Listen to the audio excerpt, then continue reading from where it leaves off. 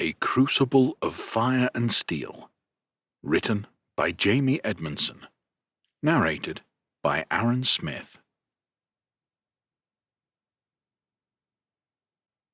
Chapter 1. Sunk. Unknown Lands, 675. Sunk was woken by a dog licking his face. "Get off, Rab," he croaked, pushing him away. He sat up, feeling groggy. The sun was high in the sky, suggesting it was the middle of the day. He and Rab were alone on a grassy slope that looked like pasture land. He had no idea how long they'd been there. The effect of the teleportation, combined with the amount of magic used to power it, had clearly left him out cold. "Where's Heron?" he mumbled. He recalled Rab jumping at him, just as Ramon's spell had begun to teleport him away. He'd grabbed the dog, letting go of Heron as he did so. Did that mean Heron hadn't been transported? He got to his feet. Standing made him dizzy. He tried walking it off, but almost fainted and sat back down. If, as Ramon had planned, he had indeed travelled to another world, it was no surprise his body suffered for it. Rab seemed all right, if a little confused, but he was a good boy and lay next to his master, assuming that Sonk was going to sleep again. "I'm sorry, boy," Sonk said, patting him. The area seemed uninhabited, which made him feel safe for now. He tried to think. Was it possible that Heron had come with him and decided to explore alone while Sonk slept? Surely he would have tried to wake Sonk. Sonk looked about. There was no other depression in the grass or signs of footsteps. No object had been left to let Sonk know Heron was here. "Looks like we're on our own, Rab," he said. "In a strange world. I wish you hadn't done that. I could have done with Heron's help." But he couldn't be angry. After allowing himself some more rest, he tried walking again. It was better the second time. Taking it easy, he walked up the slope, thinking he might get to a view of the surrounding area. The enormity of the task he faced threatened to overwhelm him. Alone, in an unknown land, he had to find someone to help him defeat Zenekai. The more he considered it, the more it sounded like madness. He reached the top. It afforded him a good view of the area. In the direction he had walked, he could see hilly land, probably given over to pasture like the one he stood on. Back in the direction he had come from, the land was flatter. He could see a vast lake, its far end somewhere beyond the horizon. There were settlements along its shore. He looked back and forth, weighing up the options. He might hide safely in the empty, undulating lands. But he was here to find help, so what was the point of that? The settled area by the lake might have people who could help him. He carried provisions in his pack, but they wouldn't last forever. On the other hand, a stranger from another land who didn't speak their language would likely be met with hostility. "Think, Sonk," he urged himself. The language, that was the first barrier. He remembered how he had entered the mind of the Lipper prisoner in Magnia. That connection had allowed him to understand the Lipper's thoughts. Once he had, he'd discovered the Lipper didn't want to be rescued, like Heron had. He'd been loyal to Zenekai. Still, it was the principle that mattered. He must try to do the same with the people who lived here. Once he could communicate with them, his quest would become easier. "I will wait until night," he said. Rab tilted his head at the words, as if trying to understand Sonk's plan. "I can see the light of every mind as it sleeps. That will allow me to approach someone without the risk of alarming them." Content that he had a plan of sorts, Sonk made his way back down the slope towards the lake. He moved into a wooded area. It allowed him to approach the outskirts of one of the lake settlements without being seen. The wooden houses were attractive and spaced out, suggesting this was a well-off little community. He decided to retreat a safer distance into the woods, settling down by a fallen white oak. He knew he should ration the food Queen Elfled had provided in his pack, but eating a little of it relieved the boredom. He had to give some to Rab anyway. He worried if he wasn't fed, Rab might go off to hunt and get himself in trouble. At last, the sun began to set. Sonk looked at the sky. It was no different from the sky over Dalria. Was he really in another world? Or had he simply traveled a huge distance, somewhere beyond the sea? He didn't know how to find the answer. Occasionally, voices drifted to him from the nearby settlement, but not loud enough to hear what was being said. He waited until twilight. Only then did he close his eyes and search for the sources of light. There were a few, all of them located towards the lake area, but it was still too early. Most people must still be awake. As dusk came, he was surprised to hear voices again, but this time coming from behind him. He peered through the darkness, listening. What he heard put him on edge. The heavy footsteps and male voices put him in mind of soldiers. He couldn't tell how close they were, but he was sure they were getting nearer. It would be foolish to take risks, he told himself.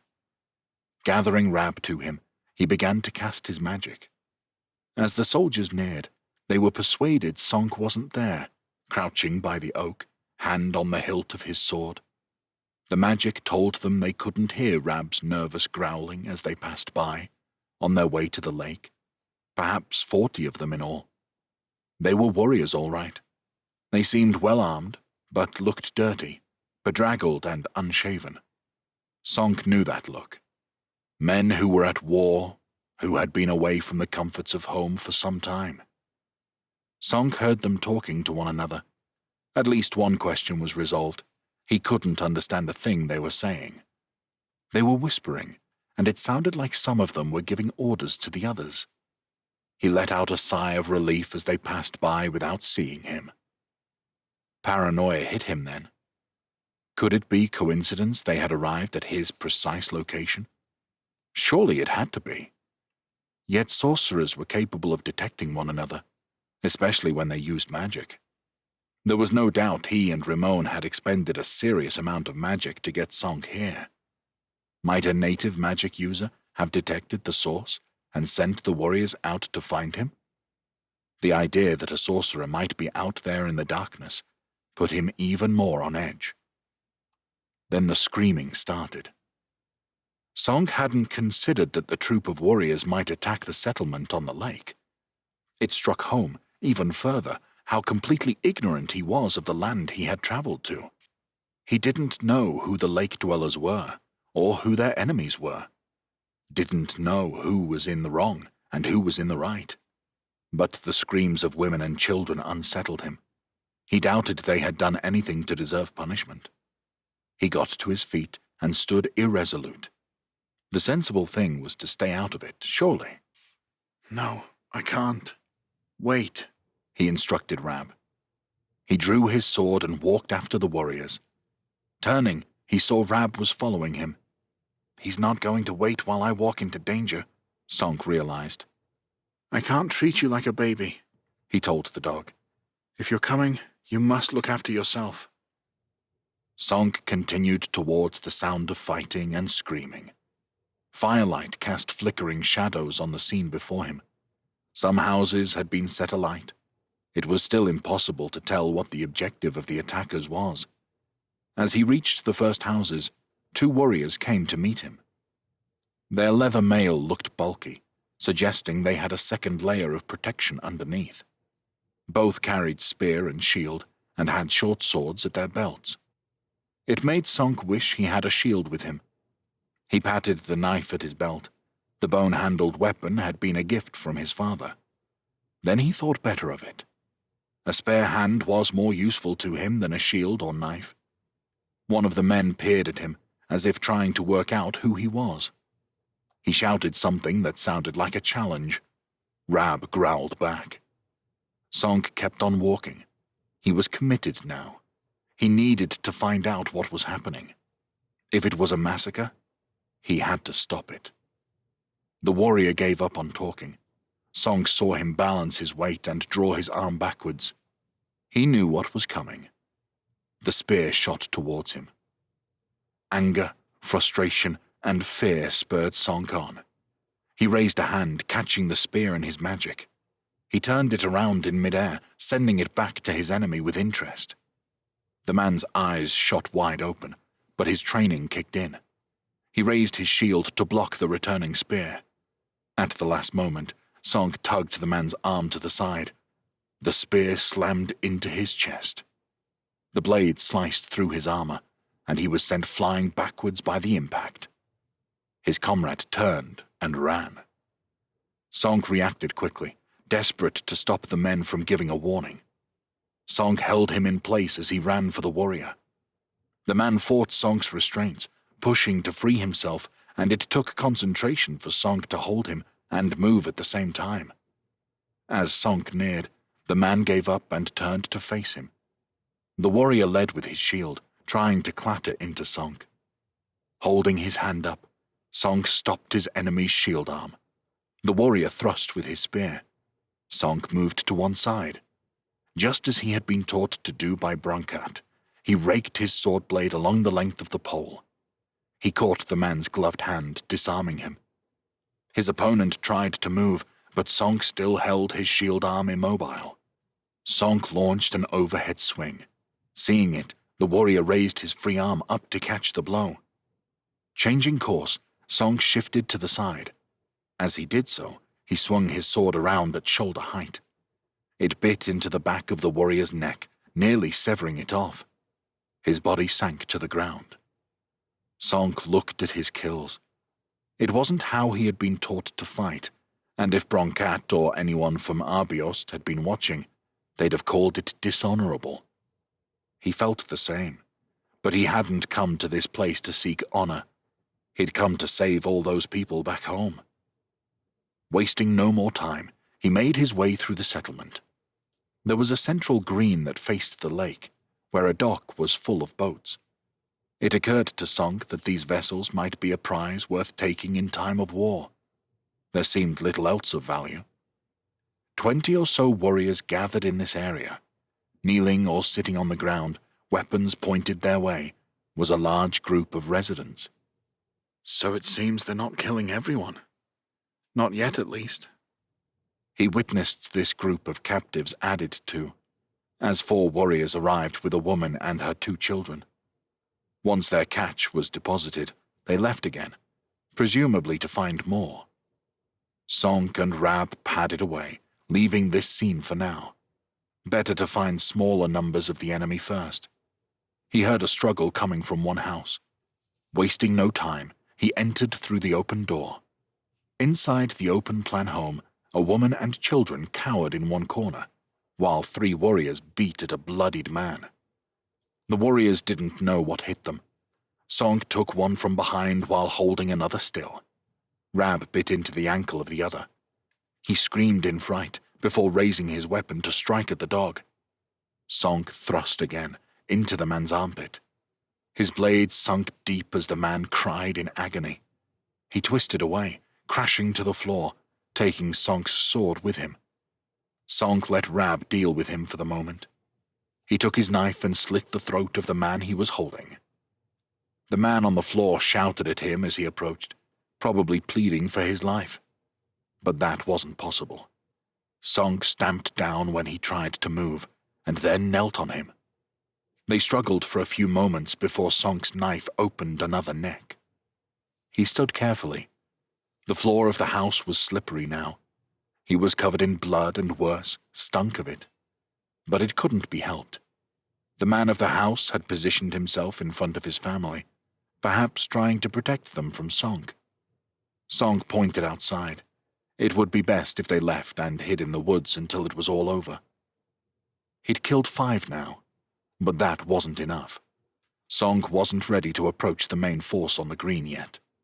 Instead, he walked between the houses of the settlement, using the darkness as cover. He used his magic too. He was sure the illusion of invisibility was broken if he was spotted moving about. But in these conditions, he thought it might give him an extra layer of protection. Rab was his shadow. He understood they were hunting and stayed silent as they tracked their prey. 5 became 8, became 12, became 15. By that point, the warriors knew something was up, had probably discovered some of their fallen. Song studied them from behind a garden wall. There were still a score of them. He didn't think he was rating his magic too highly to think he could probably defeat all 20. But something could easily go wrong. It would just take one unseen archer hiding somewhere to kill him. He also had to consider the consequences. A massive display of magic like that could get him into trouble. The people who witnessed it would talk. It would be better to keep his abilities secret. Meanwhile, the enemy seemed unsure what to do. There were plenty of raised voices, but Song couldn't work out what was going on. Maybe I should do it, he asked himself. After all, they could have reinforcements coming for all I know. Now might be the best time. Then another thought hit him as if from nowhere. There was another thing he could hide, if he so chose. His eyes. They had done nothing but cause him harm his entire life. They could be the death of him here. He cast yet another illusion. This time, anyone who looked at him would convince themselves he had brown eyes. He had no way to test it. If it doesn't work, so be it. I have nothing to lose. He readied himself to leave his hiding place and face the enemy.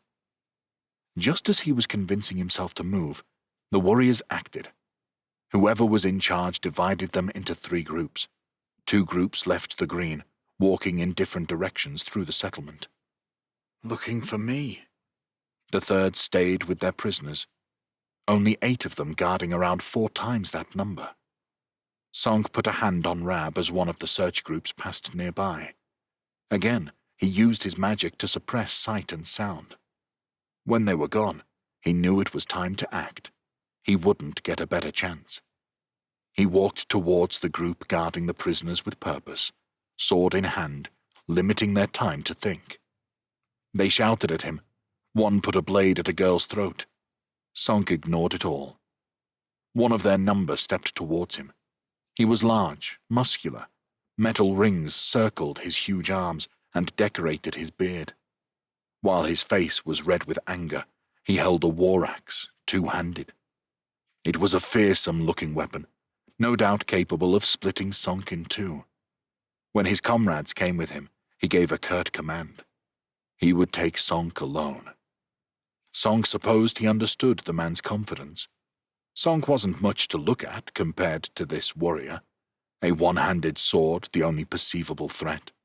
He could only guess what else prompted the single challenge. Perhaps if he was the leader, honor demanded he take Song out himself. But it played straight into Song's hands. If he could defeat these warriors without alerting anyone to his powers, he would feel a lot better. Wait, Song commanded Rab. Rab growled at the man but did as he was told.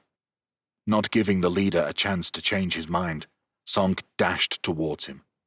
With a grin that showed his yellowed teeth, the warrior bounded towards him. He barely drew back his axe before swinging it towards Song. But that was as far as he got. Taking no risks, Song held him in place. He didn't slow his own movement, and with time to be accurate, sank his sword blade point first through his opponent's neck. Releasing his magical hold, he gripped the hilt tight with both hands. His sword came free as the man sank to the ground. The killing may have looked odd, but Song was satisfied that there had been nothing obvious to mark him out as a sorcerer. As the leader's men now came to avenge him, Song rushed towards them. Years of training, combined with his growing powers, kicked in. As the nearest spear-wielding warrior came within range, an invisible blast of magic sent the man immediately behind him tumbling to the ground. Rab, unable to hold back any longer, was onto him, locking his jaw onto a hand. Song held the first warrior in the middle of his spear thrust and used all his strength to slash his sword into the man's face. As he released his hold on the warrior, 2 thrown axes came for him. Song sent them wide and ran, making for the axe throwers, as they desperately drew their swords. Behind them, he saw another throwing axe hurtling towards him. He made sure it hit the back of the head of one axe thrower, while he ran through the other. He'd killed 4 warriors in a matter of moments. As he drew breath, the fight resolved itself. A 6th warrior was bundled to the ground by a group of captives, while the remaining 2 turned and ran. The people of the settlement, a few men among women and children, gaped at him. Song understood they didn't know what to make of him. "Pick up the weapons," he said, pointing at the swords and axes of the men he had killed. They didn't understand his words, but the gesture was clear enough, and once one woman grabbed a sword, others wasted no time in arming themselves. One man, who had claimed the 2-handed axe, tried speaking to Song. Song could only shrug. The man gestured at his town. Some buildings were still aflame, but with access to so much water, Song didn't think they would have a problem putting them out. He gestured in the same direction. "I will come with you to fight the other warriors," he said, assuming that would be the man's main concern. He walked towards the buildings, and everyone came with him. With growing confidence that Song was an ally, they led him through the settlement, scouring for the enemy. They found none living. The family Song had rescued appeared, the father's face still bloody from his beating. He pointed towards the woodland Song had hidden in, talking fast. The man who had claimed the axe looked that way too, talking quietly. Song guessed that the warriors had retreated into the trees. The axeman organized things. He gestured at Song to follow him. 6 of them walked towards the wooded area, then stopped, peering into the trees. Gradually, the plan became clear to Song. They stood guard while the rest of the people put out the fires. Song had to tell Rab to stay put, since the dog seemed keen to enter the woods. After a while, when the fires were out and there had been no more sign of the attackers, the man led them back into the settlement. The bodies of the dead had been collected. The people stood around for a while. The shock of the attack turned to grief as children cried and women wailed. The axeman spoke to Song. He looked as frustrated as Song felt at their inability to communicate. Song put the palm of his hand to his own chest, then pointed to the man, who seemed to be a leader here, before gesturing towards a house. Seeming to understand, the man gave out some orders to those around him before leading Song to the house. They entered. It was an open-plan design like the others Song had been in. Song sat down by the fire, placing his sword on the ground. The man did the same, depositing his axe while he muttered some words. Holding his hands up, Song leaned forward, then slowly moved his arms. The man looked at him questioningly, his round eyes hesitant about whether to trust this strange newcomer. "It's all right," Song said, knowing the man didn't understand the words, but might be reassured by the tone. "I just need to learn your damned language." The man allowed Song to place his hands on each side of his head. Song closed his eyes and searched for the connection to the man's mind. It was there, glowing with a faint light. Just as it happened in Magnia, the process of trying to speak to him telepathically led Song to the part of his mind that controlled language. Once he identified it, he found he could draw the information he needed. Song gasped as he withdrew his hands. He felt woozy now.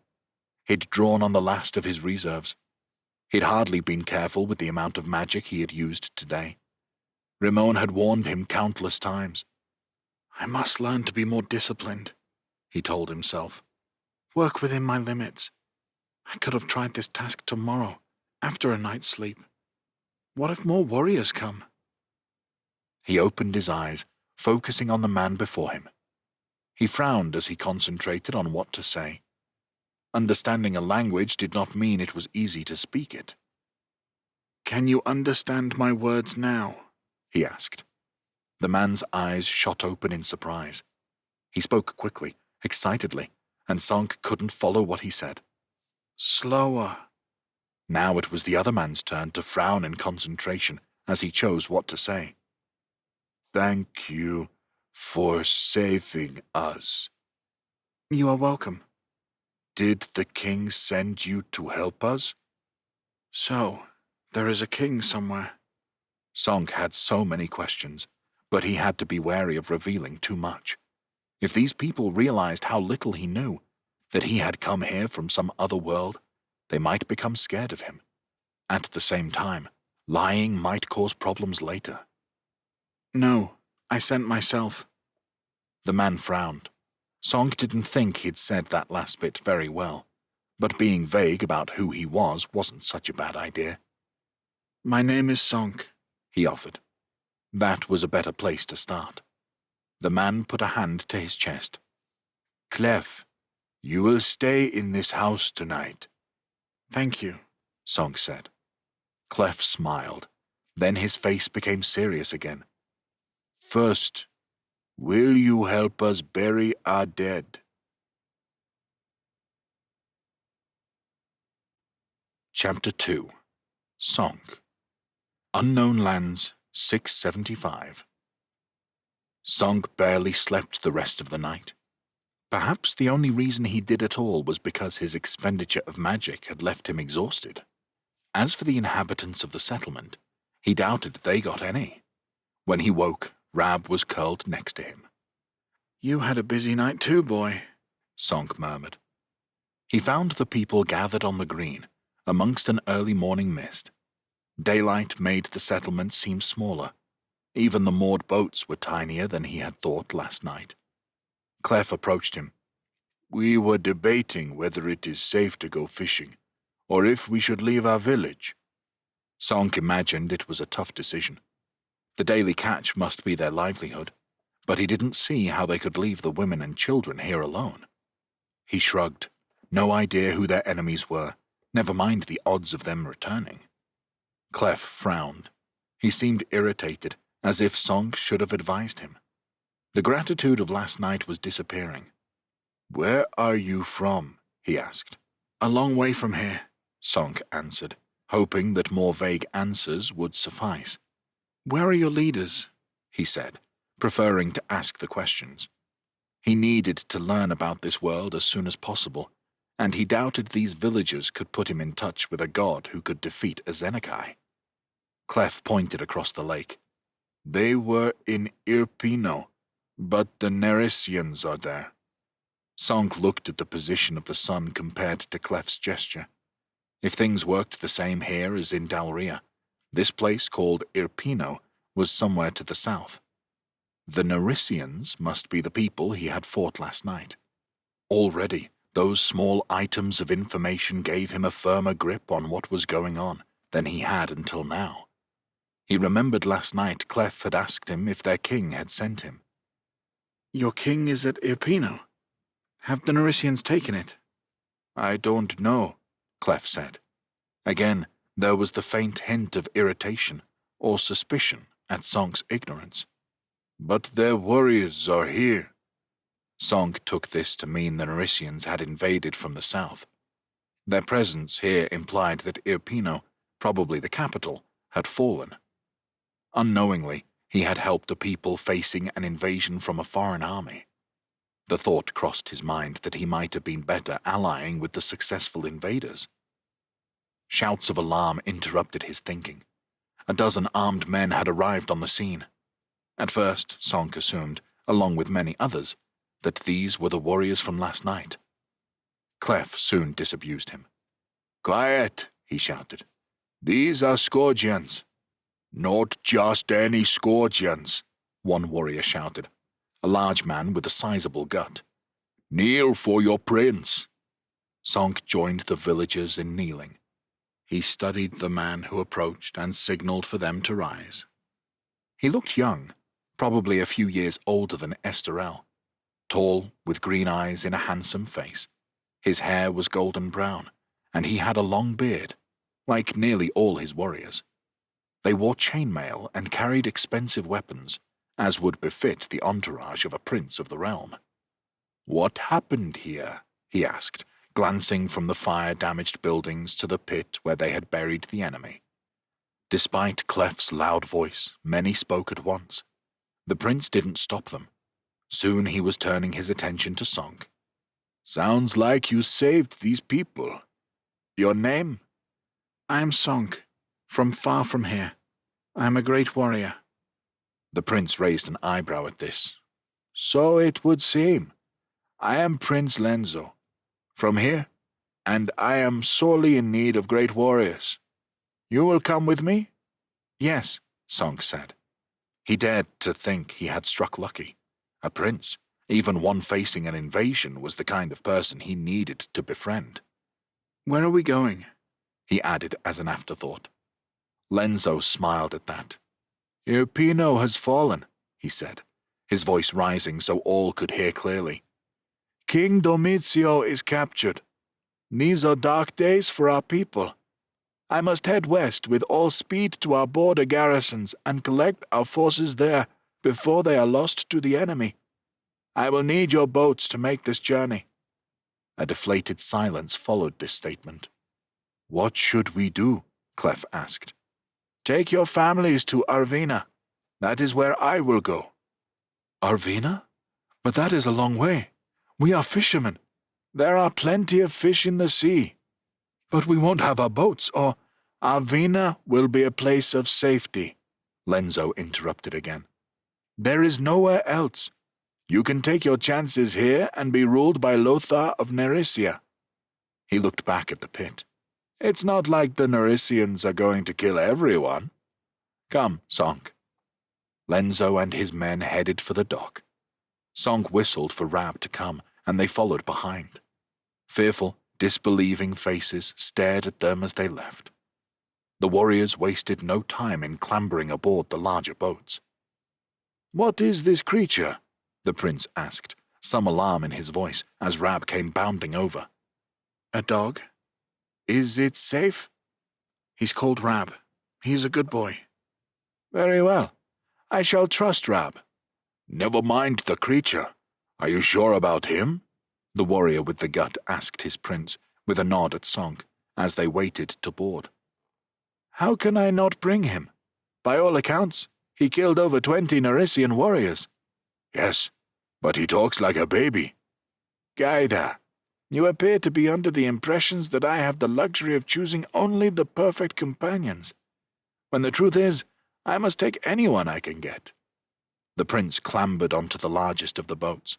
Song, travel with me, he said. Bring your beast. It will be a tiresome voyage, and at the very least, you offer a new brand of tedium. Song took his place as one of 5 men on the boat. As soon as he was settled onto a bench, he was handed an oar. One of the warriors unfurled the sail. Leaning over, Song took in the mooring line and then pushed their craft away from the dock. He avoided the faces of the children he was leaving behind. Better to leave a hero, Prince Lenzo said next to him, than stay and be revealed a fool. The lake was larger than Song had imagined. They sailed westward all morning, rowing when they had to. Still, Song couldn't see the opposite shore. They kept the north shore in view the entire time. Song was glad about that. He took surreptitious glances beneath the surface. He couldn't stop himself from imagining the size of creatures that could live in its depths. But no one else seemed worried. They passed many small settlements just like the one they had left.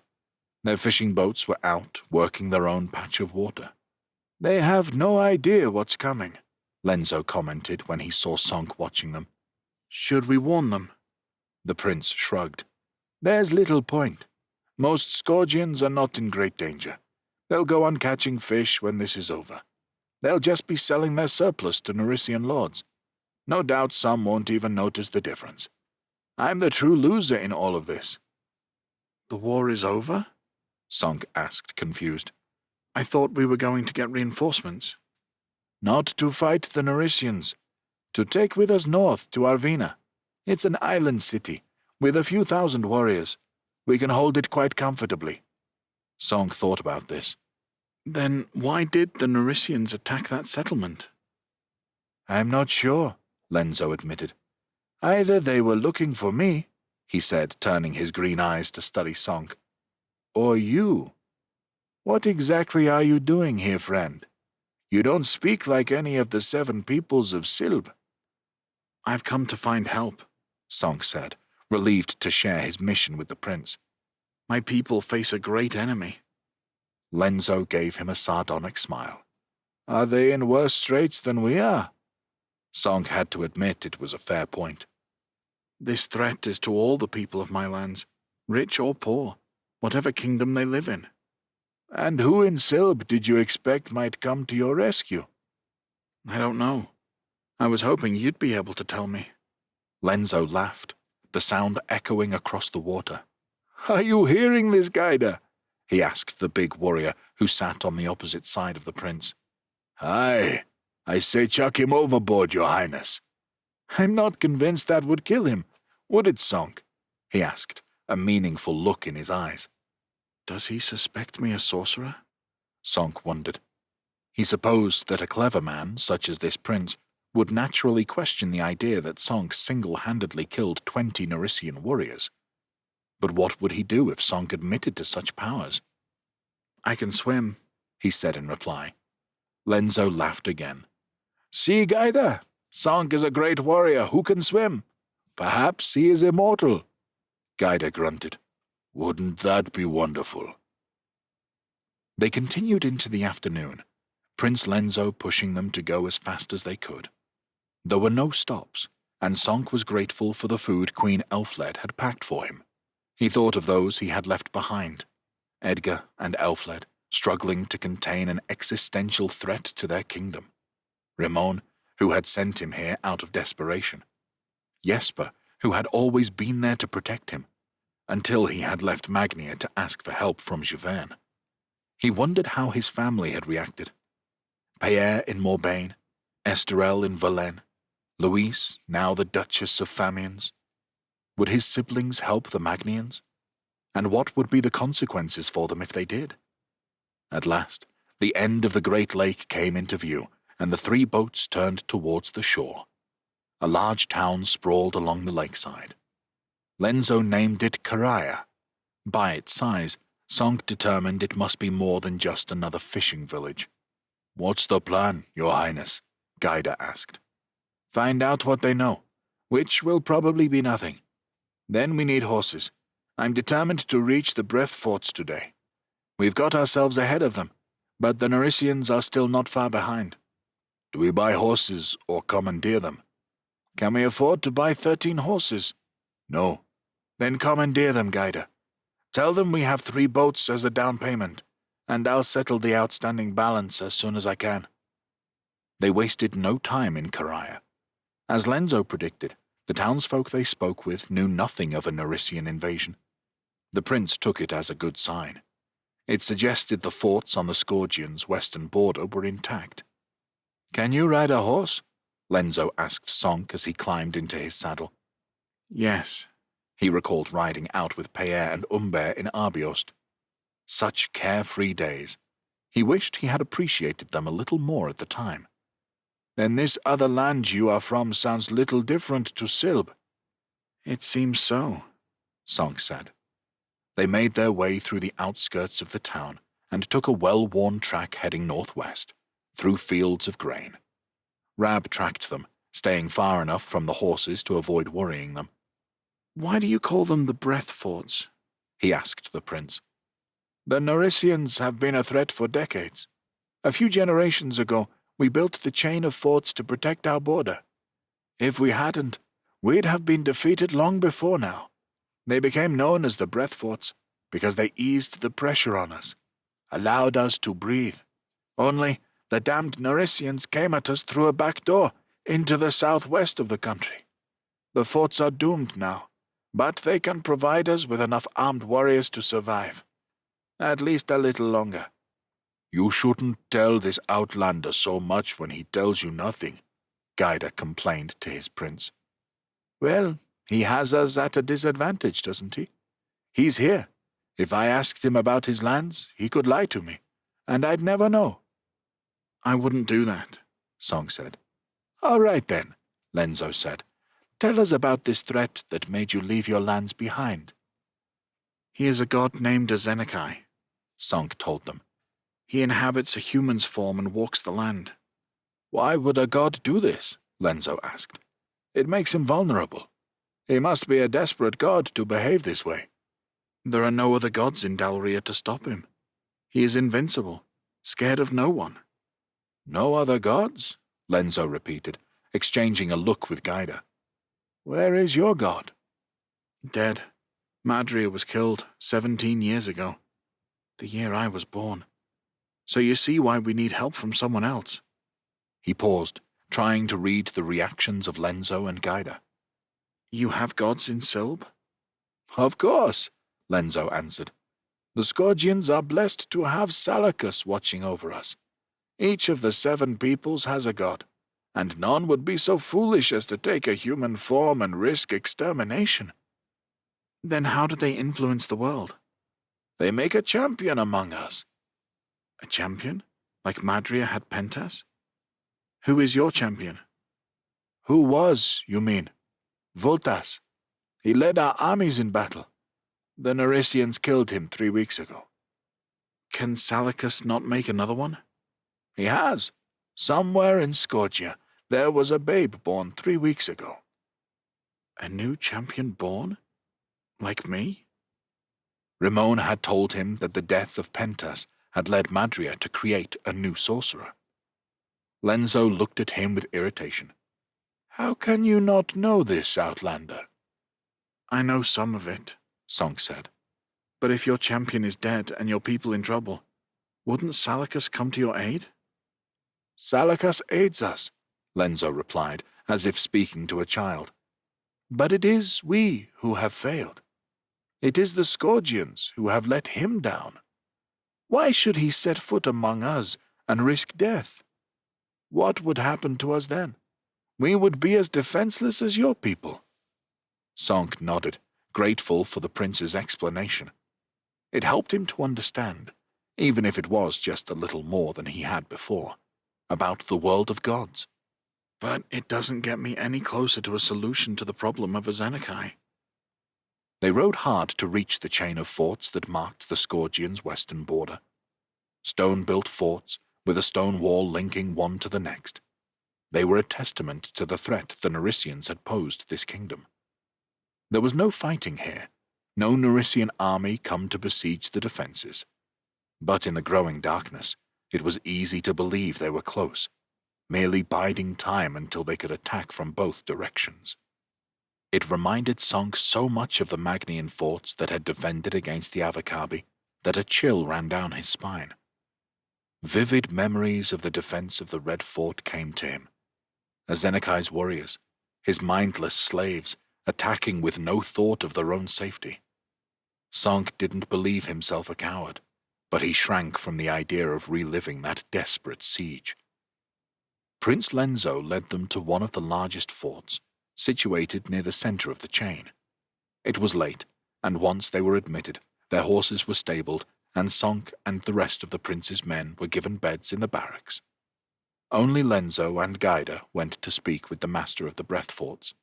The prince would demand the soldiers give up their posts and retreat, leaving the forts for the enemy.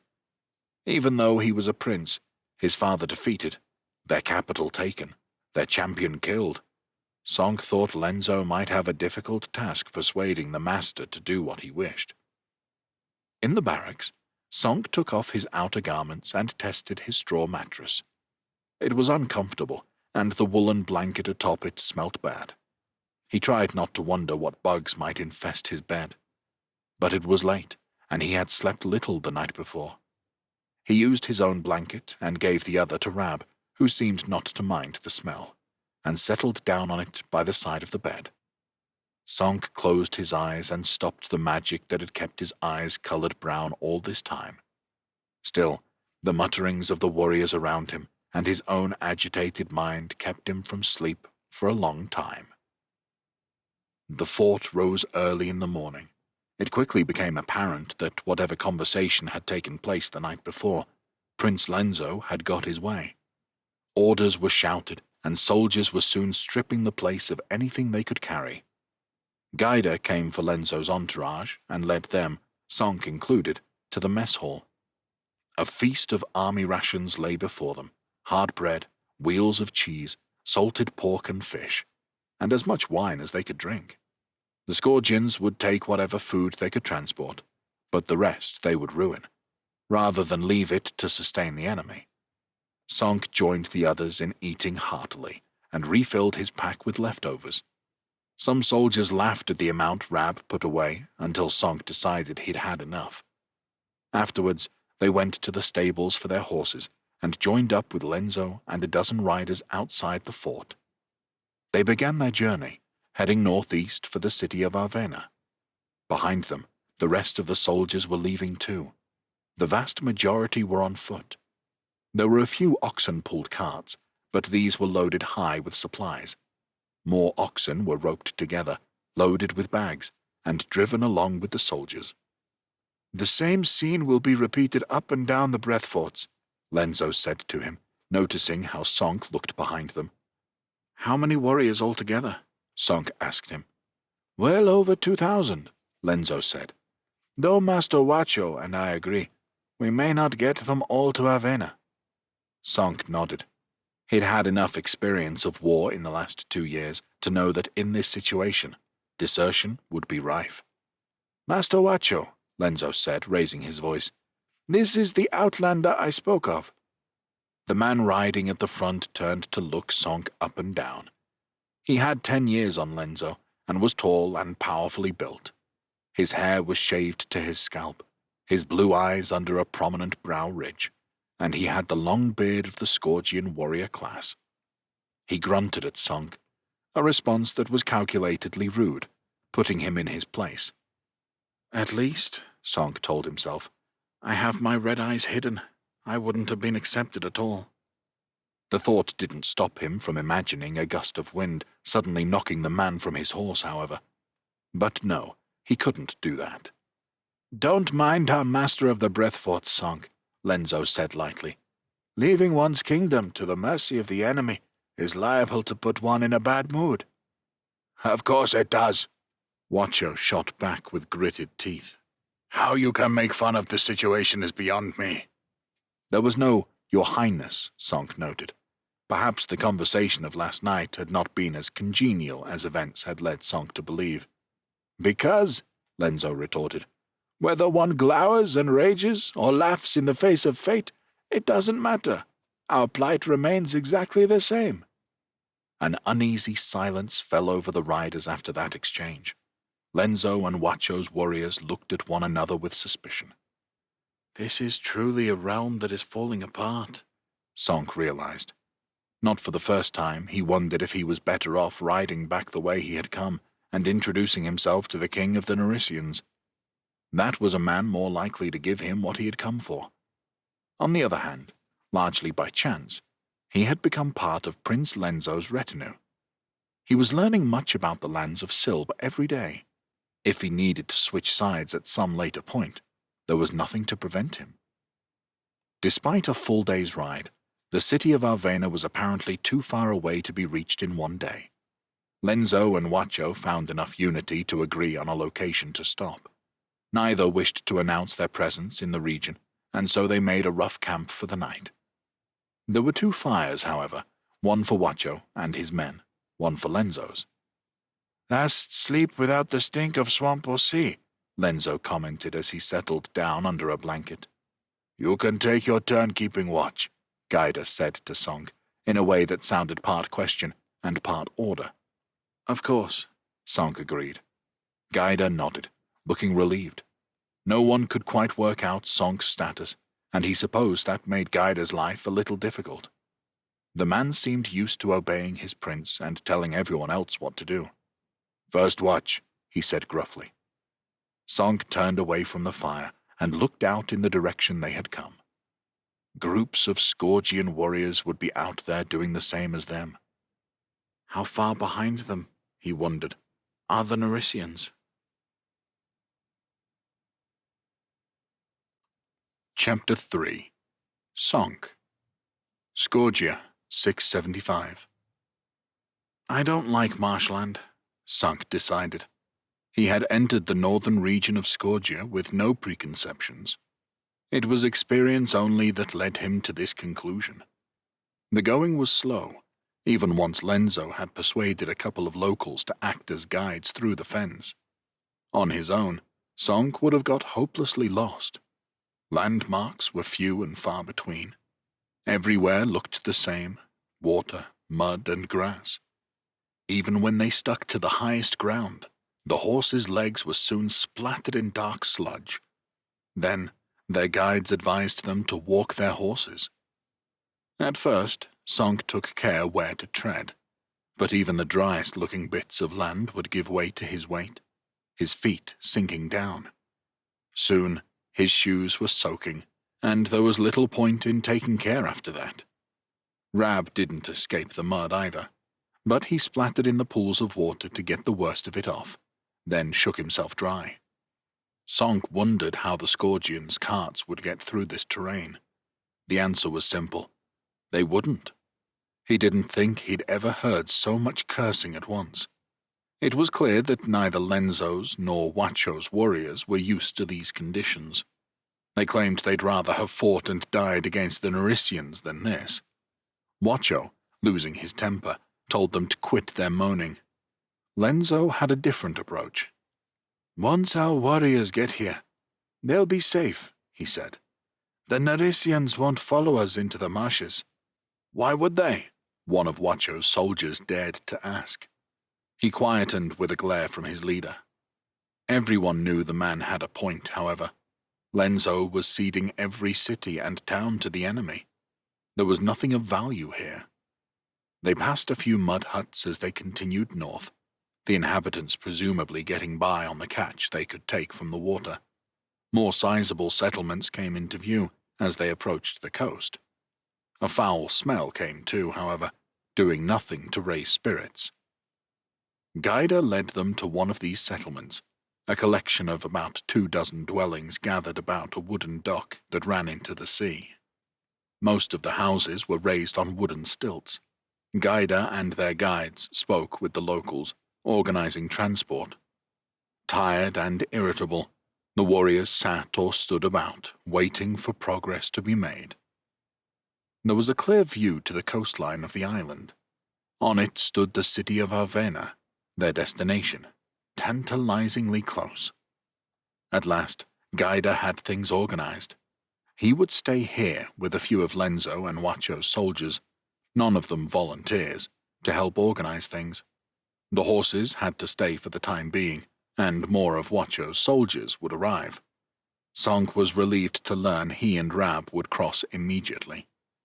He sunk into the fishing boat and let out a sigh of relief when they cast off. There was a brisk sea breeze, soon seeing off the fetid smell that lingered on the coast. It helped carry them to the port of Avena. It was a short distance, swimmable, Sonk supposed, but as they approached the grand-looking docks, it was as if he had travelled to yet another world.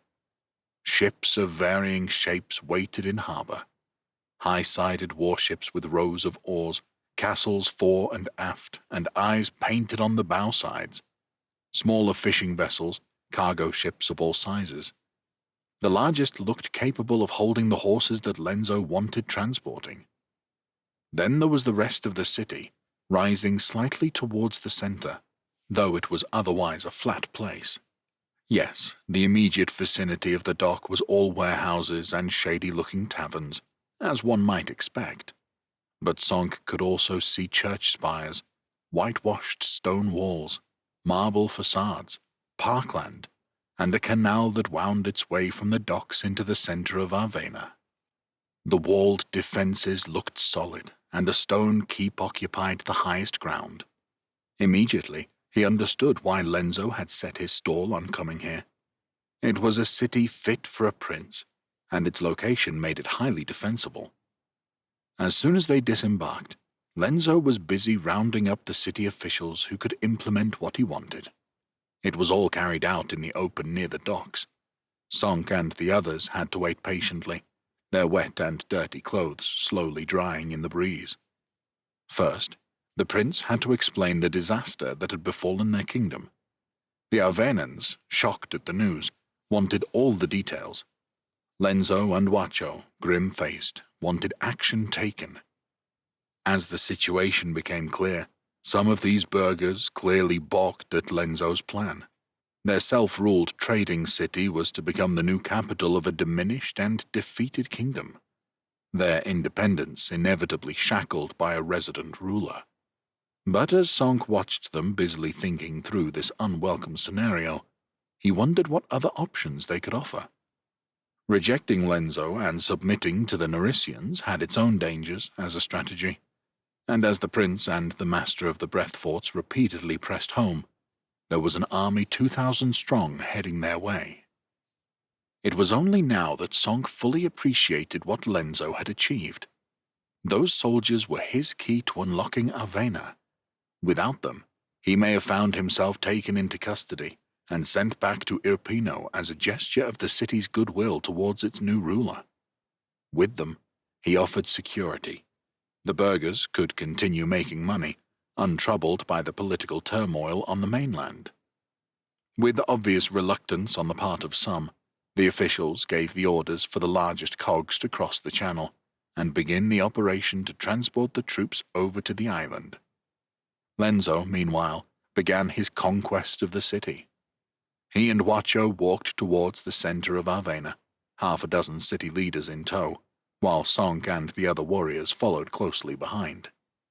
"We can take rooms at the Dolphin for now," the prince told them, "but I will need the finest house in the city as my residence. I will leave it to you to organize how its owner will be suitably compensated with other property." The burghers attending him did their best to hide how appalled they were. "Master Huacho will also require accommodation." "Some rooms in the keep will be adequate for me," Huacho rumbled. "Perfect," Lenzo said. "I need a hot bath, and then a woman or two. I've spent far too long in the company of stinking men in the last few days. Honestly, Master Huacho, I don't know how you do it." By the end of the next day, Lenzo was ensconced in his new house. It was beautiful, both inside and out. A white marble front set the tone, with mosaic flooring and frescoed walls inside. It had its own private garden, a rare luxury in a city where space was at a premium. There was a separate building with sleeping quarters for staff and animals. Apart from Sonk, his warriors, and Rab, Lenzo had none. The previous owner, understandably, taking his with him. Over the next few days, Lenzo politicked hard. He had endless meetings with merchants and officials, forming alliances and friendships. Some of these involved gifts, and gradually the house became populated with the servants needed for it to run properly. Sonk understood Lenzo needed to establish himself as the leader of the city. He had his rivals, merchant lords already in position of power in the city council, and then there was Huacho. Operating from the keep, the master of the Breathforts was playing the same game. Meanwhile, Gaida was still in charge of transporting warriors across the channel from the mainland. They came in drips and drabs, but it wasn't long before hundreds of soldiers were in Avena. The more that came, the more the balance of power swung towards Lenzo and Huacho. All of which meant that everyone was busy, except Sonk. He used the time to explore the city. He strolled alone around the wealthy neighborhood where he now lived, the middling neighborhood of shopkeepers and small traders, and back to the market area around the docks. He wore expensive armor and had a sword at his belt. No one quite knew who he was, and in the current turmoil, it worked in his favor. No one dared challenge him. All the while he was learning. He learned how the city worked and who was in charge of what. He learned who sent ships across the Tyrian Gulf to trade with the Naricians, who had interests further west among the Kassites or Rasidi, and who used the opposite route to trade in Scorgia, and even as far as the Aegers. In doing so, the lands of Silb were revealed to his mind's eye for the first time, and he learned that of all the places in Silb, he had found his way to the one that could get him wherever he wanted to go. For it became clear that while foreign vessels might come to Avena to trade, no other kingdom had as large a fleet as the one based here. Sonk even spent a day with Rab beyond the city's walls in the north of the island. Here, There were a few smaller settlements where people farmed and fished. Not nearly big enough to feed the expanding population of the city, however. For that, trade abroad was vital. Perhaps the most important thing Sonk learned was the language. His magic had given him understanding, but he spoke it like a foreigner. Now he could practice accent and dialect and learn the subtle differences in speech that could tell him the status of an individual, or when someone was using sarcasm or humor. He had made his choices and rode his luck to end up in this city. Now he had to work with the Arvanans to get what he wanted. He still felt his best bet was Prince Lenzo. The man was clever and capable, and seemed to enjoy Sonk's company. Ultimately, of course, he saw Sonk as someone who might be useful to him. That didn't mean their relationship couldn't be mutually beneficial. Sonk spent time with him in the evenings. They were rarely alone. Lenzo entertained important guests at dinner. After it, expensive wine and even more expensive whores occupied him long into the night. But Sonk found his moments. "You have been out on an expedition again," the prince asked him as they drank wine from silver goblets, another present from a dinner guest. "Arvena has the greatest fleet in Silb," Sonk said. "Correct. So that can be the way to restore your kingdom." "No," Lenzo said.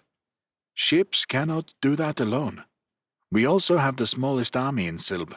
His face grew serious. "You should have seen the numbers Lothar brought to Irpino. His resources in men and weaponry dwarfed ours, even before the invasion. The fields around the city glittered with iron.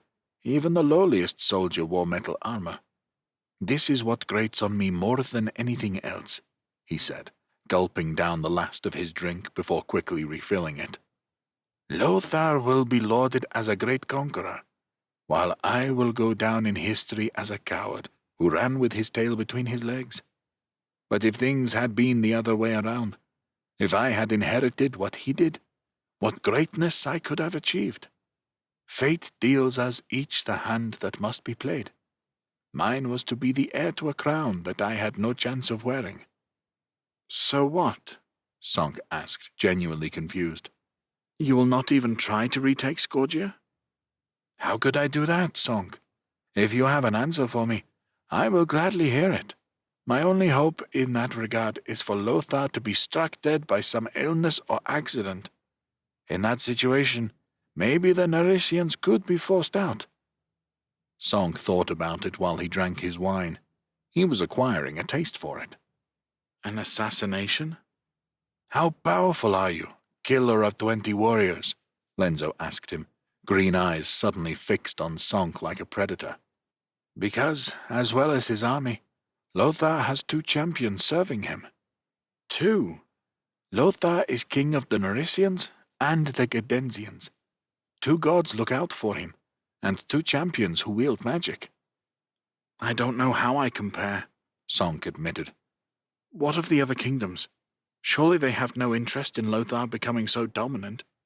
Diplomacy might work." "Diplomacy was, naturally, my father's principal tool. But the Narisians have been on the rise for years, Sonk. Lothar's father stopped the Rasidi invasion in its tracks. Lothar himself fought off the Aegers, killing their ruler, the Aeger Khan. It's said there was such slaughter that it will take the Aegers generations to recover. He created 3 great Margravites, which control his southern border. Then, in the last few years, Lothar warred with the Kassites. He subdued all but the most northern tribes, taking territory and oaths of allegiance. It's said that Kassite warriors even serve him now in Scorgia. He did his groundwork, I'll give him that. He knew when he invaded Scorgia that his other borders were secure." He gave Sonk a hard look. "I am not stupid, you know." "Apologies," Sonk said quickly. "I am still ignorant of much. I just meant to help." "I understand," Lenzo said, relenting. "If my fate is to see out my days here, then I might as well enjoy it." He clicked his fingers, and one of his whores came over to sit next to him. She was a raven-haired beauty, tall and slim, her looks not resembling either the Scourgian warrior class or its people. Lenzo placed a hand on her leg, drawing her silk dress up a little to reveal a shapely thigh. You know, you are a handsome boy, Song. You could join us tonight. The girl gave Song a steamy, inviting look. Song gulped, intimidated. No, thank you. Lenzo smiled. How old are you, Song? 17. The prince frowned. That is still young. You are right to decline my invitation, but you will have other opportunities in Arvena. He studied Song in silence for a while. Now that you have educated yourself about the city, it is time for you to serve me. Of course. There are enough warriors here that I no longer worry about the city council turning against me. Most have shown themselves willing to accept my rule. It is Huacho who concerns me. I still hold out hope that he will be willing to play the role of loyal general, but he needs to be watched. What do you think about spying, Song? Is that something you could do? I can go invisible, Song said to himself. Surely that qualifies me for the role of spy. I can do that, he answered. Chapter 4. Liesel. Essenberg, Duchy of Kelland, 675. At least I have you with me, Liesel said to Tegan as they waited on their horses in the yard of Essenberg Castle. What difference do you think I can make? Her friend asked. Just to have you by my side makes me feel better, Liesel told her. Oh, Tegan said, sounding unimpressed. It was further proof that Liesel was trusted by Inga and Leopold. Not only that, but Idris had finally been moved from his cell to a room in the castle. He was still a prisoner, and hadn't been seen by anyone Liesel trusted. She hoped he was in enough comfort to recover from his ordeal. Tegan had dared to ask to see him. Inga had told her maybe later, but she hadn't said no.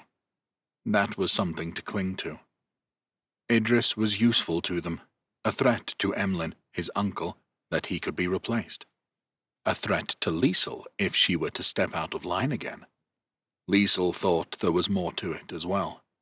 Leopold had developed a curious fondness for him, or at least found him amusing. Even Inga smiled when his name was mentioned. Prince Gavin had asked them to show steel, and Idris had done it. He'd endured the torture meted out to him, and the horrible living conditions, absorbed the news that they had killed his father. Somehow, his dry wit remained. Or maybe it had helped him to survive. Shouting told them it was time to leave, even if Liesel couldn't make out the words. Slowly, riders filtered out of the yard into the street that took them to the Great Road. Inga and Leopold had assembled the entire cast for the journey to Guslar. As well as Liesel herself, her mother had come from Whitmar, along with Salvinus, of course. She rode in a carriage near the front of the procession. The rulers of Griena and Trevenza, who now styled themselves dukes, had also been invited along. Former provinces of Persala, Emperor Cohen had allowed them to form a loose relationship with the Empire, not so close as to annoy King Zarad of Persala, who had not given up his claims to them. Then there was a ducal guard of warriors to accompany Leopold, more than Liesel thought was necessary to get her brother to Guslar and back. What precisely all these people added to Leopold's election prospects, Liesel had no idea. It was a 2-day journey to Guslar. A cool breeze from the north made it more pleasant than Liesel's last trip. The worst of the summer heat was over, and autumn was round the corner. When Liesel and Tegan were allowed to ride together, with no one to bother them, it was actually quite enjoyable. I wonder if I will get a chance to get Friedrich alone, Tegan said. You remember, Liesel said, that I pretended I wished to marry him? Yes, but just to suck up to the witch, right? Shh. Tegan was no good at the secretive game Liesel had been forced to play.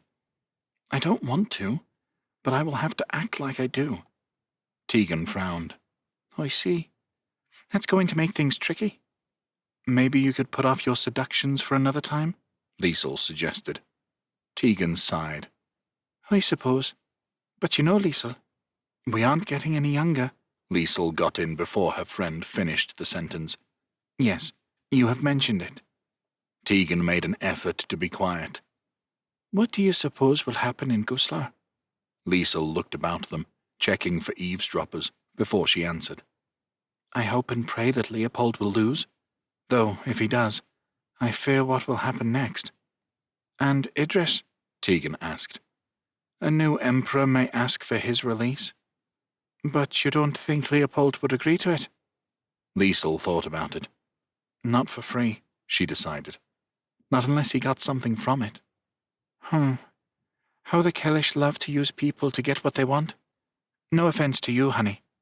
Liesel nodded. She was under no illusion that she was anything more than a possession, to be traded in for the best price. She looked at her friend. Had she been selfish in bringing Tegan into the lion's den? She would have been safer back in Atrabia. There was no denying that. I'm Kellish too, she said to her friend. I don't pretend otherwise anymore. With the date and place agreed well in advance, the Roterlegen had been given plenty of time to make the arrangements for the election. Each ducal party had separate lodgings in the city, and by the evening before election day they were all settled into their respective quarters. As was traditional, now was the time for last-minute negotiations. It was an open secret that the outcome often fell on deals cut, bribes offered and accepted. The Kellish were no exception, Leopold and Inga sending their followers out with messages for one duke, then another. Liesel knew this election was different, however. It mattered greatly who became the next emperor. Either you were prepared to accept Leopold, and that meant giving power to Inga, or you weren't. A chest full of thalers was unlikely to sway an elector, as it may have done in the past. The vote was scheduled for early the next morning. It was held in Guslar Cathedral, considered neutral ground. The leaders of the empire entered the church with their entourages. 6 groups of seats circled a platform where a nervous bishop of Guslar avoided eye contact with everyone. Liesel took her seat with the other Kellish notables, her brother, mother, Inga and Salvinus. In the rows behind were other hangers-on, whom Leopold had insisted on inviting. Flags with the eagle of Kelland and the green tree of Luderia stood behind them. She studied the faces of those she sat with, and those of the other duchies. She didn't see one that wasn't tight with tension. Her sister sat with her husband, Heremias, behind them the red rooster of Roterlegen. Her friend Tegan took her seat with her uncle Emlyn and the leaping fish of Atrabia. Liesel's uncle, Walter of Borussia, Friedrich of Thess, and Emmet of Gottbeck took the remaining places. "Will the electors please stand?" the bishop asked. 6 stood, as 6 had stood in the days before Atrabia was added to the empire. "With the gods and the peoples of Brisingia as witness, do you swear to abide by the judgment of your peers?" "I swear," the voices rang out. Beside her, Liesel heard Leopold mutter something that she couldn't make out. "Which of you offers to serve Brisingia as its 6th emperor?" Liesel held her breath. "I do," Leopold said, looking across those assembled in the cathedral with confidence. Liesel waited. "Surely someone will stand against him." "I do," Heremias. So her brother-in-law had been persuaded by Walter's plan. Hannelore gasped, while Inga looked at the Duke of Roterlegen with a cold fury. Liesel looked across at Katrina. Her sister stared ahead, a fixed expression on her face. Liesel felt a sympathy then, that she hadn't felt when they had spoken a few weeks earlier. "You may become empress in the next few moments, sister. Either way, your husband has made you some dangerous enemies." The bishop waited until it was clear no one else wanted to stand. "By virtue of their duchies, Leopold leads the voting 2-1. We will now proceed in order of seniority. Walter of Berisia. I vote for Rotelagen, Walter replied, his voice steady and free of emotion. The anger of those Liesel sat with was palpable. Their family had split down the middle for the whole of Brisingia to see. Emmet of Godbeck, the bishop called out. Rotelagen. 3 votes to 2. One more and Heremias wins. Friedrich of Thess. Rotelagen. That was it. They'd done it. Relief flooded Liesel. Muttering filled the cathedral. Silence, demanded the bishop. Respect our protocols. Emlyn of Atrabia. The new prince of Atrabia gave a nervous look across the Kellish. Kelland, he said. It didn't matter. The voting ended 4-3. Then I declare— Wait, Leopold demanded. The Dukes of Trevenza and Griena are yet to vote. Liesel's mouth dropped as the 2 men got to their feet. What cheap trick was this? These men are not electors, Walter bellowed. For the sake of the Empire, Leopold, stop this nonsense. Leopold gave his uncle a sneer as the 2 men gave their votes. Kelland. Leopold grinned. 5-4 for me. No, said the bishop, as everyone present looked from one face to the other. I declare Heremias to be the new emperor. You would, wouldn't you? Leopold shouted. You're in his pocket. It's 5-4, and I declare myself emperor. That's treason, Leopold. Heremias looked at him sternly. You swear allegiance now, or I will have you arrested and tried. Oh, gods, Liesel said to herself. She'd had her fears, but this was even worse than those. How dare you? Leopold said, sounding hysterical. He drew his sword, and in an instant Salvinus was next to him, drawing his own blade. The scrape of weapons sounded as men from all duchies drew weapons. Enough! Inga's voice boomed as she got to her feet. She raised a hand, and that was more terrifying than any weapon. The last emperor was slain just weeks ago. You'll now slay the next? These are not normal times. Azenakai wishes Leopold to be emperor.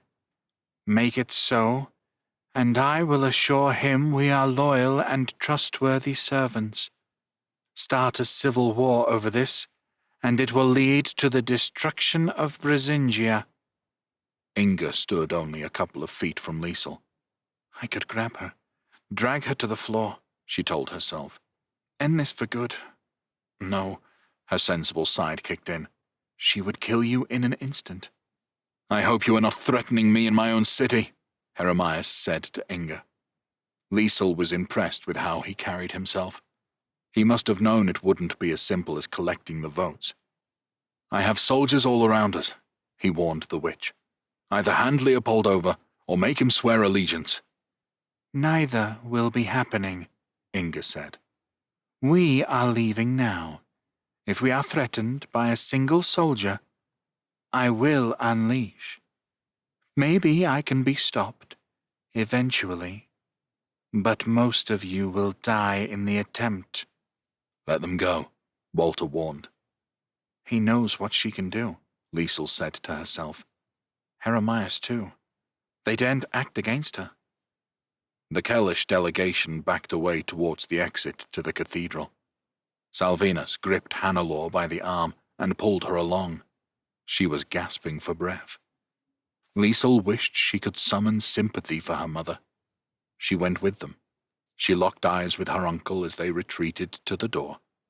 He gave her a barely perceptible nod. Now wasn't the time for her to add to the drama and escape.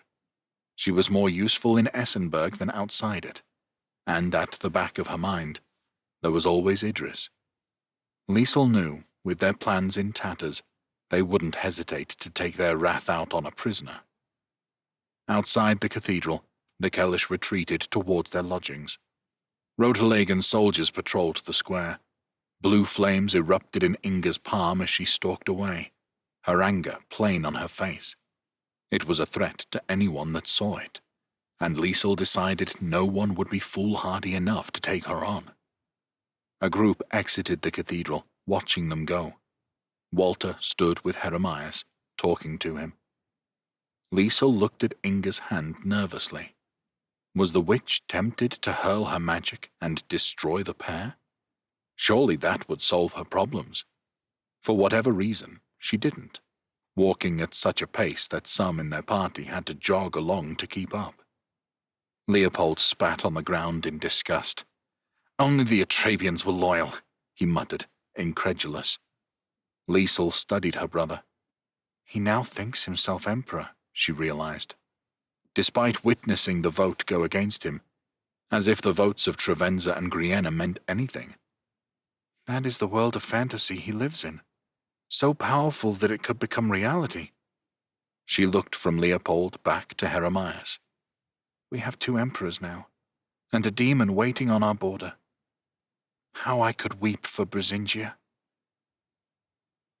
A feverish intensity took hold of Essenberg Castle. Messengers came and went at all hours. Spies and informants spoke with Inga. Leopold sent out orders to his lords and raised the Kellish army. In Whitmar, Salvinus called up the warriors of Luderia. Their allies in Trevenza and Grienna were ready to march south on Rotelegen at his word. Jeremias was surrounded, and Liesel feared for him. His allies, however, were quick to act. The Thessians and Gottbeckers brought their armies to Berisia. Walter led the armies of 3 duchies close to the Kellish border. That was a force impossible to ignore. Leopold's bold talk of invading the duchy of his brother-in-law and of the punishments he would mete out were allowed to slide. The Kellish looked to their southern border, fearful that Walter intended to take Essenberg. The empire stood on the brink. Liesel knew the convulsions of a civil war would destroy Brisingia. Any spark might ignite the powder keg. Somehow, as the weeks went by, the leaders of each side restrained themselves. Autumn turned colder, making war less attractive. The costs of keeping so many men in the field mounted. At last, Walter's army departed, the warriors returning home. With reluctance, Leopold followed suit. War had been averted, but there was no sign of a resolution. Liesel looked to the future with dread. Next year, they would have the full campaign season to kill one another, while their real enemy was ignored. It was into this bleak setting that the ship arrived in Essenberg. It was a fine vessel, newly built, with a stern deck that flew the Owl of Javerne. The lords who came wore the finest of clothes. Beneath their fur-lined cloaks were intricately worked scabbards at their belts. They led beautiful horses, each beast worth a small fortune. The horses were laden with gifts. When they reached the castle, these gifts were carried into the hall, where Leopold waited to greet them, seated on his throne. Liesel, Tegan, and Inga stood amongst the lords and ladies of the court. The Imperial Guard, for that was what the castle soldiers now had to be called, stood to attention around the hall. The leader of the Givernet went on one knee before Leopold, and his colleagues copied the gesture. Tegan purred beside Liesel at the magnificence. Liesel barely registered. She was fixed on the leader of the Givernet. Leopold gestured for him to stand. "Your Imperial Majesty Leopold," Père began, "please accept these gifts, humbly offered by my brother, King Esterel." "Imperial Majesty Leopold?" Liesel repeated to herself with derision. "If Père wants to get on the good side of Leopold, that is sufficient. No need for gifts. What game is he playing?" Père snapped his fingers, and the gifts were placed before Leopold. The chests opened for him to see the treasure inside. There were gilt goblets and crockery, lavishly bound books, set with enamel and jewels, bolts of fabric and furs, equine equipment, musical instruments, jewelry, tapestries. Those gathered murmured in appreciation. "The best of all, in my opinion, is not here," Père said, "but awaiting you in your stables. I have never seen a better stallion." "Duke Père," Leopold said, Your brother does me great honor. I cannot wait to accompany you to my stables, where we can examine this beast and talk together. It has been too long since we last spent time together." "When you gave him that scar," Liesel told herself. "What is going on here?" she wondered. She glanced at Inga, who wore a smug look on her face. That was never a good sign. "Indeed it has," Peer concurred. "I feel a bore," Leopold said, "that I do not have a gift to give King Esterel in return." It was said with a theatricality for the benefit of the court. "On the contrary," Peer said, "King Esterel has sent me to request a gift from you, far superior to these trifles that I have delivered." "What would that be, your grace?" Leopold asked, unconvincingly pretending he didn't already know. "If my brother joined a mummers group, they would be careful to give him no lines," Liesel decided. Peer turned to Liesel then. He had a smile on his face, but it was affected for his audience, not her. "Your Imperial Majesty, King Esterel formally requests the hand of your beautiful sister, Liesel, in marriage." Liesel's mouth dropped open in shock. Leopold leered at her, triumphant. "It's perfect," Leopold crowed. "Peer is sure Esterel will intervene in the Empire on our side. This could give us the swift victory we need." The three of them were in Leopold's private apartments. It was late, and Liesel's head was spinning with the Givernet marriage request. "Of course, he will promise you everything to get the marriage," Inga chided him. It was not said with venom, but Leopold still looked at the witch with cold eyes. "Though I cannot pretend it's not very beneficial for us. At the very least, it will help keep Giverny out of our affairs.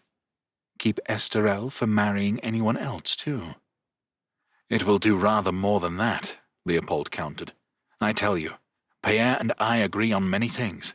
2 powerful realms in Dalria, under myself and Esterel. He has grown up a bit since he was last here. Duke of Morbagne now. I told you about his intervention in Magnia." "Yes," said Inga. At times, she treated him like a little boy, indulging him, especially when he stubbornly refused to accept what she said. Some emperor, Liesel thought. As for Peer, he did seem to have changed. Not that she had yet been allowed to talk with him. According to Leopold, he had taken an army into Magnia mere days after his brother had made him Duke of Morbagne. There he had fought off the army of Azenakai, until witnessing the demon's powers as she had done in Thess. She longed to speak with him on all manner of subjects, but she knew she must play this game for all it was worth now. She must be hard as steel. Inga studied her. "I did once think a match with Esterel would be perfect for you, Liesel. I had thought that ship had sailed. How strange that it comes back into port right when we need it." She cocked her head at Liesel. "You don't like my idea?" Marrying Esterel of Giverny would get her out of Brisingia for good. No more looking over her shoulder. She remembered Walter nodding to her in Guslar, her sister suggesting he had a plan for her. She was sure he was involved in this, but she mustn't seem eager to Inga or Leopold, mustn't raise their suspicions in any way. She knew them both, had learned how to pull their strings. The more she disliked an idea, the more they would like it. "I can't like the idea when I have never met him, can I?" she said. "Hardly a great obstacle," Inga said. "Esterel is said to be extraordinarily handsome, and an accomplished warrior. He is young. You would be queen for many years. It's just that I had expected to marry Friedrich. This has all come as a surprise, and neither of you warned me." "Friedrich?" Leopold said, outraged. "You can forget that idea. I won't be satisfied until all 4 rebel dukes are in my dungeon, begging for mercy. I will smile contemptuously and give them none. I will make my sister a widow and laugh in her face." "Liesel, really," said Inga, ignoring Leopold. "Grow up a little. There have been careful talks with Verlaine before Peer came here. We couldn't risk the plan getting out. Liesel gave a shrug, as if mollified. Well, Queen is higher ranking than Duchess, I suppose, even if it is in a foreign land. I would have servants and beautiful clothes and such, and a husband who chose me. Ha! Leopold snapped. Chose you because of me? Esterel will have you flat on your back as soon as you get there. He'll get you with child and then return to his mistress's bed, no doubt. You'll be popping out babies, and even if you survive childbirth, you'll have lost your looks in a few years. Liesel didn't have to fake the look of fear Leopold's words provoked. She worried about all those things. Marrying a stranger was a frightening prospect, even if she knew that was always a likely prospect for someone of her status. But it was still better than staying here with her brother. There was an undeniable pang of guilt and regret as well. She would be leaving Idris behind. She wondered what he thought of her now. She'd done nothing to help him or improve his comfort. What would he think when she deserted him for good and married someone else? Liesel noticed Inga studying her again. She hoped she'd given nothing away. Maybe we could arrange for me to meet with Esterel before I say yes. Leopold snorted. There's no time for that. I need this alliance firmly in place by spring. Besides, I'm the one who says yes, not you. Liesel glared at him. Then at least let me speak with his brother. The Duke might assure me of Esterel's character. Inga waved a hand. You can speak with him tomorrow. He says he has messages of love for you straight from Esterel's mouth. The witch smiled at this. A rare, real one, Liesel thought. She obviously found the words amusing. Liesel blushed. Leopold laughed. Messages of love? He looked incredulous. The Givernet are too much. You must come to see me straight afterwards, Liesel. Tell me word for word what he says. Chapter 5. Payere. Essenberg, Duchy of Kelland, 675. You saw Ezenekai? Inga asked him as they walked along the corridor of Essenberg Castle. Aye, Payere said. He was uneasy in her presence. Memories of the last time he was in the Empire returned. She had been terrifying. In Whitmar, she'd blasted him with her magic, knocking him unconscious. Now, she was polite, respectful. Of course, he was masking his own feelings as well. He would do whatever it took to get Liesel out of her control for good. She stopped, making him stop as well. It is a sobering thing to witness such power. Makes you see the world differently. Both you and Liesel have now seen what he can do. Liesel was in this? Yes, Your Grace. She understands the need for strong allies. Brisingia and Giverny could become the strongest of all. Liesel could be the glue that binds them together.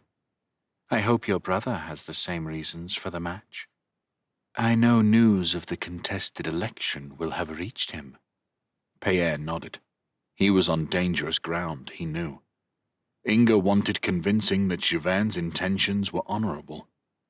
The king was advised that Leopold would become the undisputed emperor in the end. Inga raised an eyebrow. I see. May I ask who advised the king this way? I did, for one. He looked at Inga, the girlish features that hid so much. I have witnessed some of your power, Inga. Your enemies have no sorcerers. The outcome seems inevitable.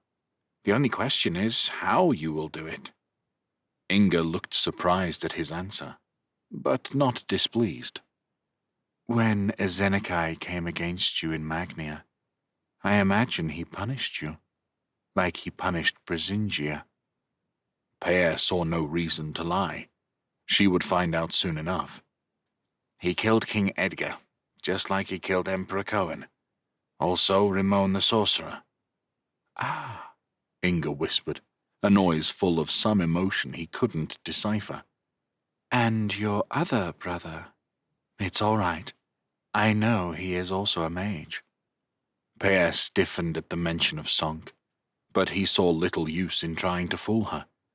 Gone, before Izenekai got there. Before I got there. Gone? Inga repeated. Peer shrugged. Sent away. I don't know the details of it. He and Ramon did it before I got to Magnia. Inga considered this, chewing on her lower lip, staring into some distant place.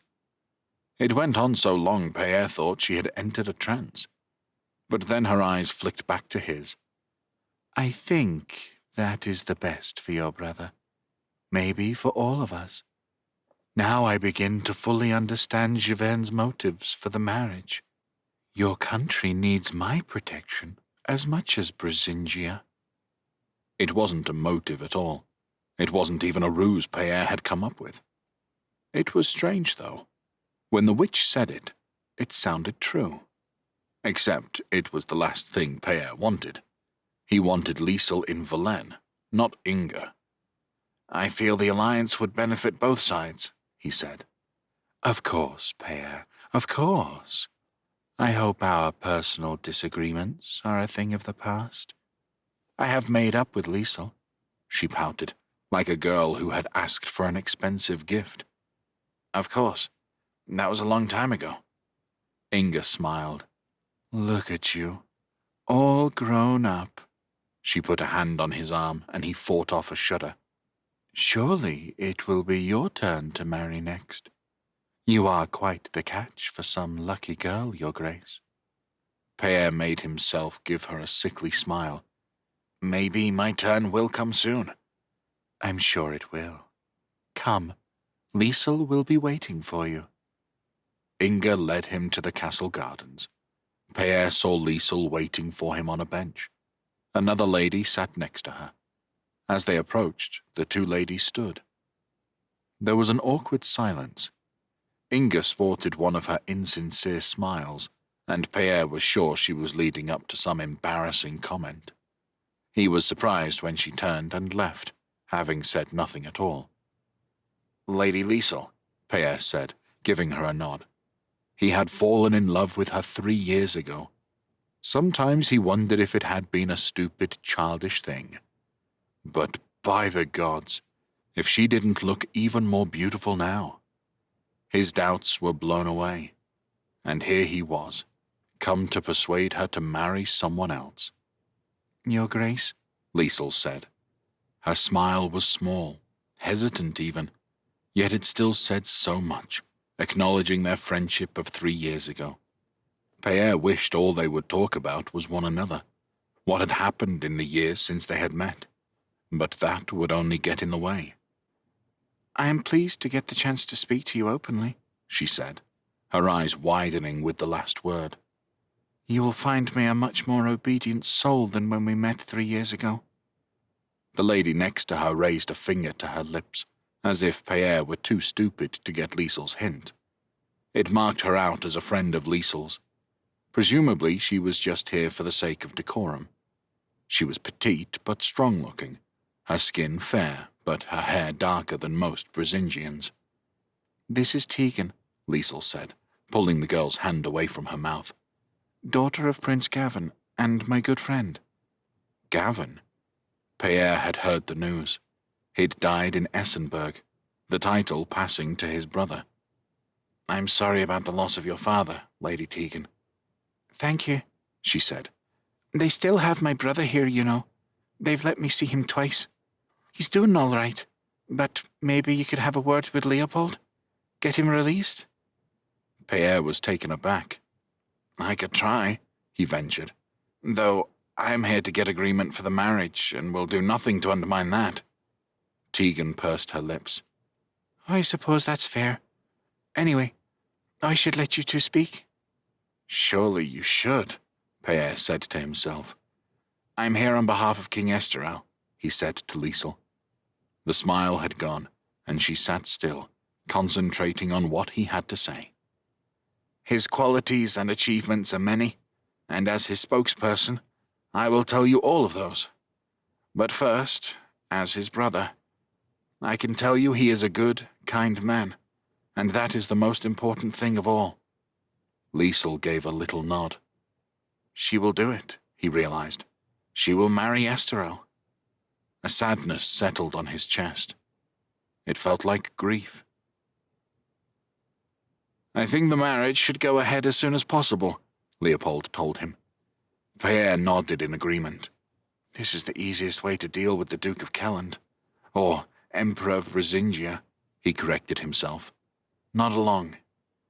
They were in Leopold's private rooms and were close to finishing a barrel of wine. 2 of Leopold's thug friends were with them. Pierre knew one of them was the same man who had held him down the night Leopold had given him his scar. Pierre ached to wipe the smirk from his face.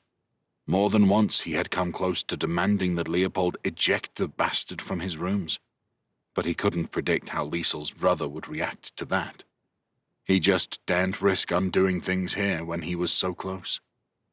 "It doesn't matter if I am not there," Leopold continued earnestly. "What matters is that Esterel can send his troops east in the spring." Leopold was convinced that Esterel would come charging into Roterlegen as soon as he was asked to. Pierre had done little of the convincing. The fool had convinced himself. This was the part of the equation Pierre didn't fully understand. Inga seemed hell-bent on making Leopold the undisputed ruler of Brisingia, when he was clearly ill-suited to it. As far as Pierre could see, that was the single most important cause of the Empire's divisions, at a time when it needed strength and unity like never before. "I understand," he said. Leopold looked pleased. "Then I shall tell Liesel my decision," he declared, as if it was anyone's but Inga's to make. "My crew is ready to leave on my word," Pierre informed him. "I had hoped we would find time for a trip to the Shambles," Leopold said. "But maybe next time. You could bring Esterel for a visit." Pierre did his best to force a smile onto his face. "All this talk of marriage. I wonder how you are yet to find a wife, Your Majesty." "Who is there in Dalaria who would be a worthy match for me?" Leopold asked him straight-faced. "Arguably, your sister would have been, but she was married off to a mere Duke of Giverny. No offense, Pierre." Leopold's friend smirked. Pierre resisted forming a fist. "That was our father's doing. We weren't happy with it." "I'm sure. Well, get rid of her husband, and maybe Esterel and I can talk about it. But her value has plummeted now." "Over my dead body," Pierre said to himself. It was all he could do to keep the sentiment to himself. He had to get out of Essenberg. It made him wonder how Liesel had endured it for so long. "What is the value of a prince?" he asked. Leopold looked at him quizzically. "I was told you had a prince locked up somewhere here." "Ah, Idris, son of a prince, not a prince himself. I would say a prince usually ranks with a duke, unless they're a prince of Atrabia. That's like being prince of a midden." Leopold seemed to think about it. "Except the prince of Atrabia was the one elector who stayed true to me." "Maybe you need to rethink your hierarchy," Pierre suggested. "I think you're right. The easiest thing to do would be to strip the titles of Duke and Elector from those Brisingians who betrayed me. Give them to the rulers of Griena and Trevenza. I would need to save some special punishment for the Roterlegen," he said, his face twisting into a scowl. "I will simply annex the duchy and add it to Kelland. The name Roterlegen will be forgotten. Anyone who even speaks it will be punished." "He is quite mad," Pierre reminded himself. "And what of this son of a prince?" he asked Leopold. Pierre knew he shouldn't press the issue any further, but he found he couldn't stop thinking about Tegan, Liesel's friend. "If I was imprisoned, I know Louis would fight for my release with just as much persistence." "Idris? He is quite the character." A gleam came to Leopold's eye. "Come, let us visit him," he said, standing up on unsteady feet. "Aye," one of his friends enthused. "The mad Atrabian." Pierre let them lead him through the castle. It was late, and most people were abed, but no one was about to complain to the newly crowned Emperor of Brisingia. "The last time I drank and reveled with these bastards, they cut me up," Pierre reminded himself. "I still haven't paid Leopold back for that. And here I am encouraging some fresh madness." The sense of danger cut through the wine, but it was too late to turn them back now. 2 guards stood outside the Atrabians' room. They unlocked the door on Leopold's order, and the 4 of them barged in. A moan of complaint came from the darkness. "Get some candles lit," Leopold complained to his guards, and they were quick to oblige. The flickering candlelight illuminated a pale figure sat up in the bed that took up most of the small room. Pierre could see the similarity to Tegan. Idris had the same black hair, but his hair hung lank about his face, and he was thin and gangly. "Your Majesty," the man said to Leopold, large eyes blinking owlishly. "Thought I'd surprise you, Idris," Leopold said. "Oh, that's a shame," the Atrabian said, "because I was expecting you to bring an unknown guest to my room in the middle of the night." "Ha!" Leopold grinned, finding the response amusing. "Mad bastard," said Leopold's friend. "Shut up, Albrecht," Leopold told him. "This is Pierre, Duke of Morbagne, Idris. Come to take Liesel away to marry his brother, the King of Giverny." "Oh," Idris said. He looked at Pierre questioningly. Pierre recognized some sort of emotion there.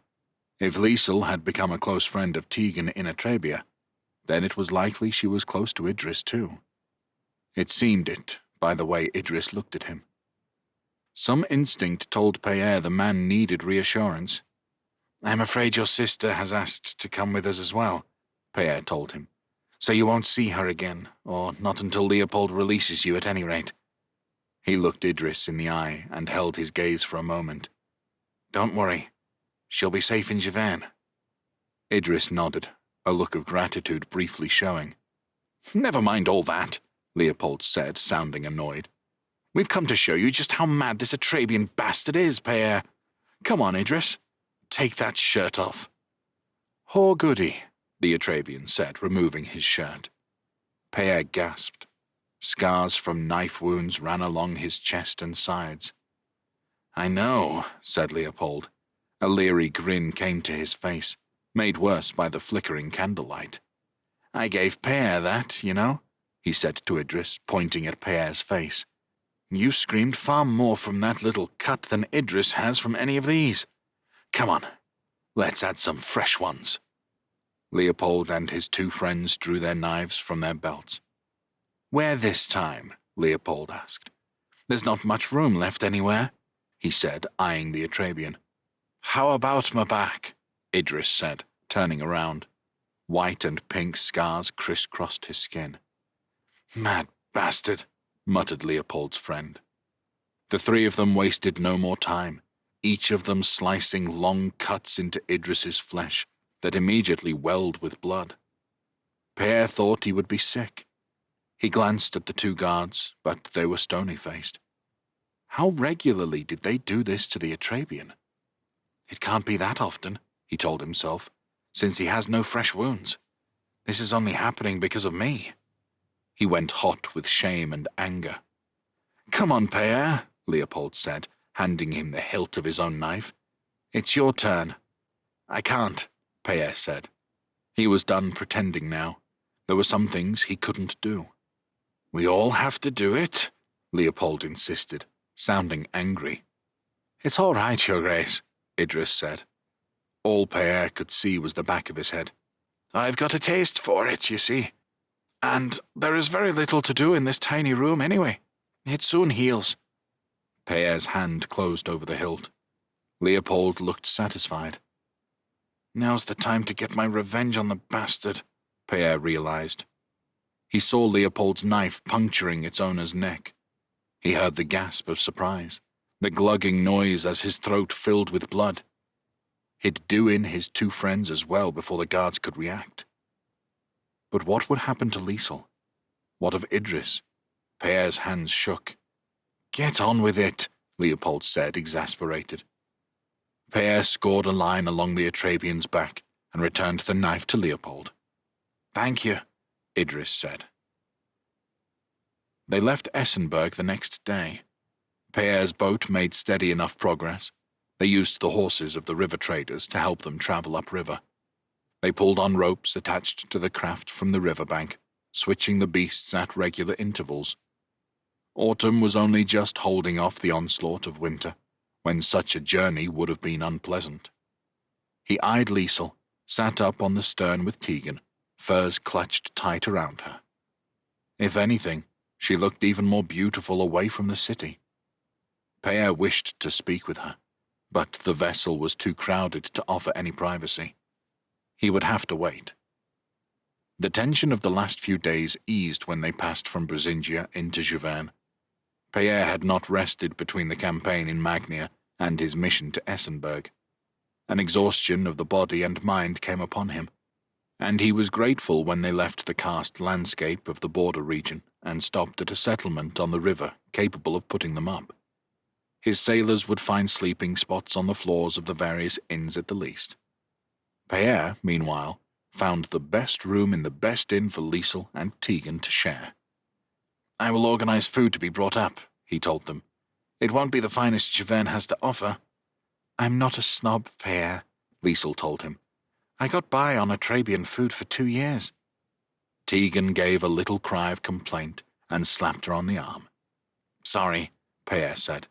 "It's just with you being my future queen and all." Liesel gave him a fearful look.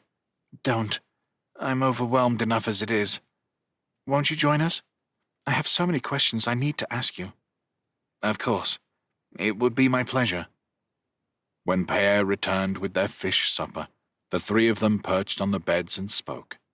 Liesel had not been exaggerating about the questions. She wanted to know everything about Giverny, how its customs, people, and way of life differed from Brisingia. When he was too vague with his answers, she told him off, telling him that since he had lived in both countries, he should know all the differences. She asked him to tell her about every individual he knew in Valenne, about the war of succession that had been fought on the death of Nicholas, about his intervention in Magnia. She wanted to be as prepared as possible. Peer found himself looking at Liesel beyond his own affection or desires. He saw someone determined to be a good queen. It did something to ease his pain that she would never be his. She would be his queen, and that was a consolation. Finally, the subject they had been skirting around. Esterel. "What does he want from his reign?" Liesel asked him. That was a question that caught him off guard. Then he thought back to his brother's coronation speech. "Honor and glory," he said with a smile. "Oh," Liesel said. She did not sound thrilled with the idea. "I suppose he has every chance of becoming a hero with a demon threatening Dalria. What does he say about a Zenekai?" "Well, this is something you should know. Giverny is unlike most other parts of Dalria. Except for Famians, we weren't involved in the Isherite Wars. We have a tendency not to concern ourselves with events outside our borders, unless they concern us directly. But after I told Esterel of my experience in Magnia, he understands the nature of the threat." "What did he say he will do?" Liesel asked him. Peer frowned. "Well, not long after I told him about it, I left Valenne for Essenberg. But I'm sure he is doing much to warn our people of the threat." Liesel nodded. Peer got the feeling she had expected more, but what that might be, he didn't know. "And this marriage plan? My uncle had a part in it." "I spoke with Walter at my sister's wedding." "Be careful, Peer," he warned himself. He didn't want it to sound like Esterel was resistant to the idea of marrying Liesel, or suggest that the marriage was merely an act of chivalry devised to rescue her. He could tell she was worried enough about the match without adding to her insecurities. "We began careful negotiations after that." "No one said a word to me before you arrived," she told him. "I'm sorry," Peer said. "You know, Esterel would never force you to marry him. If you don't want to, you just have to say. Tell me if you like." Liesel smiled and looked a lot happier. "I should have said that before," Peer reprimanded himself. "And what about the women in Esterel's life?" Liesel asked him. "If he is as handsome and charismatic as everyone says, I'm sure he has turned a few heads." "Who has he bedded?" Tegan demanded. "Tegan!" Liesel said, shocked. The Atrabian girl rolled her eyes. "That's not what I meant at all," Liesel said. But if he has affection for another, I need to know, or else I could put my foot in it." Père hesitated. Of course, there was Coletta. Esterel had talked of marrying Sasha's sister only a few weeks before, but he felt it would be doing both her and Esterel a wrong if he named her now. "I'm sorry, Père," Liesel said. "That was an unfair question to ask. You have been so kind to me, as always, that I just asked it without thinking." "It's all right," Père said. "What you say is true. Of course, it would be strange if Esterel hadn't had dalliances, but there is no one who would steal any of his attention once he meets you." Liesel blushed.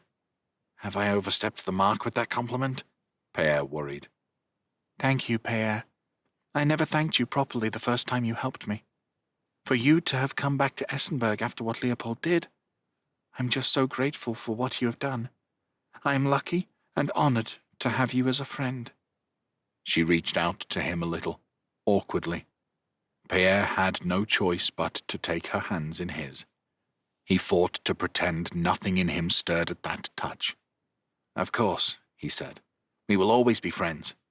He released her, and they shared a smile. "Gods," Père thought. "Now I wonder if I can bear this for the rest of my life. I am making some awful torture for myself." "Did you speak with Leopold about my brother?" Tegan asked him. Père was relieved for the change of subject, though it was hardly an easy one. "I met your brother last night," he told her. "There is no way I am telling them what I did." The memory of Idris in his room struck him, and he could feel the shame of the encounter burning his cheeks. "He is well?" Liesel asked, desperation in her voice. Père wondered then. 2 years Liesel had lived in Atrabia with Prince Gavin's family. She was clearly close with Tegan. It would be no great surprise if she were just as close to Idris. But as a brother? Or something more? "He is as well as can be expected," Père answered. The Atrabian's scarred torso came to his mind's eye, and Père forced it away. "I am afraid I see no immediate prospect of him being released. I tried, as much as I could." "Thank you," Tegan said simply. "My departure will help, I am sure," Liesel said.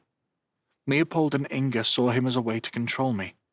Now that angle has gone, they may question the value in keeping him imprisoned forever." Père nodded in agreement, though it sounded unlikely. Surely Liesel knew her own brother better than Père did. There was no sympathy in his character, not a shred of compassion for others. Chapter 6. Liesel. Valenne, Kingdom of Giverny, 675. "There it is," Tegan said, pointing. The walls of Valenne were finally visible from their position in the stern of Père's ship. It seemed the river would take them directly to the city gates. Liesel stared at the structure, as if it would reveal the secrets of what awaited her inside.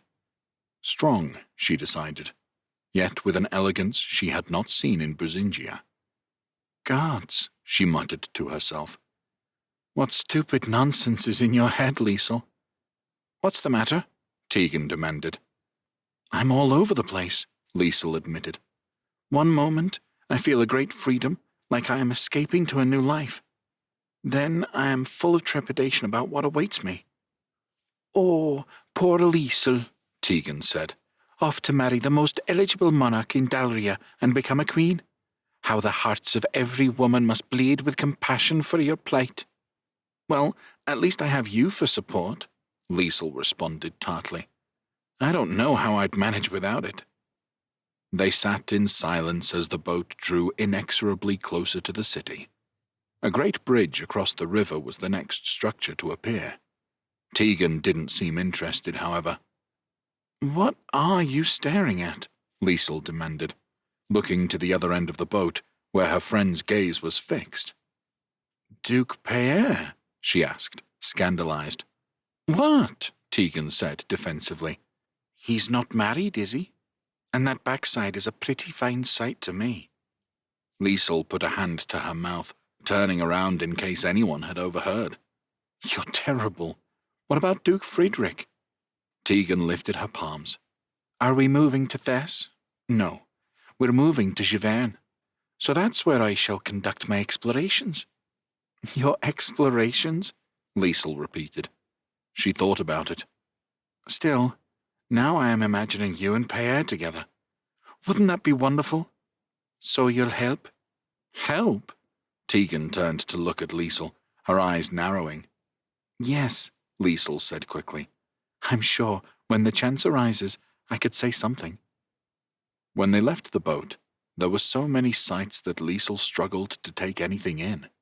It turned out there were 2 parts of Verlaine, one each side of the castle. Pierre and his 6 guards led them through the gates of the walled western half, and they were soon walking through the main streets of the city. Pierre pointed out the cathedral, various shops and inns, and so many other things that she forgot the previous things she was told. The road that took them north from the city centre became quieter after a while. Pierre pointed ahead and to the right. The bastion, he announced. It was as ugly and odd-looking as the rest of Verlaine was beautiful. Triangular-shaped towers jutted out from the squat structure at all angles. It's an interesting design, Liesel said. This is to be my home? She asked herself. I'll let Esterel give you the tour and history, Pierre said, as if that was something to look forward to. As they approached the fort, Liesel could see it was surrounded by a mucky-looking wet moat. That stinks, Tegan said. You get used to it, said Pierre with a smile, guiding them along the drawbridge. Liesel and Tegan shared a look. That simply wasn't a smell one could get used to. They waited in an entrance room Pierre called the Grand Foyer. From a carved wooden balcony above them, the owl of Givern stared down. Its eyes were those of a bird of prey. Liesel found them unsettling and hostile, and wondered why such a thing would be placed in a room meant to welcome guests. Mercifully, it wasn't long until the man who ran the bastion came to greet them. Lord Sasha of Curian, Pierre introduced him, giving him a small nod. Liesel sneaked a quick glance at Tegan, whose eyes had widened so far Liesel feared they might pop from their sockets.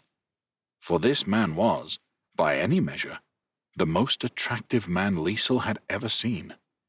Everything, eyes, hair, jaw, body, seemed perfect. Not that perfection was Liesel's type. For some reason, she had found herself attracted to the gangly awkwardness of Tegan's brother. But that didn't mean she couldn't appreciate what the gods had made. Your Grace, Lord Sasha replied, equally curt. If not a coldness, exactly, there was a formality between the 2 men that suggested they were not great friends. Pierre had said nothing bad about Sasha during his lessons on Givern. Nonetheless, she felt she should be careful around him for now. And surely, perfect-looking people must have something wrong with them. Welcome to Verlaine, ladies. I am to take you to your rooms, he said to them. Pierre raised a hand in farewell, which Liesel returned. She and Tegan were then whisked away, along corridors and up a flight of stairs. The king suggested he should wait to meet you at dinner, Sasha said to Liesel with a smile. He thought a small gathering at top table would work best.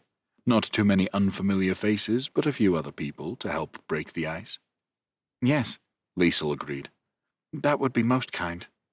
Esterel is the most easygoing and friendly person I know, he said, with a twinkle in his eye. You have nothing to worry about. Is there anyone you would like to attend the meal? Could Tegan sit with us? Most certainly, Sasha said, giving Tegan a warm smile. Oh, and Pierre, maybe? Duke Pierre, I mean. Sasha's smile cracked at the edges. I shall ask his grace to attend. They walked on, and Liesel suddenly wondered whether Sasha had wanted her to ask him to attend. Oh gods, have I managed to offend and create an enemy already? Standing in a line outside a doorway were 3 maids. Sasha stopped them here. I asked these girls to attend to you. Please, ask for anything. If they can't do it, they will come to me with your request. As royal steward, I am here to serve you, Lady Liesel. Please ask for me if there is anything you need, at any time. Will Lady Tegan be sharing your rooms? Tegan had a goofy smile on her face, and Liesel felt the need to answer before she said something flirty and embarrassing. She will, Liesel said. Thank you so much for your warm welcome, Lord Sasha. The steward gave a little bow and left them to it. The senior maid opened the door to Liesel's rooms, and she and Tegan entered. It was a suite of rooms, tastefully furnished, with beds and a closet for clothes. We should fill the bathtub for you, milady. Yes, please. Tegan let out a whistle. It's a far cry from Atrabia, Liesel, and the people are infinitely more likable than in Essenberg. This place is starting to grow on me. Liesel met Esterel in the Bastion's hall. The room was similar in most respects to that of her old home, Essenberg Castle. It could hold many more guests than were present this evening. The top table was almost empty.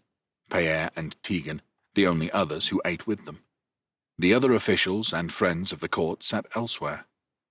Understandably, many looked over towards her, talking in hushed voices. Her arrival was, inevitably, big news. She had done her best, with the help of Tegan and the maids Sasha had provided her, to make a good impression. They had braided her hair and rolled it up. She wore one of her favorite dresses. Red dyed wool made it look arresting, as well as being warm enough for an autumn evening this far north. Tegan had insisted she wear a corset to add shape. You are beautiful, my lady, the younger maid had said when she was ready. No doubt it had been flattery. Even so, Liesel had taken a liking to the girl. Esterel expressed similar sentiments. He looked pleased with what he saw, or he was an excellent liar. Esterel himself was exceedingly handsome. It might have been more intimidating if she hadn't met Sasha earlier the same day. He was blonde, where Sasha was dark. Where Sasha smoldered, Esterel had a more open face. His smile was big and genuine. He didn't appear to take himself too seriously either, quickly insisting that they should just call him Esterel. With them both opposite her, Liesel could see some resemblance to Peer, but it was also easy to see differences in temperament, as well as looks. I would like to show you more of Giverny tomorrow, Esterel said to her. Do you ride? I do. I thought I did when I left Essenberg, but it was only in Atrabia that I learned to really ride. We ride fast in Atrabia, Tegan confirmed. We taught her to shoot a bow as well. Oh, said Esterel, looking surprised. Well, I wasn't planning on taking Liesel into combat, he said with a smile. There was no condemnation in his words, exactly, but Liesel got the impression that he expected her to be more feminine. Girlish laughs and sewing, maybe. That wasn't going to happen. Perhaps you should take Liesel hunting one day, brother, Peer suggested. Test her bow arm. That's a good idea, Peer. Will you be joining us tomorrow? I think not. I feel obliged to return to Morbagne. He looked at Liesel. I left Lord Russell, my steward, in charge there, along with my good friend Humbert, but I feel I should return after all that happened. Of course, she said. She hid her disappointment. Peer was so reliable. At the same time, her gratitude to him increased all the more. He'd left his new duchy, threatened by a Zenekai, to come to Essenberg for her. Surely Esterel had other men he could have sent. Come on, Peer. I was going to host a little party tomorrow night to celebrate our betrothal. That is, Esterel said, turning to Liesel, if you are still willing to go ahead. More than understandable if you've changed your mind now you've met me, he said with a grin. Liesel blushed. Of course. I wish to go ahead, Your Majesty. Wonderful, Esterel said, smiling at her. He didn't anticipate any other answer. Liesel could tell. How about it, Peer? Esterel asked his brother. As I say, Peer said, looking distinctly uncomfortable. I would rather be away. That way I can return here before winter sets in. Very well, Esterel said, clearly disappointed. Ah, Liesel said to herself. There is his fake smile. Not to worry, Liesel. We will have plenty to entertain us tomorrow. And of course, we need Peer back in Verlaine for the long winter nights. I wish our sister, Louise, could visit soon. She is the other member of our family you must meet. She is the Duchess of Famians? Liesel asked. Yes, indeed. My, you really are well informed already, Liesel. I feel ashamed my knowledge of the Empire is so inferior. You will have to educate me. He seemed to catch himself. Whenever you are willing to share, of course. He has obviously been told something of my background, Liesel noted. He must know about the current troubles. But whatever Esterel knew, it seemed he wanted to keep their first meeting light. They flitted from one topic of conversation to the next, avoiding anything too serious. That meant Liesel spoke relatively little, since anything connected to her childhood, family, or recent events was a no-go.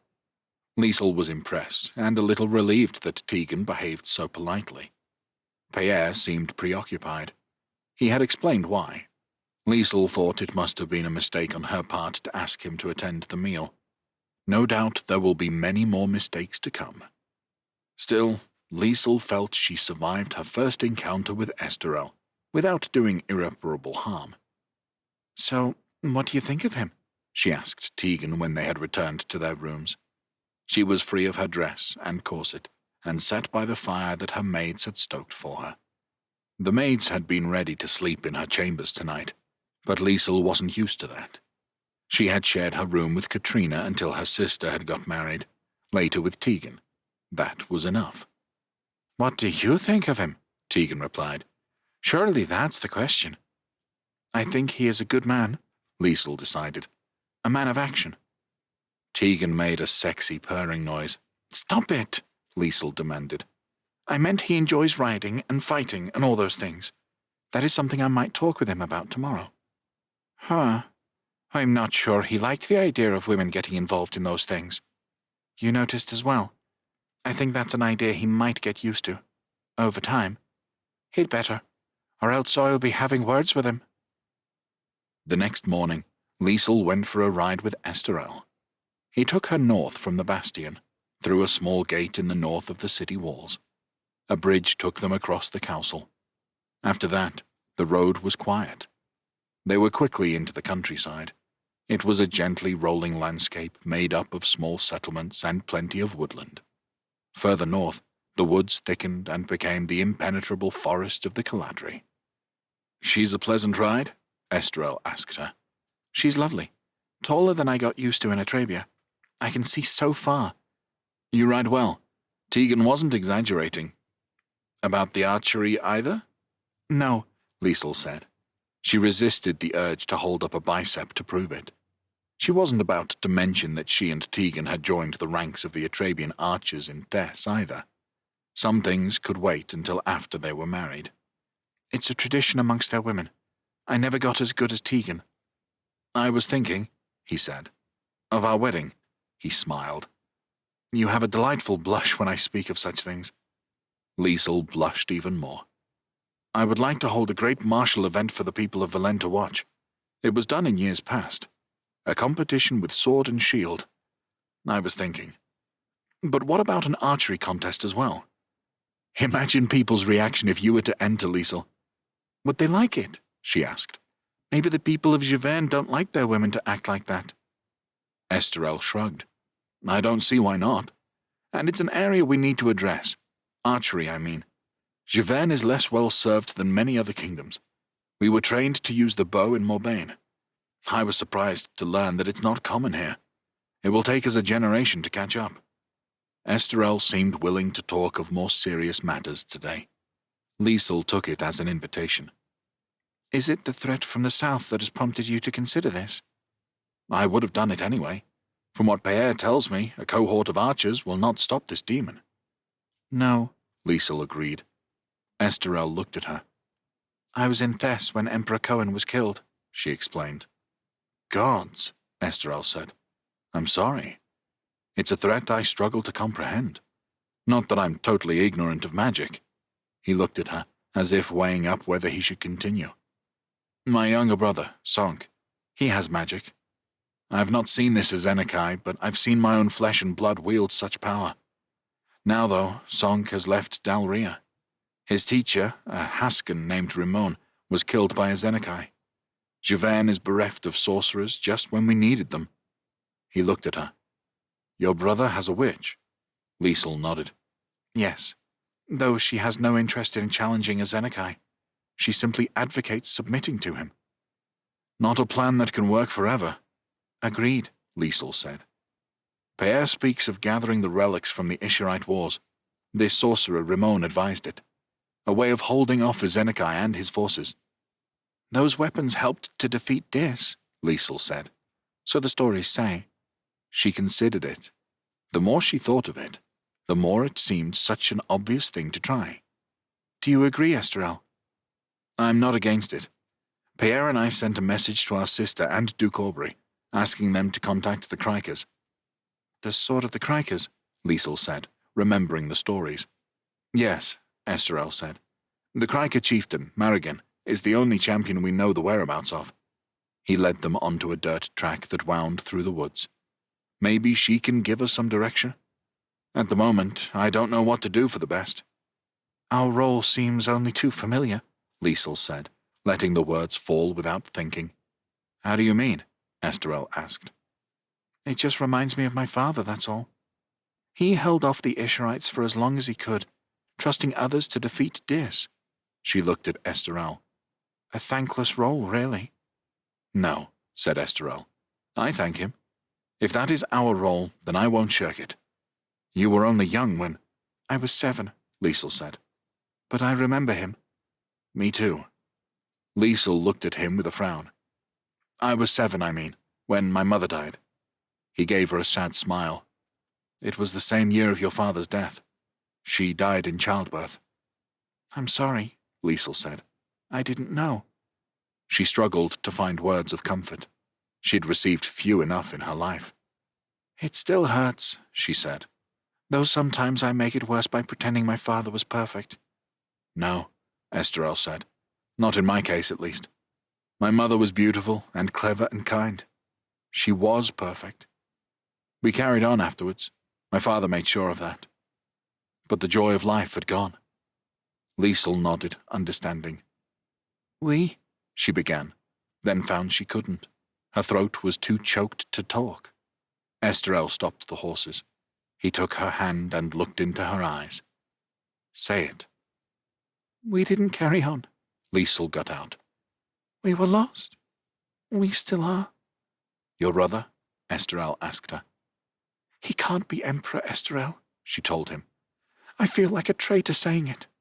No, Esterel said, squeezing her hand. He is a child, she told him. Scared, cruel, and selfish, manipulated by Inga. I have lost hope he can change. Then your uncle's plan to make your brother-in-law emperor. I would counsel you to support it, she told him. Ordinarily you might decide it's none of your business, but with Azenekai. Indeed, Esterel agreed. I don't have the luxury of ignoring the rest of the world, as my predecessors did. His face, all serious, suddenly collapsed into a boyish smile. Well, Liesel, we have talked of so many things in the first part of our journey that I am worried we will descend into uncomfortable silence. He let her hand go, and Liesel found she wished he hadn't. I don't think so, she said. Chapter 7 Sonk Arvena, Kingdom of Scorgia, 675. The days rolled by and Sonk grew accustomed to his new life. He began to identify the supporters of Master Wacho. He learned the man's routines. Wacho maintained his control over his soldiers through his officers, and, like Lenzo, was building alliances among the merchants of the city. Although he was based in the keep, he also spent time in the houses of these merchants, more luxurious settings than the bare stone walls of his home. Sonk discovered nothing incriminating, but passed on what he learned to the prince. News reached Arvena of events in Scorgia as ships returned to port, and sailors shared stories in the dockside inns. Lenzo's father, Domizio, had surrendered to Lothar and been taken to Nerissia to live out his days in captivity. The Nerissians had taken most major towns and cities in Scorgia with little resistance. The only exception, apart from Arvena and the northern marshes, was a territory of mountain and forest in the southeast, called Sinto. Here, a man named Atto had declared himself Duke of the region. The word was the Narisians were inclined to come to some agreement with him rather than chase him across difficult terrain that had little value. Lothar, meanwhile, had given his ambitions free rein. He was now calling himself King of the Scourgians, as well as of the Narisians and Gadensians. Further, there had been a ceremony in a holy place called Paramo. The priests of this temple had given him a new title, Emperor of Silb. The city council was keen to discuss such developments. Both Lenzo and Wacho attended these meetings, and Lenzo often took Sonk with him to observe. They took place in the Forum, an open-air building in the center of the city. Over 20 individuals had gathered today. Some were the wealthiest merchants in the city, while others represented the interests of the regular burghers. "When the envoys of the new emperor come looking for our oaths of allegiance, what do we say?" asked Transamund, one of those who spoke for the many medium-sized businessmen who made their living in the city. "When they ask us to send him the prince," he added, gesturing at Lenzo. "When they ask us to take a Narisian garrison." "Lothar doesn't have our allegiance," Wacho growled at the man. "If that is our position," Nulf spoke next, "then oughtn't we to feel out potential allies?" The rumors in Arvena were that Nulf Moneybags was the richest man in Silb. Sonk knew him to be an ally of Wacho's. It didn't help Lenzo's cause that Nulf was the man who had lost his house to the prince. "This Duke Atto, for one," Nulf added. "This would be wise," Wacho answered, "even if only for defensive purposes. If Lothar were to threaten one of us, the other could supply aid, or raid the Narisians and open a front." "Shouldn't this Atto be taking orders from Prince Lenzo anyway?" Transamund asked, to mutters of approval. "I am afraid we need to be realistic about this," Lenzo intervened. "When I look at it from this point of view, there is little value to Atto in following our lead. He wants an independent state, and he wants to be the ruler. By all means, let's stay in friendly communication and offer trade deals. But Sinto isn't close. It would be foolish to place too much reliance on an alliance." Some deflated at this assessment. There followed another argument about relations with Lothar. Those merchants who traded heavily with the Narisians were wary of losing their business. Others favored a more hostile policy, sinking Narisan shipping and monopolizing sea trade, building alliances with other kingdoms. "I suggest we are wary of provoking Lothar," came a woman's voice. Amelia the widow had inherited her husband's interests that stretched west as far as the coast of the Recidi.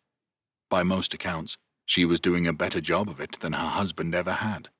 She certainly didn't shy away from displaying her wealth. Jewelry and fine clothes draped over her ample form. She was too clever to commit to any one side, but she had enjoyed plenty of dinners at Lenzo's house. "Taking Arvena would not be easy for him. But if he feels he must, he could do it. If we can continue without antagonizing him, then all the better. I know him well enough. He will soon tire of Scourgia and choose some fresh land to conquer." "But isn't that the very point?" Wacho asked her. "If we allow it, he will conquer all of Silb. Soon he will have no enemies left to distract him from this city." More voices weighed in on each side. "What say you, Prince Lenzo?" Transamund asked, sounding frustrated that the prince had said so little. "For my part," Lenzo said, "the prosperity of Arvena is my priority. Therefore, I have decided not to take the title King of Scourgia, as many have asked me to do. It would only serve to antagonize Lothar and draw his ire. If I could avenge my father's defeat, you must all know that I would do it in an instant. As things stand, it seems that Salacus means me to make this city the greatest in all of Silb." It was shameless popularity-seeking, and Wacho openly sneered at the prince's words. But that didn't stop many in the Forum from liking what they heard.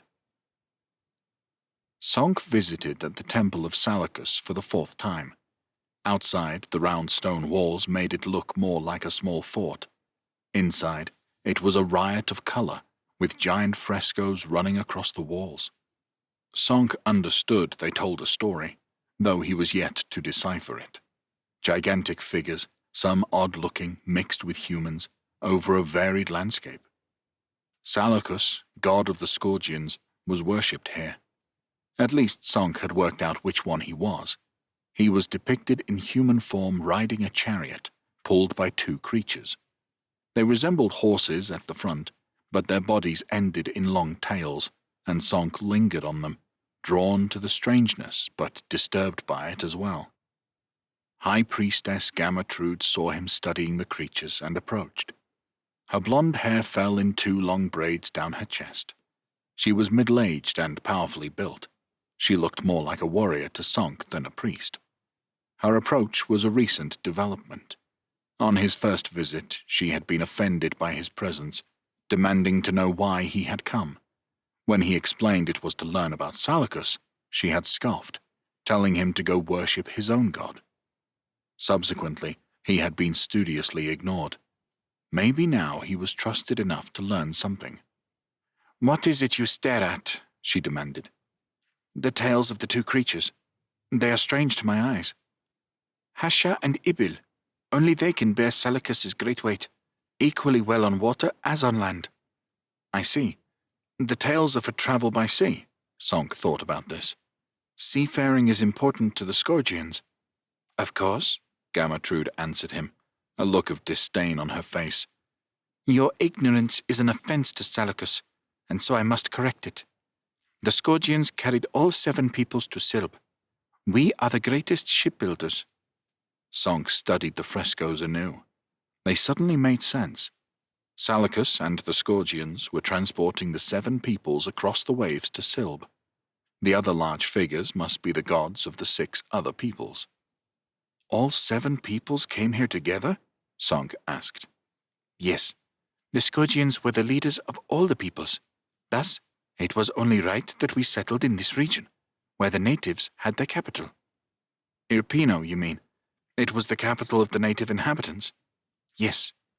"You conquered the native people?" Something had been nagging at him for a while, and now it seemed he had the answer. "So, the people with darker hair, somewhat smaller in stature, they lived here first. The Scourgians are the people like you, taller and blonde-haired." Gamatrude grimaced. "Yes, but now everyone is in the kingdom of Scourgia, and so everyone is a Scourgian.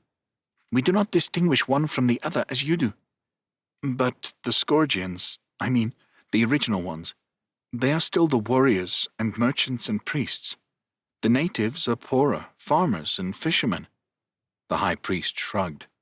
"Salacus must will it so." "What does Salacus say about the Narician invasion?" Sonk dared to ask. "Salacus doesn't speak to me, foolish outlander. But he will smite the Naricians for their impudence. I have no doubts about that." Sonk left the temple for Prince Lenzo's house, who hosted yet another dinner for his important guests. The talk was of trade and politics. Politics because the rivalry with Watcho was becoming more tangible. The conversation still circled delicately around the idea of a challenge between the 2 men for control of Arvena. Nonetheless, battle lines were being drawn. Watcho's policy of an aggressive attitude towards Lothar was contrasted with Lenzo's more flexible approach. The prince hoped his guests would see things his way. Afterwards, the wine flowed and Sonk indulged himself, refilling his goblet as often as Lenzo himself. "You drink a lot these days," Gaida commented. He sounded a little disapproving, despite resting a goblet of his own on his ample gut. Sonk got the impression the man had warmed to him a little, and he didn't mind the tone. It was almost fatherly. "You try leaving everything in your world behind and learning to get by in a new one. The wine stops me from going mad." "Fair enough," Gaida conceded. He studied Sonk as if for the first time. "You left family behind in—" "Dalria, yes. 2 brothers and a sister. My father died not soon before I left. My mother died giving birth to me." Sonk surprised himself by mentioning his mother. He rarely did. "Now look," he said, grabbing a wine casket. "You've made me need more now." He filled his goblet and drank deeply, ignoring the look between Gaida and Lenzo. It wasn't like he couldn't handle it. He'd been drinking every night since he'd arrived in Avena, and it now took a considerable amount to make him ill. The conversation moved on to other things. One of Lenzo's whores took a seat next to him. Sonk was sure he hadn't seen her before. She had the looks of the people the High Priestess had called natives. Petite, slim, with dark brown eyes and hair. She was young and pretty, no doubt about it, and there was something different about her compared to the others. A modesty, perhaps. "Here," Sonk said, handing her his goblet. "You should have some. I think I've had enough." "Thank you, Lord Sonk," she said. When she took it, her fingers gently brushed his, making Sonk wonder if it was deliberate or not. She sipped from the goblet, looking him in the eye as she did. "Very sweet," she said. "And the wine's not bad either." "Ha!" Sonk laughed. He wasn't sure what to say. He knew that if she had spoken like that to him sober, he would have blushed. But the wine lay on him like a blanket of confidence he usually lacked. "You're flirting with me. Shouldn't you be saying such things to the prince?" "No," she said. "I prefer you. You are my age, and prettier than he is." Sonk's blanket disappeared. His heart rate and temperature both rose, and there was a stirring in his loins. At the same time, an anxiety fell on him. "I have no idea what to do with a beautiful girl like this." He tried to think of something to say. Tried and failed. "Oh," the girl said. "You don't like me?" "No, it's not like that," he said. "I do like you." "Then take me to your room." Sonk lost the power of speech a second time. The girl stood, holding out her hand. Sonk found himself standing and taking her hand in his. It was small and delicate, like her. He began walking towards the rear of the house. He expected some loud ribbing from Lenzo or Gaida, but none came. They left the prince's hall, and Sonk took her to the stone stairwell that led upstairs. "Say something, you fool," he told himself. But the only words that came into his head were wildly inappropriate. "They say you are an outlander from beyond Zilb," the girl said, sounding almost in awe. "Yes, a land called Delria. What is your name? And why am I only asking this now?" "Tassia. Your room is upstairs?" "Yes. Would you like to go with me?" "I've already told you once," she said, sounding genuinely amazed. "Is everyone from Delria as stupid as you?" "No, it's just me." Tassia smiled at that. "I don't mind that you're stupid. I still like you." "I like you too," Sonk said. Maybe that was just the wine talking, but he didn't think so. Sonk led Tassia up the stairs to his room. Chapter 8. Paer. Velen, Kingdom of Javern, 676. Paer left Morbagne for Velen. Humbert rode at his side. He didn't plan on returning to his duchy for a while, and it would be good to have his friend with him. Humbert's father, Lord Russell, was left in charge of things, and Paer was grateful for having such a safe pair of hands to rely on. With them came Paer's Barician Guard. Its membership had expanded to 48 warriors. Paer had received many requests, mostly from younger men, to join his troop. He could see it was an attractive post, status, pay, and the excitement of leaving Morbagne for the capital. He'd been able to assess potential recruits and select the best. As it was, Lord Russell had warned him that 48 was a large enough drain on his finances. But the fighting in Magnia had convinced him of the need for a corps of fighters who were loyal to him and one another. Of course, the new intake meant the name of his troop was no longer accurate, but he still liked the sound of it. It had been one of the coldest winters Paer could recall, putting off travel well into the new year. At last, a break had come, and Paer had taken his chance, hoping it would last for the duration of their journey. Melting snow left the ground wet and boggy. Huge puddles of water regularly covered the roads and paths they used. Elga organized the guard, appointing scouts to protect their passage. Pierre and Humbert were given the freedom to talk privately. Humbert was keen to return to Verlaine. He had been a long time away. Pierre was more reluctant. "It was horrible seeing them together," he told Humbert. "I don't know if I can stand it again, and I dread seeing them married." "Might do you good," Humbert suggested. "Draw a line under it. Once they're married, that's that. You'll have to get used to it." "I don't know if I ever will." "Remember what happened to your father and uncle? They fell out over a woman. You don't want to repeat that." "I know," Pierre said crossly. "Logically, I tell myself all of this. But when I'm in the same room as her, logic goes out the window." "Should you say something to Esterel?" "Like what? By the way, the woman you're about to marry and make queen? Well, I love her, and I saw her first." "Huh. I take your point. I know what you need. A new woman." "Oh, gods. Please don't tell me there's plenty more fish in the sea." "Not to fall in love with and all that serious stuff. Just to have fun with. A distraction." Pierre sighed. "I'm not much fun to be around at the moment." "You can say that again." They were lucky with the weather. The snow returned, but only on their last day of travel. Big, fluffy flakes filled the sky in every direction, reducing visibility. Sometimes a gust of wind would blow it straight into their faces, sticking on hair, beards, and eyelashes. It settled on the ground. Before long, hooves were crunching down onto freshly laid snow, and the road and most other landmarks were lost in a blanket of white. But ice wouldn't form until the night. All they had to do was reach the city.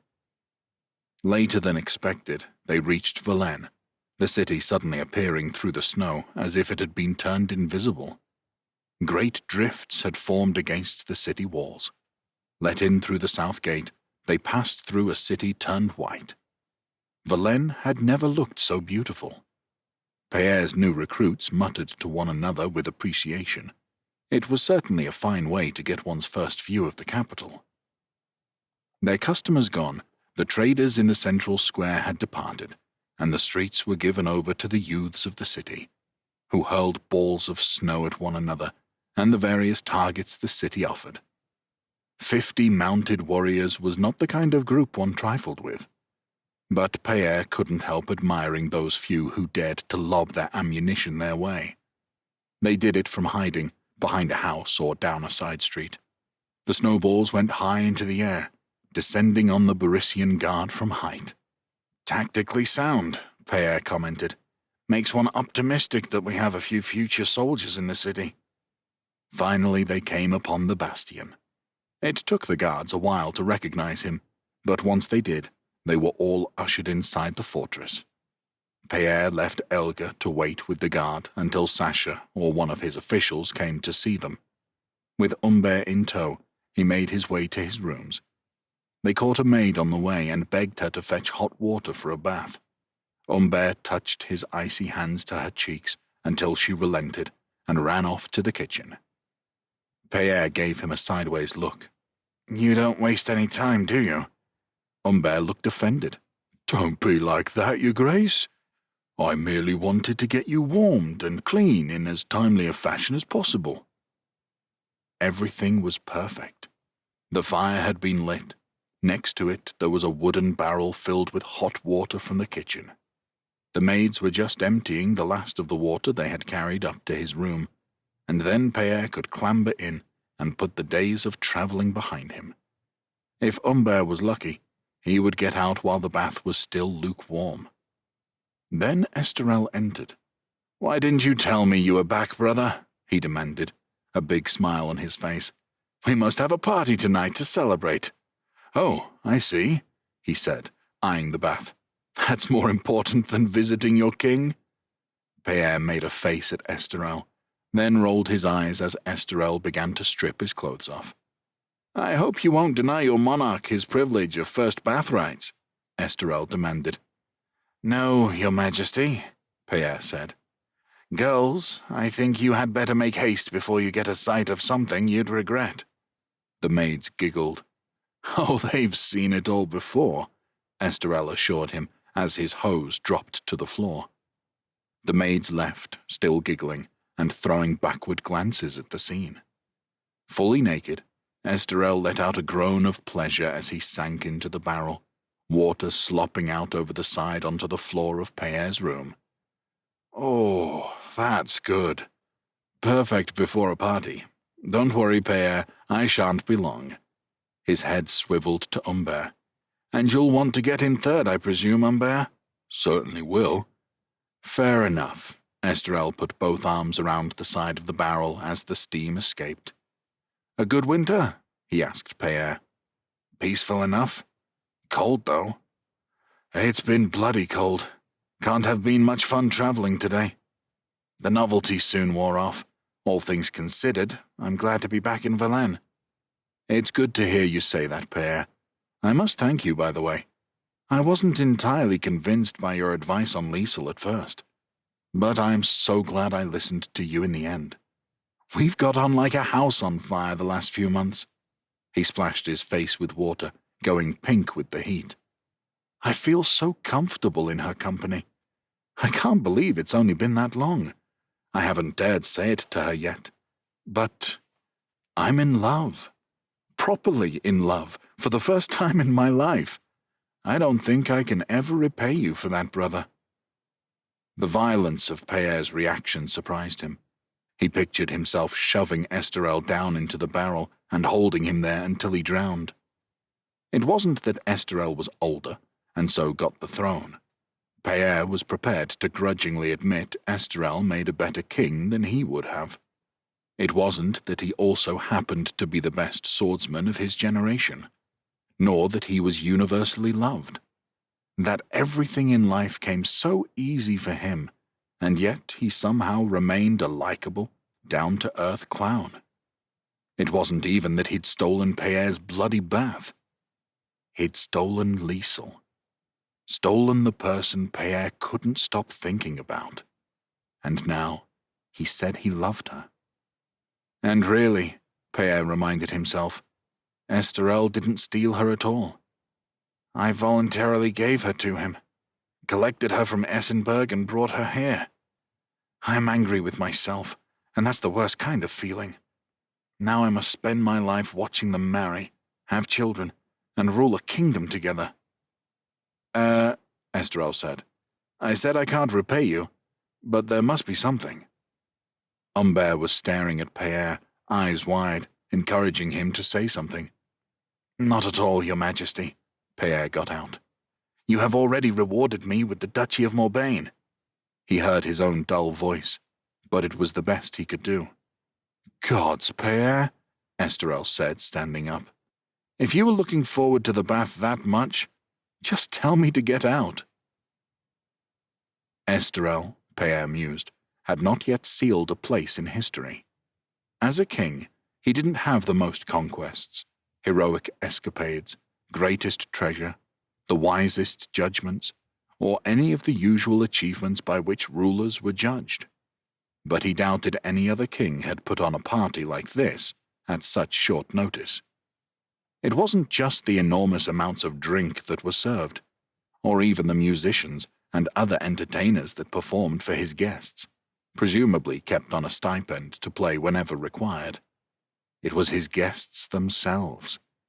Every young and attractive man or woman in the kingdom seemed to be there, either drinking themselves stupid or dancing like fools.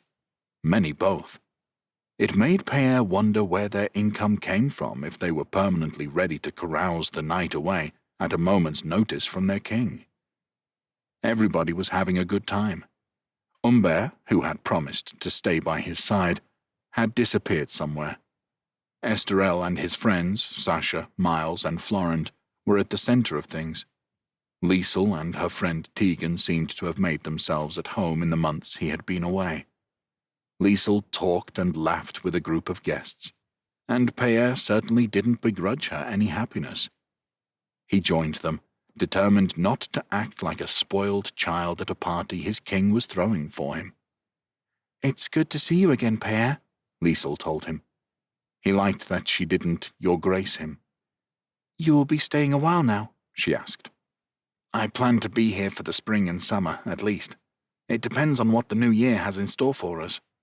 Liesel nodded, forcing away an anxious look with a smile. "Whatever happens, I'm sure we all feel better you are here." Damn it, Pierre. This is a party. Save the talk of war and conflict for another time. "Thank you, Liesel. It's a pleasure to see you again, looking so happy." "Would you like to dance, Your Grace?" Tegan asked him. Flustered, Pierre allowed himself to be led to the dance floor by the Atrabian woman. "I can't dance," he warned her.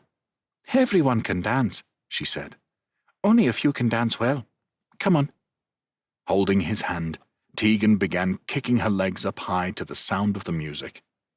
Pierre wasn't sure whether it was her definition of dancing well. He had no alternative but to join in, and found himself grinning despite himself. When the music stopped, they were both out of breath. "Thank you," Tegan said. "You move well enough, and plenty of ladies looked our way. Now that your brother is getting married, you have become the most eligible bachelor in the kingdom, you know." Pierre smiled wryly. "I've yet to experience women throwing themselves at me." "I am in the market, Your Grace," Tegan said. "I suppose I could throw myself at you if that's what you want." Pierre was mortified, not knowing what to do.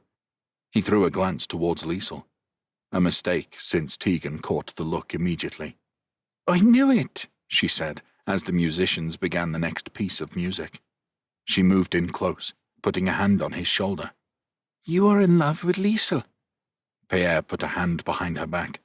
"Please," he said, on the back foot. "Don't tell her." "She is my best friend," she said, as they drifted around the floor together.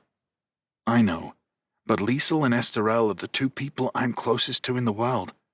It would ruin my relationship with them both." Tegan sniffed. "You are right. And you have been a good friend to Liesel. I won't tell anyone, but neither of them are stupid, you know. They'll work it out, eventually. Or someone else will. You need to stop making it so obvious." "Thank you. And I know. I need to do something." "And I'm sorry to say that I am in the market no longer," Tegan said seriously. "I can't enter a relationship with you, knowing that you have feelings for my best friend." "I see," said Pierre. "Well, there are plenty more fish in the sea." "Like who?" Tegan demanded. "Well," Pierre said, looking about, "Lord Sasha is thought to be handsome by some." "Of course he is. You think I'm blind? I've not kicked him out of bed once yet." "Oh," Pierre said, taken aback. "But he is Lord of Corian, while I am the daughter of a prince." "I see," Pierre said. "In which case, let me think on that," he said, leading her back to the group who stood with Liesel. "Well," she said as they approached, "you two had a lot to talk about." Pierre was at a loss for words. "Indeed," he managed with a smile. "Please excuse me." He left, making his way to the far end of the hall. Pierre was sure Tegan would make up some conversation to satisfy Liesel's curiosity. He hardly knew the Atrabian, but she seemed like one of those direct sort of people who are entirely trustworthy. The doors at the side of the hall were closed against the cold, but Pierre needed to be alone. They opened onto a garden. It was still snowing, though the geometry of the bastion's walls prevented all but the luckiest flakes from reaching the garden. He paced about, drawing in a breath of cool air, relieved to be alone. The falling snow hid him from the partygoers. He needed to think. Tegan was right. If he was going to survive the next few months in Valenne, he had to do something. Footsteps made him turn. "Not the only one who needed to get away, Your Grace," came a voice. It was Sasha's sister. She opened her palms, letting the snow fall on them. Pierre racked his brain, trying to remember her name. She looked at him. I'm sorry. You wanted to be alone. Not at all, Lady Coletta, he said. Sometimes you just need the right company. She gave him a surprised smile. He had to admit, once one got past the resemblance to Sasha, she was very beautiful. Even in midwinter, she had warm-colored skin. And now he looked closely. Her brown eyes had flecks of green in them that made them arresting. I didn't think you even knew my name, Your Grace, she said, let alone might value my company. Not at all. Please, call me Père. I'm just a bit more awkward in company than my brother. He held his arm open for her. What are you doing, Père? But Coletta wasted no time in linking her arm through his. They walked away from the party towards the far end of the garden. Your brother is more garrulous, that's true. But there are more worthy traits than that. I'm sorry. You know about my relationship with Esterel, I assume? I do. Please, you can speak freely. I was an idiot, Père. I fell in love with him. Part of me knew he might end up marrying someone else. And Lady Liesel is lovely. But Esterel has dropped me. Doesn't look me in the eye. Never mind speak to me any more. As if he's embarrassed. And that's very difficult to take. I'm sure. But you know, Esterel, he doesn't have malice in him. Yes, I know you're right. Sometimes it's just nice to confide in someone. Do you understand? She asked. They stopped walking. Coletta looked up at him, and, in that moment, her lips were the most desirable things in the world. She wasn't surprised when he kissed her. Her lips were soft, and they parted as soon as he wanted them to. There was something gentle, vulnerable in the way she kissed him back. He put his hand on her back. She was so thin, delicate. Her hand went to his chest. Père's body was full of desire now. His mind raced with all the things he wished to do. It took all his self-control to part from her. They were at a party, for the God's sake. He looked back at the doors to the hall. Someone might see. Coletta's eyes were large. She studied his features for a while. I'm sorry, Père. I didn't mean to.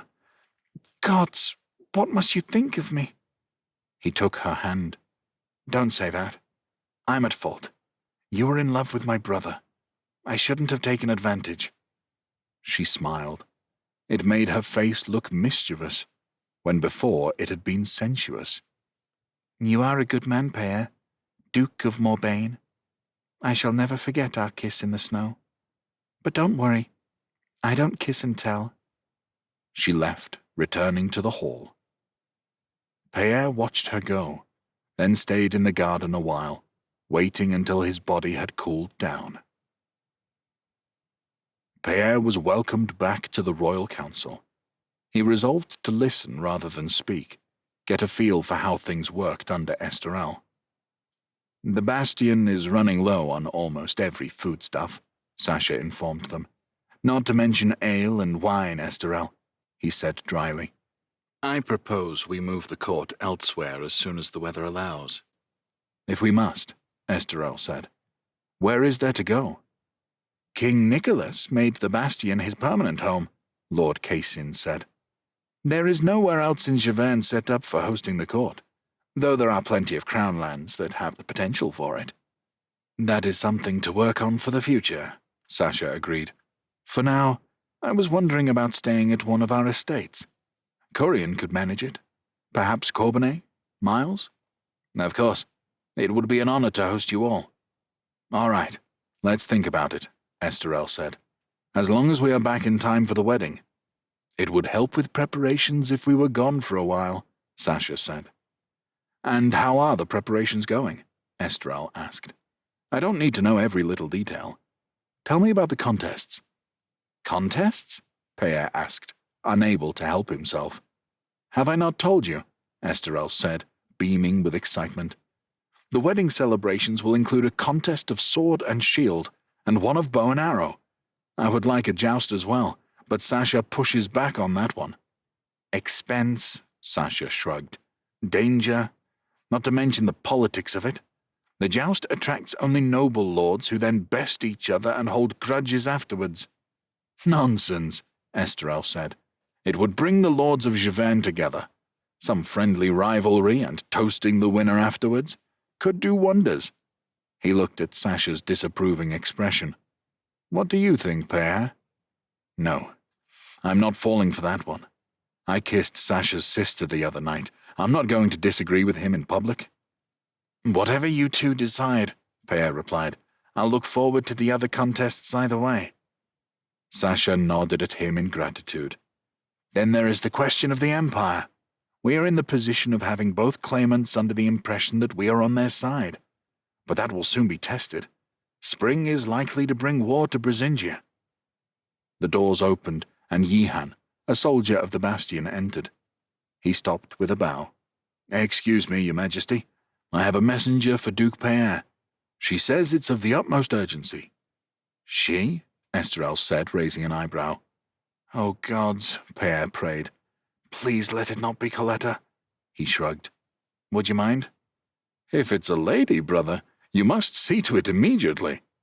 Then return and tell us all about it." Everyone laughed, and Père forced a smile as he followed Yihan out of the chamber. But his anxiety only heightened when he saw who it was. Ciel, who he had asked to look after his sister. He rushed over to her. "What is it?" he asked. "If that bastard Aubrey has done something—" "Whoa," the Barisian said. She raised a hand, in which she held a letter. "It's nothing like that. Lady Louise asked me to bring this to you. If you weren't here, I was told to give it to the king himself. She thought I'd be the best person for the job." Père took the letter. It was in his sister's handwriting. He scanned the contents. "I see. Would you come and confirm this with my brother now?" "Of course. Been wanting to meet the king. Now I can tick the whole family off my list." Père returned to the chamber with Ciel and handed the letter to Esterel. "It's an urgent matter," he told the council. "Good timing, I think, that we are all gathered." Esterel read Louise's letter, then looked around. "It's from my sister and Duke Aubrey. They say they have been contacted by Lord Raymond. He's leading a plot to replace me." "Damn him," Miles said. "Well, this is the end of the road for Aurillac." "How much faith can we put in this?" Lord Casin asked. "Of course, your sister would not lie. But Famien's?" "This is his chance to prove his loyalty," Esterel said. "So far, he has done the right thing and alerted me." He turned to Ciel. "Did you have any trouble getting through?" "I was stopped a couple of times," she answered. "But they weren't on the lookout for a lone woman, and paid me little mind. There's no doubt Lord Aurillac and his allies have men out on the roads, alert to trouble. Duke Aubrey says Aurillac took a risk approaching him, and the plot may have already been progressing for some time." "You've done us a great service." Ciel." "Père, I assume you will reward Ciel generously." "Of course," Père said. "What are your thoughts? We must wonder who else Aurillac has drawn into this. Saliers, maybe? If needed, I can return to Morbagne and raise a force. As the wiser, or at least older, head, I suggest you don't draw weapons and ride off quite yet," Lord Casin said. "We are ahead of things. Assuming Aurillac believes we know nothing and still hopes to have Famiens on side. There are several ways to approach it, Your Majesty. You may wish to spend a little time thinking through the options." "Thank you, Lord Casin. You are right. I must respond to a threat like this. At the same time, I don't want to overreact and make it seem more dangerous than it is." "That depends on Famiens staying true," Sasha warned. "We will learn where his loyalties lie," Esterel said. "I would like to think on it alone for a while. But please make yourselves available to me whenever I need you." Chapter 9. Liesel. Verlaine, Kingdom of Javern, 676. "I'm sorry," Esterel said. "It means I have to put any intervention in the Empire on hold." "Thank you for telling me in advance," Liesel said. The disappointment hit hard, but she accepted Esterel had no alternative. A rebellion by one of his greatest enemies had to be dealt with.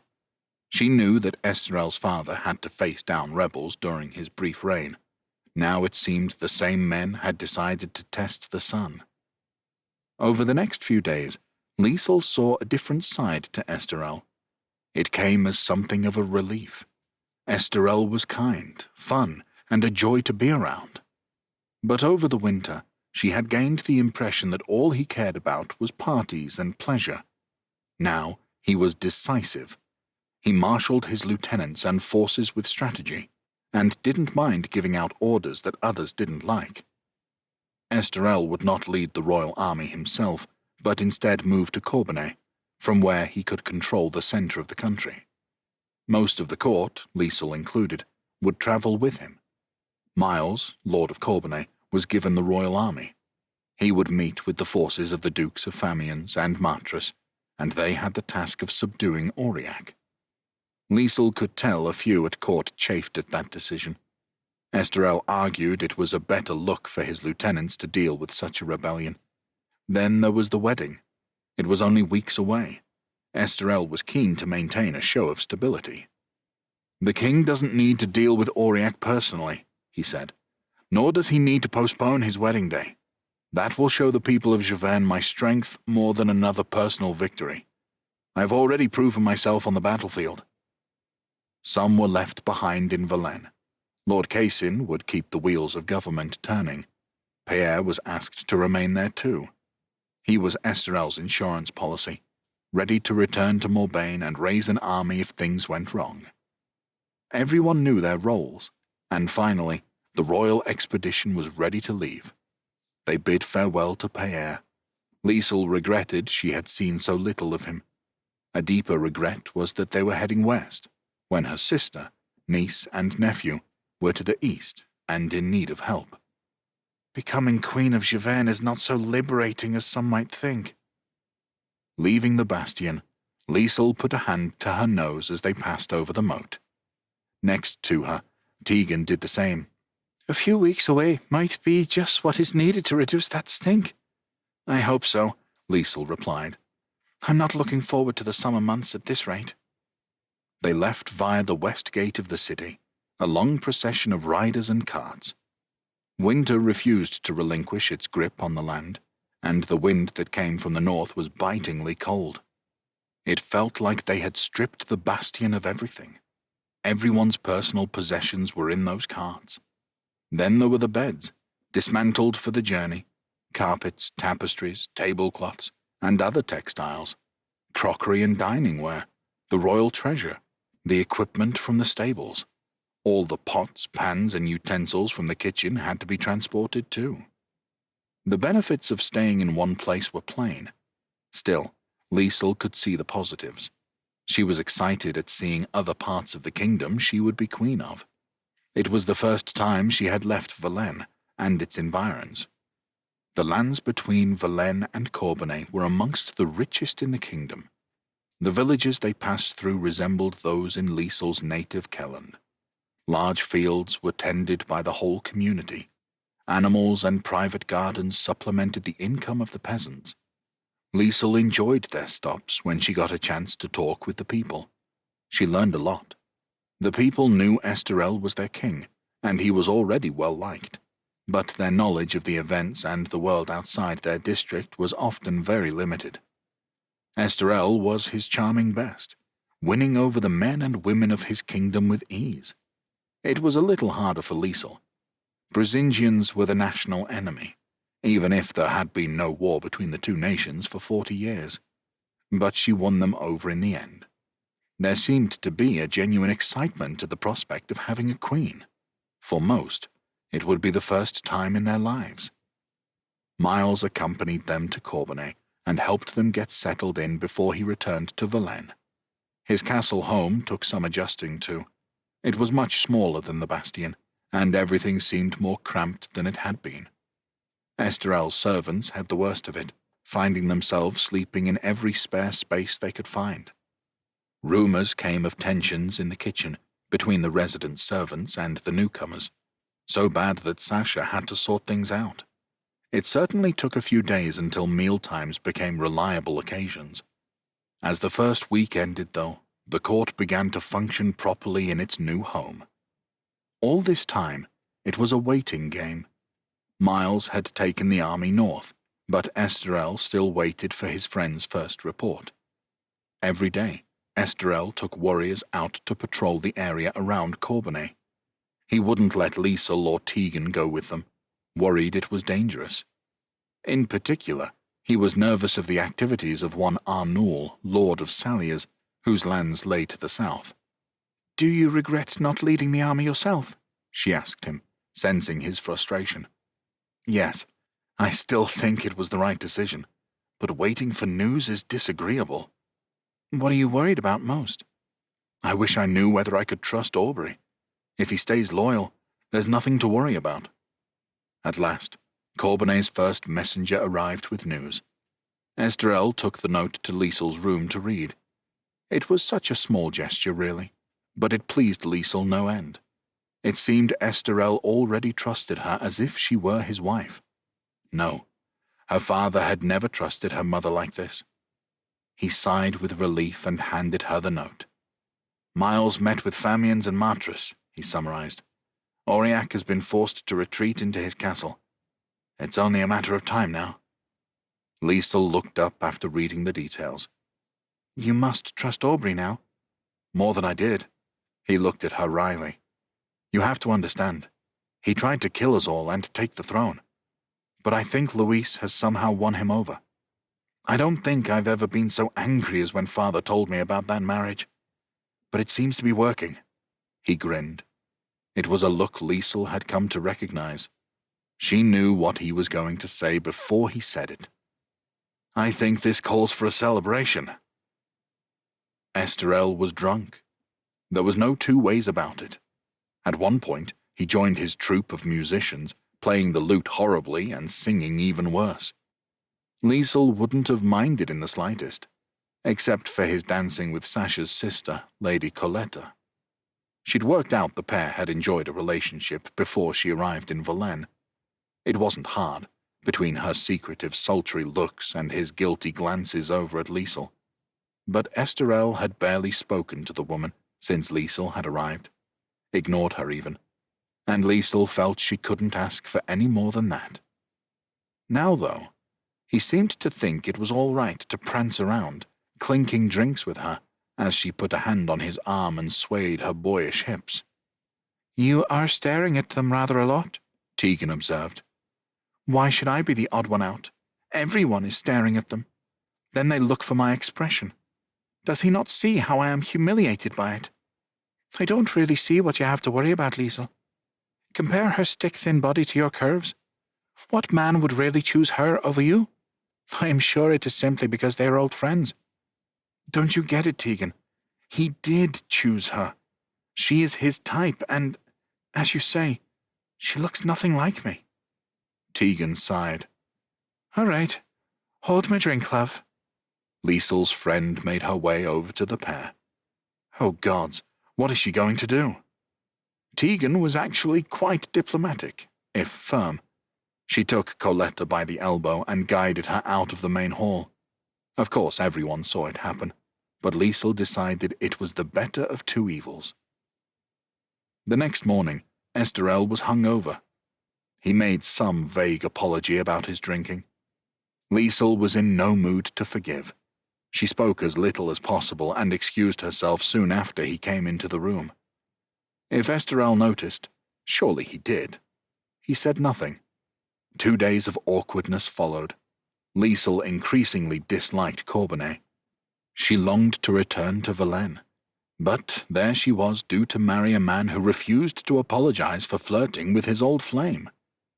It was a relief, therefore, when the army of Giverny arrived at the estate. As tents were pitched outside, its leaders were welcomed into the castle as heroes. There were so many important people in the castle's hall that Liesel felt a little overwhelmed. Miles stood with the other 2 leaders of the army, the Dukes of Famians and Matris. They were giving Esterel and Sasha chapter and verse on the siege, which apparently ended with Lord Raymond's surrender at little loss of life. Esterel was keen to hear it all, and so Liesel nervously approached someone even more important, Louise, Esterel's sister. Louise beamed and came over. With shy grins they embraced. I'm so pleased to finally meet you, Louise said. You too, Louise, Liesl said. She had not realized how much younger the girl was. The fact that she was already married had made Liesl imagine someone quite different, more like her own sister.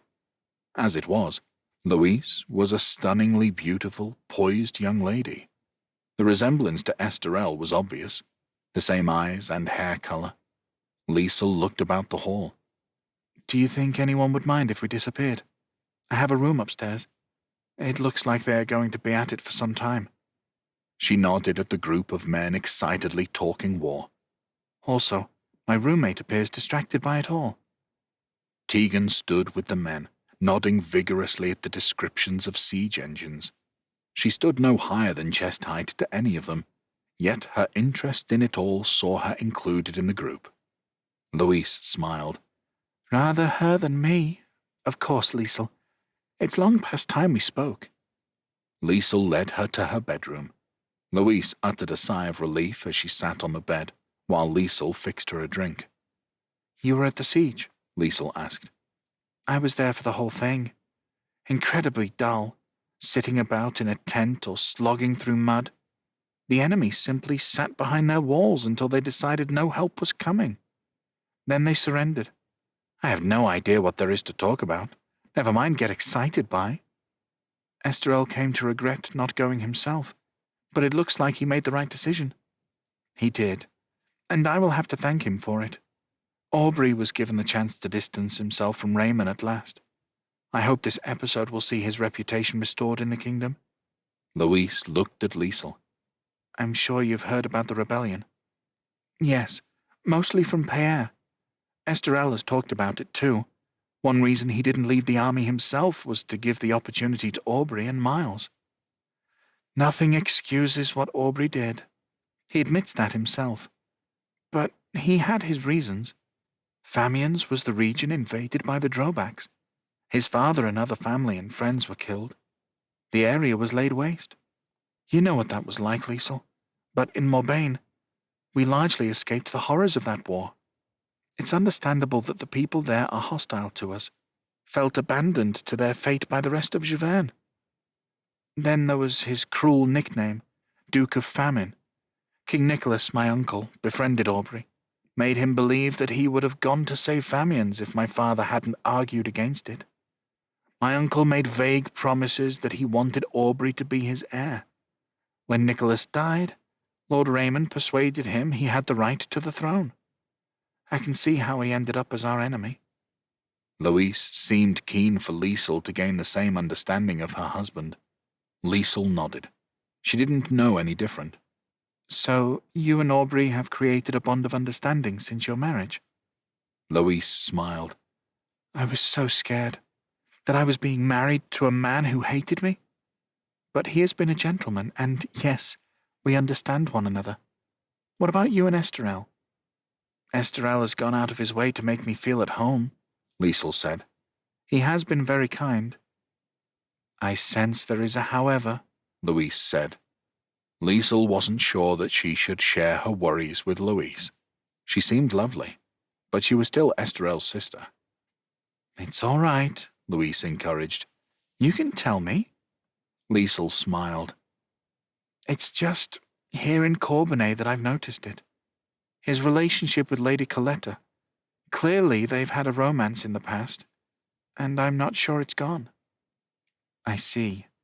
Well, I've spent so little time with Esterel in recent years that I'm not an expert. But yes, when I stayed at the Bastion last year, they were an item of sorts. I found her very sweet. But I totally understand your concerns. I can imagine Esterel being rather clumsy over how to handle it. One of his problems is he is used to everyone doting on him. But I would be surprised if there is anything there to worry about.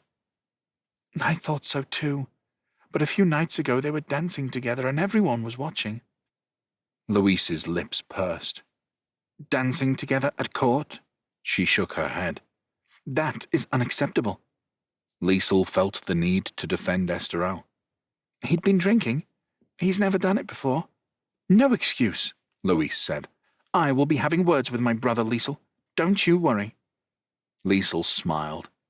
She got the feeling she had a new ally in her sister-in-law. Chapter 10. Payer. Valenne, Kingdom of Javerne, 676. Payer spent a full day moping about the bastion. Part of him understood Esterel's decision-making, including leaving him behind. But he also chafed at it. He had proven himself as a commander in Magnia against a far more dangerous threat than one rebellious lord. But no one in Javerne gave him credit for that.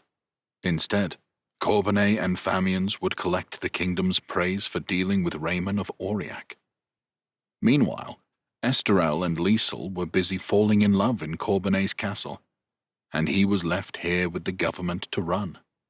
Well, Lord Casin was the one running things, but Payer liked to think he was overseeing the Lord Chancellor's work. By the second day, Payer was done with feeling sorry for himself. He sought out Broncat, the castellan of the bastion. He found him outside, on the training yard his old weapons master had established close by the fortress. It ran along the eastern wall of Valenne. It was not so different from the yard back in Arbiost where Payer had learned to fight, though it looked a lot drier than Payer's memories of his time with Broncat. Broncat had made it a requirement that all soldiers who worked at the bastion get regular training as well. There was no doubt it had hardened the troop of warriors who worked there. Those that didn't pass muster were transferred to the city guard. Completely trusted by both Payer's father and then his brother, Broncat had been allowed a free hand in creating an elite unit responsible for the defense of the king and his fortress. Not so busy at the moment? Payer asked him. Broncat was supervising a mere half a dozen soldiers, working them with spear and shield exercises. No, Payer, not with half the guard on service with the king in Corbenay. I have a proposal. A request, I suppose. I'd like to keep my Brasintian guard hale rather than have them lounging around the bastion. Of course. You know me. I would enjoy whipping them into shape. Many are boys of Morbagne, no? Yes, Payer confirmed. He knew Broncat had a patriot's faith that the men of Morbagne were the stoutest warriors of Dalria. I'd like to join in as well. I need the challenge. Broncat grinned. That will be good to see. I made you into a fine warrior, despite your occasional objections. It would be useful to have some of my soldiers watch you and your lads in action. Payer shrugged. I suppose so. Puts the pressure on, but that's what I need. Anything prompted this desire to put yourself through training again? It's a matter of some personal pride that few men ever request to return to my yard. I don't doubt it. All right, I'll let you in on the plan.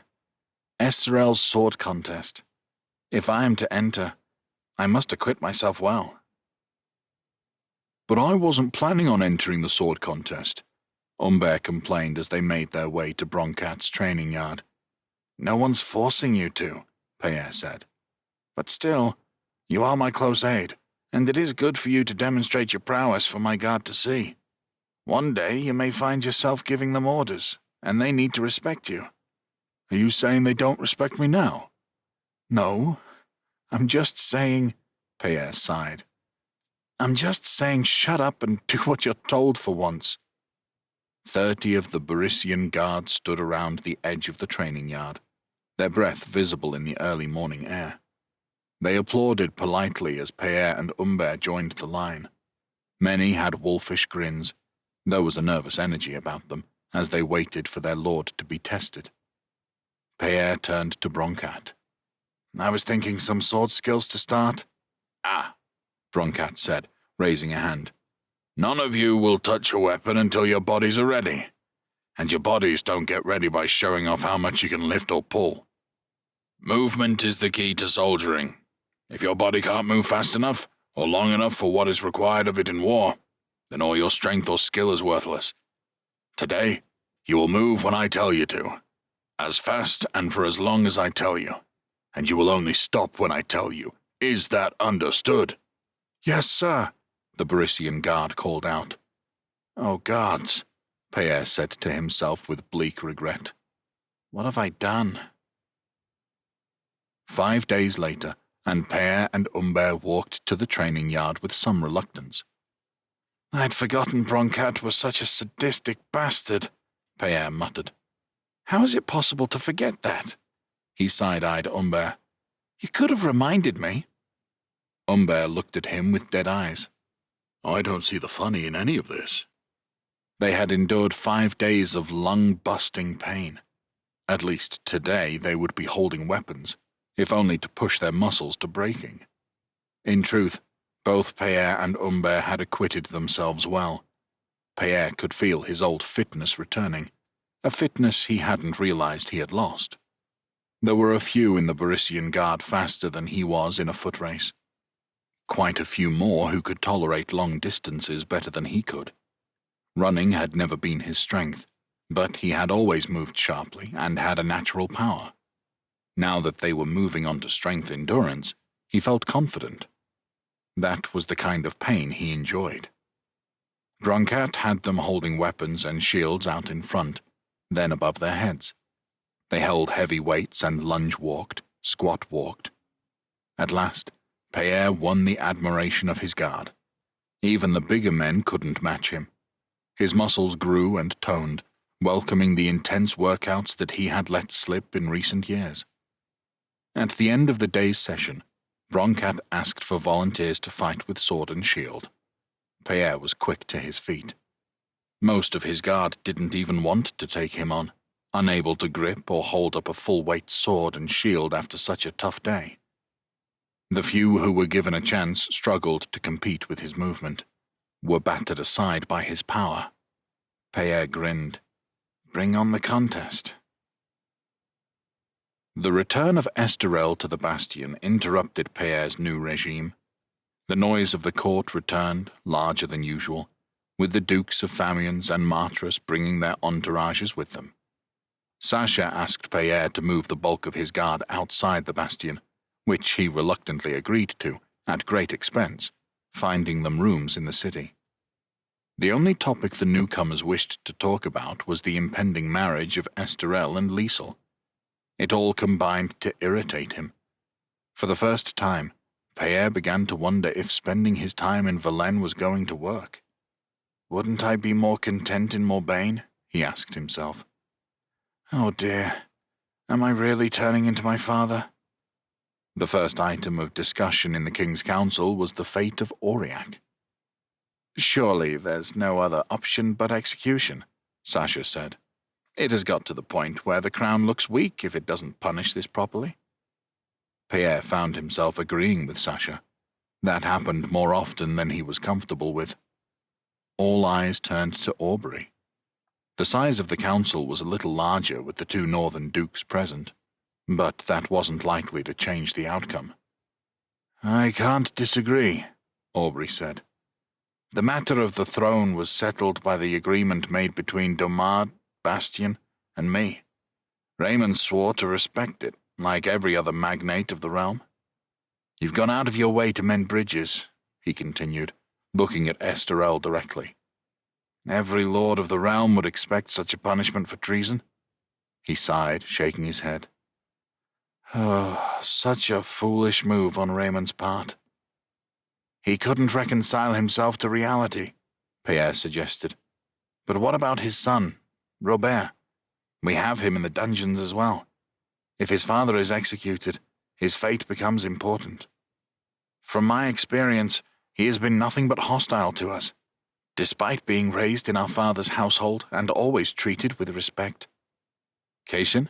Esterel asked. "The law is perfectly clear, Your Majesty. He has committed treason, and the punishment is death.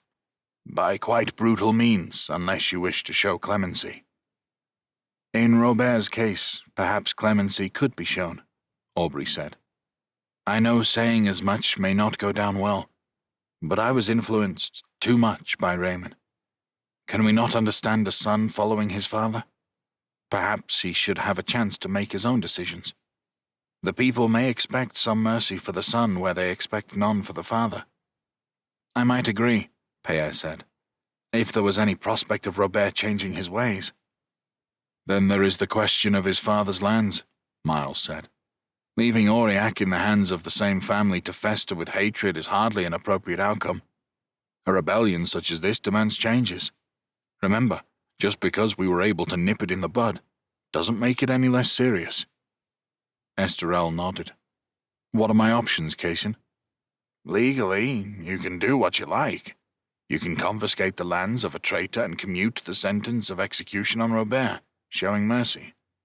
Politically, too, I don't see that it makes much of a difference either way. Then since Aubrey has spoken for him, I am inclined to show mercy. Thank you, Your Majesty. If you were to do so, perhaps we should discuss what becomes of him. Should he be allowed his freedom? Could he attach himself to some lord's household? I would offer, but that would not be a good look. I suppose he should be free to serve another lord if they are prepared to have him, Esterel said. I'll take him, Domar offered. He'd be far away from Verlaine and Martres, with a chance to build a new life. Thank you, Your Grace, the king said. What about the lands of Aurillac? Sasha asked. I have already given that some thought. I would like to reward Florent and make him Lord of Aurillac. I need someone with loyalty and tact to sort that place out once and for all. Sasha smiled, pleased. Pierre shared a brief look with Domar of Martres. His brother's friends were advancing once more, but Florent wasn't a terrible choice, and it was Esterel's to make after all. On to other matters, Sasha began. We really must make the final decisions on the contests to be held. What talk is this of having no knightly contest? Domar asked Esterel. Surely a tourney would be the best spectacle of all. I have to agree, said Aubrey. I wouldn't hesitate to enter a tourney. And I've seen Esterel with a sword. No one is going to best Your Majesty in such a contest. There is less excitement when there is a foregone conclusion. Esterel smiled, keen to discuss his pet project yet again. In Morbagne, we never held tourneys. Please tell me what sort you mean. A proper tourney, Domar said, is two sides who must fight to the end. It begins with a mass charge at one another. Those left seated then continue the fight, taking prisoners for ransom. The best ones last for hours, if not a whole day. With apologies to my role as Chief Downer, Sasha said, but we cannot fit in something so involved. We have already agreed on an archery contest and a contest of sword and shield. The Queen and King are entering them, and they cannot be moved, not to mention the dangers inherent in such tourneys. The Queen? Pierre asked. The archery contest was Liesl's idea, Esterel said. She claims to be a decent shot. It will be fascinating to watch her in action, no? Indeed, said Pierre. It was the first he had heard of Liesl possessing such a skill. What about a jousting contest? Miles suggested. Not so difficult to organize, and it fits in with the other two. Yes. How about that, Domar? Esterel enthused. That sounds fair. Thank you. Are you in charge of the lists, Lord Curian? I am. And if we are having 3 concurrent contests, I must insist that no one is allowed to enter more than one of the 3. It will be complicated enough as it is. Understood, Sasha, Esterel said. But now at least no one can complain they haven't been catered for. I expect to see everyone's name on one of those lists. Once Esterel made his decision on Aurillac, he didn't waste time. There was no trial, the word of the king in council sufficient to establish guilt. As Cason had suggested, the sentence could have been brutal, but Esterel declared a beheading would suffice. As was customary, it was carried out in public view in the center of Verlaine. Pierre went alone. He found it distasteful. The citizens enjoyed the event just the same as a royal wedding, and the street urchins, some shockingly young, watched with a morbid interest. But I am here too, so can hardly complain. Pierre had no sympathy for Lord Raymond, and regarded it as justice done. Still, He didn't gloat or find any pleasure in the axe's fall. Indeed, a part of him was pleased that Raymond had met his end with courage. With no reason to stay, Pierre turned to leave the square, intending to catch up with Broncat. As he did, he noticed a familiar face. Lady Coletta. Although a hood covered her face, he could still see tears in her eyes. You are upset. Pierre? She forced a smile. It's not that I think it was wrong or anything, she said, as if anxious that he thought her disloyal. But it was horrible to watch. I wish I hadn't come. Pierre thought about it. I have seen some bloody work done on the battlefield in the last few years. You might think me inured to violence, but I agree, it was not pleasant. Why people let their children watch, I can't fathom. Here, let me escort you back to the bastion. He offered his arm, and she took it, just as they had done in the garden at his party. The weather is nicer than the last time we did this, she said, recalling the same event. Pierre smiled. It's fairer, though there was something about the snow that night. True, it hid us for a while, didn't it? Sometimes it's tiring, feeling like you're being watched all the time. Yes. They walked along the North Road, soon free of the busyness of the city centre. Pierre found he enjoyed Coletta's company. The impending marriage of Liesel and Esterelle seemed to weigh on him. He felt frustrated and irritable in their company. His training with Broncat had pushed those feelings away, only for them to return in the last few days. He was sick of feeling like a sad dog. You are looking forward to the wedding? Coletta asked. Of course. It will be good when the damn thing is done. And you? I know you must have a dress ready. You are always dressed so well. It will be bittersweet, Coletta admitted. Pierre felt a twinge of guilt. He knew she adored Esterelle, but she didn't know he felt the same about Liesel. Not that he could ever tell anyone else. It was bad enough, really, that Humbert and Tegan knew. There you go, surprising me again, she added. She gave him a coy smile. I always used to think you never noticed me at all. Pierre felt his body heat rise. He revisited their kiss in the snow. How he had wanted more. And why not have more, he asked himself. How long had he been pining, pointlessly, for Liesel? I've noticed you, he said. He looked straight into brown eyes, flecked with green, studied her warm skin and the shape of her body. I'd like to notice you even more. Duke Pierre, you horror, she said, but she smiled and her arm grew tighter around his. They entered the bastion together. Let me escort you to your rooms, Pierre offered. A twinge of guilt hit him, but now he questioned why. He wasn't betrothed to anyone. Neither was Coletta. There was nothing wrong with pursuing her. Thank you, Your Grace, she whispered, as if the words caught in her throat. They stopped outside her door. You can come in, if you wish, she offered. I have it to myself. Good, Pierre said, twisting the handle. Coletta smiled as he hurried her inside. By the time he'd shut the door behind them, his lips were already on hers, so soft and sweet. Just like the last time, she opened her mouth, inviting his tongue inside as she leaned against the wall. Pierre put his arms around her, one hand moving down her slim back, the other on her side, then on her hip. She gasped, her arms around his waist as he nuzzled at her neck. Gods, I want you, he whispered hoarsely into her ear. Coletta moved a hand to his hose, gently caressing. Then take me, Your Grace. Chapter 11. Sonk, Arvena, Kingdom of Scorgia, 676. Sonk couldn't stop a grin splitting his face as he walked through the streets of Arvena. He walked with a strut, a bounce in his legs he had never had before. He smiled and greeted strangers as he passed them, didn't mind in the slightest if some ignored him. The city was beautiful to his eyes. Every crack in a wall or pavement somehow seemed right. The colors of the flowers in the marketplace were more vibrant than he had ever noticed. The smell of the sea was invigorating. The endless sky spoke to him of opportunity. Dalria had been a cage. In Silb, he was free, and it was intoxicating. When he wasn't working for Lenzo, Sonk went to visit Tassia in her apartment.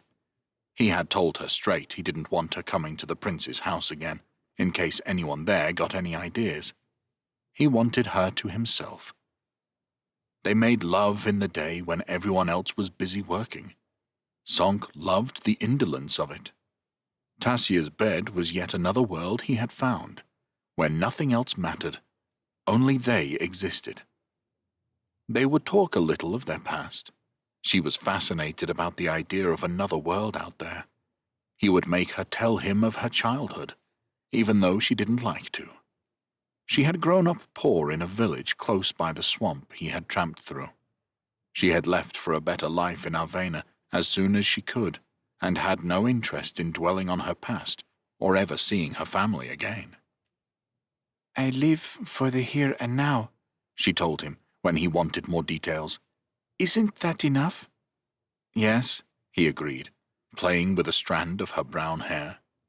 He found he always wanted to touch a part of her, as if she might vanish if he let her go. I would stay here all day and night if I could. I only eat and drink because I must. She laughed at him, a tinkling sound like music. You really are stupid. I know. I only ask you questions because I want to know everything about you. He released her hair and trailed his hand along her neck and over her bare shoulder. I must keep some secrets, she told him. Otherwise, you would grow bored with me. Rubbish. Now you're being stupid. It's not rubbish. You keep your secrets. I do not. I've hidden nothing from you. Tassia looked at him. You even hide your eyes from me. How do you know? When you are, let's say, lost in the moment, you show your real eyes. Oh, Sonk supposed that made sense. I hide them to protect myself, not to keep a secret from you. Well, I like them, Tassia said. You don't need to hide them from me. Time seemed to unravel, the days floating past quicker than Sonk had ever experienced. It was strange that just as his life now seemed to glow with warmth, the world around him grew colder. Winter began to bite. Arvena was not so pleasant when lashed with storms that came in off the sea. The longer voyages were stopped completely, and the smaller ones became less frequent. But even though there was less money coming in, the hundreds of soldiers that had been brought into the city still needed to be fed. The island city that was the gateway to the rest of the continent turned in on itself. A claustrophobic atmosphere grew as so many ambitious minds, gathered in one place, began to plot. First, one soldier was murdered, then 2 more. Rumors flew around the city about who was behind it. Even Prince Lenzo grew nervous, insisting that Sonk was with him every single evening and all night, fearful of the assassin's blade coming for him. He demanded that Sonk give him more information about his rivals, Watcho especially. "Seems like you're holding something back," he said one evening. He was deep in his cups, but it sounded paranoid nonetheless. "I'm not holding anything back," Sonk said. "Though I have been spending my days with Tassia," he admitted to himself. "Perhaps I should have done more. But if I'm here every evening, I can't overhear the important conversations that take place in the houses of his allies." "Very well," Lenzo replied. "Gaida, you will see to my security for the next few nights. I need to know what's going on, Sonk." Sonk had perfected gaining entry into the home of Nolf Moneybags. The gates at the back of the property were regularly opened to bring in food and other goods. They were wide enough for Sonk to slip in unseen, using his magic on everyone present. He convinced them they heard and saw nothing as he made his way through the yard and into the house. The first few times he had dipped in and out, nervous of being noticed and unsure of the layout. He feared getting trapped inside, and there were always a handful of brawny guards stood around when Nulf was home. Now, though, he knew his way around. The merchant had a study downstairs he rarely used. Sonk entered the room. Here he could wait a while in relative comfort. He ventured out once the merchant's guests began to arrive, listening to the conversation. He heard Master Wacho's voice among them. Good. No Wacho, and he would have left. But the general's presence justified further waiting. Sonk returned to the study, listening to the staff walk back and forth to serve dinner. He had learned after spending time in Lenzo's house that mealtimes were more formal occasions. It was afterwards that the real gossip would begin. Only when dinner was over did he re-emerge. He entered the main reception room, taking care of where he moved. He scanned the room. Nulf had over a dozen guests, all drinking, another reason for confidence, since everyone was relaxed and less alert. It was still strange to be walking about, looking at everyone else when they couldn't see you. Just as well you find it strange, he told himself. The day it becomes familiar is the day you become blasé and get caught. Like Lenzo's evening parties, the room was full of pretty women. He looked for Wacho and found him lounging on a chaise longue. Then he saw her, sat close to him. Too close. Tassia. Sonk's head spun. For a long time he fought to keep his self-control, coming dangerously close to losing concentration on his magic and appearing before them all. He felt like he would be physically sick. Then red-hot anger burned through him, and he thought of blasting the pair of them with his magic. Finally, a feeling of loss, and a desperate compulsion to leave and not have to look any longer. Then he experienced it all over again. All the while, Wacho, Nulf, and the other guests were talking, and Sonk wasn't understanding a thing.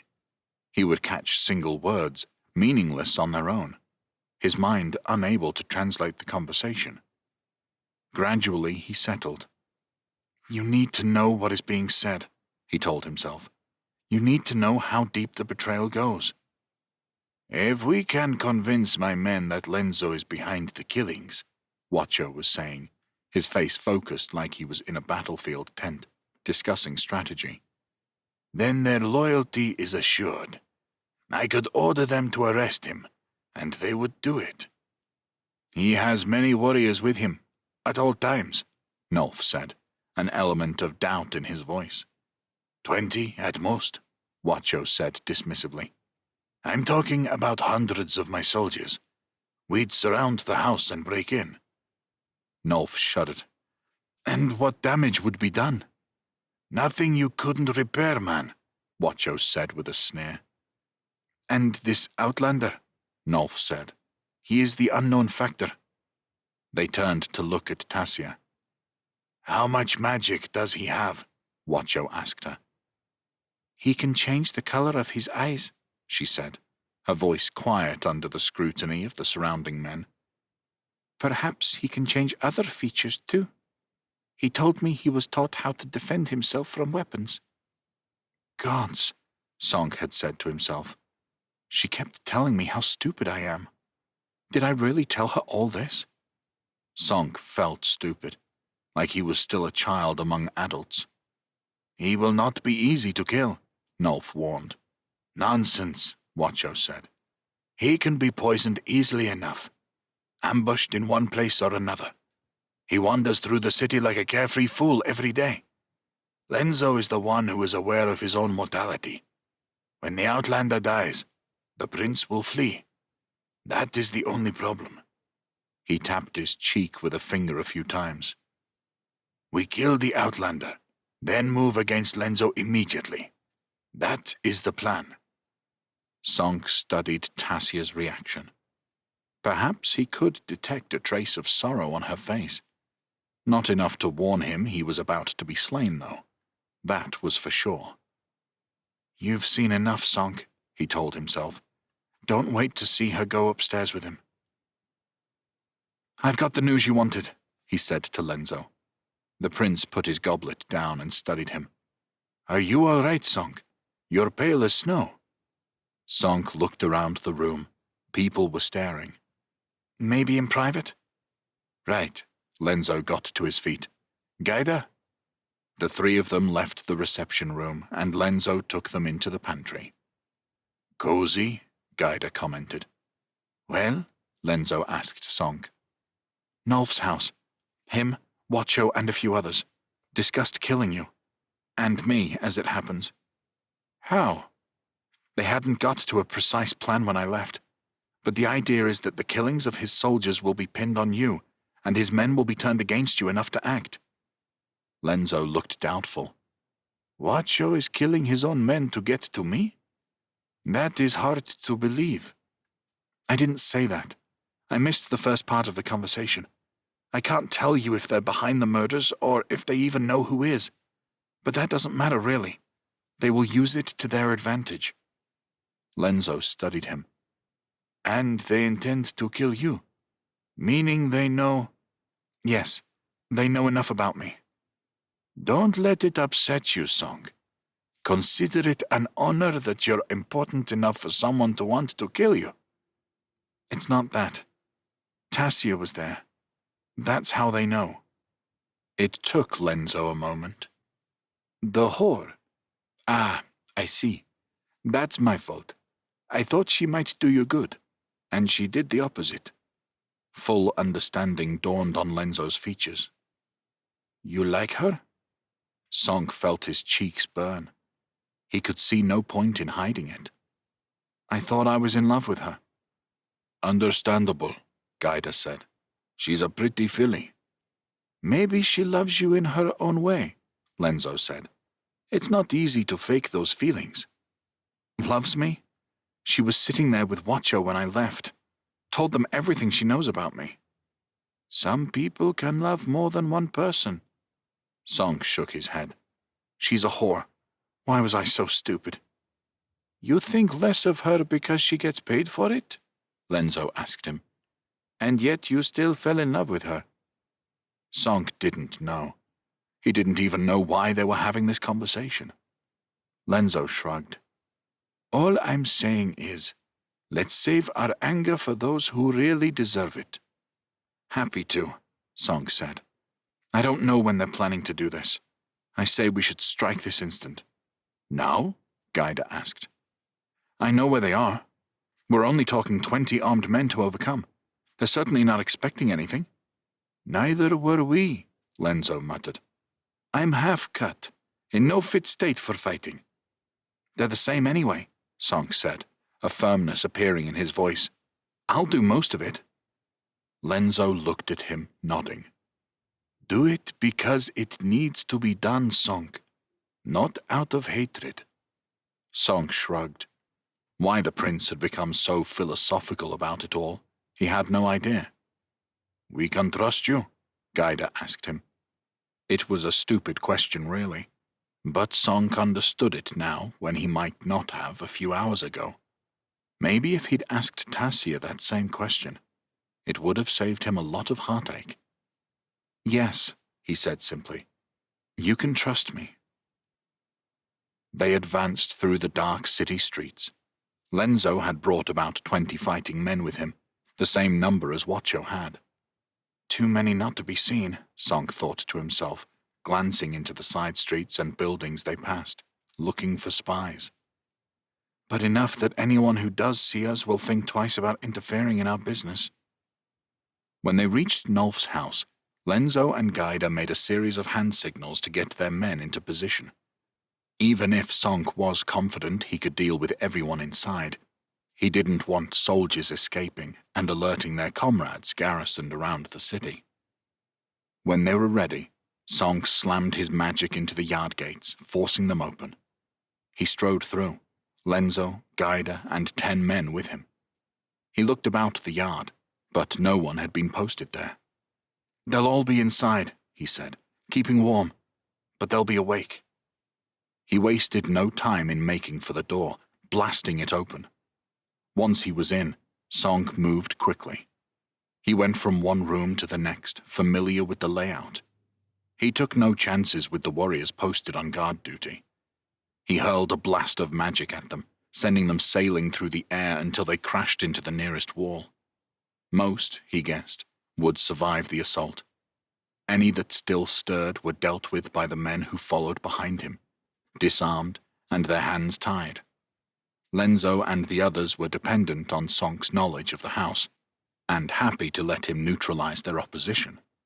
Sonk told any servants they met to return to their quarters, which they did with no argument. In the main reception room, they gathered Nolf's guests, most of them merchants or prostitutes, both groups well known to Lenzo. The prince hushed them when they raised their voices, and Gaida brandished his sword, a mean look on his face. "No Nolf or Wacho," Lenzo said. "Upstairs," Sonk said. It was just the three of them who took the stairs up to the next floor. The landing opened onto several rooms, all with closed doors. Only one guard was there, stationed outside one of the doors. He opened his mouth and moved a hand to the knife at his belt before Sonk sent him crashing into the opposite wall.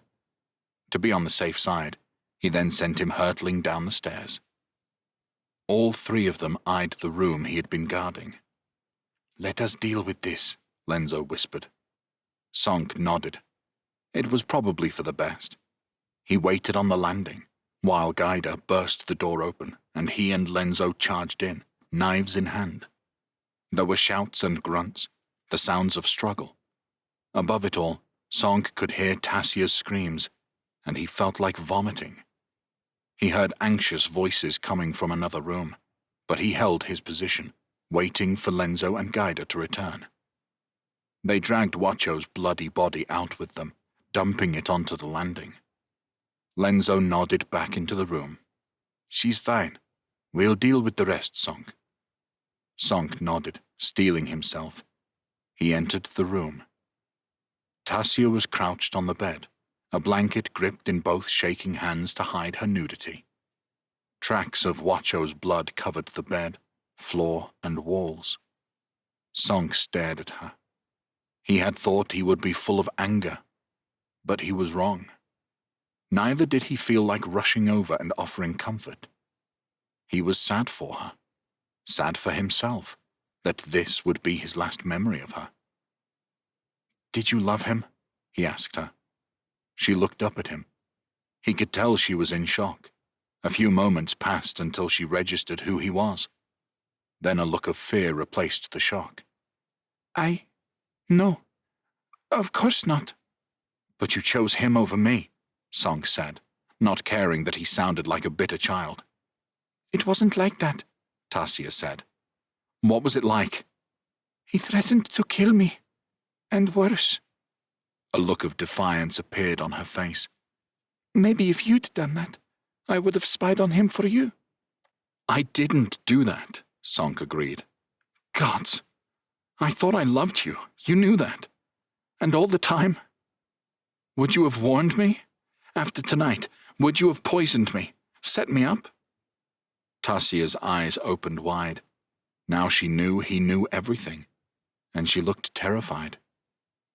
"I'm sorry, Sonk. Please don't kill me. I'm not a brave warrior like you. I have no magic, no friends or family or anyone to protect me. I should have told you. I was too scared. People like me, we only get bad choices." She shook her head. "That doesn't excuse it.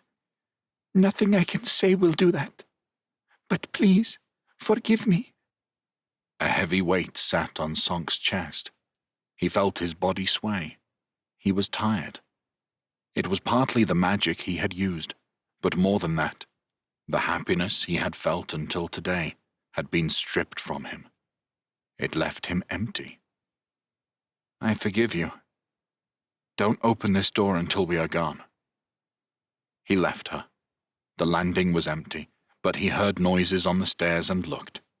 Lenzo and Gaida had hold of Nolf's arms and were guiding him down. He followed them. They let go of the merchant in his reception room, and he sank to his knees, looking wildly at his captors, then at Sonk as he entered the room and stood facing him. Lenzo held up a hand. I will do the talking if you don't mind, said the prince. He looked at Nolf for confirmation, who nodded his head. I blame Watcho for this, Lenzo said. I believe the man has been less than loyal to me, which is rather irritating, given the situation Scorgia has found herself in. Hence his punishment, which you saw for yourself. As for you, Nolf, it is disappointing to see you caught up in it. But we all make mistakes. And I must remind myself that it was you who generously gave me the use of my house, which is a plus mark on your ledger. Lenzo gave the impression of considering his options. What if we say we forget your part in this little incident? Nolf nodded vigorously, still not daring to say anything. Of course, there must be certain conditions. Your absolute loyalty in the future being the prime one. Can I rely on that? You may speak. Of course, Your Highness. I will never waver an inch again for the rest of my life. That sounds reassuring. Don't you think, Gaida? I say kill him and be done with it. Yes, well, you are often less forgiving than me. That's true. But I will give you this last chance, Nolf. All I've tried to do since I arrived here is make Arvena a haven. Looking forward, it will be reassuring to have your unconditional support. Yes, Your Highness. You can always rely on me to speak up in council and offer any other help you might need. Excellent. Because if you don't, you know I'll find out about it, don't you? Sonk had to leave Arvena. He took Rab to the north of the island, away from the city. He needed time and space to think. He walked the country paths, breathing in the fresh air. Rab, in his element, roamed around, but always came back to check on him. I got lost somehow, he admitted to himself.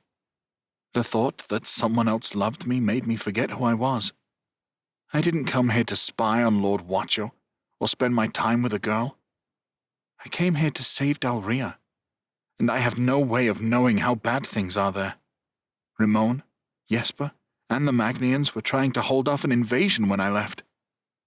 What would they think if they knew how I have been spending my time? Sonk thought about the things he had learned about Selb. There were gods, but they didn't dwell among the people in a host body as a Zenekai did.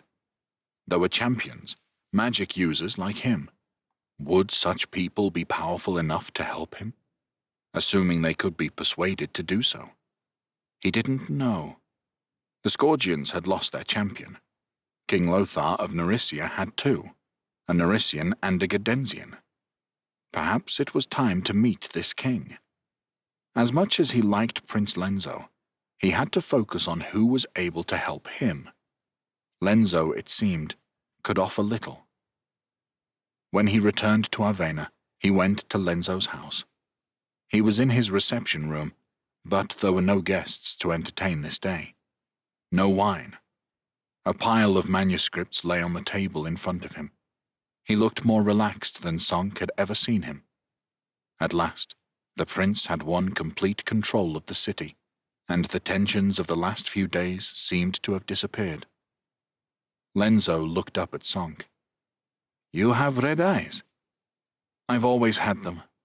It's time to stop hiding. Agreed. They suit you. A man with your powers needn't try to blend in. Sit. We need to talk, Lenzo said, preempting Sonk's own words. I assume you're going to leave. Sonk smiled as he took a seat. The prince was shrewd. He had to give him that. I need to find help, and soon. Time is of the essence. Lenzo nodded. You know, Watcho was right about a lot of things. We can't just sit in Arvena and hope the Nerissians just go away. We need allies. Together, you and I could play a leading role in that." "But you argued just the opposite," Sonk exclaimed. The prince shrugged. "Politics.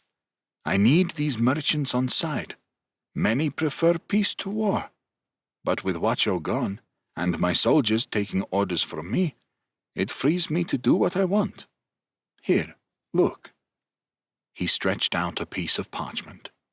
It was an ink drawing of Silb. Sonk studied it, comparing the drawing to the image of the continent he had in his mind. He pointed to one area. "The Telds? I have heard little of them. Their realm seems small. When the 7 peoples came to Silb, the land was divided equally in size and resources. Our unity didn't last long. Human nature, I suppose. People found reasons to fight one another. The Telds had to fight many wars. They have been forced to retreat into the mountains. They were the weakest of the 7 realms. Until now," he added with a wry smile. "Anyway, my thoughts are leading us here," he said, putting a finger to the northern tip of the continent. "The Kassites are the easiest to reach from Arvena. They have lost wars to Lothar in recent years, who has taken territory from them. They are the most likely to agree to an alliance with us." Sonk nodded cautiously. "How does this help me?" he asked bluntly. "I've seen what you can do now," Lenzo told him. "The Scourgians and Kassites need your help. You can demand ours in return." Lenzo looked at him, his green eyes glittering. "Of course, you could go see Lothar," he said, as if reading Sonk's mind. "But Lothar is winning. He already has 2 champions, and the greatest army in the land. He does not need to make a deal with you." Sonk thought about it. He decided that what Lenzo said made sense. "All right. Assuming I agree, you'll put me on a boat to the land of the Kassites. How am I to know who I can speak with there?" "You don't need to worry about that. I would accompany you." "You?" Sonk asked. "Leave Arvena?" Lenzo shrugged. "I have control now. Any idiot can run Arvena on my behalf. I was thinking even Gaida could do it." Chapter 12. Liesel. Velen, Kingdom of Javan, 676. Liesel couldn't help feeling that her wedding ceremony was defined by who wasn't there. No father to give her away, of course. Her mother, sister, and brother were not there either. She had hoped her uncle might come, but the news they had from the Empire was all about the raising of armies. There followed a humiliating search for someone to do the honors. She had thought Peer would offer, but in the end, Duke Aubrey volunteered to lead her down the aisle. The cathedral was decorated beautifully, and she encouraged herself to find the joy in the occasion. Aubrey led her to the stage where the bishop would perform the ceremony. On the front bench on her side of the aisle, Tegan sat with Louise and Peer. It cheered her to see them. Waiting for her, Esterel stood with Sasha. Her husband-to-be sported a stupid grin. She couldn't help but smile back, relaxing as she did. It was just a ceremony, after all. She'd already lived at court for half a year. She knew the people here, knew them, whatever their faults, as good people. She was ready to join their family. Ready to be queen? She wasn't so sure about that. There was a parade through the streets of Velen. The citizens there calling out her name as she passed. Some came to the door of her carriage, shouting their congratulations. They shoved gifts through the window. Tegan collected them and placed them on a growing pile. Flowers, sweet foods, hand-sewn gifts, even a carved likeness of her. "You are well loved," Tegan noted. "They don't know me yet," said Liesel. "They'll never know you, but they've decided they love you. Don't complain about it." It was not long before they returned to the bastion. The rest of the day was about a private banquet for the guests of the royal couple. Tomorrow the real public celebrations would start. as Esterel's beloved contests got underway. In the main hall, the guests took their places. The top table was full, Esterel squeezing in as many as he could. Everyone wanted to sit and eat with the newlyweds, but the other tables would have a good time too. Liesel had been involved in the preparations, keen that everyone should get a taste of the delicacies prepared in the kitchen. Louise had been an invaluable help, generous with advice on what had or hadn't worked at her own wedding. Esterel stood, and those around him demanded that the hall fall quiet. "I'm too hungry and thirsty for much in the way of words," he admitted. It got a laugh. "But please join me in a toast to welcome my new wife to my family, to the Bastion, and to Javerne." Everyone drank and cheered. "Today is the happiest day of my life," he said with a grin to Liesel. She knew she was blushing furiously. "But even more important is what today means to my kingdom. For I believe I have found the perfect woman to be Queen of Javerne. So please, a second toast to your new queen." The cheering was even louder as fists hammered at the wooden tables. Liesel was not expected to speak, but feeling like a fool, she rose her goblet to the room in thanks. She was overwhelmed by the welcome and fought off tears. Thankfully, Esterel was done, and the servants were soon bringing out the first course.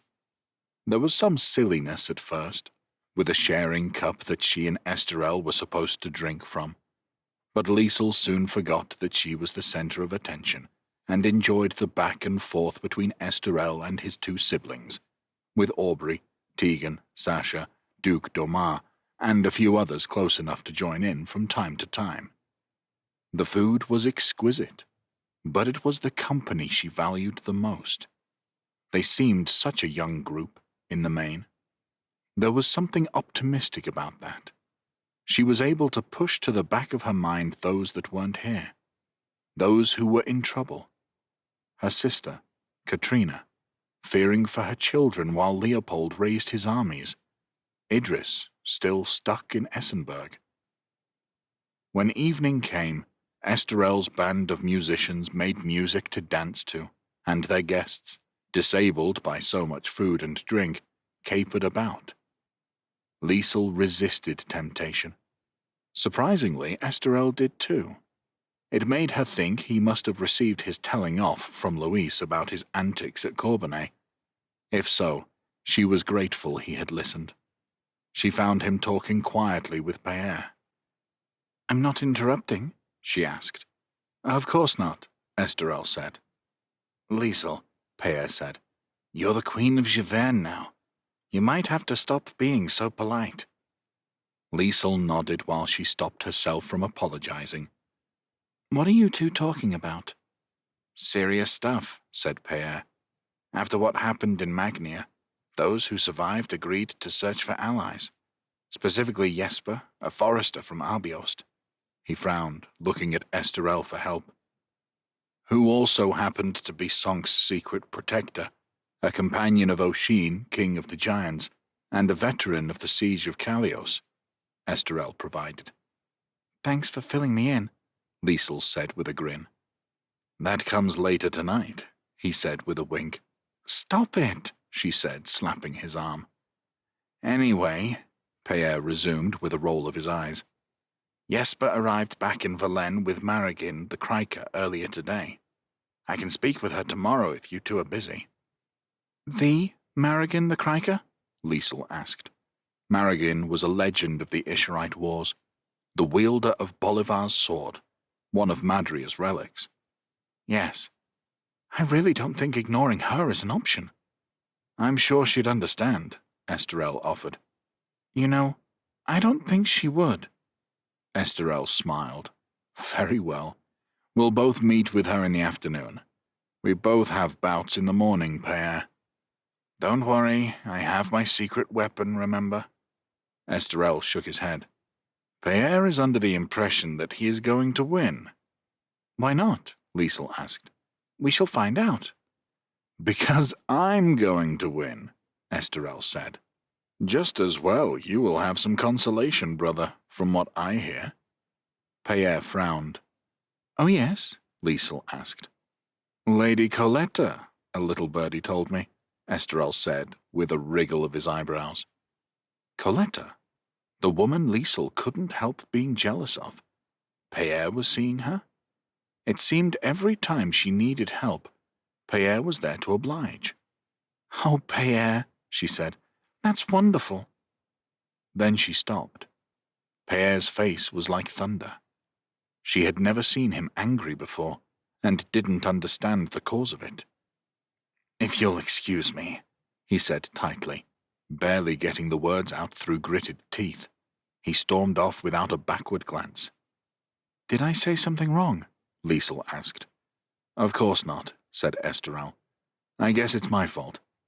Pierre has always been funny when discussing women. I shouldn't have mentioned it. But don't worry, he'll forgive me. Liesel didn't have long to dwell on it. Shouts grew in the hall. Esterel's friends had decided it was time for the bedding ceremony. Sasha, Miles, and Florent led a rowdy group over towards them. Pretending to capture the newlyweds, they led them to Liesel's rooms. Bawdy comments filled the time it took to get there, mainly at Esterel's expense, but still deeply embarrassing. They burst into the room, a gang of intoxicated fools. Florent lay down on the bed, testing its bounce. All right, Sasha shouted. Everyone out. That's an order, Esterel added. He shut and locked the door behind the last of the stragglers.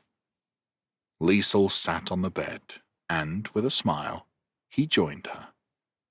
Are you all right? He asked. Yes. I've never done this before, though.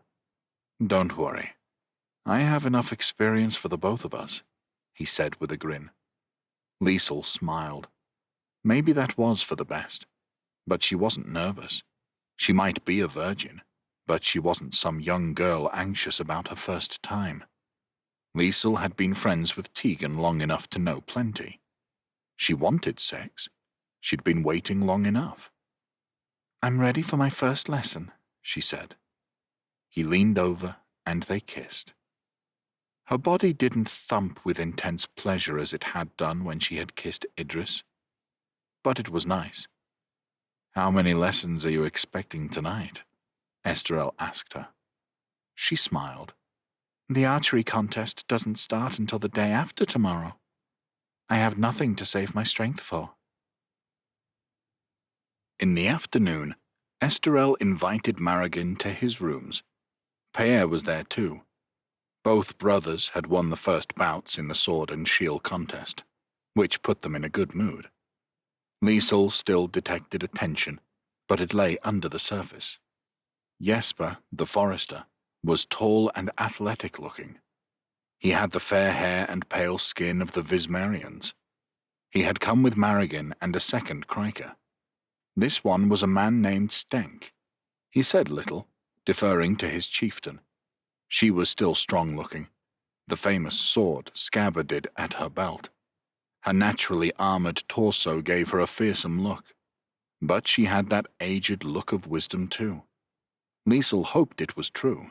She felt like they needed a wise head more than anything. Jesper handled the introductions, and Maragin congratulated Liesel and Esterel on their marriage, but no one was here for pleasantries. You have also seen this Ezenekai? She asked them as they settled around a table. Everyone except me, Esterel said. I encountered him most recently, in Magnia, Pierre said, then gave Liesel a look. And I was in Thess, she added, when he killed the Emperor. He is as powerful as Jesper tells me? Ramon seemed powerless against him, Pierre said. Inga the same, Liesel confirmed. She is scared, willing to do whatever he asks. Ramon and Inga, Maragin shrugged, as if dismissive of them. But who else is there to stop him? Pierre asked her. The great sorcerers of the Ishrite Wars are no more. When Belwyn killed Madria, she left us defenseless to new gods." He looked at her unimpressed expression. "This is what Ramon said, at least." "There is a lot of nonsense spoken of that moment. For a start, I killed Madria." "What?" Liesel asked. The stories of the Isherite Wars seemed the same everywhere. If something so fundamental wasn't true, what else had people got wrong? Maragin sighed, as if reluctant to share her knowledge. "I was the only one who stayed with Belwyn after she had destroyed Dis. She knew I understood what others didn't. Madria had her own agenda, just like any god. She didn't destroy Dis for the benefit of the people of Dalria. She would have the entire world to herself. Belwyn realized the truth at the last moment. Madria had made Belwyn a promise, you see. She could revive one of her fallen champions." The Kryker looked at each one of them. "Her brother Soren lay dead. Clarin, too, the man she loved. And what did Madria give her when the time came? Nothing but her own shadow. She said she would take Belwyn's shadow and place it into one of the corpses. That was the value of her promise."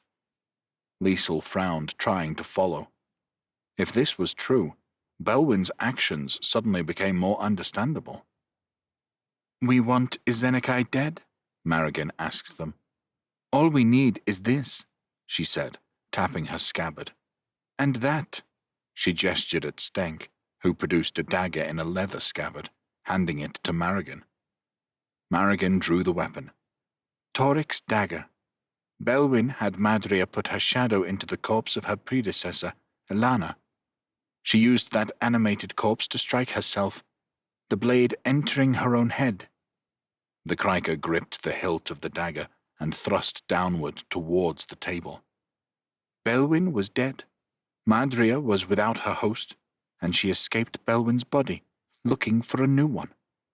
That was when I used Bolivar's sword to finish the goddess for good." Liesel flicked her eyes to those around her. Esterel looked pale. Pierre confused. "So, Belwyn's shadow," Liesel began, struggling to get a grip on this new version of events. "Belwyn's shadow became Ilana," Maragin said. The Kryker noted Liesel's confused look. "Or Belwyn was inside Ilana's body, if you prefer." It really wasn't a question of what Liesel preferred. "So Belwyn, part of her at least, still lives?" "If you like," Maragin said. "But don't go thinking of finding her. She suffered enough to save Dalria the first time. Like I say, if these two weapons could kill Madria, they can deal with this Izenekai." "We don't need to find the other weapons?" Jesper asked. "They would be helpful, but none are easy to get. These two may have to suffice." "This can't be right," Pierre said. "Ramon said even if we had all 7 weapons, we couldn't kill Izenekai. He said we needed someone with a power equal to Izenekai's. Dis was killed by Madria. He couldn't have been stopped without her." "Ramon," Maragin said with distaste. "What did he know? What part did he play in the events of which I speak? Madria killed Dis, and Madria was killed by dagger and sword. If we fetch some other god to come to Dalria and kill Izenekai, we would still be left with the exact same problem. One god in Dalria is one god too many. There is no praying for some other being to save us," she said fiercely. "We do it ourselves." "But Ramon sent Sonk away," Pierre said, "to fetch help from some other world.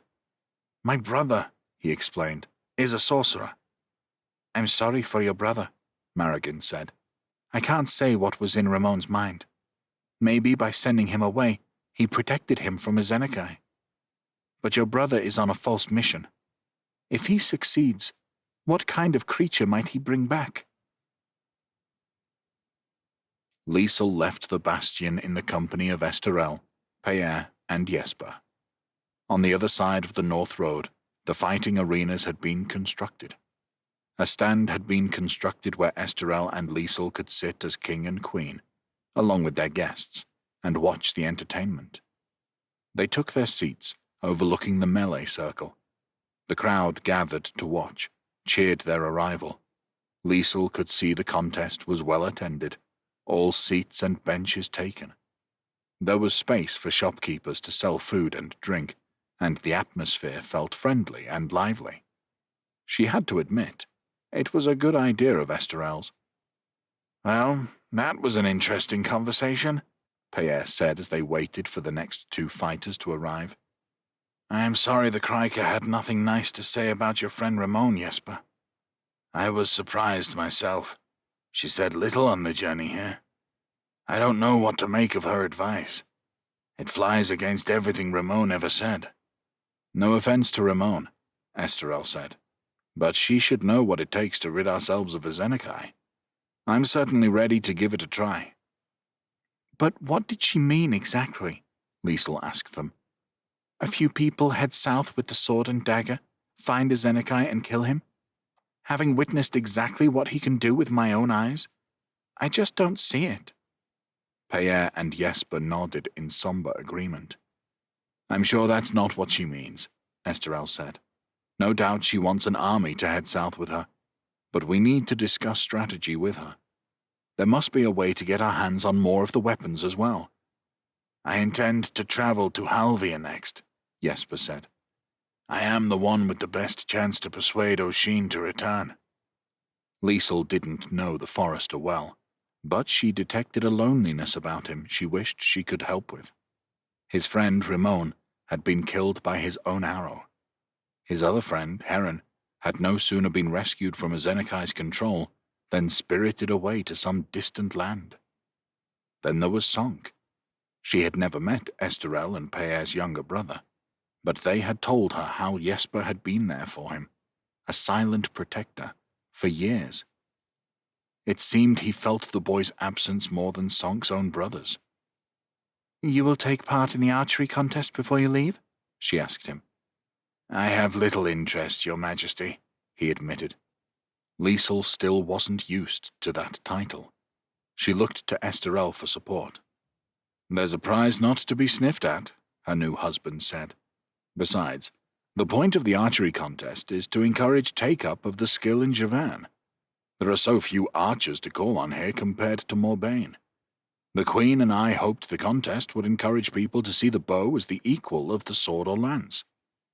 If you think my participation will help, then, of course, Jesper said. Wonderful, Liesel said. Perhaps you could accompany Tegan and I tomorrow? Of course, Your Majesty. You may regret this, Liesel, Pierre suggested. Inviting Jesper may harm your chances. I'm sure it will, she admitted. Not that I have a chance of winning. I just hope I don't make a fool of myself. You won't, Esterel said. Oh, here come the next combatants. Is that Yihan? Yes, said Pierre. I have an interest in all these fights. I'm excited to see them.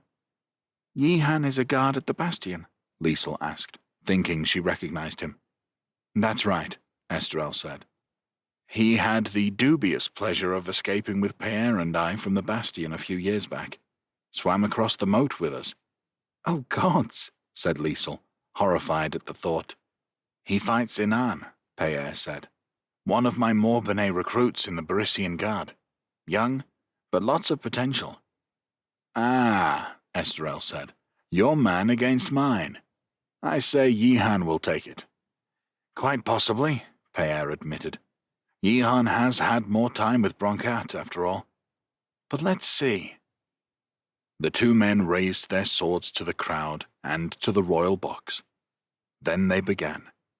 Liesel was fascinated by the skills on display, never having seen a contest like it. Esterel and Pierre commented throughout. She learned to observe more than just the swords, blunted for the contest, but still potentially dangerous. The shield, which she had assumed was purely for defense, was used as much in offense. The footwork, speed and agility of the combatants were as important as raw strength. Pierre's man Inan started the aggressor, full of energy. Yihan fended off these early attacks, and the fight became more even. In its later stages, he looked the stronger, finally battering the younger man to the ground in an exhausting finale. He raised his sword arm, with some effort, to his king. Liesel joined in with the applause for his efforts, but was grateful to see Inan get back to his feet and watch the two combatants leave the circle together. "Pass on my approval to your man," Esterel said to Peer. "He fought well. He'll appreciate that. This next may be the pick of the first round," Peer said, excited. Two very different-looking fighters emerged next. One was small in stature, compact, with an easy grace. The other was a huge bear of a man, clad in furs, looking nothing like the Givernet Liesel had met so far. "Gosse, Lord of the March," Esterel said, indicating the latter. "Another of Peer's friends," he said to Liesel. "Can he use that sword?" he asked Peer dubiously. Gosse carried an enormous sword one-handed, with a much larger reach than his opponent. "The sword is his preferred weapon," Peer confirmed. "He defends our border with Brisingia, Liesel," he said with a smile. "If they all look like him, no wonder you have kept the Empire out," she said. "He looks terrifying." "He is fighting Regond, Dormar's man," Esterel said. "The Duke speaks highly of him. I think skill will still win out over brawn in the end." The two warriors raised their swords to their monarch and began. It was clear Gosse would be the aggressor. He came for Regond, trying to land a hit with his weapon. The smaller fighter was in and out, left and right, unpredictable in his movement. It was strength against speed, a contest easy enough for Liesel to understand. Then it was all over. Regond had perhaps been too fixated on that huge blade. Gosse moved fast, faster than Liesel thought him capable. It was his shield that caught Regond out, clattering him with huge force, unbalancing him. After that, Gosse didn't let up. The shield came down again, 3 or 4 times, at least as fast as sword blows. By the end, Regond was sprawled out on the ground. Gosse checked on his defeated opponent, getting him back to his feet. He then waved up to the royal box, a big grin on his face. "I was wrong," Esterel admitted. "He's going to be hard to stop," Peer added. "Strength, speed, aggression?" "Unusual style," Esterel said. "Though now everyone has seen what he can do, the element of surprise has been lost." "What's this?" "Humbert is next," he said, looking down at the two new fighters. "Is every fighter related to you in some way, Peer?" "I believe Sasha put them all in this section so they wouldn't have to fight me," Peer said. "Maybe he thought they wouldn't try as hard against me, though I doubt that's true. They're actually in your half, brother. You'll meet someone from this session in the last 4, if you get that far." "If I get that far?" Esterel repeated, as if there were no question of it. Liesel wasn't as confident. She didn't like the idea of her new husband getting bashed by the great beast of a man they had just watched. Humbert's fight turned out to be one-sided. His opponent, from the west of the kingdom, lacked the skills of Peer's friend, who progressed into the next round without breaking much of a sweat. The final bout caught Liesel's attention immediately. Ciel, another character known to Peer, was the only female warrior in the competition. "She's a Barisian," he told her. "Part of my guard originally, but she serves Luis now." Ciel faced another guard from the Bastion. He was good, as all the warriors trained by Broncat seemed to be. Liesel feared for Ciel in the first few exchanges, absorbed in the contest in a way unlike anything she had experienced before. It felt like she was the one wielding the sword and shield against an opponent who was stronger, more weight in his shield shoves, more power in his sword strikes. But Ciel was tricky. She avoided contests of strength where she could. She dodged away, counterattacked when she saw an opening. Her sword strikes were unpredictable, down at ankle height as often as anywhere else.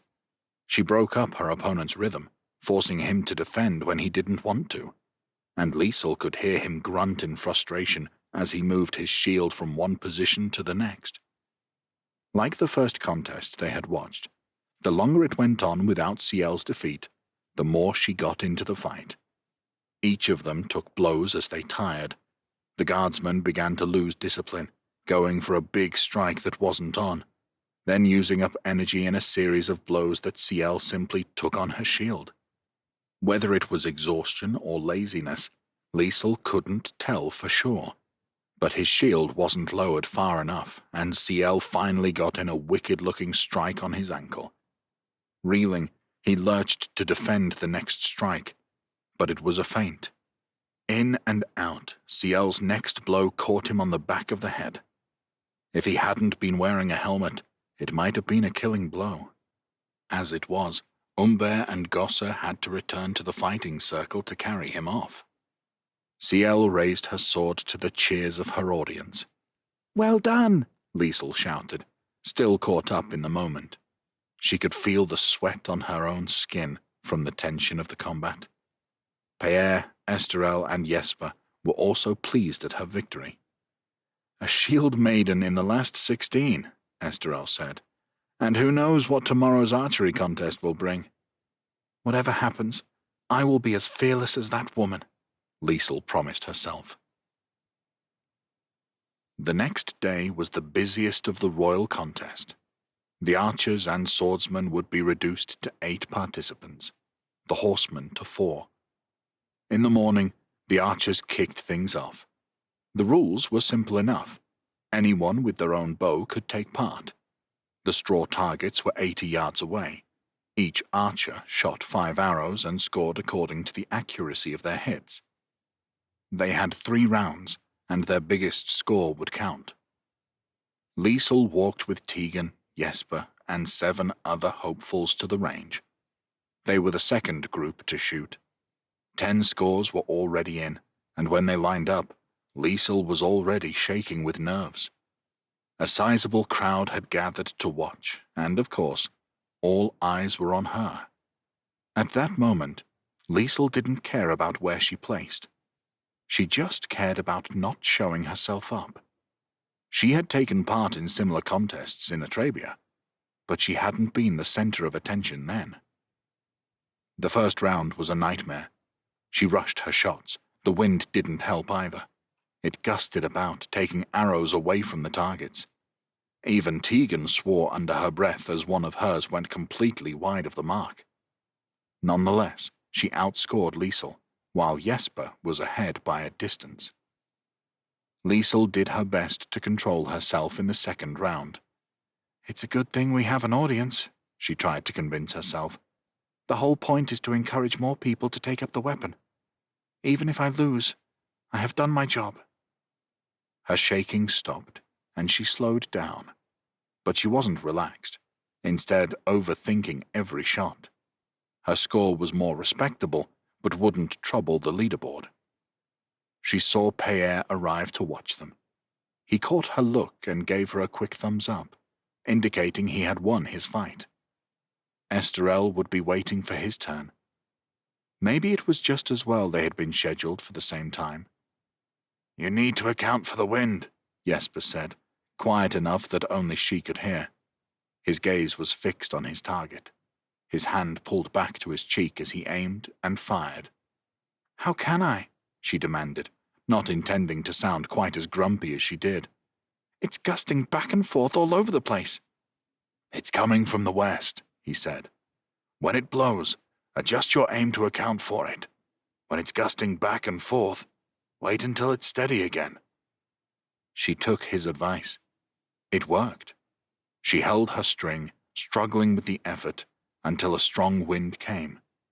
She had been avoiding the wind at its strongest, waiting for it to calm. But in fact, when it blew hard, it was more predictable. When she got one shot on target, she adjusted her aim by the same amount, and each time her arrow hit satisfyingly close to the bullseye.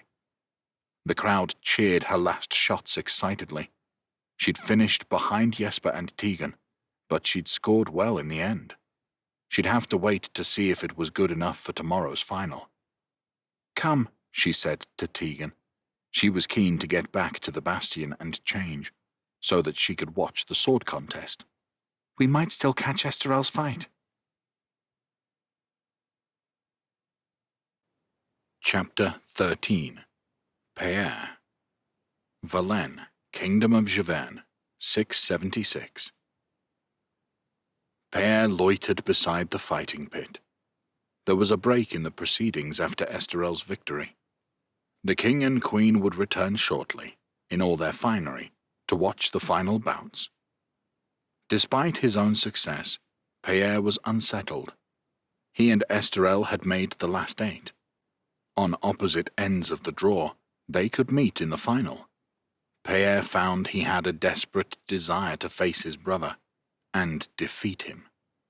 Ever since Esterel had humiliated him, mentioning Coletta in front of Liesel, to make himself look better at Payere's expense, this anger-fueled obsession had settled on him.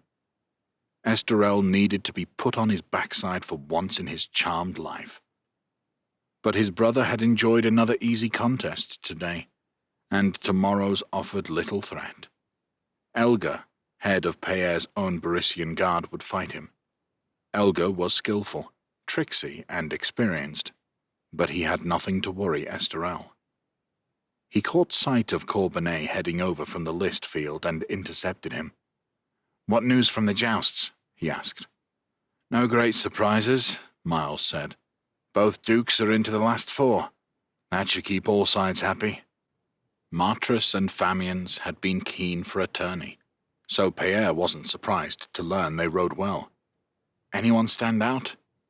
"Florent is the best rider I know, but the joust seems pretty even to me. Makes me regret picking the melee contest," he said wryly. "You wish you were jousting, but you won your fight today." "I prefer the melee, but I'm up against Sasha tomorrow," Miles shrugged. "That's as far as I'll get." "He's that good?" "I've never beaten him. He and Esterel are a cut above the rest of the field." "No offense intended, Your Grace." Payere did take offense, but he tried to hide it. "What makes him so good? Sasha, I mean. I know all about my brother." "They're 2 peas in a pod, speed and skill. They can do things with a blade no one else can."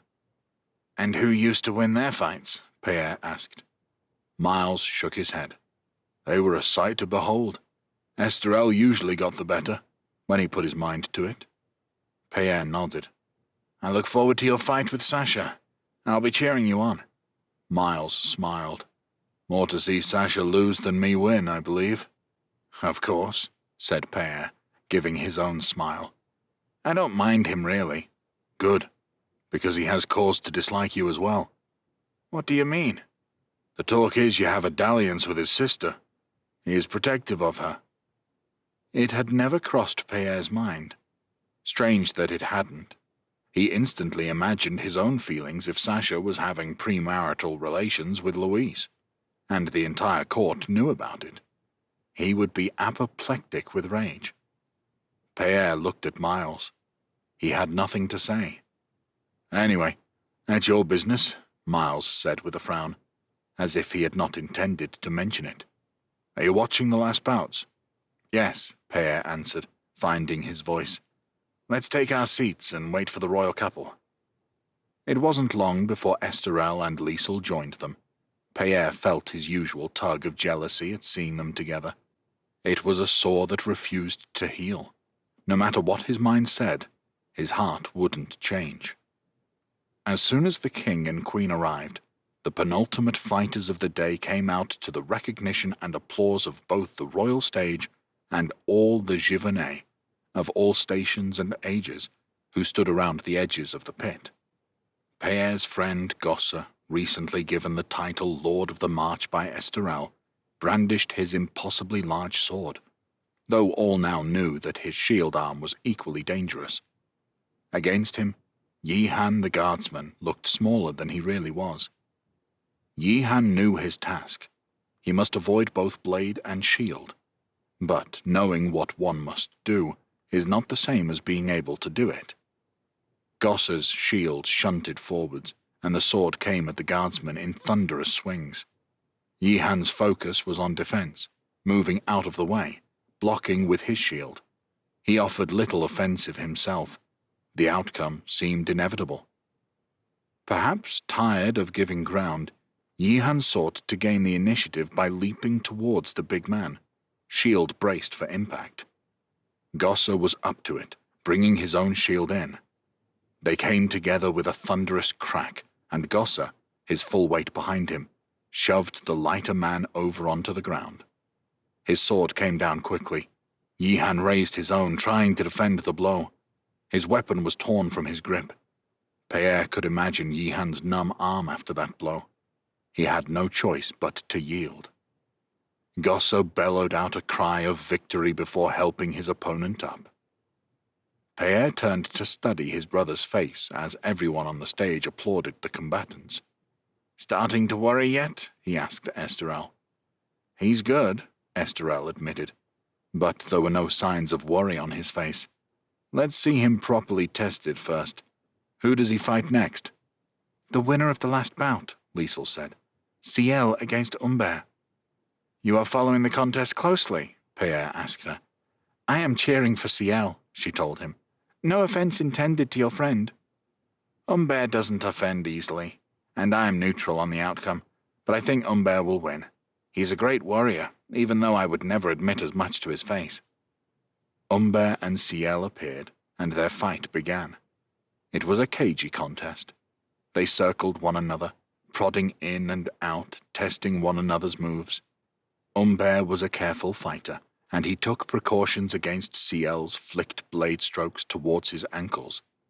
When they clashed, it was no surprise that he had the greater strength, forcing Ciel to give way. He did not press his advantage, however, too willing to return to a neutral position. "Come on, Humbert," Pierre said to himself. "It's clear that you must be the aggressor." There were a few mutterings from the crowd. It was not as thrilling as the previous encounter. Pierre turned to the rest of the stage, but here there was nothing but concentration. Liesel, in particular, seemed absorbed in the contest. Her eyes were fixed on the combat, mouth slightly open. Pierre smiled as he saw her arm move in and out, mimicking Ciel's strike. She probably didn't even know she was doing it. He caught Esterel looking at him and turned back to the contest. Humbert had Ciel on the back foot, twisting away from his advance. He used sword and shield together, restricting her options. An opening came, and he struck a blow to the shoulder. Pierre saw Ciel grimace, but she carried on, feinting a swing before stepping out of reach. Humbert let her go, returning the bout to neutral. "He could have had her," Esterel muttered. He was right. Humbert was drawing this out longer than necessary. "I think he fears hurting her," Pierre admitted. "It's a combat. No one asked her to enter," Esterel retorted. "It's honorable on his part not to want to hurt her," Liesel said. "He'd be better just getting it over with," Pierre said. "Ciel will not yield unless he forces her to. Dragging it out is no kindness." "It's honorable," Liesel repeated. Pierre and Esterel shared a glance, but said nothing else. Eventually, Humbert got close enough to Ciel to knock her to the ground. He placed a foot on her chest, pinning her to the ground, and pointed his blade at her face. She yielded, and Humbert pulled her up, a look of relief on his face rather than triumph. "He's good," Esterel admitted. "Not sure he's ruthless enough to defeat Gossa, but he'll give him a test." Pierre woke early the next day. He was full of excitement. Esterel's contest, which he had first seen as an extension of his brother's marriage to Liesel, an event to be endured, now consumed him. He took an interest in every result, but most of all, he wanted to win. He arrived at the archery final before the contestants themselves. Liesel and Tegan had surprised him by making it to the last 8 of the competition. There was obviously something the Atrabians did with bow and arrow that the Givernet needed to learn. He had to give his brother credit for identifying the deficiency and attempting to correct it. Pierre knew well enough what part of the problem was. Not a single nobleman had entered the contest. Those who had were either foreigners or common folk, who had learned the skill as woodsmen and hunters. What effect Liesl's participation might have, it was hard to say. He had his doubts that one contest, however famous it might become, could really change behavior and customs. But it might help. Alone with his thoughts, he considered his own contest, the melee. The 4 fights were scheduled last, and Pierre's fight would be the first of them. His opponent was Benoit, son of Arnoul of Saliers. He'd heard he was a rare talent. Pierre had a few years on him, and he thought that might be enough. But he wasn't going to underestimate him. His father would ride in the jousts that followed the archery. They were a military family, and Arnoul had demonstrated an intelligence to match his physical prowess. Captured after the Battle of Corbenay, he'd persuaded Pierre's father that he could be trusted, and was released. He'd not put a foot wrong since, refusing to get drawn into subsequent rebellions. His presence in the contest, and that of his son, would help him recover his standing in the kingdom. Esterel wasn't one to hold grudges, but the man was a snake, not to be trusted, and dangerous with it. The 3 sides of the archery field began to fill. The citizens of Valenne were coming early to get a good spot to see their new queen. Food vendors rolled up, and the smell wafted in the air. Pierre was forced to buy a meat pie to keep his energy levels up. When he returned to his spot, guards from the bastion had appeared. They were stationed along the row where the competitors would stand, ready to protect Liesl should anyone get ideas. The crowd grew, several rows deep now. Small children sat on their father's shoulders, older ones tried their luck at pushing in. Before long, the 8 archers appeared, marching to their positions. A cheer rose as people recognized Liesl. However she performed today, Pierre realized, she had become a favorite with the people. The first shot was taken, as each archer took their turn to aim for the straw targets a considerable distance away. The final was enjoyable to watch, but it lacked the tension Pierre had hoped for. Liesl was out of the running, having to settle for 7th in the end. It became a shootout between Tegan and Jesper. But Jesper was always far enough ahead of her that Pierre was never in doubt about the outcome. He had seen Jesper shoot his friend Ramon from a much greater range. The distance set for this competition was no challenge for him. Esterel appeared for the ceremony at the end. He awarded Jesper the main prize of a bag of coin, with smaller amounts for the 2nd and 3rd place finishers. Jesper looked embarrassed by the whole affair, while Tegan held her bag aloft in triumph. Last, each finalist received a specially designed silver brooch to commemorate the competition. When Liesl consented to Esterel fixing her brooch to her top, the crowd roared with approval. Pierre was the only one amongst hundreds of spectators who took no joy from the moment.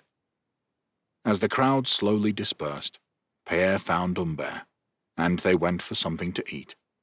Humbert faced his own test later today, combat with the giant Gossa, and they both shared an unspoken desire to distract themselves from what was to come. They made their way to the list field where 2 jousts were due, to decide who would face one another in tomorrow's final. The field had raised seating on the 2 long sides, with nowhere else to go. The crowds were filling in already. Pierre and Humbert took their seats and watched as an acting troupe performed for the crowd. It was the old story of Will of the Forest, who proceeded to outwit the nobility of Giverny when they clumsily tried to catch the heroic outlaw. Will was never without his trusty bow, and Pierre realized just how ingrained the culture of combat was in Giverny. The bow was the weapon of the commoner. The nobleman made war from horseback. There was a rigidity to it he hadn't witnessed elsewhere in Dalria. There was a stir when Esterel and Liesl arrived to watch, taking the royal seats. A small group of guests were with them. Louise was there, and Coletta. Pierre looked away, preferring the solitary company of Humbert today. The actors finished their performance, and the tension was palpable as everyone waited for the first 2 knights to arrive. One of the actors made the announcement, his voice loud enough to be heard above the muttering of hundreds of spectators. First was Domar, Duke of Martris. He had spared no expense on his appearance. His male outfit was painted gold and purple, the colors of his house. The same colors decorated the barding of his stallion. He was a powerful and muscular bay who strutted about the field, tossing his head at the noise of the cheering crowd. Next came Florent, the new lord of Aurillac. Even if Florent didn't have the income of his opponent, he too arrived in splendor. He had given his lordship of Aurillac new colors of green and gold with ivy leaves, and the images adorned his armor and that of his horse, just like the duke's. His mount was slimmer, a dun color, and Pierre had never seen a more beautiful-looking beast. As they paraded about the field, settling at either end, Pierre appreciated the popularity of the joust. If the melee was the ultimate contest for the purist, this was a feast for the eyes that everyone could enjoy. Each horseman looked like a metal-clad monster, with their great helms hiding their faces from sight. It was a spectacle where the combatants fought in a manner most people could never emulate. A true celebration of nobility, with all its trimmings of wealth, power, and display. The crowd seemed evenly split in their support. Florent was better known in Valais. He was young and handsome too. Domar had his supporters from Martris, and he was a duke, only beneath the king in status. Each man had a squire, who now appeared, dipping under the railings that kept the crowd from the field of combat. They handed their masters their lances, blunted at the end to reduce the chance of injury. Nonetheless, Pierre thought, this sport seems most dangerous. To strike one another at full charge requires some balls. Both men spent some time getting their lances into just the right position, couching them under their armpits so that their grip was secure. The lances they used were long and not easy to hold still. The rules said they should strike their opponent in their shield or chest.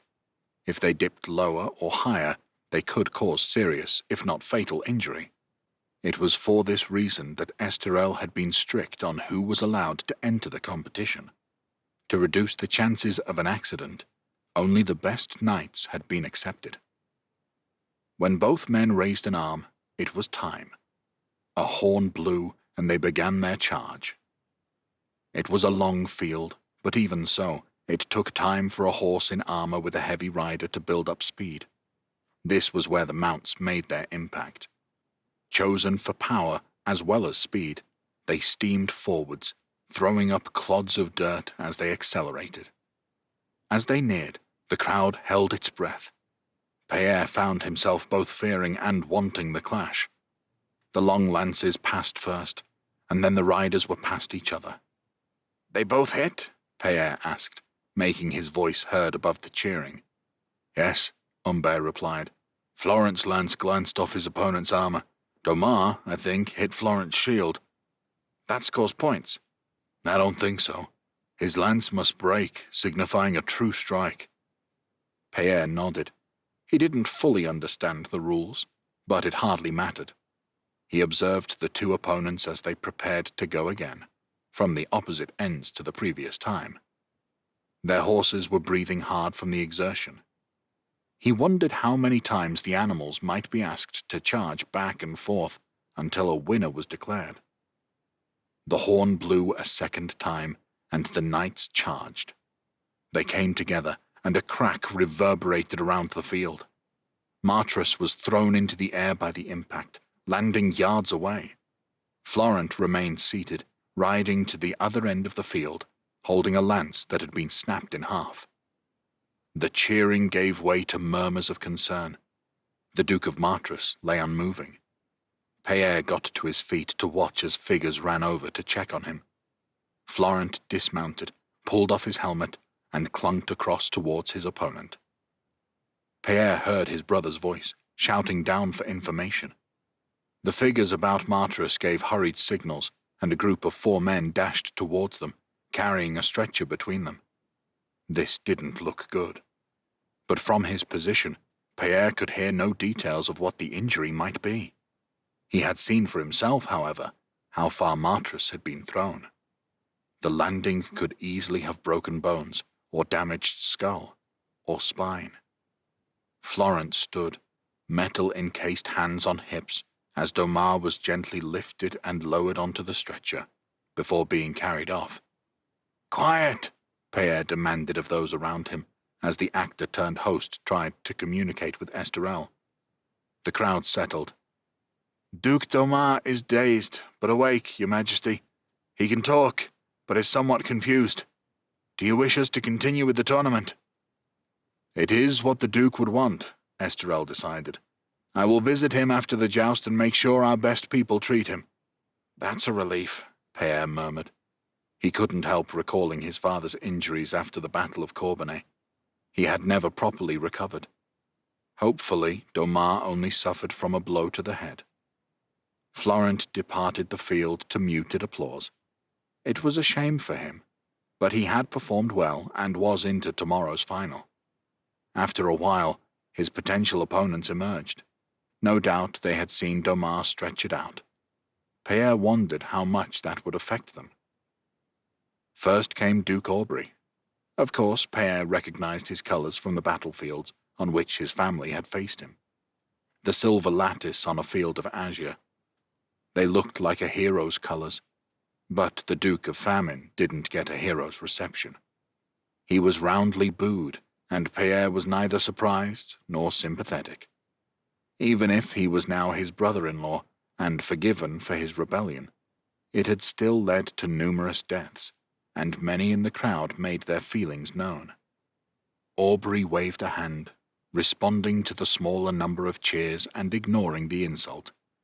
He led his grey-coloured mount to the far end of the field, while his opponent arrived. Lord Arnoul of Saliers was encased in black armour and rode a black stallion. His house colours of crimson and silver accentuated the dark colours. The crowd made a collective groaning noise. Here was another villain who had fought against the royal family at Corbenay. What was more, he had embraced the role with his raiment. The crowd had no one to cheer for. "It's a shame they couldn't have changed the order," Humbert suggested. Pierre shrugged. "I suppose that would have been more popular. But this is a jousting contest, Humbert," he said, chiding his friend for his frivolity. As before, the horn blew to start the first pass. Famians and Saliers rode at pace, but neither one touched the other. Perhaps the fate of the Duke in the previous encounter weighed on them, because several passes followed, and still there was no result. Humbert scored it 1 point apiece, since each of them had broken their lances once. The crowd muttered, growing tired of the impasse, while the two mounts panted and dripped sweat. On the next pass, Saliers scored when his lance hit Duke Aubrey's shield square on and splintered from the impact. 2-1, Humbert said.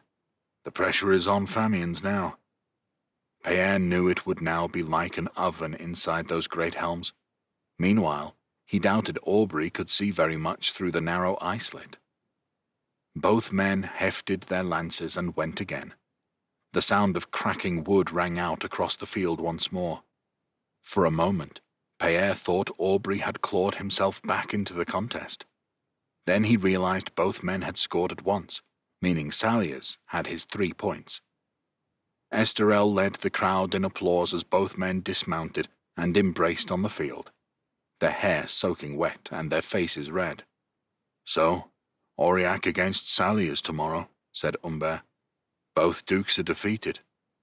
"Yes," said Pierre, feeling his insides drop. "But I am full of nerves now, since I am the next to fight." "How do you think I feel?" Humbert asked him. "I have to fight that brute, Gosser." If Pierre could have argued, he would have, but there was no doubt that Humbert had the worse draw. Chapter 14. Pierre. Valais, Kingdom of Javerne, 676. Pierre strode out into the pit. a mix of dirt and sand. The crowd encircled him, bigger than it had been in his last fight. Liesel, Louise, Aubrey, and others looked down from the royal box. Esterel was waiting in the fighters' quarters, ready to come on next. Pierre raised his sword, and the crowd cheered wildly for him. Of course, fighting Benoit, son of the traitor Salliers, he had known he would be the people's favorite. The acclaim felt good, but the truth was Pierre already felt good. Sword in hand and shield strapped to arm, his body brimmed with energy, eager to start. Training with Broncat again had helped more than he had anticipated. He hadn't realized how a few years away from the weapons master had affected him. He'd got too heavy and become a pace too slow. Now he felt fit and strong, and that made him a problem for anyone. Benoit looked confident, practicing his sword strokes. His hair was dark, his face angular, looking like nothing if not the son of his father. Pierre knew his opponent was quick and skillful with a blade. He couldn't let his own confidence defeat him. If he had to wait for his opportunity, he would. At this stage, winning was everything. He raised his sword and Benoit followed suit. They showed them to the crowd and to the queen. Then they began. Pierre let Benoit come to him, the younger man's sword sizzling in and out, fast as a viper. Pierre made sure he had plenty of space in which to defend. He blocked and moved, his feet not stopping, not allowing Benoit to pin him down. Once Benoit slowed, he went on the offensive. Unlike his opponent, Pierre led with his shield, waiting for the younger man to react. As soon as Benoit moved, Pierre swung his sword at him, putting force into the blow. Benoit had no choice but to block with his shield. Pierre rammed his own shield at him, but Benoit escaped by inches, darting away. Nonetheless, Pierre had shown him what he could do. Pierre now faced a more defensive opponent. He let Pierre come at him, then counterattacked at speed. He was not so fast that Pierre couldn't stop him, but as the fight wore on, with neither man landing a blow, it became a battle of stamina. Pierre still thought he could get through such a test, but he became frustrated. This wasn't the fight he had wanted. He glanced up at Liesel, looking down on him, waiting for her husband's fight. And that was what Pierre needed. An injection of emotion, of anger, to put fire in his belly. He was being too careful, and if he wanted to beat the likes of Esterel and Sasha, he would have to show more than he was offering now. He pressed forward again, then a skip, and he was launching himself into the air towards Benoit. It was too good an opportunity for the young man to resist. His sword snaked out, and Pierre, ready, chopped down with his own, neutralizing the strike. He landed, shield on shield, the weight of his body driving Benoit backwards. He let his anger surge, not content to let the young man escape. His sword punched forwards, his shield following, one after the other, too fast to avoid, too strong to ignore. His options diminishing, Benoit rammed his hilt towards Pierre's gut, aiming to wind him. Seeing it in time, Pierre turned side on, the blow striking his hip instead. He twisted forwards, his shield driving at Benoit. The young man met it with his own shield, good enough to absorb the blow. But Pierre now had a free sword arm, and he smashed his hilt into his opponent's helm. It was a clean connection, and the young man collapsed to the ground. Pierre had enough control to watch for the sword strike, which came at ankle height. He lunged forward, stepping onto Benoit's forearm, pinning his arm to the ground. Then his own blade was at the younger man's neck. "Yield," Benoit said quickly, soundly beaten. He released his sword, and Pierre offered him a hand, pulling him to his feet. He then raised his sword, meeting the crescendo of noise. He smiled, satisfied. He had won through. It was now up to his rivals to do the same. He and Benoit left the pit together. Through the door into the wooden building where the other fighters waited their turn, and doctors and servants waited in case they were needed. "You fight very well," he told Benoit. "I feel I should call you the Viper from now on, due to the speed of your sword strike." He was pleased when Benoit grinned. It was a slit of a smile, but the eyes told him it was genuine enough. "Then I should call you the Bear," Benoit answered. "I've never taken blows as hard as that." "The Bear," Pierre said, smiling. "I like that, though I wonder if Lord Gosser would claim that name." Benoit shrugged. "Maybe. I've watched him. He's a big fella, but I doubt his blows land harder than yours. Anyway, good luck in the next bout. If you win again, it makes me look better." Pierre laughed. "I intend to." He entered the fighters' quarters to get changed. Both Esterel and Elga were there waiting, sitting on separate benches.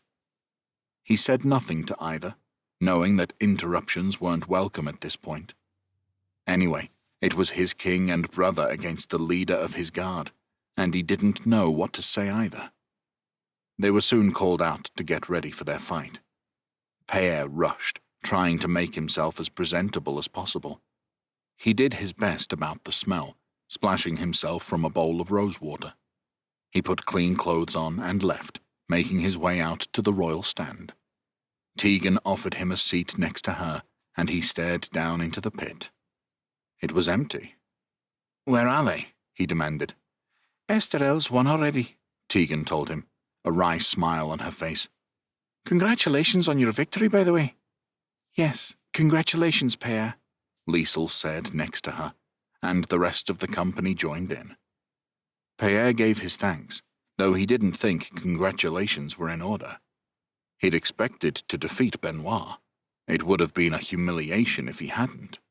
It was his next fight that mattered. After a wait, during which Pierre stewed over his brother's quick victory, the two fighters entered the pit. It was the winner of this bout he would fight next, and according to one of the fighters, Miles of Corbonnet, it was a foregone conclusion. Miles had admitted to Pierre that he'd never beaten Sasha. Pierre was more than interested to see just how good the Lord of Curien was. The first moves of the fight were cagey, considering the two must have sparred so often in the past. Both men displayed solid skills in defense and offense. They moved well, and when their shields came together, there seemed little difference in physical strength. Sasha's dominance came imperceptibly. He began to move and attack to a unique beat. His sword went through one combination after another. It could come from left or right, high or low, feinting here, an unorthodox angle there. Just when it looked like Miles was coping, the shield came in to put him on the back foot. As for Miles, he showed no weaknesses. It was just that while he struggled to predict what attack would come next, everything he did seemed to be anticipated by Sasha. It was no surprise that the confidence of one friend soared, while that of the other sank. When Sasha rattled off another series of sweeps, stabs, and slashes, Miles appeared to be stuck in position, his sword and shield wafting at ghosts. He didn't follow Sasha's move to the side, nor did he avoid the shield to the head when it came. So, Sasha could also be brutal when necessary. As Miles staggered, Sasha pulled him backwards, sticking out a leg that sent him crashing to the ground. He avoided a wild sword swing, Miles now totally disoriented. With a backward flick of his sword, Sasha struck his friend's gauntlet, and Miles dropped his weapon. It was over. The crowd applauded appreciatively. Sasha raised his sword to the royal stand, where Esterel had arrived for the last part of the fight, sitting on the opposite side of Liesel to Tegan. Annoyingly, he looked like he hadn't broken a sweat. Pierre had to admit, Sasha made the melee contest good to watch, and there was an uncanny similarity to the way Esterel fought. Pierre had watched his brother countless times. With a 2-year age difference, Pierre, like all the boys his age, had witnessed his brother's skills blossom open-mouthed. Many in the training fields of Arbiost had tried to emulate Esterel, and none succeeded. Pierre had managed, with Broncat's invaluable help, to come out of his brother's shadow by developing a style that suited him. He had to hope he had seen enough of Sasha to implement a plan that could work. Pierre noticed those around him looking his way, as thoughts turned to tomorrow's contest. Esterel had one eyebrow raised. "He's good," Pierre admitted, feeling the need to say something. But that was all he was prepared to say. Let people say Sasha was the favorite to win tomorrow. He didn't think that would do his cause any harm. "Well, I for one will cheer you on tomorrow," Esterel said. "Because you hope to face me instead of him?" Pierre asked. Esterel shrugged and gave a coy smile. Pierre fixed a smile of his own on his face. How he burned with desire now. One more fight, and he would face Esterel in the pit. There was nothing in the world he wanted more than to win this contest. "What of our final fight?" Esterel asked him, perhaps sensing his stiffness. "No one knows Humbert better than you." "Humbert's best quality is the ability to adapt to his opponent. He'll have a plan to contain Lord Gossa. As for Gossa, we've all seen what he brings." "It will be intriguing," Esterel said, as the pair made their way out to the pit. Gossa paced about, intimidating. Humbert didn't flinch, an impassive expression fixed on his face. For the sake of the contest, Pierre wanted Gossa to win. Of the two, he was the more dangerous to Esterel. But now he saw his friend down there. He couldn't help but wish him victory. Humbert's tactics were clear within moments. He moved around the edge of the pit, drawing Gossa onto him. He defended and moved away. The same thing every time, not even once offering an attack of his own. Gossa threw himself into his attacks but faced either an impenetrable wall or a shadow that was gone before his sword swing arrived. The Border Lord growled with frustration as the fight wore on. The crowd, too, disliked Humbert's tactics, shouting at him to fight. Humbert showed nothing. That same blank face looked out, concentrating on his task. He seemed prepared to do it all night, and he was asking Gossa an interesting question. How long could he continue without tiring? "Fight me!" Gossa exploded. "Are you a coward?" It was an obnoxious insult to throw at someone fighting a much larger opponent, and Pierre prickled with resentment. Some in the crowd repeated the accusation, but Humbert said nothing. Not a frown or even a smile came to his face. It was as if he hadn't heard it at all. Instead, he offered the same look of concentration, ready to turn aside anything the bigger man offered. Gossa threw himself into another attack. This time, after his shield and sword were turned away, he lunged at Humbert with one leg, aiming to kick him square in the chest. It was a crude move, and Humbert did the right thing in punishing it. He moved to Gossa's sword side and struck out for the first time, slashing at his unbalanced opponent. Gossa only just fended him off, getting his sword in front of enough of the strikes until he could bring his shield in. Perhaps Humbert should have thrown everything at his opponent in those frantic moments. Because afterwards, Gossa was a different fighter. Perhaps he only now realized he was in a real contest. He set himself for the long haul with no more complaint. He worked at Humbert, probing his defenses, but no longer committed to an all-out attack. It made Humbert come at him more often, and the fight became more even as they traded blows. Gossa matched Humbert's concentration, refusing to give his opponent an opening. The fight continued, the longest of the tournament by far. The crowd settled, appreciating the commitment and stamina of each man. As the contest lengthened, the stakes seemed to get even higher, because after all this effort, one of them would still lose at the end. The end seemed innocuous at first. Humbert didn't quite meet Gossa's shield barge with enough power. Suddenly, he was being pushed back. He threw himself forwards, and Gossa took a step to the side, before swinging his blade into his midriff. Humbert doubled over in pain, and Gossa's shield came down hard. Umber crumpled to the ground. Pierre stood and stared at Umber's prone form, concerned after what had befallen Domar earlier in the day. But Umber was all right, helped to his feet by Gossa, who was now all smiles. Everyone applauded them both when Gossa raised a tired sword arm to the sky. Umber's done me a favor there, tiring him out, Esterel declared. Wishful thinking, Pierre suspected. Gossa had shown himself to be far more than a powerful brawler. Looks like we both have our work cut out for us tomorrow, brother. Chapter 15. Pierre. Valenne, Kingdom of Javerne, 676. Pierre woke late the next day. He felt the need to save his energy for his fight with Sasha, and kept to himself during the morning. Esterel was in a private meeting with the Kryka chieftain, Marrigan. Pierre was interested to know what was being decided, but for now, his king was keeping things close to his chest, as was his right. He sought Umber out at midday, and they took lunch together.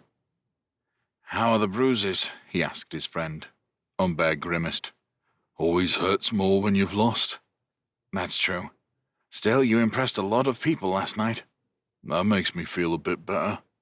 The aches will be even worse tomorrow, Pierre advised his friend, in case he got too comfortable. Pierre asked Elga, the captain of the Barisian Guard, to observe the jousting final for him. He reported back with news of Arnul of Salia's victory. Was it a good contest? Pierre asked. 3 strikes to 1 for Salia's, Elga replied. It was enjoyable to watch. I heard some talk afterwards that people thought Lord Auriac was a little hesitant after what happened to the Duke of Matras yesterday. It's hard to say whether that's true. And what news of the Duke? It's said he has a brain commotion. He was sick in the night and remains dizzy and disoriented. But he is conscious, and it's hoped he will recover. How did you find your contest with my brother yesterday?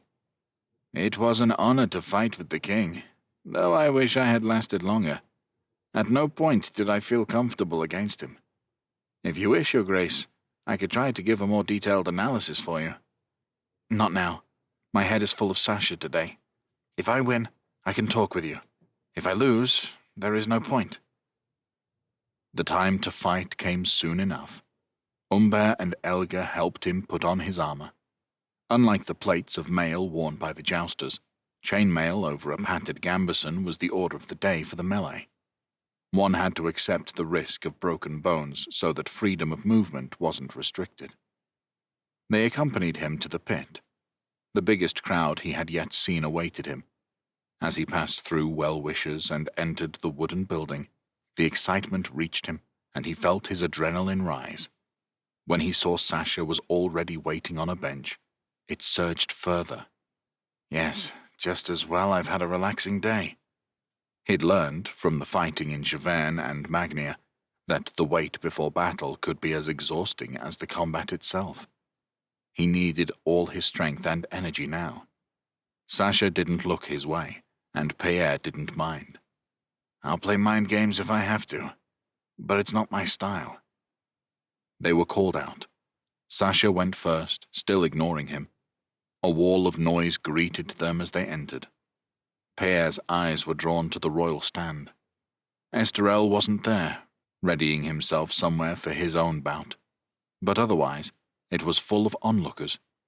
He saw Liesel, wearing a garland of flowers around her head. He even saw the Kryka, Marrigan, looking down at him. For a moment, Pierre wondered how she might have fared in this contest, wielding Bolivar's sword. But then he scolded himself. By the gods, focus, Pierre. At last, Pierre and Sasha looked at one another. Pierre liked to think his expression was nearly as cold as his opponent's. There had never been any love lost between them. But none of that mattered. He had his plan. He had to stick to it, whether it worked or not. If he implemented it as best he could, he'd have nothing to regret. He let the passion, the controlled anger he needed to be at his best, take him. He raised his sword, and Sasha did likewise. Another wave of noise roiled from the crowd, and Pierre was surging forwards. He'd learned a handful of things from observing Sasha's fight with Miles. He liked a leisurely start, warming up and allowing his strokes to flow as his confidence grew. Well, he'd get none of that from Pierre today. He was immediately onto Sasha. He hurried and harried. He forced him to defend, got as close as he could. It came at some cost, as Sasha got a strike in on his thigh, but Pierre would worry about that later. He was going for a quick win, wasn't about to fight on Sasha's terms. He would lose a test of skill, that was plain. But Sasha would get no time or space from Pierre, just a grappling, bruising encounter. He punched with shield and sword, not attempting to deploy classic strokes. As soon as Sasha moved, he followed him, giving him no respite, no time to think or breathe. Pierre's own lungs were soon burning, but he knew Sasha would be the same. They came together, Sasha only just pulling away in time to avoid Pierre's headbutt. Sasha snarled in disgust, then grabbed onto him. "You think to fuck me as well as my sister?" he said in Pierre's ear. But Pierre had anticipated a taunt, and he barely heard the words, never mind let them affect him. They pushed each other, pulling apart. There was nothing Pierre wanted more than a few moments to gain his breath.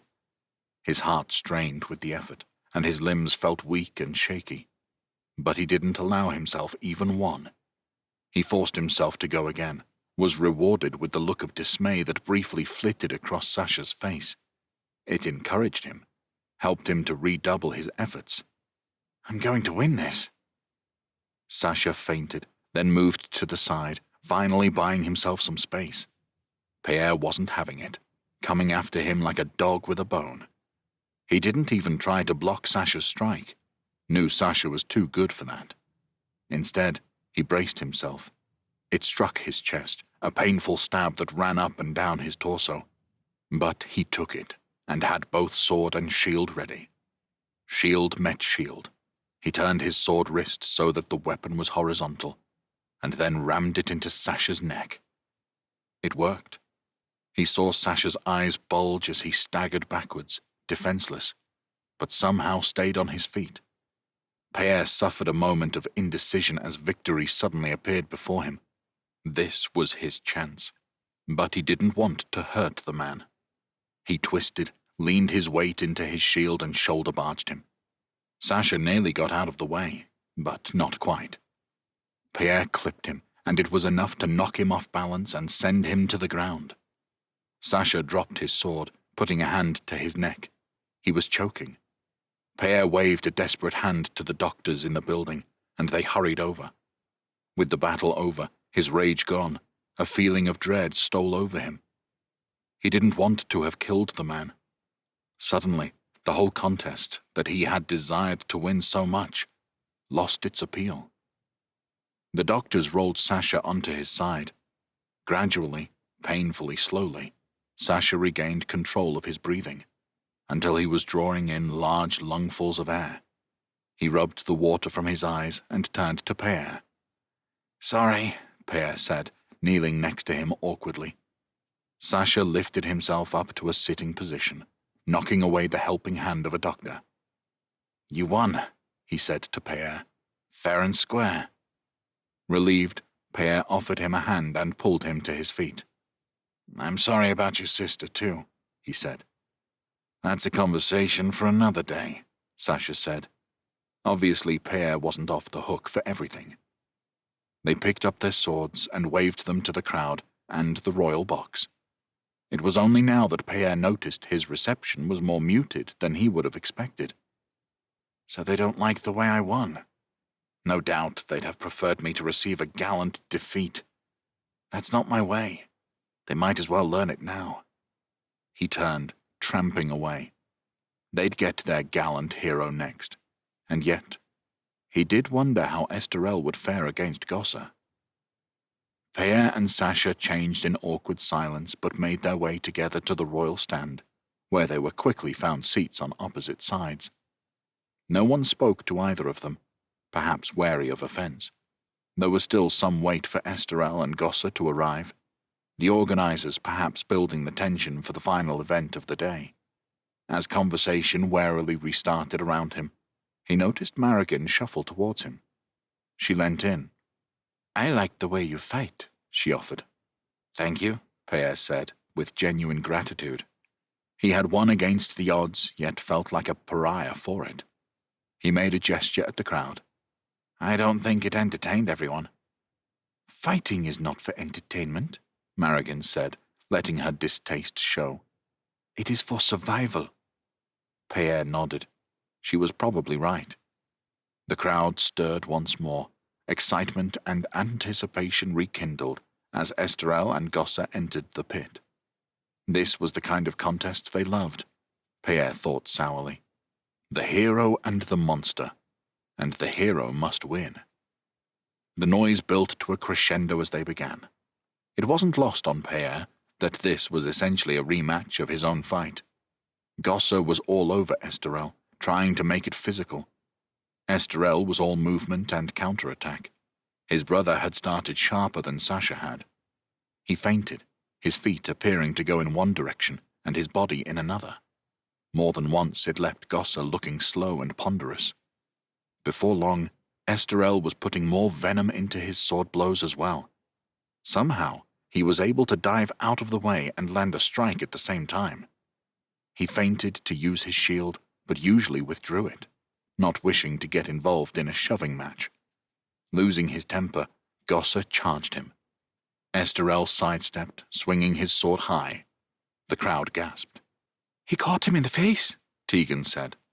"Good job these blades aren't sharpened," Pierre said. Gossa seemed taken aback by the blow. Disheartened, maybe. He backed away from Esterel. "Come on, arsehole," he shouted at his king, gesturing for Esterel to come to him for a change. Many in the crowd booed his words. Esterel smiled. Pierre recognized that smile. It didn't bode well for Gossa. Esterel moved on to the attack, targeting Gossa's shield side.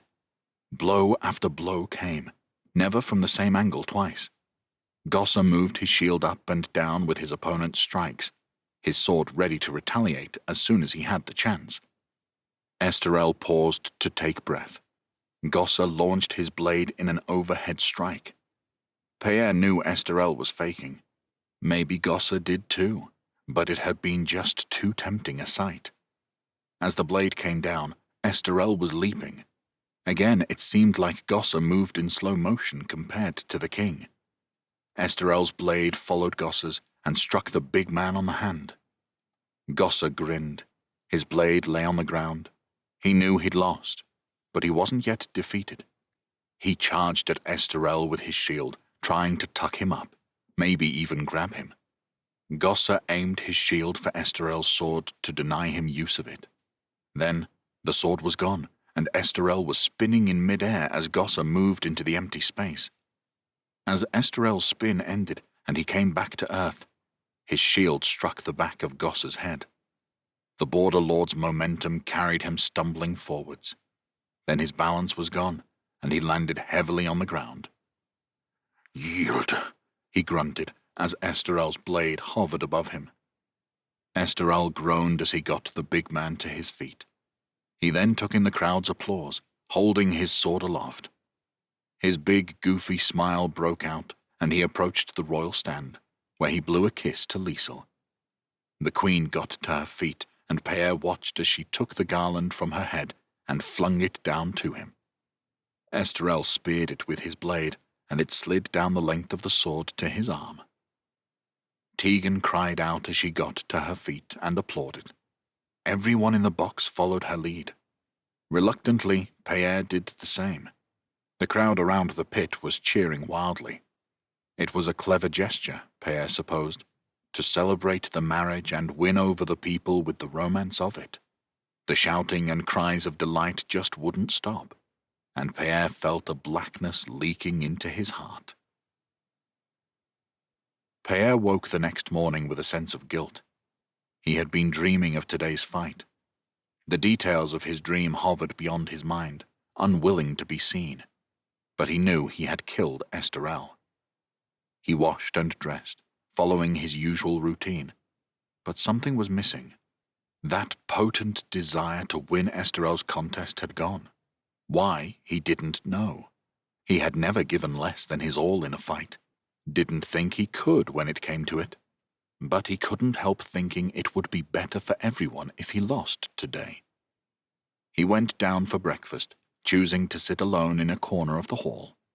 He had a long day ahead of him with nothing to fill the time until the fight with his brother. It occurred to him that leaving the bastion and its environs for a while would do him good. Without wasting more time, he left the hall and made his way past the guards and out of the fortress. He drew attention as he passed the pit, the archery field and the list field, from stares and whispers to friendly shouts. The contest had consumed the city in the last few days, and a final between royal brothers was perhaps the biggest talking point of all. Pierre wondered what people would do with themselves when the structures were taken down and the fields returned to grass. He felt a lessening of tension as he left it all behind and walked through the center of the city. There were shops and stalls here, but he wasn't in the mood. Instead, he made for the east gate of the city. The untamed eastern part of the city always drew him. He passed through the gate and walked along the bridge over the castle. He had been warned plenty enough not to go into the eastern half of the city alone. He had an entire guard back at the bastion, paid for from his own pocket. Yet here he was, about to do just that. Until, walking along the bridge towards him, he saw a face he knew. Two faces, in fact, but one held him. It was the face of Farid, the companion of Duke Walter of Beryssia. It held such a sadness that Pierre knew instantly what had happened. Next to Farid was a lanky spearman, whom Pierre recognized as the friend of Lord Gossa, but whose name escaped him. When Farid spotted him, recognition came to the man's face, but the expression became even more grim. "Lord Farid," Pierre said. "Sul," He said, nodding to the spearman, remembering his name just in time. "It's Walter, isn't it?" "He's dead," Farid confirmed. "I've come to give the story to your brother, the king." Pierre struggled to imagine what he must be going through. "Of course. Esterel is at the bastion. I will take you there immediately." Esterel met with Farid in his council room, with what one might call an extended council. Liesel was there.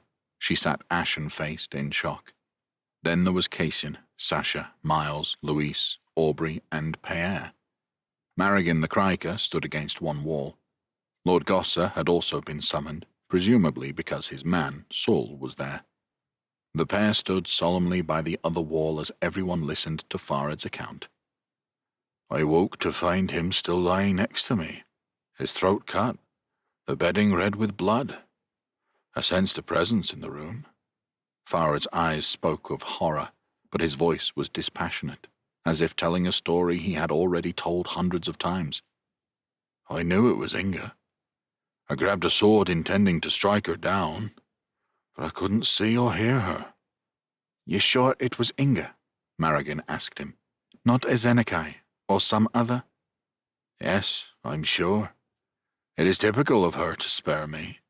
I saved her life once at Burkhard Castle.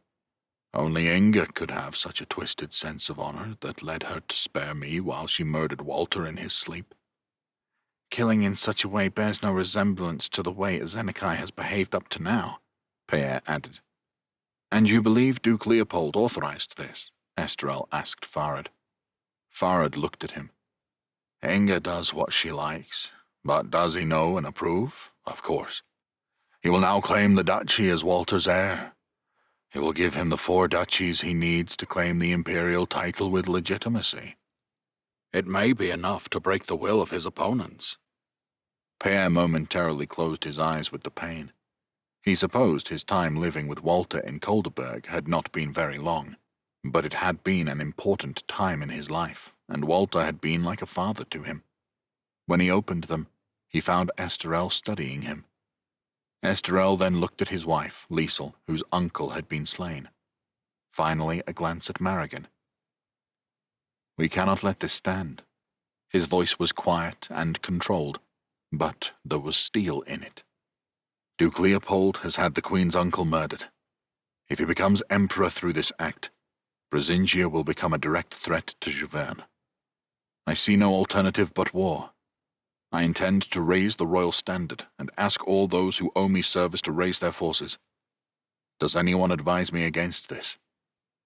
Esterel had complete mastery of the room and of his kingdom. No one said a word, whatever their private thoughts. Pierre felt a wave of gratitude and loyalty. Walter's death didn't really mean very much to Esterel. He was doing this for Liesel. For Pierre, even. At last, Leopold would get the justice he richly deserved. The Empire would no longer sit cravenly and turn a blind eye to the danger on its southern border. He felt a wolfish grin come to his face. Esterel saw it and smiled. "I'm sorry, brother. Our bout will have to wait. I must ask you to leave for Morbagne and raise an army." Pierre returned the smile, offering his hand, which Esterel took in the warrior's grip. "Another time, your majesty."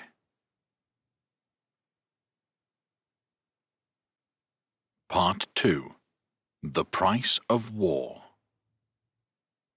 Chapter 16. Jesper. Verlaine, Kingdom of Javerne, 676. King Esterel's messengers travelled to all parts of Javerne. An invasion of the Empire seemed inevitable. "But this meeting is more important than any of that," Jesper told himself. "Whether the king believes it, I'm not sure." The meeting, held in Esterel's private chambers, was certainly exclusive. No officials were present to have their say. His brother and his new queen were there. Jesper saw them both as allies. Pierre and Liesel had witnessed Zenekai's power and seemed to understand the urgency of stopping him before it was too late. The only others present were the Kryker, Marigan, and Farid. As veterans of the Isherite Wars, their advice was crucial.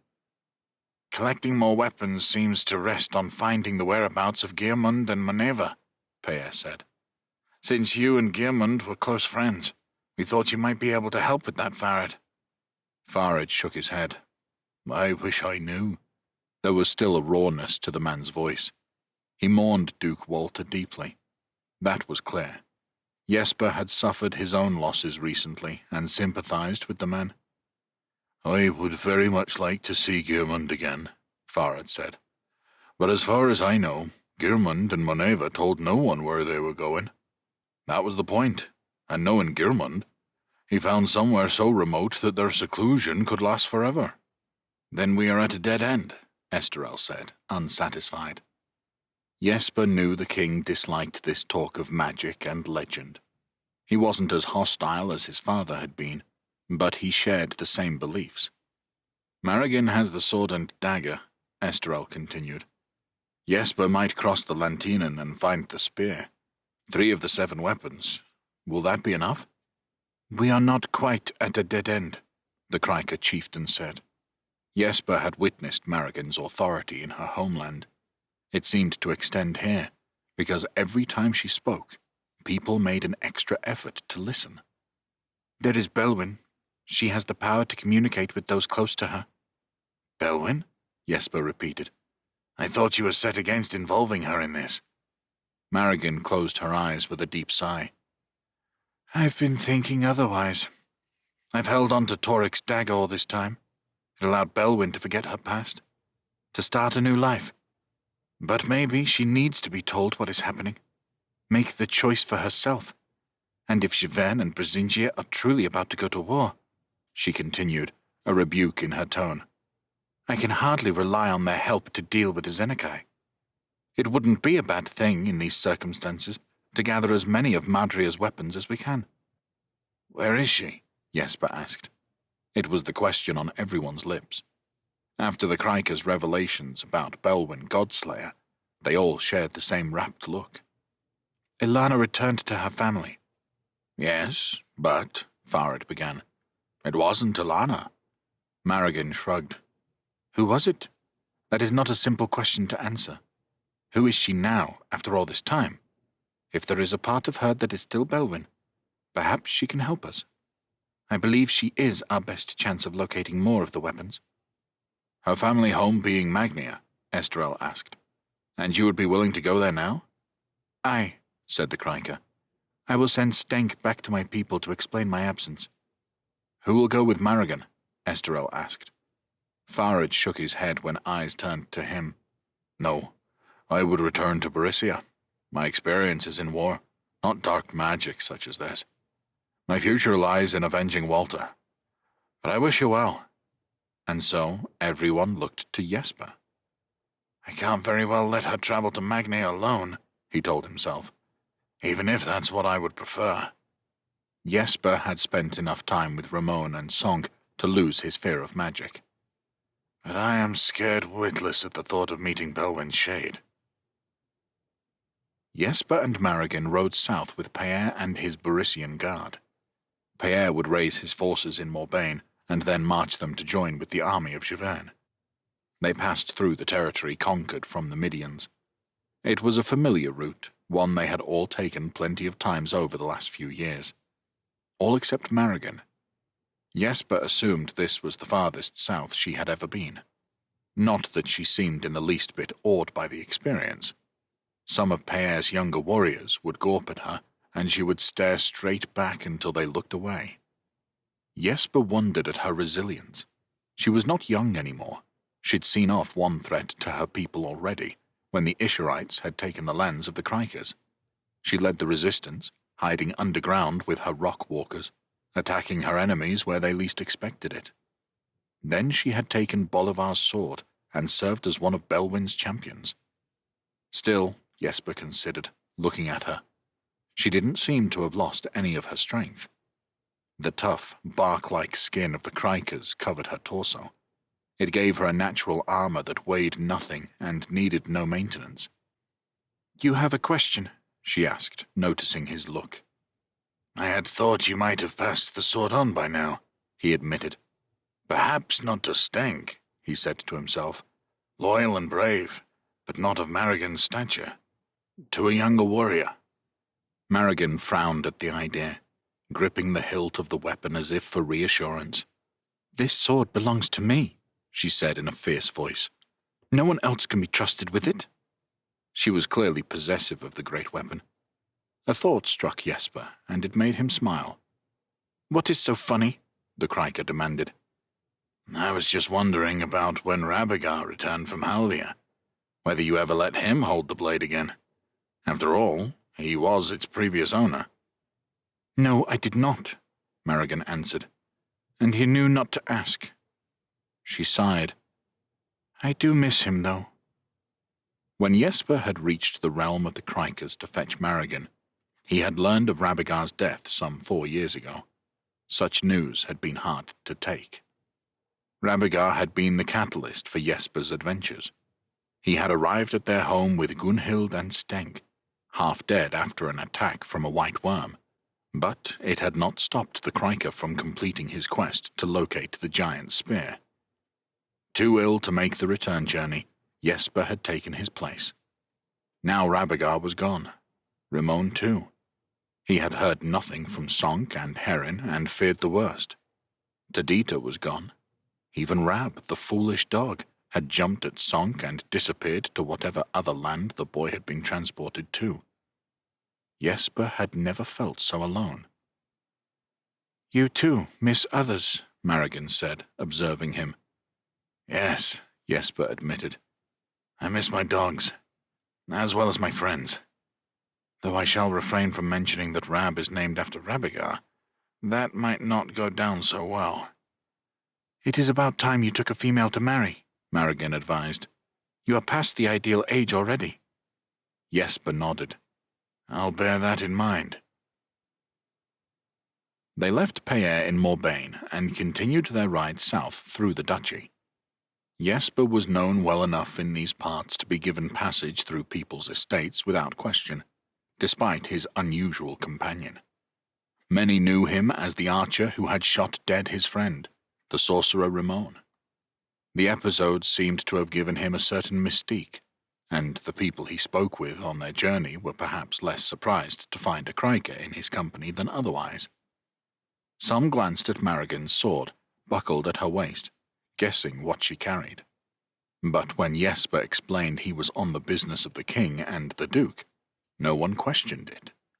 Even those who hadn't gone to Magnia with Peer last year had heard all about it. Ezenekai was a name on everyone's lips, a dark threat to discuss over a pint on an evening, or to threaten youngsters with. Some even looked reassured to learn that their rulers were sending people such as Jesper and Marigan south. The threat seemed so much closer in Morbagne than in the rest of Giverny. Once in Magnia, it felt even more real. An uneasy peace had come to the kingdom since the battle with Ezenekai's forces last year. The god had declared a truce based on a new border, and the Magnians had no choice but to accede. Still, no one expected the peace to last. The question everyone asked one another was when the enemy might return. For several reasons, Jesper thought it right that they first visit with Elfled and the new king, Ida. They were directed to the chain of castles from where the Magnians had issued and fought Ezenekai's invading force. These fortifications had been built during the Magnian Civil War. They now represented the southern border of a reduced Magnia. A few miles south of them was the expanded land of the Lippers, a people who had dwelt on the margins of Dalria for generations, almost forgotten. Now transformed by Ezenekai into the greatest danger Dalrians had faced since the Isherites. I wonder if such threats will ever end, Jesper asked himself. Or is life merely a never-ending cycle of one group brutalizing another? After all, it said the Magnian realm was created by invaders who stole this land from the Lippers. Are we unable to live in peace? Ida was directing his kingdom from one of these castles. When Jesper explained he had business on behalf of Giverny with the new king, he and Marigan were allowed inside and taken to wait in a small reception room. Jesper had no doubts Ida and Elfled were busy. The government must be stretched. Thousands of refugees from the conquered south had to be cared for, while they had to prepare for war whenever it returned. It was sad to see the Magnians brought so low. Ramon had given much of his life to keep this kingdom protected. He had lost his life in its defense. It isn't right that my friend's efforts are in tatters. I must have faith that our joint project will pay off. And somehow, Sonk must find a way to help us all. Elfled and Ida arrived. Jesper had always admired the sun-kissed beauty of the queen of the Magnians. Now he was shocked to see her look so weary. It was as if she carried the weight of the world on her shoulders. Her son looked no better. He seemed adrift in a new world of responsibilities he had no experience of. He looked blankly from Jesper to Marigan, allowing his mother to do the talking. Jesper hoped they presented a better face to their people. If not, Magnian unity could quickly disintegrate. "We are honored by your visit, Chieftain Marigan," Elfled said. We come with King Esterel's approval, Jesper explained. He glanced at the Criker. Marigan believes we might find Belwyn here. Ida's eyebrows rose in surprise. Elfled's didn't. She knows something. "What of aid from Giverny?" Elfled asked. "We sorely need it here." Esterel is raising his armies, Jesper told her. He plans to invade Brisingia. "Invade the Empire? How will a war help us?" Elfled looked distressed. Giverny is a wealthy land, and they are wasting their resources on this. It may not be so unhelpful. If Duke Leopold takes the imperial title, the Empire will not lift a finger against Ezenekai. We know Inga's position on that. Dalria needs someone else on the throne. Elfled shook her head, unconvinced. "We will see what comes of it. I still say it is madness," she sighed. "As for Belwyn, she made her home here after the Isherite Wars. Edgar always believed she had earned her peace, her anonymity. What do you want with her?" The weapons, Jesper said, unable to keep the surprise from his voice. He tried hard not to avoid an accusatory tone. You argued yourself. That is what we should focus on. Belwyn could help us collect them. Elfled sighed again. I don't know how much help she will be. I hope you are not expecting the old Belwyn. Marigan told me her story. Even so, she has knowledge and powers no one else does. Elfled nodded. She returned to Curtsey, the village Elena was from. How did I not know this? Ida asked, sounding astonished. Your father and I wanted her left in peace. But I am king now. Elfled grimaced. You are right, Ida. I'm sorry. I should have told you. But with everything else... Ida looked at Jesper and Marigan. I don't know how much longer Magnia will last. By all means, see what aid Belwyn can offer. She is a Magnian after all. She has a duty to help. There was something Jesper needed explaining. She returned to Curtsey. As Elena? Elfled nodded. She returned as Elena, to Elena's family. The Queen looked uncomfortable, eyes refusing to meet Jesper's. Ida looked shocked. Jesper let out a whistle. It was the strangest thing he had heard. Try to imagine everything she went through, and everything she lost before you judge her, Marigan said. Of course, Jesper agreed. I'm just glad I've been warned of it. Curtsey lay due west, and Jesper and Marigan wasted no time in heading for the Magnian coast. It had now been a relentless week of travelling. Jesper had lived through worse before, and the Krikers' stamina seemed unbreakable. They pushed on, expecting as much from their mounts as they expected of themselves. Curtsey lay in a remote spot, accessed by a dirt track. It was the most ordinary-looking fishing village one might find. Strange to think that Madria had spoken to Ilana, a fisherman's wife, of all the possible candidates she could have selected. It was just more evidence that the games the gods played were beyond his comprehension. Jesper made sure he asked for Ilana rather than Belwyn. He was directed to a simple wattle and daub house. It faced the sea and was set apart from the nearest dwellings. As he and Marigan led their horses over, he found he was full of nerves at what he might find. They stopped outside the house. She was sitting in a wicker chair, looking out to sea. Blonde hair so fair as to be almost white, piercing blue eyes, and a face and body that said she was still in her 20s. Impossible, of course. Jesper had never met Ilana. She was dead before he had arrived in Dalria. To see her body risen from the grave, looking as alive as anyone else, made his skin crawl. Belwyn looked at them, no surprise showing on her face. I knew someone would come eventually, she told them. After what has befallen Magnia, I didn't expect you, Marigan. She stood. Come, your horses need looking after. Then we can talk. Inside, Belwyn's house was as simple as it was from the outside. Part of Jesper felt it strange that the greatest hero of Dalria had ended up here. Another part wasn't so surprised. And after all, for someone with Belwyn's fame, the only way she could have escaped the world would have been to assume another person's identity. He wondered whether that had prompted her to make her fateful decision. She sat them down with a fish supper and mugs of ale. Simplicity can taste good, Jesper reminded himself. You are not joining us? He asked the Magnian. Belwyn gave him a small smile. I rarely eat. I don't need food or water. Jesper tried to control his reaction, deeply uncomfortable with the comment.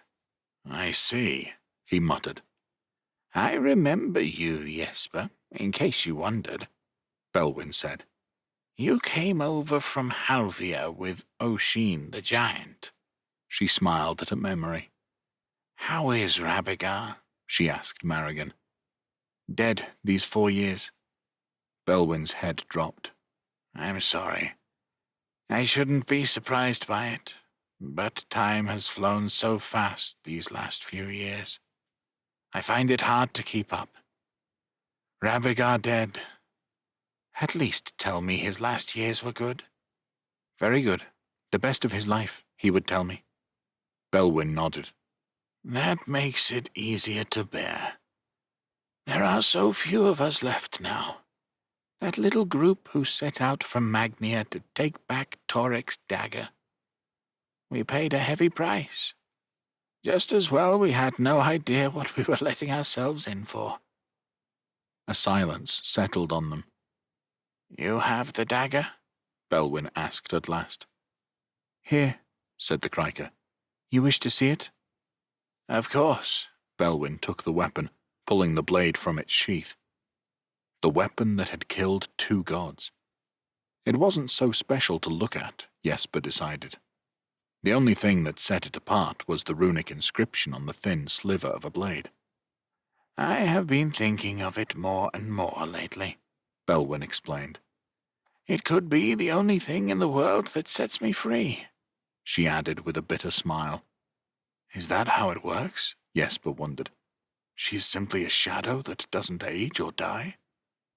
It didn't bear thinking about. He wished Ramon were here to deal with such matters. I suppose you plan to kill this new god? She asked. Aye, Marrigan said. You've not thought to get involved yourself? You're closer to these events than me, after all.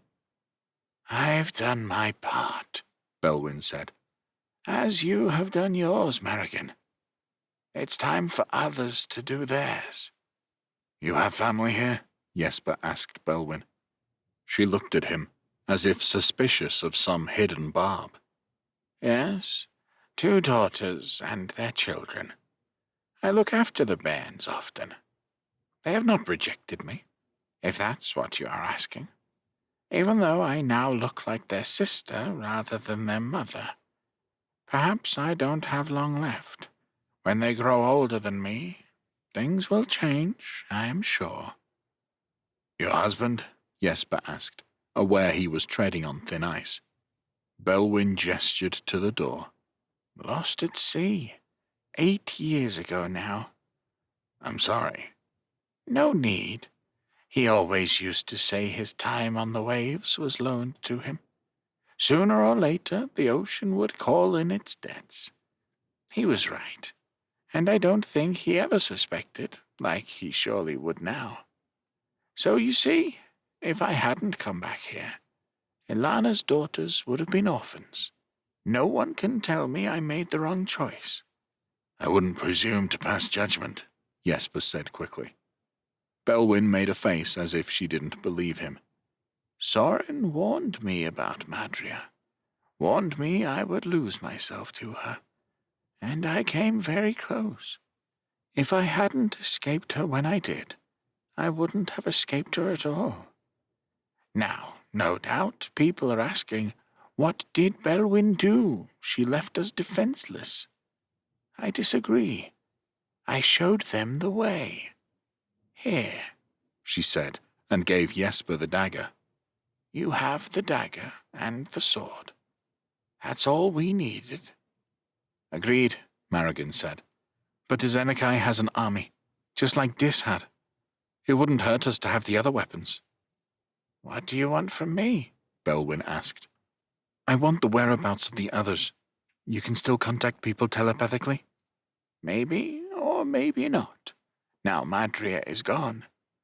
I've never tried, and I have no intention of doing so. Belwyn is gone. Can you not see that? Minerva and Gearmund, Marrigan said, persisting. They have the right to decide for themselves if they wish to help. They made their decision, Belwyn countered. They've gone. If they wanted to return, they would have. Take my advice, Marrigan. Pass the sword and dagger on to others. Let the next generation play their part. You've done everything expected of you. Once you accept that, you can find peace. But your daughters and grandchildren, Jesper argued. This place is perilously close to the Lipper border. The next push and it will be lost. Do you know what he does to his victims? Turns them into mindless slaves. Herin was one such. He told us after he was released from it. He had memories of doing terrible things. Don't you want to save your family from such a fate? Heron still lives? Yes. He has left Dalria to find help. How was he released from this slavery? A lad called Sonk, who has gone with Heron. He has magic. He found a way to free him. Then there is your answer, Jesper. This Sonk and others like him. They are the ones who must find a way. It will be a different path to the one Soren and I trod. And that is how it should be. He's gone with Heron, Jesper said. Until he returns, if he returns, it's still up to us to do what's right. What's right? Belwyn repeated. You can take my advice or leave it, but I won't be lectured to. I won't be persuaded. It's been a long time since I've been swayed against my better judgment. Those days are gone. Feel free to leave whenever it suits you. Chapter 17 Sonk Tyrian Gulf, 676. Sonk and Lenzo were given the use of a fast ship and its crew for their crossing by Amelia the Widow. It sped west across the Tyrian Gulf, cutting through the waves. Rab whined for the most part of the first day, before he was sick all over the deck. After that, he seemed to settle, to everyone's relief. The captain turned north, hugging the coast. The worst of winter was over, but the sea was still choppy, and he took no risks. Sonk saw sandy beaches and spiky grass, forbidding tree-lined cliffs, and they passed the occasional fishing village, which looked no different to those he'd seen in Scorgia. He had to rely on Lenzo for any understanding of what the interior was like. There are no cities this far north, the prince told him. Most settlements are small, but even many of these have earth and wood fortifications. Raiding each other's lands has become the way of life on this border. It's only recently that the Narisians have deployed larger armies for conquest. The Kassites weren't ready for that. They sailed on until they came to a cove, which the captain was sure lay in Kassite territory. There was a larger settlement here, and more ships than Sonk had seen since they'd left Arvena. Their ship had no space for bulky goods, but Sonk wasn't surprised to learn that Amelia had given the captain a stock of precious items, jewelry, spices, fragrances, and other items that would fetch a high price. They docked, and Sonk wobbled along the pier, trying to find his land legs. He and Lenzo bid the captain farewell and made their way into the settlement. The Kassites they passed stared and muttered at Rab as he walked dutifully beside Sonk. For his part, Sonk got his first sight of Kassites. They looked little different to the Scorgian ruling class or the Narisian warriors he had fought. Tall, often broad, men and women grew their hair long and braided it to be manageable. Almost all were blue-eyed, pale-skinned, and there were even more shades of blonde and red hair here than in Arvena. Their clothes were woolen, designed for warmth in a cold climate. Sonk knew there were a dozen things that made him an outsider. He let Lenzo do the talking. For a while, he assumed the Kassites the prince spoke with had a different language. Only gradually did he pick out individual words, their accents so thick that it seemed everything was pronounced differently. Lenzo did nothing to hide the truth behind their visit. When asked bluntly why he had no bodyguards, he told them he had Sonk. The Kassites eyed Sonk with interest. They weren't hostile, far from it. So close to the Narisian border, these folk must have been involved in the recent years of war. Allies from across the sea seemed welcome. A young man, about the same age as Sonk, agreed to take them to the hall of his chieftain for a few coins from Lenzo's pouch. His beard and eyebrows were as blonde as his hair. He looked more fisherman than warrior, but he had a long, thick knife at his belt that looked like it could do some serious damage. For more coin, 3 horses were found. They were a bit on the thin and straggly side, but Lenzo was assured it wasn't far to their destination. "What about your creature?" the Kassite asked, gesturing at Rab. He can keep up, Lenzo assured him. There was a path out of the Kassite settlement, but it was nothing more than a slick of mud, and their guide ignored it, leading them cross-country. Large swathes of territory lay uncultivated, plains at first, that were gradually interrupted by the curves of hill and valley and the appearance of woodland.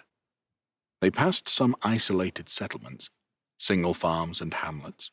Several were abandoned. Perhaps it was the time of year, but it seemed a hard landscape to Sonk, difficult to make a living from. The recent conflicts with the Naricians had doubtless made existence here even harder. The chieftain's hall sat on a high hilltop overlooking the surrounding area. It looked down on muddy fields, presumably already sown with grain. Other fields contained livestock. A wooden enclosure circled the settlement. It lacked the strong stone walls of a castle, but it covered a large space, big enough to bring in animals and the local population. Slabs of stone had been used to make a crude set of steps, and they dismounted to lead their mounts up. The gate was open, and their Kassite guide did the talking for them as they led them towards the hall. There were a dozen other wooden buildings inside the settlement. The hall was the dominant feature, however, and as they walked towards it, a crowd of interested onlookers formed outside. Then half a dozen figures emerged from the hall. "Which one is the chieftain?"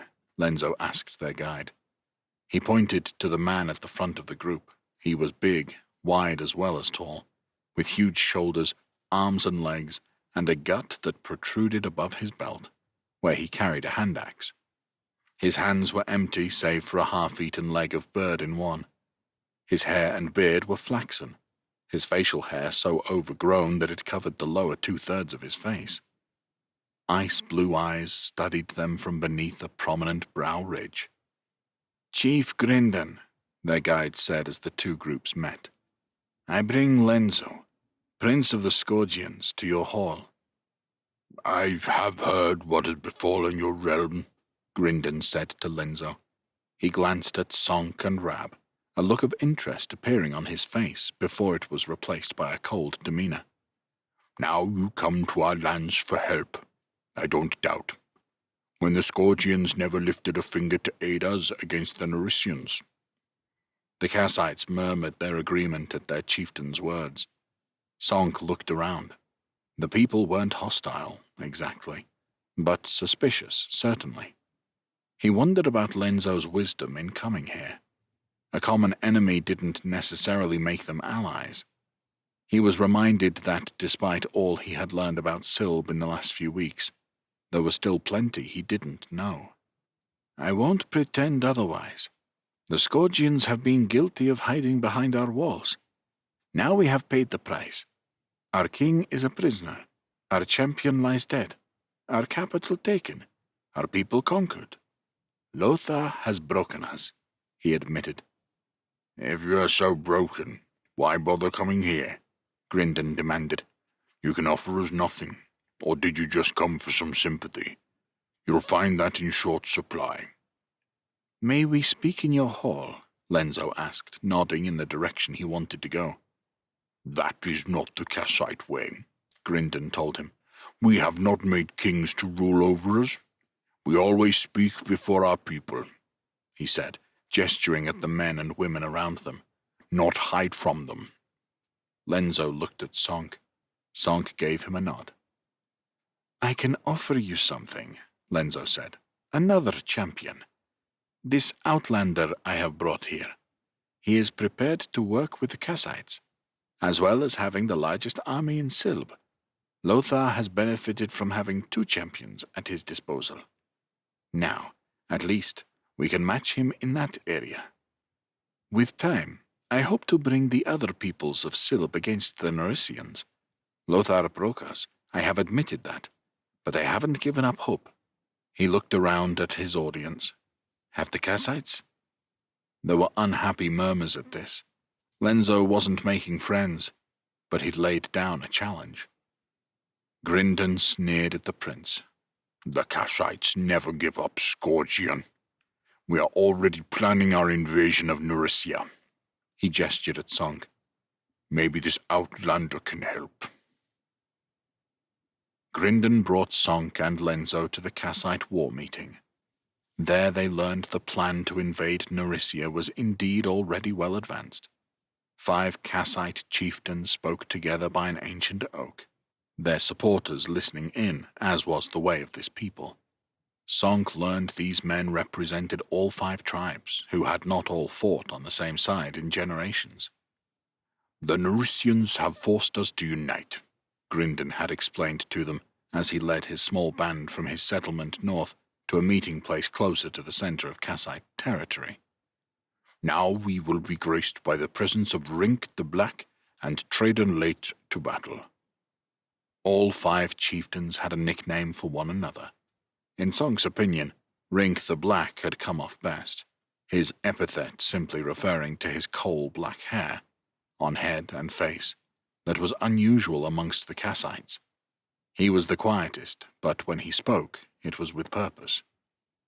Tredan late to battle had a dishonorable-sounding moniker, apparently earned from arriving to war after the worst of the fighting was over. He was powerfully built, with rotten teeth and a face covered in gold, rings of the precious metal in his beard, ears, nose, and eyebrows. He scowled every time his nickname was used. It didn't stop the other 4 from using it frequently. Grindon Won't Stop Eating had a well-deserved nickname, which he seemed to take pride in. He was also keen to remind the Northerners how much his tribe had suffered from the depredations of the Narisians, citing the loss of land, men, and resources. Holt, slender-legged, had come from the far west. Sonk couldn't help studying his legs, which he supposed were on the thin side, but then he was a very tall man. His chest and arms were muscular, which Sonk conceded made his body look a little out of proportion. Finally, there was List the Castrator, in whose lands they met. Half of his face had been burned, the skin leathery and puckered. His teeth had been filed down into sharp points, and he stared at Sonk with small, nasty-looking eyes. He was terrifying, but Sonk did his best not to show his fear. Like Grindon, List had been in the thick of the fighting with the Narisians. That was where he had earned his sobriquet, from his preferred method of punishment for his enemies. Given equal status with the chieftains was the Kassite champion. Mildrith was young, surely only a little older than Sonk. She was blue-eyed, flaxen-haired, and athletic-looking, dressed in the leathers of a Kassite warrior, but some sense told Sonk she had magic. He found it reassuring to meet someone like him. It was a connection when he had little in common with most other people in Silb. For her part, Mildrith treated him with the respect of a peer, which encouraged the chieftains to accept him. "The trouble we have," she explained, for the benefit of Sonk and Lenzo, "is the chain of forts Lothar built on the Kassite lands he has taken. Even though his main army is far away in Skordia, he has left many men in those forts to hold down the territory. We could attack them directly, but they would send warning to Count Erstein in Obenay. He has a force there he would bring to reinforce the forts, enough to hold us off until Lothar returned with his main army."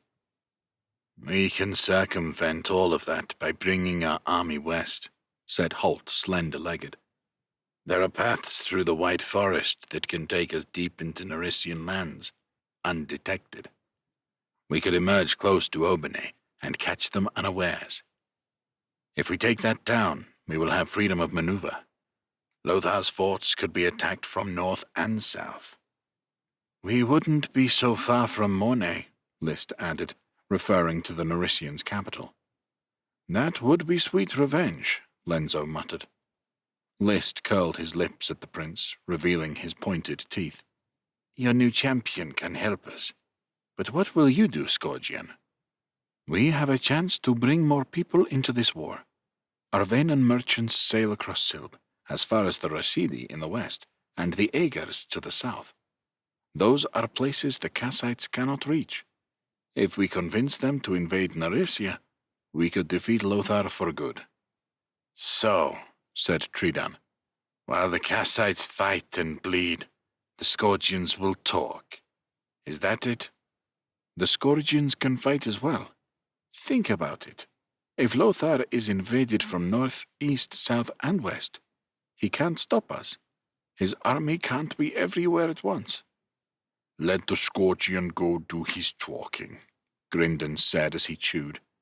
The Kassites have never relied on help from others anyway, so long as his champion is ready to stay and fight with us. I am, Song said, but I have my conditions. I'm not here to help the Scourgians or Kassites from the goodness of my heart. If I help you defeat Lothar, I want something in return. You must give me your word that you will send help to my lands. We too face an invader that must be defeated. What help? Asked Rink the Black, his dark eyes full of scrutiny. Mildred's, Sonk answered with a nod at the champion. Rink pursed his lips. You must show us your worth first, before we would ever agree to such a thing. And the Norisians must be totally defeated. Mildred cannot leave while we are still at war. I understand, Sonk answered him. That is fair. What would you have me do to prove my worth? You and I will be the first to pass through the White Forest, Mildred told him. We will prepare the way for our army. Sonk glanced at Lenzo, who nodded at him. So Lenzo would return to Avena, while Sonk was left here to fight with the barbarous Kassites. But what choice did he have? All right, he agreed. Rab and I will come with you. Rab? My friend, Sonk said, gesturing at the dog. He can sniff out trouble while I can move unseen. We'll show you how much we are worth. Mildred allowed herself a smile. Then it is agreed, Outlander. You and your friend are coming with me. She looked at the 5 chieftains of the Kassites. No reason to wait any longer, I say. If you can raise your warriors and follow us in 5 days' time. I cannot return to my people, raise a force, and bring it to Holt's lands all in 5 days, complained Tridan. Don't worry, late to battle, said List with an ugly smile. You will head south and wait with Grindon. When the time is right, you can help us win back our lands from the Norisian robbers. You'll be ready for that, won't you? You'll see how ready we are, Tridan said, loud enough for all those gathered at the old oak to hear him clearly. We will feed the stolen Kassite lands with Norisian blood. We will make a red river that will flow all the way to Mornay.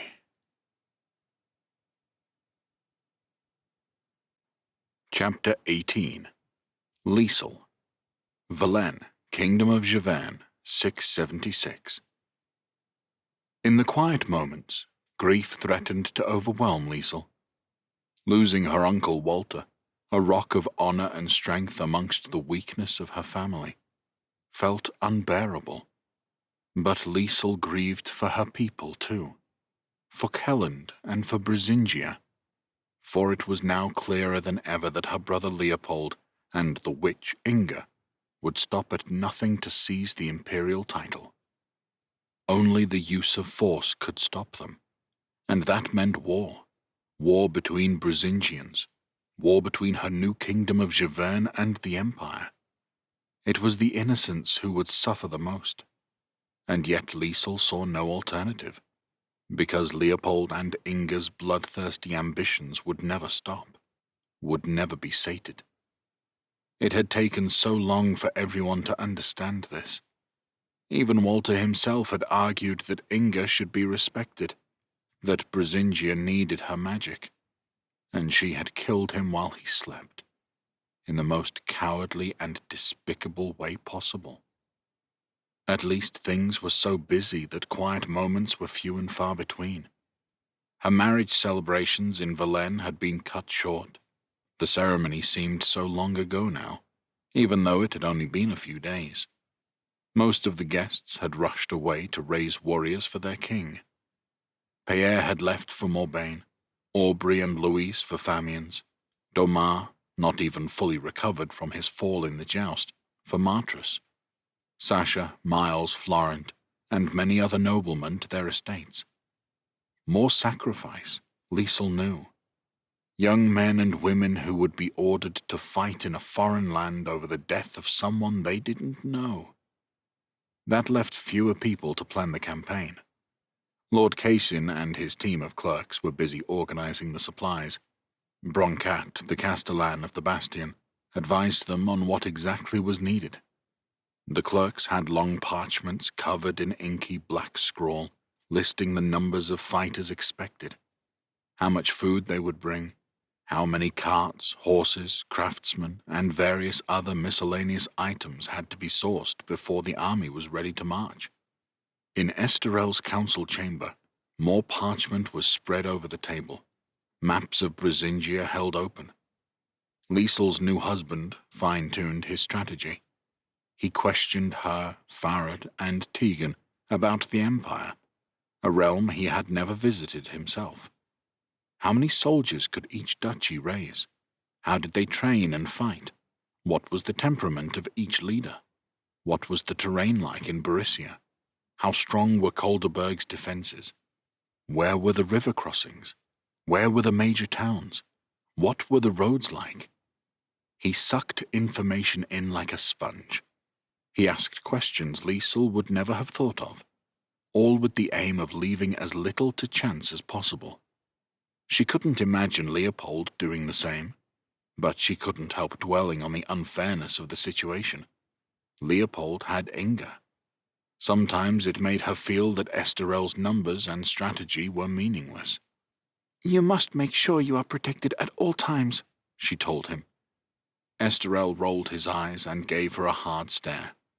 Liesel had to admit he was laid back most of the time, but he disliked such talk, especially in front of others. He felt it was unmanly to talk of his own safety. "Yes, yes," he said, as if she were an over-anxious mother. He prodded the map he studied with a finger. "Here is our problem, Rotelagen. I foresee few obstacles to our entering Borussia and meeting up with the forces of Thess and Gottbeck. But Rotelagen is isolated. Its army is small, and Guslar is very close to our enemies. But if we were to send help, it would involve splitting our forces." "We must provide help," Liesel said at once. "My sister, niece, and nephew are there." "I know," Esterel said. "We will do something. I'm just not sure what. Sending men to sit in Guslar doesn't particularly help." He stared at the map as if it was a puzzle waiting to be solved. "I need to send someone to Guslar to speak with Duke Jeremias. We need to cooperate." "I will go," Liesel said. "It's my family who are there." Esterel, Tegan, and Farad all stared at her with the same expression, as if she had gone mad. "What?" "You are the Queen of Givern," Tegan reminded her. "You can't go wandering around Rotelagen." Liesel didn't know what to say. She hadn't got used to her new status, that was for sure. Would she spend the rest of her life treated as a precious treasure, unable to do anything? She looked at Esterel, a small smile playing on his lips. Well, wasn't that exactly how she had just treated him? "Sorry," she said. He grinned. "I know how you feel, but it can't be us." "Farad?"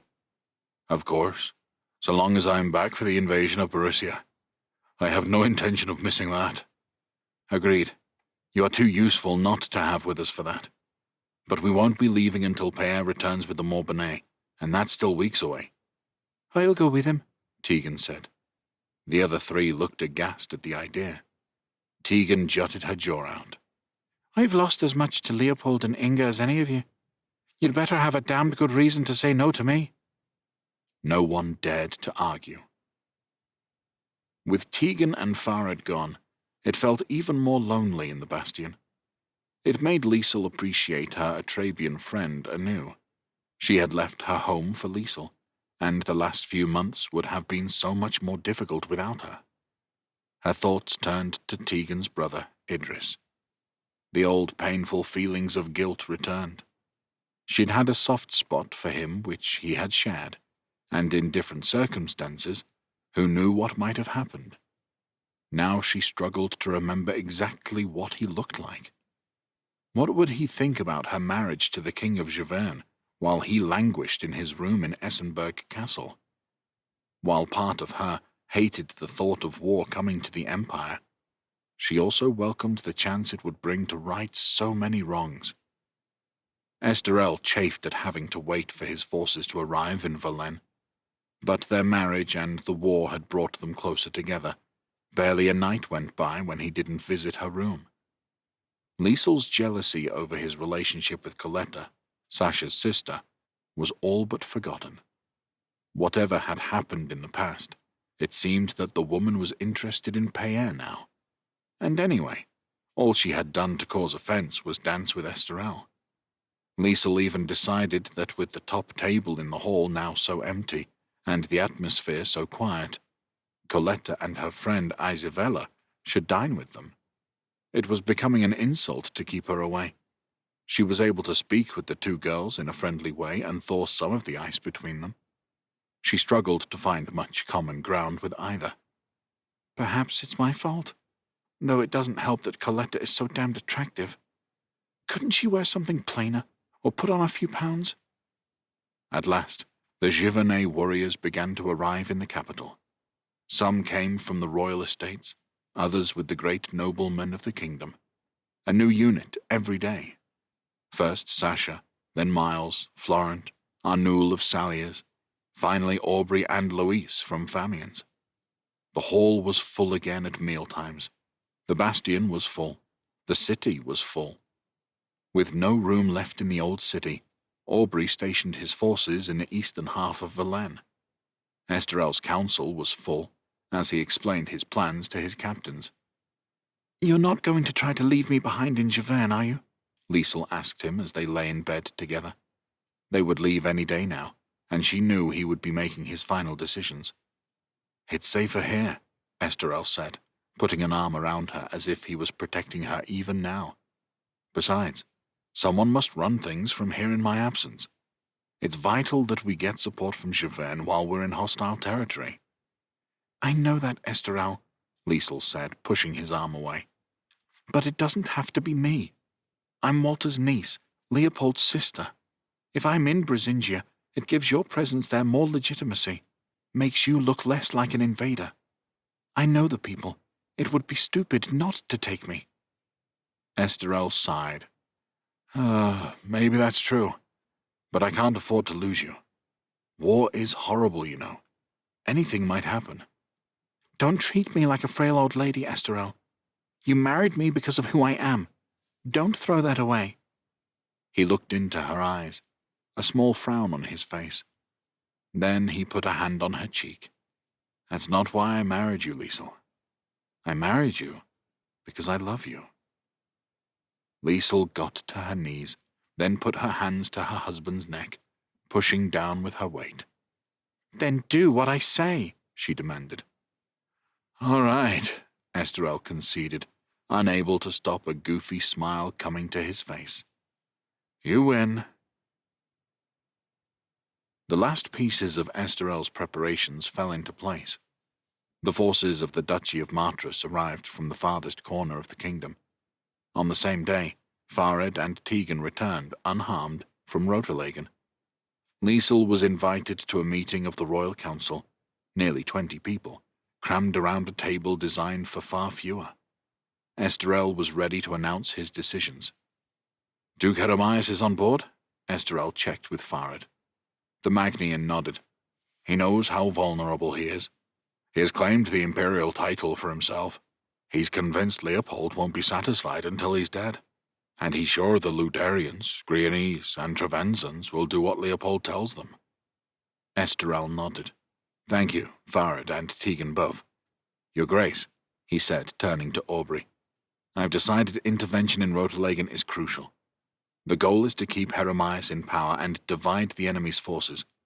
Having Rotelagen against them makes life difficult for our enemies." Aubrey nodded. "What would you have me do, Your Majesty?" "Lead your forces into Rotelagen and rendezvous with Heremias.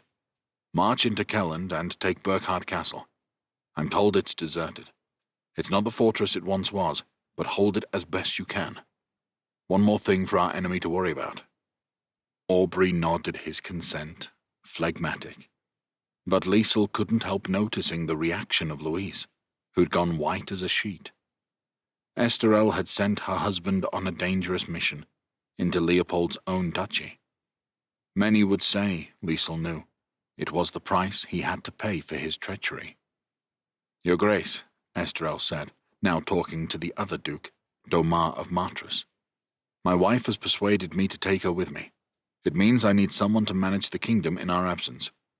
I ask that you and your force stay in Verlaine and govern. Be ready to bring your force into Borussia or Roterlegen should we need it." "If this is because of my injury, Your Majesty, I can assure you I am fully recovered. I would be shamed to sit here while all others go to fight." Domar looked around the table for support, but no one here was going to argue with Esterel.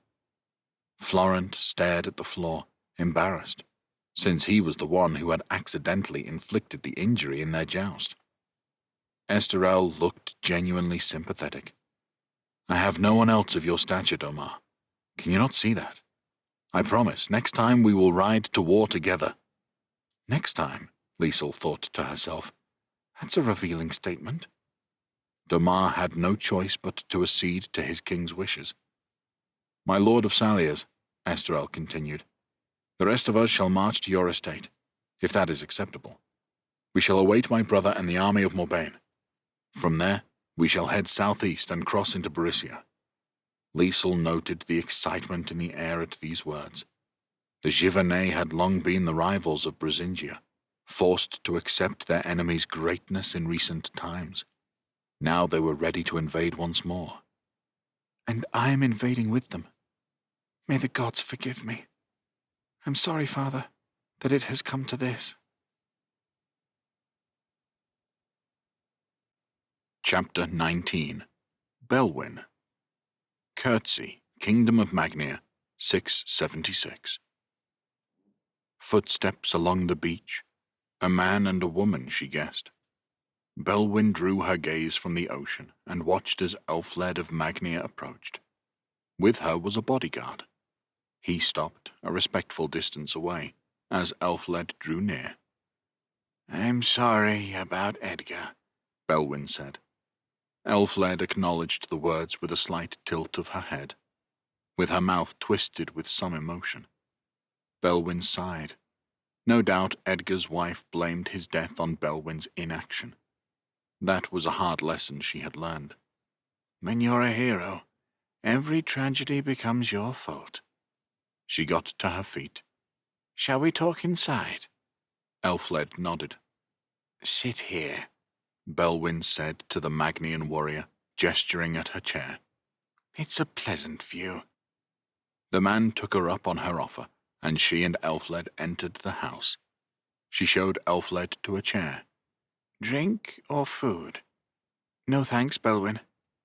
"You're here because of Marrigan?" "Yes. I've come to ask you to do more. I'm struggling without him, Belwyn. I'm trying to do my best to help Ida grow into his father's role, but time is against us. If a Zenekai comes a second time, Magnia is finished." "What is it you want?" "What can you do?" Elfled replied, her voice sounding sharp. "What can you do beyond sitting on your ass and looking out to sea? There are people who can help us. Maneva, Geirmund." "I won't be giving them up." "You do know where they are." "I know. They're someplace safe. They don't have any of the weapons. There is no special help they can give that someone else couldn't." "Ask them, Belwyn," Elfled said. "Tell them what's happening and ask them if they wish to help. If they don't, so be it." She could do it. She knew where they were, living a simple life among the Sperwaldi tribe, in a remote corner of Luderia, raising their family in peace. More than that, she could speak to them if she wished to. Her link to others hadn't disappeared, despite the death of Madria and of her own body. Some part of Belwyn remained, in her mind, that could still do those things. But she wouldn't. "I'd be asking them to give their lives, and I'm not doing that. Edgar lost his life, along with thousands of others. Why do they get a pass? I lost my brother, Belwyn bit back, buried feelings of anger and despair resurfacing after so many years. I lost Clarin. I lost myself. We've all lost people, Elfled. Your grief is raw but not unique. Some need to live. Otherwise, what's the point of it? She'd imagined the scene countless times. Moneva and Geirmund, hearing her voice in their heads after so many years. Their first instinct is to find each other. When they do, they share the same look. It's over. Then they argue about who should go, both insisting the other should stay with the children. Of course, they can't agree. That night, Geirmund sneaks out of bed into the stables. He saddles a horse. He will go, ride north. When Moneva wakes, he'll be gone, but she'll be safe. The doors to the stables close behind him. He is locked inside. He shouts her name. Don't do it, Moneva, he begs and pleads.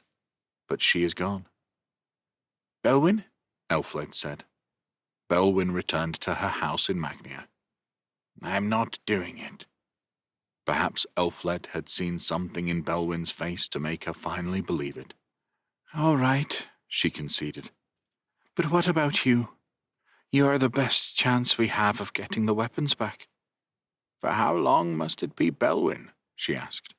What happens the next time? And the next? You want the weapons, you get them. I can't. I'm needed. Now it was Belwyn's turn to twist her mouth. Is that what you tell yourself? I can't, Elfled insisted. Marigan and Jesper are going, but it is just the two of them. Surely you will not let them go while you just sit here. If no one in Magnia is prepared to go with them, Magnia doesn't deserve to survive, Belwyn said. No one lives forever. No realm lasts forever. How profound, Elfled said, her voice dripping with sarcasm. She shook her head. You know, Soren came to Magnia when he was looking for the cloak of the Asray. We put him up and fed him. Every day, Morlin would ride with him down to the coast. Soren would go out, search in the ocean for a people and a place that most of us thought was a myth. Morlin waited for him and brought him back exhausted. Belwyn envied Elfled that time with Soren. Time they had been apart, when Belwyn had been in Calland, playing the role of Lady of the Nights. It seemed she'd always be given a role to play by others. Even now, it had been decided she must be the savior of Dalria once more. Soren never gave up. He found the Asray. He'll always be remembered for that.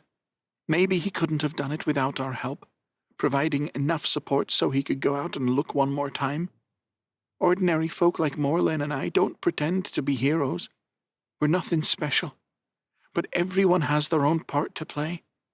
And I understand that your part is the hardest.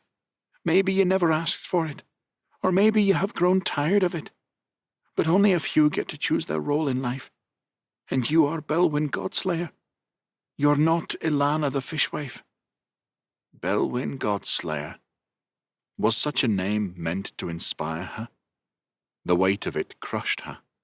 She had been Belwyn, sister of Soren the Wizard. That had always been enough for her.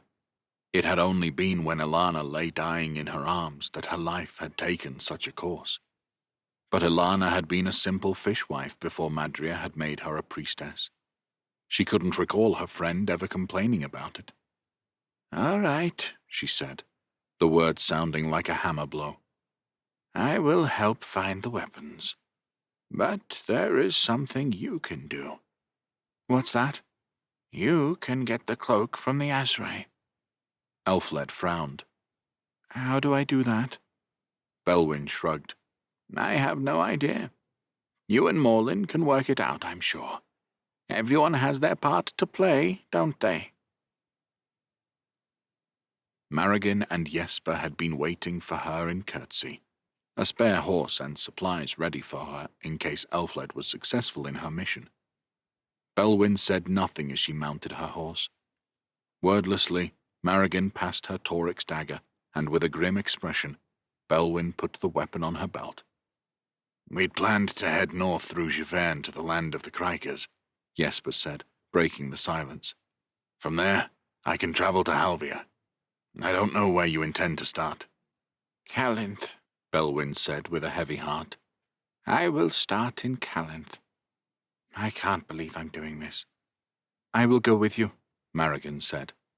Belwyn nodded. Perhaps the Kriker thinks I'll get cold feet. We can pass through Giverny without problems. Aye, Jesper said. I have lived in Giverny the past 10 years. They know me. Very well. Let's get moving. They journeyed north through Magnia. Belwyn saw the effects of the war for herself. South Magnians, her people, had fled north. The lucky among them had found new homes. Plenty hadn't, the authorities overwhelmed with numbers. She thought of the places that had been lost, her family's estate at Beckford, Eckworth, the old home of Toric's dagger. It had been easier, in courtesy, to shrug it all away. Maybe I'm doing the right thing. On the second day, they crossed into Morbagne. Belwyn had traipsed all over Dalria in her younger days, but this land was new to her. The old kingdom of Morbagne had been claimed by the kings of Giverny, and it had an unkempt feel to it, as if the Giverny had paid it little attention since. You said you've been living in Giverny, she asked Jesper. Aye, here in Morbagne most of the time. And this boy who is with Herin, Sonk, you called him. He grew up here in Morbagne, third son of Duke Bastien. Bastien still rules here? No, Bastien is dead, but his sons rule now. Pierre is the new duke, and his eldest, Esterel, is king of Giverny. Names Belwyn didn't know. She had allowed time to run unchecked in courtesy. What other changes has time wrought on the world? She wondered. And you told me that Sonk and Herin left Dalria. Where to? Jesper made a face. I don't know. Ramon sent them to fetch help. To some other world, he said. He looked at her blank expression. He was a Haskan sorcerer, apprenticed to Pentas once. Was? He's dead. A Zenekai killed him. Belwyn sighed. The efforts of the Dalrians had been worse than she could have guessed. Some wizard has sent Herin and a boy away somewhere, and then got himself killed. That's left Marrigan and Jesper to search for the weapons. No wonder a Zenekai has found his conquests so easy. What's so special about this boy? He was born with red eyes, Jesper told her, his gaze holding hers. The birth was the same day Pentas was killed. A shiver ran down Belwyn's spine. Madria replaced Pentas? She murmured. Then I killed Madria. Did Sonk inherit Pentas's powers? Jesper shrugged. I'm not an expert on such matters, but Sonk is powerful. Getting more powerful each day, Ramon said. If Sorin were here, he might have something to say about this young sorcerer. But he's not, and I don't see what I can do about it. We must lay our hands on the weapons, she said, then see what must be done. Marrigan patted Bolivar's sword at her side. Sword and dagger, the Kriker said gruffly. All we really need. Belwyn hoped her old champion was right. Jesper led them north through Morbagne into Giverny proper. He chose where to stop and rest, and where to stay the night. The innkeepers he selected knew him, and they were left in peace. Even Marrigan attracted little interest. As for Belwyn, no one knew who she was, and that was how she liked it. They learned that a great army had been raised by the king and had left for Brisingia. According to Jesper, it was to intervene in a succession dispute over the imperial title, caused by the death of Cohen. The Giverny were opposed to Leopold, son of Emperor Baldwin.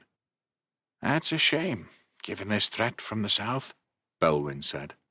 While I didn't agree with Baldwin on everything, he was a strong leader when the Empire needed him. I am surprised his son is disliked so much. What prompted this conflict?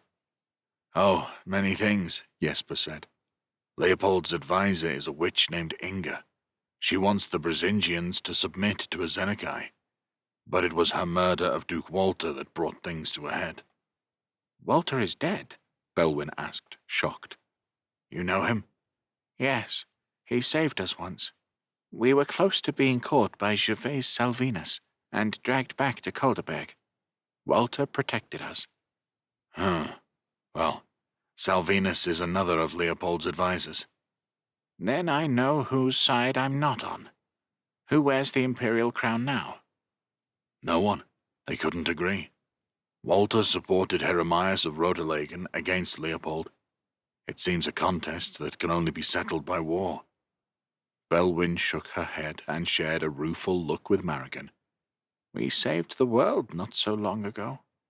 It hasn't taken long to turn rotten.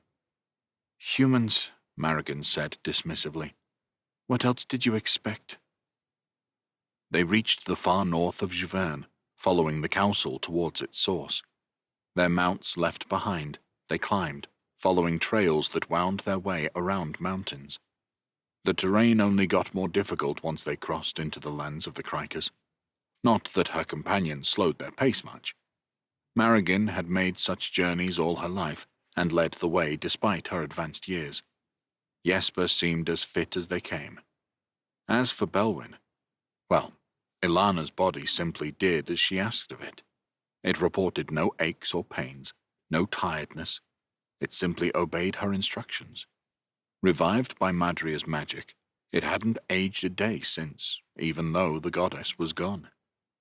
There was no inn with warm bed and hot meal that night.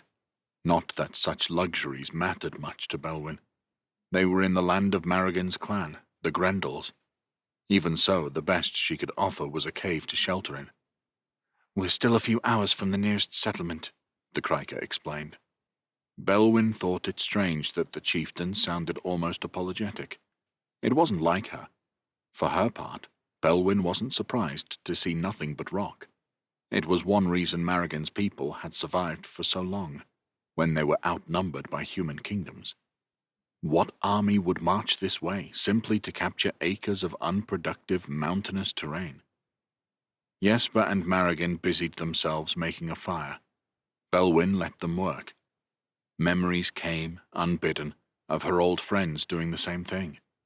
Geirmund in charge, Clarin and Rabigar carrying bundles of firewood, Maneva complaining about the cold and wet and insects and anything else she could think of, Soren reading, his eyes squinting, Belwyn reading to Lissa. She pushed those memories aside. They only made her melancholy, and she had learned, over the years, to send them away. I'll take first watch, Jesper offered, as he nibbled on his dried meat.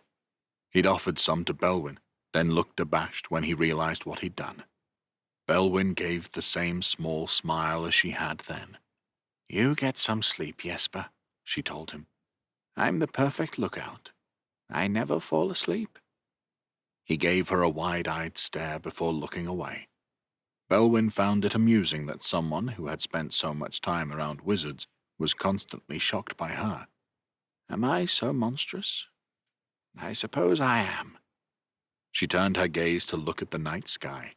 So many stars were visible from this vantage point. It wasn't as peaceful as sitting by the sea. But maybe it's time for a new vista. Chapter 20. Sonk.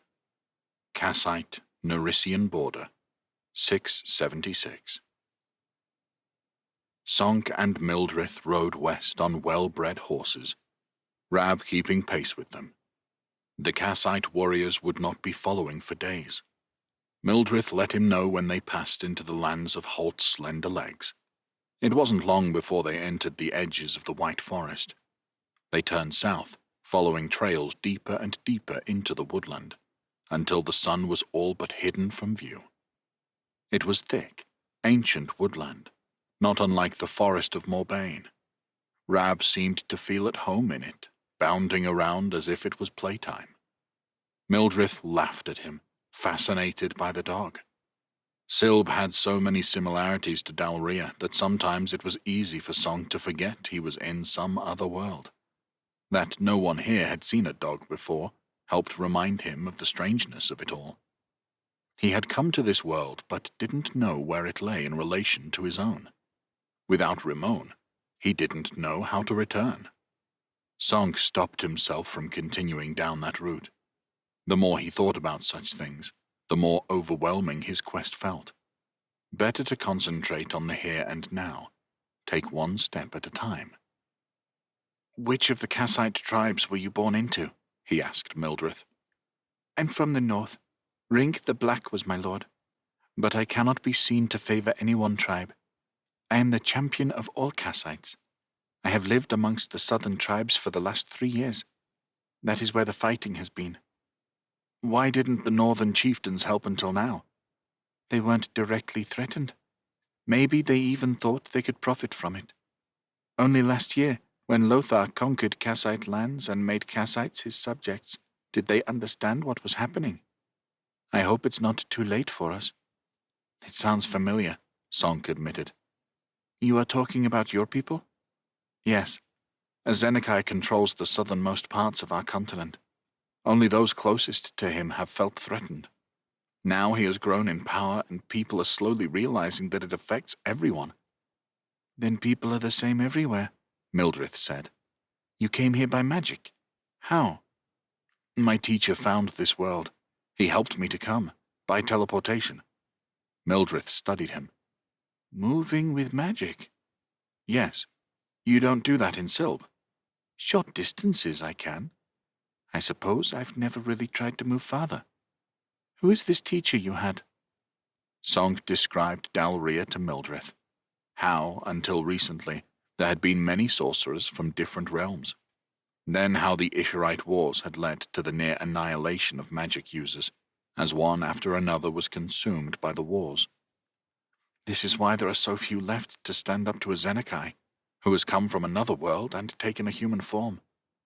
Mildred frowned as she took in this information. Sonk studied her face as she did. She seemed serious and tough, but he couldn't help noticing how attractive she was. Piercing blue eyes and high cheekbones.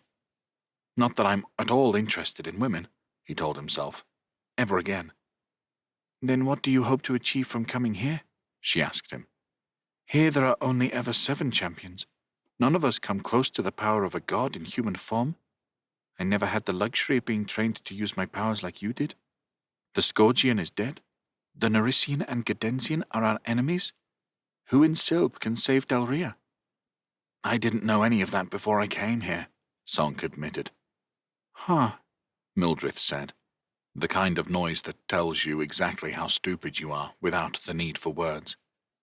They stopped to make a camp in a natural glade. Sonk had learned enough from Jesper to know what he was doing, and Mildred knew more. "We can build a big fire. There is no one else around for miles," the Kassite said. That was reassuring. Sonk peered into the gloom of the forest. He couldn't see beyond a few feet, but he heard odd sounds. "No humans, I should say," Mildred clarified. "There are many night creatures who would like nothing more than to eat us up. The spiders paralyze their victims with poison, then eat them alive." Sonk couldn't tell whether she was joking, but after that he didn't stray far from the fire. "Stay here," he told Rab, not keen on him wandering off. The dog was tired enough that he wasn't inclined to disobey, and he lay between them while they ate supper, each of them offering him bits of food from their packs. He rested his head on Mildred's leg, and when she petted him, he licked her hand.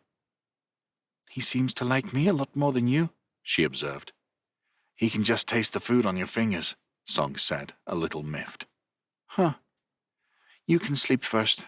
I'll wake you when it's your turn." Sonk felt he should be the one to take the first watch, since he was the man. But when he thought about it, that didn't make a whole lot of sense, and he had the feeling Mildred would strongly disagree. Or worse, laugh at him. "All right. Make sure you wake me." "Don't worry. I will." Getting to sleep wasn't easy. Sonk felt vulnerable, and the strange noises of the white forest at night didn't help, even if he knew there was a champion close by watching out for them. Mildred would poke the fire every now and again to keep it burning, Sonk was a little annoyed with Rab. Even with the fire, it was cold, and he could have done with sharing the dog's body warmth. Instead, Rab was flopped over Mildred. He must have got to sleep, because Mildred was waking him. He sat up, freezing cold, and put his hands to the fire. "Come here, Rab," he said, and pulled the dog onto his lap, giving him a hug to warm himself. Mildred lay down next to him and closed her eyes. Right next to him. It made sense to share body warmth, but he had only known the Cassite for a day. "Suddenly you're a prude?" he asked himself, after sleeping with Tassia within minutes of meeting her. He stared into the fire.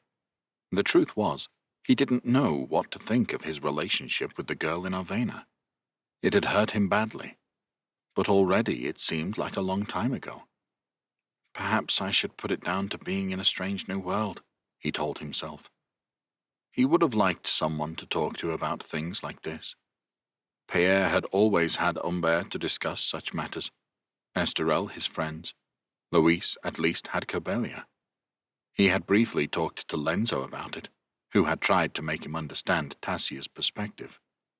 But Lenzo was so much older and had doubtless forgotten what it was like to be Sonk's age. He glanced at Mildred, who looked asleep. He quickly looked away. It wasn't right to look at people while they slept, and if she caught him doing it, he would be mortified. For some reason, he looked again. Her blonde hair, tied up in plaits, fell about her face. Her chin poked over her blanket.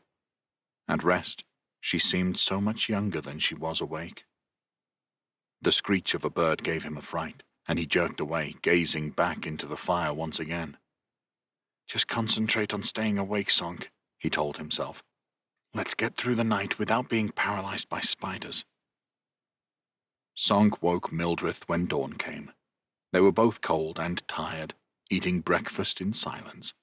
Sonk knew that once they got moving, they would regain some energy, but Mildred had other ideas. "I think it's time we test each other's magic," she said. "I want to see what you've got before we get closer to our target." It made sense. The Cassites had only Lenzo's word that Sonk was a sorcerer after all. "All right, but first, let's see what you've got as a fighter. It'll warm us up. You carry that hand axe around. Can you use it?" "Of course I can use it," Mildred growled, taking the weapon in hand. Sonk drew his sword with a grin, and they approached one another. Mildred's weapon had a long wooden handle with a single axe head attached at the top.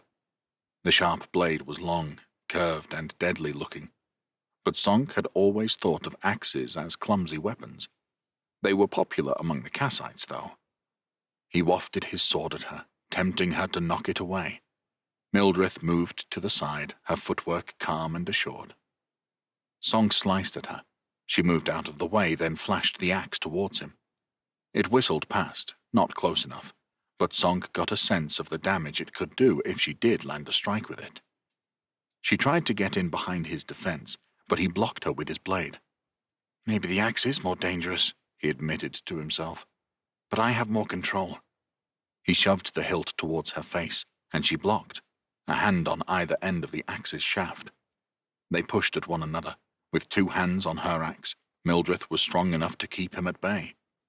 They separated warily, watching out for any attempts from the other to get in another strike.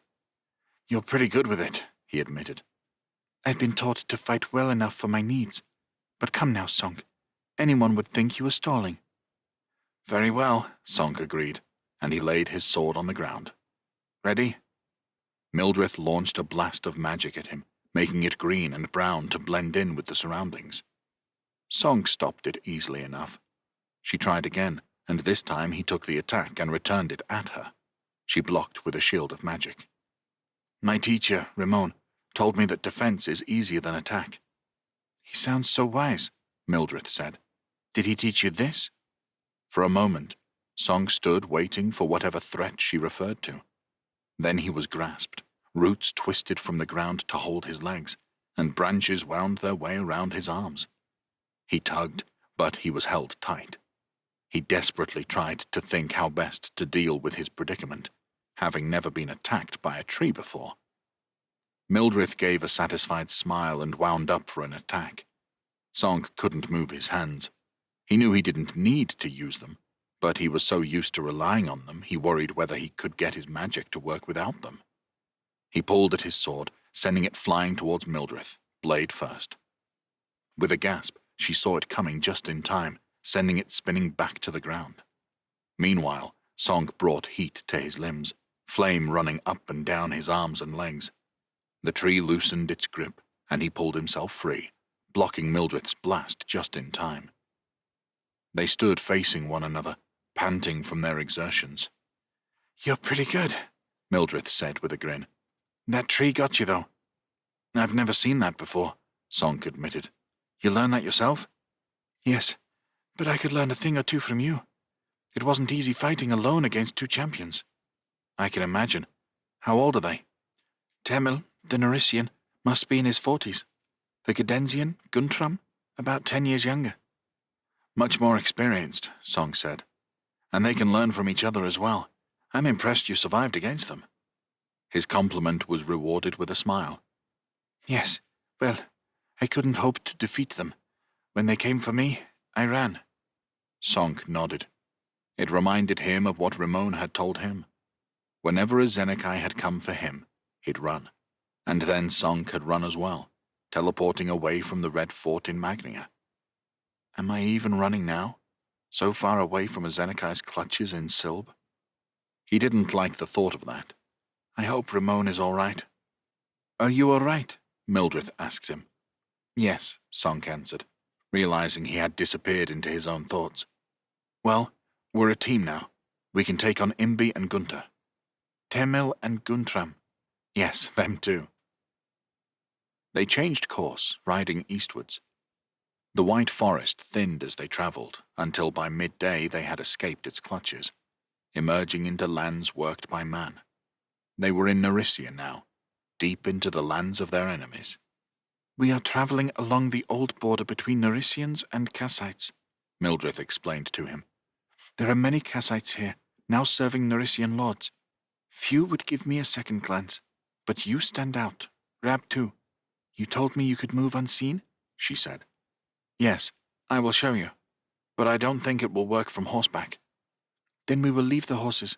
We can walk to Obanay from here." Mildred took their mounts to an isolated farmstead, owned by a Kassite family.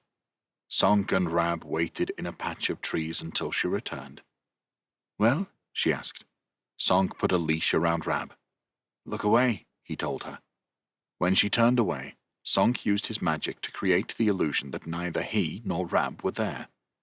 "All right, you can look now." Mildred's brow creased in a frown when she turned to find they had vanished. "Impressive," she murmured. Then she shouted, "Rab, where are you? Good boy." Rab pulled at the leash, desperate to get some attention from the Kassite. When Song held him still, he whined with displeasure. "Ah," Mildred said with a victorious grin. "I see you." Song sighed and allowed his treacherous hound to get a petting. "It's not perfect," he admitted, "but it works well if no one suspects I'm there. Better if I don't have a stupid dog to worry about." "Oh, I'm sure," Mildred said, serious now. "It's perfect for what we need to do. Come." They joined a rough dirt track that led to the town. Song didn't waste energy on using his magic all the time, only deploying it when they neared other travelers. As they got close to Obanay, he found he had to use it more frequently. It was clearly the locus of Narisian activity in the region. As they arrived at its outskirts, Song saw one reason why. Occupying a large plot, barrack buildings had been constructed inside and outside its walls, capable of quartering thousands of warriors. They explored the buildings outside the town, finding them deserted. They slipped inside one of them, a safe enough place to talk. "Lothar took surplus troops to Skorgia," Mildred explained. "But there will still be a large force inside the town." She pursed her lips. "Erstein and several others will recognize me. I had thought we could burst in and take him by surprise, maybe at night." "But it's far better if I go in alone," Song said. "You don't have to. I'll go with you. I'm no coward." I know, Sonk said. A covert assassination would give them a much better chance of escaping Obanay unharmed. Sonk and Mildrith made a powerful team, but they weren't invincible, and there were still hundreds of Narisian warriors stationed here. I'll do it. Will I meet you here? Yes, why not? I'll look after Rab for you, but we need to work out how to get you inside first. Back outside, Mildrith leaned against the wall of the building, staring at the town's open gates. Sonk stood next to her. It would not be easy, even if they were some distance from the fortified border. Obanay was still a military town, and the guards who allowed entry were thorough. There wasn't space for Sonk to squeeze past unnoticed. I could teleport, he suggested, but I would need a safe place to end up in. Mildrith shook her head. Seems too risky. I have a better idea. The men jumped from their stuck wagon, inspecting the muddy ground that gripped the wheels tight. Unbeknownst to them, they were held fast by roots that had broken through to the surface. Sonk deployed his magic as he climbed onto the back of the vehicle, persuading the men they heard nothing untoward as he did so. When he was safely ensconced behind a pile of timber, the wagon came loose. The wagoneers resumed their journey to the gates of the town. The guards knew the group, but still insisted on inspecting their goods. Sonk peered at them from his hiding place, content that his magic would prevent them from spying him. When they were done, the wagon was allowed through. As they rolled into Obanay, Sonk got the chance to look around the place. It was teeming with armed warriors, out enjoying the spring sunshine. Some were engaged in games and sports, boisterous shouts filling the air. Stall holders tempted others with their wares. No doubt the soldiers had endured a long winter, stuck here while the main Narisian army was winning glory against the Scourgians. Sonk could imagine that after so many weeks of boredom, such men would be more than eager for action. Like chasing down a Kassite champion and her outlander ally. I must be careful. The wagon was led towards the barracks area. I'm not keen on waiting around for a dozen soldiers to start unloading while I'm stuck here, he thought. His decision made, Sonk exited his hiding place and eased to the rear. A light jump and he landed softly in the dirt. He departed quickly, not looking around to see if anyone had noticed. He kept moving, no idea where he was going, turning left and right past one building and the next, until he'd traveled enough distance to feel confident he was safe.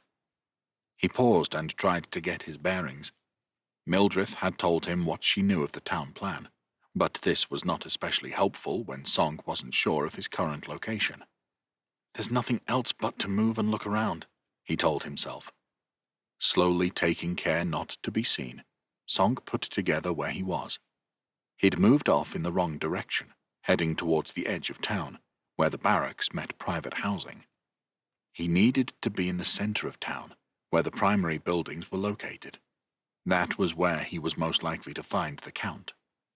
Having gained his bearings, Sonk moved towards his target, still using his magic to mask his progress. Only now did he fully register the smell of the place. Too many people living in the same space for too long. Not enough attention given to hygiene. My father would not be impressed, he thought, and he allowed himself a wry smile. He put his fingers to the hilt of the dagger his father had given him on his 13th birthday. He wondered what his father would have made of his curse of a son skulking about a town in some distant world, invisible to the eye. He couldn't decide if Duke Bastian would have been surprised or not. Sonk arrived at the central square, surrounded by the buildings one would expect in a town this size. A church, 2 inns, workshops, and a hall, from where he presumed the Count governed. All were built from the same rough wood, functionality clearly the concern over style. It still had the hallmarks of a border town, even if the Narisians had pushed the border north in recent years. The doors of the hall were wide open. As he approached, Sonk saw a reception room was busy with people stood about in groups. Some were dressed in warrior gear, some were townsfolk, while others had the fine clothes of noblemen or merchants. It was so busy, he had little fear of being seen or heard. He got inside, finding a space against a wall. There were so many conversations taking place he had a hard time tuning into them. The nearest group was the largest, and as he listened, he found it comprised merchants from out of town, discussing business with a range of individuals. Finding nothing for him here, he slinked over to a group of half a dozen soldierly-looking types. They were older than the average warrior, grizzled-looking, and as Sonk listened, he learned they were veterans with some sort of authority in the Narician army. Much of their conversation was personal banter around drinking, gambling, fighting, or women. But then they would discuss other things. News from the invasion of Scourgia, speculation about the next war with the Kassites. With no better options available, it was enough to keep Sonk listening for now, in case he heard something more useful. Then, out of nothing, it happened. "So, where is his lordship anyway?" one man asked, an element of sarcasm in the use of the title. "In with the quartermaster," Another answered, nodding his head in the direction of the hall's interior. "Working out how else they can reduce our rations." "Bollocks to that," a third man said. "We're going to have good men leaving if this carries on much longer. It's past time we go and pay the Kassites a visit. What's the point in keeping us sat here like this?" "Erstein ain't gonna make that call without the king's agreement. He's waiting on a royal order." The debate continued amongst the men. Sonk had a location for the count, but nerves gripped him for a moment, his legs refusing to move. He had killed men in battle before, but nothing like this. He realized he wasn't breathing and made himself take a long, quiet breath, in and out. "Come on, Sonk," he told himself. "Get a grip." He left the reception area, making his way deeper into the hall. The next room was the banqueting hall. It was full of tables and benches, but empty of people. "With the quartermaster," the soldier had said. Sonk took that to mean the two of them were in a private room somewhere. Such rooms were usually located on the upper floor. He found a set of stairs leading up. Pressing himself against a nearby wall, he waited as a maid descended the rickety wooden structure. Every step squeaked. The servant continued towards the back of the hall, where the kitchen rooms would be located. Sonk, meanwhile, glared with hostility at the stairs. There was no way he could get up there without being heard. He ran through his options. To hell with it, he decided, feeling a rush of energy. He sprinted up the stairs. Yes, the noise is horrific, he reasoned as he reached the top, but at least it's over quickly. He was in the middle of a corridor with various rooms coming off it. It might have been hard to say which one the Count was in, had there not been an armed guard stationed outside the door at one end, turning to look in Sonk's direction with a frown. Who knows how many more armed adversaries there are around here? But I've made my choice, Sonk told himself. I've gone for speed. Who? The guard began. That was all he got out. Sonk stopped himself hiding. As he did so, he pushed both hands out and yanked at the Narician with his magic. The soldier came flying towards him. Then Sonk pushed him away, all the way to the end of the other corridor, where he crashed against the wall and slumped to the ground. Sonk was already running for the door he had been guarding, keen to take the initiative. The longer this went on, the more trouble he'd bring on himself. He reached the door and swung it open. 2 men were inside. They had been seated at a table, but one had stood and was facing Sonk. The man's appearance told Sonk this was the Count in an instant. He wore a woolen cloak over a long tunic, and wherever there was an opportunity, clasp, belt, scabbard, fingers, jewelry proclaimed his status. Russet hair hung in curls to his shoulders. Erstein's hand went for his sword. Sonk threw a blast of magic. The Count raised a hand in a vain attempt to protect himself, but was sent flying into the far wall of the room. Sonk marched towards him. With a hand on the hilt of his dagger, he turned to the quartermaster. I suggest you leave. The second man, more simply dressed, shook as he got to his feet. Once up, however, he wasted no time in vacating the room. Sonk inspected his victim. He still lived, but his eyes were unfocused, and he let out a pained groan. I must finish this, Sonk told himself. He took his dagger in hand and struck it with force into the Count's chest. He pulled it out and watched Erstein die. It was a swift death, at least. Sonk wasn't sure how long he had stood in the room, staring at the weapon his father had gifted him. His gaze returned to Count Erstein. It was so easy. What would father make of me now? He asked himself. What right did I have to take this man's life? The Naricians were the aggressors in this conflict. That was clear enough. But Sonk thought back to his first taste of war, the invasion of the Midder Steppe. His father had taken the lands of the Midians, even if the campaign was against his better judgment. If a Midian had assassinated Duke Bastian, would it have been justified? Perhaps so. War seemed to have a way of obscuring the difference between right and wrong. Sonk wrestled with what he had done. I've killed so many people already. I used to know why. Killing a Narician because I want the Kassites' help against a Zenekai? Have I done the right thing? Have I committed some terrible crime? Sonk wiped his blade clean on the expensive cloak of his victim. He stared into the metal, and a pair of red eyes stared back at him. Now I see what father saw when he looked at me. Am I a monster? He asked out loud. No one answered, but then he heard shouts and the sound of running feet. I must get out of here. He moved to the window of the room and looked out. The height gave him a clear view of the town. He could see the wooden wall encircling Obanai, and beyond it the empty barracks where Mildred and Rab would be waiting for him. He fixed his gaze on a precise location. Sonk teleported away. Chapter 21. Payere. Giverny, Brisingian border, 676. The army of Giverny approached the border with Brisingia. Payere didn't think there was a soul who didn't understand the significance of it. It had been 40 years since the two great nations had fought, but still, everyone knew the Brisingians were the enemy. For the last 100 years, it was the Brisingians who had the upper hand in Dalria. Times were changing. Payere had to hand it to Esterel for unifying his subjects in so short a space of time. He had raised the largest army Giverny had seen in generations. And I deserve some credit for that, Payere told himself. The Morbonnais were second in size only to the forces of the king himself.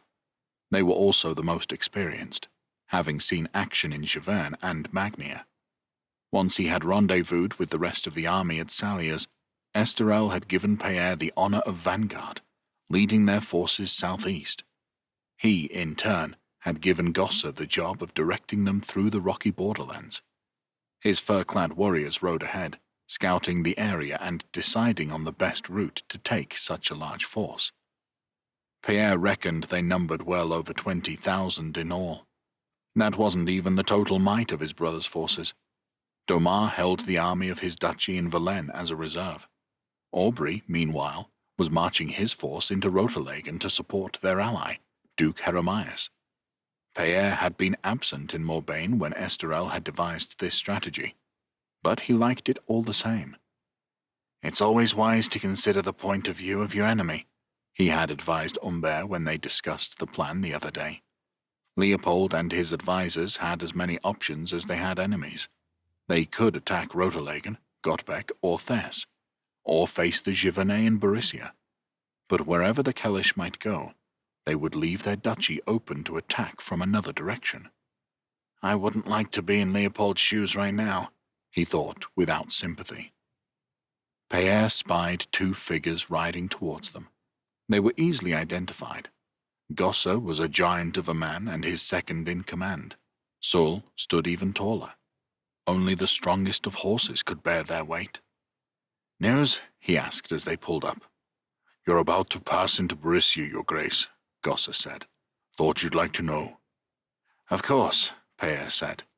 A shiver ran up his body, and he smiled with pleasure. "Do you know who I think should be the first to enter?" he said, raising his voice for those about him to hear. "The Barisian Guard." His guard cheered their approval, and he nodded at Elga to organize it.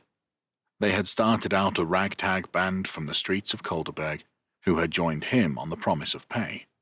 Now they were one of the most well-trained units in Javerne, and a source of considerable pride to Payer. "Come, Humbert," he cried. "Gosse, Sol, my guard will follow on, but I can't wait any longer." Gosse and Sol turned about and led them at a good pace towards the border. Giant rocks dotted this landscape. Black caves gaped uninvitingly, and streams trickled underground. It was unlike anywhere else in Javerne, and Gosse and his people were unlike anyone else. Raw and untamed, it was like passing through another world to get to the Empire. Brisingia, for all the mutual enmity between their peoples, was more like his homeland. During his time there, Payer had found people to hate and to love. "Here," Gosse said, waving a hand to point out an expanse of rock no different from that through which they had just travelled. "Borussia, the Empire." Payer said, looking for somewhere that wasn't rock. "Over there." His three companions didn't question, simply rode with him towards a patch where grass had managed to take hold. Payer dismounted and dug into the ground. The soil was thin, but he gathered a handful of dirt. The Barisian Guard, nearly 50 men strong, approached on their mounts, looking down at him. Some wore puzzled expressions. He held his prize aloft. "The soil of Borussia," he explained. "Here, Enan, take it. Deliver it to the king and tell him he has won his first piece of land in the Empire." In Borussia, Farad took over from Gosse. The Magnian had helped Walter rule the duchy for nearly 20 years, and he knew where he wanted to send scouts. Payer gave him the use of the Barisian Guard, many of whom had the local knowledge and contacts to glean information about the enemy. For now, their destination was clear: Colderberg, capital and stronghold of the duchy. As the day wore on, the scouts brought in news about the city. By the evening, Payer and Farad agreed they had enough corroborated information to update the king. Leaving Humbert in charge, they made their way to the center of the camp. The royal tent, dyed blue and decorated with the owl of Javerne, was by far the largest amongst the sea of canvas that was erected as the army made camp. Not that every soldier was lucky enough to have a roof over their heads. Plenty slept in the open, woolen blankets their only protection from the elements. But spring was now turning to summer, and it was a mild enough night ahead.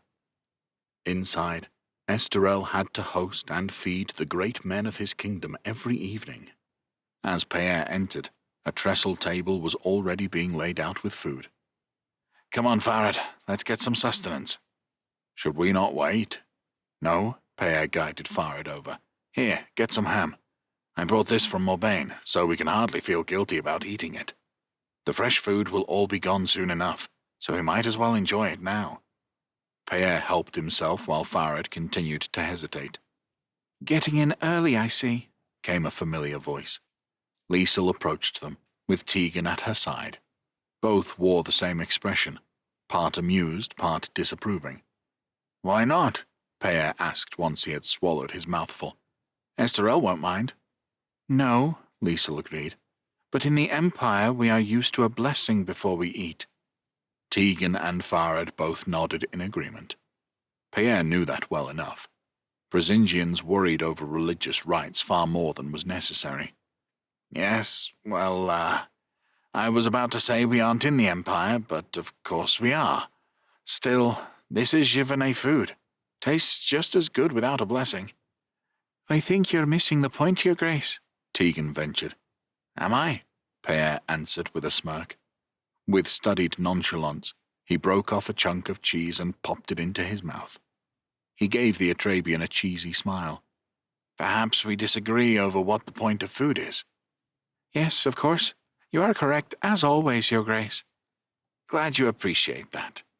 Now, if we had some Cordentine red to wash it down, I would be willing to praise the gods. The red wine of Cordants had always been a luxury. With the kingdom conquered by a Zenekai, it had become an extravagance.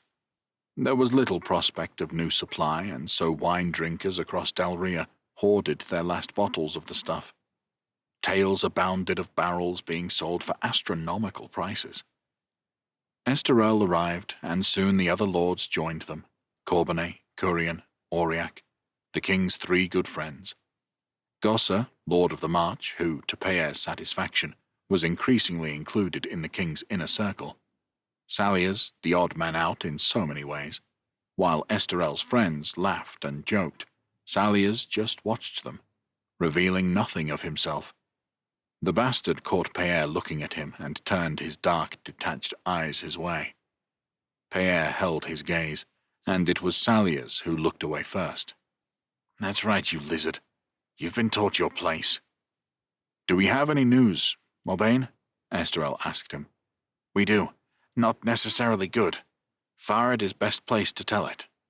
"Thank you, your grace," Farad said. "Leopold has acknowledged Mixo as the new Duke of Beryssia. Mixo is in his 30s, from a well-connected noble family. He was always loyal to Walter. Able and well-liked, I imagine he'll have support from many who approve the idea of a true Beryssian as their duke, and who won't like the idea of foreigners invading their homeland." The news had been more than a surprise to Peyre.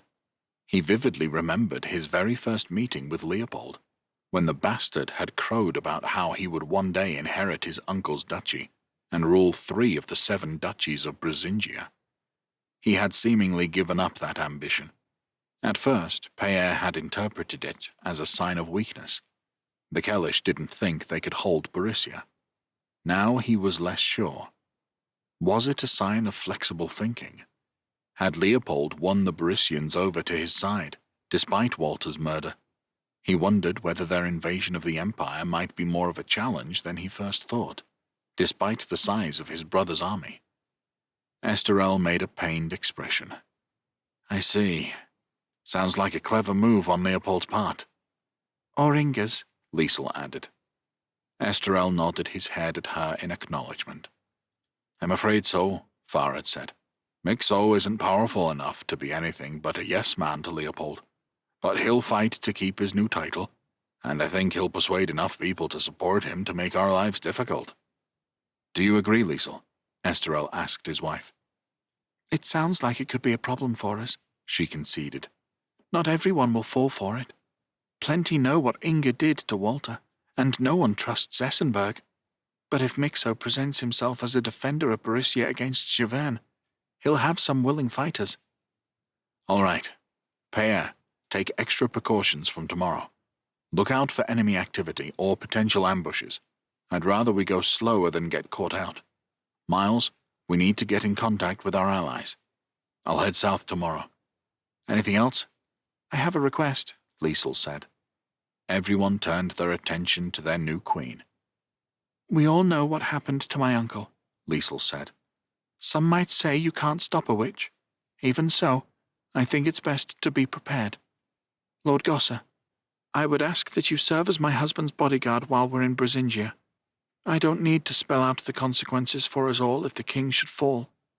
Peyre didn't know where to look. Esterel looked embarrassed. Gossa wasn't sure what to say. The last thing Peyre wanted to do was meet eyes with Farad, who had been in the same bed as Walter and hadn't been able to stop Inga. He looked at Liesel. She was aware of the awkwardness, but held her chin high regardless. It was her husband's life she was protecting, Peyre supposed. Not for the first time, he wondered whether his brother fully appreciated who he had married. "The last thing I want is the Queen worrying about me," Esterel said. "Lord Gossa, if you would fulfill such a role, I would be grateful for you putting her mind to rest." Gossa punched a hand to his shoulder. "Your Majesty, I would be honored. I would gladly lay down my life for the king or queen." "Nobly said, Lord Gossa," said Sasha, patting the man on the back. "Well, I think this calls for a celebration. Your Majesty, I took the liberty of packing a barrel of Cordentine red. I thought it might come in for a special occasion. Perhaps this is as good a time as any? Pierre noticed both Liesel and Tegan staring at him, and he recalled his earlier promise with a smile. "Praise the gods," he declared. Esterel raised an eyebrow. "Well, since my brother is so enthusiastic, I suppose I'll have to agree. Though I would have thought taking Kolderberg would be a more appropriate moment." "Don't worry, Your Majesty," Pierre said. "The wine cellar in Kolderberg Castle is extensive. Mixo won't have time to drink it all." They marched southeast for Kolderberg. Pierre witnessed the terrain transform from rocky wilderness to rich agricultural land. They passed one prosperous village after another, joining a road that would take them straight to the capital. Pierre gave out strict orders that the Barisians should not be molested, issuing a range of punishments to deter any who thought they might ignore him. Farad continued to direct the scouts. Pierre wasn't surprised to learn they had detected an opposition force ahead of them. Their numbers were estimated at 1,000, not nearly enough to trouble Pierre's force, let alone the entire army. But Esterel had given him a direct order to take extra precautions, and so Pierre had Humbert take a cavalry unit and ride parallel to the main force, with orders to engage any threats. He gave Farad extra scouts. Unsurprisingly, the Barisians didn't try anything, retreating before them. It was the middle of the afternoon when Farad returned. "We are approaching the town of Schilling. It sits on the road to Kolderberg. It has wooden walls and a keep. We could go round it." "Sounds like a good base for us to take," Pierre said. "I would have thought so," Farad agreed. "All right, let me speak to the king." Pierre rode back down the line of the Givernet force until he reached the royal troops. They wore new uniforms in azure and silver, with the charge of the Owl of Giverne displayed on their tunics and banners. The colors were still vibrant and arresting, but Pierre thought he preferred the worn-in look of his own soldiers. He said a few greetings to those he recognized, including Yihan, now an officer in the army. He found Esterel riding with Liesel, Tegan, and Gossa. The big warrior looked a little depressed, so far from the action. "Schilling is up ahead," Pierre said. "Farad says it's sizable enough to be useful to us as a base. It's also kind of in our way." "Any opposition?" "There's an army out there. We reckon between 1,000 and 2,000. They may be operating out of the town.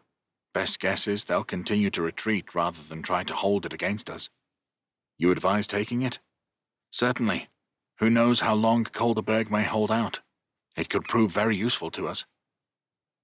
"All right, take it." Esterel seemed to think for a moment. "Use Saliers as well." "Saliers?" Pierre repeated, bemused. "We don't need his help." "I know that, but it's good to have everyone play a role. Share the glory out."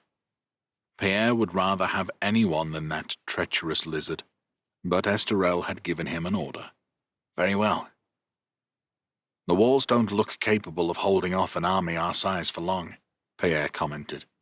He rode with Farad, Humbert, Elga, Sul, Arnoul of Saliers, and the latter's son, Benoit, towards Schilling.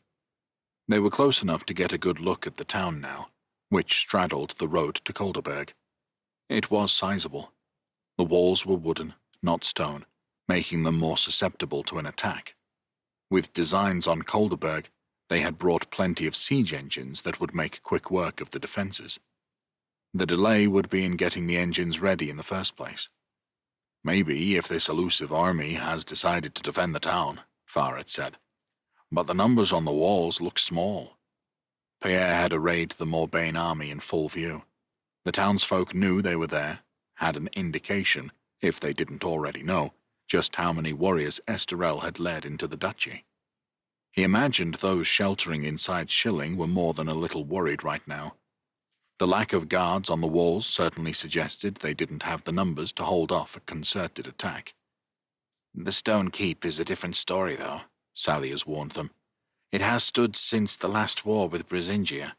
A small force might hold it against us for some time. Better to persuade them to surrender than have to dig them out of it." Pierre grunted. He didn't need the snake's advice. And anyway, how did Saliers know how long this keep had stood here? "If he's trying to impress with such knowledge, I'm not exactly speechless with fascination. Pierre glanced at the man's son, Benoit. He'd fought the boy in Esterel's contest.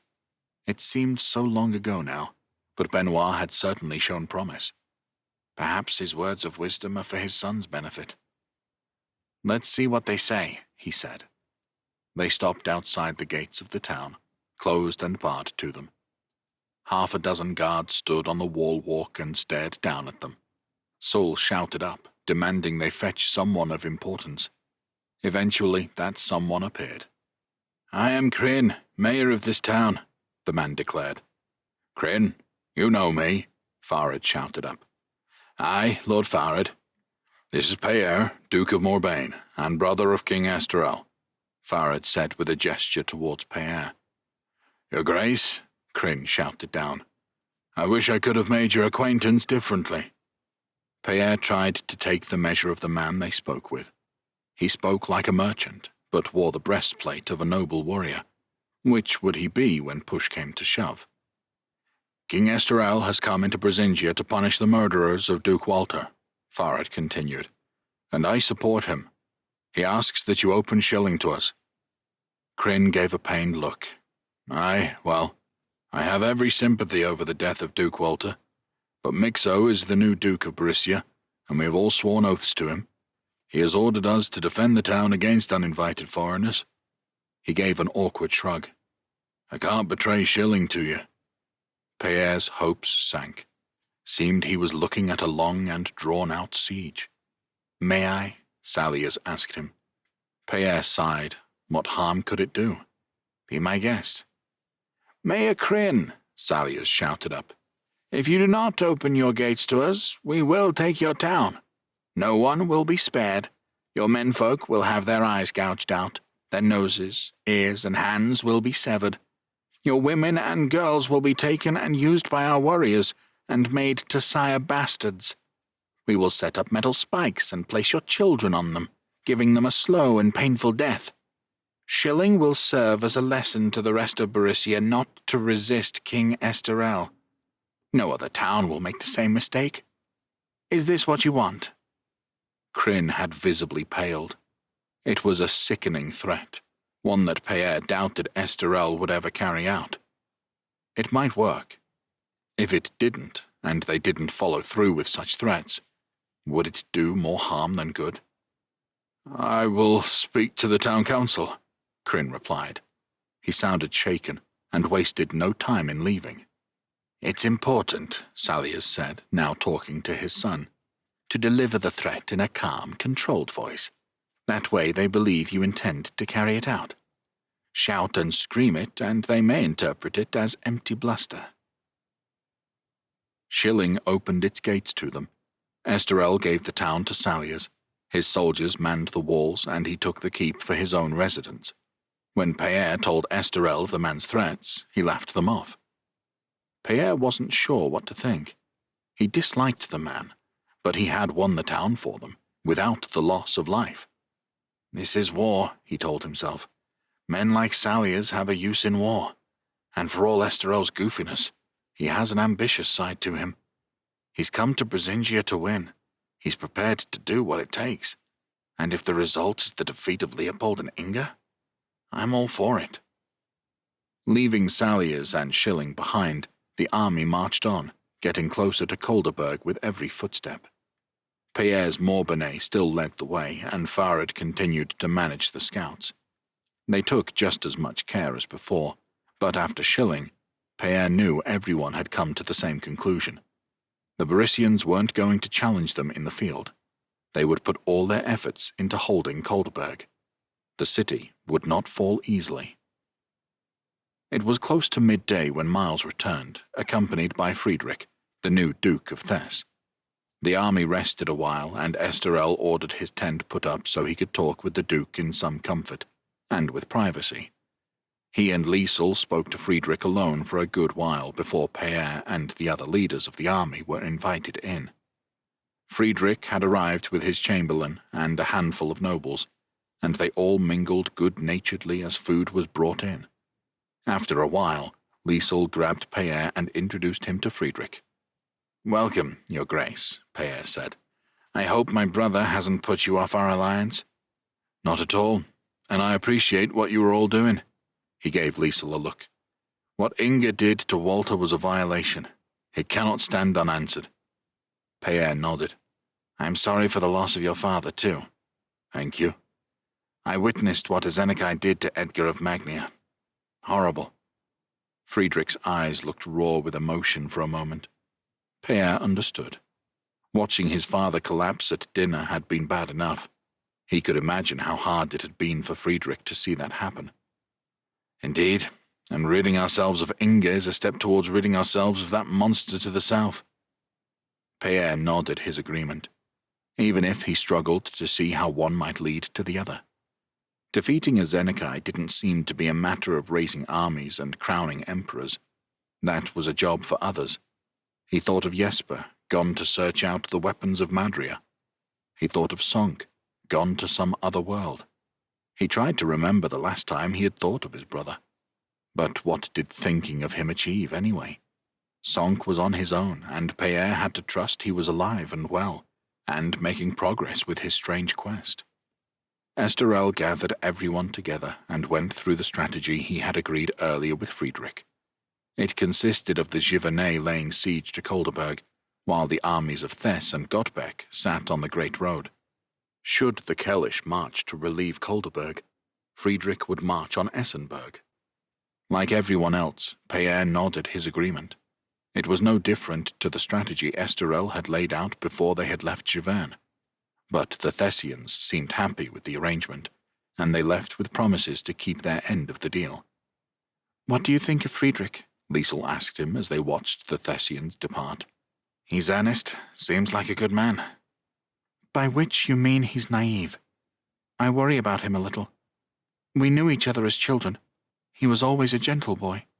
Different to Leopold." Pierre shrugged. "I didn't say he was naive. But if he is, he'd better learn quickly. These aren't times for innocence." Liesel gave him a look. "You were a sweet boy when we first met." Pierre looked back, unsure what she meant by it. "She doesn't mean anything, Pierre." He put a hand to the scar that Leopold had given him.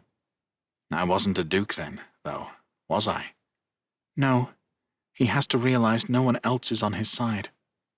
"Surely he's learned by now that Leopold and Inga aren't on his side? In which case, who is she talking about?" He gave Liesel another look. Who else can she mean but Esterel?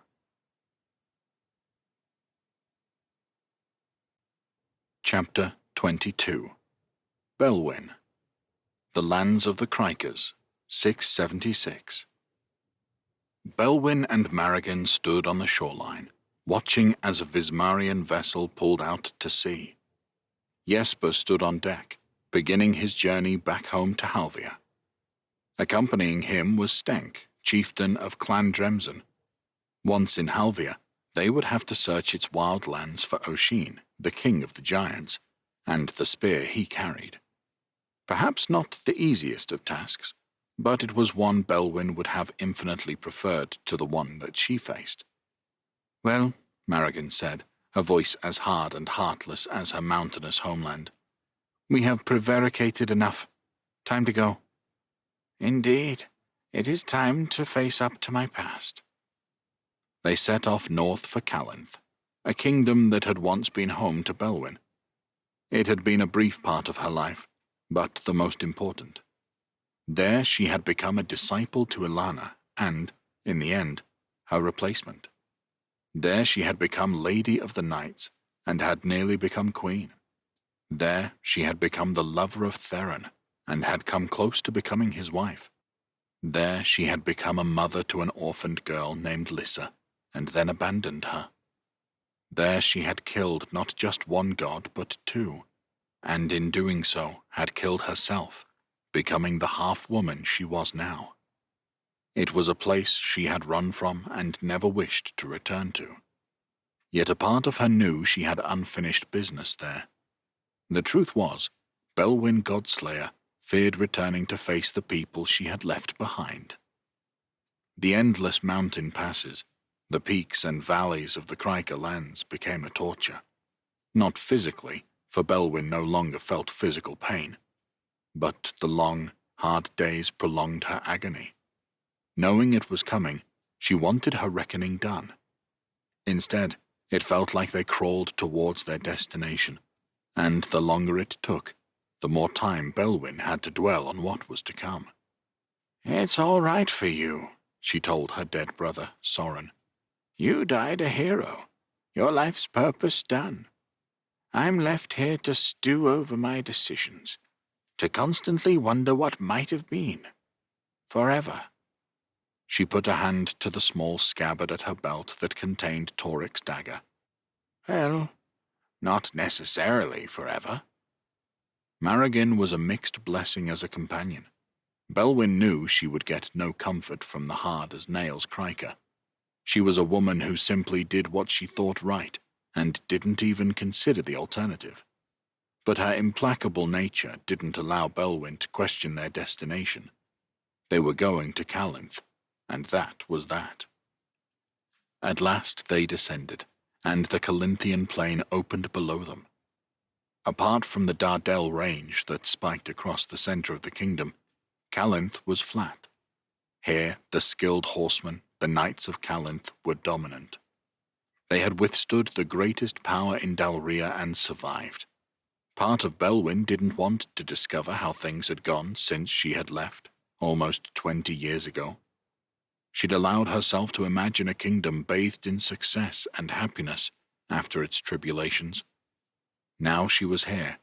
She recognized that real life wasn't like that. They passed Kalios, the great fortress that had seen the climactic battle with the Isharites. Old memories stirred at the sight of it. Lyrics to a song came to her throat, tongue and lips, asking to be sung once more. Emotions that Belwyn had buried. She fixed her gaze ahead.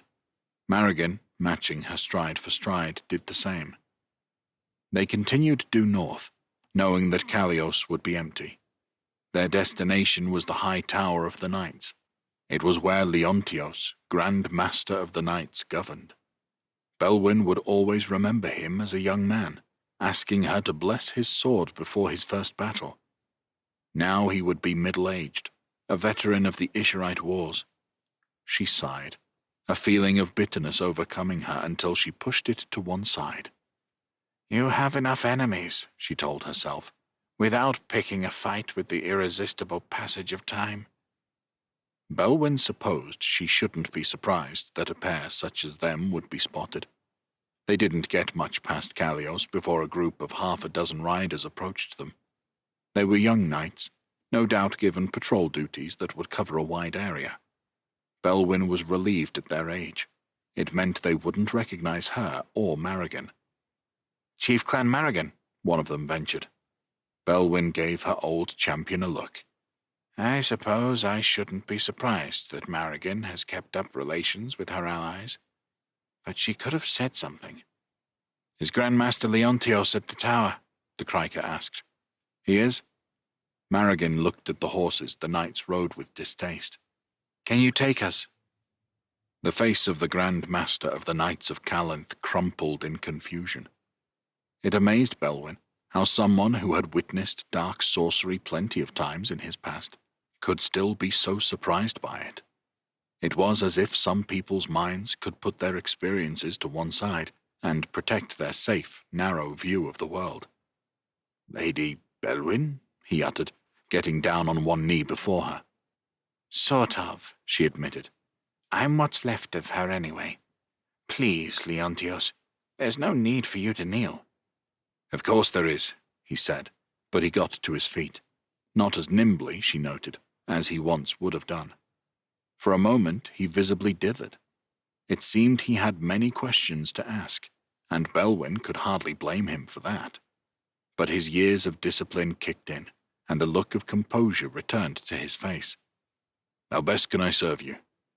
His simple loyalty touched her. The boyish looks were gone, and the hair, once long, was now cropped short. But the big brown eyes remained, and something of his devotion to her clearly did too. "I need to speak to Theron." "You can't simply—" He put 2 fingers to his head. Maybe I could still speak to him like that, she admitted. But it would be an invasion to turn up in his thoughts after all this time. I should speak to him the conventional way. I see. I will have a brigade of knights. Leontios, I want as few people to know about my visit as possible. I have my reasons. Of course, Belwyn. Well, if you want as few as possible, then Marigan and I can escort you to Heractus alone. Thank you. The three of them set off the next morning, on fine horses. It was another day of memories for Belwyn. The High Tower had been the place where the rebellion of the knights had begun, a chain of events that had led to old King Jonas being deposed and Theron taking the throne. They followed the road that rebel army had taken, to the capital. They crossed the Pinios, the river where they had fought the army raised by Siavash. The lord of the Isharites had killed many close to her, his shadow wearing their bodies as a disguise. How he had repulsed her. How ironic that she had become the very same thing. It was in that battle that Siavash had slain Pentas. According to Jesper, a boy from Morbain had been born with red eyes, who could wield magic like him. She wondered what it meant, wondered if it meant anything at all. Sorin would have had an opinion. How she wished the likes of Pentas and Sorin were still alive. They would make the decisions, and all she need do was follow them. Now it was up to her to decide what to do. I have no instinct for what is right. I don't even know whether this journey is a terrible mistake. Inevitably, her thoughts turned to Theron and their imminent reunion. The man she had fallen in love with more completely than anyone else. The same man whose ruthless ambition had fractured the trust she had put in him. You still get on well with the king? She asked Leontios, wondering what kind of man Theron had become since she last saw him. Of course, the Knights of Calanth have returned to their role as the tool of the monarchy and the servants of the people. Those days when the knights fought the throne were long gone. Praise Madria. It hadn't escaped Belwyn's notice that the faith of the people in Calanth remained as true to Madria as it had been when Alana had been engaged in her missionary work. She wondered what Leontios and others knew of her and Marigan's role in the death of Madria. People believe what they want to believe, she reminded herself. No doubt the faithful believe Madria still lives and protects them. And I can hardly criticize, since I was one of them for a while. Life is so much easier when you have a god to believe in. Leontios got them rooms in an inn, in a small town that lay in the shadows of the Dardel Mountains. It was impossible for them to avoid attention, but their tactics seemed to work. Belwyn hid inside a deep hood, while the presence of the Grand Master of the Knights and a chieftain of the Krikers took attention away from her. They woke early to begin the last leg of their journey. There was more traffic on the road to Heractus. Farmers, merchants, and other travelers attracted to the capital, carts bulging with produce and other goods to sell. They served as a distraction for Belwyn. Before she knew it, the morning had gone, and the walls of the city appeared in the distance, grey and uninviting, as they had always been. Yet long ago she had learned there were hidden qualities to the city and its people. Many lives had been lost when the Isharites had sacked the city, killing any foolish enough not to have escaped south. But the evidence told Belwyn Heractus had recovered. She had expected nothing less from Theron, and she was grateful to see it. Amid the horrors of the war against Ishari, she had built a life in Heractus. There had been Theron, and there had been little Lisa. But the city meant something else to her now. It was the place where she had confronted Siavash for the last time, where Dis had fought Madria, where Sorin and Claren had been killed. When it was done, she had wanted to run far away and never return. Even now, she wished to turn around and retreat to Curtsey, to sit by the sea and watch the waves come in and out. Instead, she followed Leontios to the gates of the city. He was quick to get what he wanted from the soldiers on duty. They were soon moving under guard the short distance to the castle, It was a route Belwyn had travelled many times, but never in circumstances like these. The people of Heractus were Elana's people. If they caught even a glimpse of her, their efforts to keep her arrival secret would be done. The news would spread like wildfire, and the second coming of the priestess would be declared. Belwyn held her hood closed, fearful that it would blow open and Elana's features be revealed. When they passed into the castle courtyard, she relaxed a little. Once inside the building, there were fewer things that could go wrong. Leontios was quick to dismount and offer his help to her. They waited for Marrigan. Belwyn had yet to see a Criker dismount a horse gracefully, and then hurried inside. Belwyn thought she might recognize a face or two amongst the servants of Heractus Castle, but she didn't. Times had changed. Leontios had Belwyn and Marrigan taken to a private chamber, and then set off to find the king. He soon reappeared, his face grave. "The king will see you alone," he said to Belwyn. "Is he all right?" Leontios shook his head. "I think he is in shock, but he needs to see you for himself." "Come in," Theron's voice. Belwyn felt sick. Steeling herself, she entered the King of Calenth's private apartments. He was alone. She studied him. The years had not been unkind. Those dark brown eyes she used to gaze into hadn't changed, while his brown hair was only beginning to turn grey. She was not surprised to see he had maintained his physical strength. There was, however, a melancholy fixed on his features. Belwyn supposed she shouldn't be surprised by that, given everything he had lost. He studied her back, a frown creasing his features. She had tried and given up on preparing something to say. No choice of words would make this any easier. But as the silence lengthened, she knew she should be the one to break it. "I'm sorry." "You're sorry," he repeated. She could detect the slew of emotions in his voice, even though he strived to control them. "What are you sorry for, Belwyn? If, as Leontios tells me, it's truly you." "It's me. I'm sorry for leaving and letting you think me dead. And sorry for returning. I swore to myself I never would." Theron nodded slowly. "I understand why you did it to me. I let you down. But Lissa—" Straight to the point, then. Her greatest crime. "You want to know why I abandoned her?" "Yes, I do." "Then try to understand how broken I was. Soren and Claren were dead.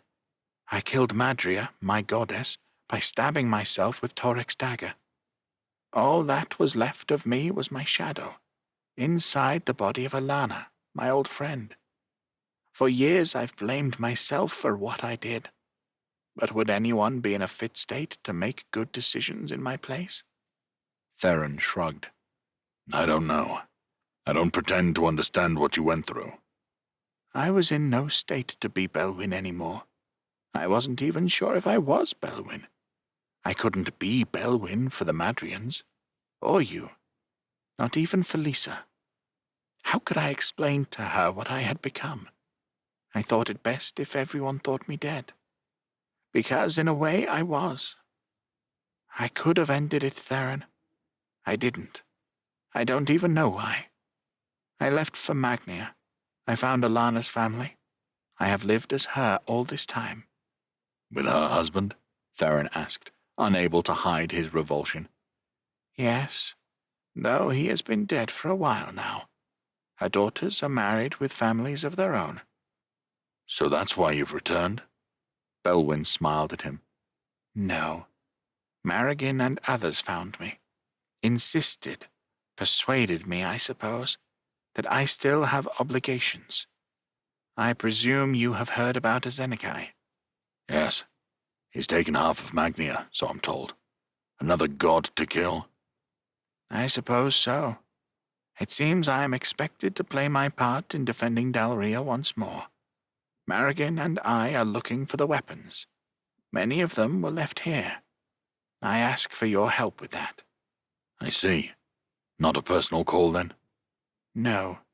And I'd be grateful if you kept my presence here a secret. I don't want Lissa to find out. Well, I agree with that.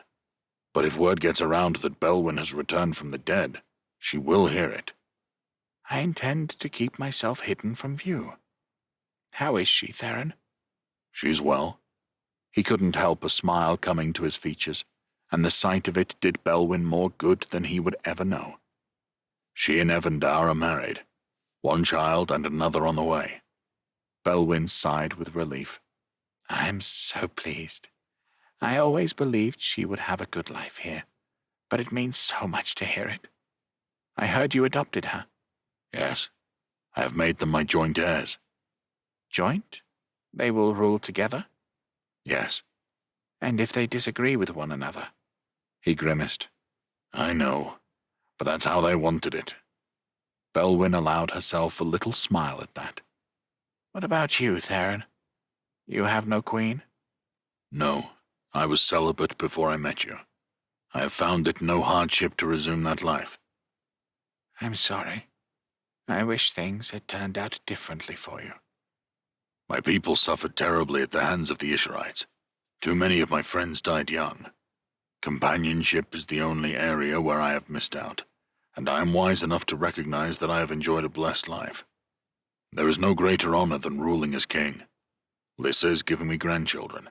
I certainly don't want your sympathy, Belwyn, or your apologies. Belwyn bowed her head. Then, on to business. Aye, on to business. I will fetch Marigan, and we can talk about this as Zenekai. Jesper has set sail for Halvia, to find Oshin, Marigan explained to Theron.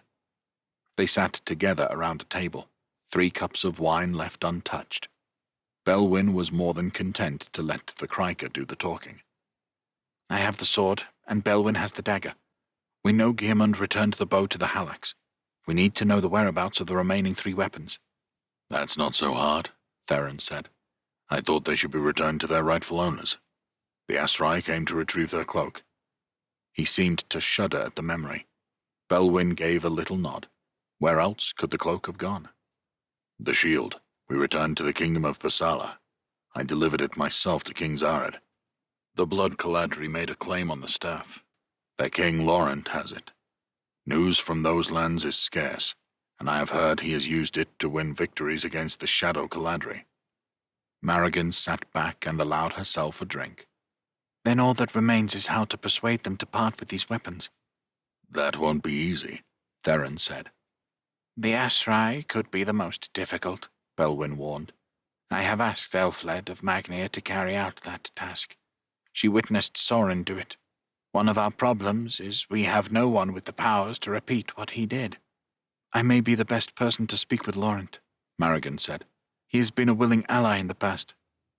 I am best placed to ask Zared if we can borrow the shield again, Theron admitted. Though I must warn you, here in the north we do not lie awake worrying over this Zenekai. It's Gansuk and the Halax that keep us up at night. And I suppose that's the task left for me, Belwyn said. Pointless, Theron said. The Khan will never part with the bow again. It has helped him win his empire, and he is eager to expand further. Why would he give up his personal weapon? I don't know, Belwyn said, but I suppose I have to try. He'll kill you. Belwyn allowed herself a wry smile. He can try. Chapter 23. Sonk. Kassite Nerisian border, 676. Sonk and Mildrith wasted no time in retracing their steps, vacating the area around Aubenay. Sonk was sure the soldiers of the town would be out looking for him as soon as the Count's body was found. Mildrith retrieved their mounts, and they rode for the safety of the White Forest. Rab kept pace with the horses, who seemed to have got used to his smell. Sonk's mood didn't improve. His mind kept returning to the corpse of Count Erstein, the wound in his chest he had inflicted. I didn't even speak to the man, he realized. Didn't find out if he was good or bad. I just killed him. It's wrong. When he mulled it over some more, he found the counter-arguments. the sooner I defeat Lothar, the sooner I can leave Silb for Dalria. I don't have time to question every action." He shook his head. The truth was, he was becoming lost in this world, unsure of his purpose. Mildred looked across at him. "I would have gone in with you." "I know. It's not that," he sighed, looking at her as he debated what to say. "Why not tell her? I trust her as much as anyone else I've met here. I just don't know if I did the right thing. It was right for you, I suppose, for the Kassites, but what business did I have in killing him?" Mildred looked at him, thinking. "I must admit, I hadn't really thought about it. All I can say is thank you for taking our side, and just to let you know, I'll keep my promise. Once we've defeated the Narisians, I'll help you. You believe me?" "I do," Song said. He'd told himself to stop trusting people so easily after Tassia. But there was something about Mildred that he liked. "It's defeating the Narisians that seems the hard part." Mildred gave him a little smile. "Don't tell anyone I said so. But you're right." Back in the White Forest, Song knew he could relax a little. There was no evidence they were being followed. He and Mildred had carried out their part of the plan. Now it was time for the Kassite warriors to join in. Once they crossed into the lands of Holt Slender-Legged, they soon found the Kassite army. The warriors from 3 tribes were gathered under the forest canopy, waiting for their return. They had made a clearing, stripping the felled trees and building siege equipment. Holt, Rink the Black, and List the Castrator spoke with them while their followers listened in. "Erstein is dead," Mildred told them. "Song entered his hall and killed him." "You saw him dead with your own eyes?" List asked her. He gave a suspicious sneer, revealing his sharpened teeth. "No, but I have no doubts." "He could be lying," List said. "Could be working for the Narisians for all we know. Could have warned them of our plans." Song met eyes with the chieftain but said nothing. A denial from him would carry little weight.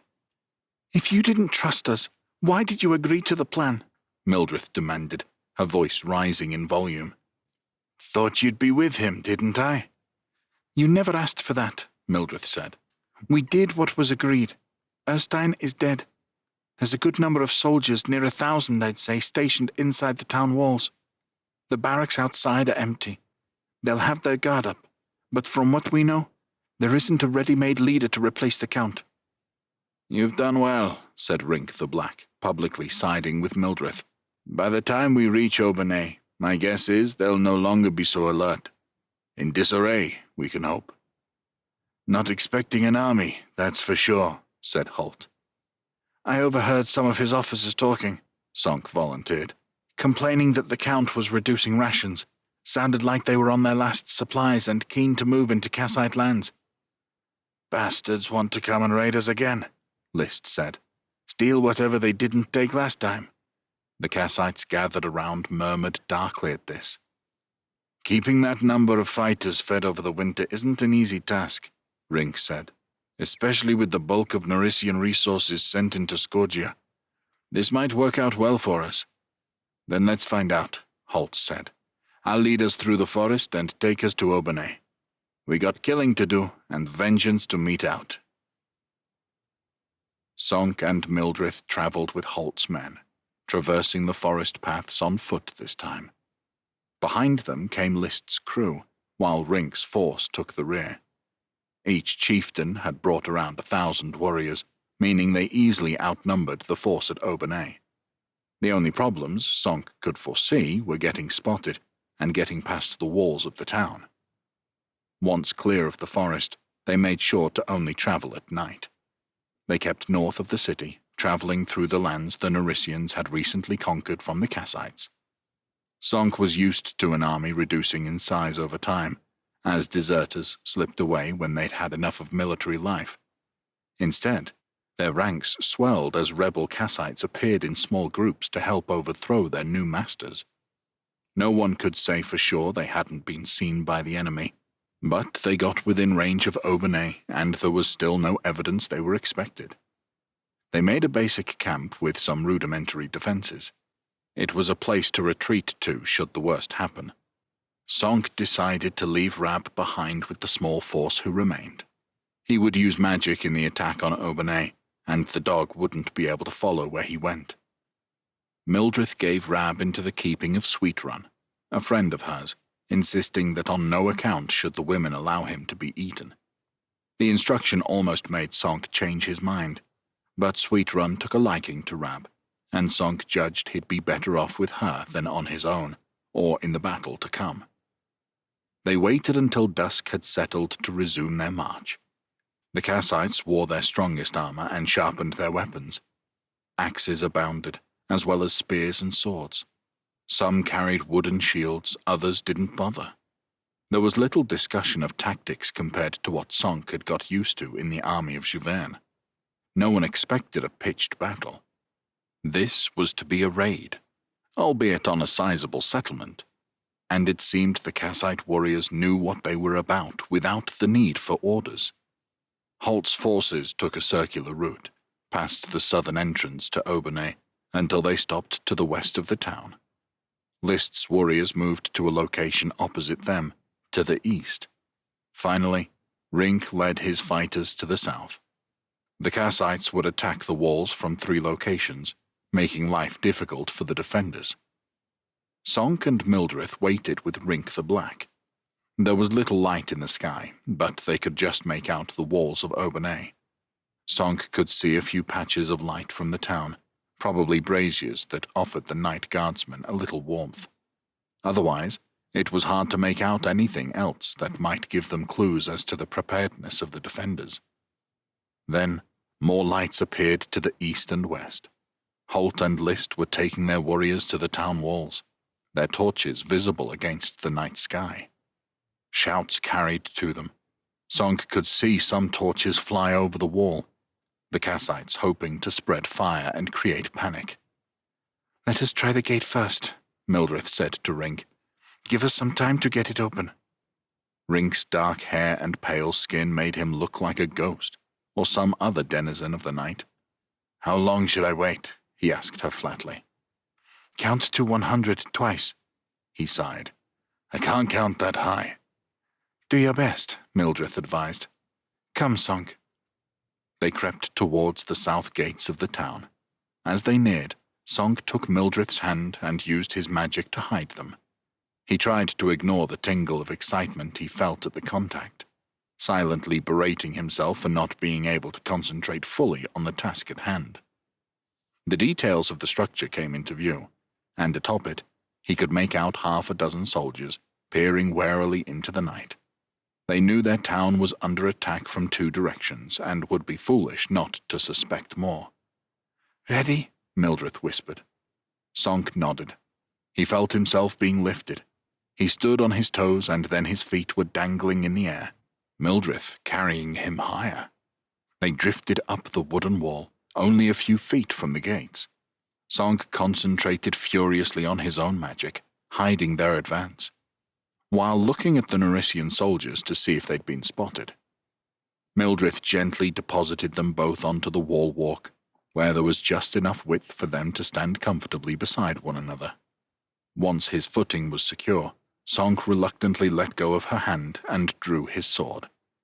The movement and sound drew attention as the Narician guards turned to see them, both now visible.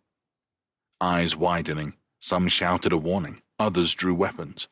One of them threw an axe at Mildred, but Sonk had now put up his defensive magic, and the weapon clattered into his magic shield and fell to the floor. Sonk charged at them, sword at the ready, Mildred close behind. They had to be quick and ruthless. As the nearest warriors came at them, Sonk blasted 2 with his magic, sending them flying over the wall into the inner courtyard.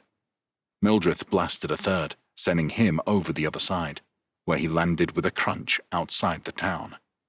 Sonk waited for a warrior to jab his spear, then moved in. His sword cracked into the opponent's chest height, and the man lost his balance, tumbling over the wall after his 2 comrades.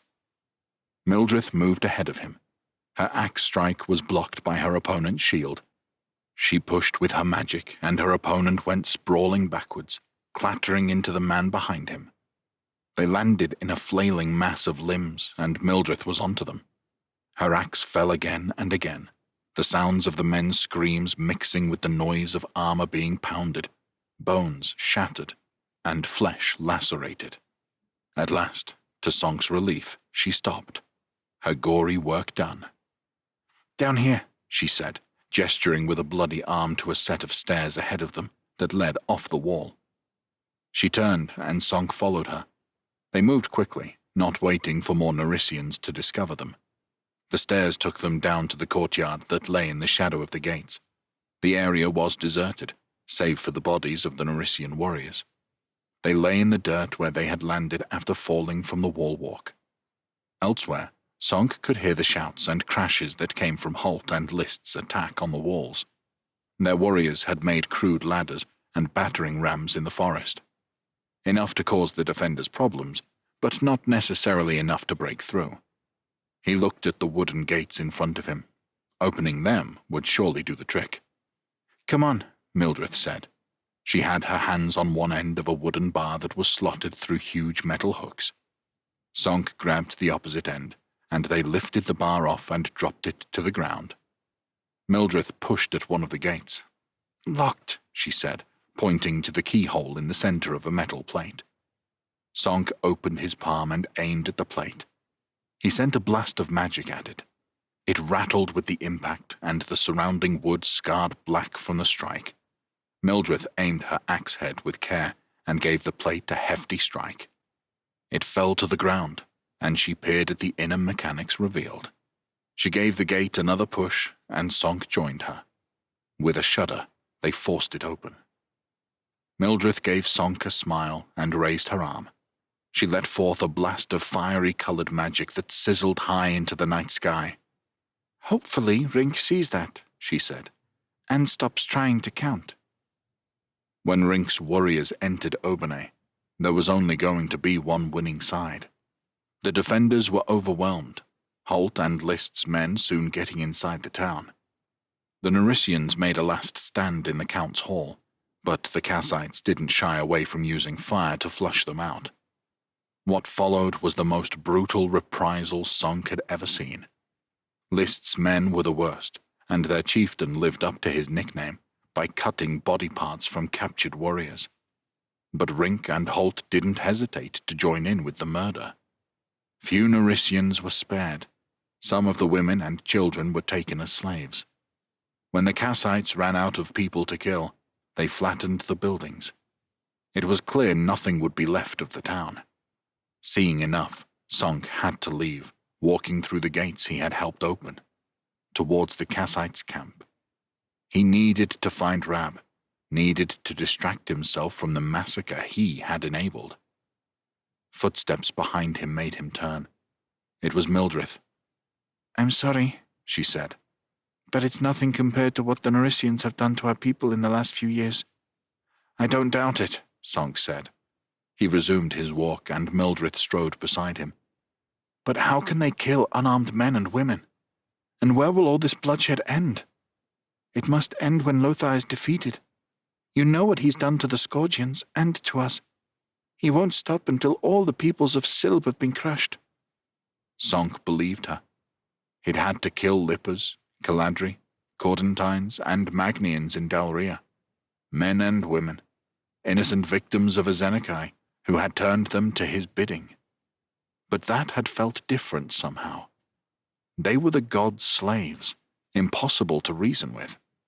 Narisians and Kassites were so alike to his eyes, he couldn't tell them apart. Why were they killing one another? "What I don't understand," he said, "is how it got to this. When I was in Arvena, I visited a temple there a few times. I learned something about the history of Silb. The high priestess there taught me how the 7 peoples came to Silb together and conquered this land, dividing it up equally. So how did you become enemies?" Mildred looked at him. "Human nature, Sonk. Greed. When the natives were defeated, there was no common enemy. The rulers and warriors began to covet the lands and wealth of their neighbors. Petty disputes escalated, though what Lothar has done is worse than anything that has gone before. Why? I don't know. The Narisians, Scourgians, and others desire one ruler, a king. It is a recipe for aggression. We Kassites belong to our tribes. We don't need more than we have. Your tribes are too busy quarreling with one another. Perhaps. But you see how we act, Sonk. We don't place our chieftains on a pedestal above us. They must consult us, make decisions for the good of the tribe, not just for themselves. When I look at the other peoples, I don't see this. Thousands of Narisians have fought and bled to take our lands from us, all for the benefit of Lothar and his henchmen. He won't stop until he is king of the entire world. Sonk considered this. He wondered whether Mildred would be equally critical of Jivern and the other kingdoms in Dalria. She probably would. But where was the solution to what he had witnessed in Obanay? Was humankind simply doomed to fight, kill, and enslave their enemies? Forever? Until the end of time? He sighed. I need to find Rab and forget all this for a while. Mildred nodded. I'll leave you alone. Sonk wondered whether the Kassite champion wanted to come with him.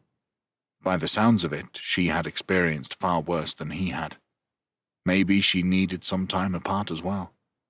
But by the time he thought to ask her, Mildred had turned around and was making her way back to the town.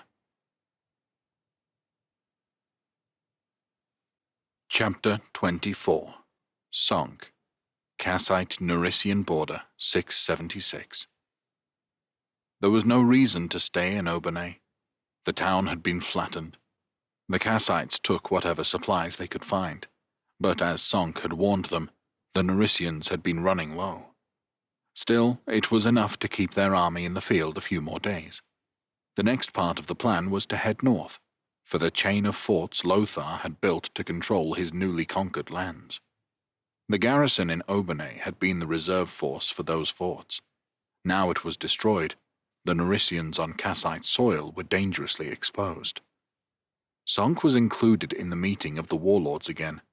List still sneered at him, but there were no more accusations of treachery.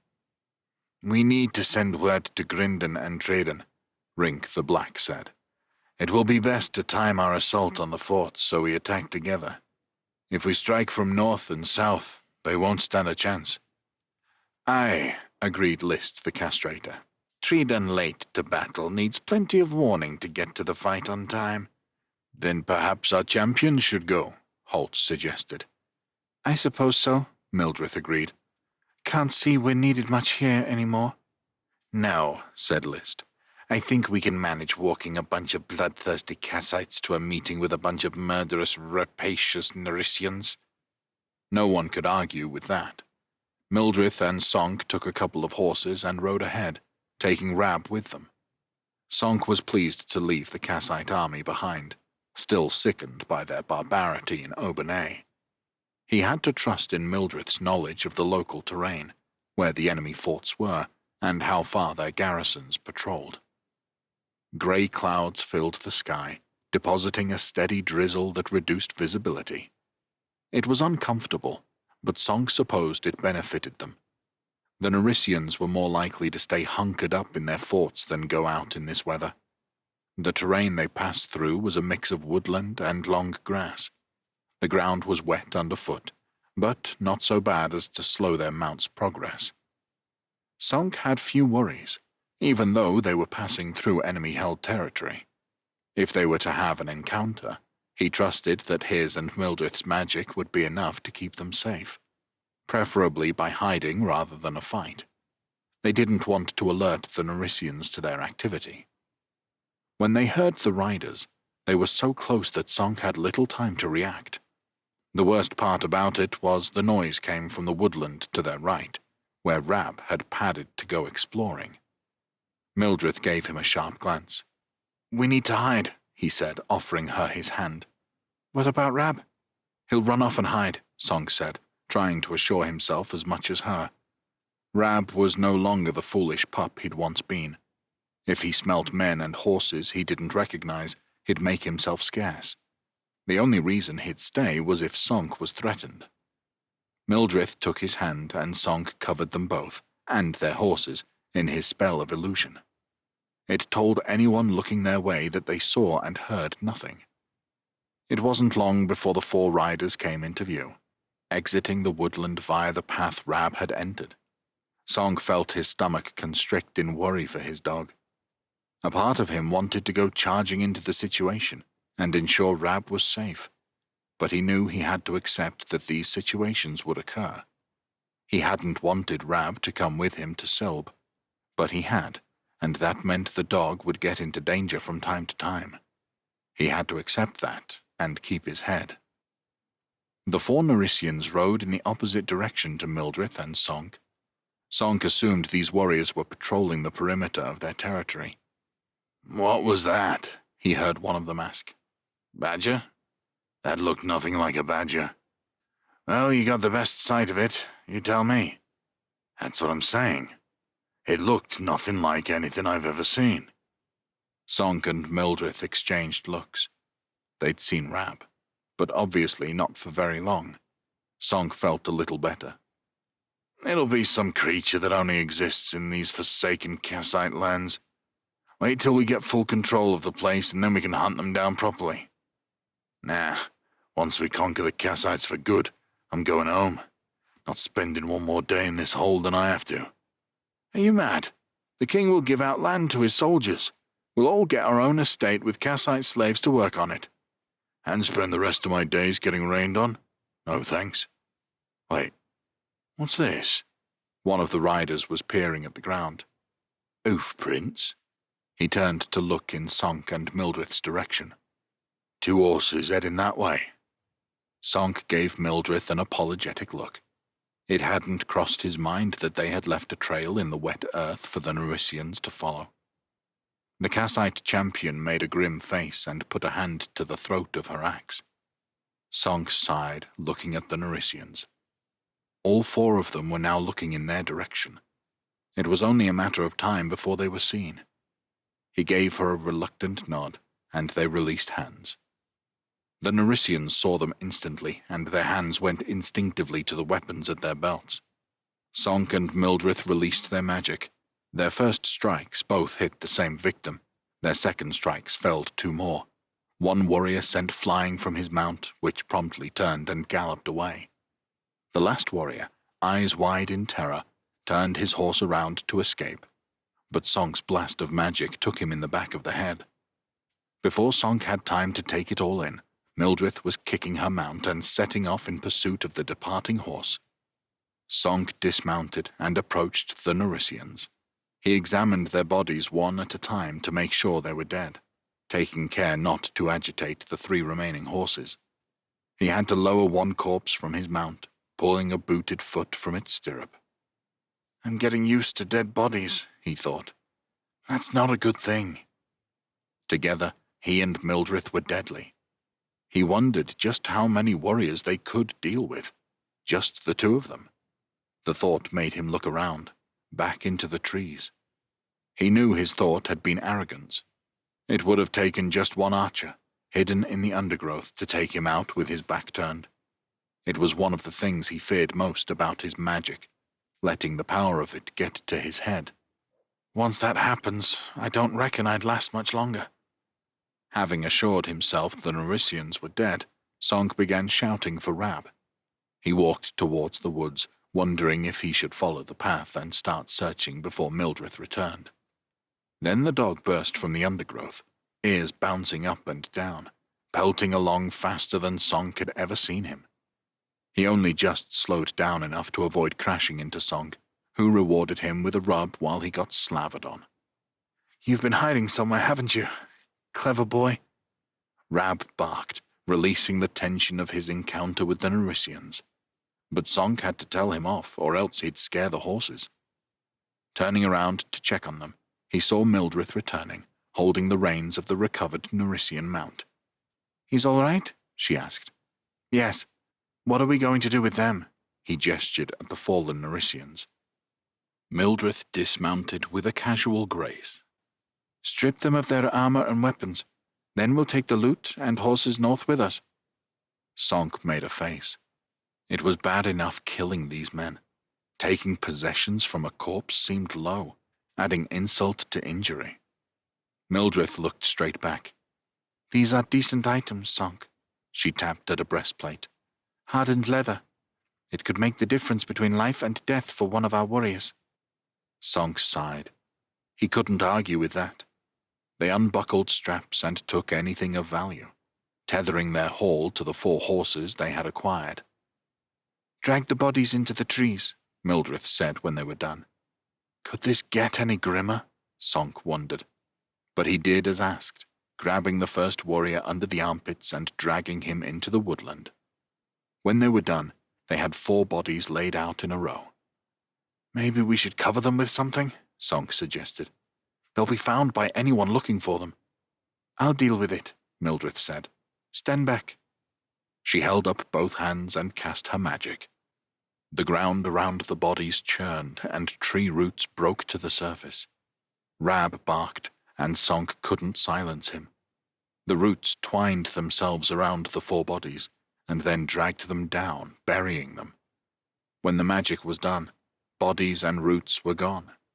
All that was left were chunks of earth, which Mildred flattened down with her boot.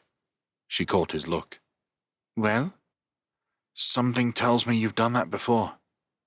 I'm sorry, Sonk. Sorry? What? Sorry I'm not the kind of girl who spends her time sewing or milking cows. I didn't ask for this. Of all people, you should know that. She stomped off back to the horses. Sonk thought better of shouting after her. What did I say? He asked Rab. Rab tilted his head to the side, apparently as oblivious as Sonk. Sonk and Mildred didn't talk as they resumed their journey north, passing between 2 of the Narician forts. The Kassite champion didn't even want to look at him. Maybe silence wasn't a bad thing. Riding 2 horses and leading 4 more, Sonk felt more vulnerable than before. Worried they'd be that much easier to spot, he didn't think he'd be able to hide them all if the need arose. Despite this concern, he couldn't stop wondering what had upset Mildred. He knew he'd been moaning about the dirty work they'd had to do, and then he'd said something about her magical burial of the Narician warriors. She'd clearly taken it personally. All he could come up with to explain it was that she seemed to care what he thought of her. Someone caring about his opinion of them was such an unfamiliar experience that he hadn't given it a single thought until now. He glanced at her. The annoying thing about it was, he really liked her. She was strong and beautiful, and they shared a bond, their age and magic, something he hadn't experienced before. Trust me to mess it up. Well, he'd be more careful from now on. He'd make sure he let her know how much he thought of her in future. Best to let her cool down first, though. I think if I start apologizing or talking about it, I'll just make things worse. When evening came, they had to stop and make a camp. They had 6 horses to see to now, and the constant drizzle looked like it might get worse instead of letting up. It seemed like they were in for a miserable night. When they were done, Sonk sat against a tree with Rab and did his best to cover them with his blanket. To his surprise, Mildred sat next to him. Sleeping next to one another and sharing warmth seemed to be something that was second nature to her. For Sonk, her proximity always made his heart beat fast and his mouth go dry. He offered her his blanket, and she moved in even closer. It's cold, he muttered, just for something to say. He could feel her next to him, could smell her damp leathers, could see her wet hair at his shoulder. Do you know where we are? Right on the new border between the Naricians and Kassites. She didn't move, so all he saw was her hair, not her face. Huh. So all the land we passed through today was taken from the Kassites? Yes. There was a pause. Look, I'm sorry about before, she said. I'm sick of this rain, and I lost my rag with you. You did nothing wrong. I was whinging like a child instead of just getting on with it, Sonk admitted. She turned, looked up at him, and smiled. He looked into her blue eyes, feeling lost in them. Maybe a bit, She said. but this is all new to you. You're entitled to have a gripe without me acting up. Come on, Sonk, he told himself. Tell her how much you think of her. He hesitated. Well, he made himself say, I'm glad we're talking again, because we make a good team. We do. It's nice to have someone to work with. You've no idea how lonely it is being the only one. I do, Sonk said. She said nothing, just looked at him. Sonk looked at her lips, desperate to kiss her. Mildred? Yes? When I was in Avena, I met this girl called Tassia. At the time, I thought I was in love with her. She betrayed me, and I realized I hadn't been in love with her at all. And you're telling me this because? Well, I think I might be in love with you, but I've got it wrong before.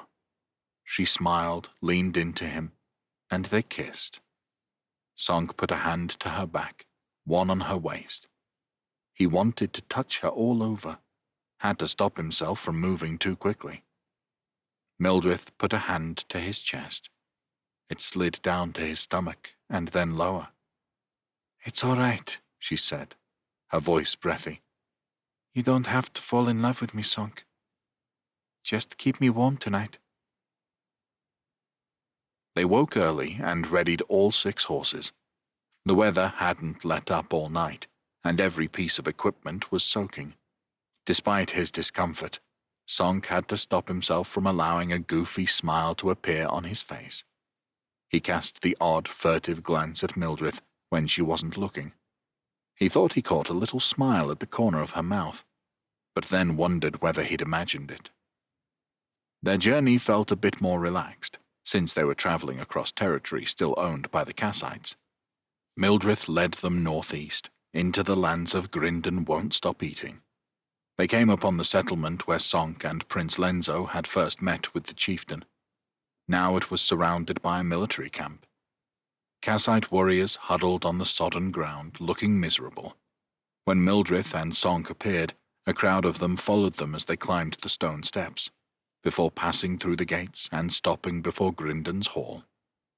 Grindon emerged with a piece of bloody meat skewered on his knife, his flaxen beard slick with grease. With him came Tridon, late to battle, who had obviously defied his nickname and travelled south with his tribe's warriors.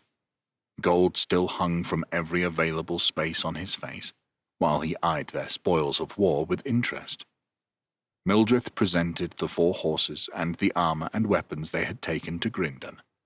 The crowd of Kassites who observed the meeting murmured appreciatively, and Grindon beamed with delight. "These are well received," he said, patting one of the beasts which trembled nervously. "Ymir knows we need as much armor and weaponry as we can get. But what news from Obené? We have sat on our asses for days now, waiting to hear from you." Obené is taken, Mildred declared, her volume rising for all to hear. We stormed its walls and killed its soldiers. None escaped, while the town itself is a ruin. Cheers rang out at this. Their news had turned the mood amongst the Kassites full circle. The warriors of Holt, List, and Rink are now heading north for the Narisian forts, Mildred continued. There is no Narisian force left to relieve them. If you march south, your warriors can join in with the slaughter. At last, it's our chance for revenge on the invaders. We can sweep them all from our lands. Grindon and Tridon shared the same greedy, grisly-looking smiles. Sonk could feel the hunger for violence amongst the gathered Kassites. Mildred gave him a look, almost apologetic. Obené was only the beginning. More bloodshed was coming, and Sonk couldn't see an end to it. Chapter 25. Liesel. Koldeberg, Duchy of Berisia, 676. The stone walls of Koldeberg reared before them. Thick and tall, built on a hill, they looked more than a match, even for an army of the size Esterel had led into the empire. Liesel had been to the city once before, for her uncle's inauguration. She had only been a child and remembered little of the place. She did vividly remember seeing the strangers who had come, however. There had been a queen of the blood Caladri. She had seemed both beautiful and terrifying with her clawed feet. Then there had been the Crikers, not quite so alien-looking, but the tough hide on their chests had marked them as different. One of those Crikers had been Marigan, an important chieftain even back in her father's day. She spared a thought for the Criker and for Jesper, sent on a quest to assemble the weapons of Madria that had saved Dalria before, and, she had to hope, would do so again. She liked to think this invasion of Brisingia was linked to that quest, that their efforts had a shared goal, the defeat of Azenakai. But she knew this conflict had become very human. Her husband had committed himself to victory, and anything else would be a humiliation from which he might not recover. For her brother Leopold, too, having the imperial title denied to him would be unthinkable. Somewhere in Koldeberg Castle, Mixo, the newly proclaimed Duke of Berisia, had cast his dice and tied his colours to Leopold's mast. Liesel knew he would hold on to the capital at all costs. Everywhere in Javern and Brisingia, there were men and women whose fates would be changed by the outcome of this war. Sometimes she wondered if she should have tried to stop it. Instead, she had encouraged it. I suppose the gods will judge me. But she thought of Walter, Idris, and so many others. If wars are ever necessary, then this is one. Liesel wasn't sure whether war was necessary, but she soon learned it could be deathly dull. Not for Esterel, of course. He talked of nothing else. He arranged the positioning of his forces to within a yard, taking personal interest in every minor detail. There were his own soldiers to organize, and then those brought by his magnates, Pierre, Miles, Sasha, Florent, Gossa, and half a dozen other lords with the right to raise their own units. Esterel had a nose in every pie, interfering until he had a complete investment of Koldeberg. No one was getting in or out of the city. From now on, the citizens and Mixo's soldiers had to live off their food stores. Esterel hadn't sent a single messenger to the city. It was pointless, he told her, to hope the defenders might submit at this stage. Silence serves a better purpose, to sow fear and doubt, he explained. Instead, his messengers went out into the country to find support amongst the people. They told the Berisians about Inga's murder of Walter, claimed that Mixo was a mere puppet of Essenberg, and justified the Givernet intervention. We don't even need them to give us more soldiers, he told her. If all we get are some towns and villages willing to sell us their produce, it will be worth it. Her husband was a ball of energy, certain about every single decision he took. But he wasn't nearly done. Liesel had imagined the Givernet would assault the city walls and force their way in. Esterel told her that would leave thousands dead. Instead, his next step was to begin the construction of double fortifications, not just facing Koldeberg to defend against a sortie from the Berisian army, but facing out as well, in case the Kellish army should arrive to break the siege. How long? She asked him, doing her best to sound patient.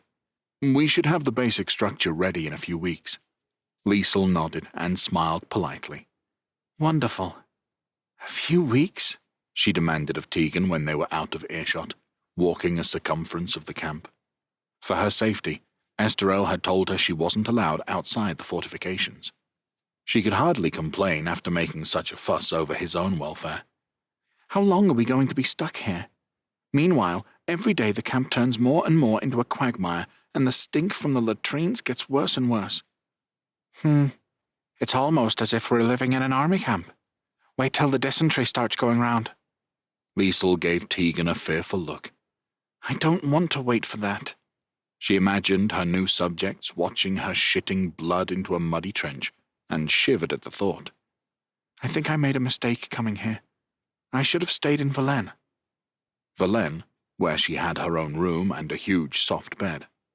The stink of the bastion would be nothing to her after this. What is the point of me being here?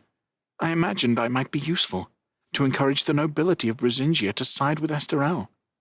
I imagined meetings over dinner where I persuaded men to support my husband and desert my brother.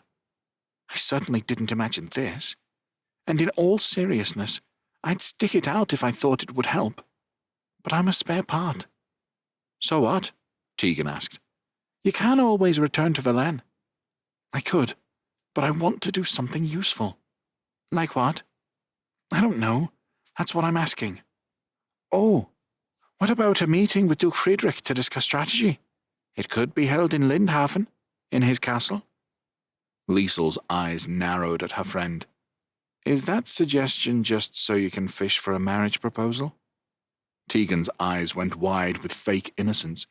No, the thought hadn't crossed my mind. Liesel thought about it. Actually, that reminds me of an idea I had. Maybe there is something to be gained from going to Thess. Fine. I mean, you're married to the King of Givern, but don't concern yourself with the fact that I'm a spinster. Liesel sighed. Friedrich is camped out with his army on the Great Road. He doesn't have time for flirting. Tegan made a face. It might help him take his mind off things, she mumbled. It wasn't until late evening when Liesel could grab some alone time with Esterel. They had a small meal of dry army rations, Esterel insisting that he should eat the same food as his soldiers. He enjoyed the hardship, she realized. He was playing war with his friends, and the terrible food and general discomfort were all part of the fun. How do you think it's going? She asked him. Well enough. It's going to be much harder for the Kellish to disrupt our position from now on. Do you think they'll try? Esterel shrugged. I would have done. I wouldn't want to leave my ally isolated and vulnerable. But who knows what Leopold, Inga, and Salvinus think? You know them far better than I. They certainly won't be losing sleep over Mixo, Liesel told him. He's just an expendable tool to them. Well, so far they've done nothing. It's not like they don't have options. If not west against us, they could strike north against Rotelagen, or south against the Thessians and Godbeckers. Liesel frowned. All three of them are erratic, hard to predict, in their own ways. But they won't be sitting there doing nothing. Don't underestimate them, Esterel. They'll be up to something. I won't, he assured her with an easy smile. I wanted to discuss my own role with you. Oh? I'm not much use sitting here waiting for Kolderberg to starve. He looked at her, then shrugged. True, but I enjoy having you here. She smiled, put a hand on his. Thank you. But I was thinking of traveling to Thess. I have an idea, you see, she said quickly, sensing he immediately disliked the idea. We've discussed before the need for Givern to develop its archery, but training archers in sufficient numbers is such a long-term project. Esterel gave her a wary nod. Well, the Courtentines use crossbows. I saw them in action against the forces of Azenekai. They are deadly. Most of the Courtentines who escaped Azenekai's invasion are living in rough camps. Since Cohen's death, they are seen as an unwanted burden. But I see potential. I want to bring some of them to Givern. In exchange, we can learn how to build their weapons. They require far less training than the longbow. You just point and release the trigger. Esterel puffed out his cheeks. Would you not prefer a pet to occupy you? I could get you a puppy. Stop it, Esterel. Sorry. But even if it's a good idea... If? All right. It sounds like a good idea. But now, when I have this siege to worry over, I can't worry over you as well. You think I'm safer in the middle of a siege than traveling to Thess, miles away from the fighting? If you're here, I can look after you. Liesel gave him a look. Let me do this, Esterel. He held his hands up. If you're going to insist, but I'll have to send someone with you. Tegan and I can go. No, he said firmly. If you're leaving, you're going with a full complement of warriors. All right. Liesel could tell she would have to agree on this condition. I think Miles. Miles? He's your marshal. Surely he's needed here. I'm in charge here. Besides, Miles has met with the Thessians. He'll know who to speak with. And after all, your mission is a military one. He should be involved too. You can work together. Very well. Liesel had got what she wanted. She could hardly complain. Miles, Lord of Corbinay, Marshal of Givern, was not impressed with his new task. That much was plain.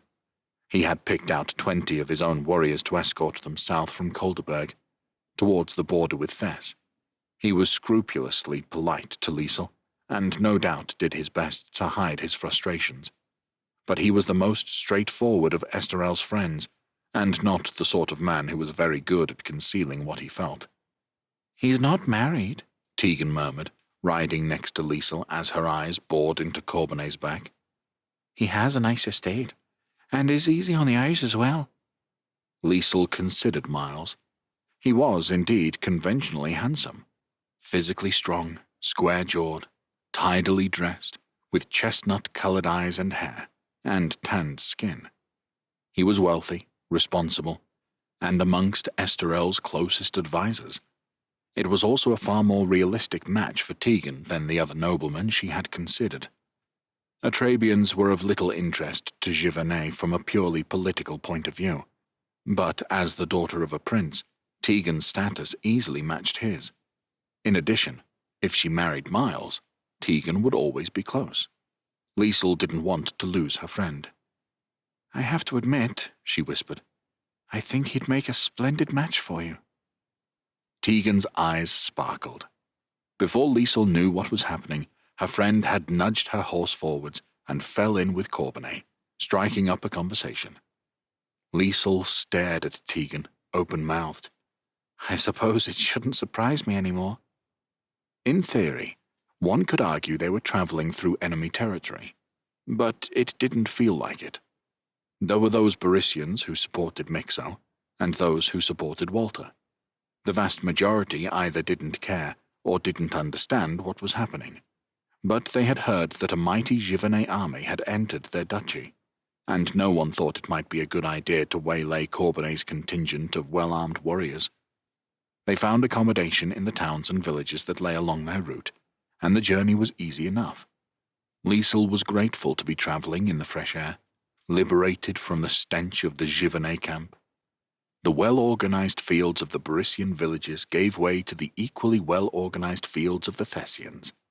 The road they took swung southeast for Thess's capital, Lindhafen. Liesel hadn't returned to these parts since Emperor Cohen's ill-fated campaign to the border of Cordons. Everything seemed to have gone wrong at once.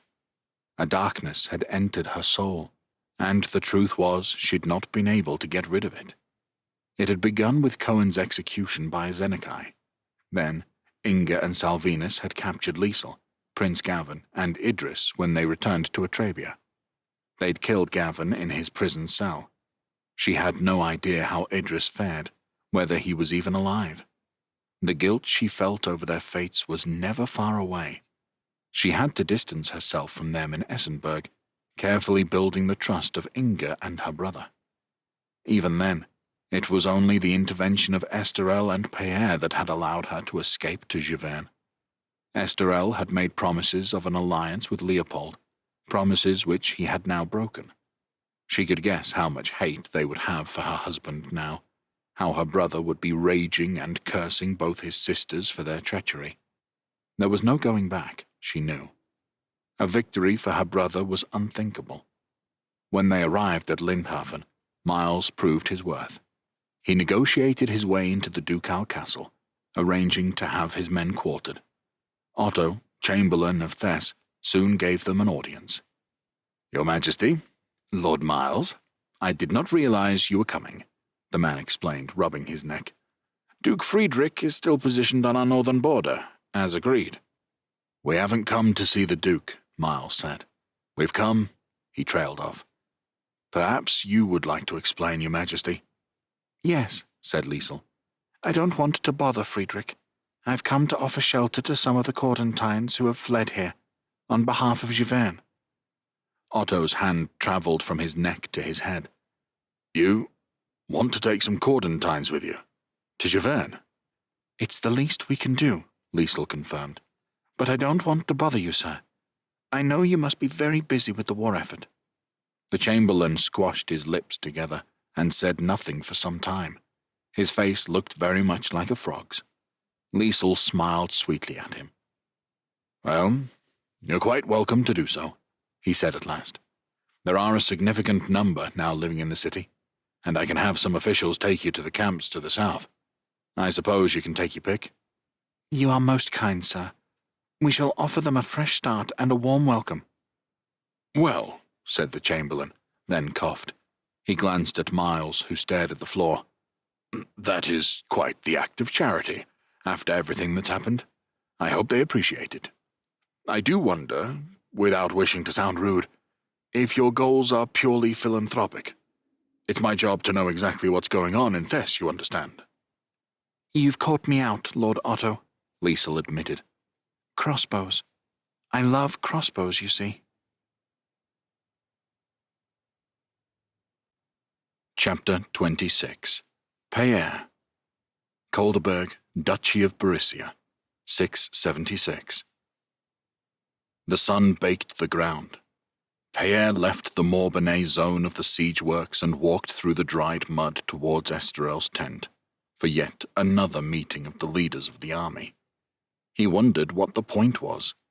Whatever he said, Esterel maintained the same strategy. Payere had lost count of the days. The siege of Colderberg had gone on for weeks, with nothing to show for it. The warriors of Morbagne were restless. He'd had to have a dozen of them flogged for fighting already, and things were only going to get worse. They simply weren't used to this kind of warfare. Marching, pillaging, pitched battles, that was their experience until now. Hard and brutal, maybe, but not so tedious as this. These were young men, used to action, and all they'd been asked to do so far was sit tight. 2 figures ahead of him stopped and waited for him to catch up. Sasha of Corian and Florent of Aurillac. It didn't help that they automatically agreed with everything his brother said. And what other voices did the king hear? Miles had been sent south on some harebrained quest with Liesel. It had reached the point where Payere wished Saliers were here. Yes, he was a snake, but he would have spoken his mind by now. "How are things?" Florent asked him politely. "All well," Payere told him. He wasn't about to admit his soldiers had needed to be disciplined. "Quiet." Florent nodded. "Same." The 3 of them strode past the trio of guards posted outside and entered Esterel's tent. His brother waited for them, with only Gosse in attendance. The big man was slowly getting used to his new role of royal nursemaid, looking less awkward each time Payere saw him. "Sit," Esterel said, wafting a hand at the seats made ready. He poured them each a cup of wine. Payere sat and sipped. He gave a heavy internal sigh. The Cordentine Red was long gone, and his brother insisted on drinking the cheapest stuff they had. "What news?" Esterel asked, still standing. The 3 of them shared a look. "Just the same, Your Majesty," Sasha spoke for them. Esterel studied them. "Good." He caught Payere's expression. "And before you start, Payere, that means our force remains at full strength and well provisioned, while those inside Colderberg have gone 4 weeks without being resupplied. Each day that passes tips the odds in our favor." Everyone in the tent looked at Payere, expecting a counter-argument. "Well, it would be a shame to disappoint," he told himself wryly. "Still, better to deploy the right words and arguments if I want them to listen." "Things are going fine," he admitted. "I would just argue now is the time to begin the use of our siege engines. Give the defenders something to worry about. Keep them awake at night, fray their nerves." "I understand," Esterel said quickly. "But as soon as we do that, we risk casualties, even if only from a catapult malfunctioning. And the reality is, we're not going to break through those walls. We'll run out of projectiles before we do any serious damage. Only starving them out is going to work." "I think it would be good for morale, though," Payere responded. "Give the men something to focus on. They're doing very little day after day. I think they'd be happier, even if we do get a few injuries." Esterel nodded slowly. I see that. If only we knew what was going on inside the city. I would like those inside to turn on one another. Assaulting their walls might unite them against us, he grimaced. Sasha, Florent? I see little harm in some long-range siege work, Sasha ventured. Still keep everyone well away from the walls. We have catapults and trebuchets in position. They could fire at specific targets, out of range of the enemy archers. Before we do that, we should approach the walls and go through the formalities of asking for a surrender. Give them promises they'll be well treated. Some warnings of consequences, but nothing gory like Salia's did at Schilling. I want the citizens to see us as the defenders of Borussia against Leopold and Inga, not the aggressors. I'm sure we can come up with some suitable words, said Florent. Sul has a loud enough voice to deliver the message, Peer said, with a wink at Gossa. Gossa grinned back, though there was disappointment in his eyes too. Peer knew the March Lord would like to be the one doing the shouting. Your Majesty, a guard had poked his head inside the tent. Lord Regond asking to enter. Of course, Esterel said at once. Show him in. Peer frowned. Regond? He was the stocky warrior who served Martras. If he was here, the Duke must have sent him from Valenne. The warrior entered. He was red-faced and tired-looking. He marched in and quickly got to one knee. Your Majesty. He reached into a pack slung about his shoulder and produced a leather pouch. A message, written by Duke Domar. He offered it to Esterel, who took it. Esterel pulled the parchment from the pouch. Stand, Regond. You know what this is about? Yes, Your Majesty. Then give us the gist. The Duke has received more than one report. The Midians are on the rampage. Their army is said to be in the thousands, comprising many tribes. At least one of our steppe forts is taken. The town razed to the ground, the people killed or fled. Pierre and his brother exchanged a quick glance, before Esterel read the details of Domar's letter. The Kellish, Pierre muttered. They've encouraged this. They let us sit here outside Kolderberg knowing the Midians would revolt. We're not breaking the siege, Esterel answered him. He read to the end of Domar's letter and threw the pages to the floor. Damn it, he shouted, loud and raw. Pierre watched with concern as his brother clenched one hand into a fist. The pressures on Esterel were substantial enough already, without this. Martras wants us to send a force west while he marches south, catch them between two pincers. Does he not have the manpower to deal with it himself? Florent asked. The enemy outnumbers us, at least 2 to 1, Regond said. He wouldn't have sent me if he thought we could handle it alone. He's right, Esterel said. We can't risk a defeat.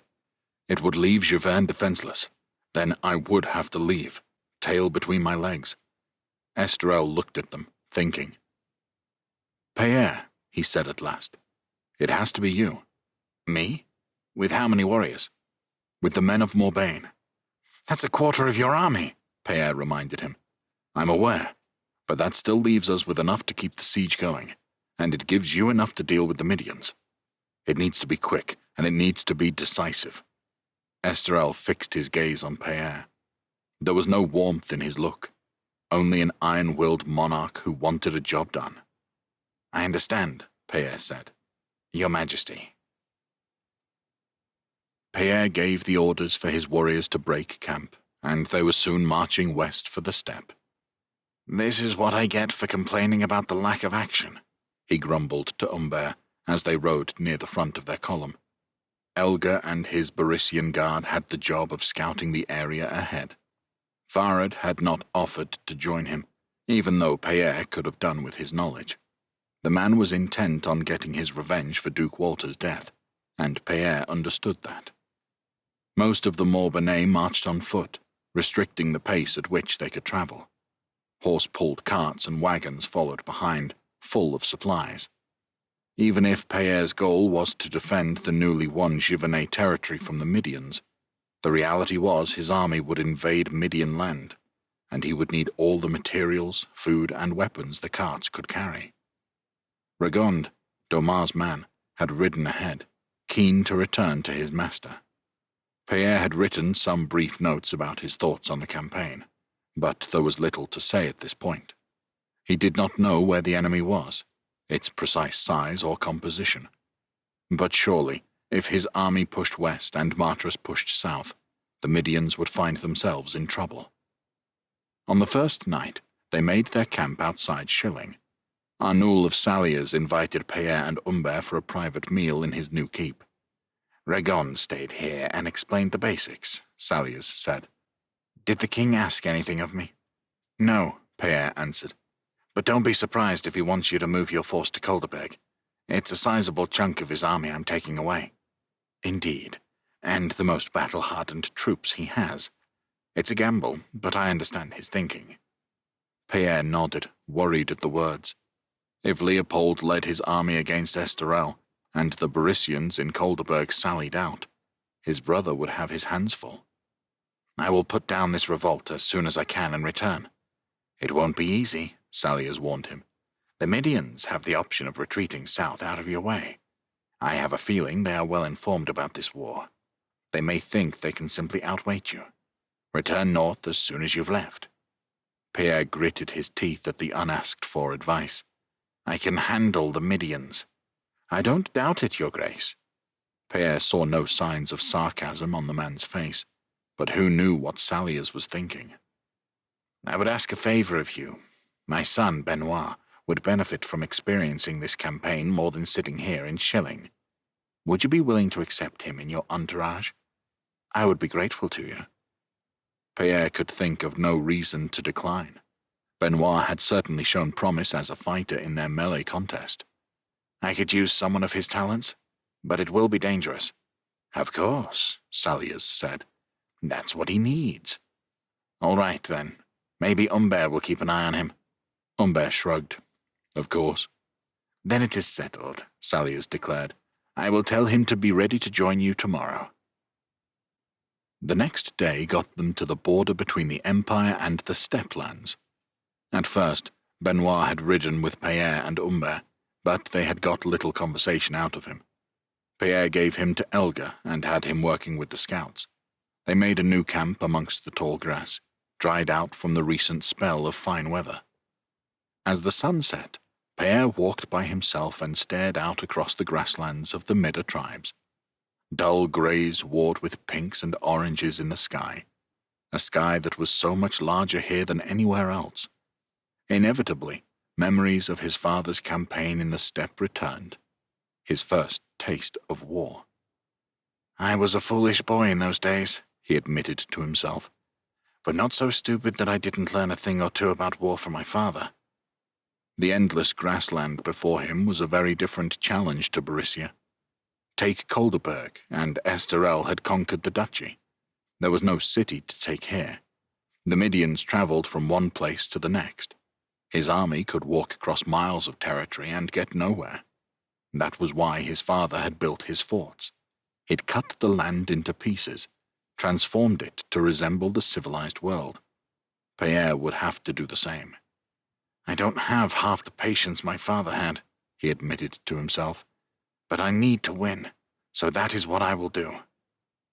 After a night on full alert in case of enemy attack, Payer marched his army into the steppe. They were in Midian lands, not those conquered by his father and uncle 4 years prior. Elga told him they were the lands of the Black Horse tribe, but that left him none the wiser about his enemy. He could only guess, from the information Regond had passed on, that this tribe was one of many who had joined in with the attacks on their forts. That would place them far to the north and west, in no position to stop the army of Morbagne from marching through their territory. Payer figured half a day's march was the best place to stop. As his warriors made a protective camp, his craftsmen began construction. A new fort. He hoped it would give the free tribes of the steppe pause for thought. Did they really want to risk losing more land to Jouverne? He was woken in the night by warning shouts. As he stumbled, bleary-eyed from his tent, a figure emerged from the darkness. It was Inan, a warrior from his Borisian guard. What's going on? Arrows fired into camp. How many? Few. Elgar estimates 20 archers. He thought you'd still want to know. Of course, take me. Elgar said if you wanted to see, you'd need armor and shield. Payer sighed. I suppose. Come, help me, will you? Once Payer was suitably protected, Inan led him to the west side of their camp. Pierre eyed the sky nervously. It was too dark to see arrows coming before it was too late, and he held his shield above his head. But no missiles came. Elga had a score of warriors lined up along the timber palisade. They had weapons and shields at the ready. Pierre joined his captain. "Well?" "They've stopped, but I can take the men out if you wish." "No, it would be foolish to go chasing them in the darkness. Inan says you estimate their numbers at 20? "Aye, no reason to think there's any more than that. In which case, the bulk of their manpower is probably still far from here. I'll keep watch for the rest of the night. You get some rest." "It's all right, Your Grace. I've got this." "I'm awake now," Pierre said. "Go on." Elga nodded and left him to it. Pierre spent the rest of the night on guard, but no new attacks came. It gave him time to think about his strategy. He didn't know what was happening to the north, but he had to assume Duke Domar was following the enemy's movements while avoiding an engagement until Pierre's force arrived. The Midians knew his army was here now, and the news would soon reach their leaders. Pierre had close to 5,000 warriors with him, similar numbers to the Midians, according to Ragond. He was building a fort in Midian territory. He couldn't envisage many scenarios where the Midians wouldn't head south to challenge him. By morning, he'd made his mind up. He kept his army in place, directing 1,000 soldiers to help with the construction of the fort. He wanted it up and functioning as soon as possible. He sent Humbert out with a cavalry force to see if he could find signs of last night's attackers or anything else of interest in the vicinity. Otherwise, he played a waiting game. Let the Midians spend energy marching back and forth across the steppe. They'll come to me, he told himself. They could have 6 tribal leaders, all keen to demonstrate their daring to one another. They're not going to sit and wait while an army occupies their land. He paced about his camp, waiting for Humbert to return, while the noise from the building site filled his ears. Surely, he told himself, they'll come to me. Humbert returned. He'd seen no sign of the Midians. They were out there somewhere, of course, but this was their territory. They could hide and move about with far more confidence than the Morbanais. I must accept they have the upper hand in that regard, Pierre told himself. I'll not win by chasing them through the grass. That evening, he made sure his warriors had well-organized rotas for guard duty. The Midians attacked in the night once more, but their numbers meant it was no more than an irritant. I wish we had enough archers to see them off, Pierre grumbled to Humbert. Even a company of 200 could be sent out to return fire and neutralize them. Maybe if Liesl's mission works, we'll have crossbowmen in our ranks by next year. Pierre gave a dubious grunt. Ever the optimist, eh, Humbert? Though, truth was, a unit of crossbowmen would be more than welcome. Pierre gave his men the next day to finish the fort. It needn't be perfect, he instructed, but it needs to be done. Humbert rode out once more. He reported back with no signs of an enemy army. Pierre knew he shouldn't be surprised. His loose grasp of geography told him that even the mobile Midian warriors weren't likely to reach them that fast. Still, doubts wriggled their way into his thoughts. What if Martris had engaged the enemy and lost? What if the Midians were riding on Verlaine while he sat here like an idiot? There was no way to know for sure, and while he might be tempted to send scouts out across the steppe to find out what was happening, the risk of them getting captured was too high. There was no attack that night, but in the morning he ordered his army to pack up and move out. He wavered over who he should choose as the fort commander. It needed to be someone who could think for themselves, and, with some regret, he picked Elga. It's a useful refuge for us should things turn sour, Pierre told him. But if the very worst should happen, it's a half-day's march back into Brescia. Get your men safe if you have to. Will do, Your Grace. Good luck. Pierre moved the rest of his army out, heading northwest. A westerly wind bent the grass, but otherwise the dry spell continued, which made the going easy enough. The tramp of so many feet and hooves kicked up a cloud of dust that he knew would be visible for miles around in this flat landscape. Pierre led the vanguard, thinking through his options. He had enough materials to build a second fort if necessary. Surely the Midians wouldn't stand for his provocations much longer. With Elga left behind, he had Humbert ride ahead with the scouts, the young Benoit by his side. They did not have an easy task. They had to give ample warning if the enemy army was closing in, but it was highly likely that small groups of Midians might be waiting for them to deliver an ambush. They had only advanced 2 or 3 miles when Humbert and Benoit returned. They rode at pace, and that told Pierre they had news. "We've spotted them," Humbert said. "A huge cloud of dust. They're coming this way at some speed. Numbers? Comparable to ours. All of them must be on horseback." Pierre nodded. That was the element he most feared. The Midians were renowned horsemen, and out here, in the open, their mobility could be deadly. But his own cavalry, if smaller in number, were battle-hardened. "Archers," he said to himself. "Liesel and Esterel are right about that. That could make all the difference. All right, Humbert, I need your help to get us in a decent position. Wooden stakes and whatever else we can set up in time. Benoit, get back out there. I need constant updates on their progress." "Yes, Your Grace," Benoit said, an excited grin on his face as he pulled his horse around. Pierre wished he still had that boyish enthusiasm for the fight. He felt sick to his stomach. Pierre had his infantry lined up in 3 divisions. He was sorely in need of commanders he could rely on, and now deeply regretted leaving Elga behind at the fort. But there was nothing for it. He gave Humbert the center, and Benoit and Inan the much smaller divisions on each side. They were good warriors and could at least lead by example. But Inan and Benoit were young and inexperienced. He just had to hope they'd cope.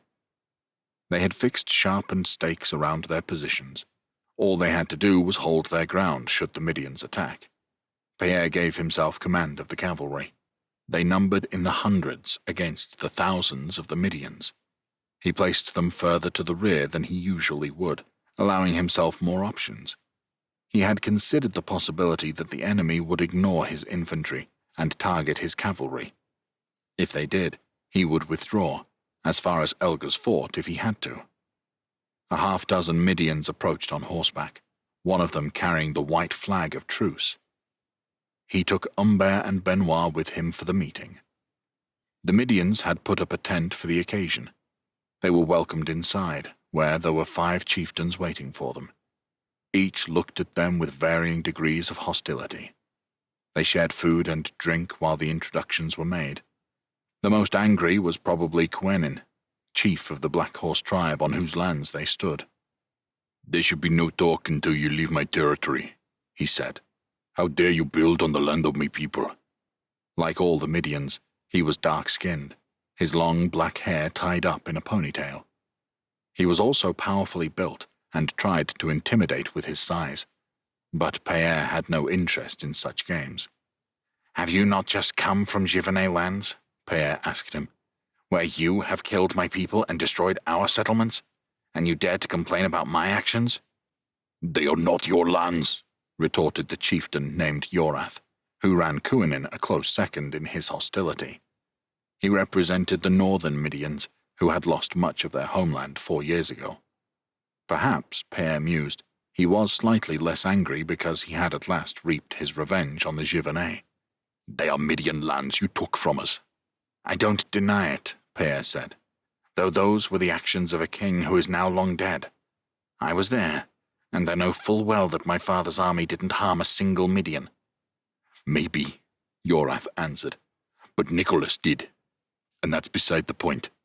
We both know it was a war of conquest, and you can hardly complain that we have taken back what was ours."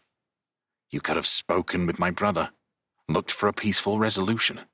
Instead, you strike when we are at war elsewhere, thinking, no doubt, we were in no position to defend ourselves.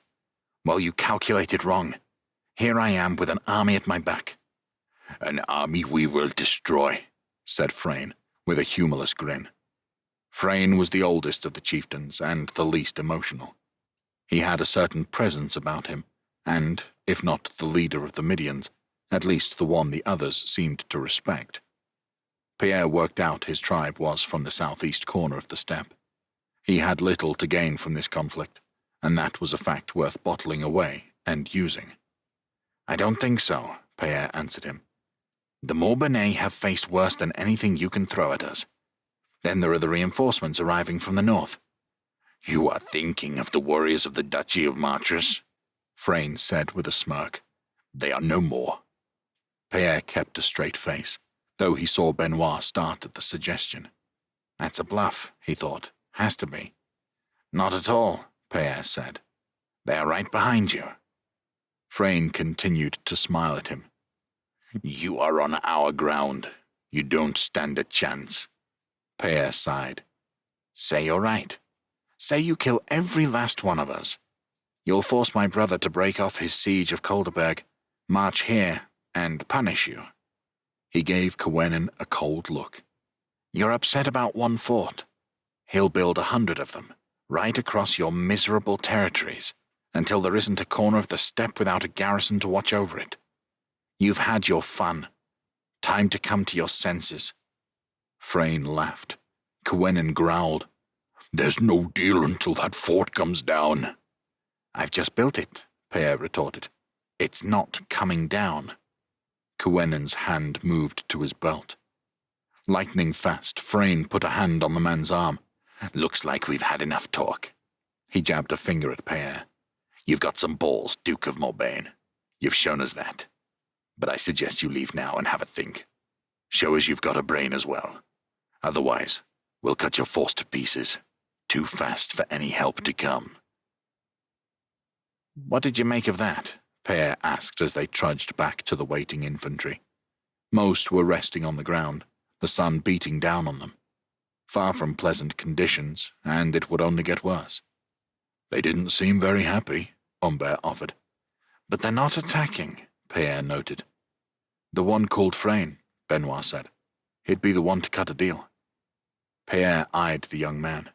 He was sharp, sharper than Pierre was at his age. Give it a little while, Benoit, then go back and see if you can find him. See if he'll come and speak to me, man to man. Duke Pierre, Frayne greeted him. They had both come alone. The Midian still had a smile on his face, as if he was enjoying himself. Either he was a good actor, or he was someone who'd been in worse situations than this. Pierre believed it was the latter. I thought we could talk honestly, Pierre said. We both have bigger enemies than one another. My king is at war with Kelland. If I'm not mistaken, your people border the realm of Azenekai. I've seen what he does. I'm terrified, and my lands are not nearly so close to him as yours. The smile left Frayne's face. Of course, I know my tribe is in great danger. That is why the Midian tribes must act as one. I must support the other chieftains if they are to support me. Pierre nodded. I understand that, and I sympathize. But with all respect to the prowess of your warriors, you will need support from beyond the steppe. I fought with the Magnians against Azenekai. King Esterel also wants to fight. That's why he's invaded the Empire, to remove Azenekai's collaborators from power. We'll not see progress until Leopold and Inga are out of the picture. Oh, that's why your brother wants to conquer Brisingia, Frayne said, the sarcasm heavy. We are not conquering Brisingia. Most of the dukes are our allies. Pierre paused. Frayne looked unimpressed. If I were to guess, I'd say Leopold funded your war. Frayne's smile returned as he spread his hands. Our warriors need the best equipment if we are to match the warriors of Giverny. Taking their money means you're doing Azenekai's work. Frayne sneered. All you offer is words. But look at the actions of Giverny, here and in the Empire. You are as guilty of aggression as Azenekai. I fought with the Magnians against the Turned, Pierre declared, offended. Lost good men. You did. I know that. But you don't sit on the throne, Duke Pierre. Your brother does. And his interest is in power. He's had enough time as king to talk to the Midians. He's ignored us. We are just savages to him, with more land for him to take. Esterel's government had done little to build alliances outside Giverny. That needed to change. I see how that might look to you, Peer said. We have been busy with our internal problems for a while now. But it's not true that the king covets your land. I can prove it to you now if you're willing to come to an accord. The fort you have built east of here? Clever on your part, but I know that would give us something you don't even want. Of course I don't want it. I don't want to be here. But I can keep it if I have to. It is garrisoned with 500 men. They can be spared if need be. Frayne whistled. How many men do you command? It is unfair. What forts did you take to the north? I don't know their names. 2 of them. The 3rd and 4th in your chain from Morbagne. They have been razed, most of the warriors killed. Then for a truce, I will give you that land, and I will remove my new fort and vacate the steppe. You will give up that land? Frayne asked, suspicious. That would cut your conquests in 2. I will agree to that for a truce. I will speak to Esterel and persuade him to meet with you to find a more lasting peace between our realms. I don't have the authority to give you more at this time. Frayne studied him. I can sell that to the other chieftains. It is enough to satisfy Cuenin and Yorath. I am trusting you, Duke Peer. You seem a man worth trusting. I would like to believe what you say about Zenekai. But know this. If you betray my trust, you will have made an enemy of me. Peer held out his hand. Agreed. The Midian took it, and they shook on their deal. Thank the gods, Peer thought, as relief flooded him. Chapter 27. Belwyn. Calinthian Hascan border, 676. Leontios insisted on accompanying Belwyn on the first part of her journey. From Heractus, they travelled northeast until they reached the border with Hascany. Here stood the fortress of Masada. Belwyn had been a part of the Calinthian army that had captured it in the Isharite Wars. When she saw it, Belwyn found she could only recall the faces of those who were gone. Sebastian, Prince Dorian, Rabigar, Ilana. She urged her horse on, and Leontios, judging her mood, said nothing. A new town had grown in the shadow of the fortress, a testament to the recent peace between the 2 countries. Leontios had kept his tongue to this point, but he now became quite insistent. You'll need escorts to get you to Samir Dirk, he said. Hascany isn't Calinth. I think I can manage, Belwyn replied, wondering why Leontios still saw her as a lady who needed protecting after all that had happened. That said, the powers Madria had given her were long gone. She was hard to kill, true enough, but all she had to defend herself was Toric's dagger, and the spectral strength of a body inhabited by a shadow.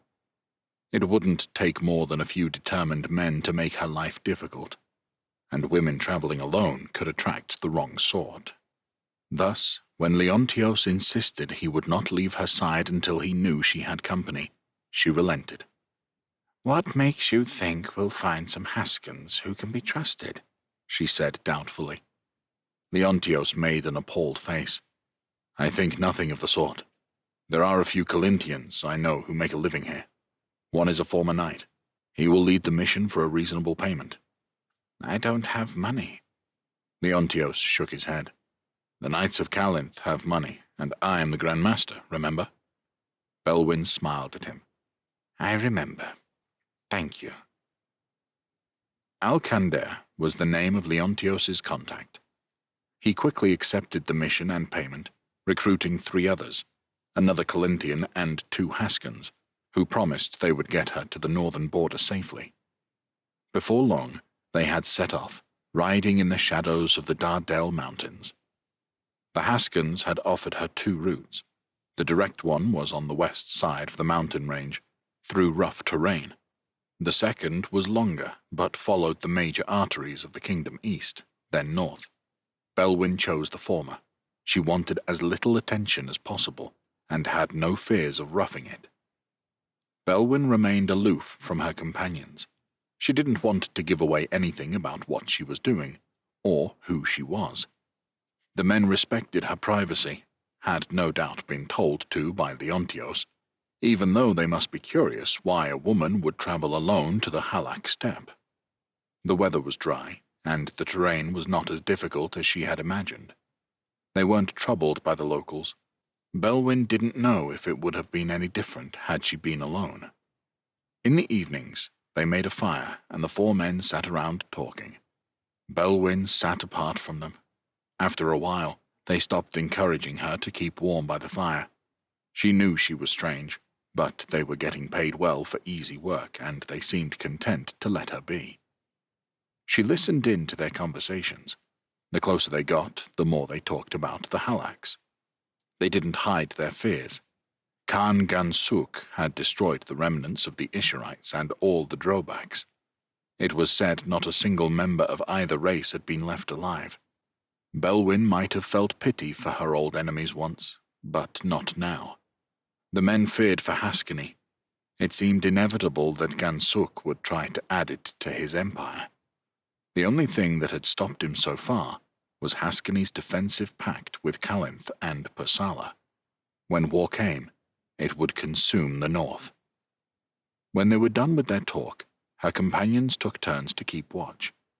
Belwyn wasn't expected to help, so she lay down, closed her eyes, and pretended to sleep. At the border, Belwyn's escorts said their muted farewells. They seemed keen to leave, and Belwyn felt a relief at being alone once more. The remaining part of her journey was straightforward. The old Isharite fortress of Samir Durg was due north. It was now capital of the Halak Empire, and where she was most likely to find its Khan.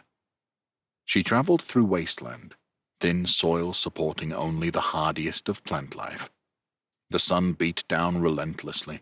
Belwyn rested and watered her horse regularly. She reckoned she was halfway to her destination when the patrol found her. There were only 3 of them, 2 men and a woman. Their clothes were bright and colourful, over which they wore light, lamellar armour. Their mounts were much smaller than her own, stocky and hardy-looking. When they pulled up, Belwyn saw they had curved swords at their belts. The looks they gave her were more inquisitive than hostile. "What are you doing out here alone, woman?" one of them asked, sounding almost cross. "Travelling to Samir Durg. I am come to see the Khan." "For what purpose?" "I have been sent by Theron, king of Calinth." "Why would the Calinthians send just you?" "Because there is no need to send anyone else." "Huh? What do the Calinthians want? Are they ready to bend the knee to Gansuk?" "My message is for the Khan's ears." "Huh." The 3 Halaks looked at one another. The woman gave a shrug. "Ride with us," she said. "Do you carry a weapon with you?" "Only this," Belwyn said, tapping the scabbard of Torik's dagger. "Ha! You can keep that little thing." Samir Durg came into view. Belwyn had never seen it from the outside. It didn't seem to belong in the otherwise barren landscape. The wall sparkled wherever the sunshine hit the diatine crystal embedded within. It carried on and on, a straight line of stone longer than anything else in Dalria. Behind it was the fortress proper, giant towers stationed in every corner and along every wall. Then, to the east, the other parts of the giant complex. There were the mines that the Isharites had worked with slaves. She supposed the Halaks now worked those mines, and it wouldn't surprise her if new slaves had been found. Soren had visited with the Halaks and come away with their bow. He'd described them as purely nomadic, with no permanent settlements. She had thought Gansuk would tear down Samir Durg. She wished he had. Instead, he'd taken it as his own. It was a perversion of his people's way of life. They dismounted and waited outside the gargantuan double gates for entry. Eventually, a door within one of the gates was opened, still large enough for them to walk their horses through. She followed the Halaks along a roofed walkway that led towards an entrance to one of the giant corner towers. "Here," said one of the men. "I will stable your horse." Belwyn handed him the reins and then followed the woman into the tower. Gansuk greeted her in the throne room of the palace. Belwyn had been here once before. She remembered its vaulted ceiling and the way the dome at the top bathed the room in a golden light. Kindrix, Lord of the Isherites, had sat in the chair the Khan now occupied. What did Gansuk's use of this room symbolize? Was he the vanquisher of the Isherites, or their successor? Was it simply that he had found a ready-made setting that sufficiently stroked his ego? Warriors' curved swords at their belts stood to attention on either side of the throne. Perpendicular to this row stood 4 men who eyed Belwyn with suspicion. They were probably the Khan's advisors, or generals. Opposite them, seated on an array of colorful rugs, blankets, and silk cushions, was a frail-looking old woman. Her gaze was fixed on her knitting, as if oblivious to her surroundings. But Belwyn knew better. This was Bolor Ma, mother of Gansuk. For all the Khan's military prowess and his use of the halak bow, only fools believed Bolor Ma had not played a key role in the rise of the Halak Empire. She added wisdom to her son's strength, and Sorin had told Belwyn something the woman preferred to keep secret. She was a witch, one of the last humans on Dalria with magic. Gansuk had his legs spread wide and his chin raised high. The bow, the weapon Belwyn had come for, rested against one arm of his chair. "Why does a woman come to my court?" he demanded. "I have enough concubines." His 4 advisors grinned. Not an ordinary woman, Bolorma muttered, eyes still fixed on her knitting. Gansuk's eyes narrowed at this. "My scouts say you came here from Kalinth." Yes, though my journey began in Magnia. I trust your majesty has learned of events in the south. A god named Zenekai has come to Dalria. He has killed the kings of Magnia and Cordons, killed the emperor of Brisingia. All Dalrians must unite to defeat him, as we did against Dis and the Isherites. Gansuk waved an impatient hand. "The Halaks care nothing of this. If anything, the arrival of this Zenekai is good for us. It keeps the southerners from meddling in the north. State what it is you have come to ask me." Belwyn pointed at the Khan's weapon. I have come for the halak bow.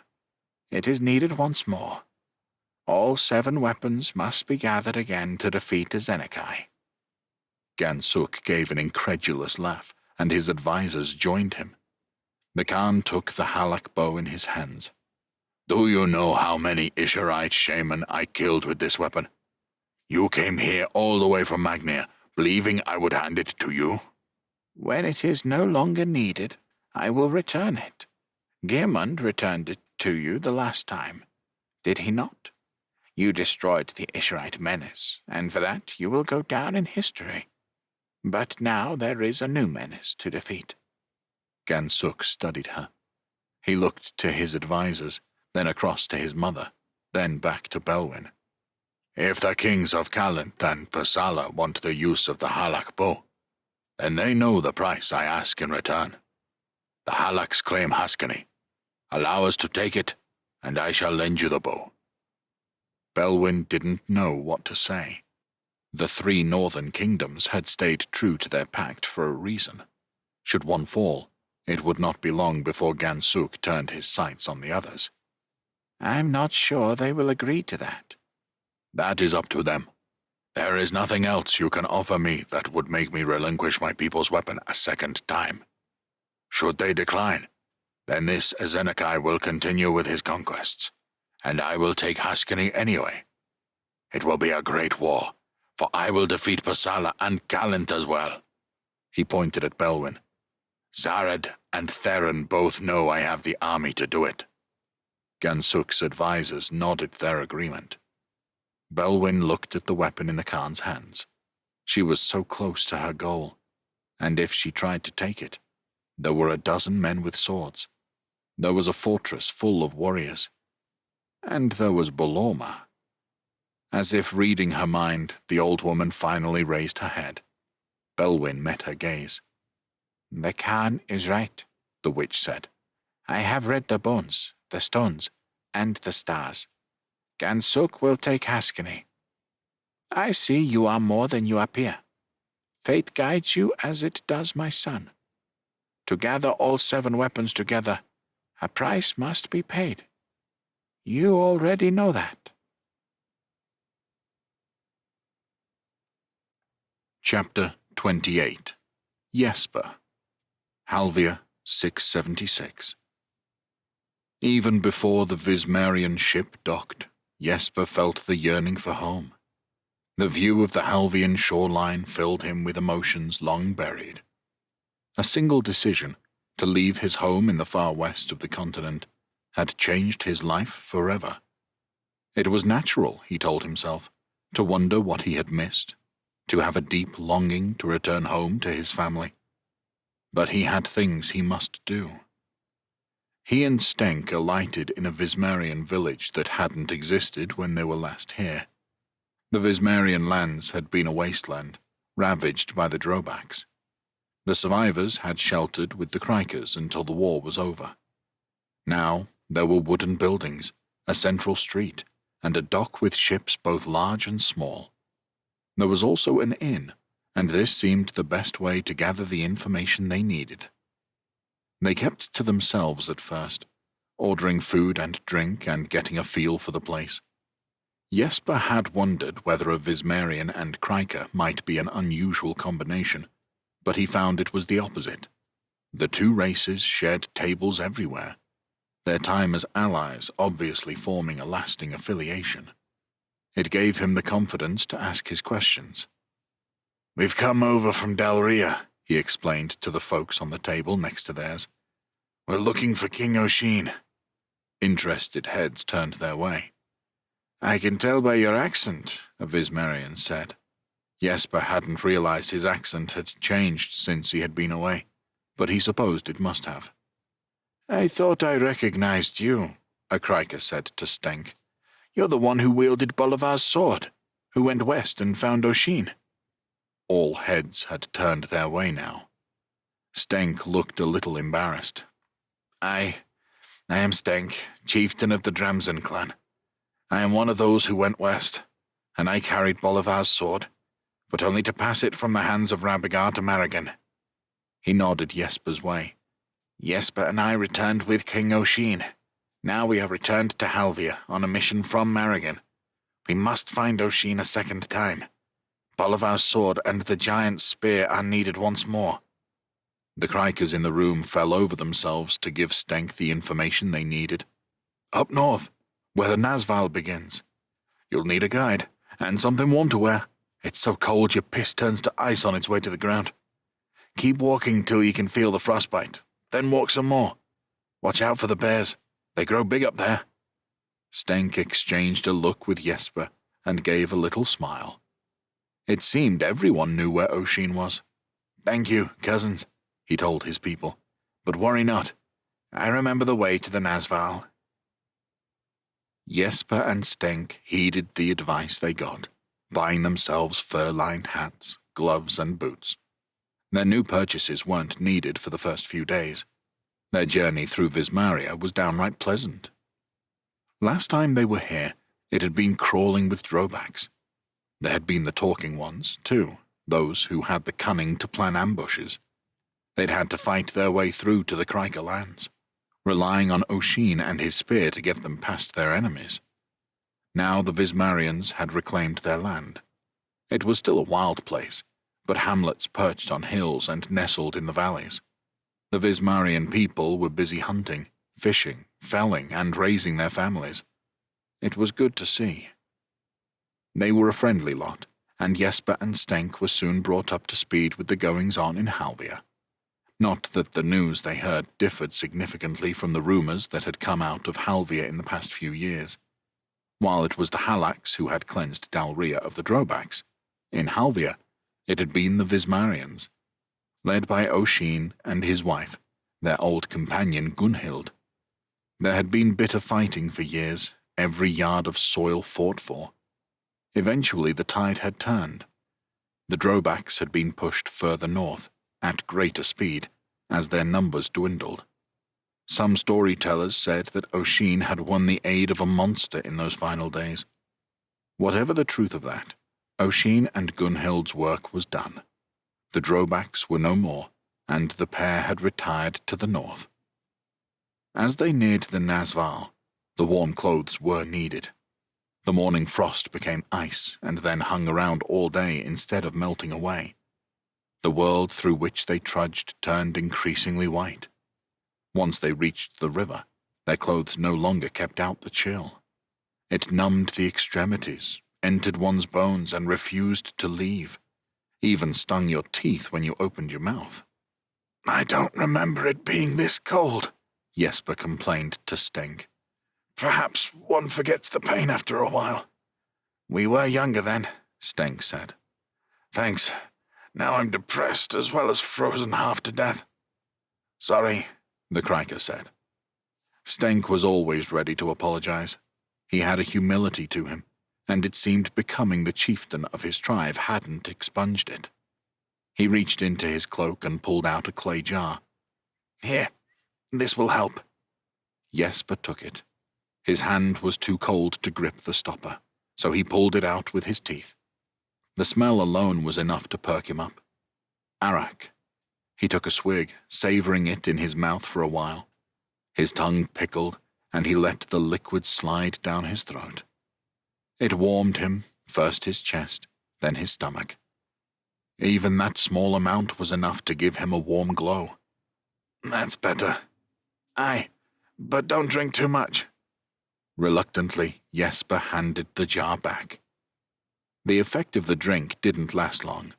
They were beyond the Nazval now, and this was where things might get complicated. They'd been told to head due north, but no one seemed to know the precise location of Oisin's home. He'd chosen a remote location for a reason. He didn't want to be found. Rocks and ice lay in every direction. They were climbing, getting steadily higher. In the distance lay an implacable-looking mountain range. This wasn't the kind of place to wander in. It wasn't the kind of place to get lost. Stenk stopped. What's that noise? He asked. Jesper stopped to listen. His ears didn't pick it up at first, telling him it was the icy wind whining through the rocks. But no, it was a little more musical than that. It was a whistle, a very loud, deep whistle. He turned to the Kriker. Oisin? Sounds like it, he pointed. I think it's coming from over there. Stenk led Jesper along to the beginnings of a copse of tall spruce trees. An animal track took them up through the trees. Through the shade, Jesper saw a great figure lumbering towards them. If it hadn't been for the whistling, he would have thought it a bear. Even with, he stopped walking, anxiously trying to assure himself it was instead a giant. No, boomed a voice as the figure rounded the corner and stopped before them. It had green skin, decorated with blue tattoos, and towered above them, twice the size of Jesper. Oisin carried no spear. Instead, a bundle of cloth was strapped to his chest. From the top of the bundle, a face peered at them from a fur-lined hood. A second figure descended a few feet behind Oisin, not nearly as tall as the giant, but larger than any human. Apart from her size, in looks, she resembled any other Vismarian woman. She stopped slightly behind him. It was Gunhild, with a huge bump that nearly reached her husband. Don't tell me, she declared. Our old friends, Stenk and Jesper, Oisin asked, as if unable to believe it was true. What a wonderful surprise. Oisin and Gunhild took them back to their large log cabin. Once unstrapped and out of its bundle, Jesper learned the face belonged to their son, an energetic 3-year-old named Donal. He wasn't far off the size of an adult human. Despite her immense bump, Gunhild told them she was still a few weeks away from having their second. She sat the two of them down at an enormous table. I swore never again, she declared, gesturing at her son. Have you any idea what it was like getting that thing out of my minky? Jesper shook his head. No. Still, they say it's easier the second time, Gunhild said, perhaps trying to convince herself it must be true.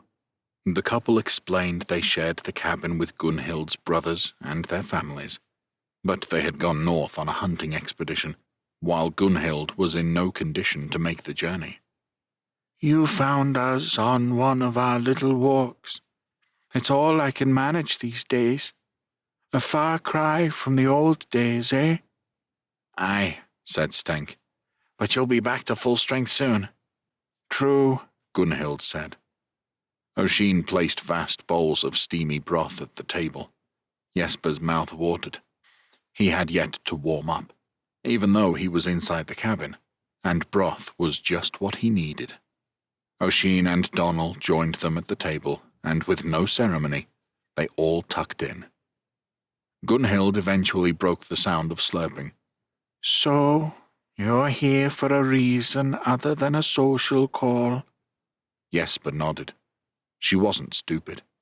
Why else would they be here but for Oisin and the spear? He felt more than a little guilt at bringing his news to this young family, but he could hardly keep it to himself now.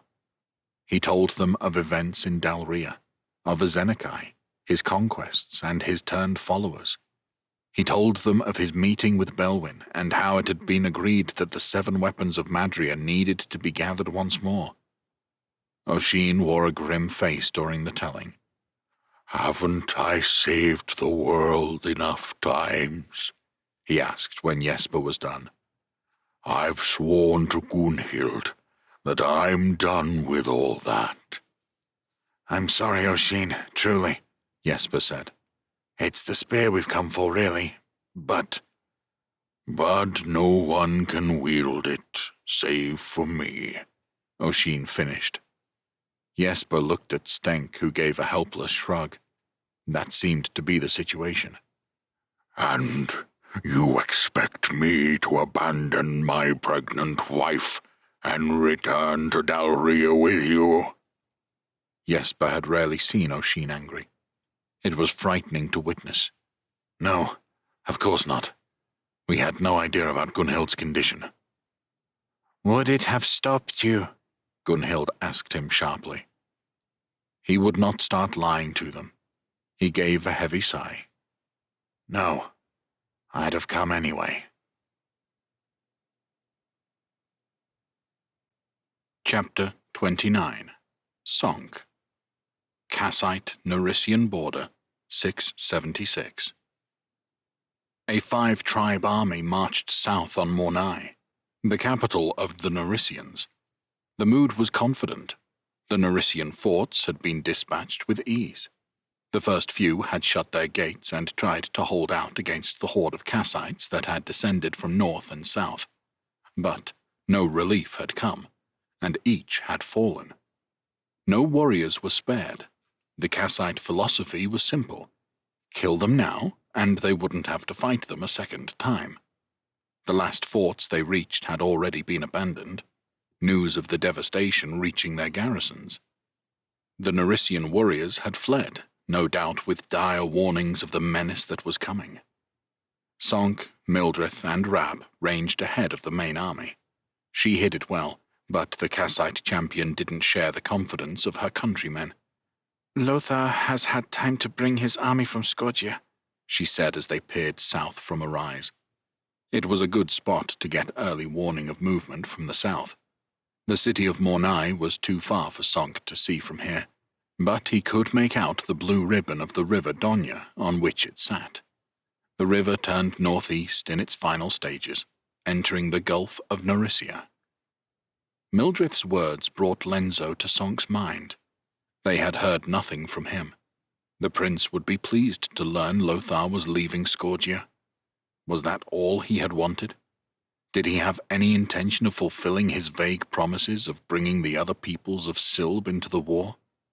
Sonk liked the man, but he wouldn't put such a betrayal past him.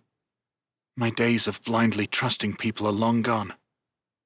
The light faded, and still they saw no sign of activity to the south.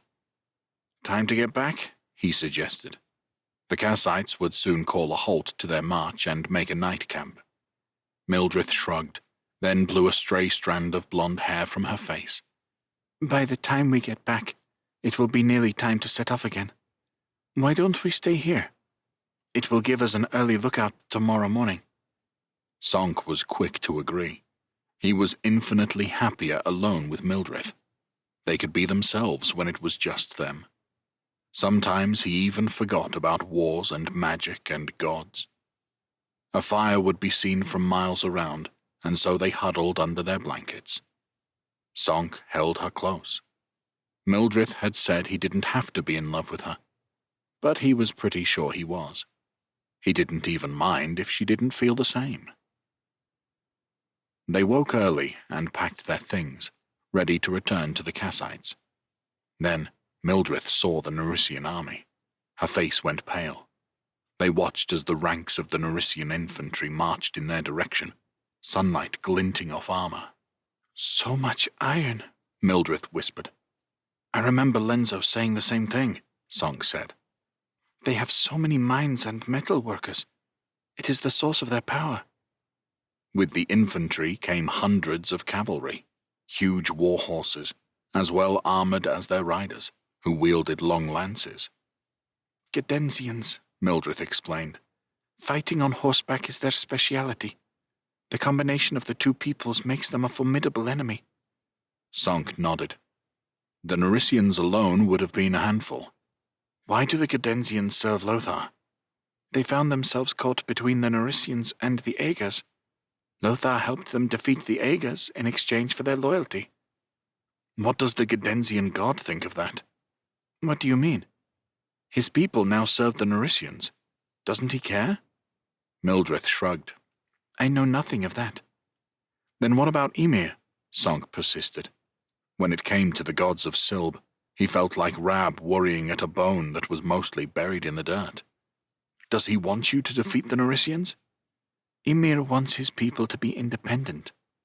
"But you are his champion. Does he speak to you?" Mildred looked at Sonk and then back to the approaching army. "Ymir is not among us.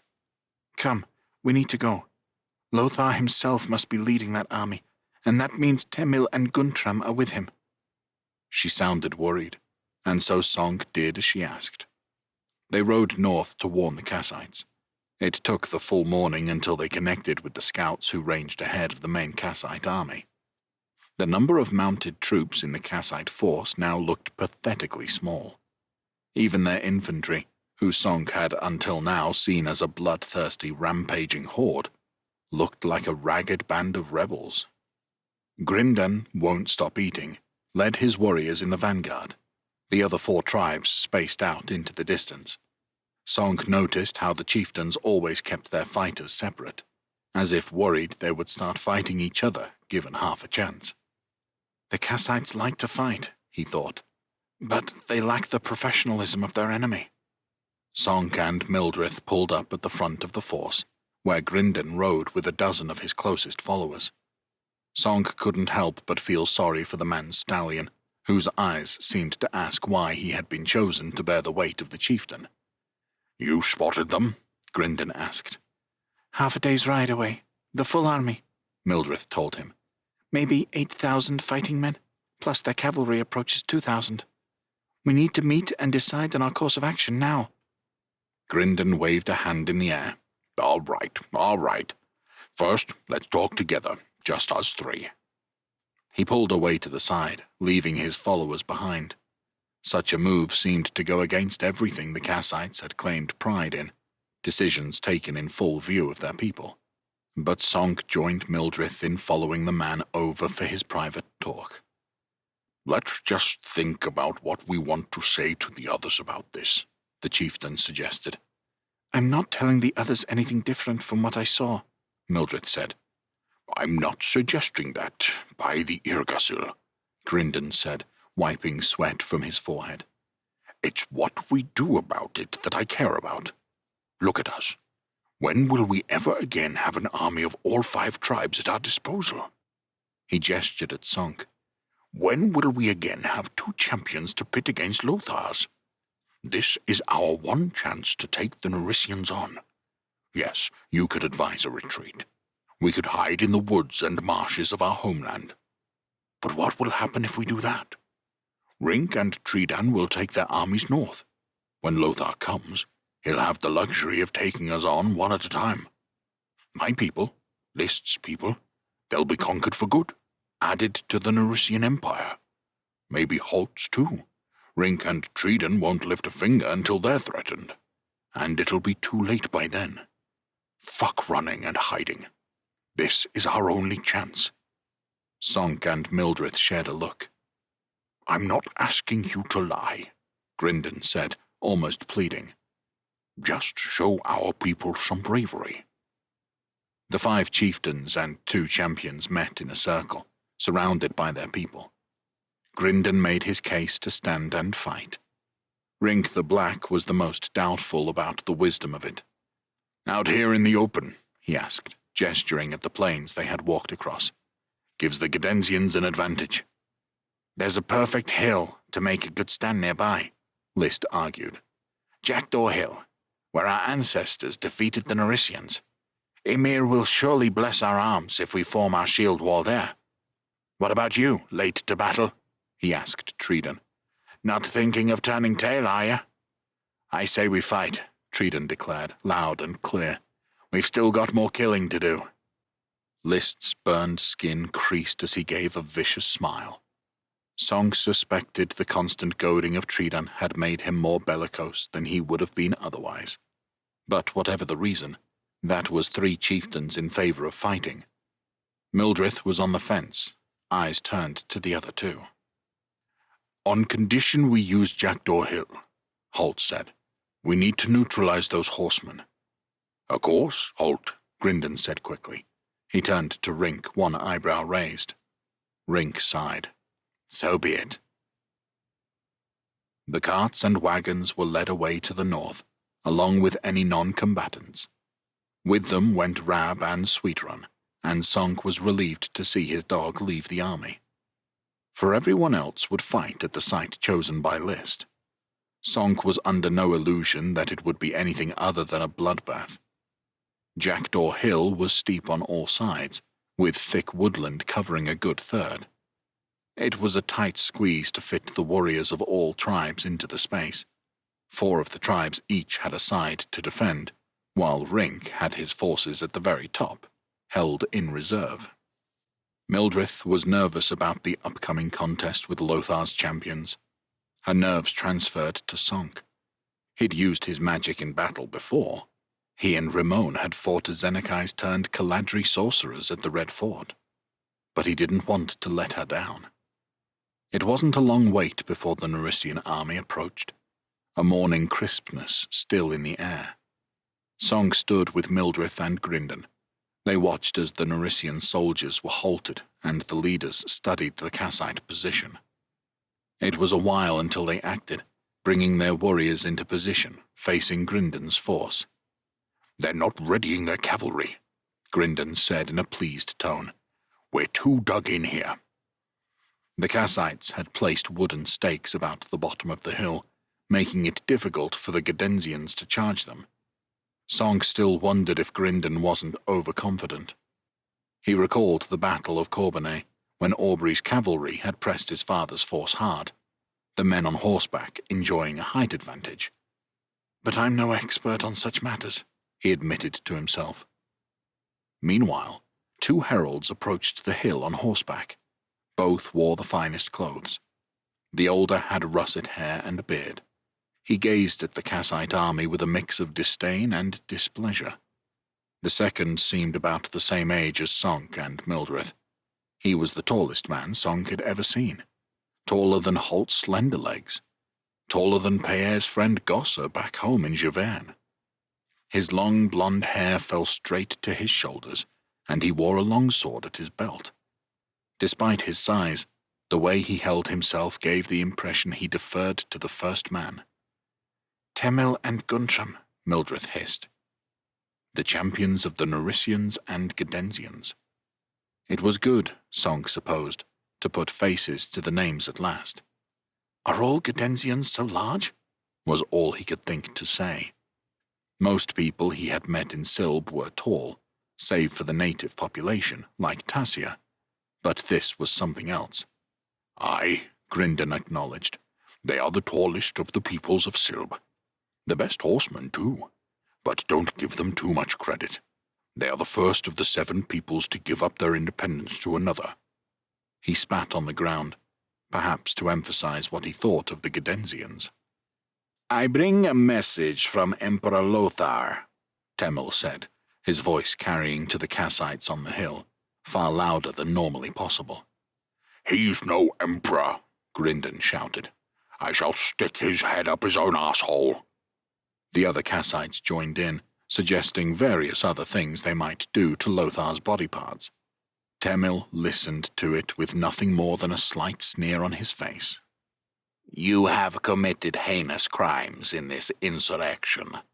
The Emperor gives you this ultimatum, he said, once the noise had died down. Lay down your weapons and surrender. All may return to their homeland, save for the chieftains who have led this rebellion. If you do not, we will give battle and take this hill. Of those captured, half will be executed, the other half hobbled. Hobbled? Sonk murmured. They break the feet and ankles so you cannot walk, Mildred explained. The Kassites loudly rejected the Narisian terms. This, Sonk could see, was where the Kassite way of leadership worked well. The chieftains included their people in their decisions and fought side by side with them. Sonk had learned enough about these people to know they wouldn't give their leaders up. Ah, Mildred, Temel said. He had spotted her, and an unpleasant smile came to his face. I see you are here too. It's going to be difficult for you to escape from this mess. With that, Temel turned his horse around. Guntram did likewise, and they returned to the Narisian force. They don't know we have 2 champions, Grindon said, sounding triumphant. Sonk felt less confident than the chieftain. Temel had delivered his master's terms, but he hadn't seemed either surprised or disappointed that they were rejected. Lothar had all his Kassite enemies in one place, and Sonk couldn't help wondering if they had made a grave mistake. Chapter 30. Sonk. Jackdaw Hill, Narisia, 676.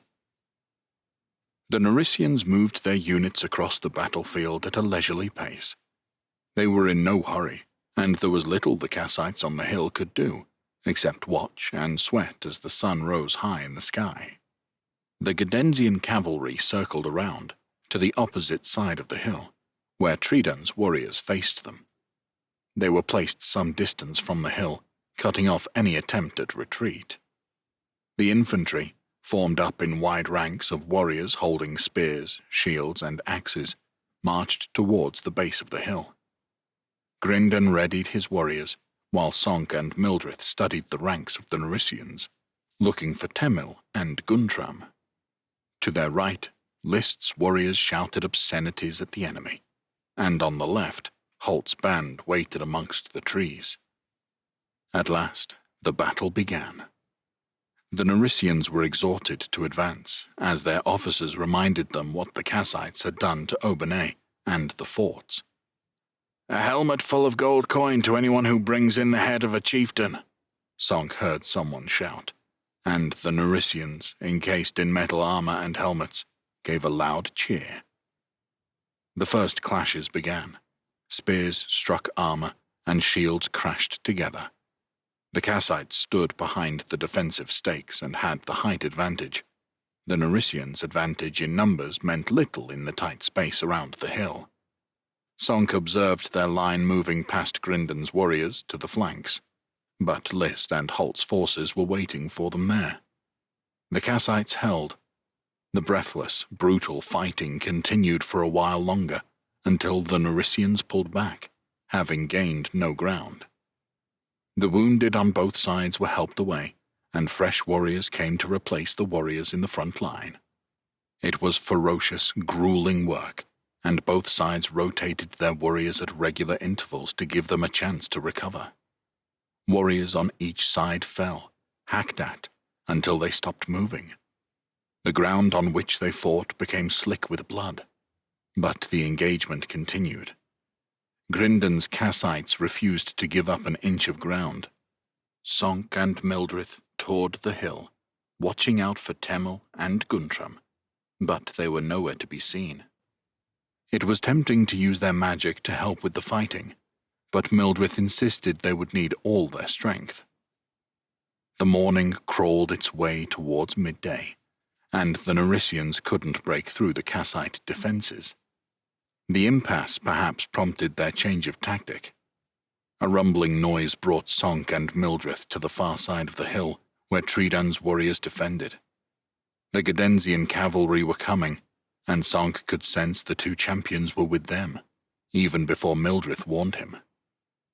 Tridan had ensured sharpened wooden stakes embedded in the ground would prevent the Gadensians from simply rolling up the hill. Despite that, their arrival was a frightening sight. Their horses were huge and ferocious-looking, and, encased in armor, would be very difficult to stop. When the Gadensians reached the barrier, the front row dismounted and tried to pull the stakes from the ground. When the Kassites moved in to attack, a blast of magic came for them. Sonk intervened immediately, putting up a protective barrier. Mildred joined with her countrymen in trying to throw back the dismounted Gadensians, but they, too, were protected by magic. A test of strength followed, as Sonk and Mildred pitted their powers against Temel and Guntram. Win, and they would allow the Kassites to lay into the attacking Gadensians. Lose, and the Gadensians would be free to pull apart their defenses and ride unimpeded into Tridan's warriors. What followed was a draining battle of magic and of wills. Temel and Guntram must have assumed that Mildred alone would not have been able to stop them. Now they knew she had an accomplice. But they still seemed determined to win, pouring their magic into the contest. For Sonk's part, accepting defeat wasn't an option. Temel and Guntram would be in the ascendancy, and the enemy would run riot. The Kassites were defending admirably, but he knew their situation still had the potential to turn into a slaughter. Sonk was reminded of Ramon's advice. Defense was easier than attack, and after a while, it seemed clear they were in a deadlock.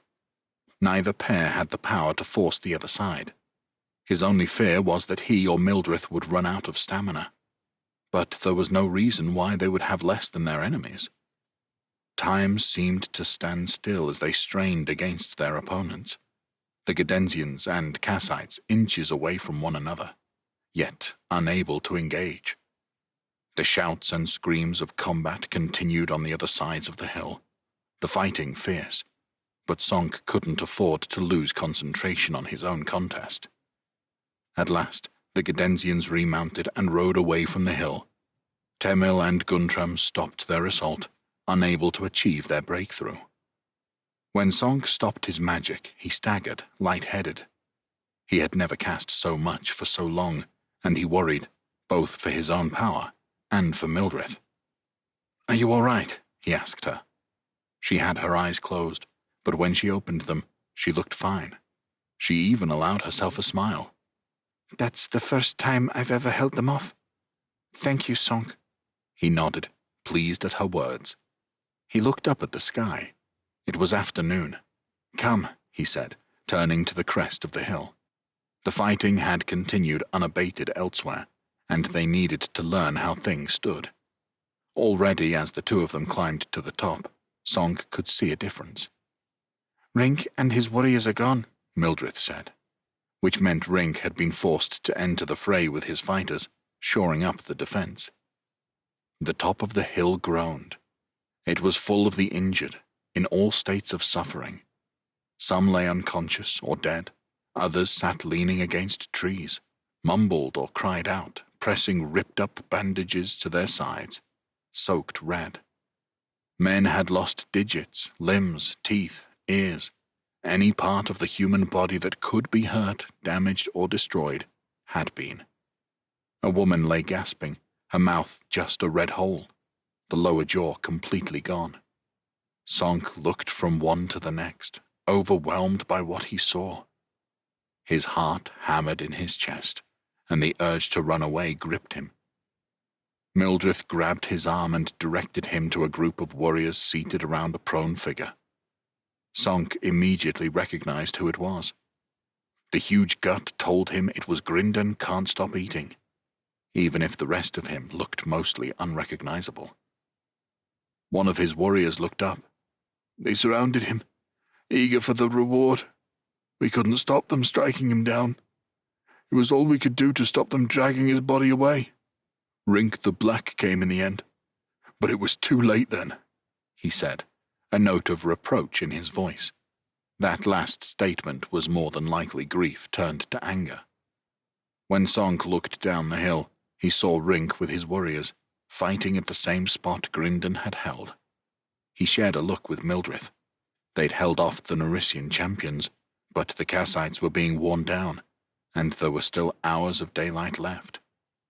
Sonk felt a rumbling beneath his feet. "Temel," Mildred gasped, her arms held out wide as the ground shifted. The crest of the hill collapsed in stages. Those who could move ran from one spot to the next, desperately trying to keep their feet. Those who couldn't were swallowed by the earth as the hill collapsed in on itself. "Protect me," Mildred called to Sonk. He did as she asked, putting a sphere of magic around her. He looked about. Somewhere Temil was directing this attack, perhaps drawing on Guntram's power. But neither was visible. Meanwhile, Mildred was busy strengthening the hill. He could see tree roots moving through the earth. They overlapped to create a lattice of wood, stabilizing the hill. A few arrows came their way, but Sonk's magic held them off. Then a blast of magic struck the spherical shield he had placed around Mildred. Sonk was quick to trace the origin of the strike. The tall form of Guntram was visible amongst a unit of Narician warriors. Sonk threw a blast of magic back at him. The Gadensian champion blocked it with ease. He stared up at them for a few moments, as if weighing his response. Evidently, he decided Mildred had foiled them again, because he slunk away. The hill stopped moving, and Sonk withdrew the spell of protection from Mildred. He took stock of the situation. It had been the center of the hill that had taken the brunt of the attack. The victims were mostly the injured who had gathered there, fallen into the churning earth and buried. At the bottom of the hill, the situation continued as before. The 4 remaining Kassite chieftains marshaled their warriors. The Narician generals still urged their men on, despite the casualties they had taken. "Lothar must believe he can win a great victory here," Sonk muttered as Mildred joined him. Mildred studied the battle. She looked tired after her efforts.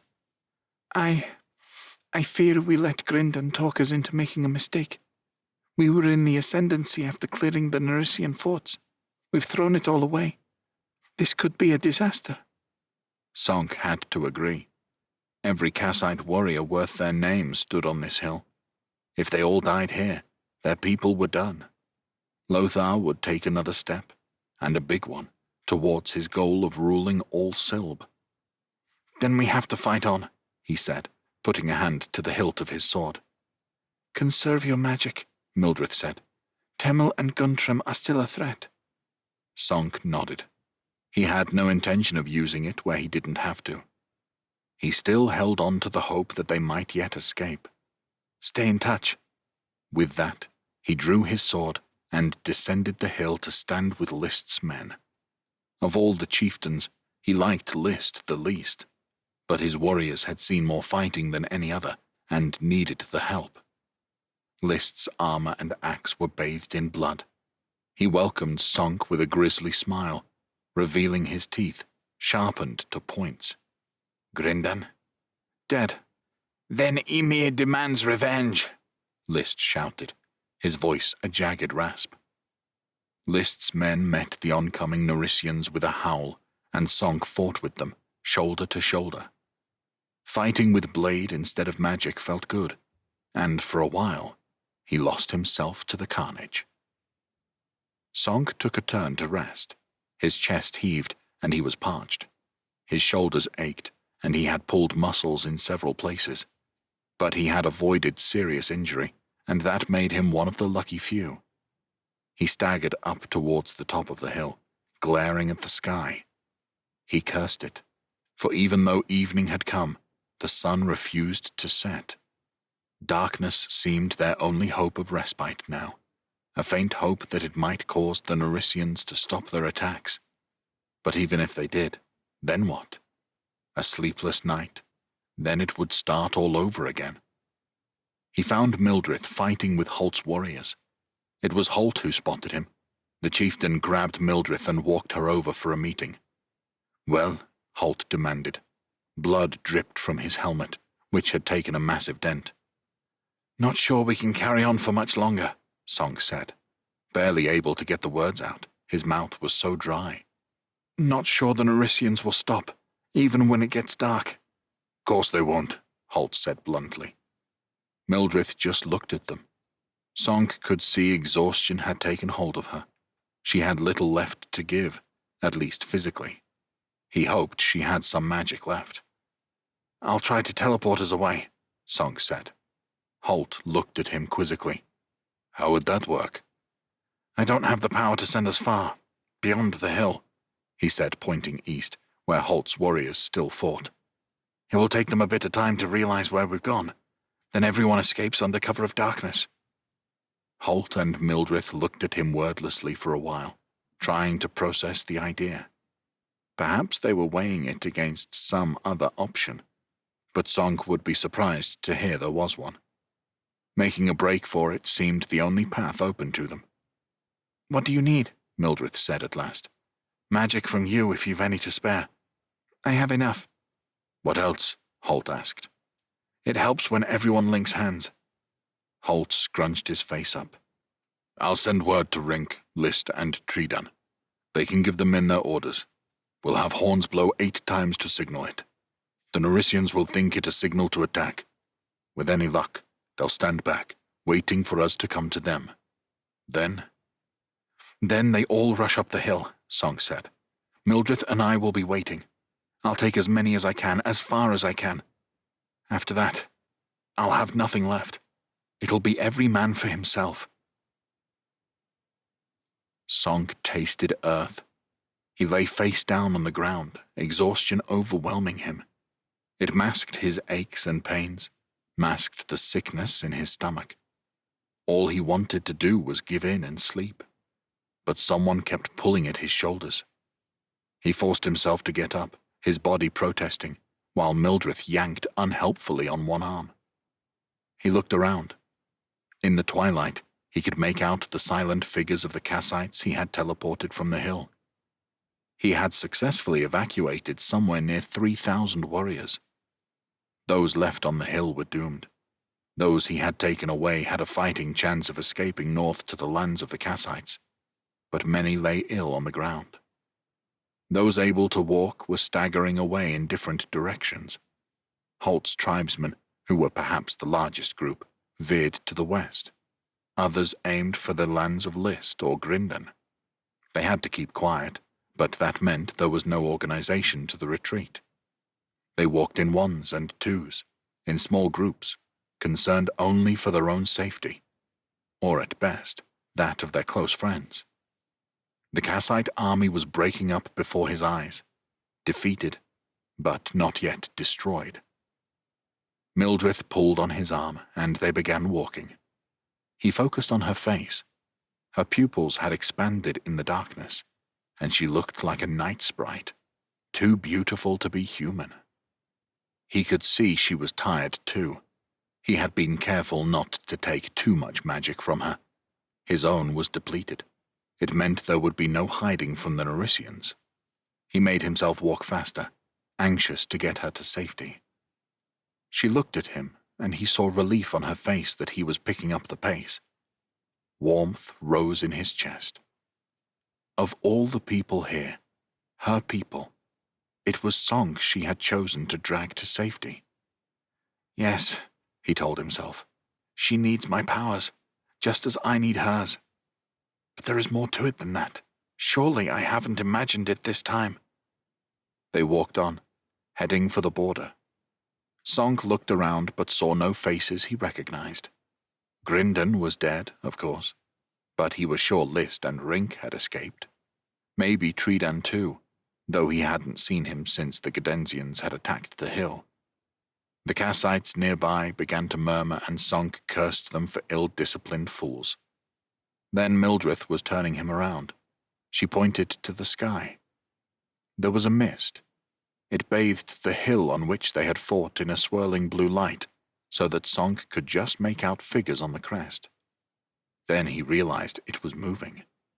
It was coming in their direction. A ghostly shroud that would reveal the fleeing Kassites to their enemies. Guntram, Mildrith whispered.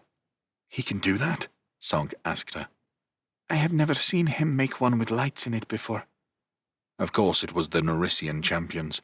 They were looking for the Kassites, maybe for Sonk and Mildrith in particular, and they had a spell with which to find them. Sonk and Mildrith wasted no more time. They resumed their journey, except now they jogged through the grassy Narician plain, the threat posed by Guntram's mist giving them the energy of fear. The other Kassites did the same, trying to make their tired bodies move faster. In the half-light, with tired minds and bodies, Sonk knew there would be twisted ankles and other injuries. But what choice did they have? There was nowhere to hide in this landscape, and it was miles before they would reach the relative safety of the Kassite lands. Sonk kept going, keeping to the same pace as Mildrith. They passed Kassites, doubled over, gasping for breath. Sonk needed to do the same, his lungs in burning agony, but every time he looked behind, he could see the mist matching their pace. They veered to the east, desperate to get out of its path. Then there was a noise, barely audible at first, but growing in volume. The ground beneath them shook. Sonk and Mildrith shared a look, but no words were needed. The Gedensian cavalry was coming for them.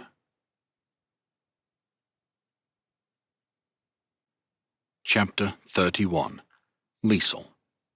Duchy of Thess, 676. I can teach you how to shoot them easy enough, the woman said. She shared a shack with another family in one of the Cordentine camps that had sprung up in Thess after the invasion. There were 8 children in all, and no men. She was small herself, no bigger than a child to Liesel's eyes. I can help you build them too. My husband used to repair crossbows. I know exactly how they work, how to make them release with power and accuracy. It was said with some desperation. And why shouldn't this woman be desperate to leave this hovel? She could be lying about her expertise, of course. You can come, Liesel told her, just as she'd told most everyone she'd spoken with in the camps. She felt Miles stir with dismay a few feet away. He sank into a greater gloom with each addition Liesel made to the company of refugees she had recruited. She still insisted it was all done to strengthen the Giverny military, but everyone knew otherwise. This had now become a mercy mission, as much as anything else. No one in Thess cared about these people. Liesel stopped short of blaming Friedrich for it. He had lost his father, and some of the Cordentines had been to blame for that. But someone should have stepped in to help. Many were hopelessly vulnerable. She had heard countless stories of men coming to take children away from their families, even of parents selling their children or giving their daughters as child brides. It turned Liesel's stomach, but she had gathered as many as they could cope with. More, in all honesty. Tegan led the woman and her children to the carts, where they'd have to share a small space on the journey north. I think we're done now, she said to Miles. Done? As in finished? He asked carefully, as if not quite daring to believe it was true. Yes. We have no room left on the carts for anyone else. We had no room left 3 days ago, the Lord Marshal said, but I'm pleased to hear you say so. We might just get these people safely to Giverny with no trouble. The journey northwest was painfully slow. These were not soldiers on the march. The Cordentines did their best, walking by the carts to give the horses a rest, but they carried infants, and they were malnourished after months of hunger. There was nothing for it but to carry on, and hope that once they reached Lindhafen, Otto, Friedrich's chamberlain, could be persuaded to help. At the very least, Liesel thought, he could feed the refugees properly and give them the energy to complete the journey. They were taking hundreds of dependents off his hands after all. Miles chafed at the delay, muttering to himself and barely speaking to anyone. Liesel could tell his patience was close to breaking. Tegan spoke with the Cordentines, children and adults sharing a joke and keeping spirits up. Liesel was grateful and wondered how she would have coped without her friend. When they neared the capital, a company of 20 cavalrymen arrived to escort them. Their presence sped things up a little, the soldiers happy to sit a child in front of them. Outside Lindhafen, they were asked by the guards on duty to keep the Cordentines outside the walls. The Thessians didn't seem to hate the Cordentines, Liesel mused, but they didn't trust them. As she, Tegan, and Miles entered the city, she felt better about what she was doing. Those she had gathered would have a better life in Giverny. Otto was waiting for them in the ducal castle, an anxious look on his face. When Liesel made her demands, she was surprised to find he was quick to accede to every one without a fight. "I have bad news," he said when she was done. "The Ludarian army has invaded Gottbeck." "Under Salvinus's command?" Miles asked, coming alive at the mention of military matters. "Yes. Duke Friedrich has sent messengers here and to King Esterel. He asked me to consult with you as soon as I could and send him your thoughts. Archbishop Emmet has taken his army into the duchy to defend it, while Friedrich has kept the Thessians in position on the Great Road. But he wonders if he should support our allies in Gottbeck instead. He knows Esterel wanted him to put pressure on the Kalish, keep them pinned in Essenberg." The chamberlain gave a little shrug as he looked at them all. "But he wonders whether this changes things." Otto looked uncertain about how to proceed, and it seemed Friedrich was as well. Liesel had to admit she wasn't sure what was best.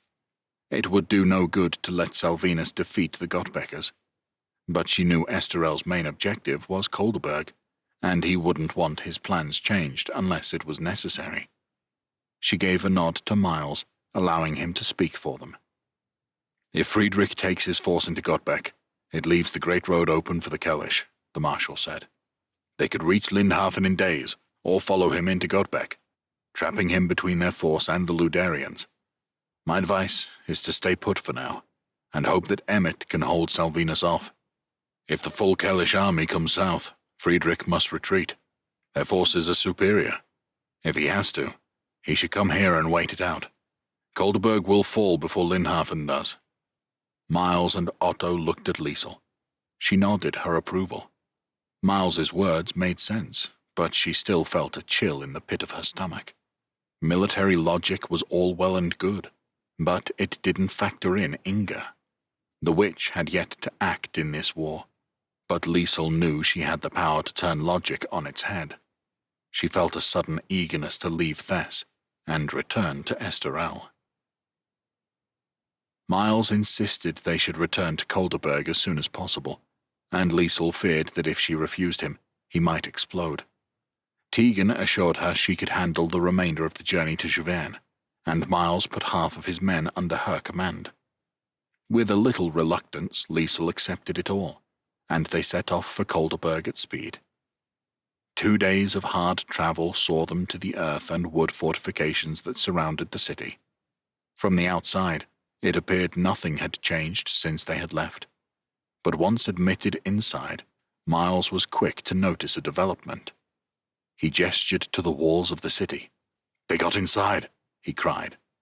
He was right. The gates of Kolderberg were open, and soldiers walked back and forth from the city to the Giverny fortifications encircling it. Liesel noticed it was less crowded, suggesting that some of their units had been stationed inside the city. Desperate to learn what had happened, they raced towards the city. As they neared the gates, Liesel saw Peer and Umber exiting them. When Peer noticed them, he gave a big grin. "You'll have to tell us what happened, Your Grace," Miles said excitedly. "Gods, why did I miss this?" he added, momentarily oblivious to any offense he might have given Liesel. She forgave him, for it was indeed wonderful news. "Don't worry, not as exciting as you might think," Peer told them. "For starters, they still hold the castle against us, and it's not easy to get into, that's for sure. Anyway, as you know, we began bombarding the city walls. Seemed to do the trick, because 3 nights ago a group of citizens opened the gates for us. Told us in no uncertain terms they took Duke Walter's side and didn't want Leopold to profit from his murder. We snuck through the city to the castle, but the soldiers there are loyal to Mixo, and we couldn't break in. Come, we'll find Esterel. Pretend I told you nothing. He'll want to tell the full story. You know what he's like."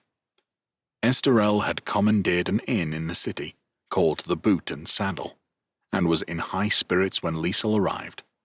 He held court in the main lounge of the inn, and it seemed they had liberated a cellar full of ale. He made a show of welcoming the return of his queen, and then recited at some length the events that Peer had summarized in a few sentences. Liesel was a little surprised by the tone of the celebrations. Kolderberg Castle was a monstrous fortification, and they seemed no closer to ejecting Mixo from it. But she supposed that, after all these weeks of monotonous siege, it was a relief to have some success. At last, it was her turn to tell her story. She told them about the caravan of refugees slowly heading their way. She was disconcerted to see so many concerned faces. Esterel said. "We've had problems on our western flank. I had to send more Bane into the steppe." "A revolt of the Midder tribes," Peer explained as Liesel and Miles turned to him with questioning looks. "Inga was behind it.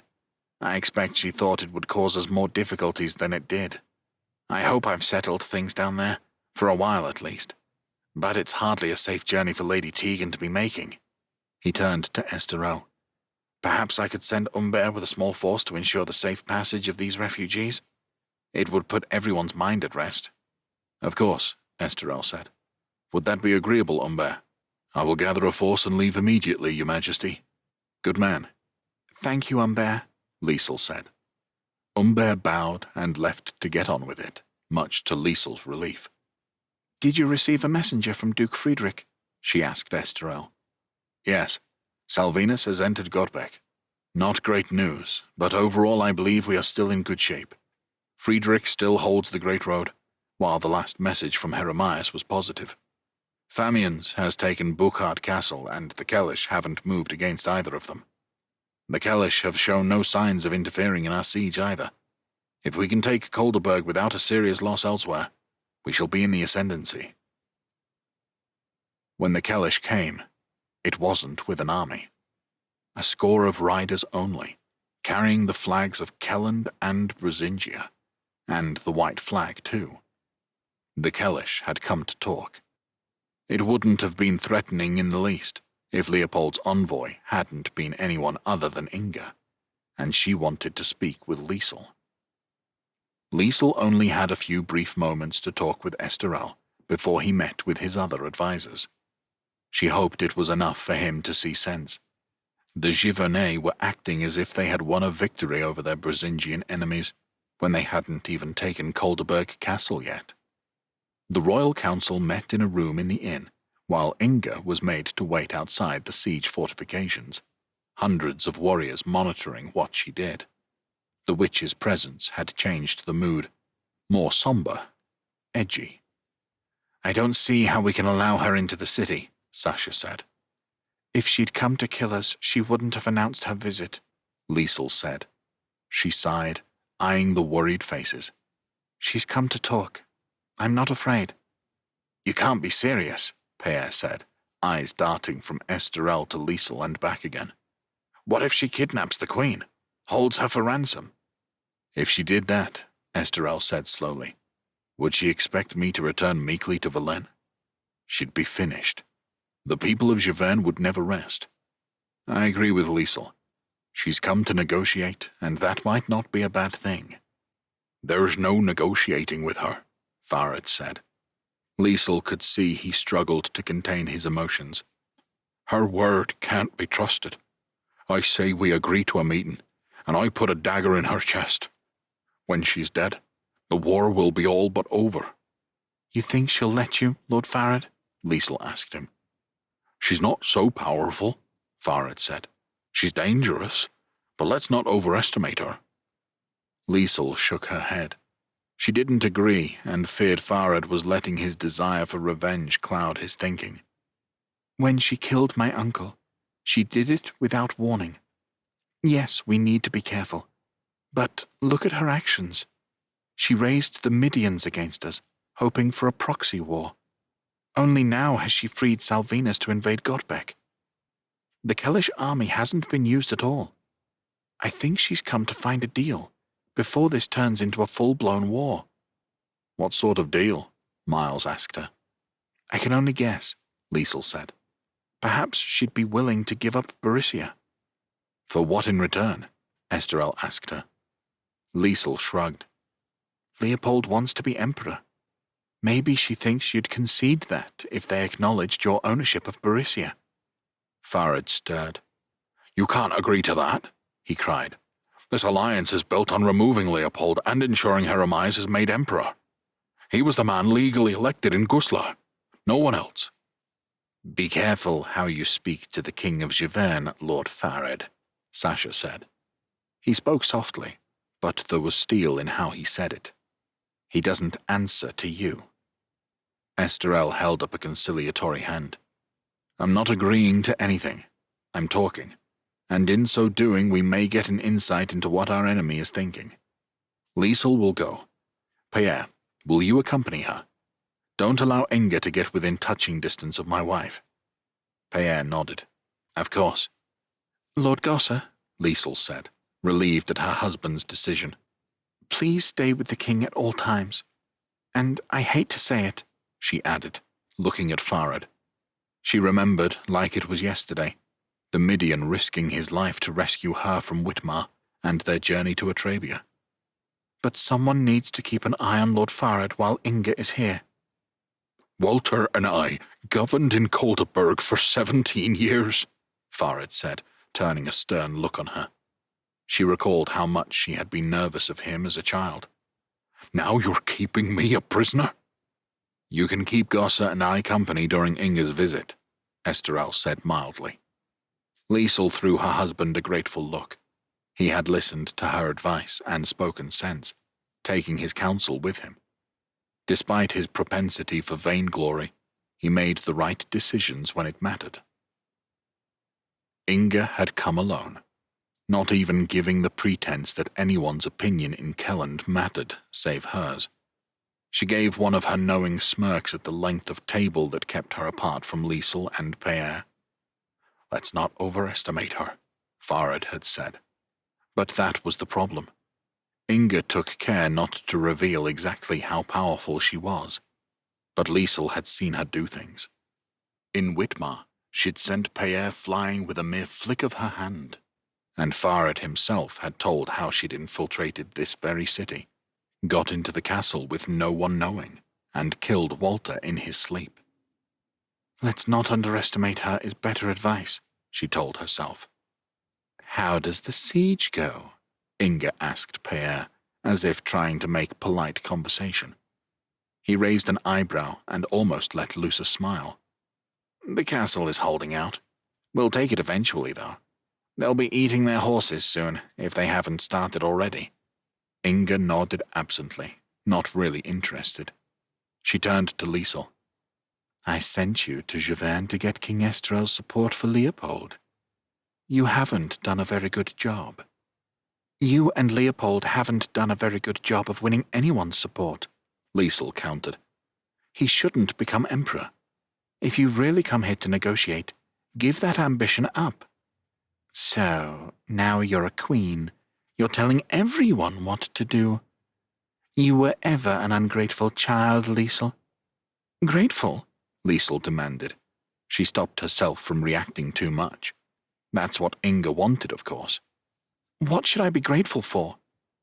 Before he left, your father asked me to look after the three of you. I've tried to do that. Katrina is a duchess. You are a queen. Leopold is a duke twice over. Do you think Baldwin would have been disappointed with that? And what terrible things have been done to you, Liesel. Only you could sit there, pampered queen of the richest kingdom in Dalria, and ask why you should be grateful. This is what Inga always did. Twisted things, made Liesel feel guilty and ashamed. But Liesel wasn't going to fall for her games anymore. She said nothing, waiting until the witch was done. What's the end game of this invasion you've encouraged? Inga said. Take Essenberg next. And what will you do with Leopold then? A hanging? Beheading? He's your little brother, for the gods' sakes. That one hit home. Liesel had thought she was strong enough not to let Inga hurt her any more, but she was wrong. She remembered Leopold as a little boy, remembered how scared he had been when their father had died, when they'd had to flee Essenberg. And ever since, Inga and Salvinus had dug their claws into him, turning him into the twisted man he'd become. If father really entrusted us into Inga's keeping, why? Did he not know her at all? Queen Liesel's little brother was quite happy to give me this scar, Pierre said, gesturing to his face. And I'm not the only one to feel his knife. So let's skip the sympathy plea and all the other bullshit. What have you come to offer? Liesel gave silent thanks to Pierre for his intervention. He'd cut through the nonsense, reminding everyone who had done what to whom. Pierre had risked his life to get Liesel away from Inga and Leopold. He'd witnessed it all, and Inga's words were meaningless to him. Very well, Inga said. Contrary to what some have said, Leopold had no intention of taking Borussia for himself. He admits it may have been a mistake to acknowledge Mixo as the new duke. He's willing to recognize Esterel as Duke of Borussia, in exchange for Esterel's support of his rightful claim to the imperial title. Pierre shrugged. Not much of an offer. I've already told you we're going to take Kolderberg anyway. Meanwhile, Esterel understands that the other dukes of the Empire don't support Leopold. That's why you killed Walter. I did no such thing. Even if you didn't, Inga, Liesel said. We were both at Guslar for the vote. Leopold doesn't have the support of the rest of Brisingia. Why pursue it? It's this relentless need to make Leopold an emperor that threatens him. That's led us to this civil war. If you pull back, Leopold will keep Kelland and Luderia. There will be peace. That's the part I still don't understand. Ezenekai, Inga said. I need Leopold to be emperor to keep Ezenekai happy, to keep him from destroying us all. Why? Liesel demanded. Because Leopold does what you say? Give me a reason I can understand.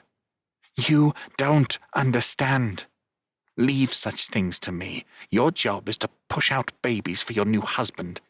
Stick to that. They spoke a while longer, but got no further. They left after telling the witch they would pass on her offer to Esterel.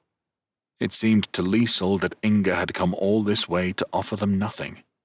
Until Pierre spoke. We need to work together on this, Pierre said. Persuade Esterel to reject the deal. That won't be hard. You said yourself, we'll soon take Kolderberg. Esterel will have the duchy to do with as he sees fit. What did Inga offer that Esterel wants or needs? You need to see things more from his point of view, Pierre warned her.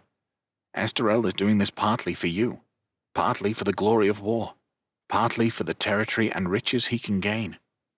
But it comes at a price. A year of his life to take Kolderberg.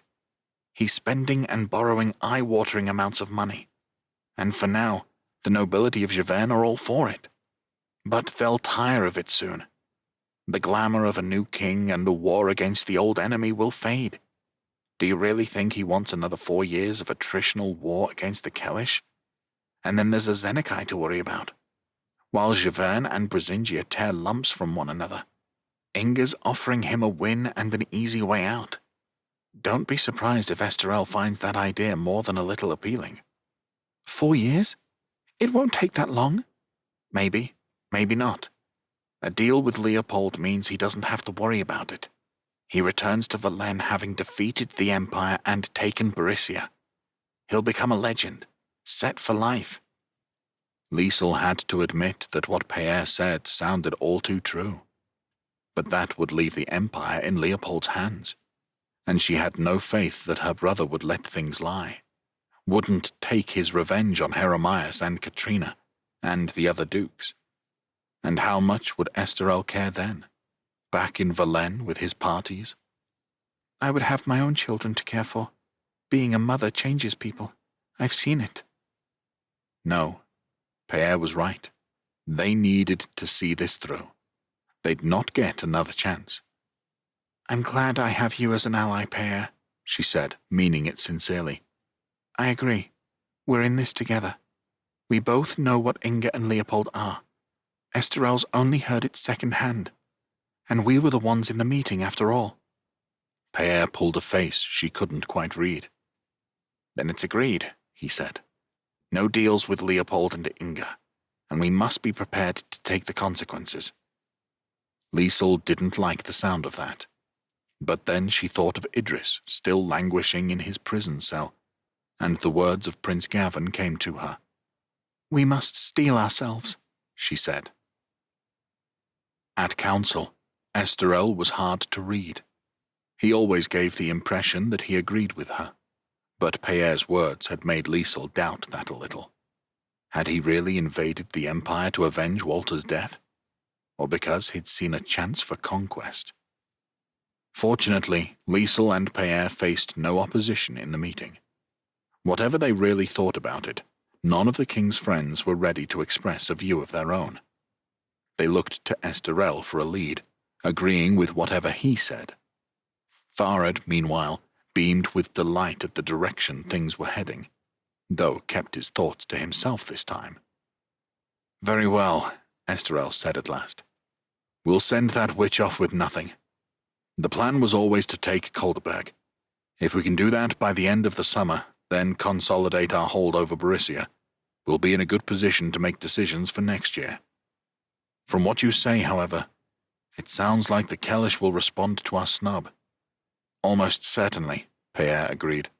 Salvinus has already been unshackled. The Kellish army has plenty of targets to strike. If you refuse to back Leopold for the imperial title, I can't see him holding back any longer. Then let's make sure we are ready for an attack here. Miles, send messengers to Thess and Rotelegen. Let them know the outcome of these negotiations. Tell them to beware. I hope that by siding with them against Leopold, it encourages our allies to stay firm. Pierre, you're willing to inform Inga? Aye. I'll go too, Liesel said. That's not necessary. I want to. Inga seemed to know what their response would be before Pierre and Liesel gave it. Liesel could see her disappointment, but the witch contained her emotions. There was no shrieking or smirking. She looked resigned to what was to come, a thought that didn't make Liesel feel any better. Inga locked eyes with her. Once before, I gave you the chance to avoid bloodshed. You didn't take it then either. I'm coming to believe you enjoy the drama. Liesel looked straight back. If my father really did ask you to look after us, think about what you are doing. I want peace in the Empire. You have the power to achieve that. Persuade Leopold to accept Heremias. Let Brisingia heal. Ha! If you think either your brother or your husband will accept Heremias as emperor, you're dreaming. The two of you and Esterel have made a bad mistake today. Youthful arrogance. Only the harshest of lessons can cure that. With that, she turned and left. When she was gone, Liesel and Pierre shared a look. What do you think she will do? Liesel asked him. She wished her voice didn't sound so childish. She does what she wants, whatever we say to her. They're bullies, Liesel, plain and simple. That's all they know. If we'd caved in today, Inga would have sensed weakness. Now we've stood up to her. She wants revenge. The outcome's just the same. The only thing we can do is beat them. You're right. Thanks for helping me stand up to her. It's so much easier when you're here. That's all right, Pierre said gruffly, his eyes darting to the side. There was an awkwardness between them. Liesel didn't know when it had started or where it came from. She was Pierre's queen now, she supposed. Such things put up barriers. She wished it wasn't there, but despite it, she and Pierre wanted the same things. It was a pleasant surprise to have friends and allies, when for so long she'd felt alone. She wished she could explain all this to him. But now that Inga was gone, it seemed her brother-in-law wanted to be elsewhere as soon as possible. Chapter 32. Sonk. Lists hold Kassite lands 676. The night had been full of screams. They didn't stop when daylight came. Sonk and Mildrith evaded the marauding bands of Gadensian horsemen who chased down the fleeing Kassites. But these screams were the worst of all. They hid behind the wooden wall of a house, catching their breath. The area was teeming with Gadensian warriors, who'd got here well ahead of them. Mildrith had thought List's fortress would be a haven, a place to rally and stop running. But they were far too late for that. They were lucky they'd crept along the edge of the settlement without being spotted.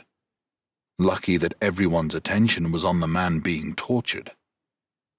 Unable to stop himself, Sonk craned his neck around the side of the house and peeked. List the castrator was tied against a tree, ropes pulling at each limb. He continued to scream, but his throat was hoarse now, and it came out as a grating, raspy noise that was hard to listen to. List was a man who had prided himself on his nickname, built a reputation and a following on his cruelty to his enemies. One might argue he was getting what he deserved, but Sonk couldn't help feeling sorry for him as the Gadensians carried out their retribution, cutting him up, one piece at a time. Sonk pulled back and faced Mildrith, who was wide-eyed with fear. Exhausted, Sonk had nothing of his magic left to help them escape. Mildrith had used what little she had during the night. "We need to get out of here," he mouthed at her. She nodded, a determined look coming to her face. Sonk was relieved to see it. If Mildrith lost her courage now, they were done for. It felt like the sun had betrayed them, exposing them with its light, making them even more vulnerable. Now that this destination was compromised, Sonk had to rely on Mildrith leading him somewhere else. She gestured for him to follow and moved, fleet-footed despite her fatigue, to the next house. Sonk followed, crouch-running, concentrating as best he could on not making a sound, until the second house hid him from view. Mildrith peered ahead and pulled back. She gestured for him to look, and as he drew level with her, she pointed to a Gadensian warrior who stood alone, looking north towards a patch of trees that thickened into woodland. The shelter of the trees was agonizingly close. There were a few hundred yards of leveled land before they would reach them. Mildrith was gesturing towards a second warrior. He stood a fair distance to the right of the first warrior. Then she spotted a third, the same distance to the left. The Gadensians had placed a ring of warriors to the north of List's settlement, on lookout in the unlikely event the Kassites mounted a counterattack. But they were loosely spaced. Take out the nearest warrior, and Sonk thought they would have a reasonable shot at making it to the tree line before they were noticed. It would have been so easy to do it with magic. but he had expended everything on teleporting the Kassites away from Jackdaw Hill. It felt like a waste now, since so many of those warriors had since been caught and cut down. But surely some have escaped. He met eyes with Mildred once again, and they nodded at one another. Using her fingers, she counted down from 3, and then they left their hiding place, making for the Gedensian warrior. Exposed, out in the open, there was nothing for it but to roll the dice and hope they got away. The warrior turned and Mildred stopped. Sonk ran, hoping to reach him before he could raise the alarm. A hand axe flew past him and connected with the Gedensian. The warrior went down with a cry. At the same time, List let forth a great roar of pain that echoed around the settlement. Sonk reached the warrior and struck with his dagger. Blood spurted as he stabbed the blade into his enemy's neck, not stopping until he was sure he was dead. Then he was up and running, Mildred by his side. There was no point in looking to the sides or behind them to see if they'd been spotted. They had to get to the trees as quickly as they could. Sonk ran at full speed, fear pushing him on. He knew he could trip and fall at any moment. Either we're lucky or we're not, he told himself. He reached the first trees, could hear that Mildred wasn't far behind. He turned around, the moment of truth. No one had followed them. There was no time to give thanks or celebrate. They kept going. Once the trees grew thick around them, they risked slowing down and speaking. List might have saved us back there, Mildred said, between gulps of air. She was red-faced and tired-looking, but Sonk could see the relief on her face. Maybe, Sonk acknowledged, still not quite believing they'd made it out. Where to now? Mildred looked grim. With Grindon and List gone, I fear the south is lost. We've no choice but to head north. If we keep going, we'll come to the lands of Rink the Black. I hope he's made it out. If not, she gave a helpless shrug. Mildred didn't need to finish the sentence. They were running out of options. A few days ago, the Kassites had been marching on Mornai. Now they were close to losing everything. Rink the Black lived. He'd escaped with enough warriors and attracted enough survivors from the other Kassite tribes to still call his disheveled band of fighters an army, if one was feeling generous. Rink had word from the west. Holt Slenderlegs lived and was said to be fighting a guerrilla campaign in his forested homeland. There was no word from Tredan, but Rink said that didn't matter. Whether late to battle is alive or dead, it's the same difference. We won't be seeing his face again. All of which should have mattered greatly to Sonk, but it felt less important to 2 other matters. First, he was reunited with Rab, who seemed to have been well cared for by Sweetrun. Second, he saw the Yrgasil for himself. Until now, he had assumed that all references to the great tree of the Kassites had been to a purely metaphysical entity, a spiritual symbol of their people. Yet, here it was, dominating the landscape of the northern Kassites, visible for leagues in every direction. The roots that erupted from the ground reached as high as a house. The thick brown trunk was the width of the bastion back in Valene. Above, huge branches lunged in every direction, bedecked in green leaves. Crows cawed down from the branches, and there were countless other birds calling and flying about their huge home. The canopy of this single tree was so thick and wide that it cast a vast, permanent shadow over the ground beneath. Some plant life still grew there, barely touched by the sun but fed by bird droppings. Meanwhile, when Sonk stood back from the tree and looked up, he struggled to get a good view of the top of the Yrgasil. Mildred smirked every time she caught him peering up, convinced that if he were just to stand at the right place and look at the right angle, he would get a glimpse of what was there. So, Ymir really lives up there? He asked her. Yes. Has anyone climbed to the top? No, it is forbidden. It is Ymir's realm. Has Ymir ever descended? You've asked me this before. Ymir chooses not to live among us. All right, but has he ever done so in the past, in history? Of course. The stories tell us Ymir descends from Yggdrasil for many reasons. To punish the wicked, or to lead the Kassites against their enemies. Sonk studied her. She looked back, clearly uncomfortable with his questions, but held her chin in the air with a defiant look. Come on, Mildred, he said at last, exasperated. You've never used your powers to ascend to the top and see for yourself? When you first experimented with them? In the middle of the night, so no one could see you do it? No, she said angrily. All right. It's just a bit hard to believe, that's all. A hurt look came to her face. She marched away, and Sonk was left with little choice but to leave the subject alone.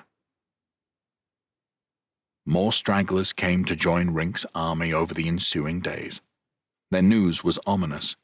Lothar was set on a full conquest of the Kassite lands. Any opposition had been crushed, and new forts were being built, forts that would hold down the Kassites for good. It was only a matter of time before the self-styled Emperor of Silb marched on Rink's position. And Rink's position, Sonk judged, wasn't good. His tribe's lands were flatter than the others, with few points of natural defense. Not that Rink would hear of leaving his capital, built close to the Yggdrasil. Wooden palisades surrounded a small wooden fort, easy for the Naricians to reach and no great hardship to take. Sonk despaired.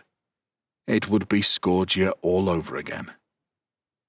As the Scourgians came to Sonk's mind, word came from the coast that an armada had anchored in Rink's lands. He had not heard from Lenzo since the prince had left him here to support the Kassite uprising. The thought had crossed his mind that he would never hear from him again. Now that Lothar had left Scourgia, Lenzo had what he wanted. Sonk was pleased that the prince hadn't abandoned his allies. Lenzo came to Rink's settlement with a score of companions. When Sonk met the prince, he was surprised at the emotion he felt at seeing him again. It seemed Lenzo shared some of the same feelings, giving him a big grin and embracing him. The prince wore a woody perfume and was dressed immaculately. It was strange that after so short a time, Sonk now looked at Lenzo from a Kassite's perspective. He looked too clean and gaudy, and Sonk supposed that he in turn must smell no better than pig shit to Lenzo. Gaida, the prince's trusty lieutenant, slapped Sonk on the back, as if even he was pleased to see him. But the cheerful faces of the Scourgians soon disappeared when they observed the dour looks of the Kassites.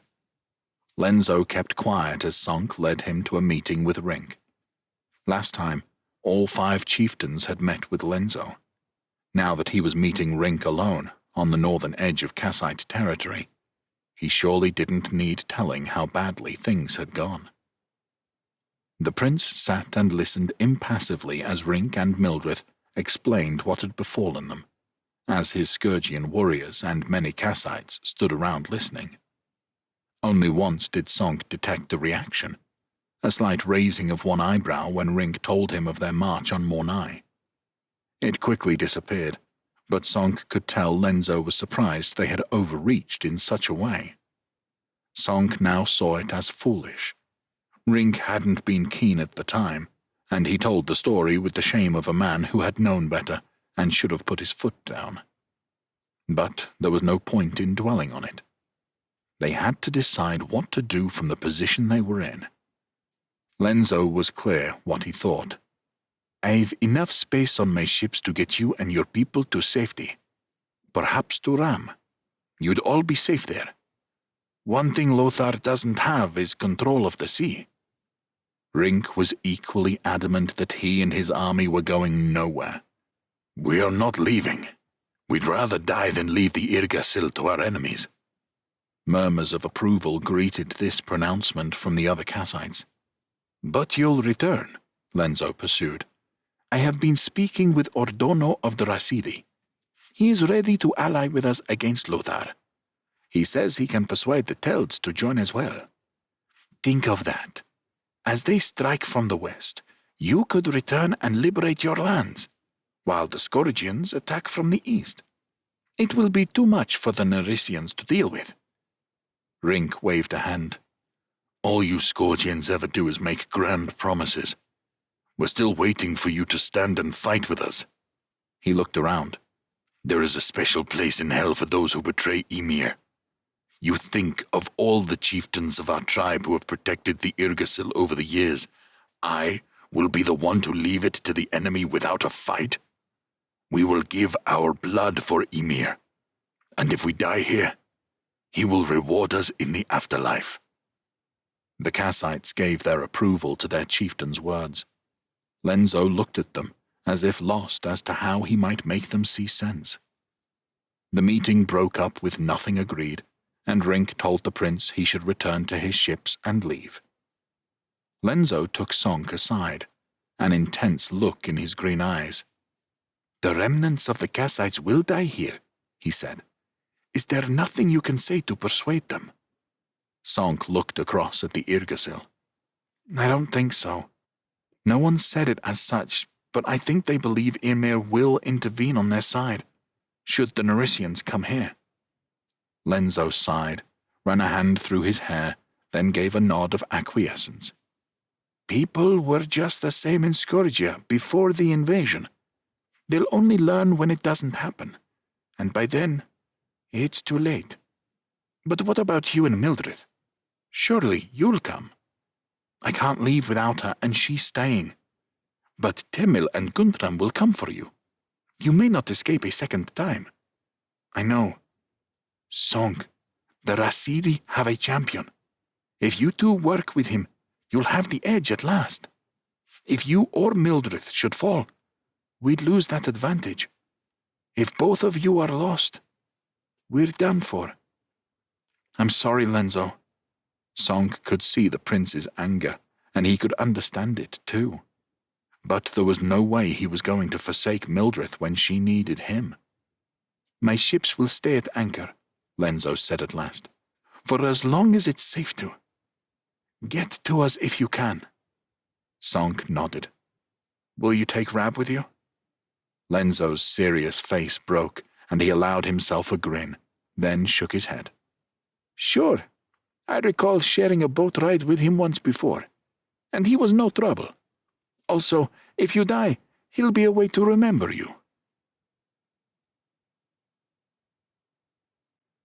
Chapter 33 Belwyn, Calinthian Halak border, 676. Belwyn waited with an elect group of champions and rulers on the Calinthian border with the Halak Empire. Maragan, wielder of Bolivar's sword, had returned from the Blood Caladri with their king, Laurent. Laurent held Onella's staff. That was my brother's, she thought, experiencing an irrational sense of fury. The truth was the staff had originally belonged to the Caladri. Laurent was an old ally from the Isherite Wars. He told her how he had spent the last years using the staff to vanquish his people's rivals, the Shadow Caladri. Those bastards had sided with the Isherites, and Belwyn was pleased to hear it had been put to good use. Theron had been equally successful. King Zarad had come for the meeting himself, bringing with him the shield of Persala. He was also amenable to Gansuk's demands on Haskine. More than amenable, it seemed. Theron told her Zarad had already given up on keeping Haskine from the Halaks. The Persalians saw the conquest of Haskine as inevitable, and were keen for a solution that didn't drag them into a bloody war. Finally, Jesper and Stenk had returned from Halvia. With them was Oshin, king of the Urias, and the giant spear. His huge frame towered over everyone else, but Belwyn had always found something reassuring about his presence. There was a gentleness to him, despite his fearsome appearance. Their reunion had been emotional. It couldn't help remind Belwyn of those desperate moments in Heractus. The city, crawling with Isharites, the brutal combat against the Seven, their crystal swords tipped with poison, and the fatal meeting between Dis and Madria. For all that, the conversation with the giant had been strained. The happy, carefree Oisin of old seemed to have disappeared. It was only when she interrogated Jesper that she learned why. He had left behind a pregnant wife in Halvia. A dark feeling that this was all wrong came to her. Why was she having to do this again? Why Oisin, who had first taken up the burden of the spear hundreds of years ago? But it seemed events were in motion, and it was too late to stop. They had gathered 5 of Madria's 7 weapons already, and now they had come to negotiate for the 6th. They saw the Halak horsemen first. Then the ground rumbled beneath their feet. The Halaks pulled up. A few armed warriors dismounted and walked over to meet Belwyn's group. Gansuk was first among them. He walked with confidence, though Belwyn thought there must be an element of fear somewhere within. Their little group could strike him dead in a matter of moments. But the bow wasn't with him. Neither could Belwyn see his mother, Belorma, though that didn't mean she wasn't ready to intervene. The Halak Khan gave an elaborate bow, and the rulers Belwyn had gathered responded with stiff-backed bows of their own. This was a meeting of kings, and she allowed them to talk with the Khan. Even though I am Belwyn Godslayer, she reminded herself. At last, Gansuk said. You consent to discuss Haskiny with me. I have been waiting a long time for this, and show much patience. We have come to you with a proposal, Theron said. You already know the first part, the Halak bow. Gansuk inclined his head. You shall have the bow when I have Haskiny. Agreed, Theron said. Second, Calinth will take the fort of Masada and its environs.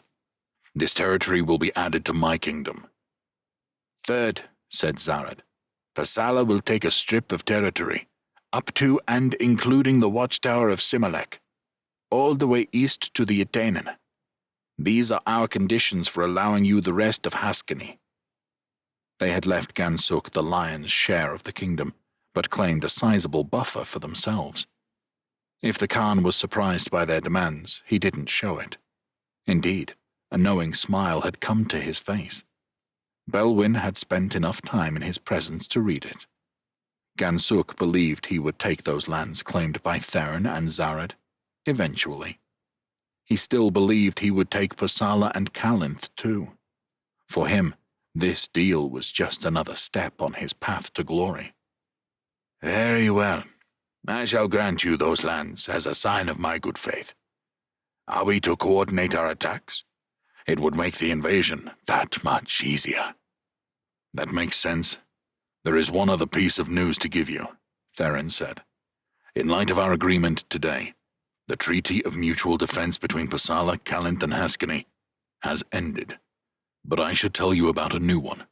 The Krikers, the Blood Caladri, and the Grand Caladri have joined Calinth and Pasala in a new alliance.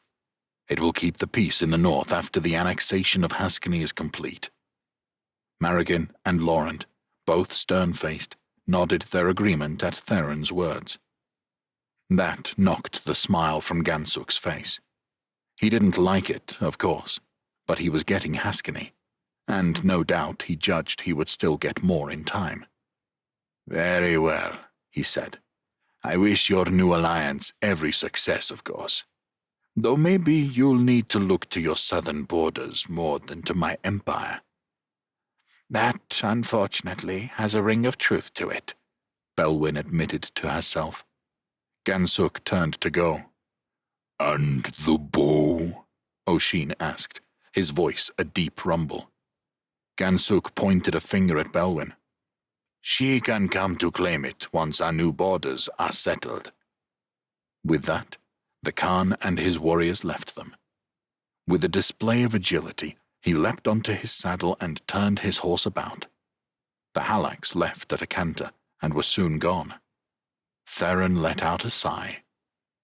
"Something troubles you, King Theron?"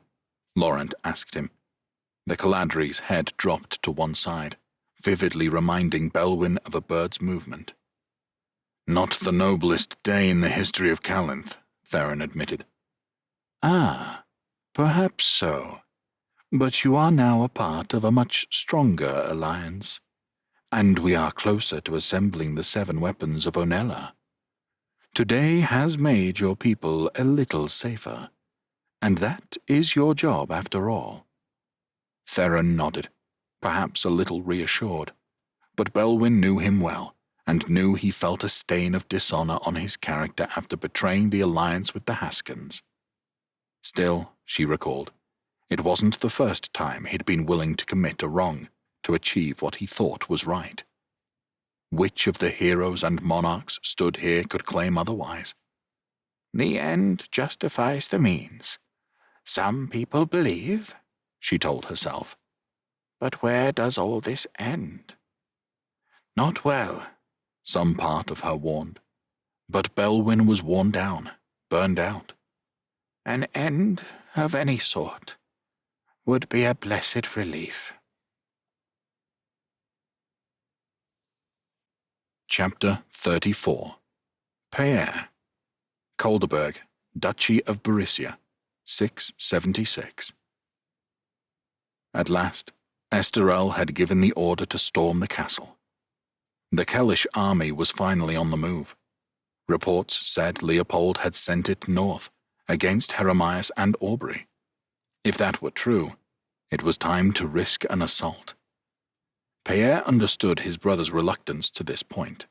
It could only result in significant loss of life on both sides, but they had the numbers for the task.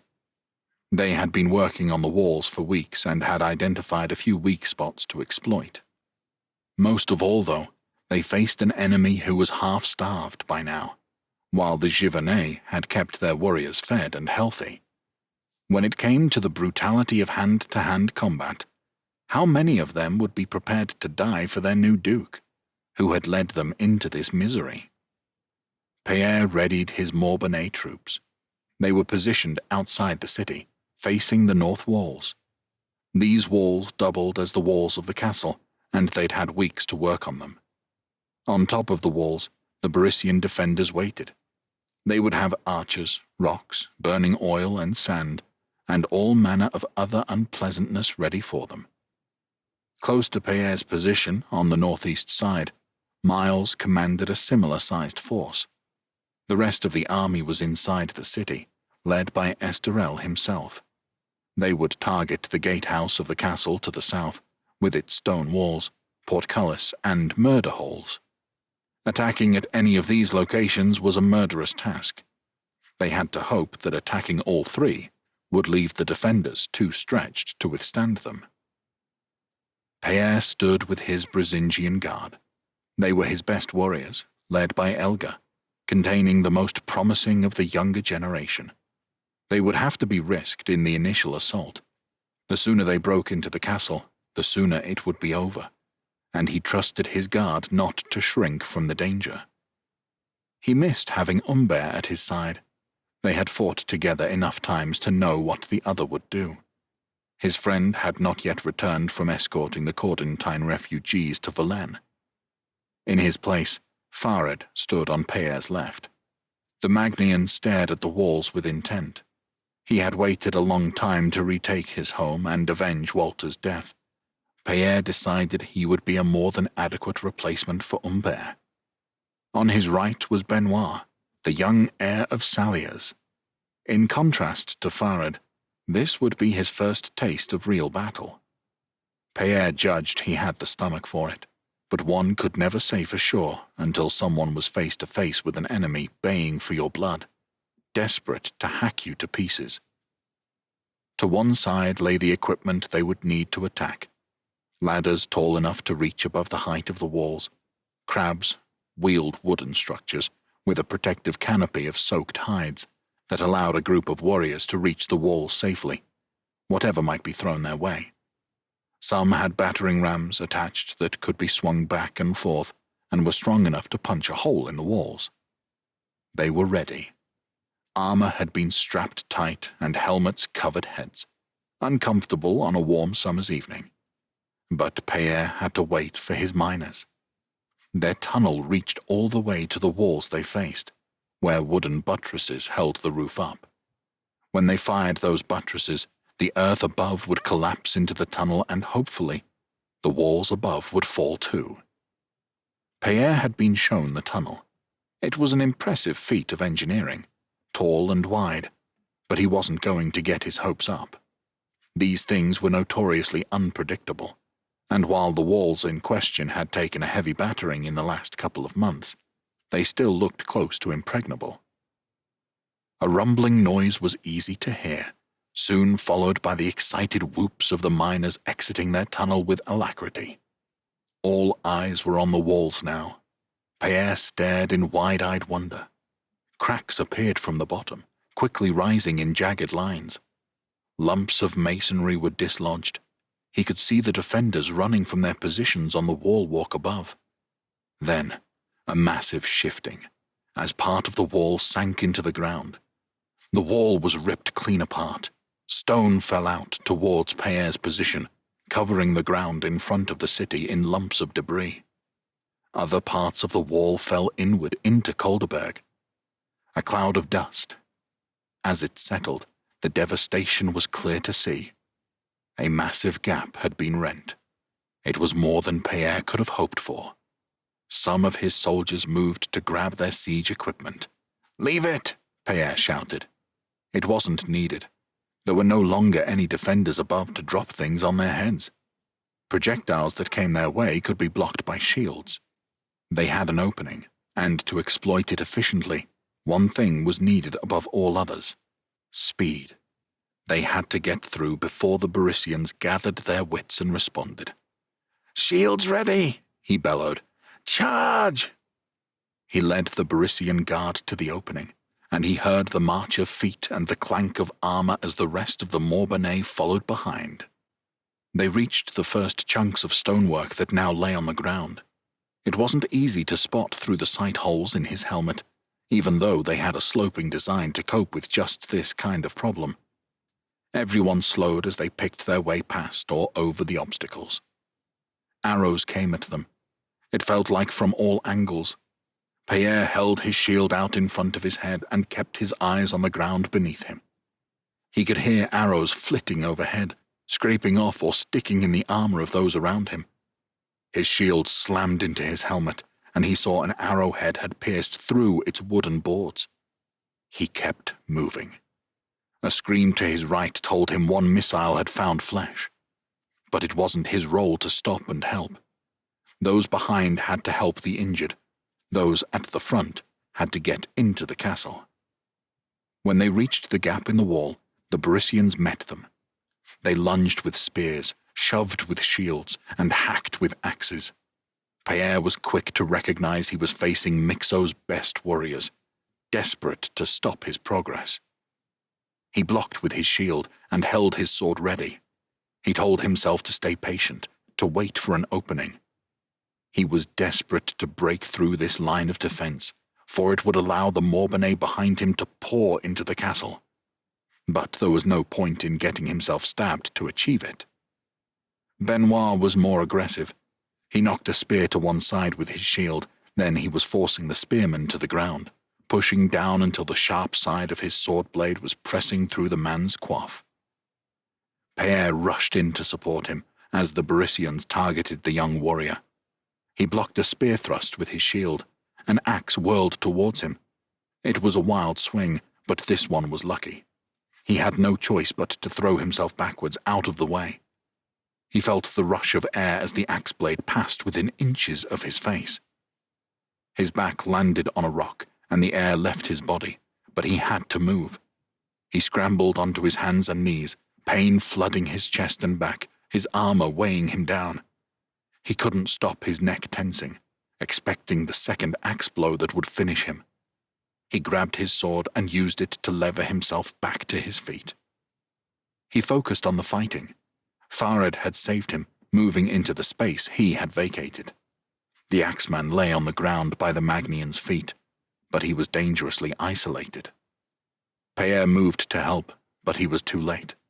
Spears and swords lashed Farid, and he couldn't block or avoid them all. A spear had impaled him at groin height. Benoit grasped the stave, and Peer, roaring in outrage, launched himself, the side of his blade cutting round at neck height into the spearman's coif. The spearman went down, and a frenzied melee followed as the warriors of Morbagne and Borussia clashed at this spot, both refusing to back down. With a force born of fury, Peer battered with his sword, brutal, crude strokes that Broncat would have disapproved of. Elga appeared at his side, dancing forward with a two-handed spear thrust.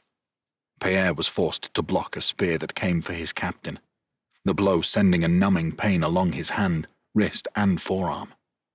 Benoit now grabbed this spear, yanking on it with all his strength. As the Borissian stumbled towards him, the young man sank a thin-bladed dagger into an eye socket. Peer and his comrades shoved, battered, sliced, and stabbed. The Borissians fought with equal ferocity. These were no weakened fighters ready to surrender. They were well armed, knew how to fight, and were ready to give everything. But as they were pushed back, more and more of the Borissian guard got involved, outnumbering them. Only at the last did some attempt to surrender. But it was too late. They were hacked down in moments, and, at last, Peer's men could take a breath. A scattering of Borissian soldiers who had declined to join the melee looked at Peer and his warriors with fear. They dropped weapons to the ground, putting their hands in the air and calling out their submission. "Accept their surrender," he called out. These fighters who had served Mixo would switch their allegiance to Esterel in time. Clemency would serve his brother better than a massacre. He turned around to find Farid. Inan knelt by the Magnian's side. "How is he?" Peer demanded. The young man shook his head. "Damn!" Peer shouted at the sky. He closed his eyes, fighting off the fog of grief that threatened to overwhelm him. "You still have work to do," he told himself. "Put aside your feelings for later." Opening his eyes once more, he scanned the section of the castle they had taken. To his right were the castle stables. Long empty, he presumed, of even the finest beasts. When he looked to the left, he realized the damage to the outer walls of the castle had extended to the inner walls too. A ground-floor room had been exposed, the castle kitchens. He could walk straight in and take his force through the castle. Wherever Mixo was holed up, he would find him in short measure. "Elga," he said, "take the 3rd and 4th divisions to the gatehouse." He pointed south, where he could hear the royal forces battering the gates of the castle. "When it's safe to do so, accept the surrender of the defenders." "Your Grace?" Elga acknowledged him with a nod. He eyed the gap in the kitchen walls. "You're going in?" "I know the castle as well as anyone, now that Farid's dead.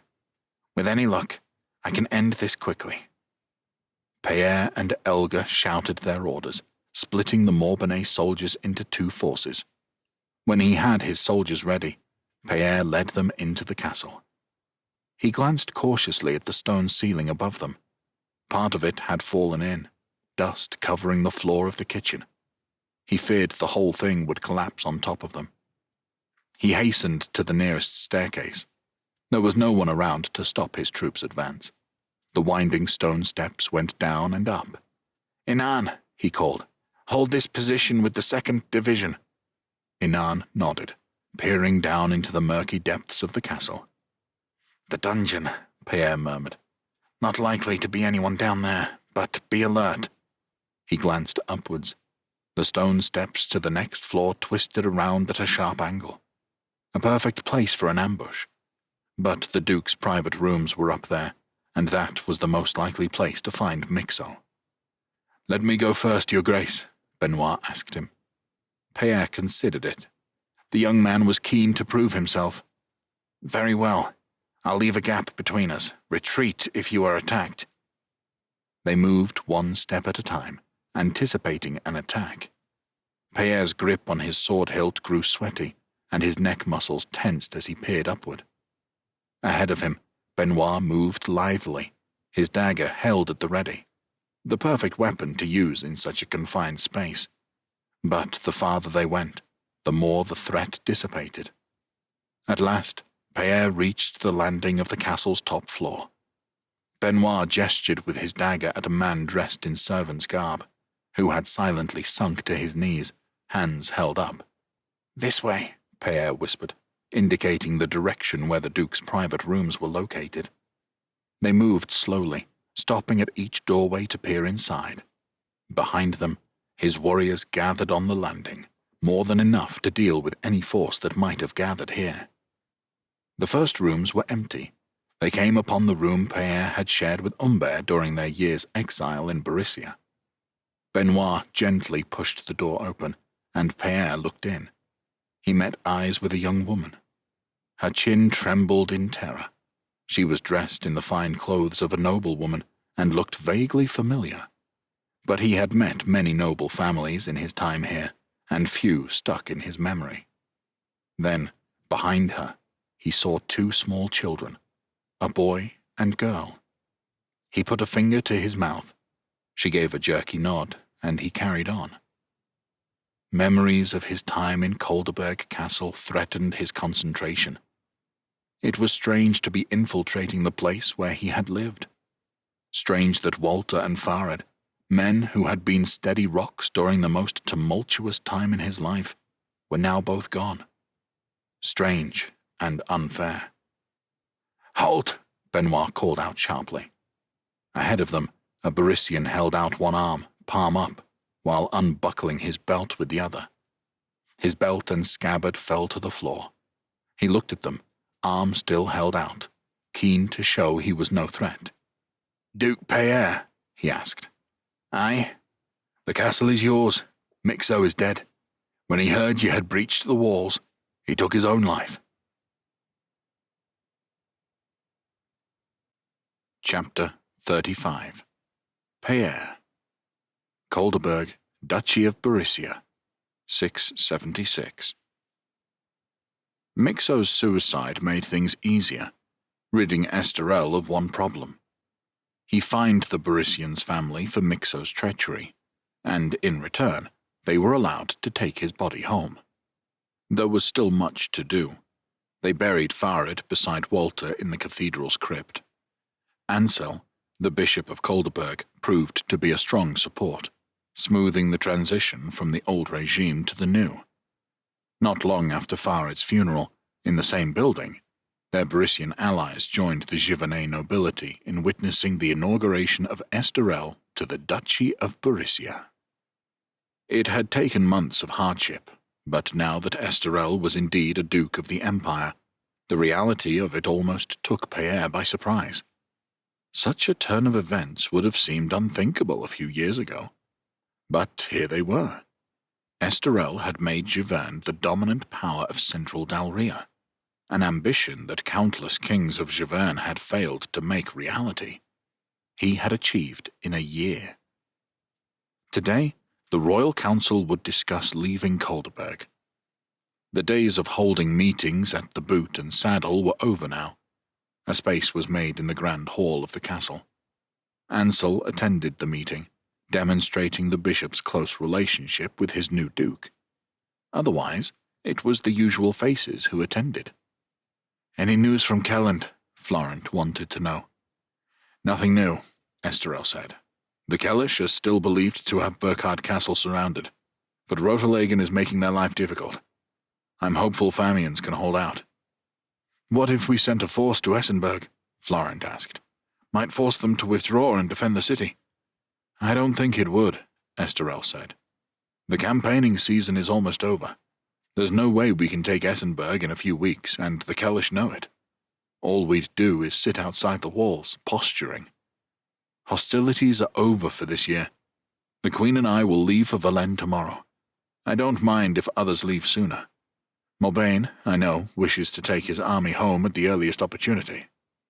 "Thank you, Your Majesty," Pierre said.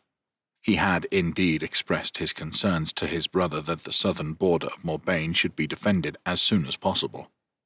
He counted it remarkably fortunate that Ezenekai had not taken advantage of the war to relaunch his attacks, but he knew the uneasy truce that had held since the invasion of Magnia would not last forever.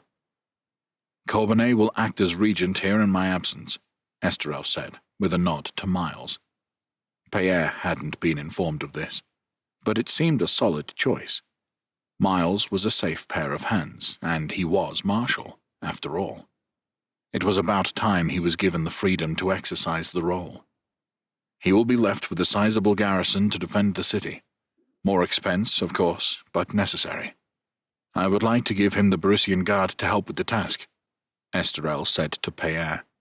He gave a little smile. It makes more sense to have the Borussia Guard in Borussia than in Morbagne, don't you agree? Pierre knew his mouth had dropped open. He knew everyone was staring at him. But his brother's request had come out of the blue. He had formed the Borussia Guard 3 years ago, when leaving this very city. He had recruited the finest warriors into it, trained them up. And now Esterel wanted him to give it to Corbenay? And why ask him in this manner, in the middle of a council meeting, instead of privately? He studied the faces of the others present. Liesel looked worried. Miles, at least, had the good grace to look embarrassed. Esterel maintained that fake smile, though one eyebrow was slightly raised now. "Of course, Your Majesty," he said. What choice did he have? The meeting ended soon afterwards, and Pierre wasted no time in ordering the Morbanais to pack up and get ready to leave. He then had the task of addressing his guard. Elgar got them ready. He told them they had been asked to stay at the king's own request, that it was a great honor they had been given. Somehow he got the words out. When he was done, he prepared his own things, getting ready to leave. A cold rage had come over him, and he didn't want to stay in Kolderberg a moment longer than he needed to. It was as his soldiers were lined up and ready to march that Liesel and Miles came to see him. "I didn't ask for the guard, Pierre," Miles said, looking uncomfortable. "You didn't decline them either." "True. I didn't really understand what was happening. I thought it might be something the two of you arranged." "I didn't know about it either," Liesel said. "I'm not sure why he did it. Maybe I can talk to him?"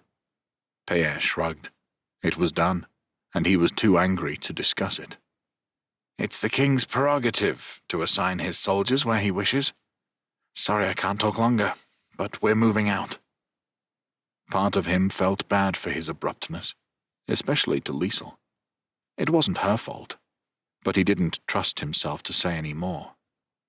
Pierre marched his Morbanais hard, in no mood to cut anyone slack. They made camp outside the town of Schilling. Arnoul of Saliers still controlled the town and invited Pierre and Benoit to his new castle for their evening meal. Saliers had little news to pass on, save a message from Humbert that he and Tegan had arrived safely in Valais with the Cordentine refugees. He agreed to ensure Liesel got the message on her way here. No doubt it was because Pierre had not seen Saliers in so long, and had spent more than enough time with his other acquaintances in the last few months. But he had to admit, he enjoyed the man's company more than he ever thought possible. Pierre gave him chapter and verse on the siege of Kolderberg and the final assault, and Arnoul was interested and made intelligent comments. He was clearly pleased when Pierre praised Benoit's contributions. Perhaps it was the fact that his wine cup was never left empty, but Pierre continued with the story, telling him about the morning's meeting of the Royal Council and the loss of his cherished Borussia Guard. "Ah, well," Arnoul said in his dry voice. "Petty, but not entirely surprising, given recent events." "It was surprising to me," Pierre said. He could tell his voice was loud. "I'm sure I don't know what I would have done to deserve a public humiliation like that," he added, trying to keep his volume at a normal level. But he could feel his anger bitten down on all day, threatening to spill over. I'm sure no one truly doubts your loyalty to your brother. But consider what you have achieved in the last year. Took your army alone to Magnia, where you saved that kingdom from total conquest. Stopped the Midian revolt in its tracks. Even at Colderberg, it was you who took the castle. Esterel has the glory of his new title, but your reputation now shines just as brightly. Pierre considered this, wondering why he had not seen it before. But I'm not interested in competing with Esterel, he protested. Indeed, but your honor only adds to your deeds. Even if Esterel is not naturally the jealous type, he will have people around him who whisper against you. That is always the way of things. Who might the whisperers be? Pierre asked himself. Not Liesel or Miles, he was sure. Both came to see him after the meeting, and he couldn't imagine either of them as backstabbers. Sasha of Curian? That was a different situation. They had never got on, and Pierre had bedded his sister, beaten him in the melee tournament. Did he envy Pierre's position in Giverny? He caught Salius studying his reaction. The man is a snake, he reminded himself. That must never be forgotten. But that didn't mean he never spoke the truth. Pierre didn't sleep well, despite being given a good bed in Schilling's castle. His dreams brought him back to the assault on Colderberg Castle, to the axe blade that came so close to ending it all. Then it was Pierre himself, instead of Farid, impaled by a spear. He awoke, heart beating frantically in his chest, covered in sweat, his mind racing to determine what was dream and what was reality. Saliers had to wait in Schilling for the arrival of Esterel to find out where he would be stationed for the winter, but he offered Pierre the continued services of his son. Pierre wouldn't put it past him to have an ulterior motive, but losing the Barisian Guard had left him bereft of his most trusted followers, and he was grateful to have someone of Benoit's efficiency by his side. The army of Morbagne continued its progress northwest, each footstep bringing them ever closer to the Empire's border with Giverny. Even if Pierre's own mind still swirled with discontent, he couldn't help noticing the high spirits of his warriors. It had been a dreary summer for them, waiting day after day outside the city, tasked with building work, guard duty, or tunneling. They were happy to be heading home. The two riders from Giverny arrived in the wild no-man's land between the two realms. As they slowed, Pierre recognized them both. Humbert had come with Ragonde. They were both tired and shared the same somber expression. He could tell the news they brought was not good. Pierre and Benoit pushed their horses ahead to speak with them in private. News out of Rodelegen, Humbert told Pierre as he eyed Benoit. The Kalish stormed Burkhard Castle, forced their way to the top. Heremias said he couldn't break through and relieve them. Famians had no choice but to surrender. Pierre made a face. It's not good, but Burkhard was only ever a diversion, not an actual target. He smiled. And there is good news. Colderberg has fallen. Humbert and Ragonde shared a look. We heard, Humbert told him, but that's not all. The messenger from Rodelegen says the army of Famians was punished. Punished? Those who weren't executed were blinded. Duke Aubrey included, so the messenger said. A dense heaviness hit Pierre in the stomach, expanded to his chest. Blinded? He wouldn't have believed it, but Leopold had been there, and he knew Leopold, knew him well enough not to question the story. His thoughts jumped from picturing Aubrey, eye sockets empty, to Louise, devastated at the cruelty to her husband, then to Esterel and Liesel. He recalled their meeting with Inga, and the witch's parting words. The two of you and Esterel have made a bad mistake today. Youthful arrogance. Only the harshest of lessons can cure that. He shook his head, trying to clear it of the sense of guilt he felt. The king and queen need to be informed as soon as possible. He looked at Humbert and Ragonde, exhausted from their journey from Valais. Benoit, Return to Beryssia for me, and tell their majesties the news. They will want to make all haste to Valenne." Esterel and Liesel did indeed make haste, leaving the Javerne army behind and reaching the border with a small company of riders. Pierre asked Humbert to take the army of Morbagne south while he joined the royal party on their journey to Valenne. Evening was already drawing in, and Gosse offered them shelter in one of his villages. Pierre could see in his brother's face he felt the same as him. He didn't want to stop for the night, wanted to keep riding all the way to Valenne. But the horses had already been pushed hard, and he consented to Gosse's hospitality.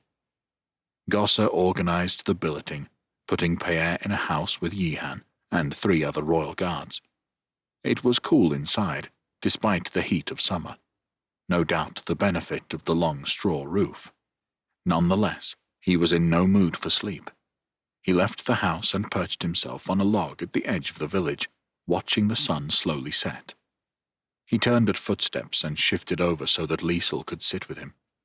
They shared a look, each knowing the other wrestled with a sense of guilt. "Can't sleep either?" she asked. "My dreams were already full of Farad's death," he admitted. "I don't want what happened to Aubrey added to them. Not sure I could take that." "I hope you don't blame yourself for either. Farad wouldn't want you to.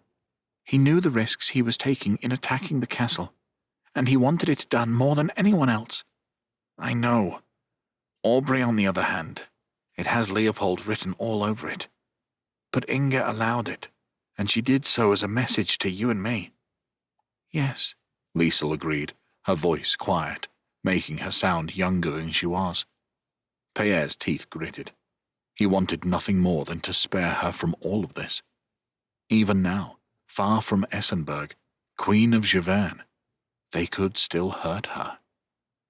"That was the decision we took," she said, "to steel ourselves. I knew something would happen, even if I didn't foresee this." "Did you both advise me badly then?" Pierre turned to see Esterel. He'd approached them quietly. Eavesdropping on us? Pierre wondered. His brother stood, hands on his hips, his jaw set. He looked tired. Pierre couldn't recall Esterel ever looking tired before. "No," Pierre answered. "I'd advise you just the same again. There's no dealing with Inga and Leopold. If anything, what they did should confirm that.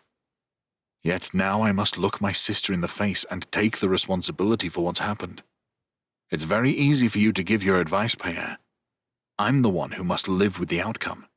Then why did you send Aubrey to Burkhard Castle in the first place? You put him there, in Leopold's own duchy, taunting him. What did you think might happen?"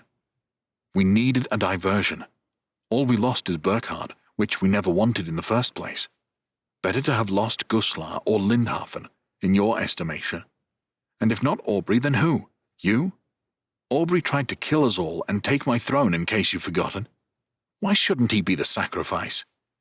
Esterel sighed, running a hand through his hair. "I had thought they might kill him and free Louise from the marriage. This just makes things worse for her." He clenched one hand into a fist, his fury plain to see. Pierre and Liesel just looked at him. She had one hand over her mouth. So he had sent Aubrey to Burkhard expecting him to die? He knew his brother had a ruthless streak. He hid it well, but it was there. But to admit to such a plan? Pierre's thoughts turned to the Berissian guard and his conversation with Salius. He'd thought of confronting Sasha about it, but the steward had been left in charge of the royal army. Now he wondered if it hadn't just been Esterel all along, managing his game pieces to suit his own ends. The 3 of them looked at one another for a while, each in their own thoughts. "Are we all afraid of what to say next?" Pierre wondered. Some things said can never be taken back again. "Whatever blame we apportion ourselves, or each other," Liesel said at last, "we mustn't lose sight of who actually did this. Leopold and Inga. They're our enemies, and this doesn't change that." Esterel released a breath. They've left me little choice now. This isn't something that can just be forgotten. He looked at the sunset, searching for answers, perhaps, or a sign of what the future might bring. We do it all over again next year. Take Essenberg if we have to. Keep going until I have Leopold in chains. He looked at Liesel, then Pierre. Until the Brasingians agree to make me their emperor. Chapter 36. Sonk. Rinks Hold, Kassite Lands, 676. Drums and trumpets gave the defenders ample warning of Lothar's army. The noise was brash, confident, made by people who believed they had already won a great victory. The Narician infantry, the foundation of Lothar's power, had marched all the way from Scorgia to the farthest reaches of Kassite territory. With them came the Gadensian cavalry, who had given the retreating Kassites no rest in the last few weeks. His magic sense warned Sonk that the two champions, Temel and Guntram, were also with their king. Sonk and Mildred's powers were replenished after the battle at Jackdaw Hill, but Temel and Guntram would still be a match for them, while Lothar's army, well provisioned and armed, thousands strong, was superior to Rinks by every measure. That didn't stop the Kassites from lining up to meet the enemy. Sonk was glad there had been no attempt to hold out in Rinks' fort. Extremely vulnerable to fire, it would have been a death trap that few could have escaped from. Instead, the chieftain positioned his warriors in front of the Irgasil. This decision spelt out the true motives of the Kassites. They were not fighting to defeat and drive away the enemy. They were fighting to defend their sacred tree of life. They would give their lives to demonstrate to Ymir, high in Irgasil's crown, that at the very end they held true to what mattered. The Naricians came into view. Just as at Jackdaw Hill, Lothar was in no rush to attack. His infantry was placed in lines facing the Kassites, both longer and deeper than Rinks' forces. To each side of the infantry, hundreds of Gadensian horsemen moved into position. Rink had none. Sonk scanned the enemy, looking for Temel and Guntram, or even the king himself. He saw no sign of them. The men and women beside him readied themselves to fight their enemy. He couldn't decide if they were brave or mad. Many glanced behind them, necks craning up to look at the Irgasil. Or, he considered, they were simply people of faith and conviction. The ranks of Narician infantry marched towards them, slow, inexorable. Rink readied his best warriors in the front rank, their shields interlinked, spears and axes ready to deal death to the invaders. No one could say these Kassite warriors weren't a match for anyone. There simply weren't enough of them. From his position next to Mildred a few rows back, Sonk observed those around him continue to cast anxious looks back and forth from the approaching enemy to the top branches of the Irgasil. Their faith would be put to the test now, for Sonk doubted Ymir would come to save them. The front ranks met one another in a cacophony of shouts and challenges, clashing shields, and the ring of steel weapons. Sonk placed a protective barrier over Rink and those warriors on either side. If the Kassites were to have any chance of holding off the enemy, he had to keep their chieftain alive. Soon he felt the tug of another sorcerer trying to disrupt his magic. Fending off the attack, he searched for its source. Amongst one of the two groups of Gadensian cavalry, either Temel or Guntram targeted him. No doubt Lothar was there too. They could afford to sit and watch the Naricians take apart the Kassite defenders. Next to him, Mildred took on the role of defense, waiting to repulse any magical attacks that came.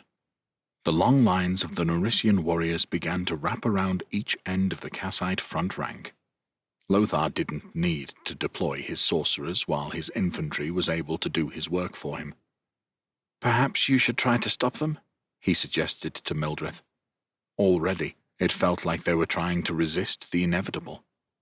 Mildred chewed her lip, as if thinking the same thing. She glanced from the Yrgasil to Sonk. I have an idea, she said, of using the tree against them. If nothing else, it might strengthen the resolve of my people.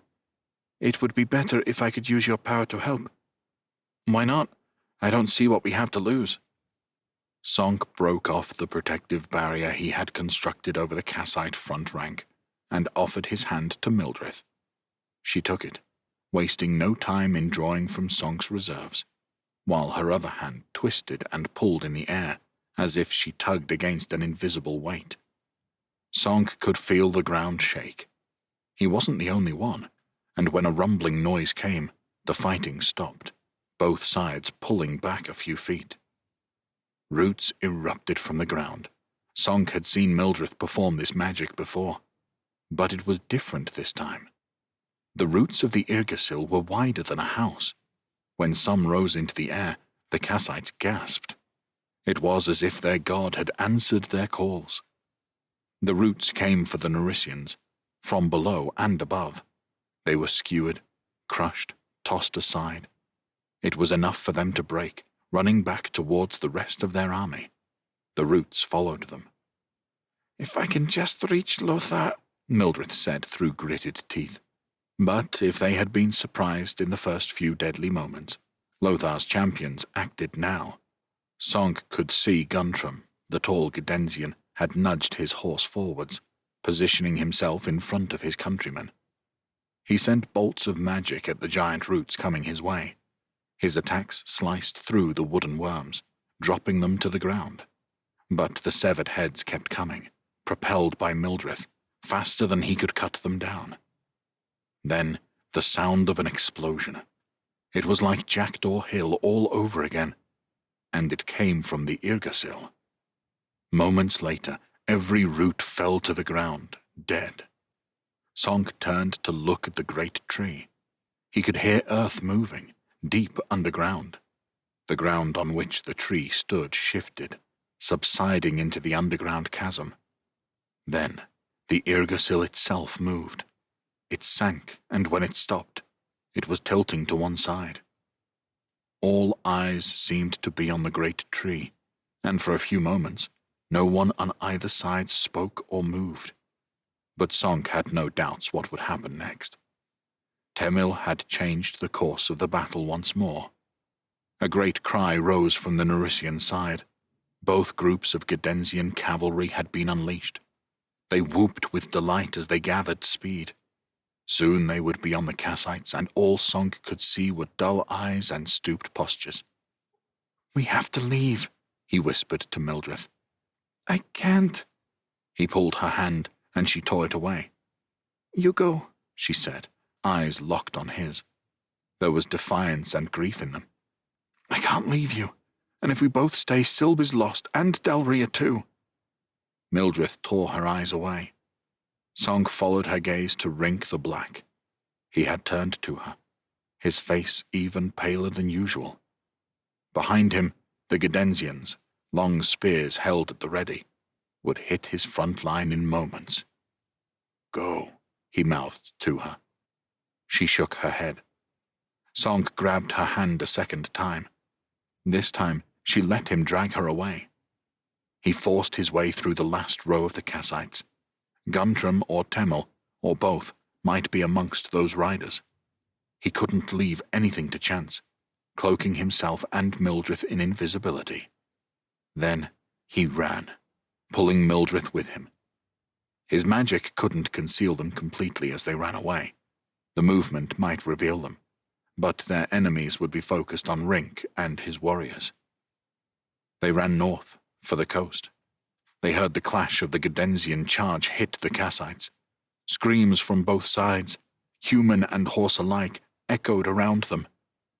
Mildred pulled up.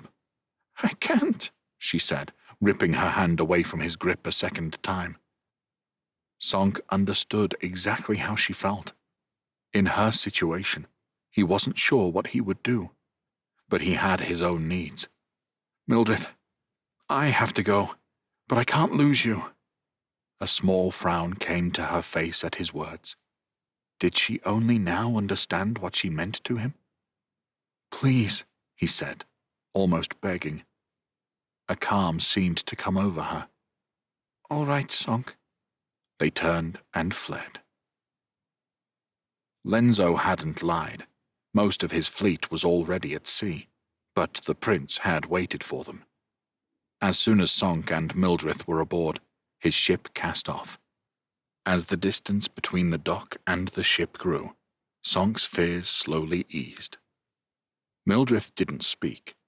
They huddled together on the port side of the ship, looking across the waves at her homeland. Reunited with Rab, she held the dog tight, absently stroking him. Rab sensed her mood and accepted the prolonged attention without fuss. She gasped. Sonk followed her gaze. He caught the last moments of the fall of the Yggdrasil, witnessed it toppling to the ground. It was quiet aboard ship in the aftermath of the fall of the great tree. Even the Scourgians seemed to feel the sense of loss. Silent tears rolled down Mildred's cheeks. Sonk put an arm around her, not knowing what else to do to comfort her. She leaned into him, resting her head on his shoulder. "I lied," she whispered. "What?" "About the Yggdrasil. Of course I used my magic to fly to the top, to find Ymir and his realm." She sighed, and he felt her body shudder. "There was nothing there. No god, no divine palace, no kingdom in the sky. It was just a tree." The Scourgian fleet sailed west, then south, keeping the lands of the Kassites on the port side. To starboard, there was simply endless ocean. No one Sonk asked knew for sure what was out there, and if the Scourgian sailors didn't know, then no one did.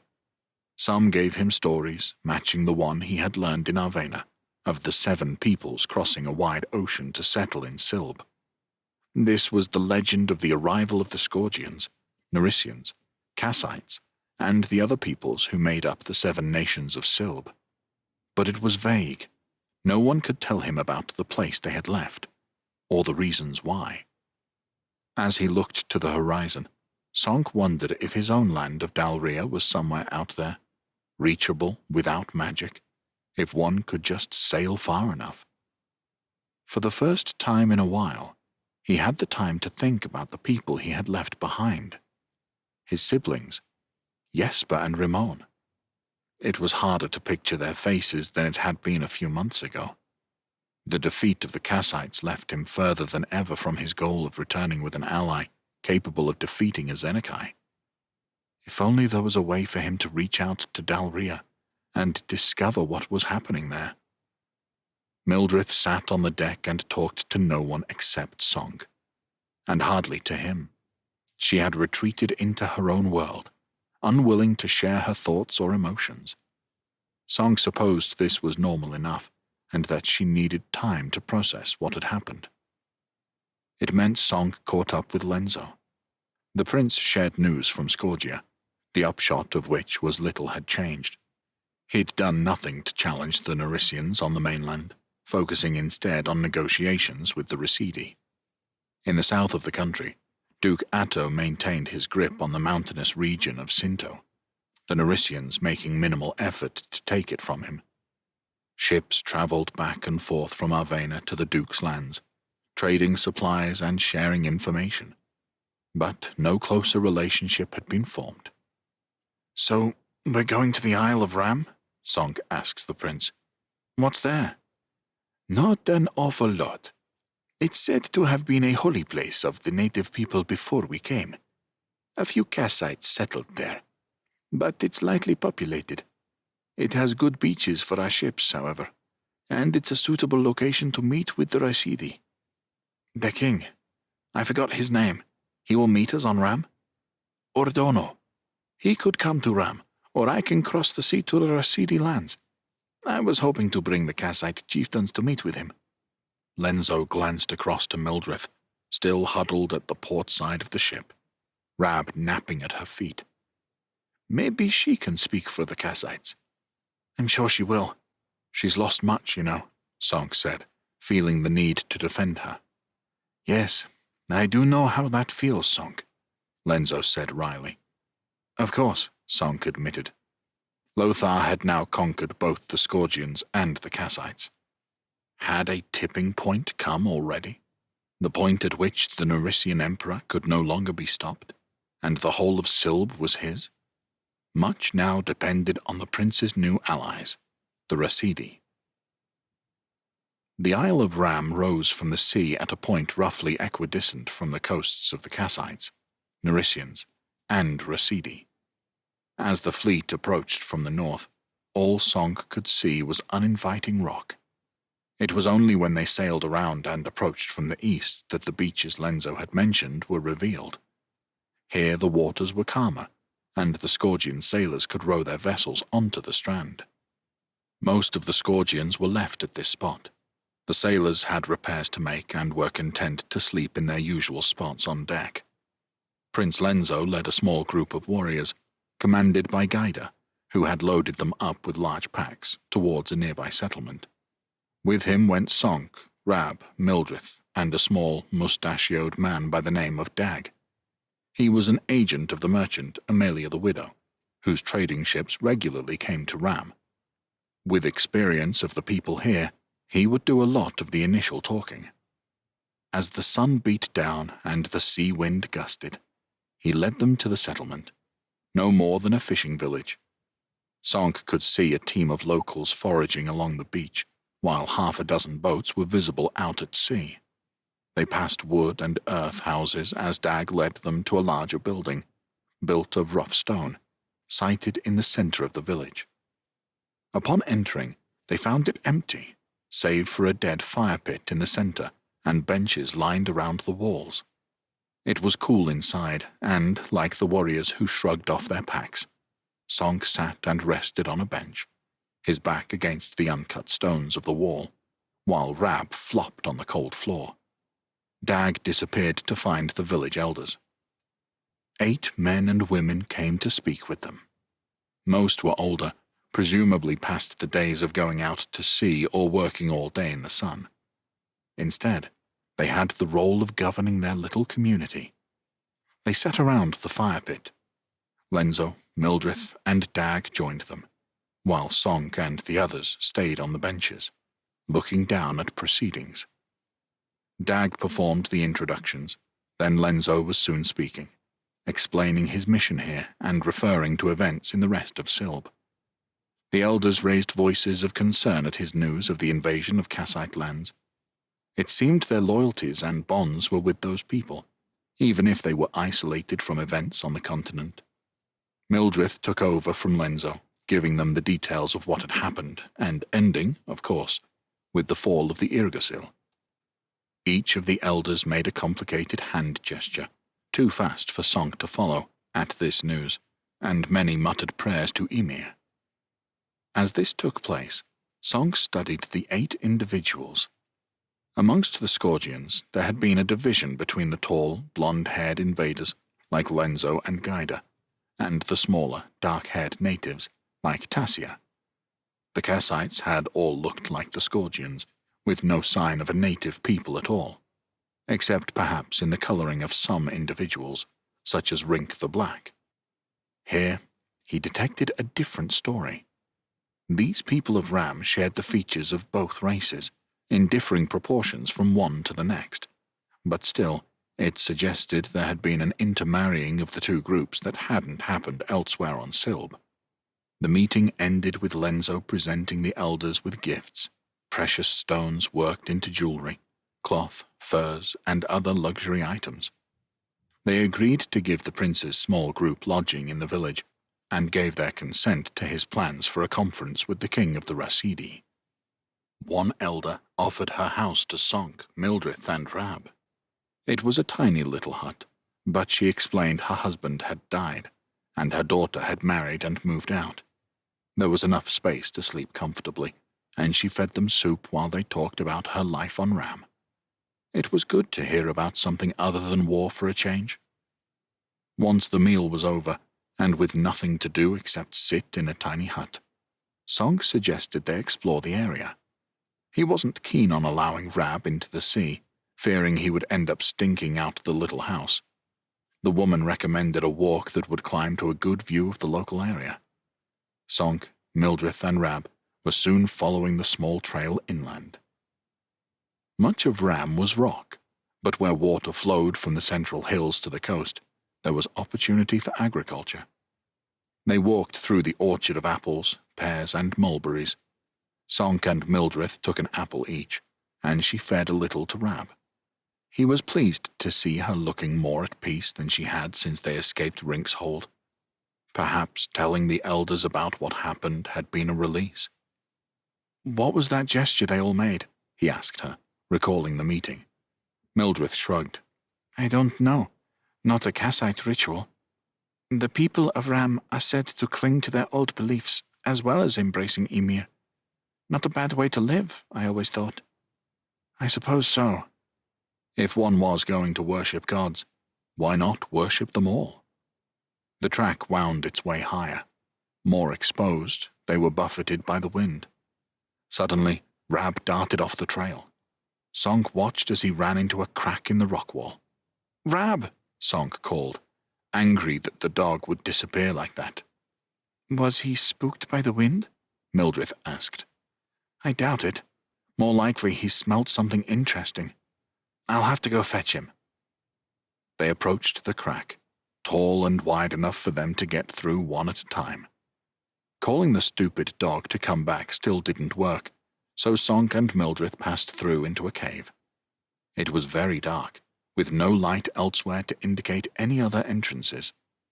Mildred raised a hand, and a warm light flooded the space, allowing them to see the confines of the cavern. It was tall and narrow, with grey walls rising all around them. "Rab!" Sonk shouted again, increasingly irritated and worried that he was nowhere to be seen. "There," Mildred said. She pointed to a hole in the opposite wall. It was plenty big enough for a dog to get through. But humans? "I can't get through there," Sonk complained. "You can," Mildred reassured him. She led him to the hole. It was horribly small, not even large enough to crawl through on hands and knees. They'd have to lie down and use their elbows to squeeze through. "All right, let me rephrase that, then. I don't want to go through there." "I'll go first," she said. He watched as she slithered through. Despite their predicament, a little grin came to his face. "Well, I've got a very nice view of something from here." He heard a distant muttering from Mildred, and then her voice was closer. "If you want to see it again, you'll have to crawl through." That was a good secondary motivation to finding Rab, and Sonk made himself lie down and squeeze his way through the hole. The sensation of tons of rock pressing down on him was nearly enough to make him stop, but turning around wasn't an option. "Find Rab," he muttered, as his shoulders scraped along the rock. "See Mildred's butt," he encouraged himself as his head poked free. Mildred stood waiting for him, and she folded her arms in mock indignation. At last, Sonk got to his feet. Mildred flooded the space with light, and he looked around. They were in a second cavern, much larger than the first, as wide as it was long. An underground stream entered from their left, and much of the floor space was taken up by a pool of water. The sounds of running water and dripping filled the space. "There," said Mildred, pointing. At the far end of the cavern was Rab, his neck moving up and down as he ate something. "Rab," Sonk admonished. At least he had the good grace to look guilty as he trotted over. But something else had caught Sonk's eye. "What's that writing on the wall?" They approached the pool. Peering down, Sonk got the first look at himself for quite some time. He'd changed. The boy he had been when he came to Silb had transformed. With his bearded face and long hair, he looked no different from the Kassite warriors he had fought with. Except for the eyes. They'll always be different. He used to hate his eyes. Countless times he had wished and prayed that the red would turn brown or blue. Now, he didn't mind them. The people he'd met in Silb seemed to accept them. in a way Dalrians never had. They walked across the cavern, their reflections disappearing as they splashed through the pool, the water only reaching their shins. Sonk turned at a slurping sound to see Rab lapping at the water. He sighed angrily. That guilt hadn't lasted long. "Looks like fish guts," Mildred said, gesturing at the indistinct lump of matter Rab had been eating. "Serves you right if you get sick," Sonk told Rab, who turned his head to one side, unsure how he was supposed to respond. Pictures and words covered the wall in blacks, browns, and blues. Sonk might have thought they had discovered some lost ancient site, if it wasn't for the fish guts. Clearly, someone knew about this place. Mildred was reading it, her lips moving silently, and a finger tracing a path along the wall. "You understand it?" Sonk asked. "Yes, there are prayers offered to Ymir, but to a second deity as well. It's a name that simply means ruler." She turned to him with a confused frown. Ezenekai. Ezenekai? One thought after another struck Sonk, too fast for him to process before the next came. Was there any reason to doubt that what Mildred was telling him was true? None he could think of. His mind raced, putting together the pieces of the puzzle.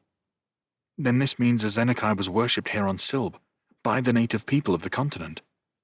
When the 7 peoples and the 7 gods came here by sea, they defeated not only the people who lived here, but their god too. 7 gods against 1. Mildred nodded slowly. "Perhaps so. But this Ezenekai survived. For all this time. And how did he get to your land of Dalria? Why?" Sonk shook his head. "Hard to say for sure."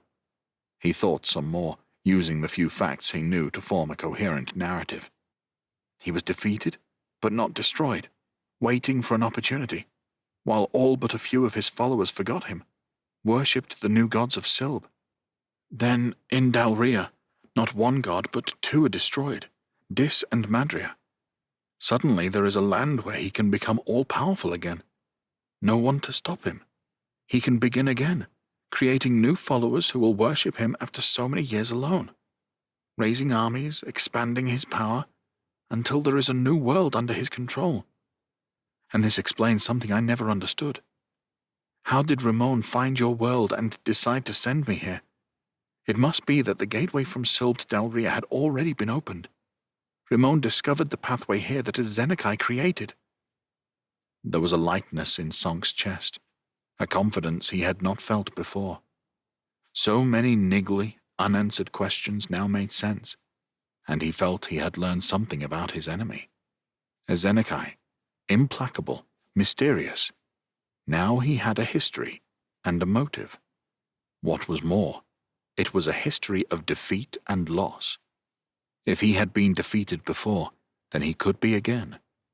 He looked at Mildred, surprised to see a tension in her face and body. "What is it?" Mildred bit at her lip. "What if he wants more?" she said in a subdued voice. "What if Dalria is just a means to an end? Surely, if what you say is true, he desires revenge for what happened. And now our gods sleep while we fight one another?" She looked at Sonk. "When he conquers Dalria, what's to stop him returning here?" Part 3. The Promise of Victory. Chapter 37. Sonk. Island of Ram, 676. Negotiations between Prince Lenzo and Ordono, the king of the Residi, continued at a snail's pace. Lenzo sent Gaida and Dag across the sea to the king's port city of Aguilas, in the hope that a face-to-face meeting might pin the monarch down to a decision. "How hard is it?" Lenzo chafed. "Either we go there, or he comes here." Sonk shared his frustration. Lothar was free to consolidate his control over the Kassite lands while they sat on a rock in the middle of the ocean, doing nothing. That said, after the trauma of the Nerissien invasion, doing nothing was perhaps what they needed. Mildred had seemed to be in a state of shock after their escape from Rinkshold.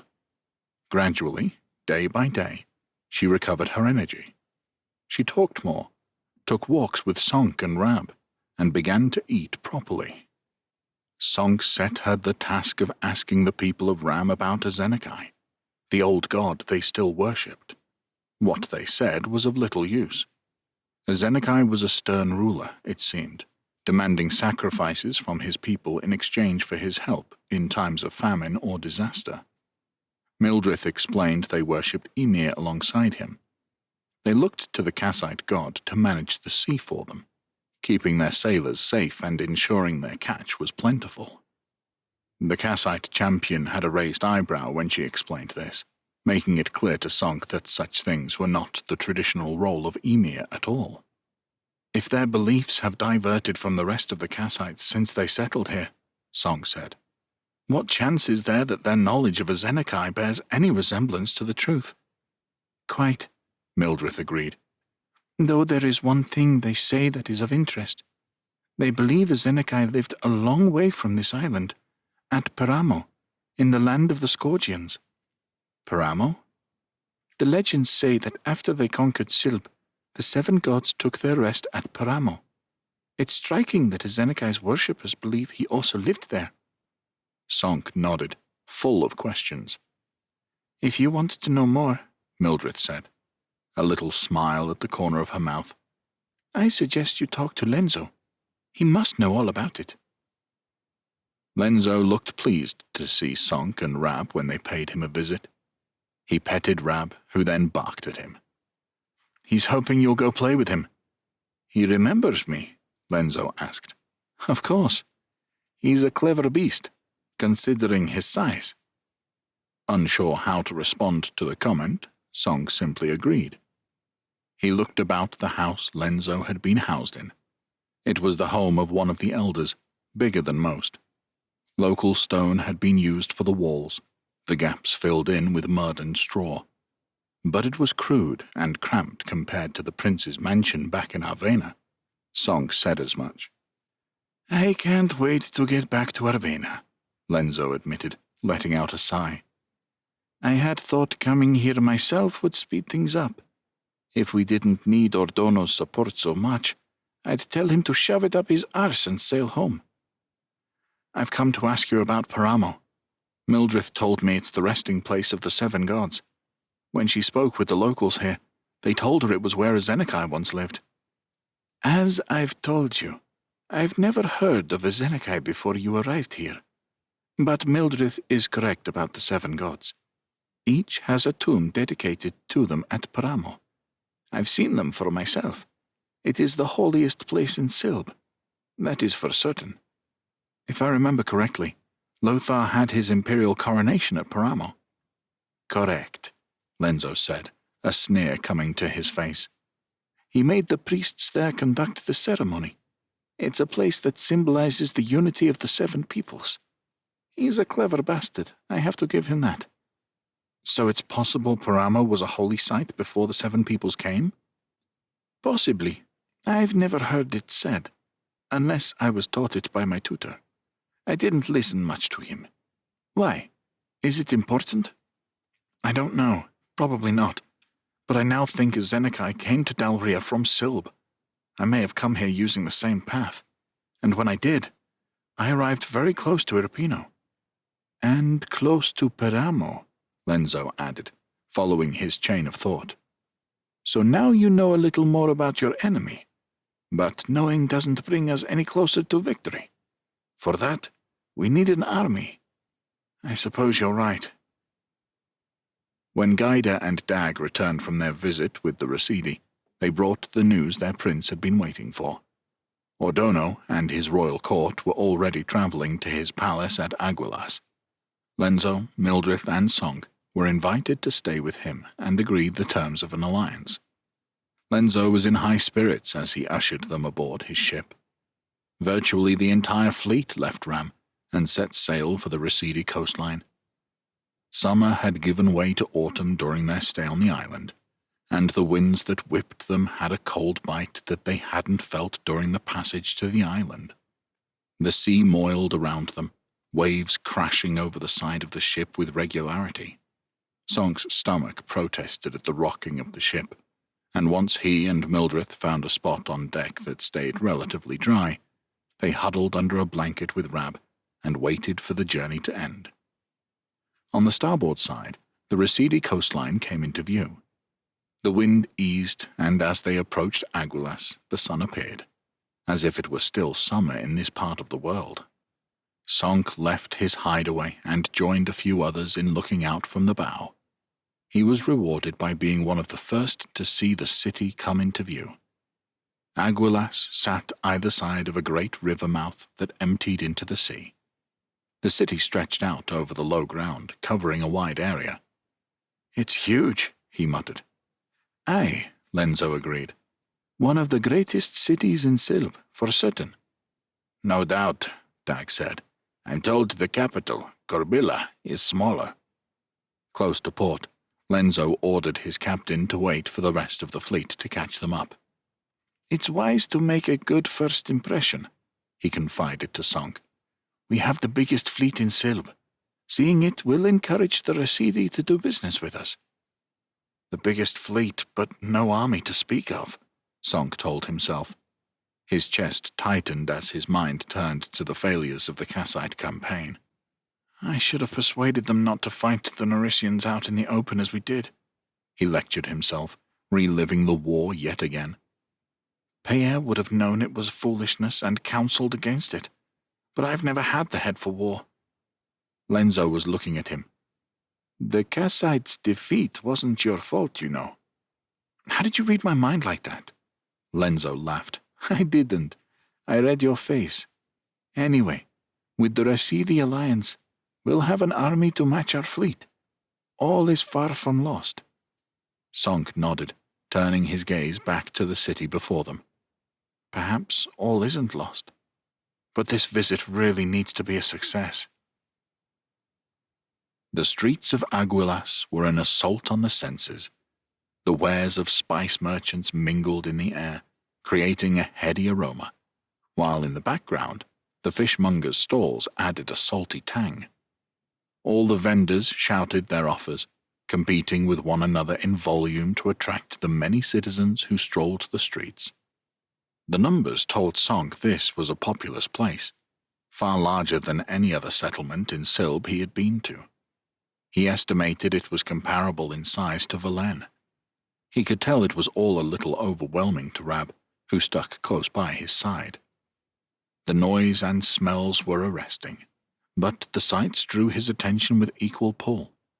He had expected the Residi to look the same as the other 7 peoples he had met, whether Scorgian, Narisian, Gedensian, or Kassite. There was little difference in appearance, save for the height of the Gedensians. But the typical Residi was brown-eyed, olive-skinned, and smaller in stature. The climate was certainly warmer than it had been on Ram, but the physical differences were so noticeable it made Sonk think there must be more to it than that. Their buildings were unlike anything he had seen before. The smooth, plastered walls were regularly interrupted by arches of different shapes and sizes.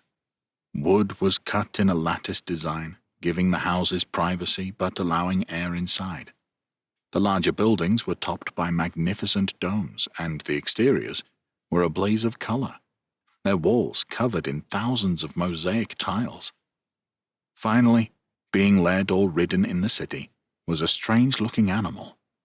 At first sight, Sonk told himself it must be a horse, but these gangly-looking things were taller, with a thick-lipped, ugly-looking face and a humped back. "What is it?" he uttered. Rab was as interested in it as he was, putting his nose in the air and taking several sniffs, as if the smell might tell him what kind of creature they had come across. Mildred followed his gaze, then grinned. "A camel. You do not have them in Dalria?" "No. The Rasidi use them as we use pack horses." "Why? They have none of the beauty of a horse." "True, but they are hardier and stronger, and the Rasidi have horses as well." "I suppose that makes sense." "Well, good. I'm sure the Rasidi will be pleased to have your grudging approval." Before Sonk could think of a witty retort, he was distracted by a whistle from Lenzo, who was taking in the building ahead of them. They had turned a corner that left them facing a huge archway. It led into what must surely be the largest and most significant building in the city, the Royal Palace. Sonk had seen the rose-colored dome atop the palace at various points on their journey from the ships. Now that he could get a full look at the walls, he could see the building was octagonal. The walls were adorned with a breathtaking mosaic design in cerulean blue, cream, and rose. Wooden latticework was painted to blend in, acting as huge windows. Outside the archway, which rose halfway up the wall they faced, Rasidi guardsmen halted them. While Dag explained their business with the king, Sonk shared looks with Mildred and Lenzo. He almost felt it an honor to be there, especially since the rest of Lenzo's crew had remained behind on the ships, under Gaida's supervision. "It is impressive," Lenzo said. "I am sure some of these designs would look equally good in Arvena. Or in my kingdom of Javan, for that matter," Sonk said. "And this isn't even Ordono's main palace," Lenzo reminded him. "The finest Rasidi architecture is in the capital, Corbilla." "Huh?" Mildred said, lips pressed together as she eyed the decoration with distrust. "Such ostentation has no place among my people. Which is why the Kassites will always be our most barbarous cousins," Lenzo said. "Come," he added, before she could respond. "We have been granted entry." The interior of the palace was just as beautiful as the exterior, with mosaic floors and decorated columns that reached to the ceiling. Sonk could see how the light came in through the latticed windows, striking the floor and the far walls. It was a maze of corridors and walled-off rooms, so unlike the open halls he was used to, where everyone ate, and most people slept. They passed walled gardens attached to different parts of the palace, each for the private use of the royal family, their officials, or their guests. They were deposited into a guest suite, divided up into different areas accessed through archways, which all faced onto a small garden. There were many rooms and beds to choose from. "I suppose you two will be sleeping together," Lenzo said with an arched brow. It wasn't so long ago that Sonk would have gone red at such words, but now he just grinned as he and Mildred left the prince and Dag while they toured the suite, Rab padding behind them, before choosing a secluded area with a large bed and colorful bedspread. Just as Sonk sat on the mattress to test its give, a servant approached them. She looked a few years older than Sonk and nothing like the Rasidi, tall and fair, with honey-colored hair that was bound in a bun. Her eyes were a distinctive violet color. Her linen clothes were plain and gray, a contrast to the brilliant colors of the palace. Nodding her head in a show of deference, she placed a pile of folded clothes on their bed. "A change of clothes," she explained, "for you to wear when you meet with the king." She had an accent different from any Sonk had heard before. "Thank you," said Mildred, sifting through the clothes. She held up a long dress of forest green that was patterned with pinks, blues, and yellows. One repeating design was an octagon, the same shape as the palace. Next she found a headdress. She pursed her lips. "I don't wear dresses," she commented. "I suggest you do here," Sonk said. "Besides, I imagine you will look beautiful in it." The Kassite gave him a piercing stare, and Sonk realized he had said something wrong. "I didn't realize my purpose in life was to look beautiful for you. Thanks for explaining that." Sonk's mouth dropped open a little, though he certainly didn't dare say anything else. He turned to the servant, hoping to find some relief there. There was a tiny smirk at the corner of her mouth. "If there is nothing else, may I be excused?" she asked. Sonk disliked the idea that she had to ask his permission to leave. "What is your name?" he asked her. For a moment, he saw a look of fear cross her eyes, as if she thought she was in trouble. But it left as soon as it appeared. "Domeka," she replied. "You don't have the same looks as the other Rasidi I have seen. he said. Domica tilted her head at him, as if trying to decipher whether there was some hidden meaning behind the comment. I am telled, she said simply. Thank you, Mildred said to her. We don't need anything else. Domica left, and Mildred turned to face him. You are a little obsessed with everyone's looks, you know. It's not that, Sonk replied, feeling defensive. I just struggle to place people. It's something that comes easy to you. Sorry, you're right, Mildred said. The Telds have lost much of their ancestral lands to campaigns by the Nericians, Aegars, and Residi.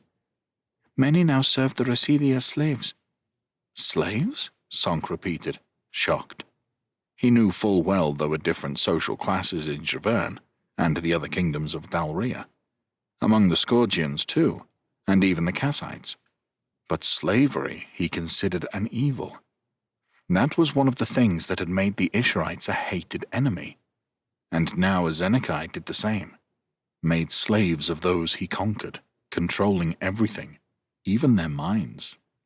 To learn that the Residi owned and sold other humans made him think of them differently. That turns my stomach, he admitted. What do you think is happening to my people right now? Mildred demanded of him. What crimes are being visited on a people we have left defenseless? We need the Residi as allies. You'll have to swallow your disdain and smile and bow at the right times. Otherwise, we're finished, and Lothar has won. And if that comes to pass, you'll have no one to help you rescue Dalria. Sonk nodded. She was right, he knew. True. But if I can do that, you can wear a dress. I can. Why don't you take your clothes and find a bed for yourself and give me some privacy while I change? Sure. He grabbed his clothes, not looking at her, not wanting to show how her words hurt him. He left, turning back once to see whether Rab was following. The dog sat resolutely next to Mildred. Sonk wandered around the suite looking for a bed. He found Lenzo. The prince was half-dressed as he changed into his new clothes. Trouble in paradise? Lenzo asked, eyeing the pile of clothes in Sonk's arms. We had a fight, Sonk admitted. About what? I'm not even sure. Ah, one of those. That happens in a relationship, so I'm told. Apparently the making up part is fun. You're not an expert yourself? Sonk asked him. No, I prefer whores, Sonk. You know where you stand with a whore. But I'm in the minority, and you and Mildred seem well suited, so don't worry about it too much. He gestured with his thumb. There's another bed round the corner there. Get dressed. When Mildred sees you in your new finery, she might get interested in making up. Not Mildred. She's not into that whole looking good thing. Sonk, everyone likes to look good. Everyone likes to be told they look good, even those who claim they don't. That's a universal piece of advice for you, whether it be your wife, lover, or whore. Right, thanks. Well, off you go then. Unless you want to watch me take my trews off. I don't mind if you do. I like an audience. But you're a bit funny with that stuff, aren't you? Yes, I am, Sonk said, and hurried away. After they were dressed, Domica and another Teld servant returned to their suite. The king has requested your company, Domica explained. Very good, Lenzo answered for them. They led Sonk and the others from the suite and along corridors to a new part of the palace. Everywhere he saw Teld servants, young and old, male and female. In the palace, they appeared to outnumber the Residi. The guards they passed, armed with spears and swords, were all Residi. Sonk was surprised their final destination was a garden. Enclosed by walls with arches on opposite sides, he could smell the fragrances from the flowers and plants, arranged with precision in their beds. A shallow, stone-built pool lay at the far end of the space. The grass was green and neatly trimmed. In the center of the lawn was a table, shaded by a gazebo made from a light fabric and decorated colorfully, like everything else in the palace. Domeka gestured towards the table.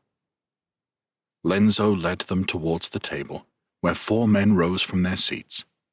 All shared the same Rasidi looks, wore similar robes to the ones Sonk had changed into, and were of a similar age, perhaps all in their 50s. It meant he had no idea which of the 4 was the king. He could sense the presence of power, though, and assumed one must be the Rasidi champion. "Your Majesty," Dag began, facing the man on the middle left.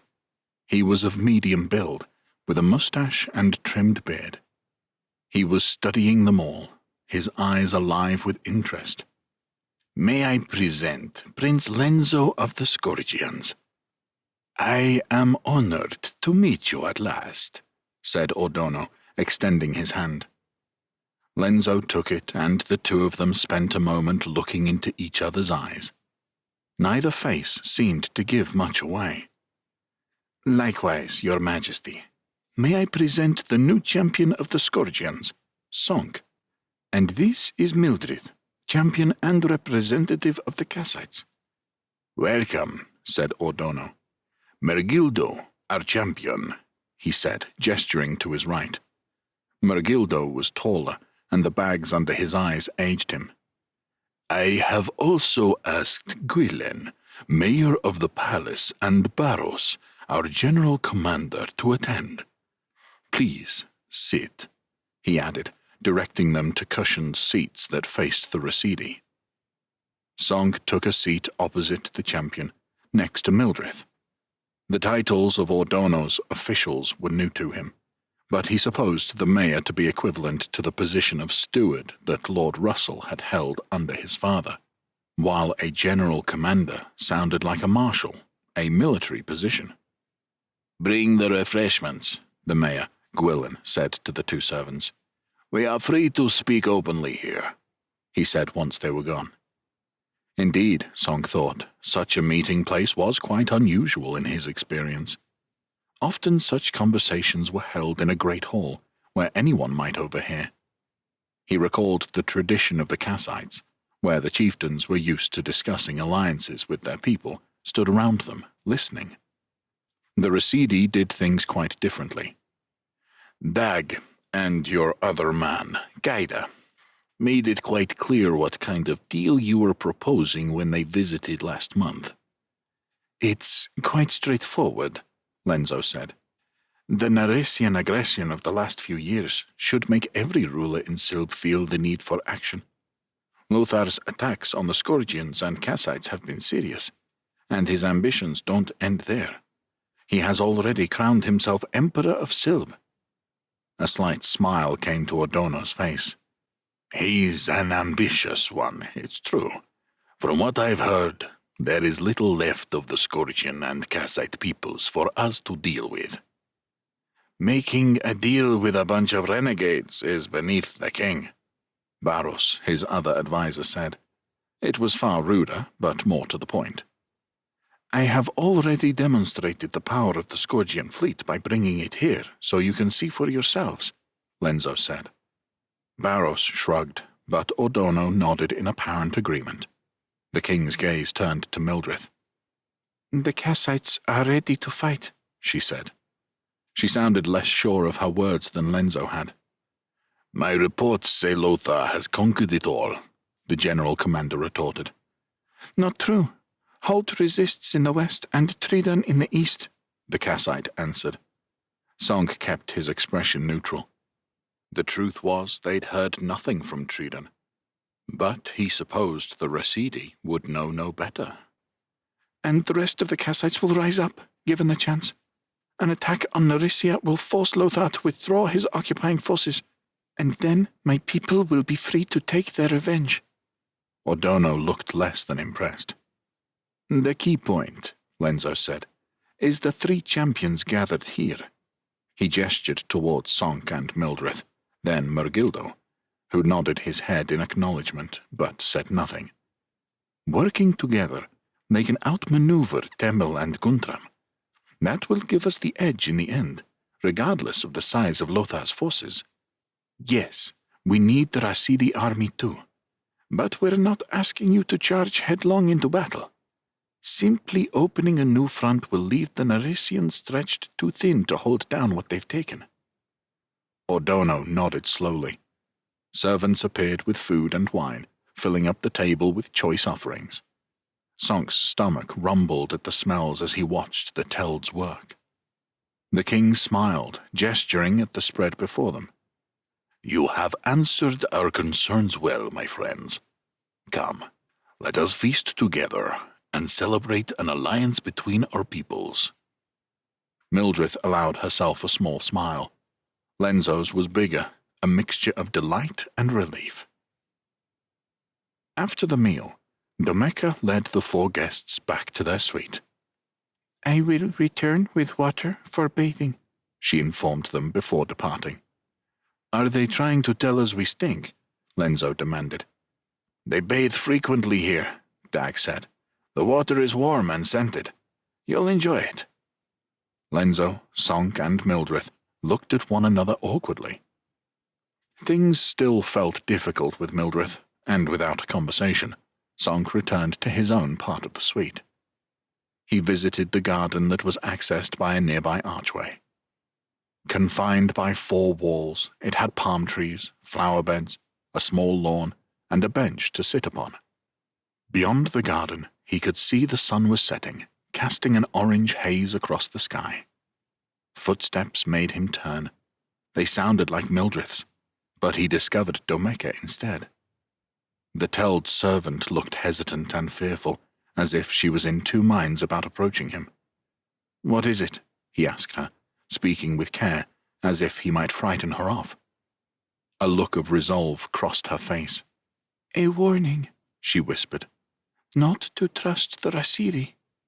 "Why?" She pursed her lips together. "Your bath is ready," she said, and left the garden. Chapter 38. Sonk. Aguilas, Kingdom of the Rasidi, 676. Sonk held Mildred close, not wanting to let her go. Beneath the blankets, he trailed a hand down her back, over her hip, then squeezed a buttock. She turned to him, and they kissed. Lenzo had been right. The making up had been worth the fight. The noise of a partition scraping on the floor pulled them apart. The prince appeared, a glass of wine in one hand and a leer on his face. "Well, well, this is what you 2 get up to while I am meeting with Ordono. Looks cozy in there. I'm feeling a little tired myself." "Get lost, you scourgian deviant," Mildred growled. Lenzo broke into a broad smile, enjoying her anger. "Is there something you've come to tell us?" Sonk asked him. "Because if this is just a social call, we can send you back the way you came. Very fast and very hard." "Oh, fast and hard. Just the way I like it, Sonk." Lenzo held up his hands as he saw Sonk grimace. "Come now. No need for threats. There is a very specific piece of news. Mergildo has invited you both to a meeting this evening. He wants to assess your magic and discuss ways for the 3 of you to work together." "Makes sense, I suppose," Sonk admitted. "What of the king?" "His council has agreed to war," Lenzo said, that familiar look of relief and pleasure on his face. "Orders must be sent across the kingdom. It is too late to do anything this year, but Ordono is confident he will have an army ready to invade Narisia as soon as spring arrives." "What do we do in the meantime?" Sonk asked. "We need to agree on a strategy. After your meeting with Mergildo, we may have a better idea about who should go where. As soon as the Rasidi attack, the Scourgians and Kassites need to be ready." "Well," he said, as Mildred's eyes continued to bore into his, "I'll leave you to it." "I can't stand him," Mildred hissed as soon as the prince was gone. Throwing the covers aside, she began to dress. Sonk watched, taking in her body. Surely he could never get bored of such a sight. Mildred never said anything, but he thought she liked him looking. He remembered Lenzo's advice. Everyone likes to be told they look good, even those who claim they don't. Mildred was different, though. If he'd said it in words, she'd have told him to shut up. When only his eyes said it, an almost invisible smile came to her face. Like now. "He's really not that bad," Song said. "He's just looking for a rise from you. One day he'll get it. A knife to the throat." She fastened her cloak, then studied him, concern on her face. "What is it, Song?" "I was thinking of Domeka." The Teld slave had warned him about the Residi on his first night in the palace. Since then, she had disappeared. He had asked one of the other servants where she was, but the woman had looked at him warily and just shaken her head. Had she been replaced? Worse? Song didn't know how he could find out. Mildred studied him. "You obviously feel something is wrong, or you'd have forgotten about it by now. You need to trust your gut, Song." Her words strengthened his resolve. For all her outward surliness, Mildred listened to him. She had faith in him. Such things meant a lot. "Then I think I need to investigate the Residi to put my mind at rest, before we meet with Mergildo." "Agreed. You need to move around with no one knowing you're there. If only you could go invisible or something." "All right, smartass. What about you?" "It would be less suspicious if I were to stay here and be seen. I could tell people you're sleeping. What about the Scourgian? Do we trust him enough to tell him where you've gone?" Song thought about that. "Maybe not. He has his heart set on this alliance. With any luck, I'll find nothing, and he never need know." Song traversed the corridors of the palace. His magic told people they saw nothing, heard nothing. His spell had become more powerful than when he had first experimented with it in the east side of Velen. Then he had to keep to the shadows. He had not dared move. Now he could walk past the Teld slaves and they didn't know he was there. Still, he found he walked on tiptoes, as if a part of his mind didn't comprehend the magic he deployed. When he passed someone, he held his breath and felt his heart beat hard in his chest. He had yet to learn the full layout of the palace, and had to suffer several false turns until he found himself in the restricted area where the king and his advisors operated. He halted. Ahead of him, Mergildo had emerged into the same corridor. The old champion was alone, but that didn't make him any less dangerous. Song watched as Mergildo stopped walking and tilted his head.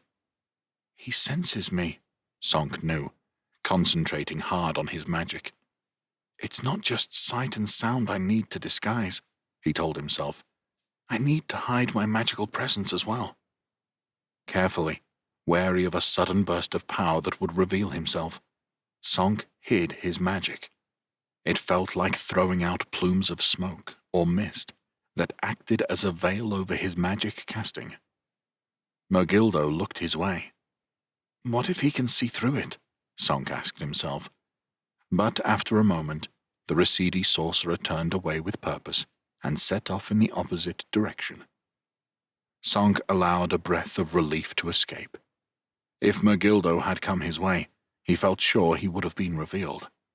As it was, he had found one of the Residi leaders. With no better plan, he followed the champion, keeping to a safe distance and suppressing his magic casting. Enveloped in his magical veil, it was like walking through an early morning broom. He had assumed, at first, that following Mergildo might take him to the king or other powerful figures of the Residi court. Instead, he found he had followed the champion to a palace exit. Remembering there had been 2 guards stationed outside when they first entered the palace, Song sped up. The guards parted promptly to allow the champion past without slowing his pace. Before they closed ranks, Song followed him out. He crept to the side, nervous about getting too close, and leaned against the palace wall. For a moment, Mergildo looked around, taking in the bustling city. Then he was off, clearly to some specific destination. Still with no better plan, Song waited for the gap between them to lengthen, then dogged his quarry. The sights, sounds, and smells that had filled his senses on first arriving in Aguilas returned. Now, however, they were pushed to the edges of his consciousness. Song's focus was on Mergildo, as the sorcerer's long legs carried him rapidly along the city streets. The champion of the Residi must have been as well recognized a figure as anyone in the kingdom, and his compatriots were quick to move out of his way. Song had changed his speed to suit his task, never letting his quarry leave his sight. He followed him across a bridge that seemed the only way to cross the river on which the city stood. The bridge was busy with pedestrians, vehicles, horses, and camels. They closed in around Song, restricting his movement. It was a tight squeeze to move in and out of the obstacles without brushing an arm as he passed by. It was a relief to descend onto the southern side of the river and resume his pursuit through the streets. The farther they traveled, the farther they got from the affluent environs of the palace, and the more intrigued Song became about their destination. The streets Mergildo led him down weren't cleaned to a polish like those in the palace district. Animal and human waste lay where it fell, creating a new sort of obstacle for Song to avoid. Some citizens he passed didn't even try, squelching through whatever filth lay on their route without care. The champion's journey ended at a ramshackle tavern, a faded and rotting sign that may have once shown green foliage or a bunch of grapes. Song stopped for a moment, watching Mergildo enter the establishment. The wooden swing door was an obstacle, but Song reckoned he could get past it. He'd need to follow behind the next customer and slip through after them. Song's interest was truly piqued now. Everything pointed to a clandestine meeting. But why would someone as powerful as the champion of the Residi feel the need to meet here, far from the palace? And there was something else too. A warning feeling in Song's gut that something wasn't right. "You need to trust your gut," Mildred had said, and the advice made him pause outside. Song calmed himself, trying to identify the source of his concern. Then it struck him. He could sense Mergildo's power emanating through the walls of the tavern, but it was stronger than before. "No," he whispered to himself, moving around the outside of the building until he reached a window. "It's more than that." One of the wooden shutters was half open, allowing him to peer inside. He scanned the interior with a rising sense of dread, hoping he was wrong. His eyes settled on a table. Mergildo had taken a seat, his back to Song's position. Facing the Residi were a Nerisian and a Gadensian, Temel and Guntram. He moved aside, fearful they would sense him, as questions and answers raced through his mind. Any way one looked at it, this wasn't good. Mergildo was in league with Lothar's champions. The chances were that King Ordono was too. The most logical explanation for their secret meeting was to keep it from Song and Mildred. His gut clenched, remembering that Mergildo had invited them to a meeting this evening. What else could the three champions inside the tavern be discussing, except how to kill them? That would extinguish any remaining hope for Lothar's enemies. Even such a cursory examination of the facts told him he only had one option: run. "We need to get out of here," Mildred said as soon as Song had told them what he'd seen. Lenzo and Dag, on the other hand, were a picture of inaction. "It can't be," Dag stammered. "I know what I saw," Song said sharply, no patience for such denials. "I believe you," Lenzo said. "That was something. But what if we take what you've seen to the king?" he suggested. Song studied the prince. It was hard to see the hope slowly dying on his face. "What will that get us?" Mildred asked Lenzo. "Either way, he'll deny any involvement. The longer we tarry here, the greater our chances of capture. If Temel and Guntram are here, Lothar will not be far away, with an army. He'd prefer the Residi to offer us up, but he won't think twice about coming for us himself." "But the negotiations," Lenzo said weakly, clinging pathetically to his dream of an alliance. "Ordono has sent orders out to his noblemen." Song shook his head. "Remember how long it took before he granted us an audience? Left us waiting on Ram for weeks? He was probably in negotiations with the Naricians even then." That provoked an angry clenched jaw from Lenzo. It was good to see. "All right," said the Prince of Scorgia. "Let's get to the ships and get out of here." Song nodded. "I could try to get us out of the castle under my spell of invisibility." "But," Lenzo asked, sensing Song's reluctance, "I've already used a good deal of energy following Megildo, and I need some in reserve, just in case." 3 champions against 2 were far from good odds as it was. "I've got it," Mildred said. "Come into the garden, and bring your blankets." Mildred was in no mood for questions or debate. She had the 3 of them lying on the grass of the Residi garden, under the palm trees. Then they wrapped themselves up in their blankets. She studied them, nodding. "Now close your eyes." Dag began. "Just do it," Lenzo growled at him. Song held Rab tight and closed his eyes, waiting for Mildred's magic to begin. It didn't take long.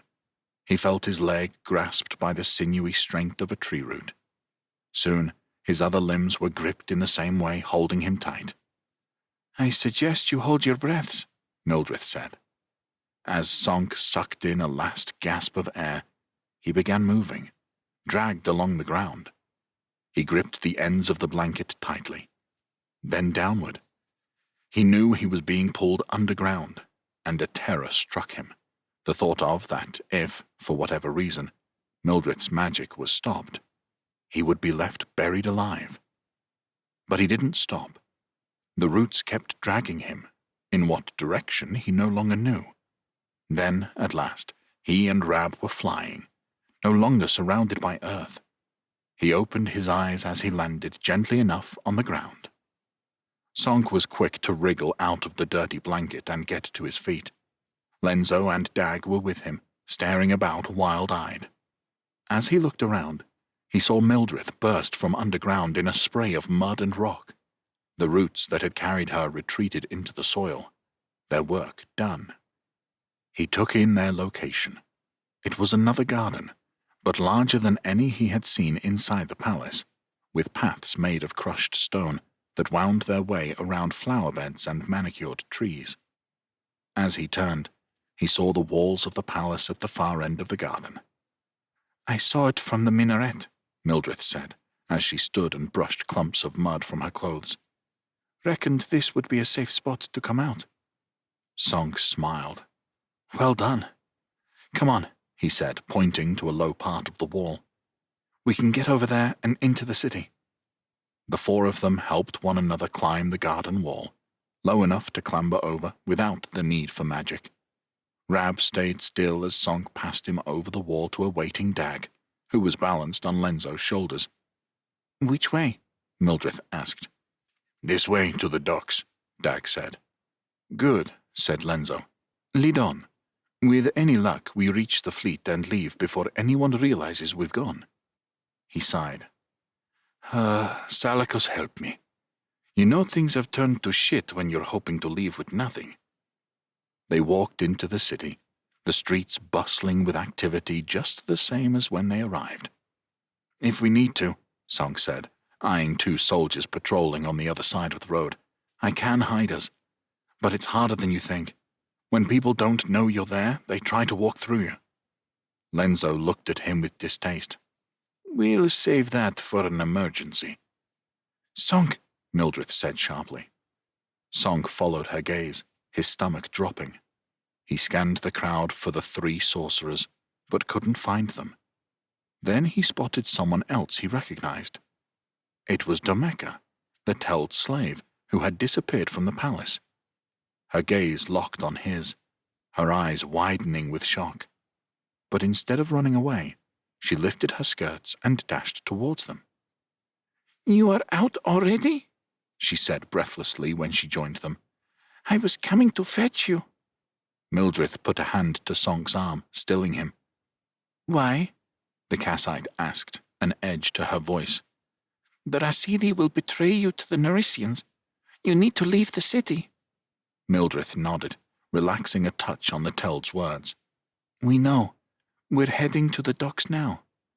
No, they are heavily guarded by the Rasidi army. It looks like they are planning to seize the ships. You must follow me. Not my ships, Lenzo hissed. We have to get to them. Sonk, teleport us there. We need to escape with them. If the fleet is taken, we truly are lost. Sonk looked from the prince to the slave, unsure what was for the best. He tried to calm himself, tried to think carefully. Then he sensed them. They're near, he said to Mildred, fear gripping his chest. They may be after us already. Or come for the fleet, Mildred said. Domeka was scanning their faces, a worried look on her own. Listen to me. I come from the Teld King. I spy for him in the palace. He has sent his champion here to get you out. We don't have time to waste. Lenzo shook his head. I'm not putting my trust in anyone again. He put a hand on Sonk's shoulder. We need to get out of here, now. We can talk with the Telds later. Our priority is not letting Lothar get his hands on us. There is another who has come here to get you out. Someone from your world, Domeka said, looking at Sonk, her violet eyes full of desperation. Sonk turned to her with a frown, the prince's hand dropping from his shoulder. What did you say? Someone from my world?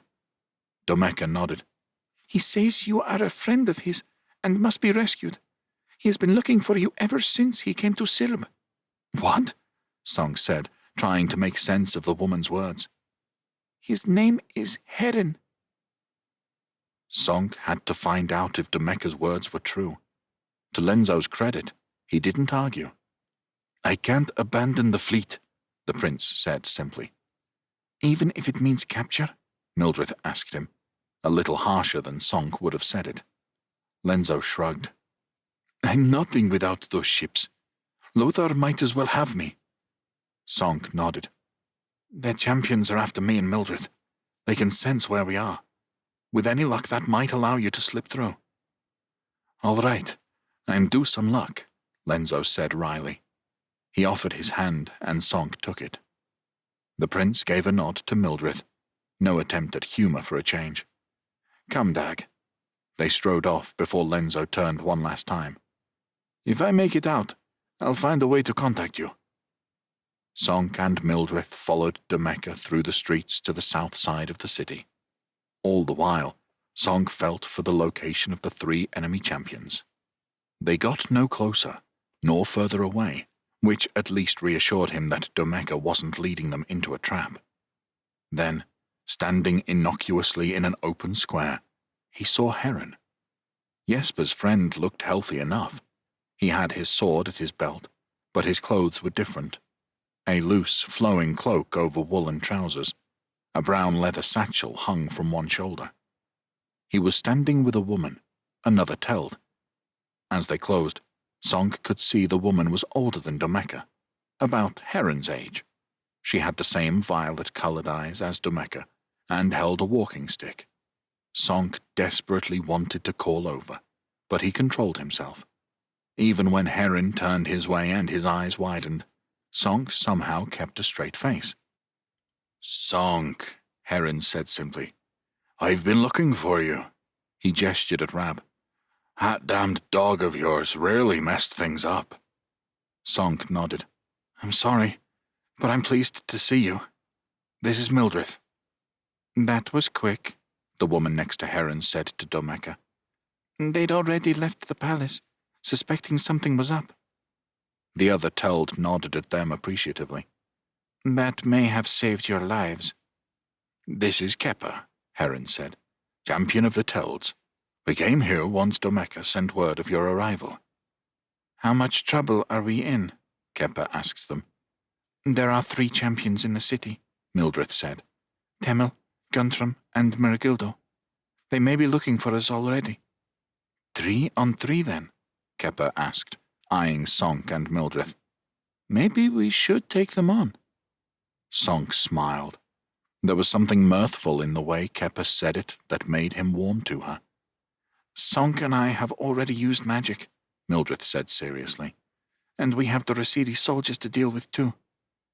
Then discretion is the better part of valor today, Kepper agreed. We should retreat to the Teld lands. Then there are the ships, Sonk said. Heron and Kepper both raised an eyebrow. The Scourgian fleet is docked in the city, Sonk explained. We don't want the Rasidi to grab it. Prince Lenzo left us to put to sea before it's too late. That would give our enemies control of the seas as well as the land, Mildred emphasized. Kepper said. Perhaps I can provide something that might help both our escapes. The king is still in his palace? As far as we know, Sonk said. Then maybe, if I send something over there, it will draw the attention of the champions and the soldiers. Kepper raised her arms into the sky. Looking above, Sonk saw grey clouds arrive above them, blocking the sun. With a hand gesture, Kepper sent the clouds north towards the palace district. As they moved, a spiral of wind formed, growing in size. When the weather arrived where the champion wanted it, Sonk could hear the squall and wondered at what damage it might be doing. With any luck, Kepper said, that should occupy people's attention. At least give the Scourgian a chance to get to his craft. You control the weather? Sonk asked her. Sort of. I can move the air, and that amounts to the same thing. Near enough. I know the Kassite can manipulate plant life. What is your specialty, Outlander? I'm not sure I have one. Not like the champions of Silb. He can go invisible, Mildred said. For one. Kepper pursed her lips. Interesting. Anyway, I suppose we should go, before our enemies locate us. Heron, would you do the honors? Heron reached inside his satchel and pulled a brown-colored rug from it, laying it neatly on the ground. Everyone on, Kepper instructed, sitting at one end of the rug and facing outward. Sonk may have refused if Heron hadn't sat down in the space next to her. The fact that he seemed prepared to go along with it somehow made it more acceptable. Sonk and Mildred took their places, and Rab curled up beside Mildred. She put an arm around him. What about me, mistress? Domeka asked.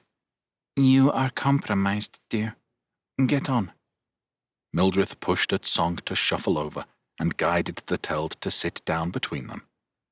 Sonk felt the air gust in, seemingly from all directions, flapping his hair. With a lurch in his stomach, the rug rose from the ground. Somehow, the air pressure kept their seat rigid. Then, changes in the force of the surrounding air caused the rug to move. They rose and moved, reaching the height of the houses and still going. Shouts of alarm and surprise rang out around the square. Sonk looked down at the Rasidi gesturing up at them and felt the terror of heights for the first time in his life. He reached out a hand toward Mildred, forgetting Domeka was between them. The Teld grasped it instead. Don't worry, the girl said. It'll be all right. Sonk was sure he could hear Mildred sniggering at him. Once Kepper had the height she wanted, she turned around to face them. Here we go, then. I'll get you to the safety of my homeland. It's not too far away. The Teld champion turned back. The rug sped forward. In the distance, Sonk could see a chain of mountains. Don't worry, Domeka repeated. But if you don't mind, please don't squeeze my hand quite so hard. Chapter 39. Belwyn. Masada, Kingdom of Calanth, 676. The winged horse of Calanth flew from the fortress of Masada. It had been a bloodless conquest. Many ex-knights of Calanth had set up in Masada in recent years, and they had infiltrated the fort with apparent ease. Belwyn allowed herself a grim smile. It was almost as if Theron had been planning such a move. His talk of honor didn't prevent his plotting. In the end, most of the Hasken garrison had chosen to stay, and give their oaths to the king of Calinth. They had few options. To the east, Zared of Passala had taken a swath of territory that reached all the way to the Atanan. The rest of Haskani had fallen to the Halax, and few Haskans would choose to live under the Khan's regime. His horsemen had swept across Haskani, putting out resistance as soon as it was formed. The Haskan king, Corin, had tried to hold out in his capital, but even stone walls had only kept the Halax out for days. Corin was dead, and Gansuk hadn't bothered to take his crown. Haskani no longer existed, its people under the rule of one foreigner or another.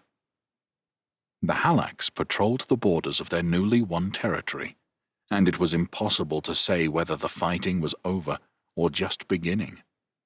The fact that Theron himself had come to Masada and was overseeing its defenses said much about his fears. It was, therefore, with no pleasure that Belwyn left the relative safety of the fortress and rode out into Halak-occupied Haskani. She rode alone, having decided that was the best way to get what she wanted. For Khan Gansuk owed her his bow, and she had come to collect. Winter had not yet decided to leave the northern lands completely. It froze the ground at night. Not that it bothered Belwyn, but she had to take extra care of her mount, ensuring he was well fed and rested. During the days, the sun rose high in a clear sky, and then it was a matter of keeping him cool and well-watered. She knew better than to push him too hard, and her progress was slow. But so be it. I'll still return to Calinth at the beginning of spring. That is when our company will set out. At night, while her horse slept, she wondered about the new group she was a part of. Marrigan and Oshin, keepers of the sword and spear. She knew of old and trusted no one more. Laurent, king of the blood Caladri, she had to admit was an able replacement for her twin, Soren. He now carried Onella's staff, and from what Belwyn had learned of him over the years, probably wielded as much magic as her brother had. Belwyn herself carried Toric's dagger at her belt. That left 3 spaces to fill. Who was picked might make all the difference, or it may not matter at all. Her thoughts would then turn to Theron and her once daughter, Lissa. To her stepdaughters and their children, dangerously close to Azenekai's realm. To Clarin, to Soren, of course. To lose someone you love is a cruel wound to carry, but that ache at the loss of her twin seemed to only grow as the years drifted past, while all other pain had faded.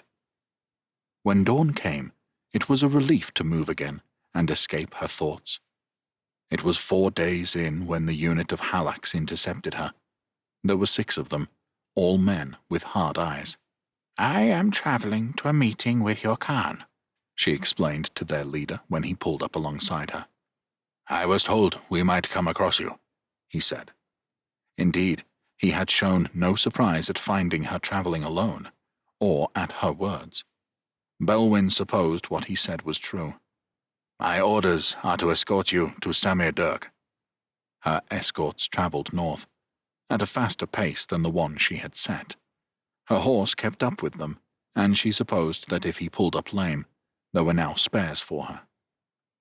On the evening, the Halax made a fire, cooked supper, and spoke together. Belwyn sat apart, declining the offer of food. Whenever one of them looked her way, she stared right back, and they were the ones to give in first, letting sleep take them, while she looked out across the land that was the latest addition to their empire. When they attacked, it took her completely by surprise. A blow to her head knocked her from the horse onto the ground. One did not recover quickly from such a fall, and by the time she had Toric's dagger in her hand, they had her surrounded.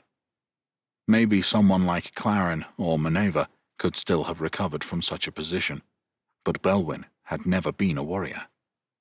They clubbed her arms, and she felt bones break. She dropped the dagger. Tempered steel swords pierced her body and hacked parts off. They placed a hemp bag over her and tied her up. They bundled her onto a horse, her own horse, she guessed. For some reason that caused her more anger than anything else. They led her, slumped over the back of the beast, for some time. Occasionally she would get another beating, or one of them would rip a new injury into her body.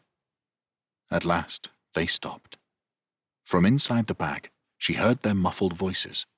She was dragged off the back of the horse, landing on the ground once more. They picked her up, perhaps two of them holding her legs, one her head, one her back. Then they threw her. She hit the water with some force.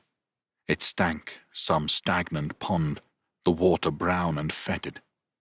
Tied up as she was, she quickly sank to the bottom. The floor of the pond had some give in it, probably some god-forsaken bog, which would pull her down into the muck. Belwyn closed her eyes. It wasn't the way she had thought she would go. Nibbled at by whatever disgusting creatures inhabited such a place. But under the water, pulled into the bog's embrace, she was surprised to learn it was an ending she could settle for. There was an undeniable appeal. Every story must end, and even with the very best, there is always a yearning for closure, for peace. She dragged herself from the pond and stood on what was left of her two legs. It had been as much a test of her emotional and mental resources as her physical ones to make herself return from her rancid grave. In the light of morning, she studied her reflection in the water. "I'm sorry, Elana," she said, as she studied the ravaged body she inhabited. The face was unrecognizable. Her voice sounded different, as if her attackers had even damaged that. "What have I allowed to happen to you, old friend?" Belwyn was surprised to feel a tear coursing down her cheek. She had thought she was long past crying. She turned away, looked to the sky, and found north. A bitter smile came to her face at the lopsided gait she now walked with. But still she walked, for Samir Durg. Belwyn lost count of the days. She walked day and night now, no horse to care for. Riders intercepted her as she approached the huge walls of the Halak fortress. She didn't speak to them, or even turn to look their way, but she sensed the fear in the hard men of the steppe. They left her, returning to Samir Durg. When at last she shambled her way to the gates, they had been opened for her. She was led through the fortress to the palace. The sun had set, and no light came in through the golden dome of Gansuk's throne room. Instead, flames flickered and smoked on each side, casting shadows in the great space that gave it an eerie feel. Gansuk eyed her as she hobbled towards his throne, making no effort to increase her pace. As before, he was flanked on one side by his advisors, on the other by armed warriors. All of them observed her with the same dread look. To the side, the Khan's mother, Balorma, had put her knitting down. She also studied Belwyn, her lips pressed tight.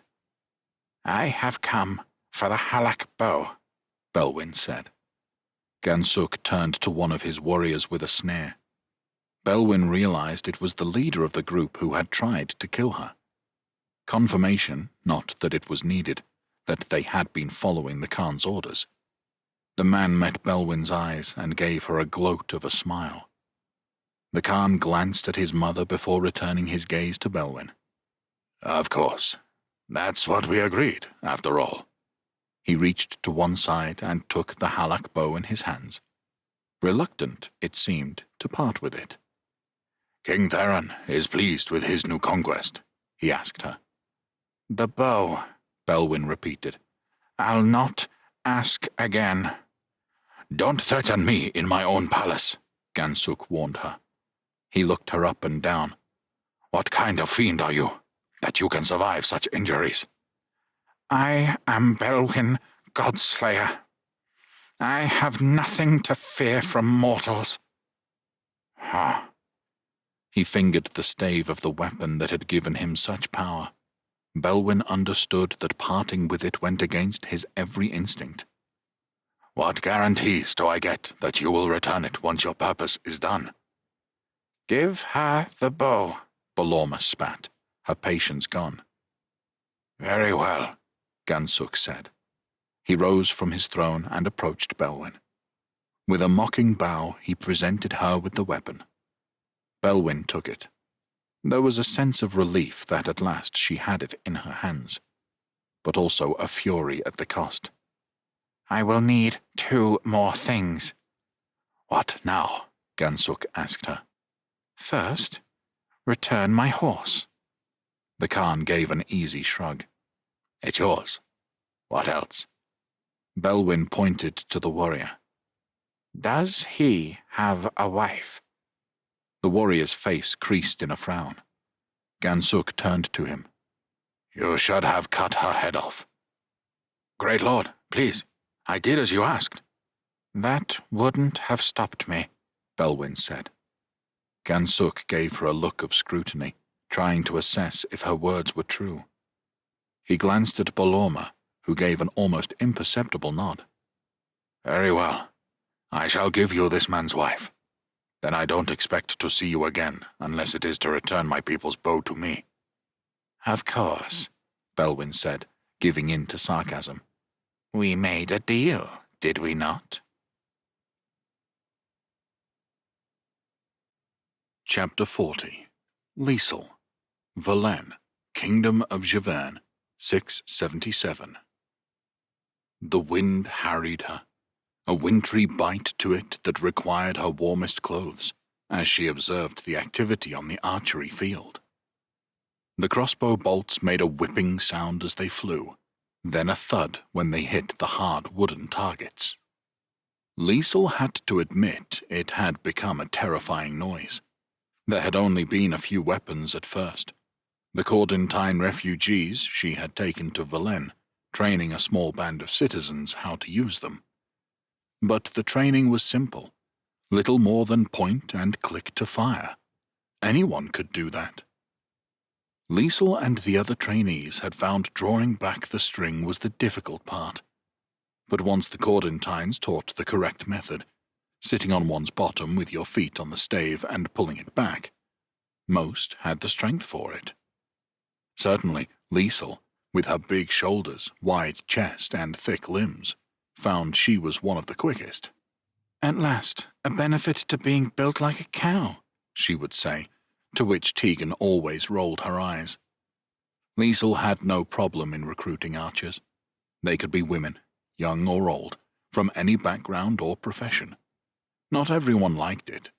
There were many who were appalled at the idea of arming townsfolk and peasantry.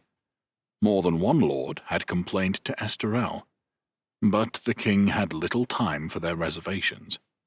His goal of becoming Emperor of Brisingia now consumed him, and Liesel was churning out units of arbalists in weeks, when otherwise it would have taken years. Others, like Tegan, had different criticisms. She would complain the machines broke down too often. She pointed out that the Cordentines themselves warned about getting the weapons wet, more of a problem in this climate than in the south of Dalria. She mocked the idea of sitting down in the middle of a battle to reload one's weapon. She demonstrated how many more arrows she could fire in comparison. Liesel would nod in agreement, but privately, she always believed the benefits outweighed such problems, and looked for solutions instead. She knew, too, that a part of Tegan's objections was personal. The bow held a special place amongst Atrabians, and Liesel was, in a way, cheapening her friend's skills. She understood, and she refrained from arguing about it. With a huge supply of arbalists, Liesel's principal task became making the weapons. Esterel gave her the money she needed. It might have been different had Miles, the king's marshal, been in Verlaine instead of spending the winter in Kolderberg. But he was absent, and Liesel was allowed to spend his budget on her project. She had to persuade the Cordentines to do things her way. They were used to spending days and weeks on one piece, producing every part themselves and making a unique, expertly finished weapon. But such an approach didn't suit Liesl's goals. She wanted quantity over quality. So she had the stocks, strings, and bolts made separately by Givernet crafters, asking the Cordentines to focus on assembling the pieces. They would complain when rushed, but Liesl explained that if any broke, they would simply be replaced by a spare. In the end, they did what she asked. She had brought them from Thess to Verlaine, where their families were housed, and they had the income and pride that comes from steady work once more. Liesl was their savior and protector, and the refugees were fiercely loyal to her. Esterel arrived on the field. He walked alone. The days of Gosse lurking by his side gone now, they were safe in Verlaine. He gave a nod to Tegan, but otherwise said nothing, watching Liesl's arbalists at work. "Well," she asked after a while. "can you see how they will be of use?" "I can. The range is impressive, and you say they are more accurate than a standard bow?" Tegan snorted in derision, but kept her views to herself. "The great benefit," Liesl said, ignoring her friend, "is that you hold your aim for as long as you need to, while waiting for the perfect shot." "So I could have them aim at the walls of a city or castle?" "You could. They would hit defenders at a safe distance from the walls as well." Esterel nodded. She could see he was considering this new addition to his army, working out how best to incorporate the units she had created. Abruptly, he turned to her. "Liesl, I wish to talk. Will you walk with me?" "Of course." "Lady Tegan," he said with a farewell nod. "Your Majesty," she replied. Esterel led her back in the direction of the bastion. The conditions during the siege of Kolderberg had persuaded Liesl that the fortress where the royal court lived was not as bad as she had first thought. But it still stank, and she spent most of the day outside. "Was there something you wished to talk about?" she asked. "Yes. I'm wondering, now you have everything in order, whether you need to spend so much time on this crossbow business. It doesn't require your personal supervision all day." "What else would you have me do?" Liesl asked, surprised. It wasn't like her husband to fuss over what she did with her time. "I would like you to rest more. The doctors say it would help you conceive." "Oh, this," Liesl said to herself.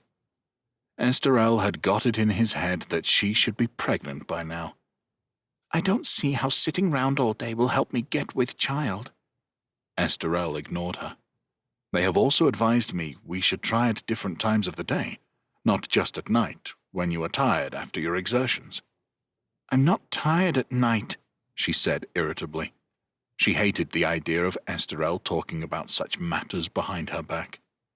They had been married less than a year. It was hardly such a length of time for concern. And why, she asked herself, was it assumed the problem lay with her and what she did? "I thought we could try now," he said, a mischievous grin on his face. "Oh," Liesl sincerely hoped she wasn't turning red. "That's why you're leading me to the bastion." Liesl traced a finger down the king's chest and belly. "I could get used to doing it in the middle of the day," she admitted. "Me too," said Esterel. He sat up and swung himself from the bed, searching for his clothes. "Though, unfortunately, I have meetings to attend, and I'm already late. I want you to stay in bed, though. Lie flat. The doctors say—" "Oh, please. Enough with the bloody doctors." "Sorry," he said, looking hurt. "I'm just trying to help. We both want this, don't we?" "Of course," Liesl said. What else could she say? It wasn't as if she had a choice. Esterel got dressed, throwing her clothes back on the bed for her when he found them. "I'll see you at dinner," he said, and quickly departed. Liesl lay on the bed. She felt strange, used somehow. Yes, she wanted to give Esterel children, but he had become obsessed with the need for an heir recently. It was clearly something to do with the upcoming war that made him worry about it. But it felt like the affection between them had gone, as if he wanted sex for that reason alone. And what if she didn't fall pregnant? What if she couldn't? Would he get rid of her? Esterel told her he loved her, but in the last few months he had revealed the depths of his ambition. He wants an heir, Liesel warned herself in a whisper. If he doesn't get one from you, he'll go elsewhere. The days passed, and it seemed winter had done its worst. Preparations for war had to be advanced, including ensuring the realm was ready to cope with the pressure. The biggest problem for Esterel was the Duchy of Famians. Its loyalty had always been suspect, but since the blinding of its duke and many of his warriors, its relationship with the throne had never been more strained. After several requests, Louise had written to Esterel, agreeing that she would visit him at the bastion. As the day of her sister-in-law's arrival approached, Liesel became ever more nervous of it. In sending Aubrey to take Burkhardt Castle, Esterel had turned the warriors of Famians into bait, a diversion to occupy the Kellish while he conducted the siege of Kolderberg. He'd admitted as much to Liesel and Peer. If he hadn't anticipated the brutality of the Kellish punishment, he'd still knowingly put them in harm's way. Liesel had got on well with Louise when they had met last year. The Duchess of Famians had been friendly and honest, even taking her side against Esterel. Now, Liesel's guilt over Aubrey's injuries weighed her down. She imagined looking at the world from Louise's perspective. Surely she would hate Esterel's Brisingian wife, who had encouraged this war, at least as much as Esterel, who had sacrificed her husband for his ambitions. It was Sasha who came to find her, as she waited in her room with Tegan. Her Grace, Lady Louise, has arrived in Valenne, Esterel's steward informed her. Liesel stood from her chair. Thank you. Where do you want me? Now it had come, she was keen for the meeting to happen, even if for no other reason than it would then be over. You and the king will formally greet her in the Great Hall. Afterwards, Esterel expects to talk with her in his private rooms. He anticipates you will accompany them. But Sasha spread his hands, suggesting that much would depend on Louise's mood. Liesel met Esterel in the Great Hall. The fires had been stoked high, though any warmth soon seemed to escape the vast chamber. Together, they waited for his sister. When Louise came, it was only with a small entourage. 4 attendants trailed her, carrying traveling bags. Next to her was Ciel, dressed for battle, wearing stiff leather armor and a longsword scabbarded at her belt. Louise herself was wrapped up warmly in her traveling clothes, her blonde hair, so like Esterel's, coiled into a bun. Her face was not so different to how Liesel had imagined it, set hard and unsmiling, while emotion was plainly visible in her blue eyes. "Welcome back to Valenne, sister," Esterel said, his voice airy, as if oblivious to the tension in the room. Liesel turned to look at him, worrying that it was the wrong tone entirely. It would do no good, she believed, to behave as if nothing was amiss. She therefore caught the rapid change in his features. His face lost color, and his mouth opened in shock. Returning her gaze to the Duchess, she saw for herself. Louise had removed her thick outer cloak, handing it to Ciel. Revealed was an unmistakable bump. Liesel's mind raced. To be showing already meant Louise must have fallen pregnant months ago, before Aubrey left for Roterlegen. The most likely scenario was that he had returned to Giverny, blinded, to be told by Louise they would have a child. She tried to imagine Aubrey hearing the news, or Louise doing the telling. She found she couldn't. "You asked me to attend you?" Louise said, her eyes boring into Esterel's. Liesel had rarely seen her husband lost for words, but now was such a time. "I thought we might speak in my apartments," he got out, as if his sister were ruler, and he was asking permission. "Wherever you wish," Louise answered. Louise had a lot to say. It came out in a flood as soon as Esterel asked after Aubrey. How would you feel, knowing your wife was with child and you would never get to see it? Liesel got the feeling many of the lines were things she had already said to Esterel in her mind many times, and she didn't hold back in saying them now. She castigated him for pursuing the war. Liesel herself got a glare at this point, though Louise spoke as if it were all Esterel's fault.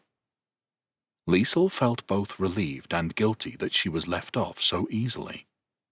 Most of all, of course, she castigated him for his decision to send Aubrey and the army of Famians to take Burkhardt Castle. Exposed, Louise told him they hadn't stood a chance against the Kalish. If I could take the decision back, I would, Esterel said. Louise sneered. Then at least end the war now. Find a peace before more of your people end up mutilated and broken. It's impossible now, Esterel said. I can't let this atrocity stand. Everyone knows it, here and in Brisingia. A line has been crossed. War is coming. Gods, Louise said, furious. I used to hero worship you. You know that, Esterel? And what kind of king have you become? A thoughtless, self-centered tyrant.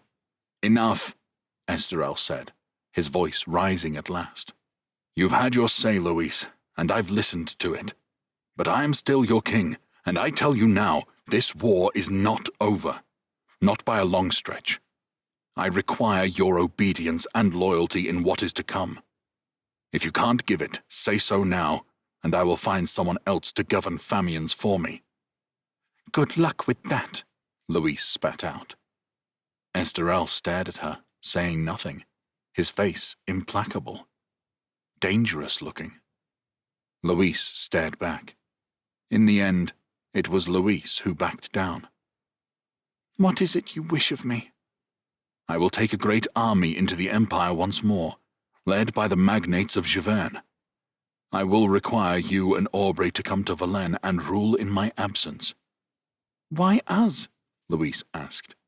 She glanced at Liesel, and Esterel followed her look. Liesel needs to be with me. She is my claim to Kelland, to the Empire. So that's it. You intend to make yourself emperor? Aye. And there is no one else who can rule from the Bastion instead of us? Everyone else will be coming. And if we fail... Again Esterel glanced briefly at Liesel. If we fail, and Pierre and I don't return, you are my heir. He gestured to her belly.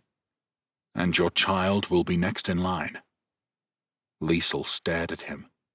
What was Esterel planning in the Empire? Was this the source of his obsession with getting an heir of his own? Had she failed him, causing him to turn to his sister and her child instead? Louise shared Liesel's look. Gods, I hope you know what you're doing, Esterel. This could be the end for all of us. He nodded, pensive looking. I won't lie, it could be. But we've started something now, and it can't be stopped. You think Leopold will stop now? That he can be reasoned with? After what he did? That a peace treaty with him and that witch would actually mean anything? Louise shook her head. It seemed her rage was spent at last. All that was left was sadness. If that's true, and I suppose it is, you had better win, Esterel. He grinned, a small glimmer of that easy confidence returning. I intend to.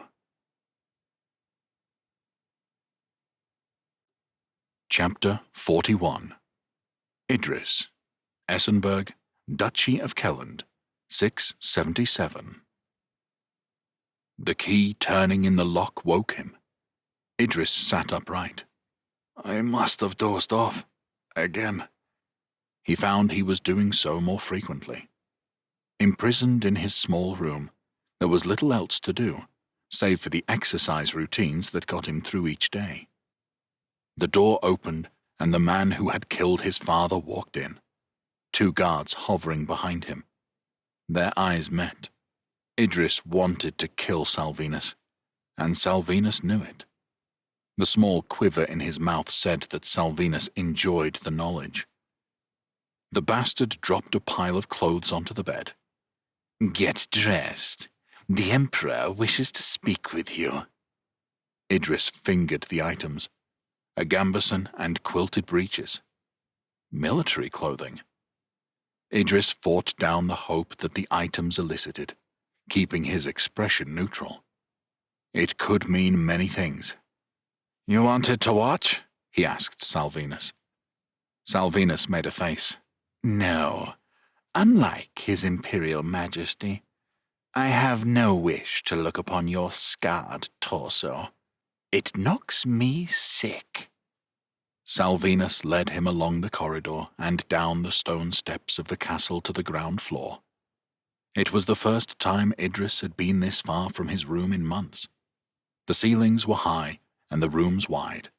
The size of the space triggered an anxious reaction in him. By the gods, what will happen if I ever stand in the outside world again? Will I run to hide under some rock? It was evening, and fireplaces, candles, and lanterns were all deployed to shed some light in the great hall. Leopold was seated on a carved wooden throne. Cresting one stile was the eagle of Kelland. Opposite was the seven-antlered stag of Brisingia. It was new, no doubt commissioned to satisfy Leopold's ego. Standing next to him was the witch, Inga. "All my favorite people in one place." Leopold smiled as they approached. "Idris, I have a proposition for you." "Whatever it is, play it right," Idris warned himself. He got to one knee, bowing his head. "Your Majesty, I am all ears." He stole a glance at Inga. She liked to see such displays of obeisance as much as Leopold. She eyed him with a predator's gaze. "It's your uncle," Leopold continued. "Treacherous bastard. After all we've done for him, getting rid of his brother, giving him control of Atrabia, he proved false." As Leopold spoke, his voice got louder and his face grew more twisted, ending in an animal expression of anger. "Salvinus here called on him to aid in the conquest of Gotbeck. He made his promises, but they were weasel words. He never came. You tell it, Salvinus." "You've said it, Your Majesty. Attacking from two directions, we could have rolled over the Gotbeckers in a matter of weeks. As it was, the bishop was able to bring all his forces against my Ludarians and defend, slowing us down. All I got from Emlyn were pathetic excuses about a threat from the Confederacy. Who knows what the truth is? He's been bought off by the Givernet, most likely." Idris had learned something of the conflict with Jouverne. Liesel was their queen now, and she had brought that kingdom into a war against Leopold. How he had prayed that the enemy would come to Essenberg and burn it to the ground. That hadn't happened, but clearly things weren't going well. Not if the mighty Kellish were relying on the Atrabians to help them. Come spring, the war would resume, and Inga was moving her pieces into position. He knew for sure now that this wasn't some prank to dangle freedom before him, only to take it away. This was his chance. "I'm not surprised," Idris said. "He may have been in talks with the Givernet, but the truth is, my uncle is a coward. He will always find an excuse not to fight, however pathetic." "Yes," Leopold agreed. "That's the truth of it. And you're no coward, eh, Idris? You may be cracked in the head, but you can fight." "Indeed, Your Majesty. It is precisely because I am cracked in the head that I can be relied upon to fight, whatever the odds." Leopold laughed and slapped his thigh. "See? That's what we need." "All of which may be true," Salvinus said. "But he can't be trusted, after what happened to his father." "I can be trusted. I've learned my place." Salvinus sneered, unconvinced. "Salvinus is going to Atrabia," Inga said. "Finally, The real ruler is speaking. Idris turned to her. Careful now, he warned himself. If she doesn't trust you, this is over. He will remove your uncle. He could place you in his stead. Idris nodded. I will serve you, he said simply. You think I want to stay in my little room forever? I understand the position I am in. I will be Prince of Atrabia by your gift. It is a gift you can easily take back. I am neither stupid, heroic, nor craven enough to cause you to do so. She studied him. Close to making her decision, he understood her predicament. She wanted the Atrabians to fight with them. Kill Emlyn, and they'd likely face an Atrabian revolt. That was the last thing the Kellish needed. They didn't have the time to chase Idris's people over hill and through forest. They needed a new prince who did as he was told. They needed him. Understand this, the witch said. If you prove false, it won't just be the end of you. You will be the last prince of Atrabia. Atrabia will be annexed, garrisoned with imperial forts, and ruled directly from Essenberg. I understand, Idris said, looking from Inga to Leopold. And you have my word. It turned out being out in the fresh, crisp air, with a clear blue sky above, didn't make Idris want to hide under a rock. He loved it. Even though he was riding amongst Salvinus's band of cutthroats, it was a little taste of freedom.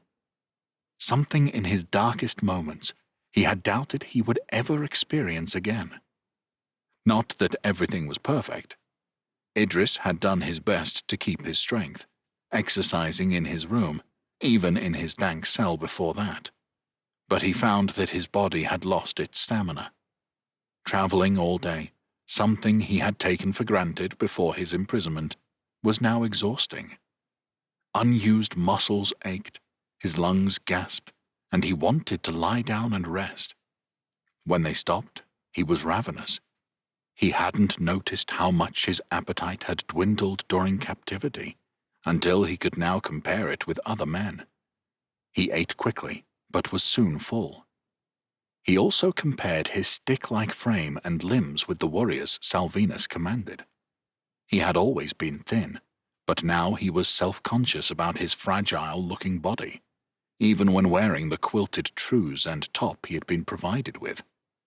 At least they hid his scarred body, though he was sure that everyone already knew about that. Salvinus's personal band were mercenaries, many of whom had been under his command for years, but the rank and file of his force were Ludarians. Leopold was the Duke of Ludaria, but it seemed he had allowed it to become Salvinus's personal fiefdom. Idris studied the warriors of Ludaria. They were quick to do as they were told, but stony-faced. He could tell few of them loved their commander or were happy with their new mission. They might have been told that the Gottbeckers or the Atrabians were their enemies, but most men know a bare-faced lie when they hear it.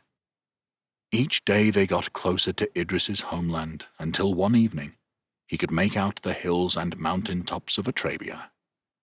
Another thing he thought he might never see. He was surprised when, sat around the fire during supper, Salvinus sought his advice. "I've taken a force into Atrabia once before, you'll recall," he said, a comment that got a few grins from the surrounding warriors. He was referring, of course, to the moment he had captured Idris, his father, and Liesel. "But any thoughts you have on strategy are welcome." "You may find it harder this time round," Idris suggested. "The Atrabian army had been in Thas, and no doubt you caught our remaining defenders by surprise. Unless you had a deal with Emlyn beforehand." Salvinus smirked. "He knew nothing about it. We had him and his family in our hands before he knew what was happening."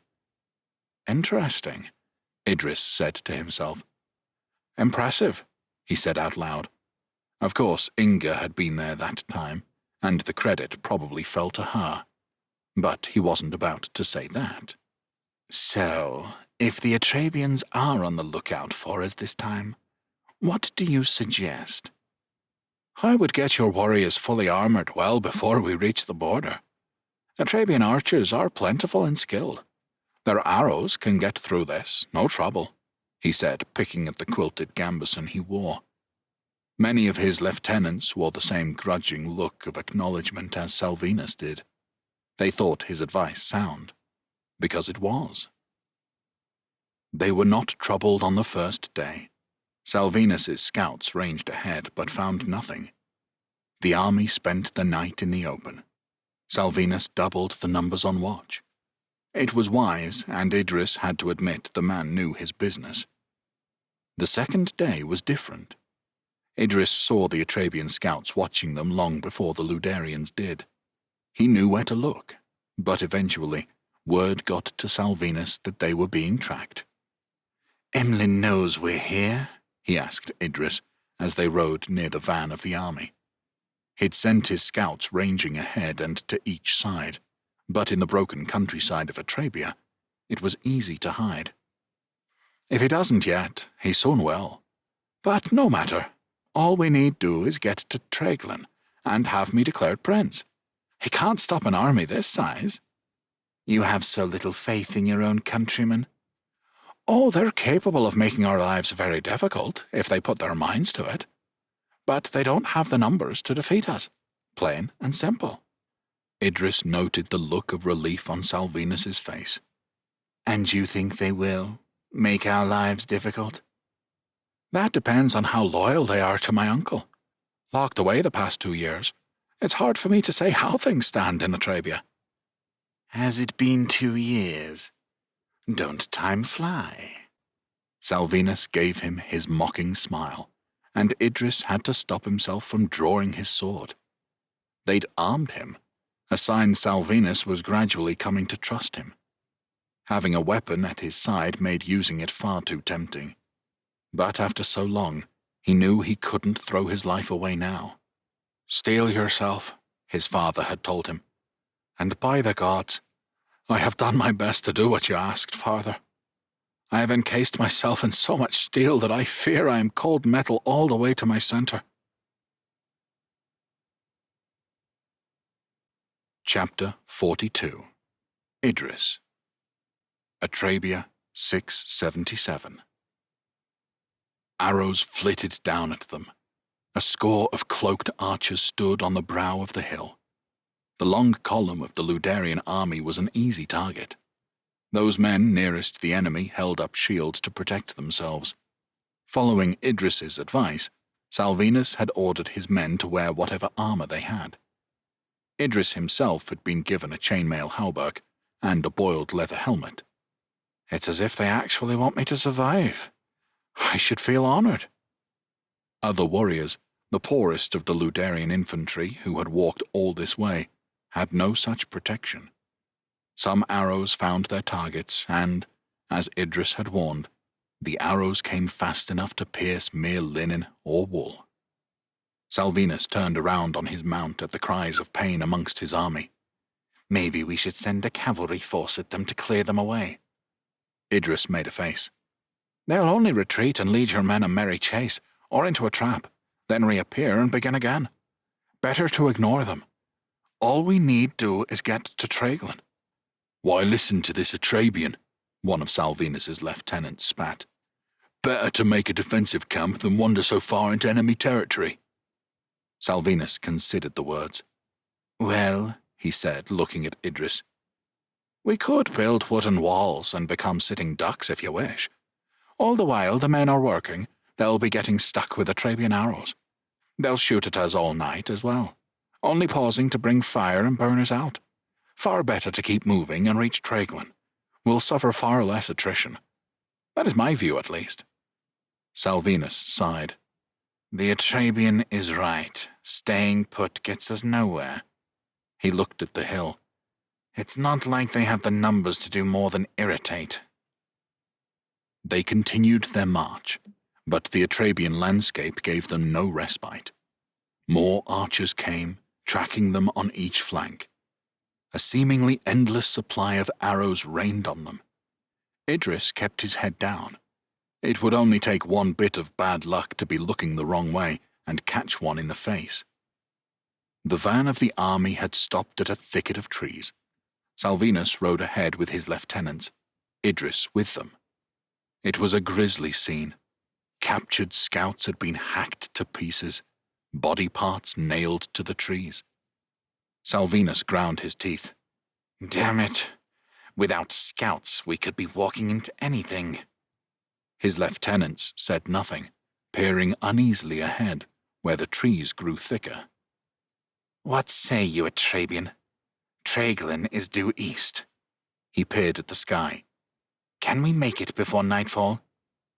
I would have said yes. Idris peered in the same direction as Salvinus's followers. But I have my concerns now. What concerns? Salvinus demanded. They know the route we take. If we follow this trail into the trees, they may have a trap for us. Blocked the path with felled trees, for example. Keep us busy until night falls. Then fall on us in the dark.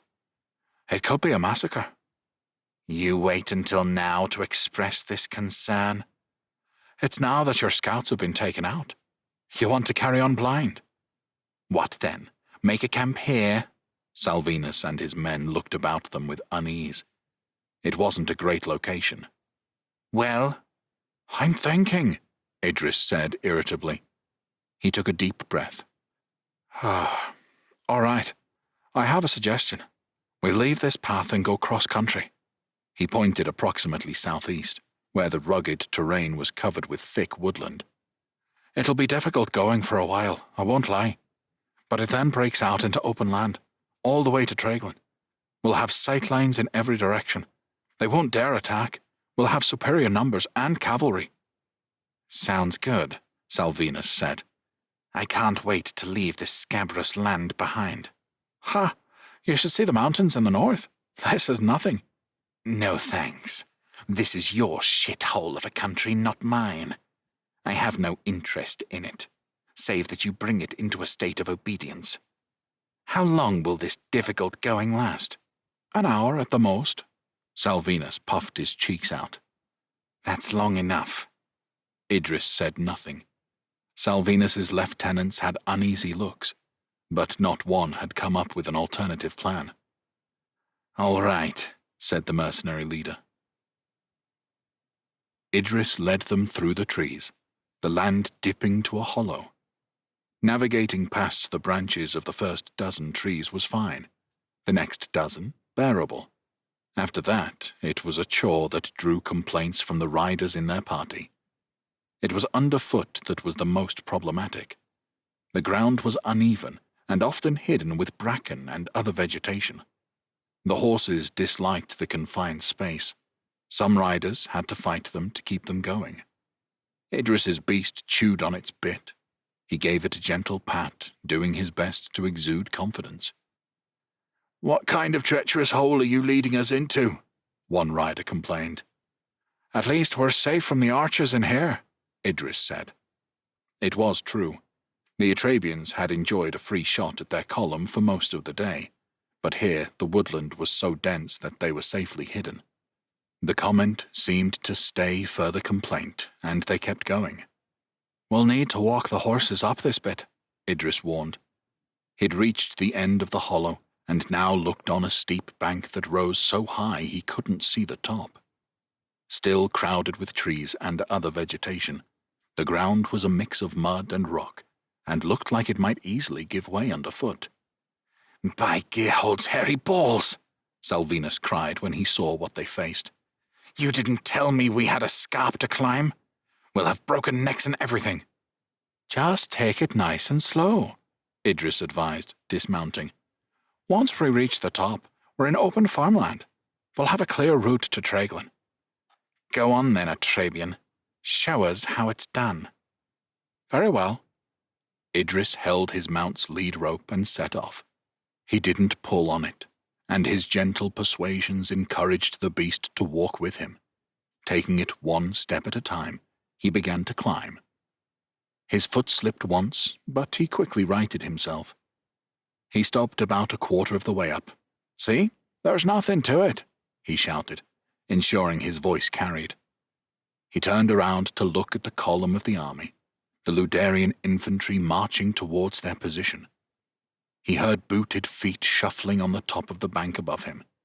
They were descending the bank in his direction, moving with care, yet he could still tell there were scores of them. Taking care to give nothing away, he maneuvered himself so that he was positioned behind his horse. The last thing he wanted was a stray arrow striking him. He heard the creak of staves being pulled back. As soon as the first sound of a string being released came, he got to the ground. The arrows cut through the air above Idris, slamming into the horses and riders gathered below. His horse bolted, charging down the slope into the riders. Those riders had nowhere to go. The sheer slope was ahead of them, and their infantry were behind. Horses panicked, some men forced from their mounts or choosing to dismount. A second hail of arrows struck them. Some of Salvinus's mercenaries, those still in control of their horses, began moving to the flanks, perhaps seeking a way around the bank. But they soon stopped.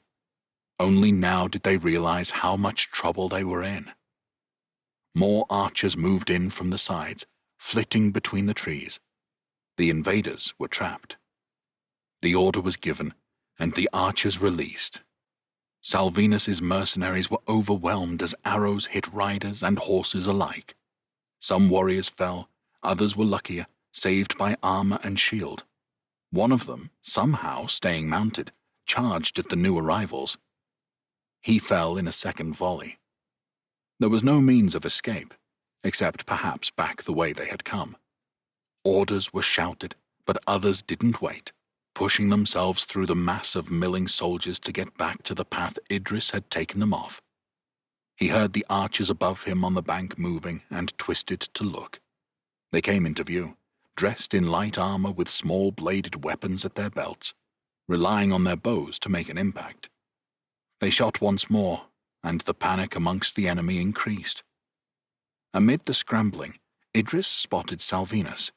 He knew he should leave him or risk being struck by an arrow, but Salvinus was the kind of man who would escape while his men died around him.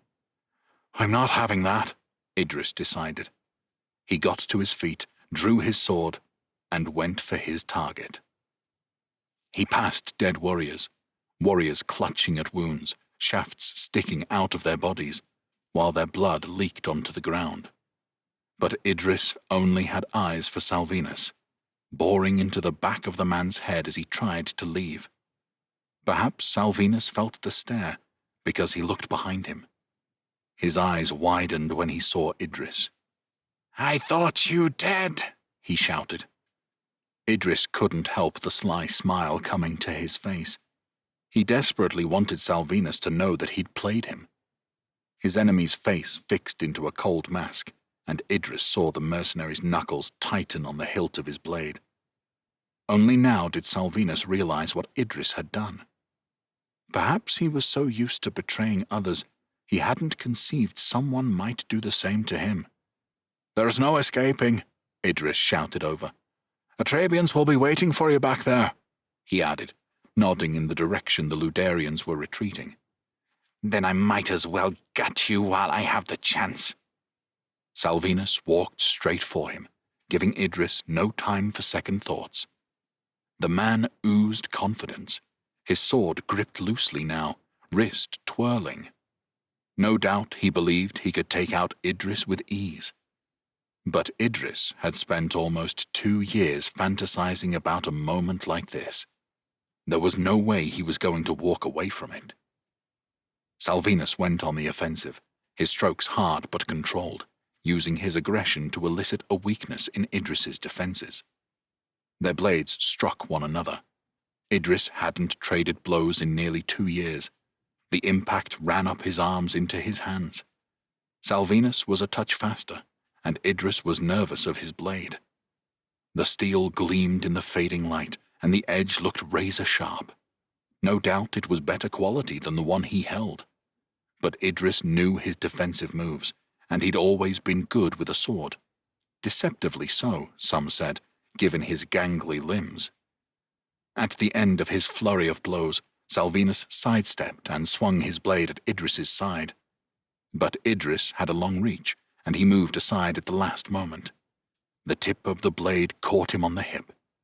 His hauberk protected him there, and he doubted he'd be left with more than a bruise. He was tempted to strike back, a wild swing that would catch Salvinus on the side of his head or neck. But if he should miss, he would leave himself open, and Salvinus would pounce. His father's last words to him rang out in his head once more. "Idris, Liesel, you must steel yourselves now. If you do, you will survive this and be stronger for it." He would listen to his father, retain the iron control that had kept him alive. In all the time that had passed since Liesel told him of Prince Gavin's death, he felt his father's presence now more than ever, watching over this encounter. He wasn't desperate for revenge on the man who had killed him. That wasn't his father's way. He was looking out for Idris, reminding him of how he could win. Salvinus and Idris clashed once more. This time Idris gave as good as he got, giving Salvinus something to think about. Nevertheless, when they tore apart, he'd come off worse. A slash to his thigh had gone through his armor, and he could feel a wetness there, even if the battle fire that pulsed through his body masked the pain of it. "You're better than I thought you'd be," Salvinus conceded. The mercenary was short of breath, and that gave Idris renewed belief. "You too. I guess you were a formidable fighter, before you got old." Salvinus didn't like that. He came for Idris, putting all his efforts into an attack. Idris backed away, feinted, moved to the side. His reach kept Salvinus from landing the strike he was so desperate for. The mercenary growled with a final effort, trying to get inside Idris's defenses. Idris concentrated, unwilling to make a mistake, refusing to listen to his body that pleaded with him to stop. Salvinus took a step back, his chest heaving. He allowed himself a grin and opened his mouth to speak. Who knew what he intended to say, because Idris wasn't about to let him rest. Now he attacked, forcing Salvinus to defend. He'd started the slower, but they were evenly matched now. It was a battle of wills. One of them would tire, slow down a little. Idris knew it wouldn't be him. He gave his strikes more backswing, hitting Salvinus harder than he had yet. It worked. A swing knocked Salvinus's arms away to one side. Still, Idris waited for the right moment. When Salvinus, desperate to recover, brought his arms back to center, Idris struck them again to the other side. The momentum produced an even greater gap. Idris took one long-legged lunge and struck. His blade caught Salvinus on the side of his head, and the hilt slammed into his chest. Salvinus fell backwards onto the ground, unable to roll or catch himself. Idris's blade came down on his wrist. With a cry of pain, Salvinus lost his grip on his weapon. Idris stood over the mercenary, various locations available to strike a killing blow. "Finish him, Idris," came a voice. In a rush, the rest of the world returned to Idris's perception. The Atrabian archers stood around in a rough semicircle. They'd watched the fight, but not intervened. He wondered what they would have done if it had been Idris laid out on the ground. 20 yards away, Salvinus's army also looked on. Between the two groups, more bodies lay prone, stuck with arrows. In the trees to either side, Atrabians armed with bows waited for the order to draw and release again. Even so, the Ludarians hadn't surrendered. Those closest to where he stood held up shields, as if that was going to stop the Atrabians should they fire once more. Idris looked at the speaker and got a surprise. It was Ilar, even broader than he'd been when Idris had left. He looked different in other ways too. He held himself with a confidence that suggested he was a leader of these warriors. "No, cousin," Idris answered him. "Not yet." He leant down and pulled Salvinus up by the collar until he was back on his feet. Ilar approached them, putting his own meaty hand on Salvinus's shoulder. The mercenary captain stared at the ground, defeated, tucking his injured arm under his armpit. Idris looked across at the army that had come into his people's lands. He shouted, his voice so loud it surprised himself. "If you haven't realized it yet, you are surrounded. These woods are full of Atrabian archers in every direction. This invasion is over, but that doesn't mean anyone else has to die. The only one who has to die is him," he said, putting the tip of his blade to Salvinus's chest. "Lay your weapons down now, and you have my word that there will be no further reprisals, and your injured countrymen will be treated." Idris wasn't surprised at the haste with which the Ludarians threw their weapons down. This wasn't a war they cared about. Salvinus's mercenaries were more reluctant, more suspicious, perhaps, that they would be allowed to live. But without the Ludarians, they were hopelessly outnumbered. They had no choice but to do the same. It took a while to ensure the enemy were fully disarmed and to identify and treat the injured. But eventually, Idris climbed the bank out of the hollow and reached the higher ground. His legs shook with the effort. He had little energy left now that the battle fire had deserted his body. But there was still work to do. A group of Atrabians accompanied him, including Elah, who pushed Salvinus up the bank ahead of him. Salvinus had opened his mouth to speak once, and Elah had punched him square in the face, probably breaking his nose. They heard nothing from him after that, save for a rattling sound as he breathed. A few hundred unmounted Atrabian warriors met them on the edge of the tree line. His uncle, Emlyn, was there, a contented grin on his face at the sight of Idris and Salvinus. Next to him was his second son, Maxon, who also seemed to have grown substantially. He, too, looked pleased, as well they might after such a victory. Idris looked around for other faces he knew. "Your mother stayed in Treglin," Emlyn informed him quietly. "Your sister is still in Javern, as far as I know." Idris nodded. It was better like that. He needed to hold himself together, and he would have struggled at the sight of his mother. Others came forward to congratulate him, but he held up an arm to stop them. "Help me, please," he said to Emlyn and Maxon as he tugged on his hauberk. They helped him to pull the thing over his head. Then he beckoned Elah to bring Salvinus with him. He nodded to the ground, and Elah threw him down. Idris stepped free of his gambeson so all could see the silver marks on his skin in the dwindling sunlight. He saw the looks of anger, sympathy, and horror on the faces of his countrymen.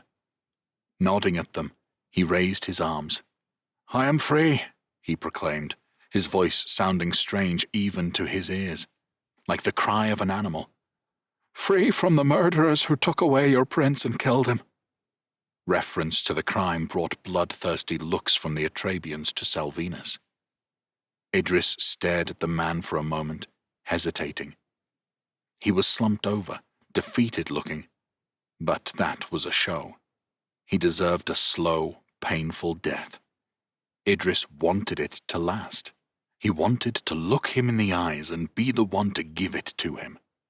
But that wasn't the way of his people. It wasn't what his father would have done. And there was another thought in the back of his mind.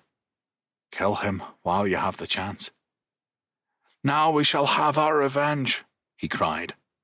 With his free hand, he pulled at Salvinus's hair. With his other, he slit his throat. He let the body slump to the ground. Then he hacked at the neck until the head came free. He held it high as gore spattered his chest. The warriors around cried out their affirmations. Idris, feeling as much beast as man, welcomed their roars as the warriors raised their weapons, howling into the sky. "Long live the prince!" one cried. Others joined in, getting to their knees. Emlyn didn't hesitate to do the same, and his sons followed his lead.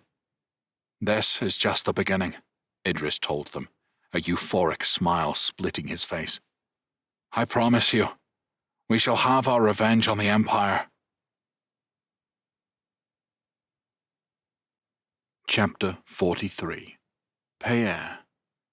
Arbiost, Duchy of Morbagne, 677. Payere rode out from Arbiost with Coletta. He had promised to take her on a picnic before he left, and the weather was mild enough for it to be pleasurable.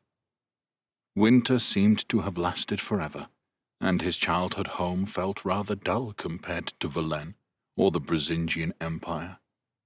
He was grateful Coletta had stayed with him. She'd been interested in learning about Morbagne. It was nice to have a bed companion too. "This is a good spot," he said, pulling up. "See?" He pointed down the hill to the plain below that extended east and became the Midder Steppe. "We have quite a view." He dismounted and helped Coletta from her horse, then set up their blankets. "You came here often?" she asked, taking a seat. Humbert and I did, yes. In our last year or so, before our exile, we were free to come and go as we pleased. I bet you got up to all sorts. I saw the way that shepherdess we passed looked at you." Her brown eyes sparkled wickedly. Payere coughed and busied himself with laying out the food. Coletta was very observant of such things, the kind of things he wouldn't notice in 1,000 years. She nestled into him, and he wrapped a blanket round them both. "I don't mind," she whispered. Payere wasn't sure why she should mind, since it had happened long before they had met. Still, he liked her company. He liked her smell, liked to put his arm around someone.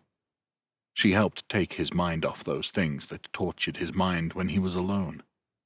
How Liesel was still with Esterel. Esterel's treatment of him, especially taking away his beloved Borisian guard. The blinding of Aubrey, and how Leopold and Inga still held power in the Empire. Zenekai, still out there, plotting no doubt. So many things he was powerless to do anything about. They put him in a vile mood if he let them. "I appreciate the chance to be alone, away from Arbiost," Coletta told him. "Aye, we won't be here much longer, you know. I expect a summons from Esterel soon. We have unfinished business in the Empire." "I don't wish to talk about war, Payere." "Oh, what do you wish to talk about?" "Us. Our future together." "What of it?" he asked. "I am very fond of you." "Oh, gods," she said, putting a hand to her forehead, then over her mouth. "I knew it. Sasha warned me, but I never listened." "What? What did Sasha warn you of?" "Esterel made me his harlot, discarded me as soon as he was done with me. And, shameful slut that I am, I've let you do just the same. You'll get rid of me too, and I'll be the laughing stock of the kingdom." "Come now, don't talk like that. You're not a slut, or a laughing stock. Don't say such things." She pulled away from him, looking him in the eye. "Do you intend to marry me?" Caught off guard, Payere heard himself stammering. I don't think of such things." "Then I'm your slut. Let's talk with honesty. I deserve at least that from you, surely." Payere felt a sense of shame, though he wasn't sure why. He'd never promised Coletta marriage, and she'd never talked of it until now. She'd never asked for anything, not really. But did he owe her something more? After all, their relationship had begun almost a year ago. Did that create certain expectations on her part that he hadn't thought about? "It's quite possible," he said to himself, "that I have been a little self-absorbed recently. I admit," he said, "I haven't given these matters much thought. I've been content to live in the moment." Coletta nodded. "I know. I'm angry with myself, really, not you. There is something wrong with me. No one said as much to me, but I'm sure you all think it." Payere frowned, taken aback by her words, oblivious of where it had all come from. He'd thought they were going to have a pleasant ride and a bite to eat. He wasn't ready for this. "No one thinks that, Coletta. I certainly don't." She stood, Can you take me home? But, please, take me back, Payer. Umber and Lord Russell accompanied Payer on his mission to the Mid-Steppe. He'd originally planned to bring a score of warriors with him, but what was the point? He was entering Midian territory. They could kill him if they wished. It made no difference if he had 2 or 22 with him. He couldn't help sharing his conversation with Coletta with the 2 men. It had taken over his thoughts, and he needed to push it away. When he was done, Lord Russell and Umber gave him the same slightly blank look. It was easy to tell they were father and son. In my day, Russell said, one approached a girl's father and asked for her hand in marriage. I know things are very different in Belen, and I hesitate to pass judgment. I suppose the question to ask yourself is whether Coletta is the woman you wish to spend the rest of your life with. Umber gave Payer a secret look. It was a look of sympathy, with no humor at his father's comment, and Payer appreciated it. I suppose that's my problem, Lord Russell. I just don't know. Well, Russell said with a bemused look, one thing I do know is that it is time for you to pick someone, settle down, and produce an heir. And I'm saying this to both of you, he added with a glare at Umber. You are men, well past the age of casual dalliances. Yes, father, Umber agreed. 4 Midian chieftains came to talk with Payer. They met where the lands conquered by his father bordered Midian territory. 3 of the chieftains he remembered from the last meeting, when he had been only a few misplaced words away from a battle he had feared he would lose. Gwenan, on whose lands he had built a fortress, was noticeably calmer this time around. It was Yorath who was the more anxious, since they would now negotiate on the fate of the disputed lands in the north. Freyne, the chieftain of the far southeast, was the man whom Payer had done business with. The 4th was named Brock. He seemed close to Freyne and was of a similar age, older, and hopefully wiser. His tribe's lands lay in the southwest corner of the steppe, and he was forthcoming with news from that part of the world. Zenekai has control of the wilderness, he announced. Control? Payer asked. Meaning he's turned everyone there, not just humans. The Vossi serve him now. I tell you, the Vossi were bad enough to start with. Belligerent little sons of bitches.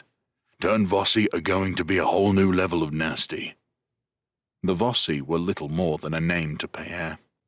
Denizens of the wilderness, said to be human-like but smaller and more primitive. So, the question, Lord Russell said, is who is next? Well, it's either return to Magnia or come for us, Brock said. And since he came to his little deal with the Magnians, I expect it'll be us. Could be any day now. So I hope this meeting gets us to a place where we start worrying about the real danger. As do I, said Payer. Esterel had written to him over winter, giving him full authority to deal with the Midian question. Esterel's interest was in Brisingia, not the steppe. His only concern was preventing war. He even hoped to avoid the need to waste troops garrisoning the forts that had been built to hold the conquered lands. All of which was music to Payer's ears. It gave him the freedom to sort the mess once and for all. My proposal is simple, he said. A full withdrawal from the steppe by all Givernet forces. All lands returned to the Midians. I can't do this overnight. People have made homes here and will need to be found alternatives elsewhere. Yorath looked at him nonplussed, as if suspecting it was a jest. This is real? You speak for the king? I do. It had been Payer's uncle, Nicholas, who had decided to annex the lands in question. Even at the time, no one seemed to know why. The price you ask, Freyne said, looking for the hidden cost. Payer smiled at him. The right to march our forces through steppe lands, and a formal alliance between Givern and all the Midian tribes. We're not fighting your war in Brisingia for you, Gwenan warned. Not against the Empire. We can win that war ourselves. Against Zenekai. And I don't just mean fighting the same enemy, sharing intelligence and plans. Well, this is exactly what we need, Brock said. It was said as if the man he'd been told was a devil actually spoke common sense. Pierre nodded his head in acknowledgement. I've said before that a Zenekai is the real enemy. The king understands that. Whether or not Esterel did, Pierre wasn't so sure. His brother had proven to be ambitious and ruthless. He wasn't sure how those traits would translate into action against a Zenekai. We're not becoming your vassals to order about as your king wishes, Frayne warned him. Of course. I am proposing an alliance of equals. The 4 chieftains looked at one another. I'll be honest, Frayne said. I don't think we even need to go away and talk about it. You've given us exactly what we want. He eyed Pierre. I told you I thought you were a man worth trusting. Seems I was right. I usually am. He squinted, as if studying Pierre's features. Are you sure there is no Midian blood in those veins? Pierre left Lord Russell with the unenviable task of implementing his agreement with the Midians. It would not be easy to undo years of settlement in the Steplands, but the concessions were worth the difficulties involved. There would be no repeat of last year's Midian attack. The army of Morbagne was free to join with the rest of the Giverny army. He marched his army north, earlier than he'd expected, since the negotiations with the Midians had gone so quickly. He had Humbert lead their vanguard through the steppe. The right to access these lands had been an important demand of his, one the Midians had been quick to accede to. He brought Coletta with him, having decided that Verlaine would be the safest place for her. Her questions about their relationship remained unanswered. Pierre had no answers for her. His mind was on Brisingia. They would be at war soon, and who knew what might happen? He thought of Farid, of his father. There was a good chance he'd not survive it. Then any promises he made would have been worthless. Maybe, when the war was done and the kingdom at peace, he could think clearly about his future. The temperature dropped during the nights, making the journey a hardship for Coletta, and any others not used to such conditions. But Pierre could read the signs of spring in the grasslands they passed through. As soon as Esterel had his logistics in place, they would set off. They'd have months in Brisingia. Anticipation built in him as he thought of it. Could they really conquer Brisingia and make his brother an emperor? They crossed into Giverny and took the roads that led to the capital. Sasha met them on the last day. Coletta gave a little cry of joy upon seeing her brother. As they embraced, Pierre and Sasha's eyes met. Their relationship had become too complex for Pierre to identify any single emotion in that look. But whatever else he thought of Sasha, he couldn't deny the man made a good steward to the king. He had organized a camp outside the city for Pierre's soldiers, making it easy for Pierre to leave his army to it, while their small group rode the last mile to the city. When they reached the bastion, Pierre's old rooms were waiting for him. The servants had even got a fire going for his arrival. Pierre and Humbert settled in as if they had never been away. Coletta was roomed with her friend in a different part of the fortress. Pierre felt little else than a sense of relief at the separation. Sasha confirmed Pierre was the last of the king's magnates to arrive in Verlaine, and so that evening there was a grand feast to welcome the commanders of the Giverny army to the capital. Arriving in the great hall, Pierre made his way to the top table. He nearly stopped mid-stride, startled at who he saw. Resting a hand on Louise's arm, Duke Aubrey stood talking with Liesel. Pierre felt a sense of relief that immediately dissolved into shame that the Duke had a green cloth tied around his eyes. Despite Sasha's words, Pierre had assumed Aubrey would have remained in Famiens. With little other option, Pierre moved over to the group. Louise and Liesel turned to him. Aubrey, Louise said. Duke Pierre is here. Hello, Your Grace, Pierre said. Aubrey turned his head in Pear's direction. "Ah, Morbaine. I heard you had arrived. We are one step closer to the invasion." "I am sorry for what they did," Pear said simply, not knowing what else to say. "Thank you, Pear. My heart aches for the men who followed me into the Empire, not for myself. The gods have still blessed me with a loving wife, and, we hope, a child." Pear turned in surprise to Louise, only now noticing her bump. "Congratulations to you both." "Thank you, brother," Louise said. She smiled at him, but it was tempered, of course it was, with sadness. Pear glanced at Liesel, who gave him a little smile of her own. No one seemed to know what to say. "I cannot take vengeance for what Leopold did that day," Aubrey spoke into the silence. "But vengeance is what my people demand. I will have to rely on you and your brother to deliver it." "Of course," Pear said firmly. "I will do whatever I can." Pear's words did little to lift the mood. Louise didn't look pleased, and it was only when he looked at Liesel a second time and took in her expression that he remembered they were talking about her brother. Next day, Esterel held court in the hall with his magnates as they put together the kingdom's final preparations. As well as immediate family, the other great lords of Givern were in attendance: Sasha of Curien, Lord Chancellor Cassian, Arnul of Saliers, Florent of Aurillac, and Domar, Duke of Martras. The presence of Aubrey and Louise became clear. They were to rule in the king's absence. All others would accompany him to Brisingia. Martras, who had stayed behind in Givern last year, seemed keen to make up for missing out. He had something to say about every point of discussion. Currently, it was about Liesel's crossbow units. It seemed she had been exceptionally busy, recruiting, training, and arming hundreds of arbalists. Pear was nothing but impressed, but Martras had a different view.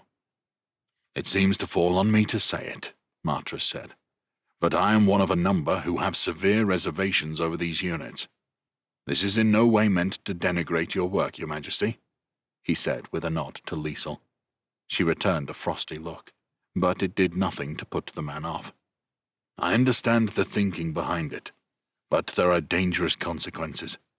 It is the special responsibility of our estate to defend the realm.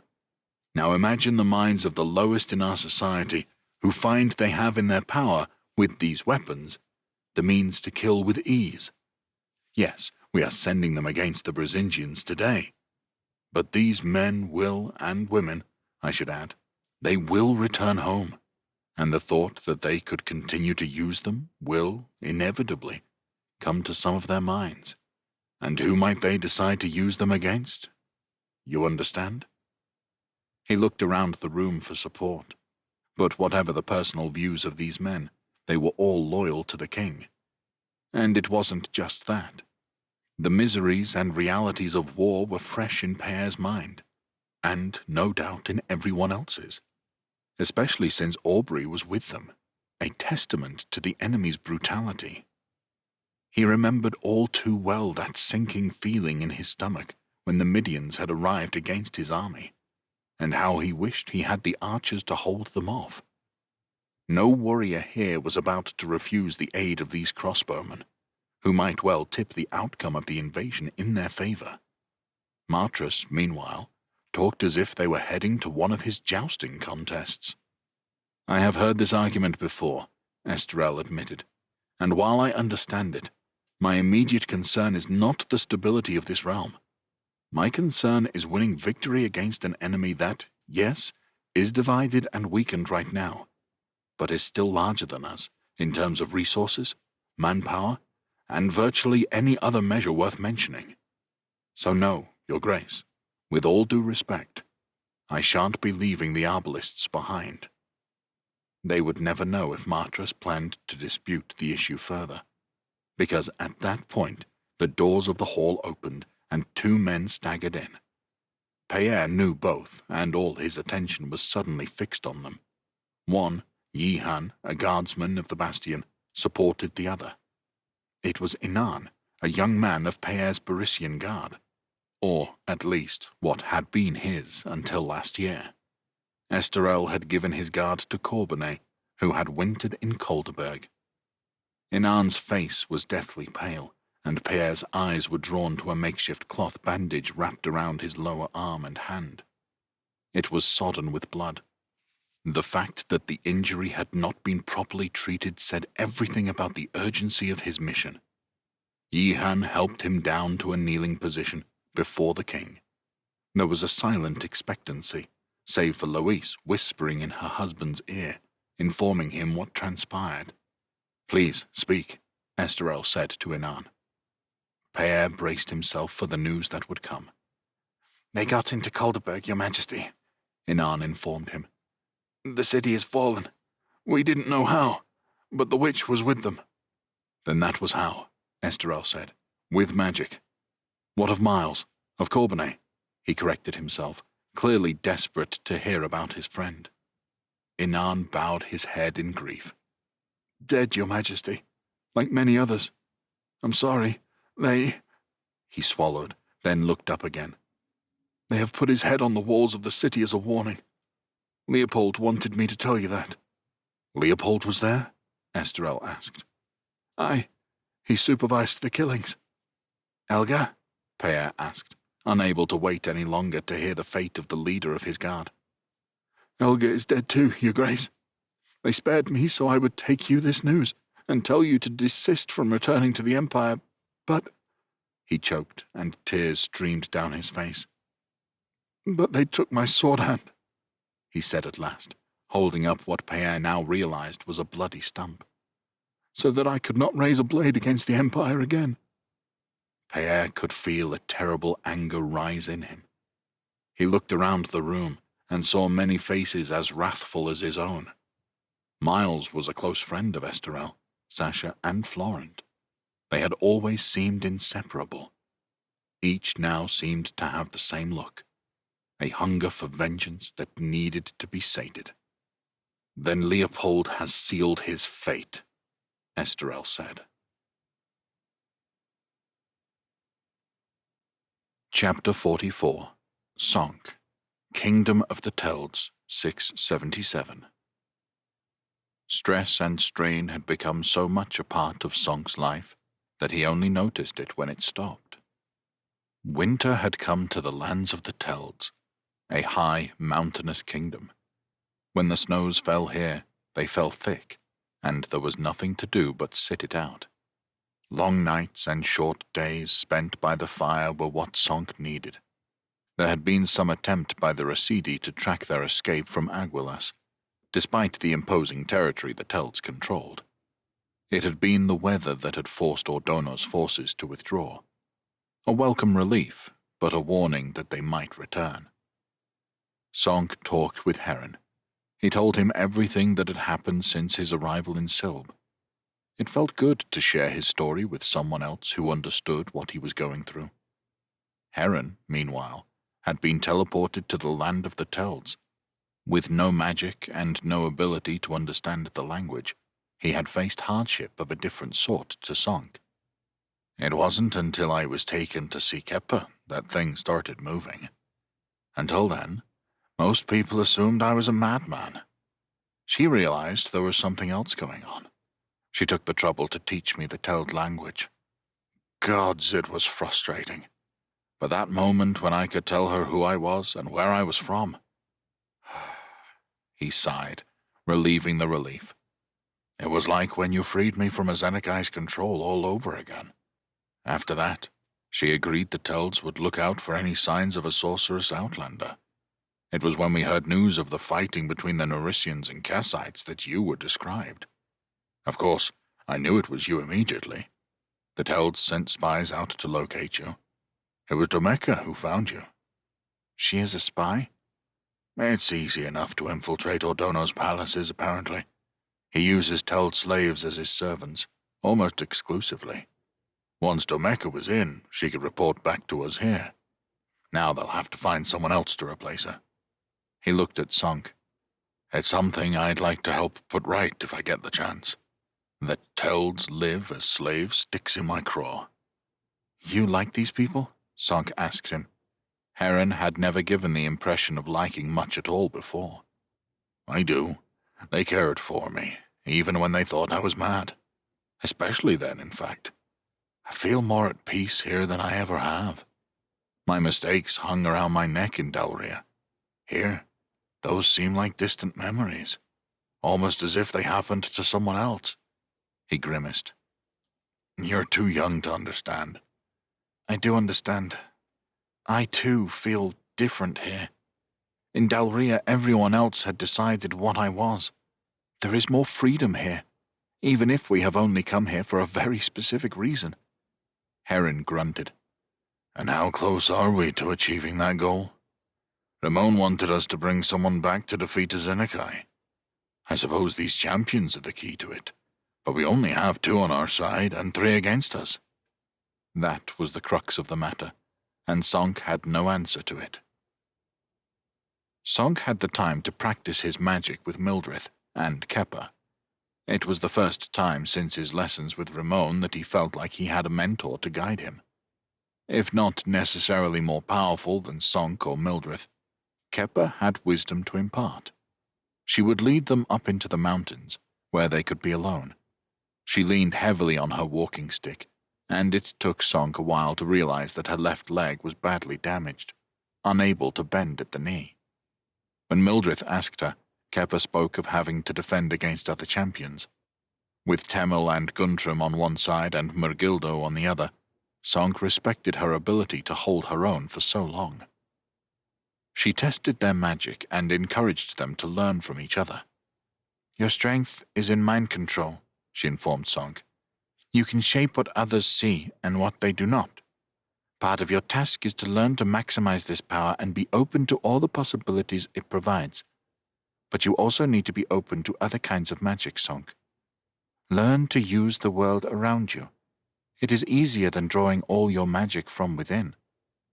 Sonk's is a power from his world, do you think, Kepper? Mildred asked.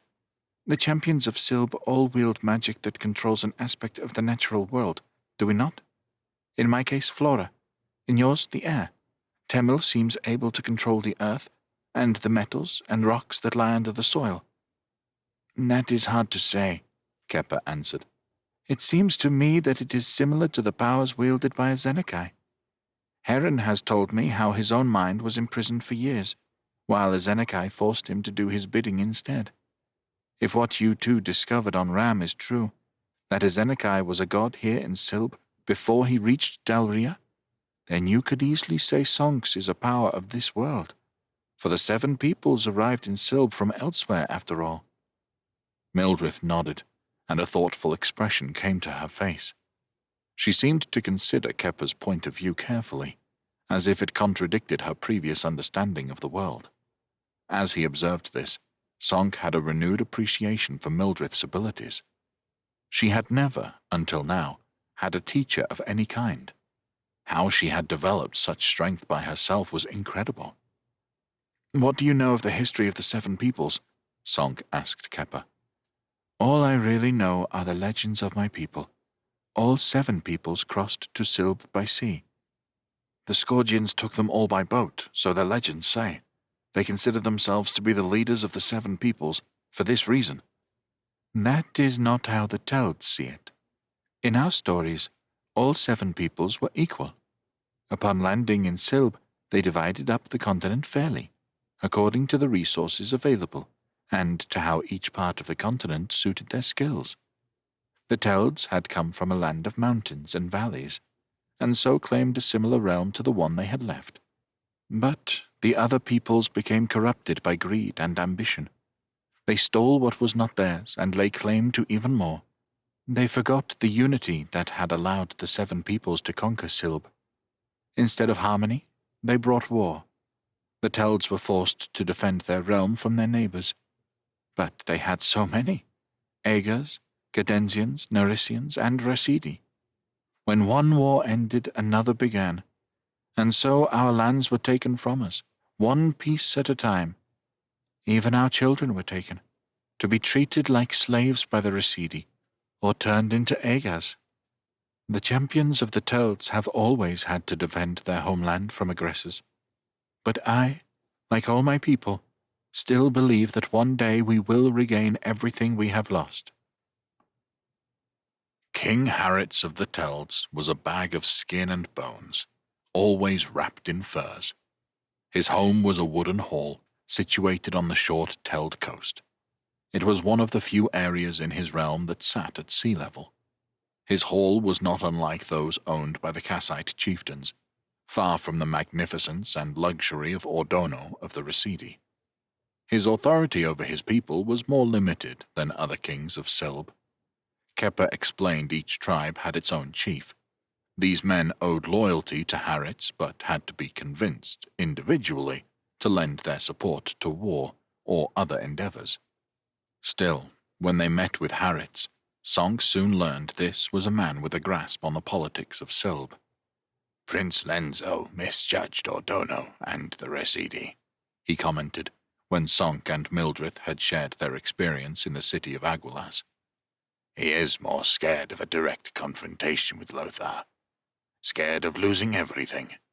Even though an alliance makes him a junior partner, he'll believe that is a situation that can change. He risks losing his throne without a fight, Mildred said, her anger at the Residi unabated. It's the action of a coward. True enough, but conquering the lands of the Residi would be no easy task, even for the army Lothar has. So long as the Residi stay in line, I can't see Lothar trying it. All of which is a problem for us, Song said. He could feel the urgency of his situation pressing down on him like a great weight. His reunion with Heron only put his responsibility for Dalria in sharper focus.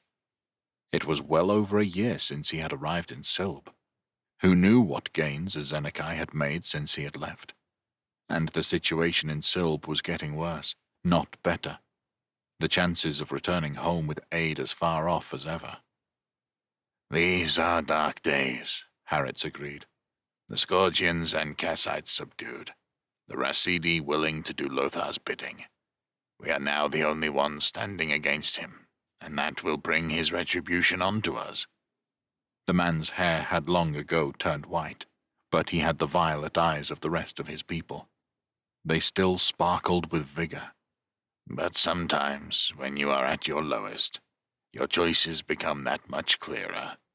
Or, as Telds say, in the darkness, it is easier to see the light. Mildred harumphed. What can you see, Your Majesty? I see no way out. I can see the only option left. The Aegars. Those barbarians, murderers and despoilers, even the Kassites have heard of their crimes. The crimes of the Aegars are numerous, Harrods agreed. We Telds have been the victims many times, so believe me, I know about the Aegars. But they are the last opponent of Lothar, the last of the 7 peoples to be brought into this war. It is, perhaps, time to unleash them. See what comes of it. And what if we unleash hell? The alternative is submission and slavery. A slow fading away of who we are, the loss of identity, the loss of self. The king studied Mildred.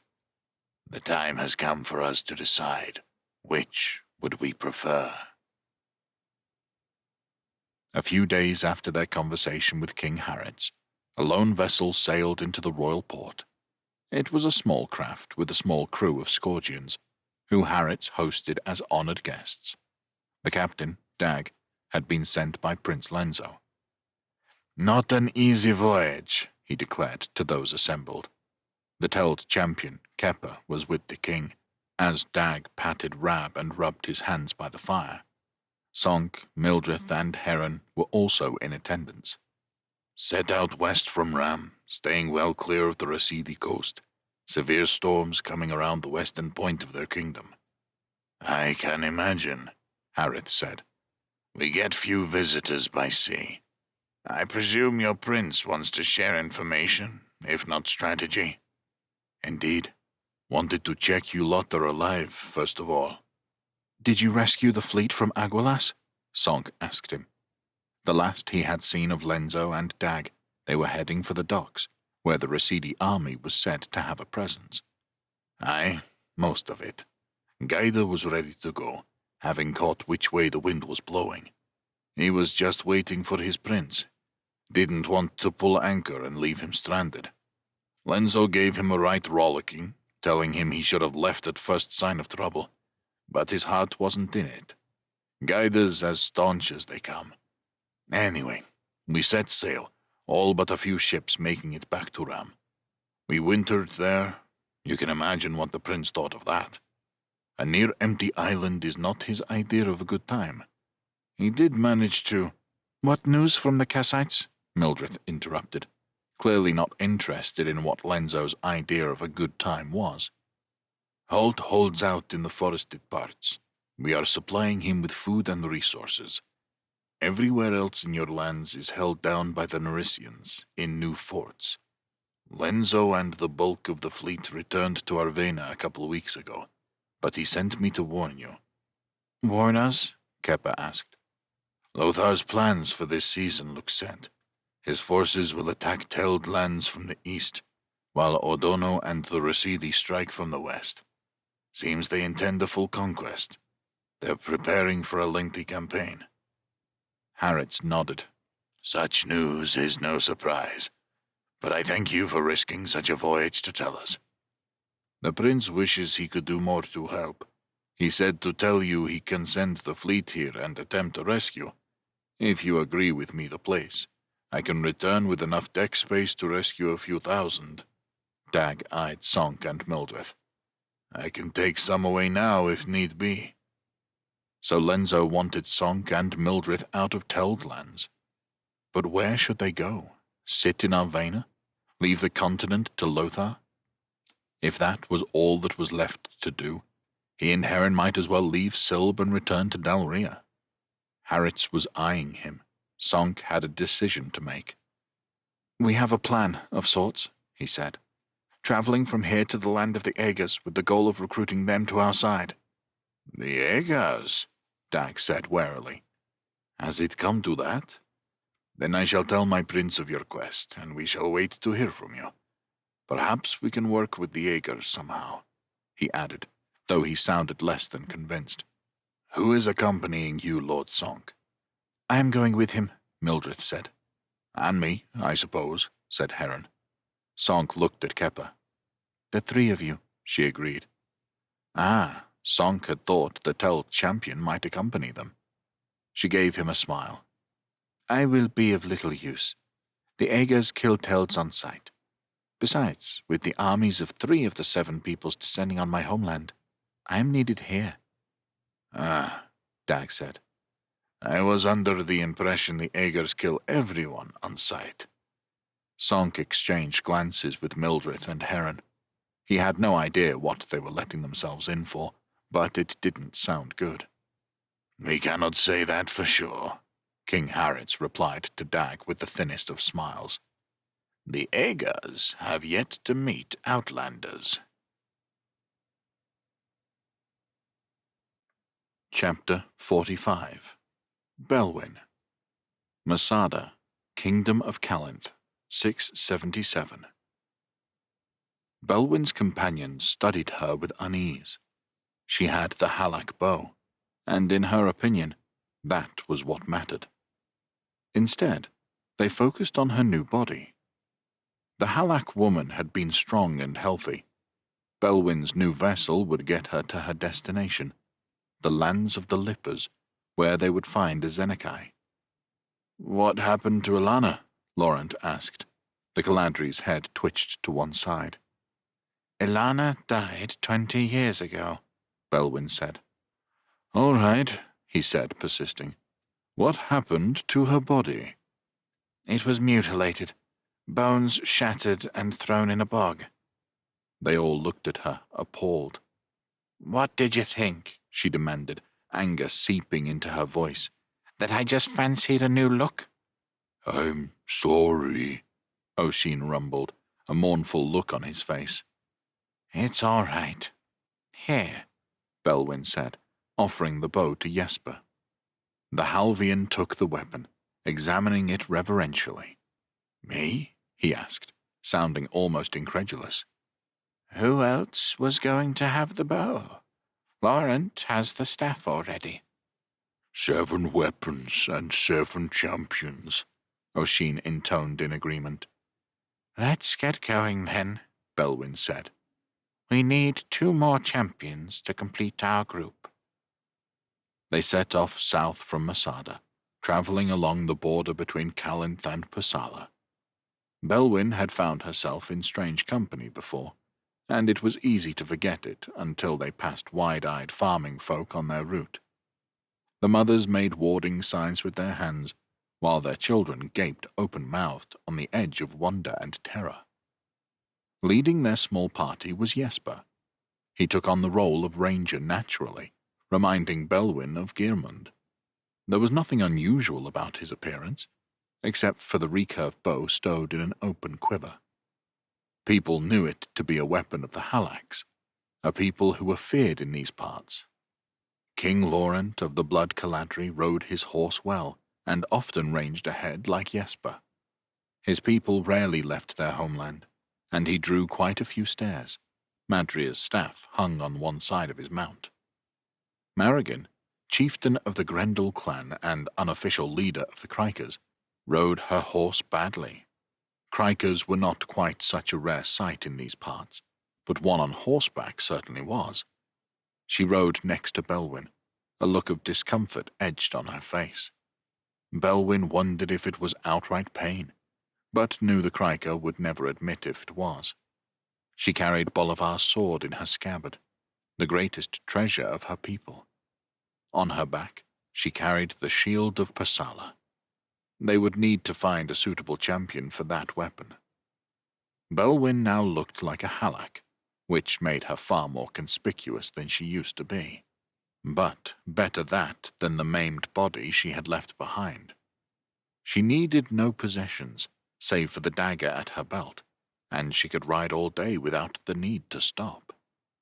Finally, there was Oisin, king of the Orias, and the truth was he made the rest of them look perfectly normal. His green skin was marked with blue tattoos, over 12 feet tall.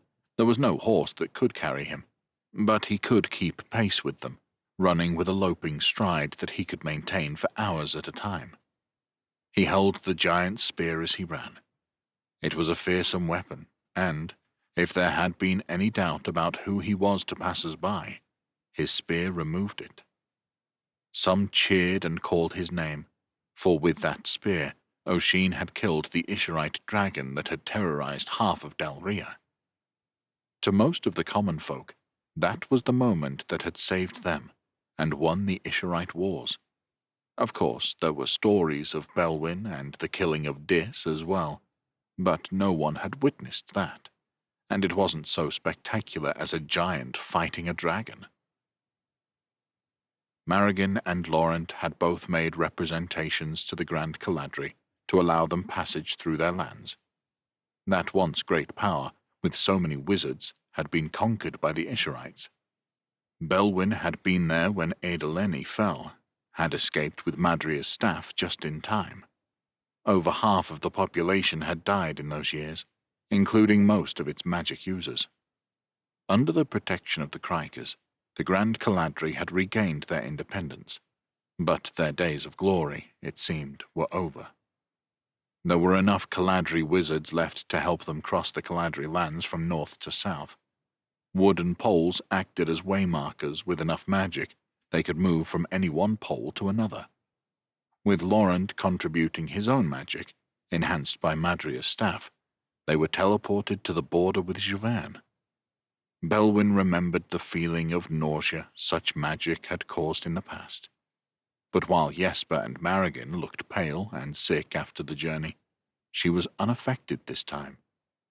Belwyn had only ever travelled through Javern to get somewhere else, but this was territory Jesper was especially familiar with. He led them south through a duchy named Famians. Its duke, they were told, was in Valenne, and the group agreed to head for the capital. The rulers of Javern had shown support for their task, and Jesper had personal reasons for going. Once they reached the city, their party was offered proper bedrooms and an invitation to eat at the top table in the great hall of the city's fortress, named the Bastion. Their hosts were the Duke and Duchess of Famians, named Aubrey and Louise. The Duke wore a green band of cloth around his eyes, and, once the conversation began, they learned he had been blinded as a punishment in the fighting last year. The more Belwyn heard, the more it sounded like a madness had descended upon this part of Dalria. Javern and Brisingia were locked in a bitter struggle. The king, Esterel, had recently taken all his great nobles and a great army into the Empire to wreak his revenge on his enemies. With the Zenekai at their border, threatening to overwhelm this whole region, Belwyn couldn't understand why the resources of the two greatest realms were being wasted on such a pointless conflict. "Any news of Sonk?" Jesper asked Louise. Belwyn recalled Jesper telling her about this young man. A red-eyed sorcerer, like Pentas, he was the Duchess's youngest brother. He and Heron had left on a mission to distant lands. Nothing, Louise said. She looked emotional, as well she might, Belwyn supposed. The woman was pregnant, on top of everything else that was going on. No one even talks of him any longer, the Duchess admitted. Eyes turned to Belwyn, as if she could offer some comfort. Perhaps, she said, feeling obliged to say something. Once we kill the Zenekai, Sonk and Heron will be able to return. This brought a few nods, as if anyone knew where the pair were, or how they might return to Dalria. The road south from Velen was well kept, and they made good progress to the Midder steppe. According to Louise, relations between the Givernae and the Midians had been complicated in recent years, but Belwyn had never heard of the Midians interfering with foreigners crossing the steppe, and they were not challenged. They passed one burned-out and abandoned Givernae settlement, evidence of the conflict the Duchess had alluded to. But the others they passed through on their journey did not seem nervous, and held only tiny garrisons. Most warriors, it seemed, were in the Empire. They continued south along the border between the steppe and the Duchy of Morbagne. There were no forts or defences of any kind here, just a flat terrain with few permanent settlements. Belwyn's thoughts turned to Magnia. In her homeland lived the two girls she had raised as her daughters, now with families of their own. Her cousin, Edgar, had been killed by a Zenekai, leaving his wife and son to rule the severed kingdom. Cut in half by the gods' peace offer, it was a country that now teetered on the brink of destruction.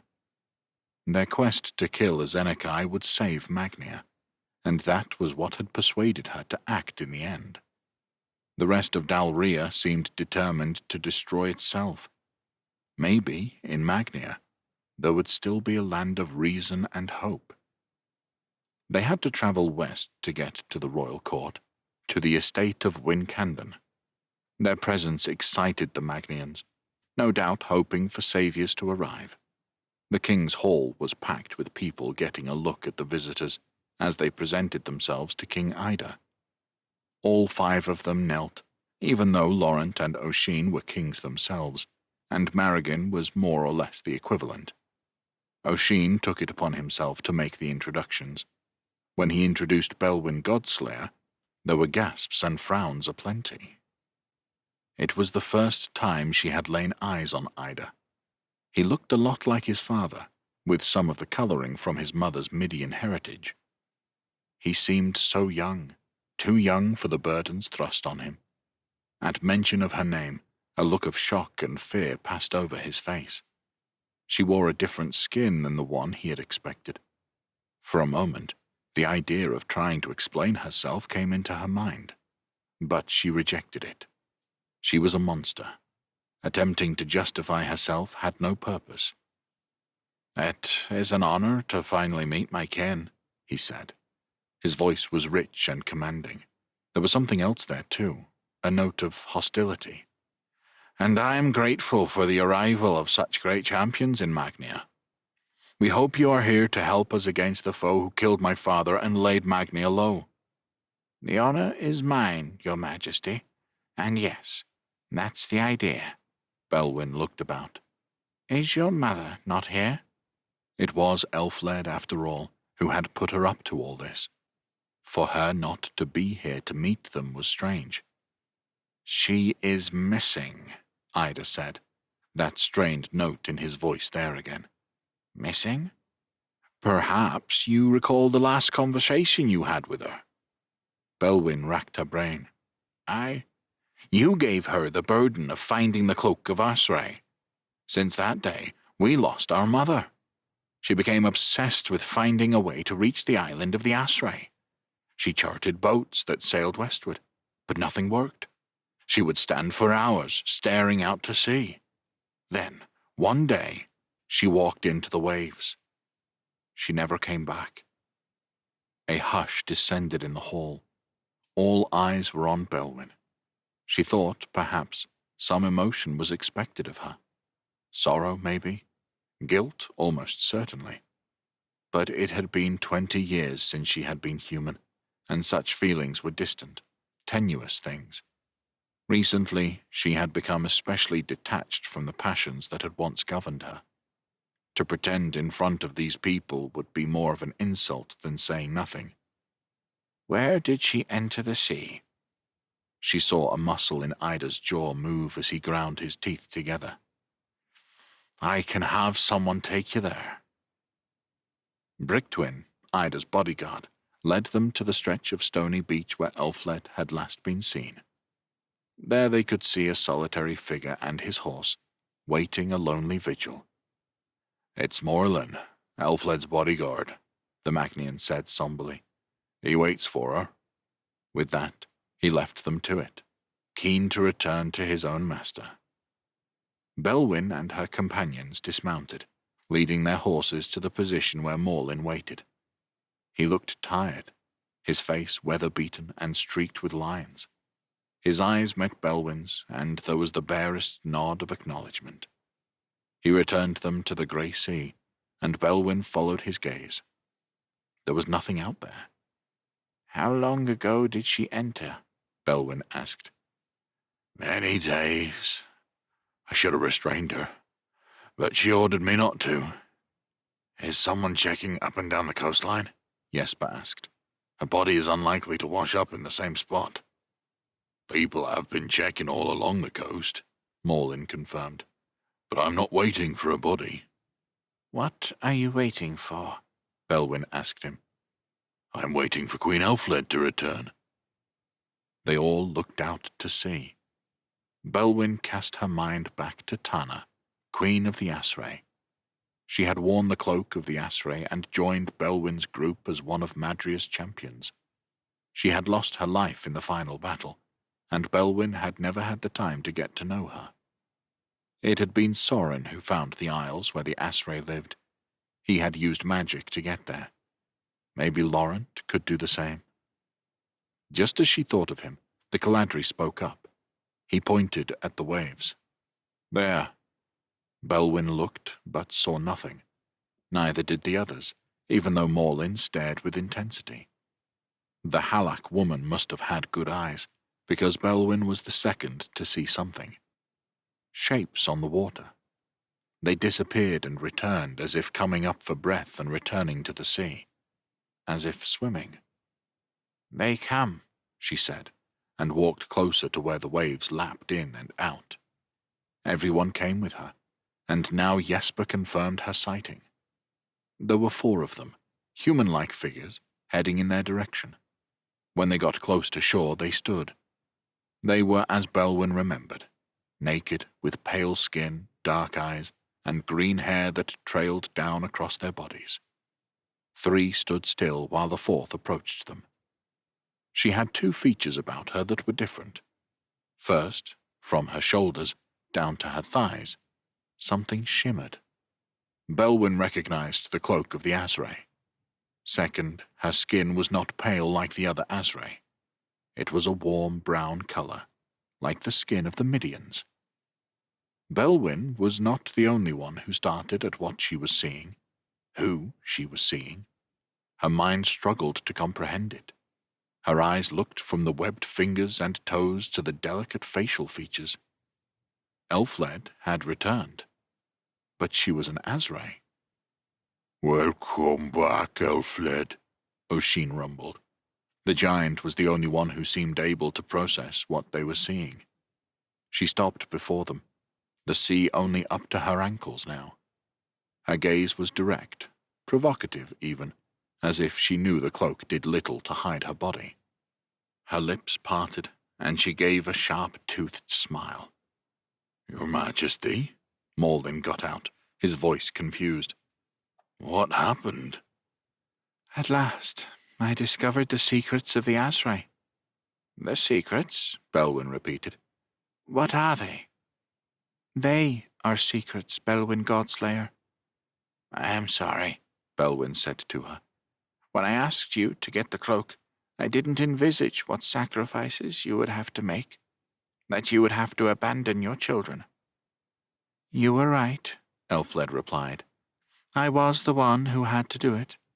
I came to understand that. And, of course, I did this for my children. But I know Ida will make a great king. I was promised that a long time ago. But, Jesper said, your children, when they see you, they will not understand. Perhaps the youngest shouldn't see me then. That is up to others to decide now. That Elfled, the queen, wife and mother, that Elfled died. She drowned in the Lantinen. I am someone else now. Then we too are alike, Belwyn muttered, to which Elfled nodded in agreement. But, your Majesty, you still live, Morlin protested. I'm still honor-bound to protect you. Very well, Morlin. You waited for me. Our bond remains. Maragin grunted as she shifted the shield of Pasala from off her back. Here you go, then, she said, shoving the weapon into Morlin's grasp. The 7 weapons are together once more. Each has its champion. It has taken long enough. Now it is time to rid Dalria of our enemy. Chapter 46 Idris. Kingdom of Corieltes, the Confederacy, 677. Idris slithered along the rocky ground on knees and elbows. He stopped at the edge of the cliff and peered down. It was his first proper look at the enemy. A horde, one might call it, sent to destroy the Confederacy. A creation of Azenakai. It contained peoples one would never naturally see together. Lippers, Caladri, Cordentines, and Magnians. And now men and women of the Confederacy. For Azenakai had worked his dark sorcery on this land. Doika, the southernmost kingdom, was completely overrun. Its people turned to do the gods' bidding. Corieltes was all but lost. Little wonder that Gethin, king of Ritharis, had begged him for aid. For his kingdom was next, and even though Idris would have preferred to turn his troops on the Empire, he could hardly say no, because after Ritharis came Atrabia. Rain, king of Corieltes, joined him. Behind them, hidden in the craggy landscape, was a small force. Small, but hand-picked. It was unclear how the Turned decided where to go or what to do. But for now, they marched through the lowlands towards the last defenders of this tiny kingdom. You think this will work? Rain whispered to him. Is it not working so far? It is their sorcerer that concerns me. Aye, but sorcerers can be killed. Rain turned to him, fixing him with his brown eyes. The man was slim, dark hair, half grey now. He was a cautious type, Idris felt. But then that caution had probably kept him alive this long. But his time had almost run out. The armies of Atrabia and Ritharis had given him a lifeline. You have had experience of this, I know, Inga, the Brisingian. But she still lives, Prince Idris. She does, but not for long. Look, however they do it, the Turned know what opposition to expect, and they are expecting the last of your forces. Maybe they anticipated the army of Rithorus coming here. He looked down at the lines of the enemy. Little discipline to it, the different peoples marching together, no discernible units, but enough numbers to finish the Confederacy forces. But they haven't planned for my Trabians, and certainly not for an army of Ludarians as well. You think the Ludarians will fight for us? Rain asked doubtfully. I am sure they care little about saving your kingdom, but I think they will fight if it seems like we will win, and if the consequence for desertion is death. The sound of fighting came from the front lines of the turned army. They had engaged with the warriors of Rithorus and Corieltes. Idris trained his gaze down below as the remaining turned marched towards the engagement. You'll tell me when you see him, he asked the king, a nervous energy rising in his body now. He welcomed the feeling, welcomed the imminent bloodshed and danger. Imprisoned for so long, it reminded him he was free, reminded him he was alive. I know him when I see him, Rain confirmed. I thought all Caladri looked the same. Not this one. He's always mounted, surrounded by others, and there's something, an arrogance to the way he holds himself that marks him out. The turned moved quicker now, and the sound of fighting grew fainter. Gethin was retreating his unit. It was all according to the plan Idris had framed. The Atrabians and Ludarians were waiting to ambush them, and the belief in victory might reveal the sorcerer. There, Rain said. It was as the king had described. A cavalry force of about 100 Caladri came into view, at the rear of the turned army. Idris could see some of them looking up the steep slope on which he perched, wary of the terrain they rode through. But their infantry had walked past unmolested and had engaged with Gethin at the far end of the valley. There was little reason for them to suspect Idris's tiny force was lying in wait. He saw the sorcerer, about a third of the way in from the front rank of the cavalry. There was indeed something about him that said he was in charge. Idris had been around powerful people enough to read such body language. He and Rain shuffled backwards, careful not to let their movement alert the enemy. 20 yards behind, waiting patiently, were the best archers the Atrabians had, and that made them the best in all of Dalria. It's time, Idris told them. He described the precise location of the Caladri sorcerer.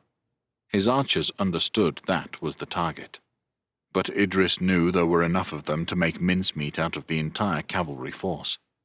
He readied his own bow. A childish part of him wanted to be the one to hit the sorcerer first.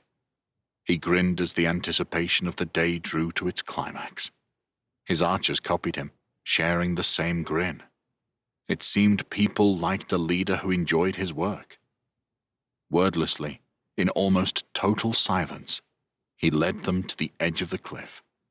A long line of them, all knocking arrows and pulling back bowstrings. He knew exactly where to look, but it would only take a moment longer for the rest to sight their target. Idris released his arrow, and 200 followed it. Fear struck Idris in the gut, for the sorcerer nearly saved himself. Somehow, he sensed the arrows coming for him. With a wave of his hand, he sent most of them flying away, but a dozen got through, and half of those struck their target. 6 arrows are enough to fell most anyone. The turned sorcerer fell from his horse, and the Caladri around him turned to face the source of the attack. As they looked up, they saw 40 archers knocking their second arrows and pulling back the strings of their bow. Most had no time to move out of the way. Some put up arms to protect themselves. A few even managed to grab shields. The arrows tore into them. No magical protection this time. Now the Caladri moved, some towards Idris's position, some away from it. The oddest part about it was the lack of shouts or any voices at all. He pushed that thought from his mind. As his archers readied their third arrows, Idris descended the cliff towards the enemy. There was no path here, and it was steep. He slid a few yards before righting himself. A dozen Caladri horsemen narrowed the gap towards him at a frightening pace. But they were the ones cut down when his archers released their third volley. Idris had the time to draw and release an arrow of his own, hitting a Caladri in the back. His victim fell from his horse, and Idris let out a cry of glee. They were winning. Any moment now, Emlyn would execute the ambush, and they would have them trapped. He continued his descent, with no concerted effort by the turned to stop him. He heard the slips and slides, the falling stones, of his archers following behind. As they came, they would stop to release more arrows, flattening the nearest of the enemy. Idris reached the valley floor. He cared little about those few turned who had escaped south. They could run all the way to Doika or further for all he cared. He faced north, toward the main turned army. He heard the cries of the Atrebian army as they sprang from their hiding places. More arrows would be fired, and spear, sword, and axe would drink enemy blood. He knew the turned would be forced back this way. As his small force gathered with him, Idris placed his bow behind a rock. A thin smile came to his face as he drew his sword. He yearned for that unique, terrible violence of hand-to-hand combat. He still had revenge to mete out. The turned weren't the objects of his vengeance, but today they would do. It was a massacre, merely a setback for a Zenekai, Idris was sure. He had entire countries at his disposal, but they had killed one of his sorcerers, and hundreds, if not thousands, of his better warriors. For the kingdom of Corieltis, it had made the difference between destruction and survival.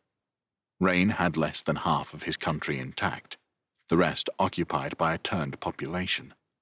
He would have to do his best to hold on to what he had for the time being. Idris had waited long enough to follow his real ambition. "Now we head for the Empire," he told the leaders of his army. Emlyn and the Atrebians were behind him. Gethin was not keen. Idris was not surprised. The fate of the Empire meant little to his kingdom. "The Confederacy is in a precarious position," the king of Ritharis said. The Confederacy was screwed. That was the truth of it. But that was a problem for another day. "We had a deal," Idris reminded him. "I have fulfilled my side, have I not? Where would you be without us?" Gethin couldn't wriggle out of his obligations. "I'll keep my word," he said. But Idris knew his composite army had weaknesses. The fighters of Ritharis had no interest in the Empire. The Ludarians, meanwhile, wanted nothing more than to return home. But how much could Idris rely on these soldiers he had spared, to support him out of choice? He knew they'd had no love for Salvinus. That didn't mean they had any more for him. A speech to the assembled seemed his best option. He gathered the army about him, telling the officers to keep men quiet. He stood atop a rock, alone, making them look up. Bare-chested, he made sure everyone could see the marks that were now a part of his legend. "Wherever we have come from," he began, "wherever we thought we were going in life, we have all had a rude awakening these last few days. We have seen the dark reality of what Ezenekai has done, and we all know it is coming for us. There is nowhere to hide." He looked about him.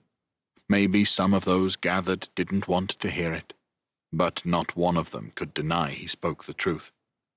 "A crucible of fire and steel is coming to Dalria. Stand still, and we will be swept aside.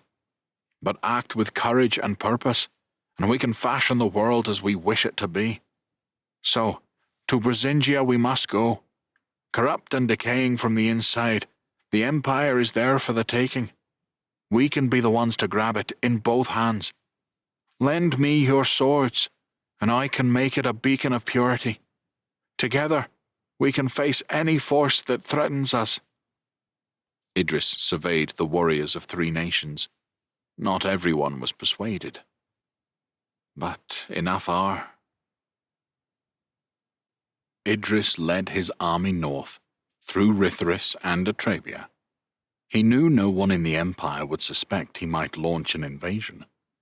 No doubt they had heard of Salvinus's fate by now, but their sense of superiority over Atrabia prevented them from imagining a situation where he was the conqueror and they the conquered. Despite all that, he only crossed the border into Luderia at the closest point to Whitmar. The capital would get little or no warning of their coming. Now he marched his men hard, every hour counting. Whitmar would get little support, he knew. Leopold and the Kellish were surrounded by enemies, most notably the army of Javern. They'd not be sending any help. Much of the regular Luderian army was in his hands already, and with Salvinus dead, the leadership in the capital would be weak.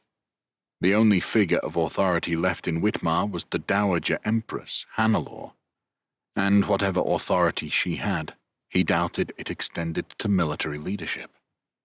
They had to spend the first night in Luderia camped outside. Idris posted only his most loyal Atrabians on guard duty. Not so much to watch out for an attack, he explained to them, to watch out for Luderian deserters. Most Luderians were still there the next morning. Some had drifted away in the night. Some had been caught, and the only answer to that was execution. But that was it now, their last chance, for they would reach Whitmar today. As they approached the city, doubts inevitably crept in. Was his confidence misplaced? There was Inga, of course, and it would be a mistake to underestimate her. But as the walls of Whitmar came into view, there was no army waiting for them. The walls were wooden, tall and thick, but wooden, and therefore susceptible to fire. Idris hoped it wouldn't come to that, but he didn't rule it out. By evening, his army had made camp outside the city. He did not try to encircle Whitmar. Let those inside come to terms with what kind of force lay outside their walls. It might help them see sense. After a while, he left his uncle in charge of the camp and approached the city, with a small entourage, King Gethin and those men amongst the Luderians who were of influence. A gate opened and a similar-sized party came to meet them. It was an encouraging start. Each side introduced themselves. Idris found he was talking with 4 of the highest-ranking noblemen in Luderia. "We are here to speak for Lady Hannelore," one of them said. Lord Tuschenberg, an older man, was white-haired and officious in manner. "Ah," Idris replied, "and I suppose the Dowager Empress is against opening the gates to me." "She is." "Have you explained to her what she can expect if you do not open the gates?" "We have, but you can hardly be surprised that she stands with her son against you." "And where do you stand, my lords? With Leopold and Gervais Salvinus?" "I thought you killed Salvinus," another lord asked. He wore a goatee, was squat and well-built, and seemed the most forthright of the group. "I did. You regret that action?" "Certainly not. You did everyone in the Empire a favor." "Welklitz," warned Tuschenberg. "What? I speak for everyone, do I not?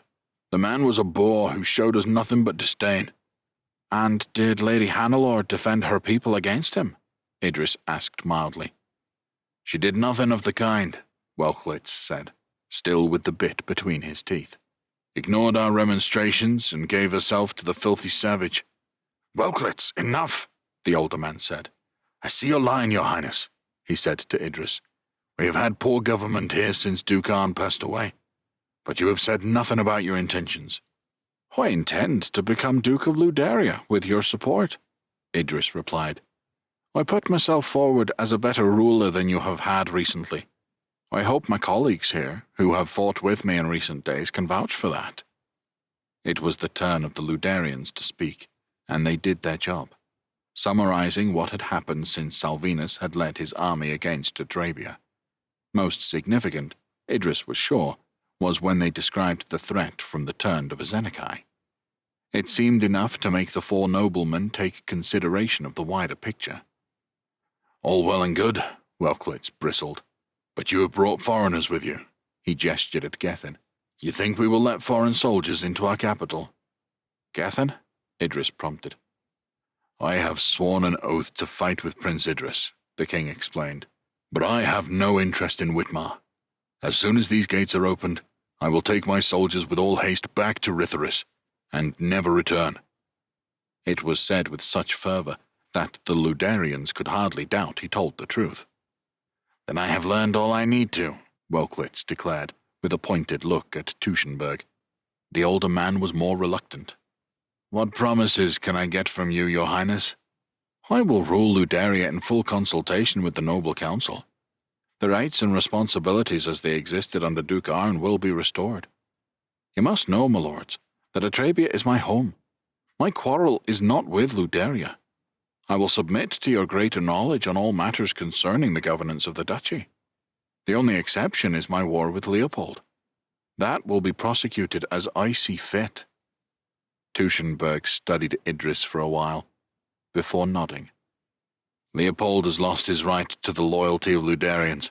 With our support, a peaceful transition can be made to your rule, your highness. But I have one demand, regarding Lady Hannelore. She has her faults, but she is still the daughter of Duke Arn and the former wife of Emperor Baldwin. I will treat her with the utmost respect. Then we are agreed. The gates will be opened. The soldiers from the Confederacy will return home, and you, your highness, will become Duke Idris of Ludaria. Chapter 47. Liesel, Duchy of Berisia, 677. It was a miserable march from Verlaine, along the Council, then across the border and into Berisia. No one knew what to say to Liesel, or Estorel, or Paer. Even Tegan avoided Liesel, knowing her friend was not in the mood. Among the three of them, all they were capable of was the most minimal, bit-enough word. Instead, they rode each day, their warriors marched, and they remained impatient for the resolution of a conflict that had made them bitter and jaded.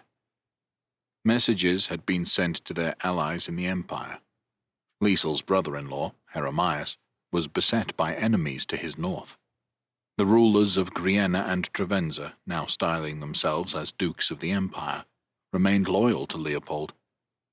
Liesel thought of her sister in Guslar, no doubt worrying for her children. Liesel desperately wanted to see them again, but that was a relationship full of uncertainty. If Estorel took the imperial title for himself, as he had made plain was his ambition, where did that leave Heremias? He was the man lawfully elected emperor 2 years ago. Liesel had been there to witness it. But was he in any position to enforce that result? In her more optimistic moments, Liesel thought Katrina might be pleased. Her sister had never wanted to be empress. The south was slightly more promising. Archbishop Emmet of Gottbeck offered no support, his duchy recovering from the savaging it took from Salvinus last year.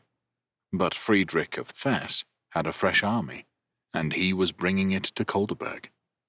The thought of having to retake that city filled Liesel with dread. It had taken them all last year's campaigning season to do it. What exactly Estorel's plans were, she didn't know. She didn't even want to ask him, but she was in no doubt that, amid his genuine grief, her husband knew exactly what he intended to do. The two armies met outside Schilling, west of Kolderberg, the Thessians arriving only a couple of hours after the Giverny. Loyal forces still held the town. Estorel and Friedrich met alone to discuss strategy.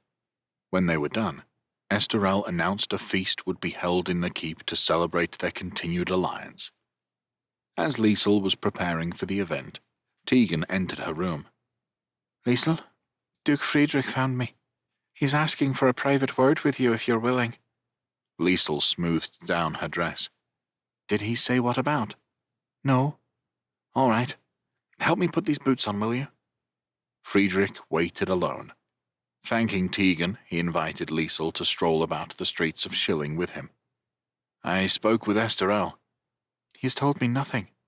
He asked me to besiege Kolderberg with my forces. The army of Javerne will march straight for Essenberg. I see. If you do not want to do so, Friedrich, You must say. No, it's not that. It's a reasonable use of my army, and we both agreed there is likely to be little fighting. The garrison inside is probably small and will surrender when Essenberg falls. He looked at her with a smile. She found it hard not to think of the Friedrich she knew as a child. He seemed to have the same innocence about him even now, when discussing the most serious matters. Esterel clearly intends to take Essenberg and make himself emperor. With the size of his army, I think he'll do the first part. But I admit, I am a little nervous about what happens next. You know Heremias was elected emperor. If your husband turns that aside, will he stand by the result of a new vote? What else might he turn aside? What are you asking me, Friedrich? He sighed. I suppose I am asking what kind of man he is. What kind of emperor will he be? Compared to Leopold? No, not compared to Leopold. Compared to my father. Or yours. Liesel nodded. It was a fair question. Our fathers faced great evil. Neither survived. Esterel is not a perfect man. He is ambitious, certainly, but then how many emperors of Brisingia have not had ambition? But he would be the kind of emperor who might face a Zenekai and somehow win. And that is who we need right now, don't you think? Friedrich nodded. Yes, I see a winner too, and there is indeed a great evil stretched out along my duchy's southern border. So I'm prepared to support Esterel for that reason. And because you are his queen, Liesel. I just wanted to hear it from you. That there are no nasty surprises coming down the road. Because it feels things are moving very fast now. Liesel smiled, though she didn't feel like smiling. I'm glad I could reassure you, she said. She wondered who there was to reassure her. The army marched northeast, leaving Schilling in the hands of Friedrich. Esterel seemed uninterested in Borussia, despite the fact it was now his duchy, and its capital was occupied. He was fixed on Essenberg. You're agitated, Tegan said, as they rode together near the front of the armed column, just behind Esterel. Next to her husband was Gosse, taking up the role of bodyguard she had given him last year. Ahead, Florent had scouts ranging out across the Borissian countryside. We are close to the border with Kelland, Liesel replied. I am Queen of Giverny, but Kelland was my home, my family's province, going back to before the founding of the empire. And here I am, with an army come to invade it. I don't know what to think. Sometimes I think it's wrong, sometimes right, sometimes neither, just necessary. But it's certainly sad that it's come to this. Florent reported to Esterel when his scouts crossed the border. The Kellish were waiting for them, he explained, riders of their own tracking the Giverny advance. But so far, they were falling back, allowing Esterel to enter the duchy. Esterel nodded, pensive-looking. I'm a little surprised, he admitted. What? Liesel asked him, trying to keep her voice calm. If I was Leopold, I would fight here, with the Kellish and Luderians. His army must match ours in size, and his warriors would be motivated to keep out an enemy. I'm not sure what retreating from us gets him. Perhaps he simply intends to hold out in Essenberg? He shrugged. We won't have long to find out. Soon afterwards, they crossed into Kelland. The reality of the situation pressed down on Liesel with even greater weight. They passed a small wooden watchtower, abandoned by the Kellish. Otherwise, there was nothing to see except the rich farmland they passed through. The Giverny ignored it, their carts still full of food. That was a testament to Sasha, who managed their provisions with a miser's attention to detail. Everyone was given the bare minimum in rations, and even Esterel had to cajole his friend if he wanted anything extra. Florent returned, giving Esterel more information. Liesel saw her husband's eyebrows rise, and he looked in her direction. Come, wife, he said. We have a meeting. You too, Lady Tegan. Me? Yes, Esterel replied, straight-faced. You. Esterel requested the attendance of Payer and Duke Martras as well. Once they were gathered, Florent and half a dozen of his scouts led them to a small village. There was only one inn, and that was where their meeting would be held. Florent waited outside with his scouts while the 5 of them dismounted and entered the building. A familiar face stood to greet them. Lord Cass. He looked at them nervously, a sheen of sweat on his forehead. He was tired and haggard, even his mustache had more droop than flourish. He was at a table by himself. A few tables over were what Liesel guessed were his personal entourage. It looked like his wife and children, with personal servants, only a couple of whom were armed. "Your Majesty, I am much obliged," he said, offering them seats at his table. Esterel drew a chair for Liesel, then sat himself. Pierre, Martris, and Tegan took up chairs beside them. Esterel, it seemed, didn't even consider ordering from the bar. This must be serious. "I know I do not deserve your trust," Cass began, eyes flicking toward Liesel and Pierre. "Why not?" Esterel demanded. Pierre reminded his brother about Cass's history, how he had done Inga's work, visiting Arbiost all those years ago with talk of a marriage between Liesel and Esterel, while secretly bringing with him killers who had come close to murdering Esterel's brother, Sonk. It was a story that seemed as strange now as ever, not least because that alliance in marriage, seemingly a ploy, had come to pass. "I regret my part in that, and more," Cass said earnestly. "When Duke Walter found out about it, he had every right to have me executed on the spot. He showed mercy. Gods bless his soul. Whether or not you choose to believe it, after that, my allegiance changed. Not outwardly. It has not been safe to do that. But I have hoped that this day might come, that the witch is finally driven out of the Empire. Anyway, I am eager to give you the latest news. I am recently come from Essenberg. I took my leave of the city with my family in the dead of night. We traveled in this direction, hoping to be of service." Esterel made an impatient hand gesture. "Speak, Lord Cass." "Of course. First, from the north. Leopold's allies in Trevenza and Griena have invaded Roterlegen. The king received news that, outnumbered, Duke Heremias has withdrawn his forces into Guslar and hopes to hold out there. But it is the news to the east that will be of most use to you. Salvinus is dead, killed by Prince Idris in Atrabia." 9 words. Only 9 words, but they came as such a shock to Liesel that she found she could not make sense of them. Had she misheard? Had Cass lost his mind? "Hold up," Tegan said.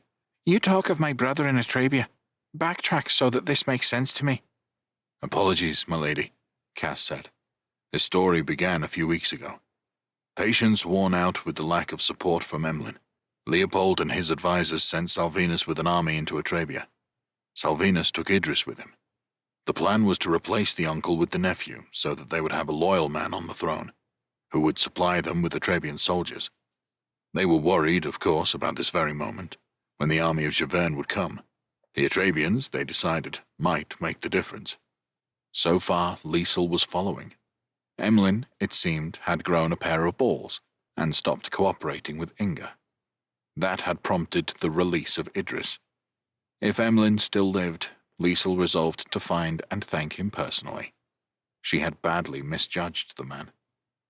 "It seems Idris led them into a trap. The Ludarians were forced to surrender. Excuse the bloody details, ladies." "Spit it out," Tegan encouraged. "The story is that Idris took Salvinus's head himself." Liesel couldn't stop herself from releasing a gasp of satisfaction. She hadn't even dared to dream of such good news. "There is more," Cass warned. "Idris took an army to Whitmar. The city surrendered and agreed to make Idris duke." "What?" Tegan demanded. "Idris is now Duke of Ludaria." "Yes, so they say. And the rumors coming out of that duchy before I left were that Idris does not intend to stop there. With an army at his disposal, there was much fearful talk in the streets of Essenberg that he intends to come to the city and finish the job he has started." "That explains the Kalish retreat," Esterel said. "They have lost a good part of their army, not only lost the Ludarians, but now find them an enemy force at their back." Pierre and Martris nodded, both men sharing the same look, astonished that fortune was shining so brightly. "Beware, though," Lord Cass added. "Leopold is weakened. But you have a new opponent to contend with. Idris has turned the tables in a matter of weeks. He is an adversary not to underestimate." "Adversary?" Esterel repeated. He pointed with a finger at Liesel and Tegan. "We benefit from the presence of his sister and my wife, who knows him well. Idris is an ally, not an enemy. I have no quarrel with him." "Aye, maybe," Cass said, looking at each face slowly. "But I have never heard of such a complicated state of affairs. Leopold, Idris, and yourself, each with an army within a matter of miles of one another, and only one of you can be emperor." Esterel sent Lord Cass to Kolderberg so that he could tell his story to Friedrich. They resumed their march on Essenberg. Florent continued to send his scouts ahead, but now there was less expectation of finding an army waiting for them. If the Kellish truly were threatened from the northeast as well as southwest, they had little option but to retreat to their capital. Little option but to surrender, Liesel thought, though she knew Leopold would never do that. The misery of the first days of the campaign had disappeared since hearing Cass's news. The odds were suddenly in their favor. They had to be careful to avoid overconfidence, of course, but Liesel couldn't help hoping that this war might soon be over, without the need for brutal battles, drawn-out sieges, and the misery and loss that came with those things. She recognized every place they marched through. Even so, she felt a sense of disbelief when the familiar view of her childhood home appeared before her eyes. The great road, the river Kausel, and the stone walls of Essenberg. In some ways, those walls seemed impregnable, but she knew they weren't. As a child, she had witnessed the drawbacks overwhelming the defenses, forcing her mother to flee the city. Salvinus had got them out, of course, for his own ends, but he'd got them out nonetheless. "Is this what happens when people you hate die?" she asked herself. "You grow fond of them? For the gods' sake, Liesel, get a grip." Esterel ordered the army positioned a safe distance from the walls, spread from river to road. Each sector would be managed by one of his generals, Paer, Martrus, Florent of Aurillac, and Arnul of Saliers. They would report to Esterel, positioned in the royal tent to the rear of the camp, while Sasha would continue to manage the logistics. Each general had been given a unit of Liesel's arbalists. They were positioned to the front, ready to break up any attempt by the defenders to sally from the city. She couldn't help a feeling of pride at the role they played, despite hoping they would not be used against her own people. "While all this is happening," Liesel told herself, "the soldiers on the walls are watching, reporting back to Leopold and Inga." She tried to imagine what the atmosphere would be like in the royal castle. Scared, angry, desperate. The Kellish army was intact, and no doubt could hold out for weeks, if not months. Inga had magic, and that still frightened Liesel. But still, Leopold and Inga were a wall's width away from defeat. Then, one final twist. Paer arrived at the royal tent. "I sent Sul to scout around to the far side of the walls." "Huh, that's brave. Trusting that idiot with an important job," Gossa ribbed with a grin. Paer smiled. "I must be losing my mind. Still, he did all right." He looked at Esterel. "Found Idris's army, camped about as far from the walls as we are. Has the Ludarians and Atrabians with him, at least 3,000 warriors." There was a silence for a while as the news sank in. "It's about time I meet this prince," Esterel said. Idris came to the Giverny camp. Esterel ensured he was taking the long route so the Atrabian could see just how many soldiers Esterel commanded. Even so, Idris still walked in as if he owned the place. He was flanked on one side by Emlyn, Ilar, and Maxon, the two boys smiling goofily at Liesel. On the other, by Ludarian lords. Idris had changed. Liesel shouldn't be surprised. He'd always been thin. Now he was gaunt. It was his eyes that were most different. They surveyed the scene like a predator, an animal intensity there that spoke of tempers bubbling just below the surface. He grinned when he saw Liesel and Tegan. She hoped it wasn't maliciously. She got the impression that her old friend's real thoughts and emotions were well hidden. Esterel, affable as usual, invited him into the royal tent. A rich spread of food and drink was on display. Even that was a statement on her husband's part. Look at my army. Look at the supplies I have spare. I'm the one in charge here. Esterel's generals and Idris's lieutenants ate, drank, and talked of meaningless things. They guessed at how many men Leopold had inside the city, compared thoughts about how long his food would last. Eventually, at last, Idris and Esterel began to talk. I congratulate you on your military successes, Esterel said. The Queen has told me about your treatment, and we are both pleased to see you free. We are also pleased to hear about the demise of Gervais Salvinus. To be the man who finally ended that bastard's life, well, you've made a name for yourself already. There are 2 more who I mean to see buried before I pause to pat myself on the back. Quite. I hope we can work together on that. I have my own reasons to see Leopold and his witch dead. Good to hear. Then we need to work out the arrangements for afterwards, do we not? Yes, said Esterel. And if I can rely on your support, I am more than happy to confirm you as the Duke of Luderia. Idris raised an eyebrow at that. Confirm me? But I am already the Duke of Luderia, am I not? Idris asked, looking to his Luderians for confirmation. That you are, one of them said, a squat man who didn't seem the slightest bit awed by the company. No one makes a man duke except for the people of Luderia. You see, Idris said, turning to Esterel with a smile. I am already the Duke, so you are offering me nothing, King Esterel. I am Duke of Luderia and Prince of Atrabia. You, sir, with all due respect, are a foreign monarch with no legitimate claim to authority in Brisingia. So let me propose a counteroffer. If I can rely on your support, I am ready to confirm you as the Duke of Berisia. Elah and Maxon grinned stupidly at their half-brother, and Liesel had to stop herself from smiling with them. Esterel returned an equally pleasant smile. From my wife, I inherit my claims on Berisia and Kelland, and with all due respect, and without wishing to appear a brute, I have an army in Brisingia a good 3 times the size of yours. I have lands that bring an income many times those of yours. As much as I admire you, Prince Idris, I haven't marched all this way here to put you on the throne. I see. I hope your good lady wife has not been remiss to educate you on how things work in the Empire. Our emperors are elected. I have 2 votes. The Dukes of Rotelagen, of Thess, and Emmet of Gottbeck have 1 each. When it comes to it, do you expect them to elect the King of Givern as Emperor of Brisingia? For the first time, Esterel's forced pleasantry slipped. His lips were pushed together, and a dead-eyed look had come to his face. Are you suggesting that you intend to campaign against me? I advise you not to. Liesel looked from one man to the next, growing nervous for the first time. Surely, with Leopold not yet defeated, they would not fall out over what might or might not happen afterwards. Your Majesty, Idris said, his smile also gone now. I mean no offense. I wish to come to an accord.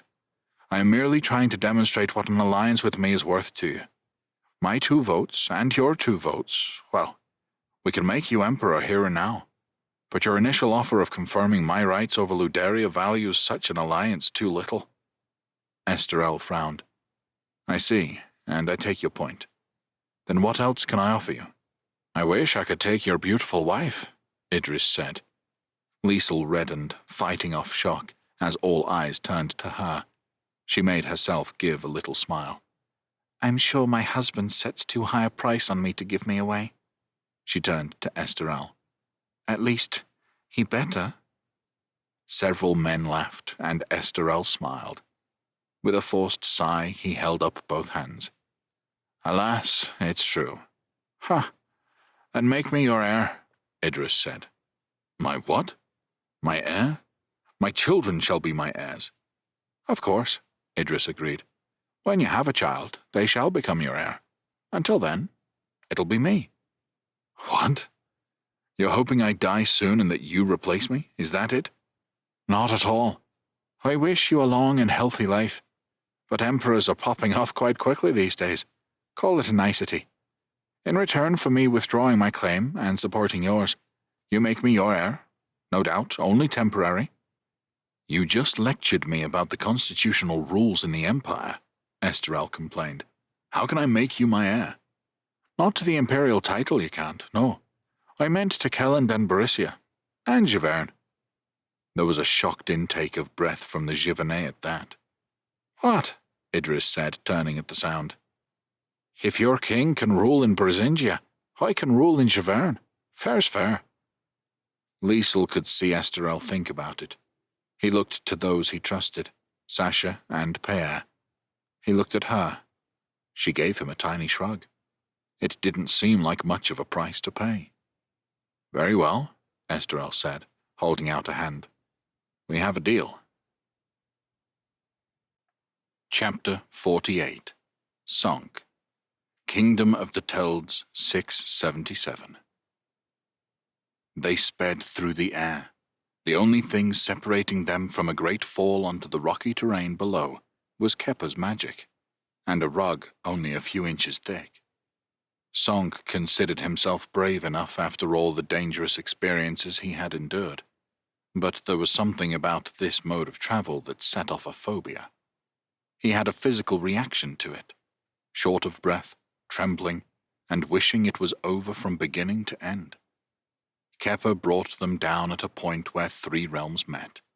The southern edge of Teld and Gedensian territory bordered the Khanate of the Aegers.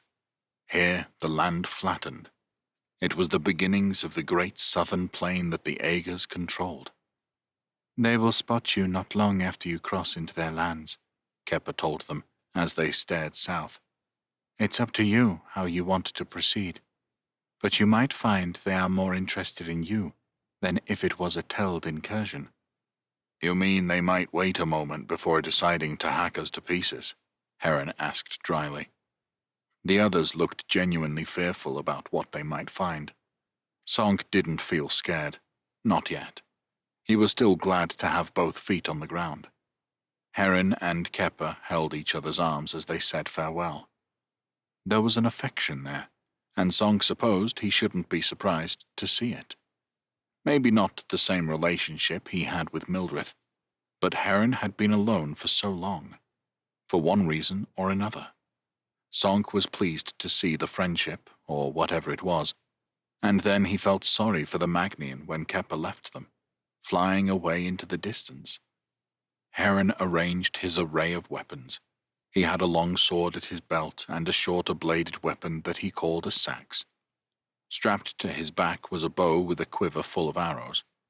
He had clearly come ready to fight, but for all his prowess, Sonk knew it was his magic and Mildred's that mattered.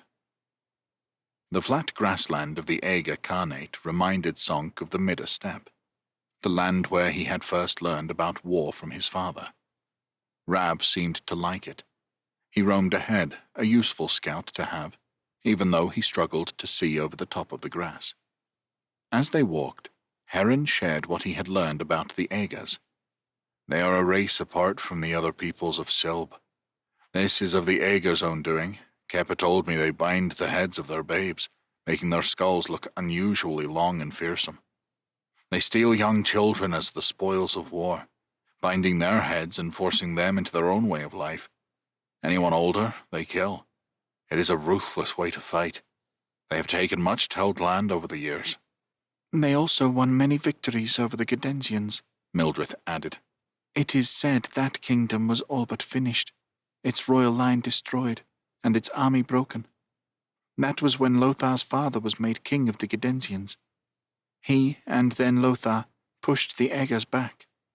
The Aegir Khan was killed in a great battle by Temel and Guntram. The southern lands of the Gedensians were divided into 3 margravites, responsible for holding the border against the Aegers. Ever since, the Aegers have been kept at bay. That was the beginning of Lothar's rise. He found himself with the resources of 2 kingdoms, and the freedom to turn his army elsewhere." "The Aegers have a new ruler now?" Sonk asked. "I am sure we will find out," Heron said. "There is one other thing to warn you about, Sonk. The Aegers don't ride horses to war. They have giant lizards, large enough to be saddled. Dragons? Sonk asked, reminded of the beast that the god Dis had brought to Dalria. No, wingless creatures, so Keppa said. But still to be wary of, Mildred said. Some can rip open a horse with their sharp claws. The stories say it was those lizards that helped the Aegers get the better of the Cadensian cavalry. Long-headed killers and giant lizards. Maybe that flying rug wasn't so bad, Sonk conceded. Rab warned them of the ambush. His growl was easy to interpret. The dog's precise location wasn't so easy to pinpoint, nor that of whoever he could smell. Heron was quick to get his bow in his hands. His quiver swung around to rest against his waist. Careful, Mildred warned Sonk as he marched towards the sound. He nodded back, taking the time to cast his invisibility spell. Then he crept through the grass, worried as usual about Rab's safety. A hissing sound ahead and to his right caused a shiver to run down his spine. He'd been warned of lizards, but to hear one close by was something else. He peered through the grass but couldn't see anything, while he had the distinct impression his own movement had been noticed. Being invisible wasn't so useful if the enemy was also well hidden. Mildred shifted the encounter in their favor. He heard shouts about 30 yards ahead of him, and then saw missiles fly into the sky above. Following their flight, he saw her. She was floating in the sky, drawing the attention of the Aegers. With one hand gesture, then another, she deflected the missiles that came her way. Sonk knew it was time to move. He stood straight and moved through the grass. Half a dozen Aegers had revealed themselves. They wore leather armor and carried spears and axes. One went down from an arrow, whistling in from the side. A second cried out as first one leg, then another, was caught in the grip of thin roots that spiraled up his limbs. Too distracted to have noticed Sonk's approach, it gave him a free strike. He sent one sprawling with a blast of magic, then another. Rab's warning bark made him turn, just in time. The lizard was thick and muscular, with a broad snout. It was an earthy color, except for its top part, where its scales were pale green. 2 great leather bands were wrapped around its torso, holding a saddle. It moved at a frightening pace.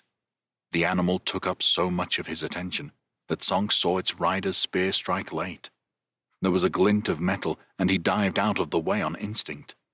He landed hard on the dry ground and then rolled to the side, concerned that the lizard would stamp down with its claws. He stopped, stretched both hands out to where he thought the beast was, and released his magic. He was rewarded with a shout and the thudding sound of what could only be the huge beast landing after being sent flying. Sonk got to his feet, still worried about Rab. He found the trampled grass left by the lizard, then a great gash in the ground where it had landed after his strike. After sliding a few more yards, it lay on its side. It was still, but Sonk couldn't tell whether it was dead. For all he knew, it could even be pretending. Rab was making a strange noise, somewhere between a growl and a whine, as he padded around the lizard, nipping at its scales. "Back off, Rab," Sonk said as he got close. Thrown to one side, he found the rider flat on the ground. "Rab," he repeated when the dog didn't listen the first time. Rab moved away a little, but wouldn't stop making his noises. Sonk approached the Aeger rider. They had the long head described by Heron. The face had feminine features, and Sonk wasn't sure if he was looking at a man or woman. Their ribs looked crushed, almost certainly caused when the beast landed on them. He took his dagger in one hand and carefully lowered himself to his knees, keeping a wary eye on both rider and mount. Neither moved, and he placed his free hand on the rider's neck, feeling for a pulse. There was nothing, and he returned to his feet. Studying the lizard more closely now, he could see its chest rising and falling. But it seemed out cold, and, content to leave it that way, he retraced his steps, calling Rab to come with him. He headed for the position where the other Aegers had been. He found Mildred and Heron there. The Aegers lay dead, except for one warrior. With the same elongated head as the rest of his people, he sat on the ground, the tip of Heron's sword hovering near his neck. Mildred was speaking to him. Who else is out there? I will tell you nothing, foreigner. Don't waste your time asking. The Kassite turned at Sonk's approach. Well? A giant lizard, Sonk said. Its rider is dead, but the mount is unconscious. I couldn't see an injury. Heron shrugged.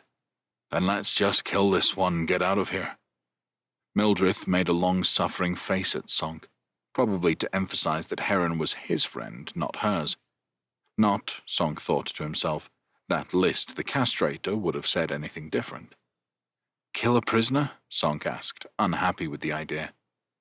You had better kill me, the Aeger warrior said, or I will follow you and kill you.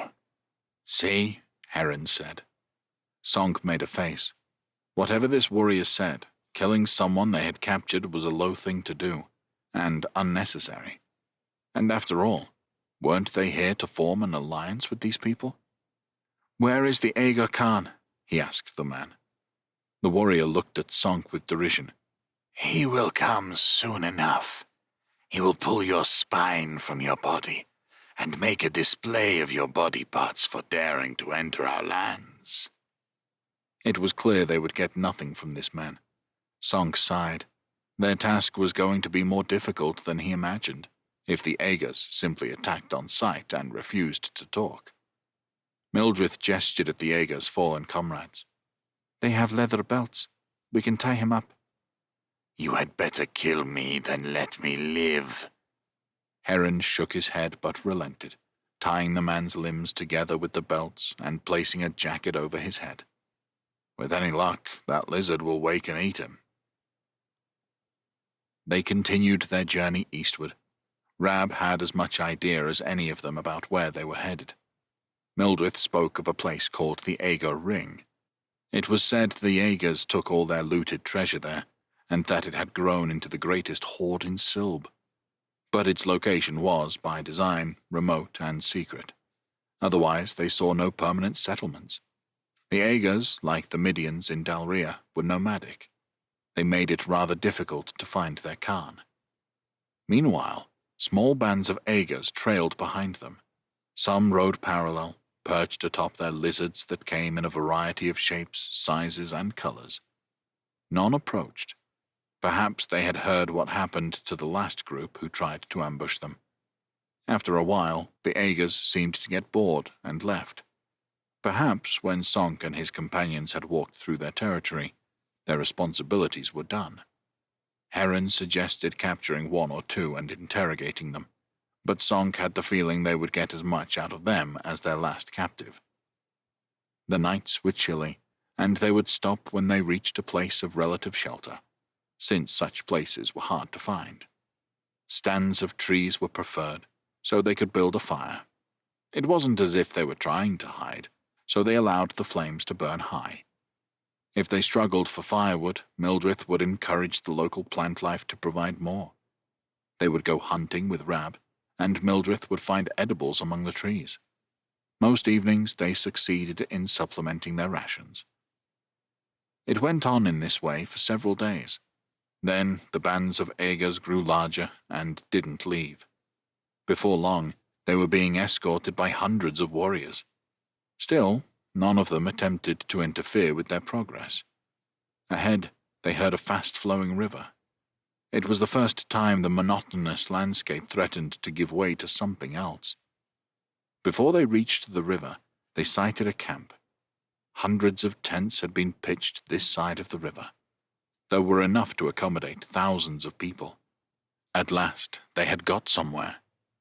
As they made their way towards the camp's outskirts, a group of around 200 left the camp and approached them. Most were on foot, men, women, and children. All had the Aeger-shaped heads, and all wore similar items, baggy trousers and colorful jackets with warm linings.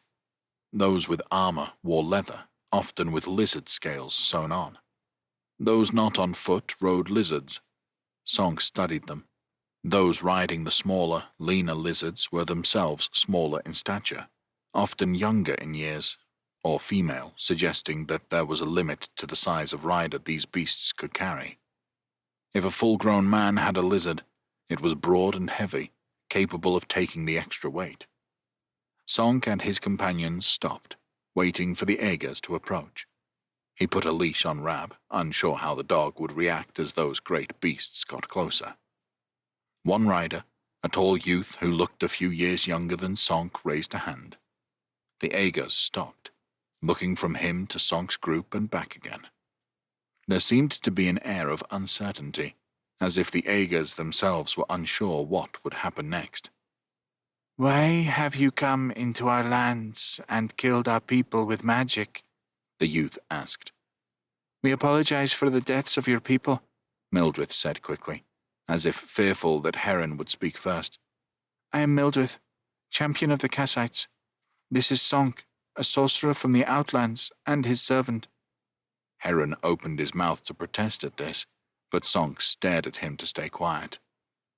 "We are come to meet with the Aeger Khan," the Kassite continued, "and offer our powers to him." That was a good way of putting it, Sonk had to admit. The young Aeger studied each of them, apparently deciding what to do. Sonk readied himself. If necessary, he would blast his way through the Aegers, sending their great lizards flying in all directions. "Very well," the Aeger said at last. "I am Hamzat. I will take you to see the Khan." The tent belonging to the Aeger Khan was bigger than those around it, but otherwise no different in design. Such details gave an insight into how a people were ruled. The Aegers were the last of the 7 peoples of Silb Sonk had encountered, and were as unique in their ways as any other. Hamzat led them inside, the members of the entourage he had led either waiting outside or returning to their chores. Inside, the tent was airy and spacious, divided into several rooms. It was full of colorful rugs and decorative hangings and objects. Hamzat clapped his hands. "Come out," he snapped. "I have guests to introduce to my family." A few servants moved quickly at this, vacating the space. Hamzat led them on through a dividing curtain. Only 3 people waited for them in here. 2 were older and looked to Sonk like Hamzat's parents. The 4th was a young boy, who looked like he was about to enter his teenage years, with the same looks as his family. The Khan waved them in. He was bearded, average height and build, and wore a colorful robe open at the chest. His wife dressed more plainly and looked at them nervously. "This is my father, Tagir," Hamzat introduced him. "Please sit," Tagir said, gesturing to the floor. Everyone except Tagir's wife took a place, forming a circle. She fetched a large bowl and cups, handing them to Tagir, who poured out drinks. "Thank you for seeing us, Your Majesty," Sonk said as the cups were passed around. Tagir frowned and looked at Hamzat. "Why does he call me that?" Hamzat gave a small smile that had an edge of contempt to it. "The foreigners do not understand. This is the Aeger Khan," he said, gesturing to the boy. "Your brother?" Heron asked. "Yes." Sonk was confused. The father was not the Khan, not even the older brother. It didn't seem to make any sense, and he wondered if it was a joke at their expense. He and Heron looked at Mildred. She shrugged. "I know no more than you. This is the first time I have met the Aegers myself." "It is simple enough to explain," Hamzat said. He gestured at Mildred. "You are the champion of the Kassites?" "Yes." "Among the Aegers, our champion is the Khan. When my brother was discovered, he was made Khan." "Discovered?" Mildred asked. "When he was found to have magic. The last Aeger Khan died in battle 12 years ago. My brother was born with Anada's grace, but it is only recently that his powers revealed themselves." Sonk nodded, finally understanding. It wasn't so long ago that his own powers had revealed themselves. At that point, this boy, who was probably from an ordinary family, had been made Khan. And the lack of activity from the Aegis in recent years was because they were waiting for their new Khan to emerge. It seemed a strange way to organize themselves, to suffer years of weakness while they waited for a new ruler. On the other hand, combining the roles of king and champion must make the Khan incredibly powerful. He took his cup, steam rose from it, and it smelled strongly of alcohol. He took a sip. "What is his name?" he asked Hamzat. "The Aegir Khan is his title. He needs no other name." "I see." Sonk turned to the boy. "Your Majesty." "You do not speak to the Khan, foreigner," Hamzat exclaimed. Tagir looked offended, and the Khan's mother had put a hand over her mouth. "Apologies," Sonk said quickly. "You can speak to me," Tagir said. "The Khan will listen to your words." Of course, Sonk struggled now with what to say, where to begin. All the time, a single thought taunted him. They had come all this way, desperate to bring the Aegis into their war with Lothar, only to find their ruler and champion was still a child. "It's like this," Heron said, rescuing him. "We want to kill Lothar the Narisian. We wondered if you want in." Chapter 49. Peer. Essenberg, Duchy of Kelland, 677. The trebuchets and catapults had all been given the same target. The pounding sound they made was so regular now that it had become background noise. Not a single engine had been taken out by the enemy. The army of Javern dominated the siege, and that was down to Liesel and her crossbowmen, or arbalists as she called them. They had cleared the city's walls of defenders within moments. So many bolts had been fired, with such accuracy, that it wasn't a matter of if a defender would be struck, but when. Now, the unit under his command was divided into smaller groups. Each group took a turn to train their weapons along the length of the wall, while the others rested. Peer had responsibility from the river to the other side of the Velen Gate, where his forces met those commanded by Aurillac. The arbalists could hold their weapon for hours, bolt loaded, looking for any sign of movement. Should a Kellish archer poke his head above the walls, or the engineers attempt to access the catapults positioned on the bridge, a flurry of bolts would be released immediately, and there were 3 other units to his right doing the same thing. It made Peer think. He'd been anticipating a bloody campaign, assumed they'd be fighting their way to Essenberg, struggling to get inside. But it had not turned out like that, and their superiority could now be made to count. He'd already ordered his craftsmen to construct a wooden tower. He hoped they could build it at least as high as the city walls, allowing him to station arbalists at the top and give them a better angle to shoot from. But the more he thought about it, the more he asked himself why they waited for the siege engines to break through. The dominance of their crossbows would give them almost total cover to get ladders up against the walls. Do it at the right time, and they could get soldiers inside those walls. On the evening, he left Humbert in charge of his position and walked to the back of the camp where the king had his headquarters. On the way, he met up with the other 3 commanders, Florent of Aurillac, Arnoul of Saliers, and Domar of Martras. They shared something between a bond and a healthy rivalry. Each had been as taken aback as the other by the effectiveness of Liesel's units. Martras had originally argued against their use. To be fair, that hadn't been because of any doubts about how deadly they were. But whatever reservations the Duke still held, he could hardly ignore such a weapon now it was here. "Before we speak with the king," Peer said, "am I the only one who thinks that 100 ladders would get us over these walls?" "With these crossbows, we could do it," Saliers said, always quick to discuss tactics. but the loss of life would be significant on both sides. We stand to lose people one way or another. Waiting around for a bout of plague to spread would be worse. I think the king would rather avoid a bloodbath, if possible, Martrus said. After all, he intends to rule this city when all is done. Those soldiers who are now our enemies will become liegemen. Better to keep them alive. Would you say those are his thoughts, Auriac? I am sure, but as Morbaine says, we have other options, and must ensure His Majesty can weigh all alternatives. True enough, Martrus conceded. You still favor a direct approach, Your Grace? I prefer to take the initiative, then wait and hope for things to turn our way, Peer said. Let's see what the king says. Idris, the new Duke of Atrabia and Luderia, was of course present for the war council, as well as several of his followers. And now he is heir of Jivan, Peer thought bitterly. No one gave a fig that making Idris Esterel's heir had stripped Peer of his own inheritance. Esterel had not said a word to him about it afterwards. Idris acted as if he and Peer were great friends. Even Liesel seemed pleased with the deal.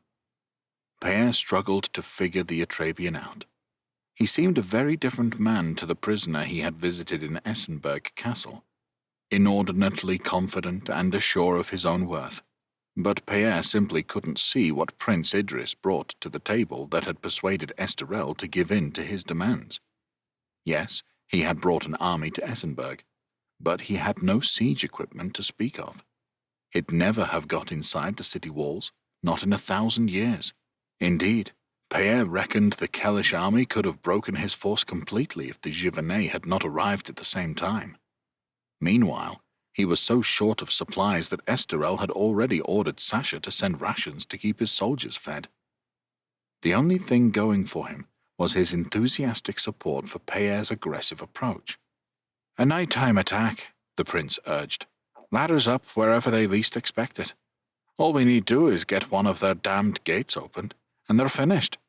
No chance for the witch to escape. I guarantee few Kellish warriors will lay down their lives for Leopold. We could end this in a day or two. Esterel was more cautious. Something to think about. But there are risks inherent in all of that. We have the upper hand, and time is on our side.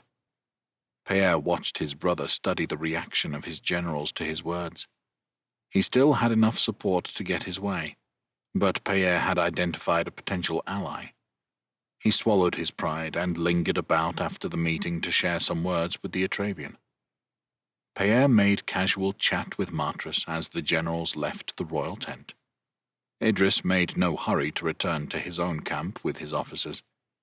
Peer noticed him catch Liesel's eye, and they wandered a little way off to the side. Peer knew full well how happy Liesel was to see her childhood friend free. No doubt they had much catching up to do, but that could wait. "Excuse me, Your Grace," he muttered to Martrus, and made his way over to the pair. "Don't know what you are thinking," he caught Liesel saying before she turned at his approach. "I'm not interrupting," Peer said, knowing full well that he was. "Of course not, Your Grace," Liesel said. Idris looked at him with his dark eyes, saying nothing. Was there a challenge there, Peer wondered? The Atrabian certainly didn't appreciate Peer's appearance. "I wondered if we three could talk," Peer pushed on. "Who cares what the Prince of Atrabia does or does not appreciate?" "About persuading the king to launch an attack." "I don't know that I'm persuaded," Liesel said. "Come on, Your Majesty. It's your crossbows that have put us in this position. They can win us this siege. What say you, Your Highness?" "I say you are a most pugnacious fellow, Your Grace," Idris said. His voice had a levity to it that Peer didn't appreciate. "Why, did you know, Your Majesty, one of these many scars I bear is courtesy of this man?" Peer went cold as he returned to that room in Essenberg Castle, a knife in his hand, and Idris sat with his back to him, already scored red 3 times. A white-hot anger followed soon after. Had Idris not asked him to do it? Had he not been trying to free Liesel at the time? What other choice could he have made, with Leopold watching? Idris watched Peer closely. a small smile of pleasure on his face. Meanwhile, Liesel was frowning in consternation. Is this true? Pierre looked at her, unsure how to admit to it. Of course not, Liesel, Idris said, his face suddenly jovial. I jest, silly cow. Sorry, Your Grace, he said, turning to Pierre. That is an old term of endearment I used to have for the Queen. She knows no offence is intended by it. A cry rang out from the royal tent. That sounds like Gossa, Pierre said, the difficult conversation with Idris suddenly forgotten. He trotted over, his hand on the hilt of his sword, as he peered into the depths of the tent. His blood ran cold. Gossa had his great sword drawn. He had positioned himself in front of Esterel. Before them stood Inga. Pierre drew his blade from his scabbard. He wasn't the only one. Martras and Auriac did the same. Esterel looked their way and put out one arm. Hold! I'm fine. Pierre heard Liesel gasp behind him. The witch, Idris said, drawing level with Pierre, a dagger in his hand. At last, the moment has come. Wait, Pierre said, grabbing his arm. Esterel told us to hold. I'm not waiting for her to escape, Idris said, pulling free and striding to the tent. This idiot will get my brother killed, Pierre told himself. He dropped his sword and launched himself at the prince. Grabbing him from behind, he put his arms around him and threw him to the side. He positioned himself between the prince and the royal tent. Idris was quick to recover, his dagger pointed at Pierre. Out of my way, he demanded. Stop it, Liesel shouted. You're going to get someone hurt. Esterel, she called. Are you all right? I'm going to speak with Inga, he replied. She'll kill him, Idris hissed. Pierre couldn't say for sure that the Atrabian was wrong. Let me come in with you, Esterel, he called over. The others will wait, won't you? He said, directing the last words to Idris. Esterel gave Inga a look. Very well, she said. But tell that Atrabian to keep his distance. Or so help me, I will burn him to the ground. Good, Idris whispered. Here. He offered the hilt of his dagger to Pierre. You know what to do. Pierre ignored him and walked over. Close the door, will you, Pierre? Esterel asked him as he entered. We need some privacy. Pierre pulled the cloth across. He took a last look at Liesel, fear written across her face. There is Esterel, Gossa, and me, he reassured himself. Surely she can't kill all three of us. The four of them looked at one another for a few moments. It felt like this was the moment the fate of the Empire would be decided. The siege of Essenberg suddenly of secondary importance. You've either come to talk or kill me, Esterel said at last. Which is it? Pierre observed Gossa adjust his grip on his sword. The wrong move or word, and the big man wouldn't hesitate to swing.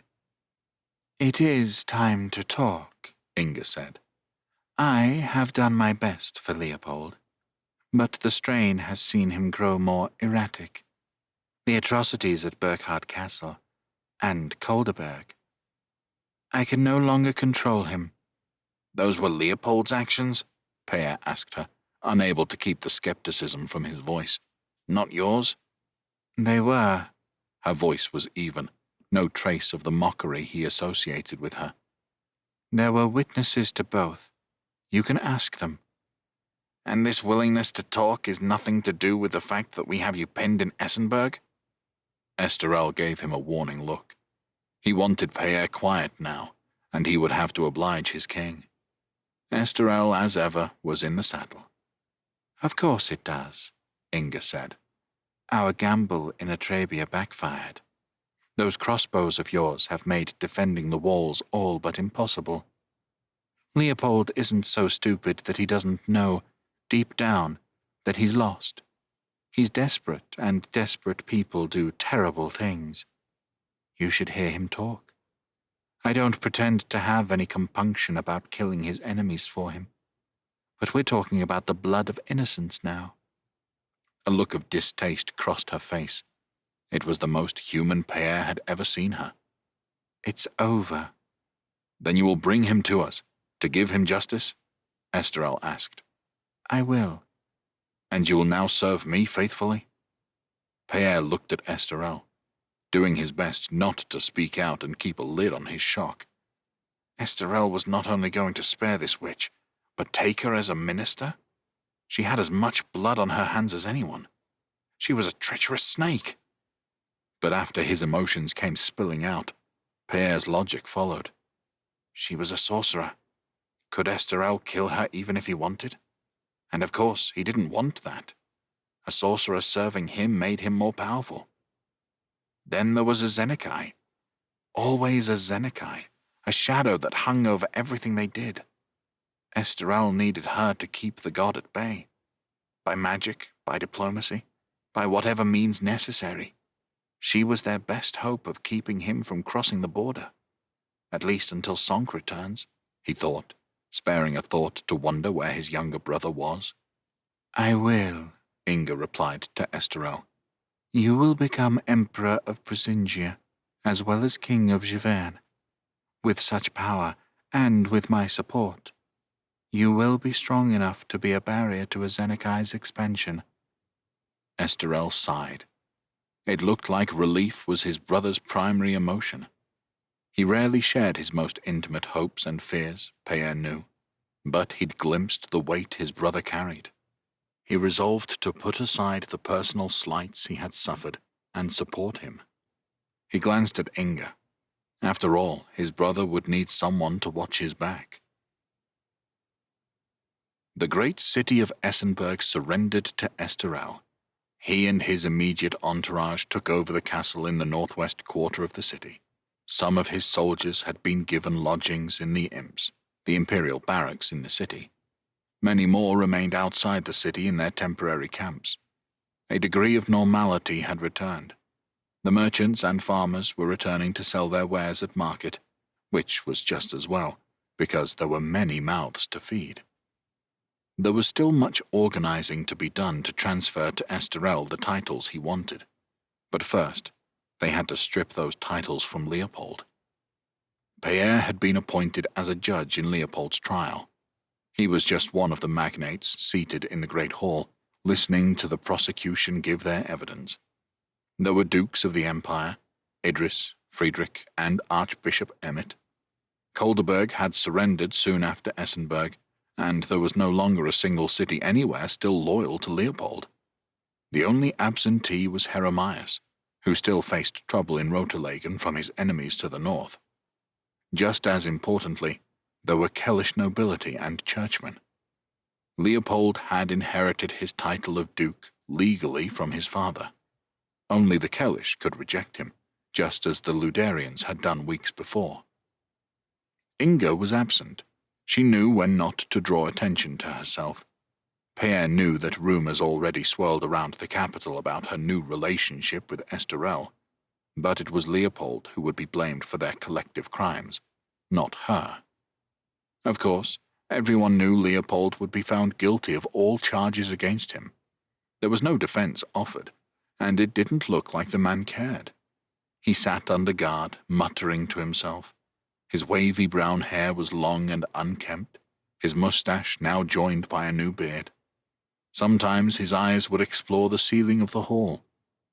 If he was listening to the trial, he hid it well. He looked a broken man, if not mad. It was almost as if they would be doing him a favor. Something about that bothered Pierre.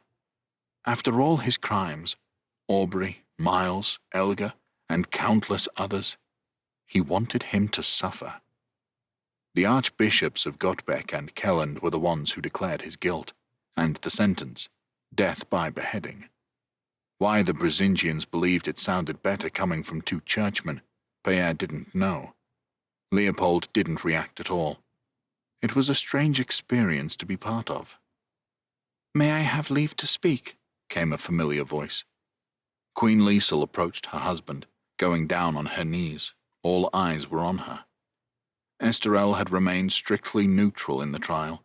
Now he leant forward, a mixture of confusion and affection on his face. Whatever this was, it wasn't something he had been warned of. "Of course, wife." "I would plead for my brother's life. Not that I wish to defend or mitigate his crimes, for which he has rightly been found guilty, but a simple plea of a wife to her husband, to spare the life of her younger brother." She looked earnestly up at Esterel.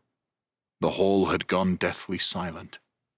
"And if I could say more, it would be that Leopold was led astray as a young boy, and surely the person who corrupted him should be held at least as accountable." There were murmurs at this. Everyone knew of whom she spoke. "He can be exiled, kept a prisoner," Liesel continued, emotion plain in her voice. "Any such method to ensure he is no longer a threat." "Thank you, sister," Leopold. Like a nightmare from which one couldn't avert one's eyes, everyone's head swiveled to the condemned Duke, who at last had decided to participate. "That you are the one to defend me at the last humbles me. I know I have done wrong. A life of exile on a farm, maybe, and a promise from me never to return." It was a surreal end to the trial. Pierre was surprised at Liesel, a woman he still adored and had always used sound judgment in the past. But such a plea to Esterel only made things more difficult. He tried to imagine himself in her position, and it was Louis or Sonk who had been condemned. It was a difficult thing to imagine. Maybe he would have wanted them to live. Of course, when a wife makes her husband such a plea, I must grant it. Gasps followed Esterel's statement. If it wasn't for his complete control of those in the room, there would have been shouts of protest. He stood. "Now, I'm done here." He wasted no time in heading for the exit at the back of the hall. "No," Pierre thought to himself and got to his feet. "This can't stand." There were 100 reasons Leopold's sentence had to be carried out, from the personal to the political. And as much as he and Esterel loved Liesel, they were too important to be ignored. He followed Esterel, and he wasn't the only one. Idris, Sasha, Emmett of Gottbeck, a few others. They joined Pierre in swiftly exiting the hall, pushing aside the drapes that protected the king's private space. "Your Majesty," some called. "Esterel," demanded Pierre and Sasha. Esterel turned to his chasing pack. I know, he told them. "He must die, but I couldn't deny her. For the gods' sakes, someone tell me I have no authority to revoke the sentence and get it done." It was a warm morning, the sun spilling into the castle yard. It seemed somehow wrong to Pierre to have an execution on such a day.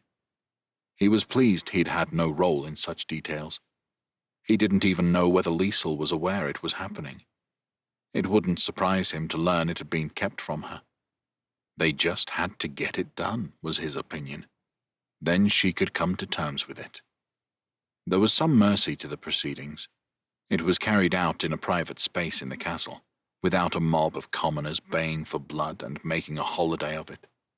There were still plenty of people squeezed into the space to watch.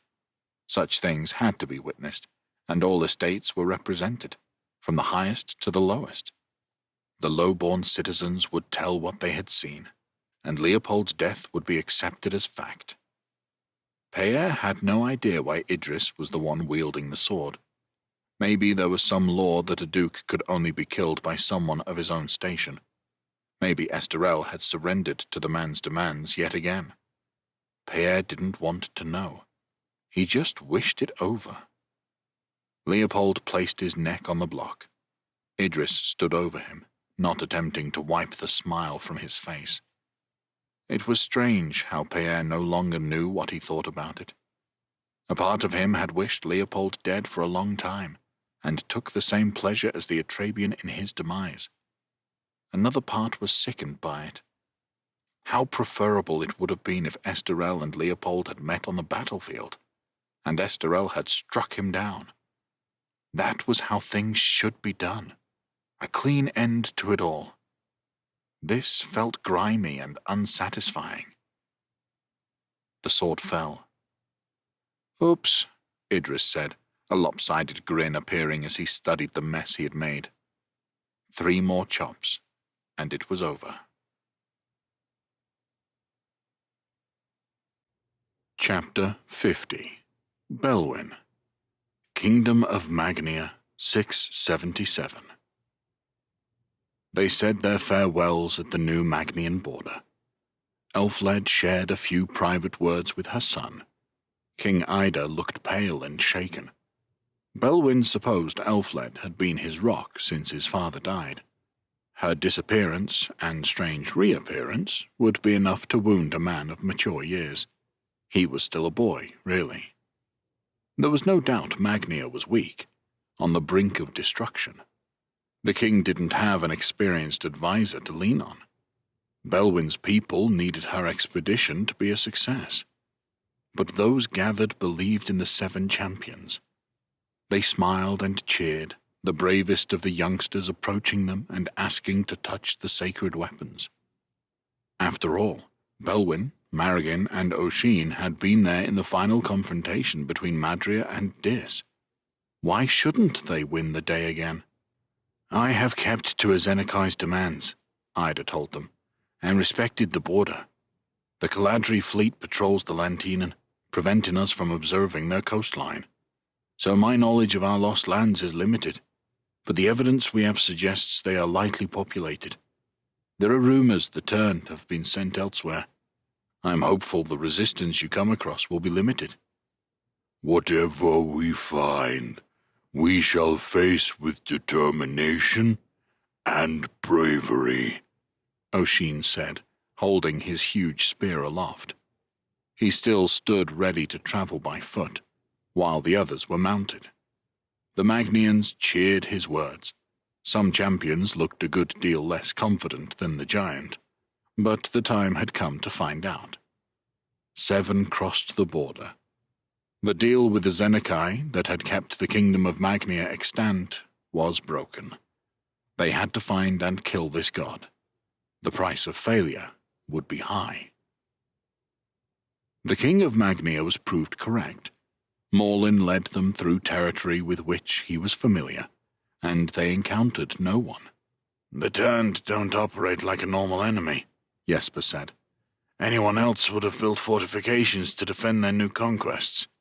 That doesn't seem to have been Azenekai's thinking at all." "It is as King Ida suggested," Laurent said.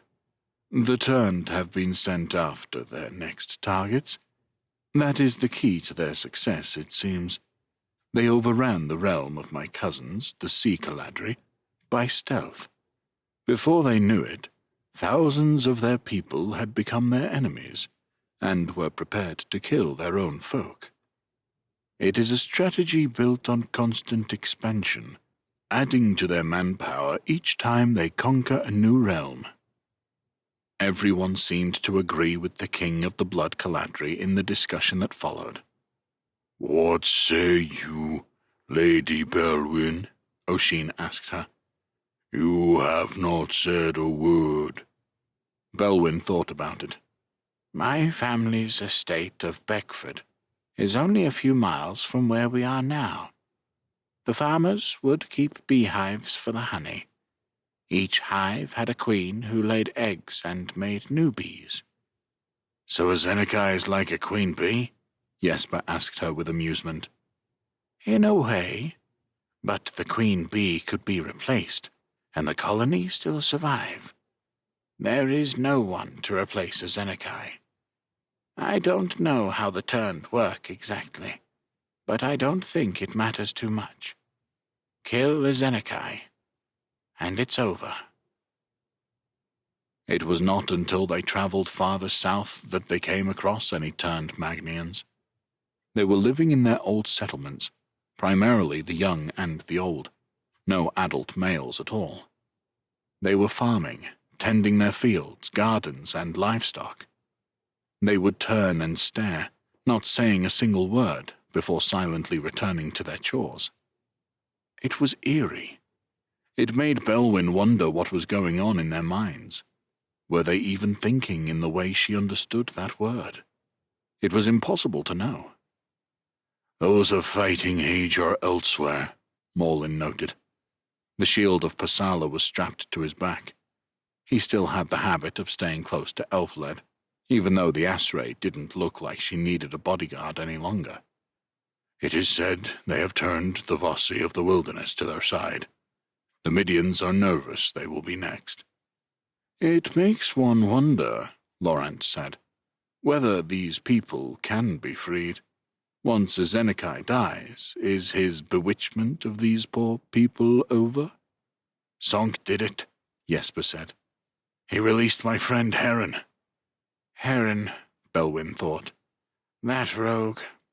There was something reassuring in the thought that he was still around, involved in all of this.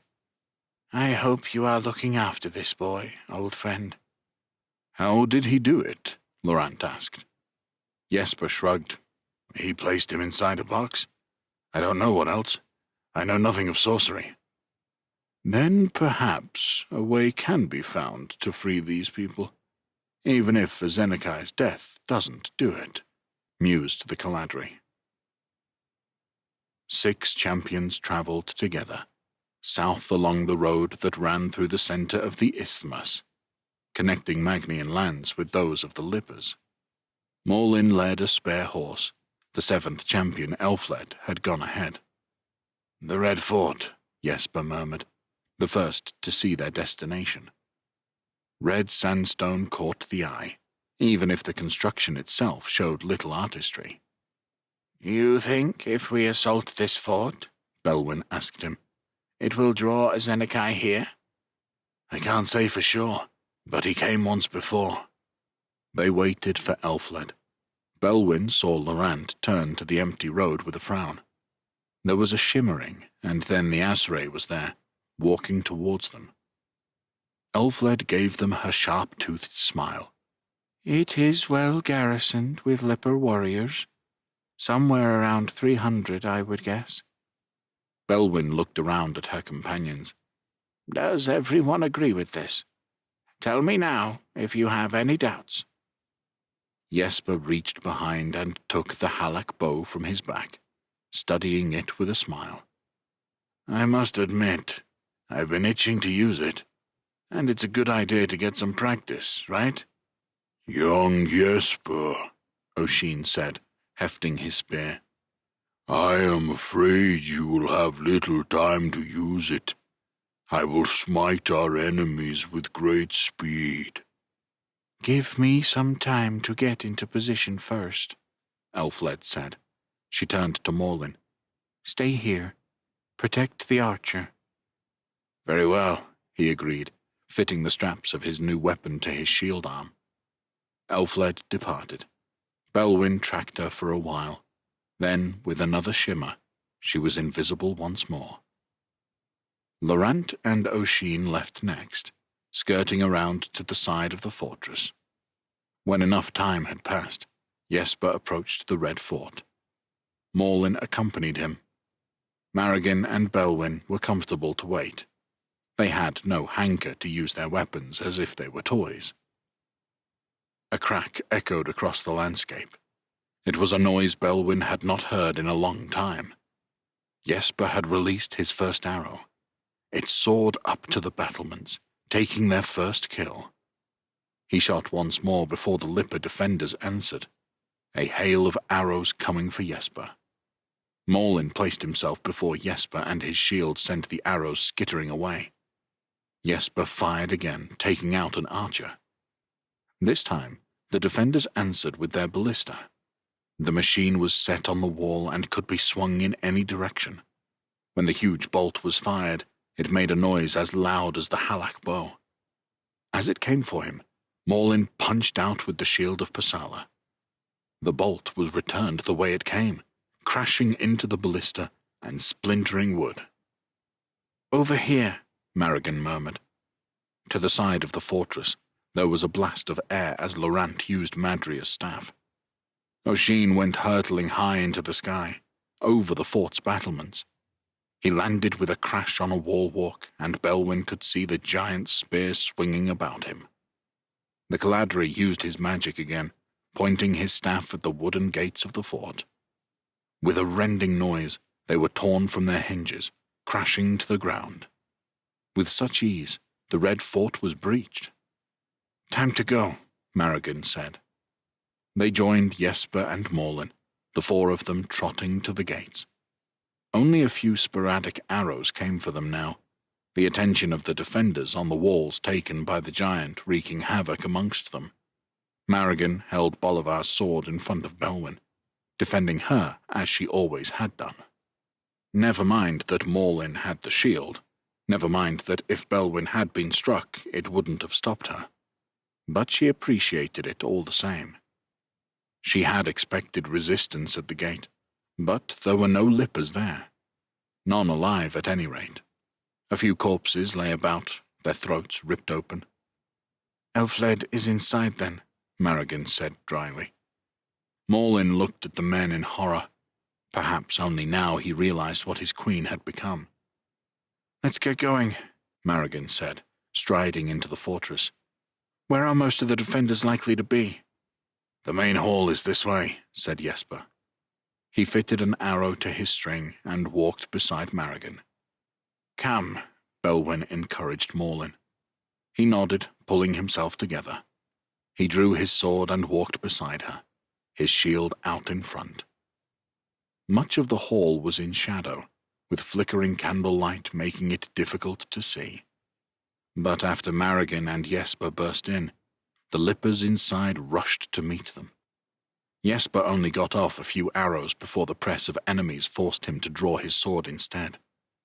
Marrigan swung Bolivar's sword with ease, and the weapon sliced through armor, even shattering a lipper sword when the blades met. Morlin put himself before Belwyn, his instincts as a bodyguard kicking in. His shield saved him more than once, as the numbers in the hall overwhelmed them. Belwyn had to help. She struck out at the lippers with Torik's dagger. Its blade was short, and she had to get in close to use it. She took a shield to the face, a sword blade to the stomach. A blunt weapon struck her shoulder, nearly making her drop her weapon. But none of the injuries stopped her, and she thrust her dagger into necks and faces. The fighting was fierce at first, but then eased as the numbers of lippers diminished. The last few ran for an exit at the far side of the hall. Let them go, Marrigan said breathlessly. There is an Asserai stalking these corridors. They'll not get far. Piles of bodies lay about the Kryker, and she stood in a pool of blood. The hall had the stench of an abattoir, and Belwyn wanted to leave. Let's get to the walls. They climbed the twisting stone steps, Morlin leading with his shield in case anyone was waiting to pounce in the confined space. On the battlements, it was no better than in the hall. Bodies lay broken, carved in two, even spitted by the huge spear Oshin wielded. "Ah, dear friends," the giant called across from the opposite side. "It is good to see you safe and unharmed. The parapets have been neutralized." The rest of the place is emptied as well, Marrigan said. What do we do now? Wait, I suppose, said Jesper. Belwyn felt the coming of the god in her gut.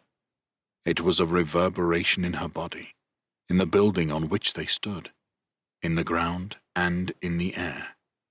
He approached from the south, a lone figure walking to the red fort. His power emanated and drew her in. As she looked at him from the battlements, her mouth fizzed with the taste of iron. Ezenekai inhabited the body of a lipper man. Her eyes and her mind warred with each other, disagreeing on what they saw. He was a man, vulnerable-looking, dwarfed in size by Oshin. But Belwyn knew, better than anyone, that wasn't true. The body was merely a vessel for a god, and what she couldn't see with her eyes, she could still sense. He stopped when he saw them atop the fort.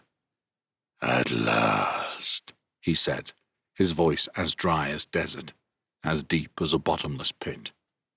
"I have been waiting a long time for the 7 weapons of Madria to find their way to me. I see only 5 champions, though." From the side of the fort came a blast of magic. It was Laurent, Madria's staff held aloft in both hands, the force of the magic he unleashed blowing his hair back. His claws dug into the ground to stop him from toppling over. Reacting quickly, Jesper had his string pulled back and released an arrow, the sound adding to the Caladri's blast. Doubt assailed Belwyn at the ease with which the god dealt with the attack. One hand pointed at Laurent to block his magic, while with his second hand, Zenekai turned the arrow to dust. Then, a flick of his wrist and Laurent let out a cry. His arm snapped. Zenekai made a pulling motion, and the staff flew from Laurent's grip and sailed through the air. The god caught it, studying the weapon. Oisin leapt from the battlements, landing with a thud on the ground below. He reached his arm back, ready to throw his spear. There was a humming in the air, and nausea forced Belwyn to her knees, her hands gripping the stone of the embrasure in front of her. On either side of her, Marigan, Jesper, and Morlin were equally unable to resist. She watched with dread as Oisin struggled, willing him to stay on his feet, to throw that huge weapon. But even he succumbed, buckling up into a ball, the hand that still grasped his spear shaking. To Oisin's right, Laurent was on all fours. To the giant's left, Elfled was revealed, her fingers scrabbling in the dirt. No doubt she had thought to come at Zenekai by surprise. That stratagem now looked as pathetic as everything else they had done. It was a terrible thing to realize they had failed so pitifully. Even worse, to realize she had known they would all along. She had hidden this moment from herself, in the grip of Zenekai's magic. She couldn't explain why. 7 champions, wielding 7 weapons, Zenekai intoned. Belwyn knew immediately he was speaking inside her mind. Madria had lived there once. Now another god had intruded into her most private space. You are exactly what I need to complete my conquests. At last, I have subordinates worthy of the role. You will serve me now. Belwyn could feel Zenekai's clench on her mind, closing off her own thoughts. Yes, master, she heard Jesper and Morlin chorus. Yes, master, Marigan said soon afterwards, and as the Kryker said the words, she could hear the rumbling of Oisin on the ground below. So instead of killing Zenekai, they would help him win. Belwyn fought him. Her mind was being encircled, and when that process was complete, she would be his. Lost. Fight, Belwyn, she told herself. But she had no powers to stop a god. It had been Madria working through her who had killed Dis, and she had only killed Madria with trickery. Belwyn Godslayer was a fraud of a sobriquet. She couldn't stop Zenekai, and she was so tired of it all, tired of the expectation. The circle closed. Yes, master, Belwyn said. This has been a Crucible of Fire and Steel, written by Jamie Edmundson, narrated by Aaron Smith. Copyright 2023 by Jamie Edmundson. Production copyright by Jamie Edmundson.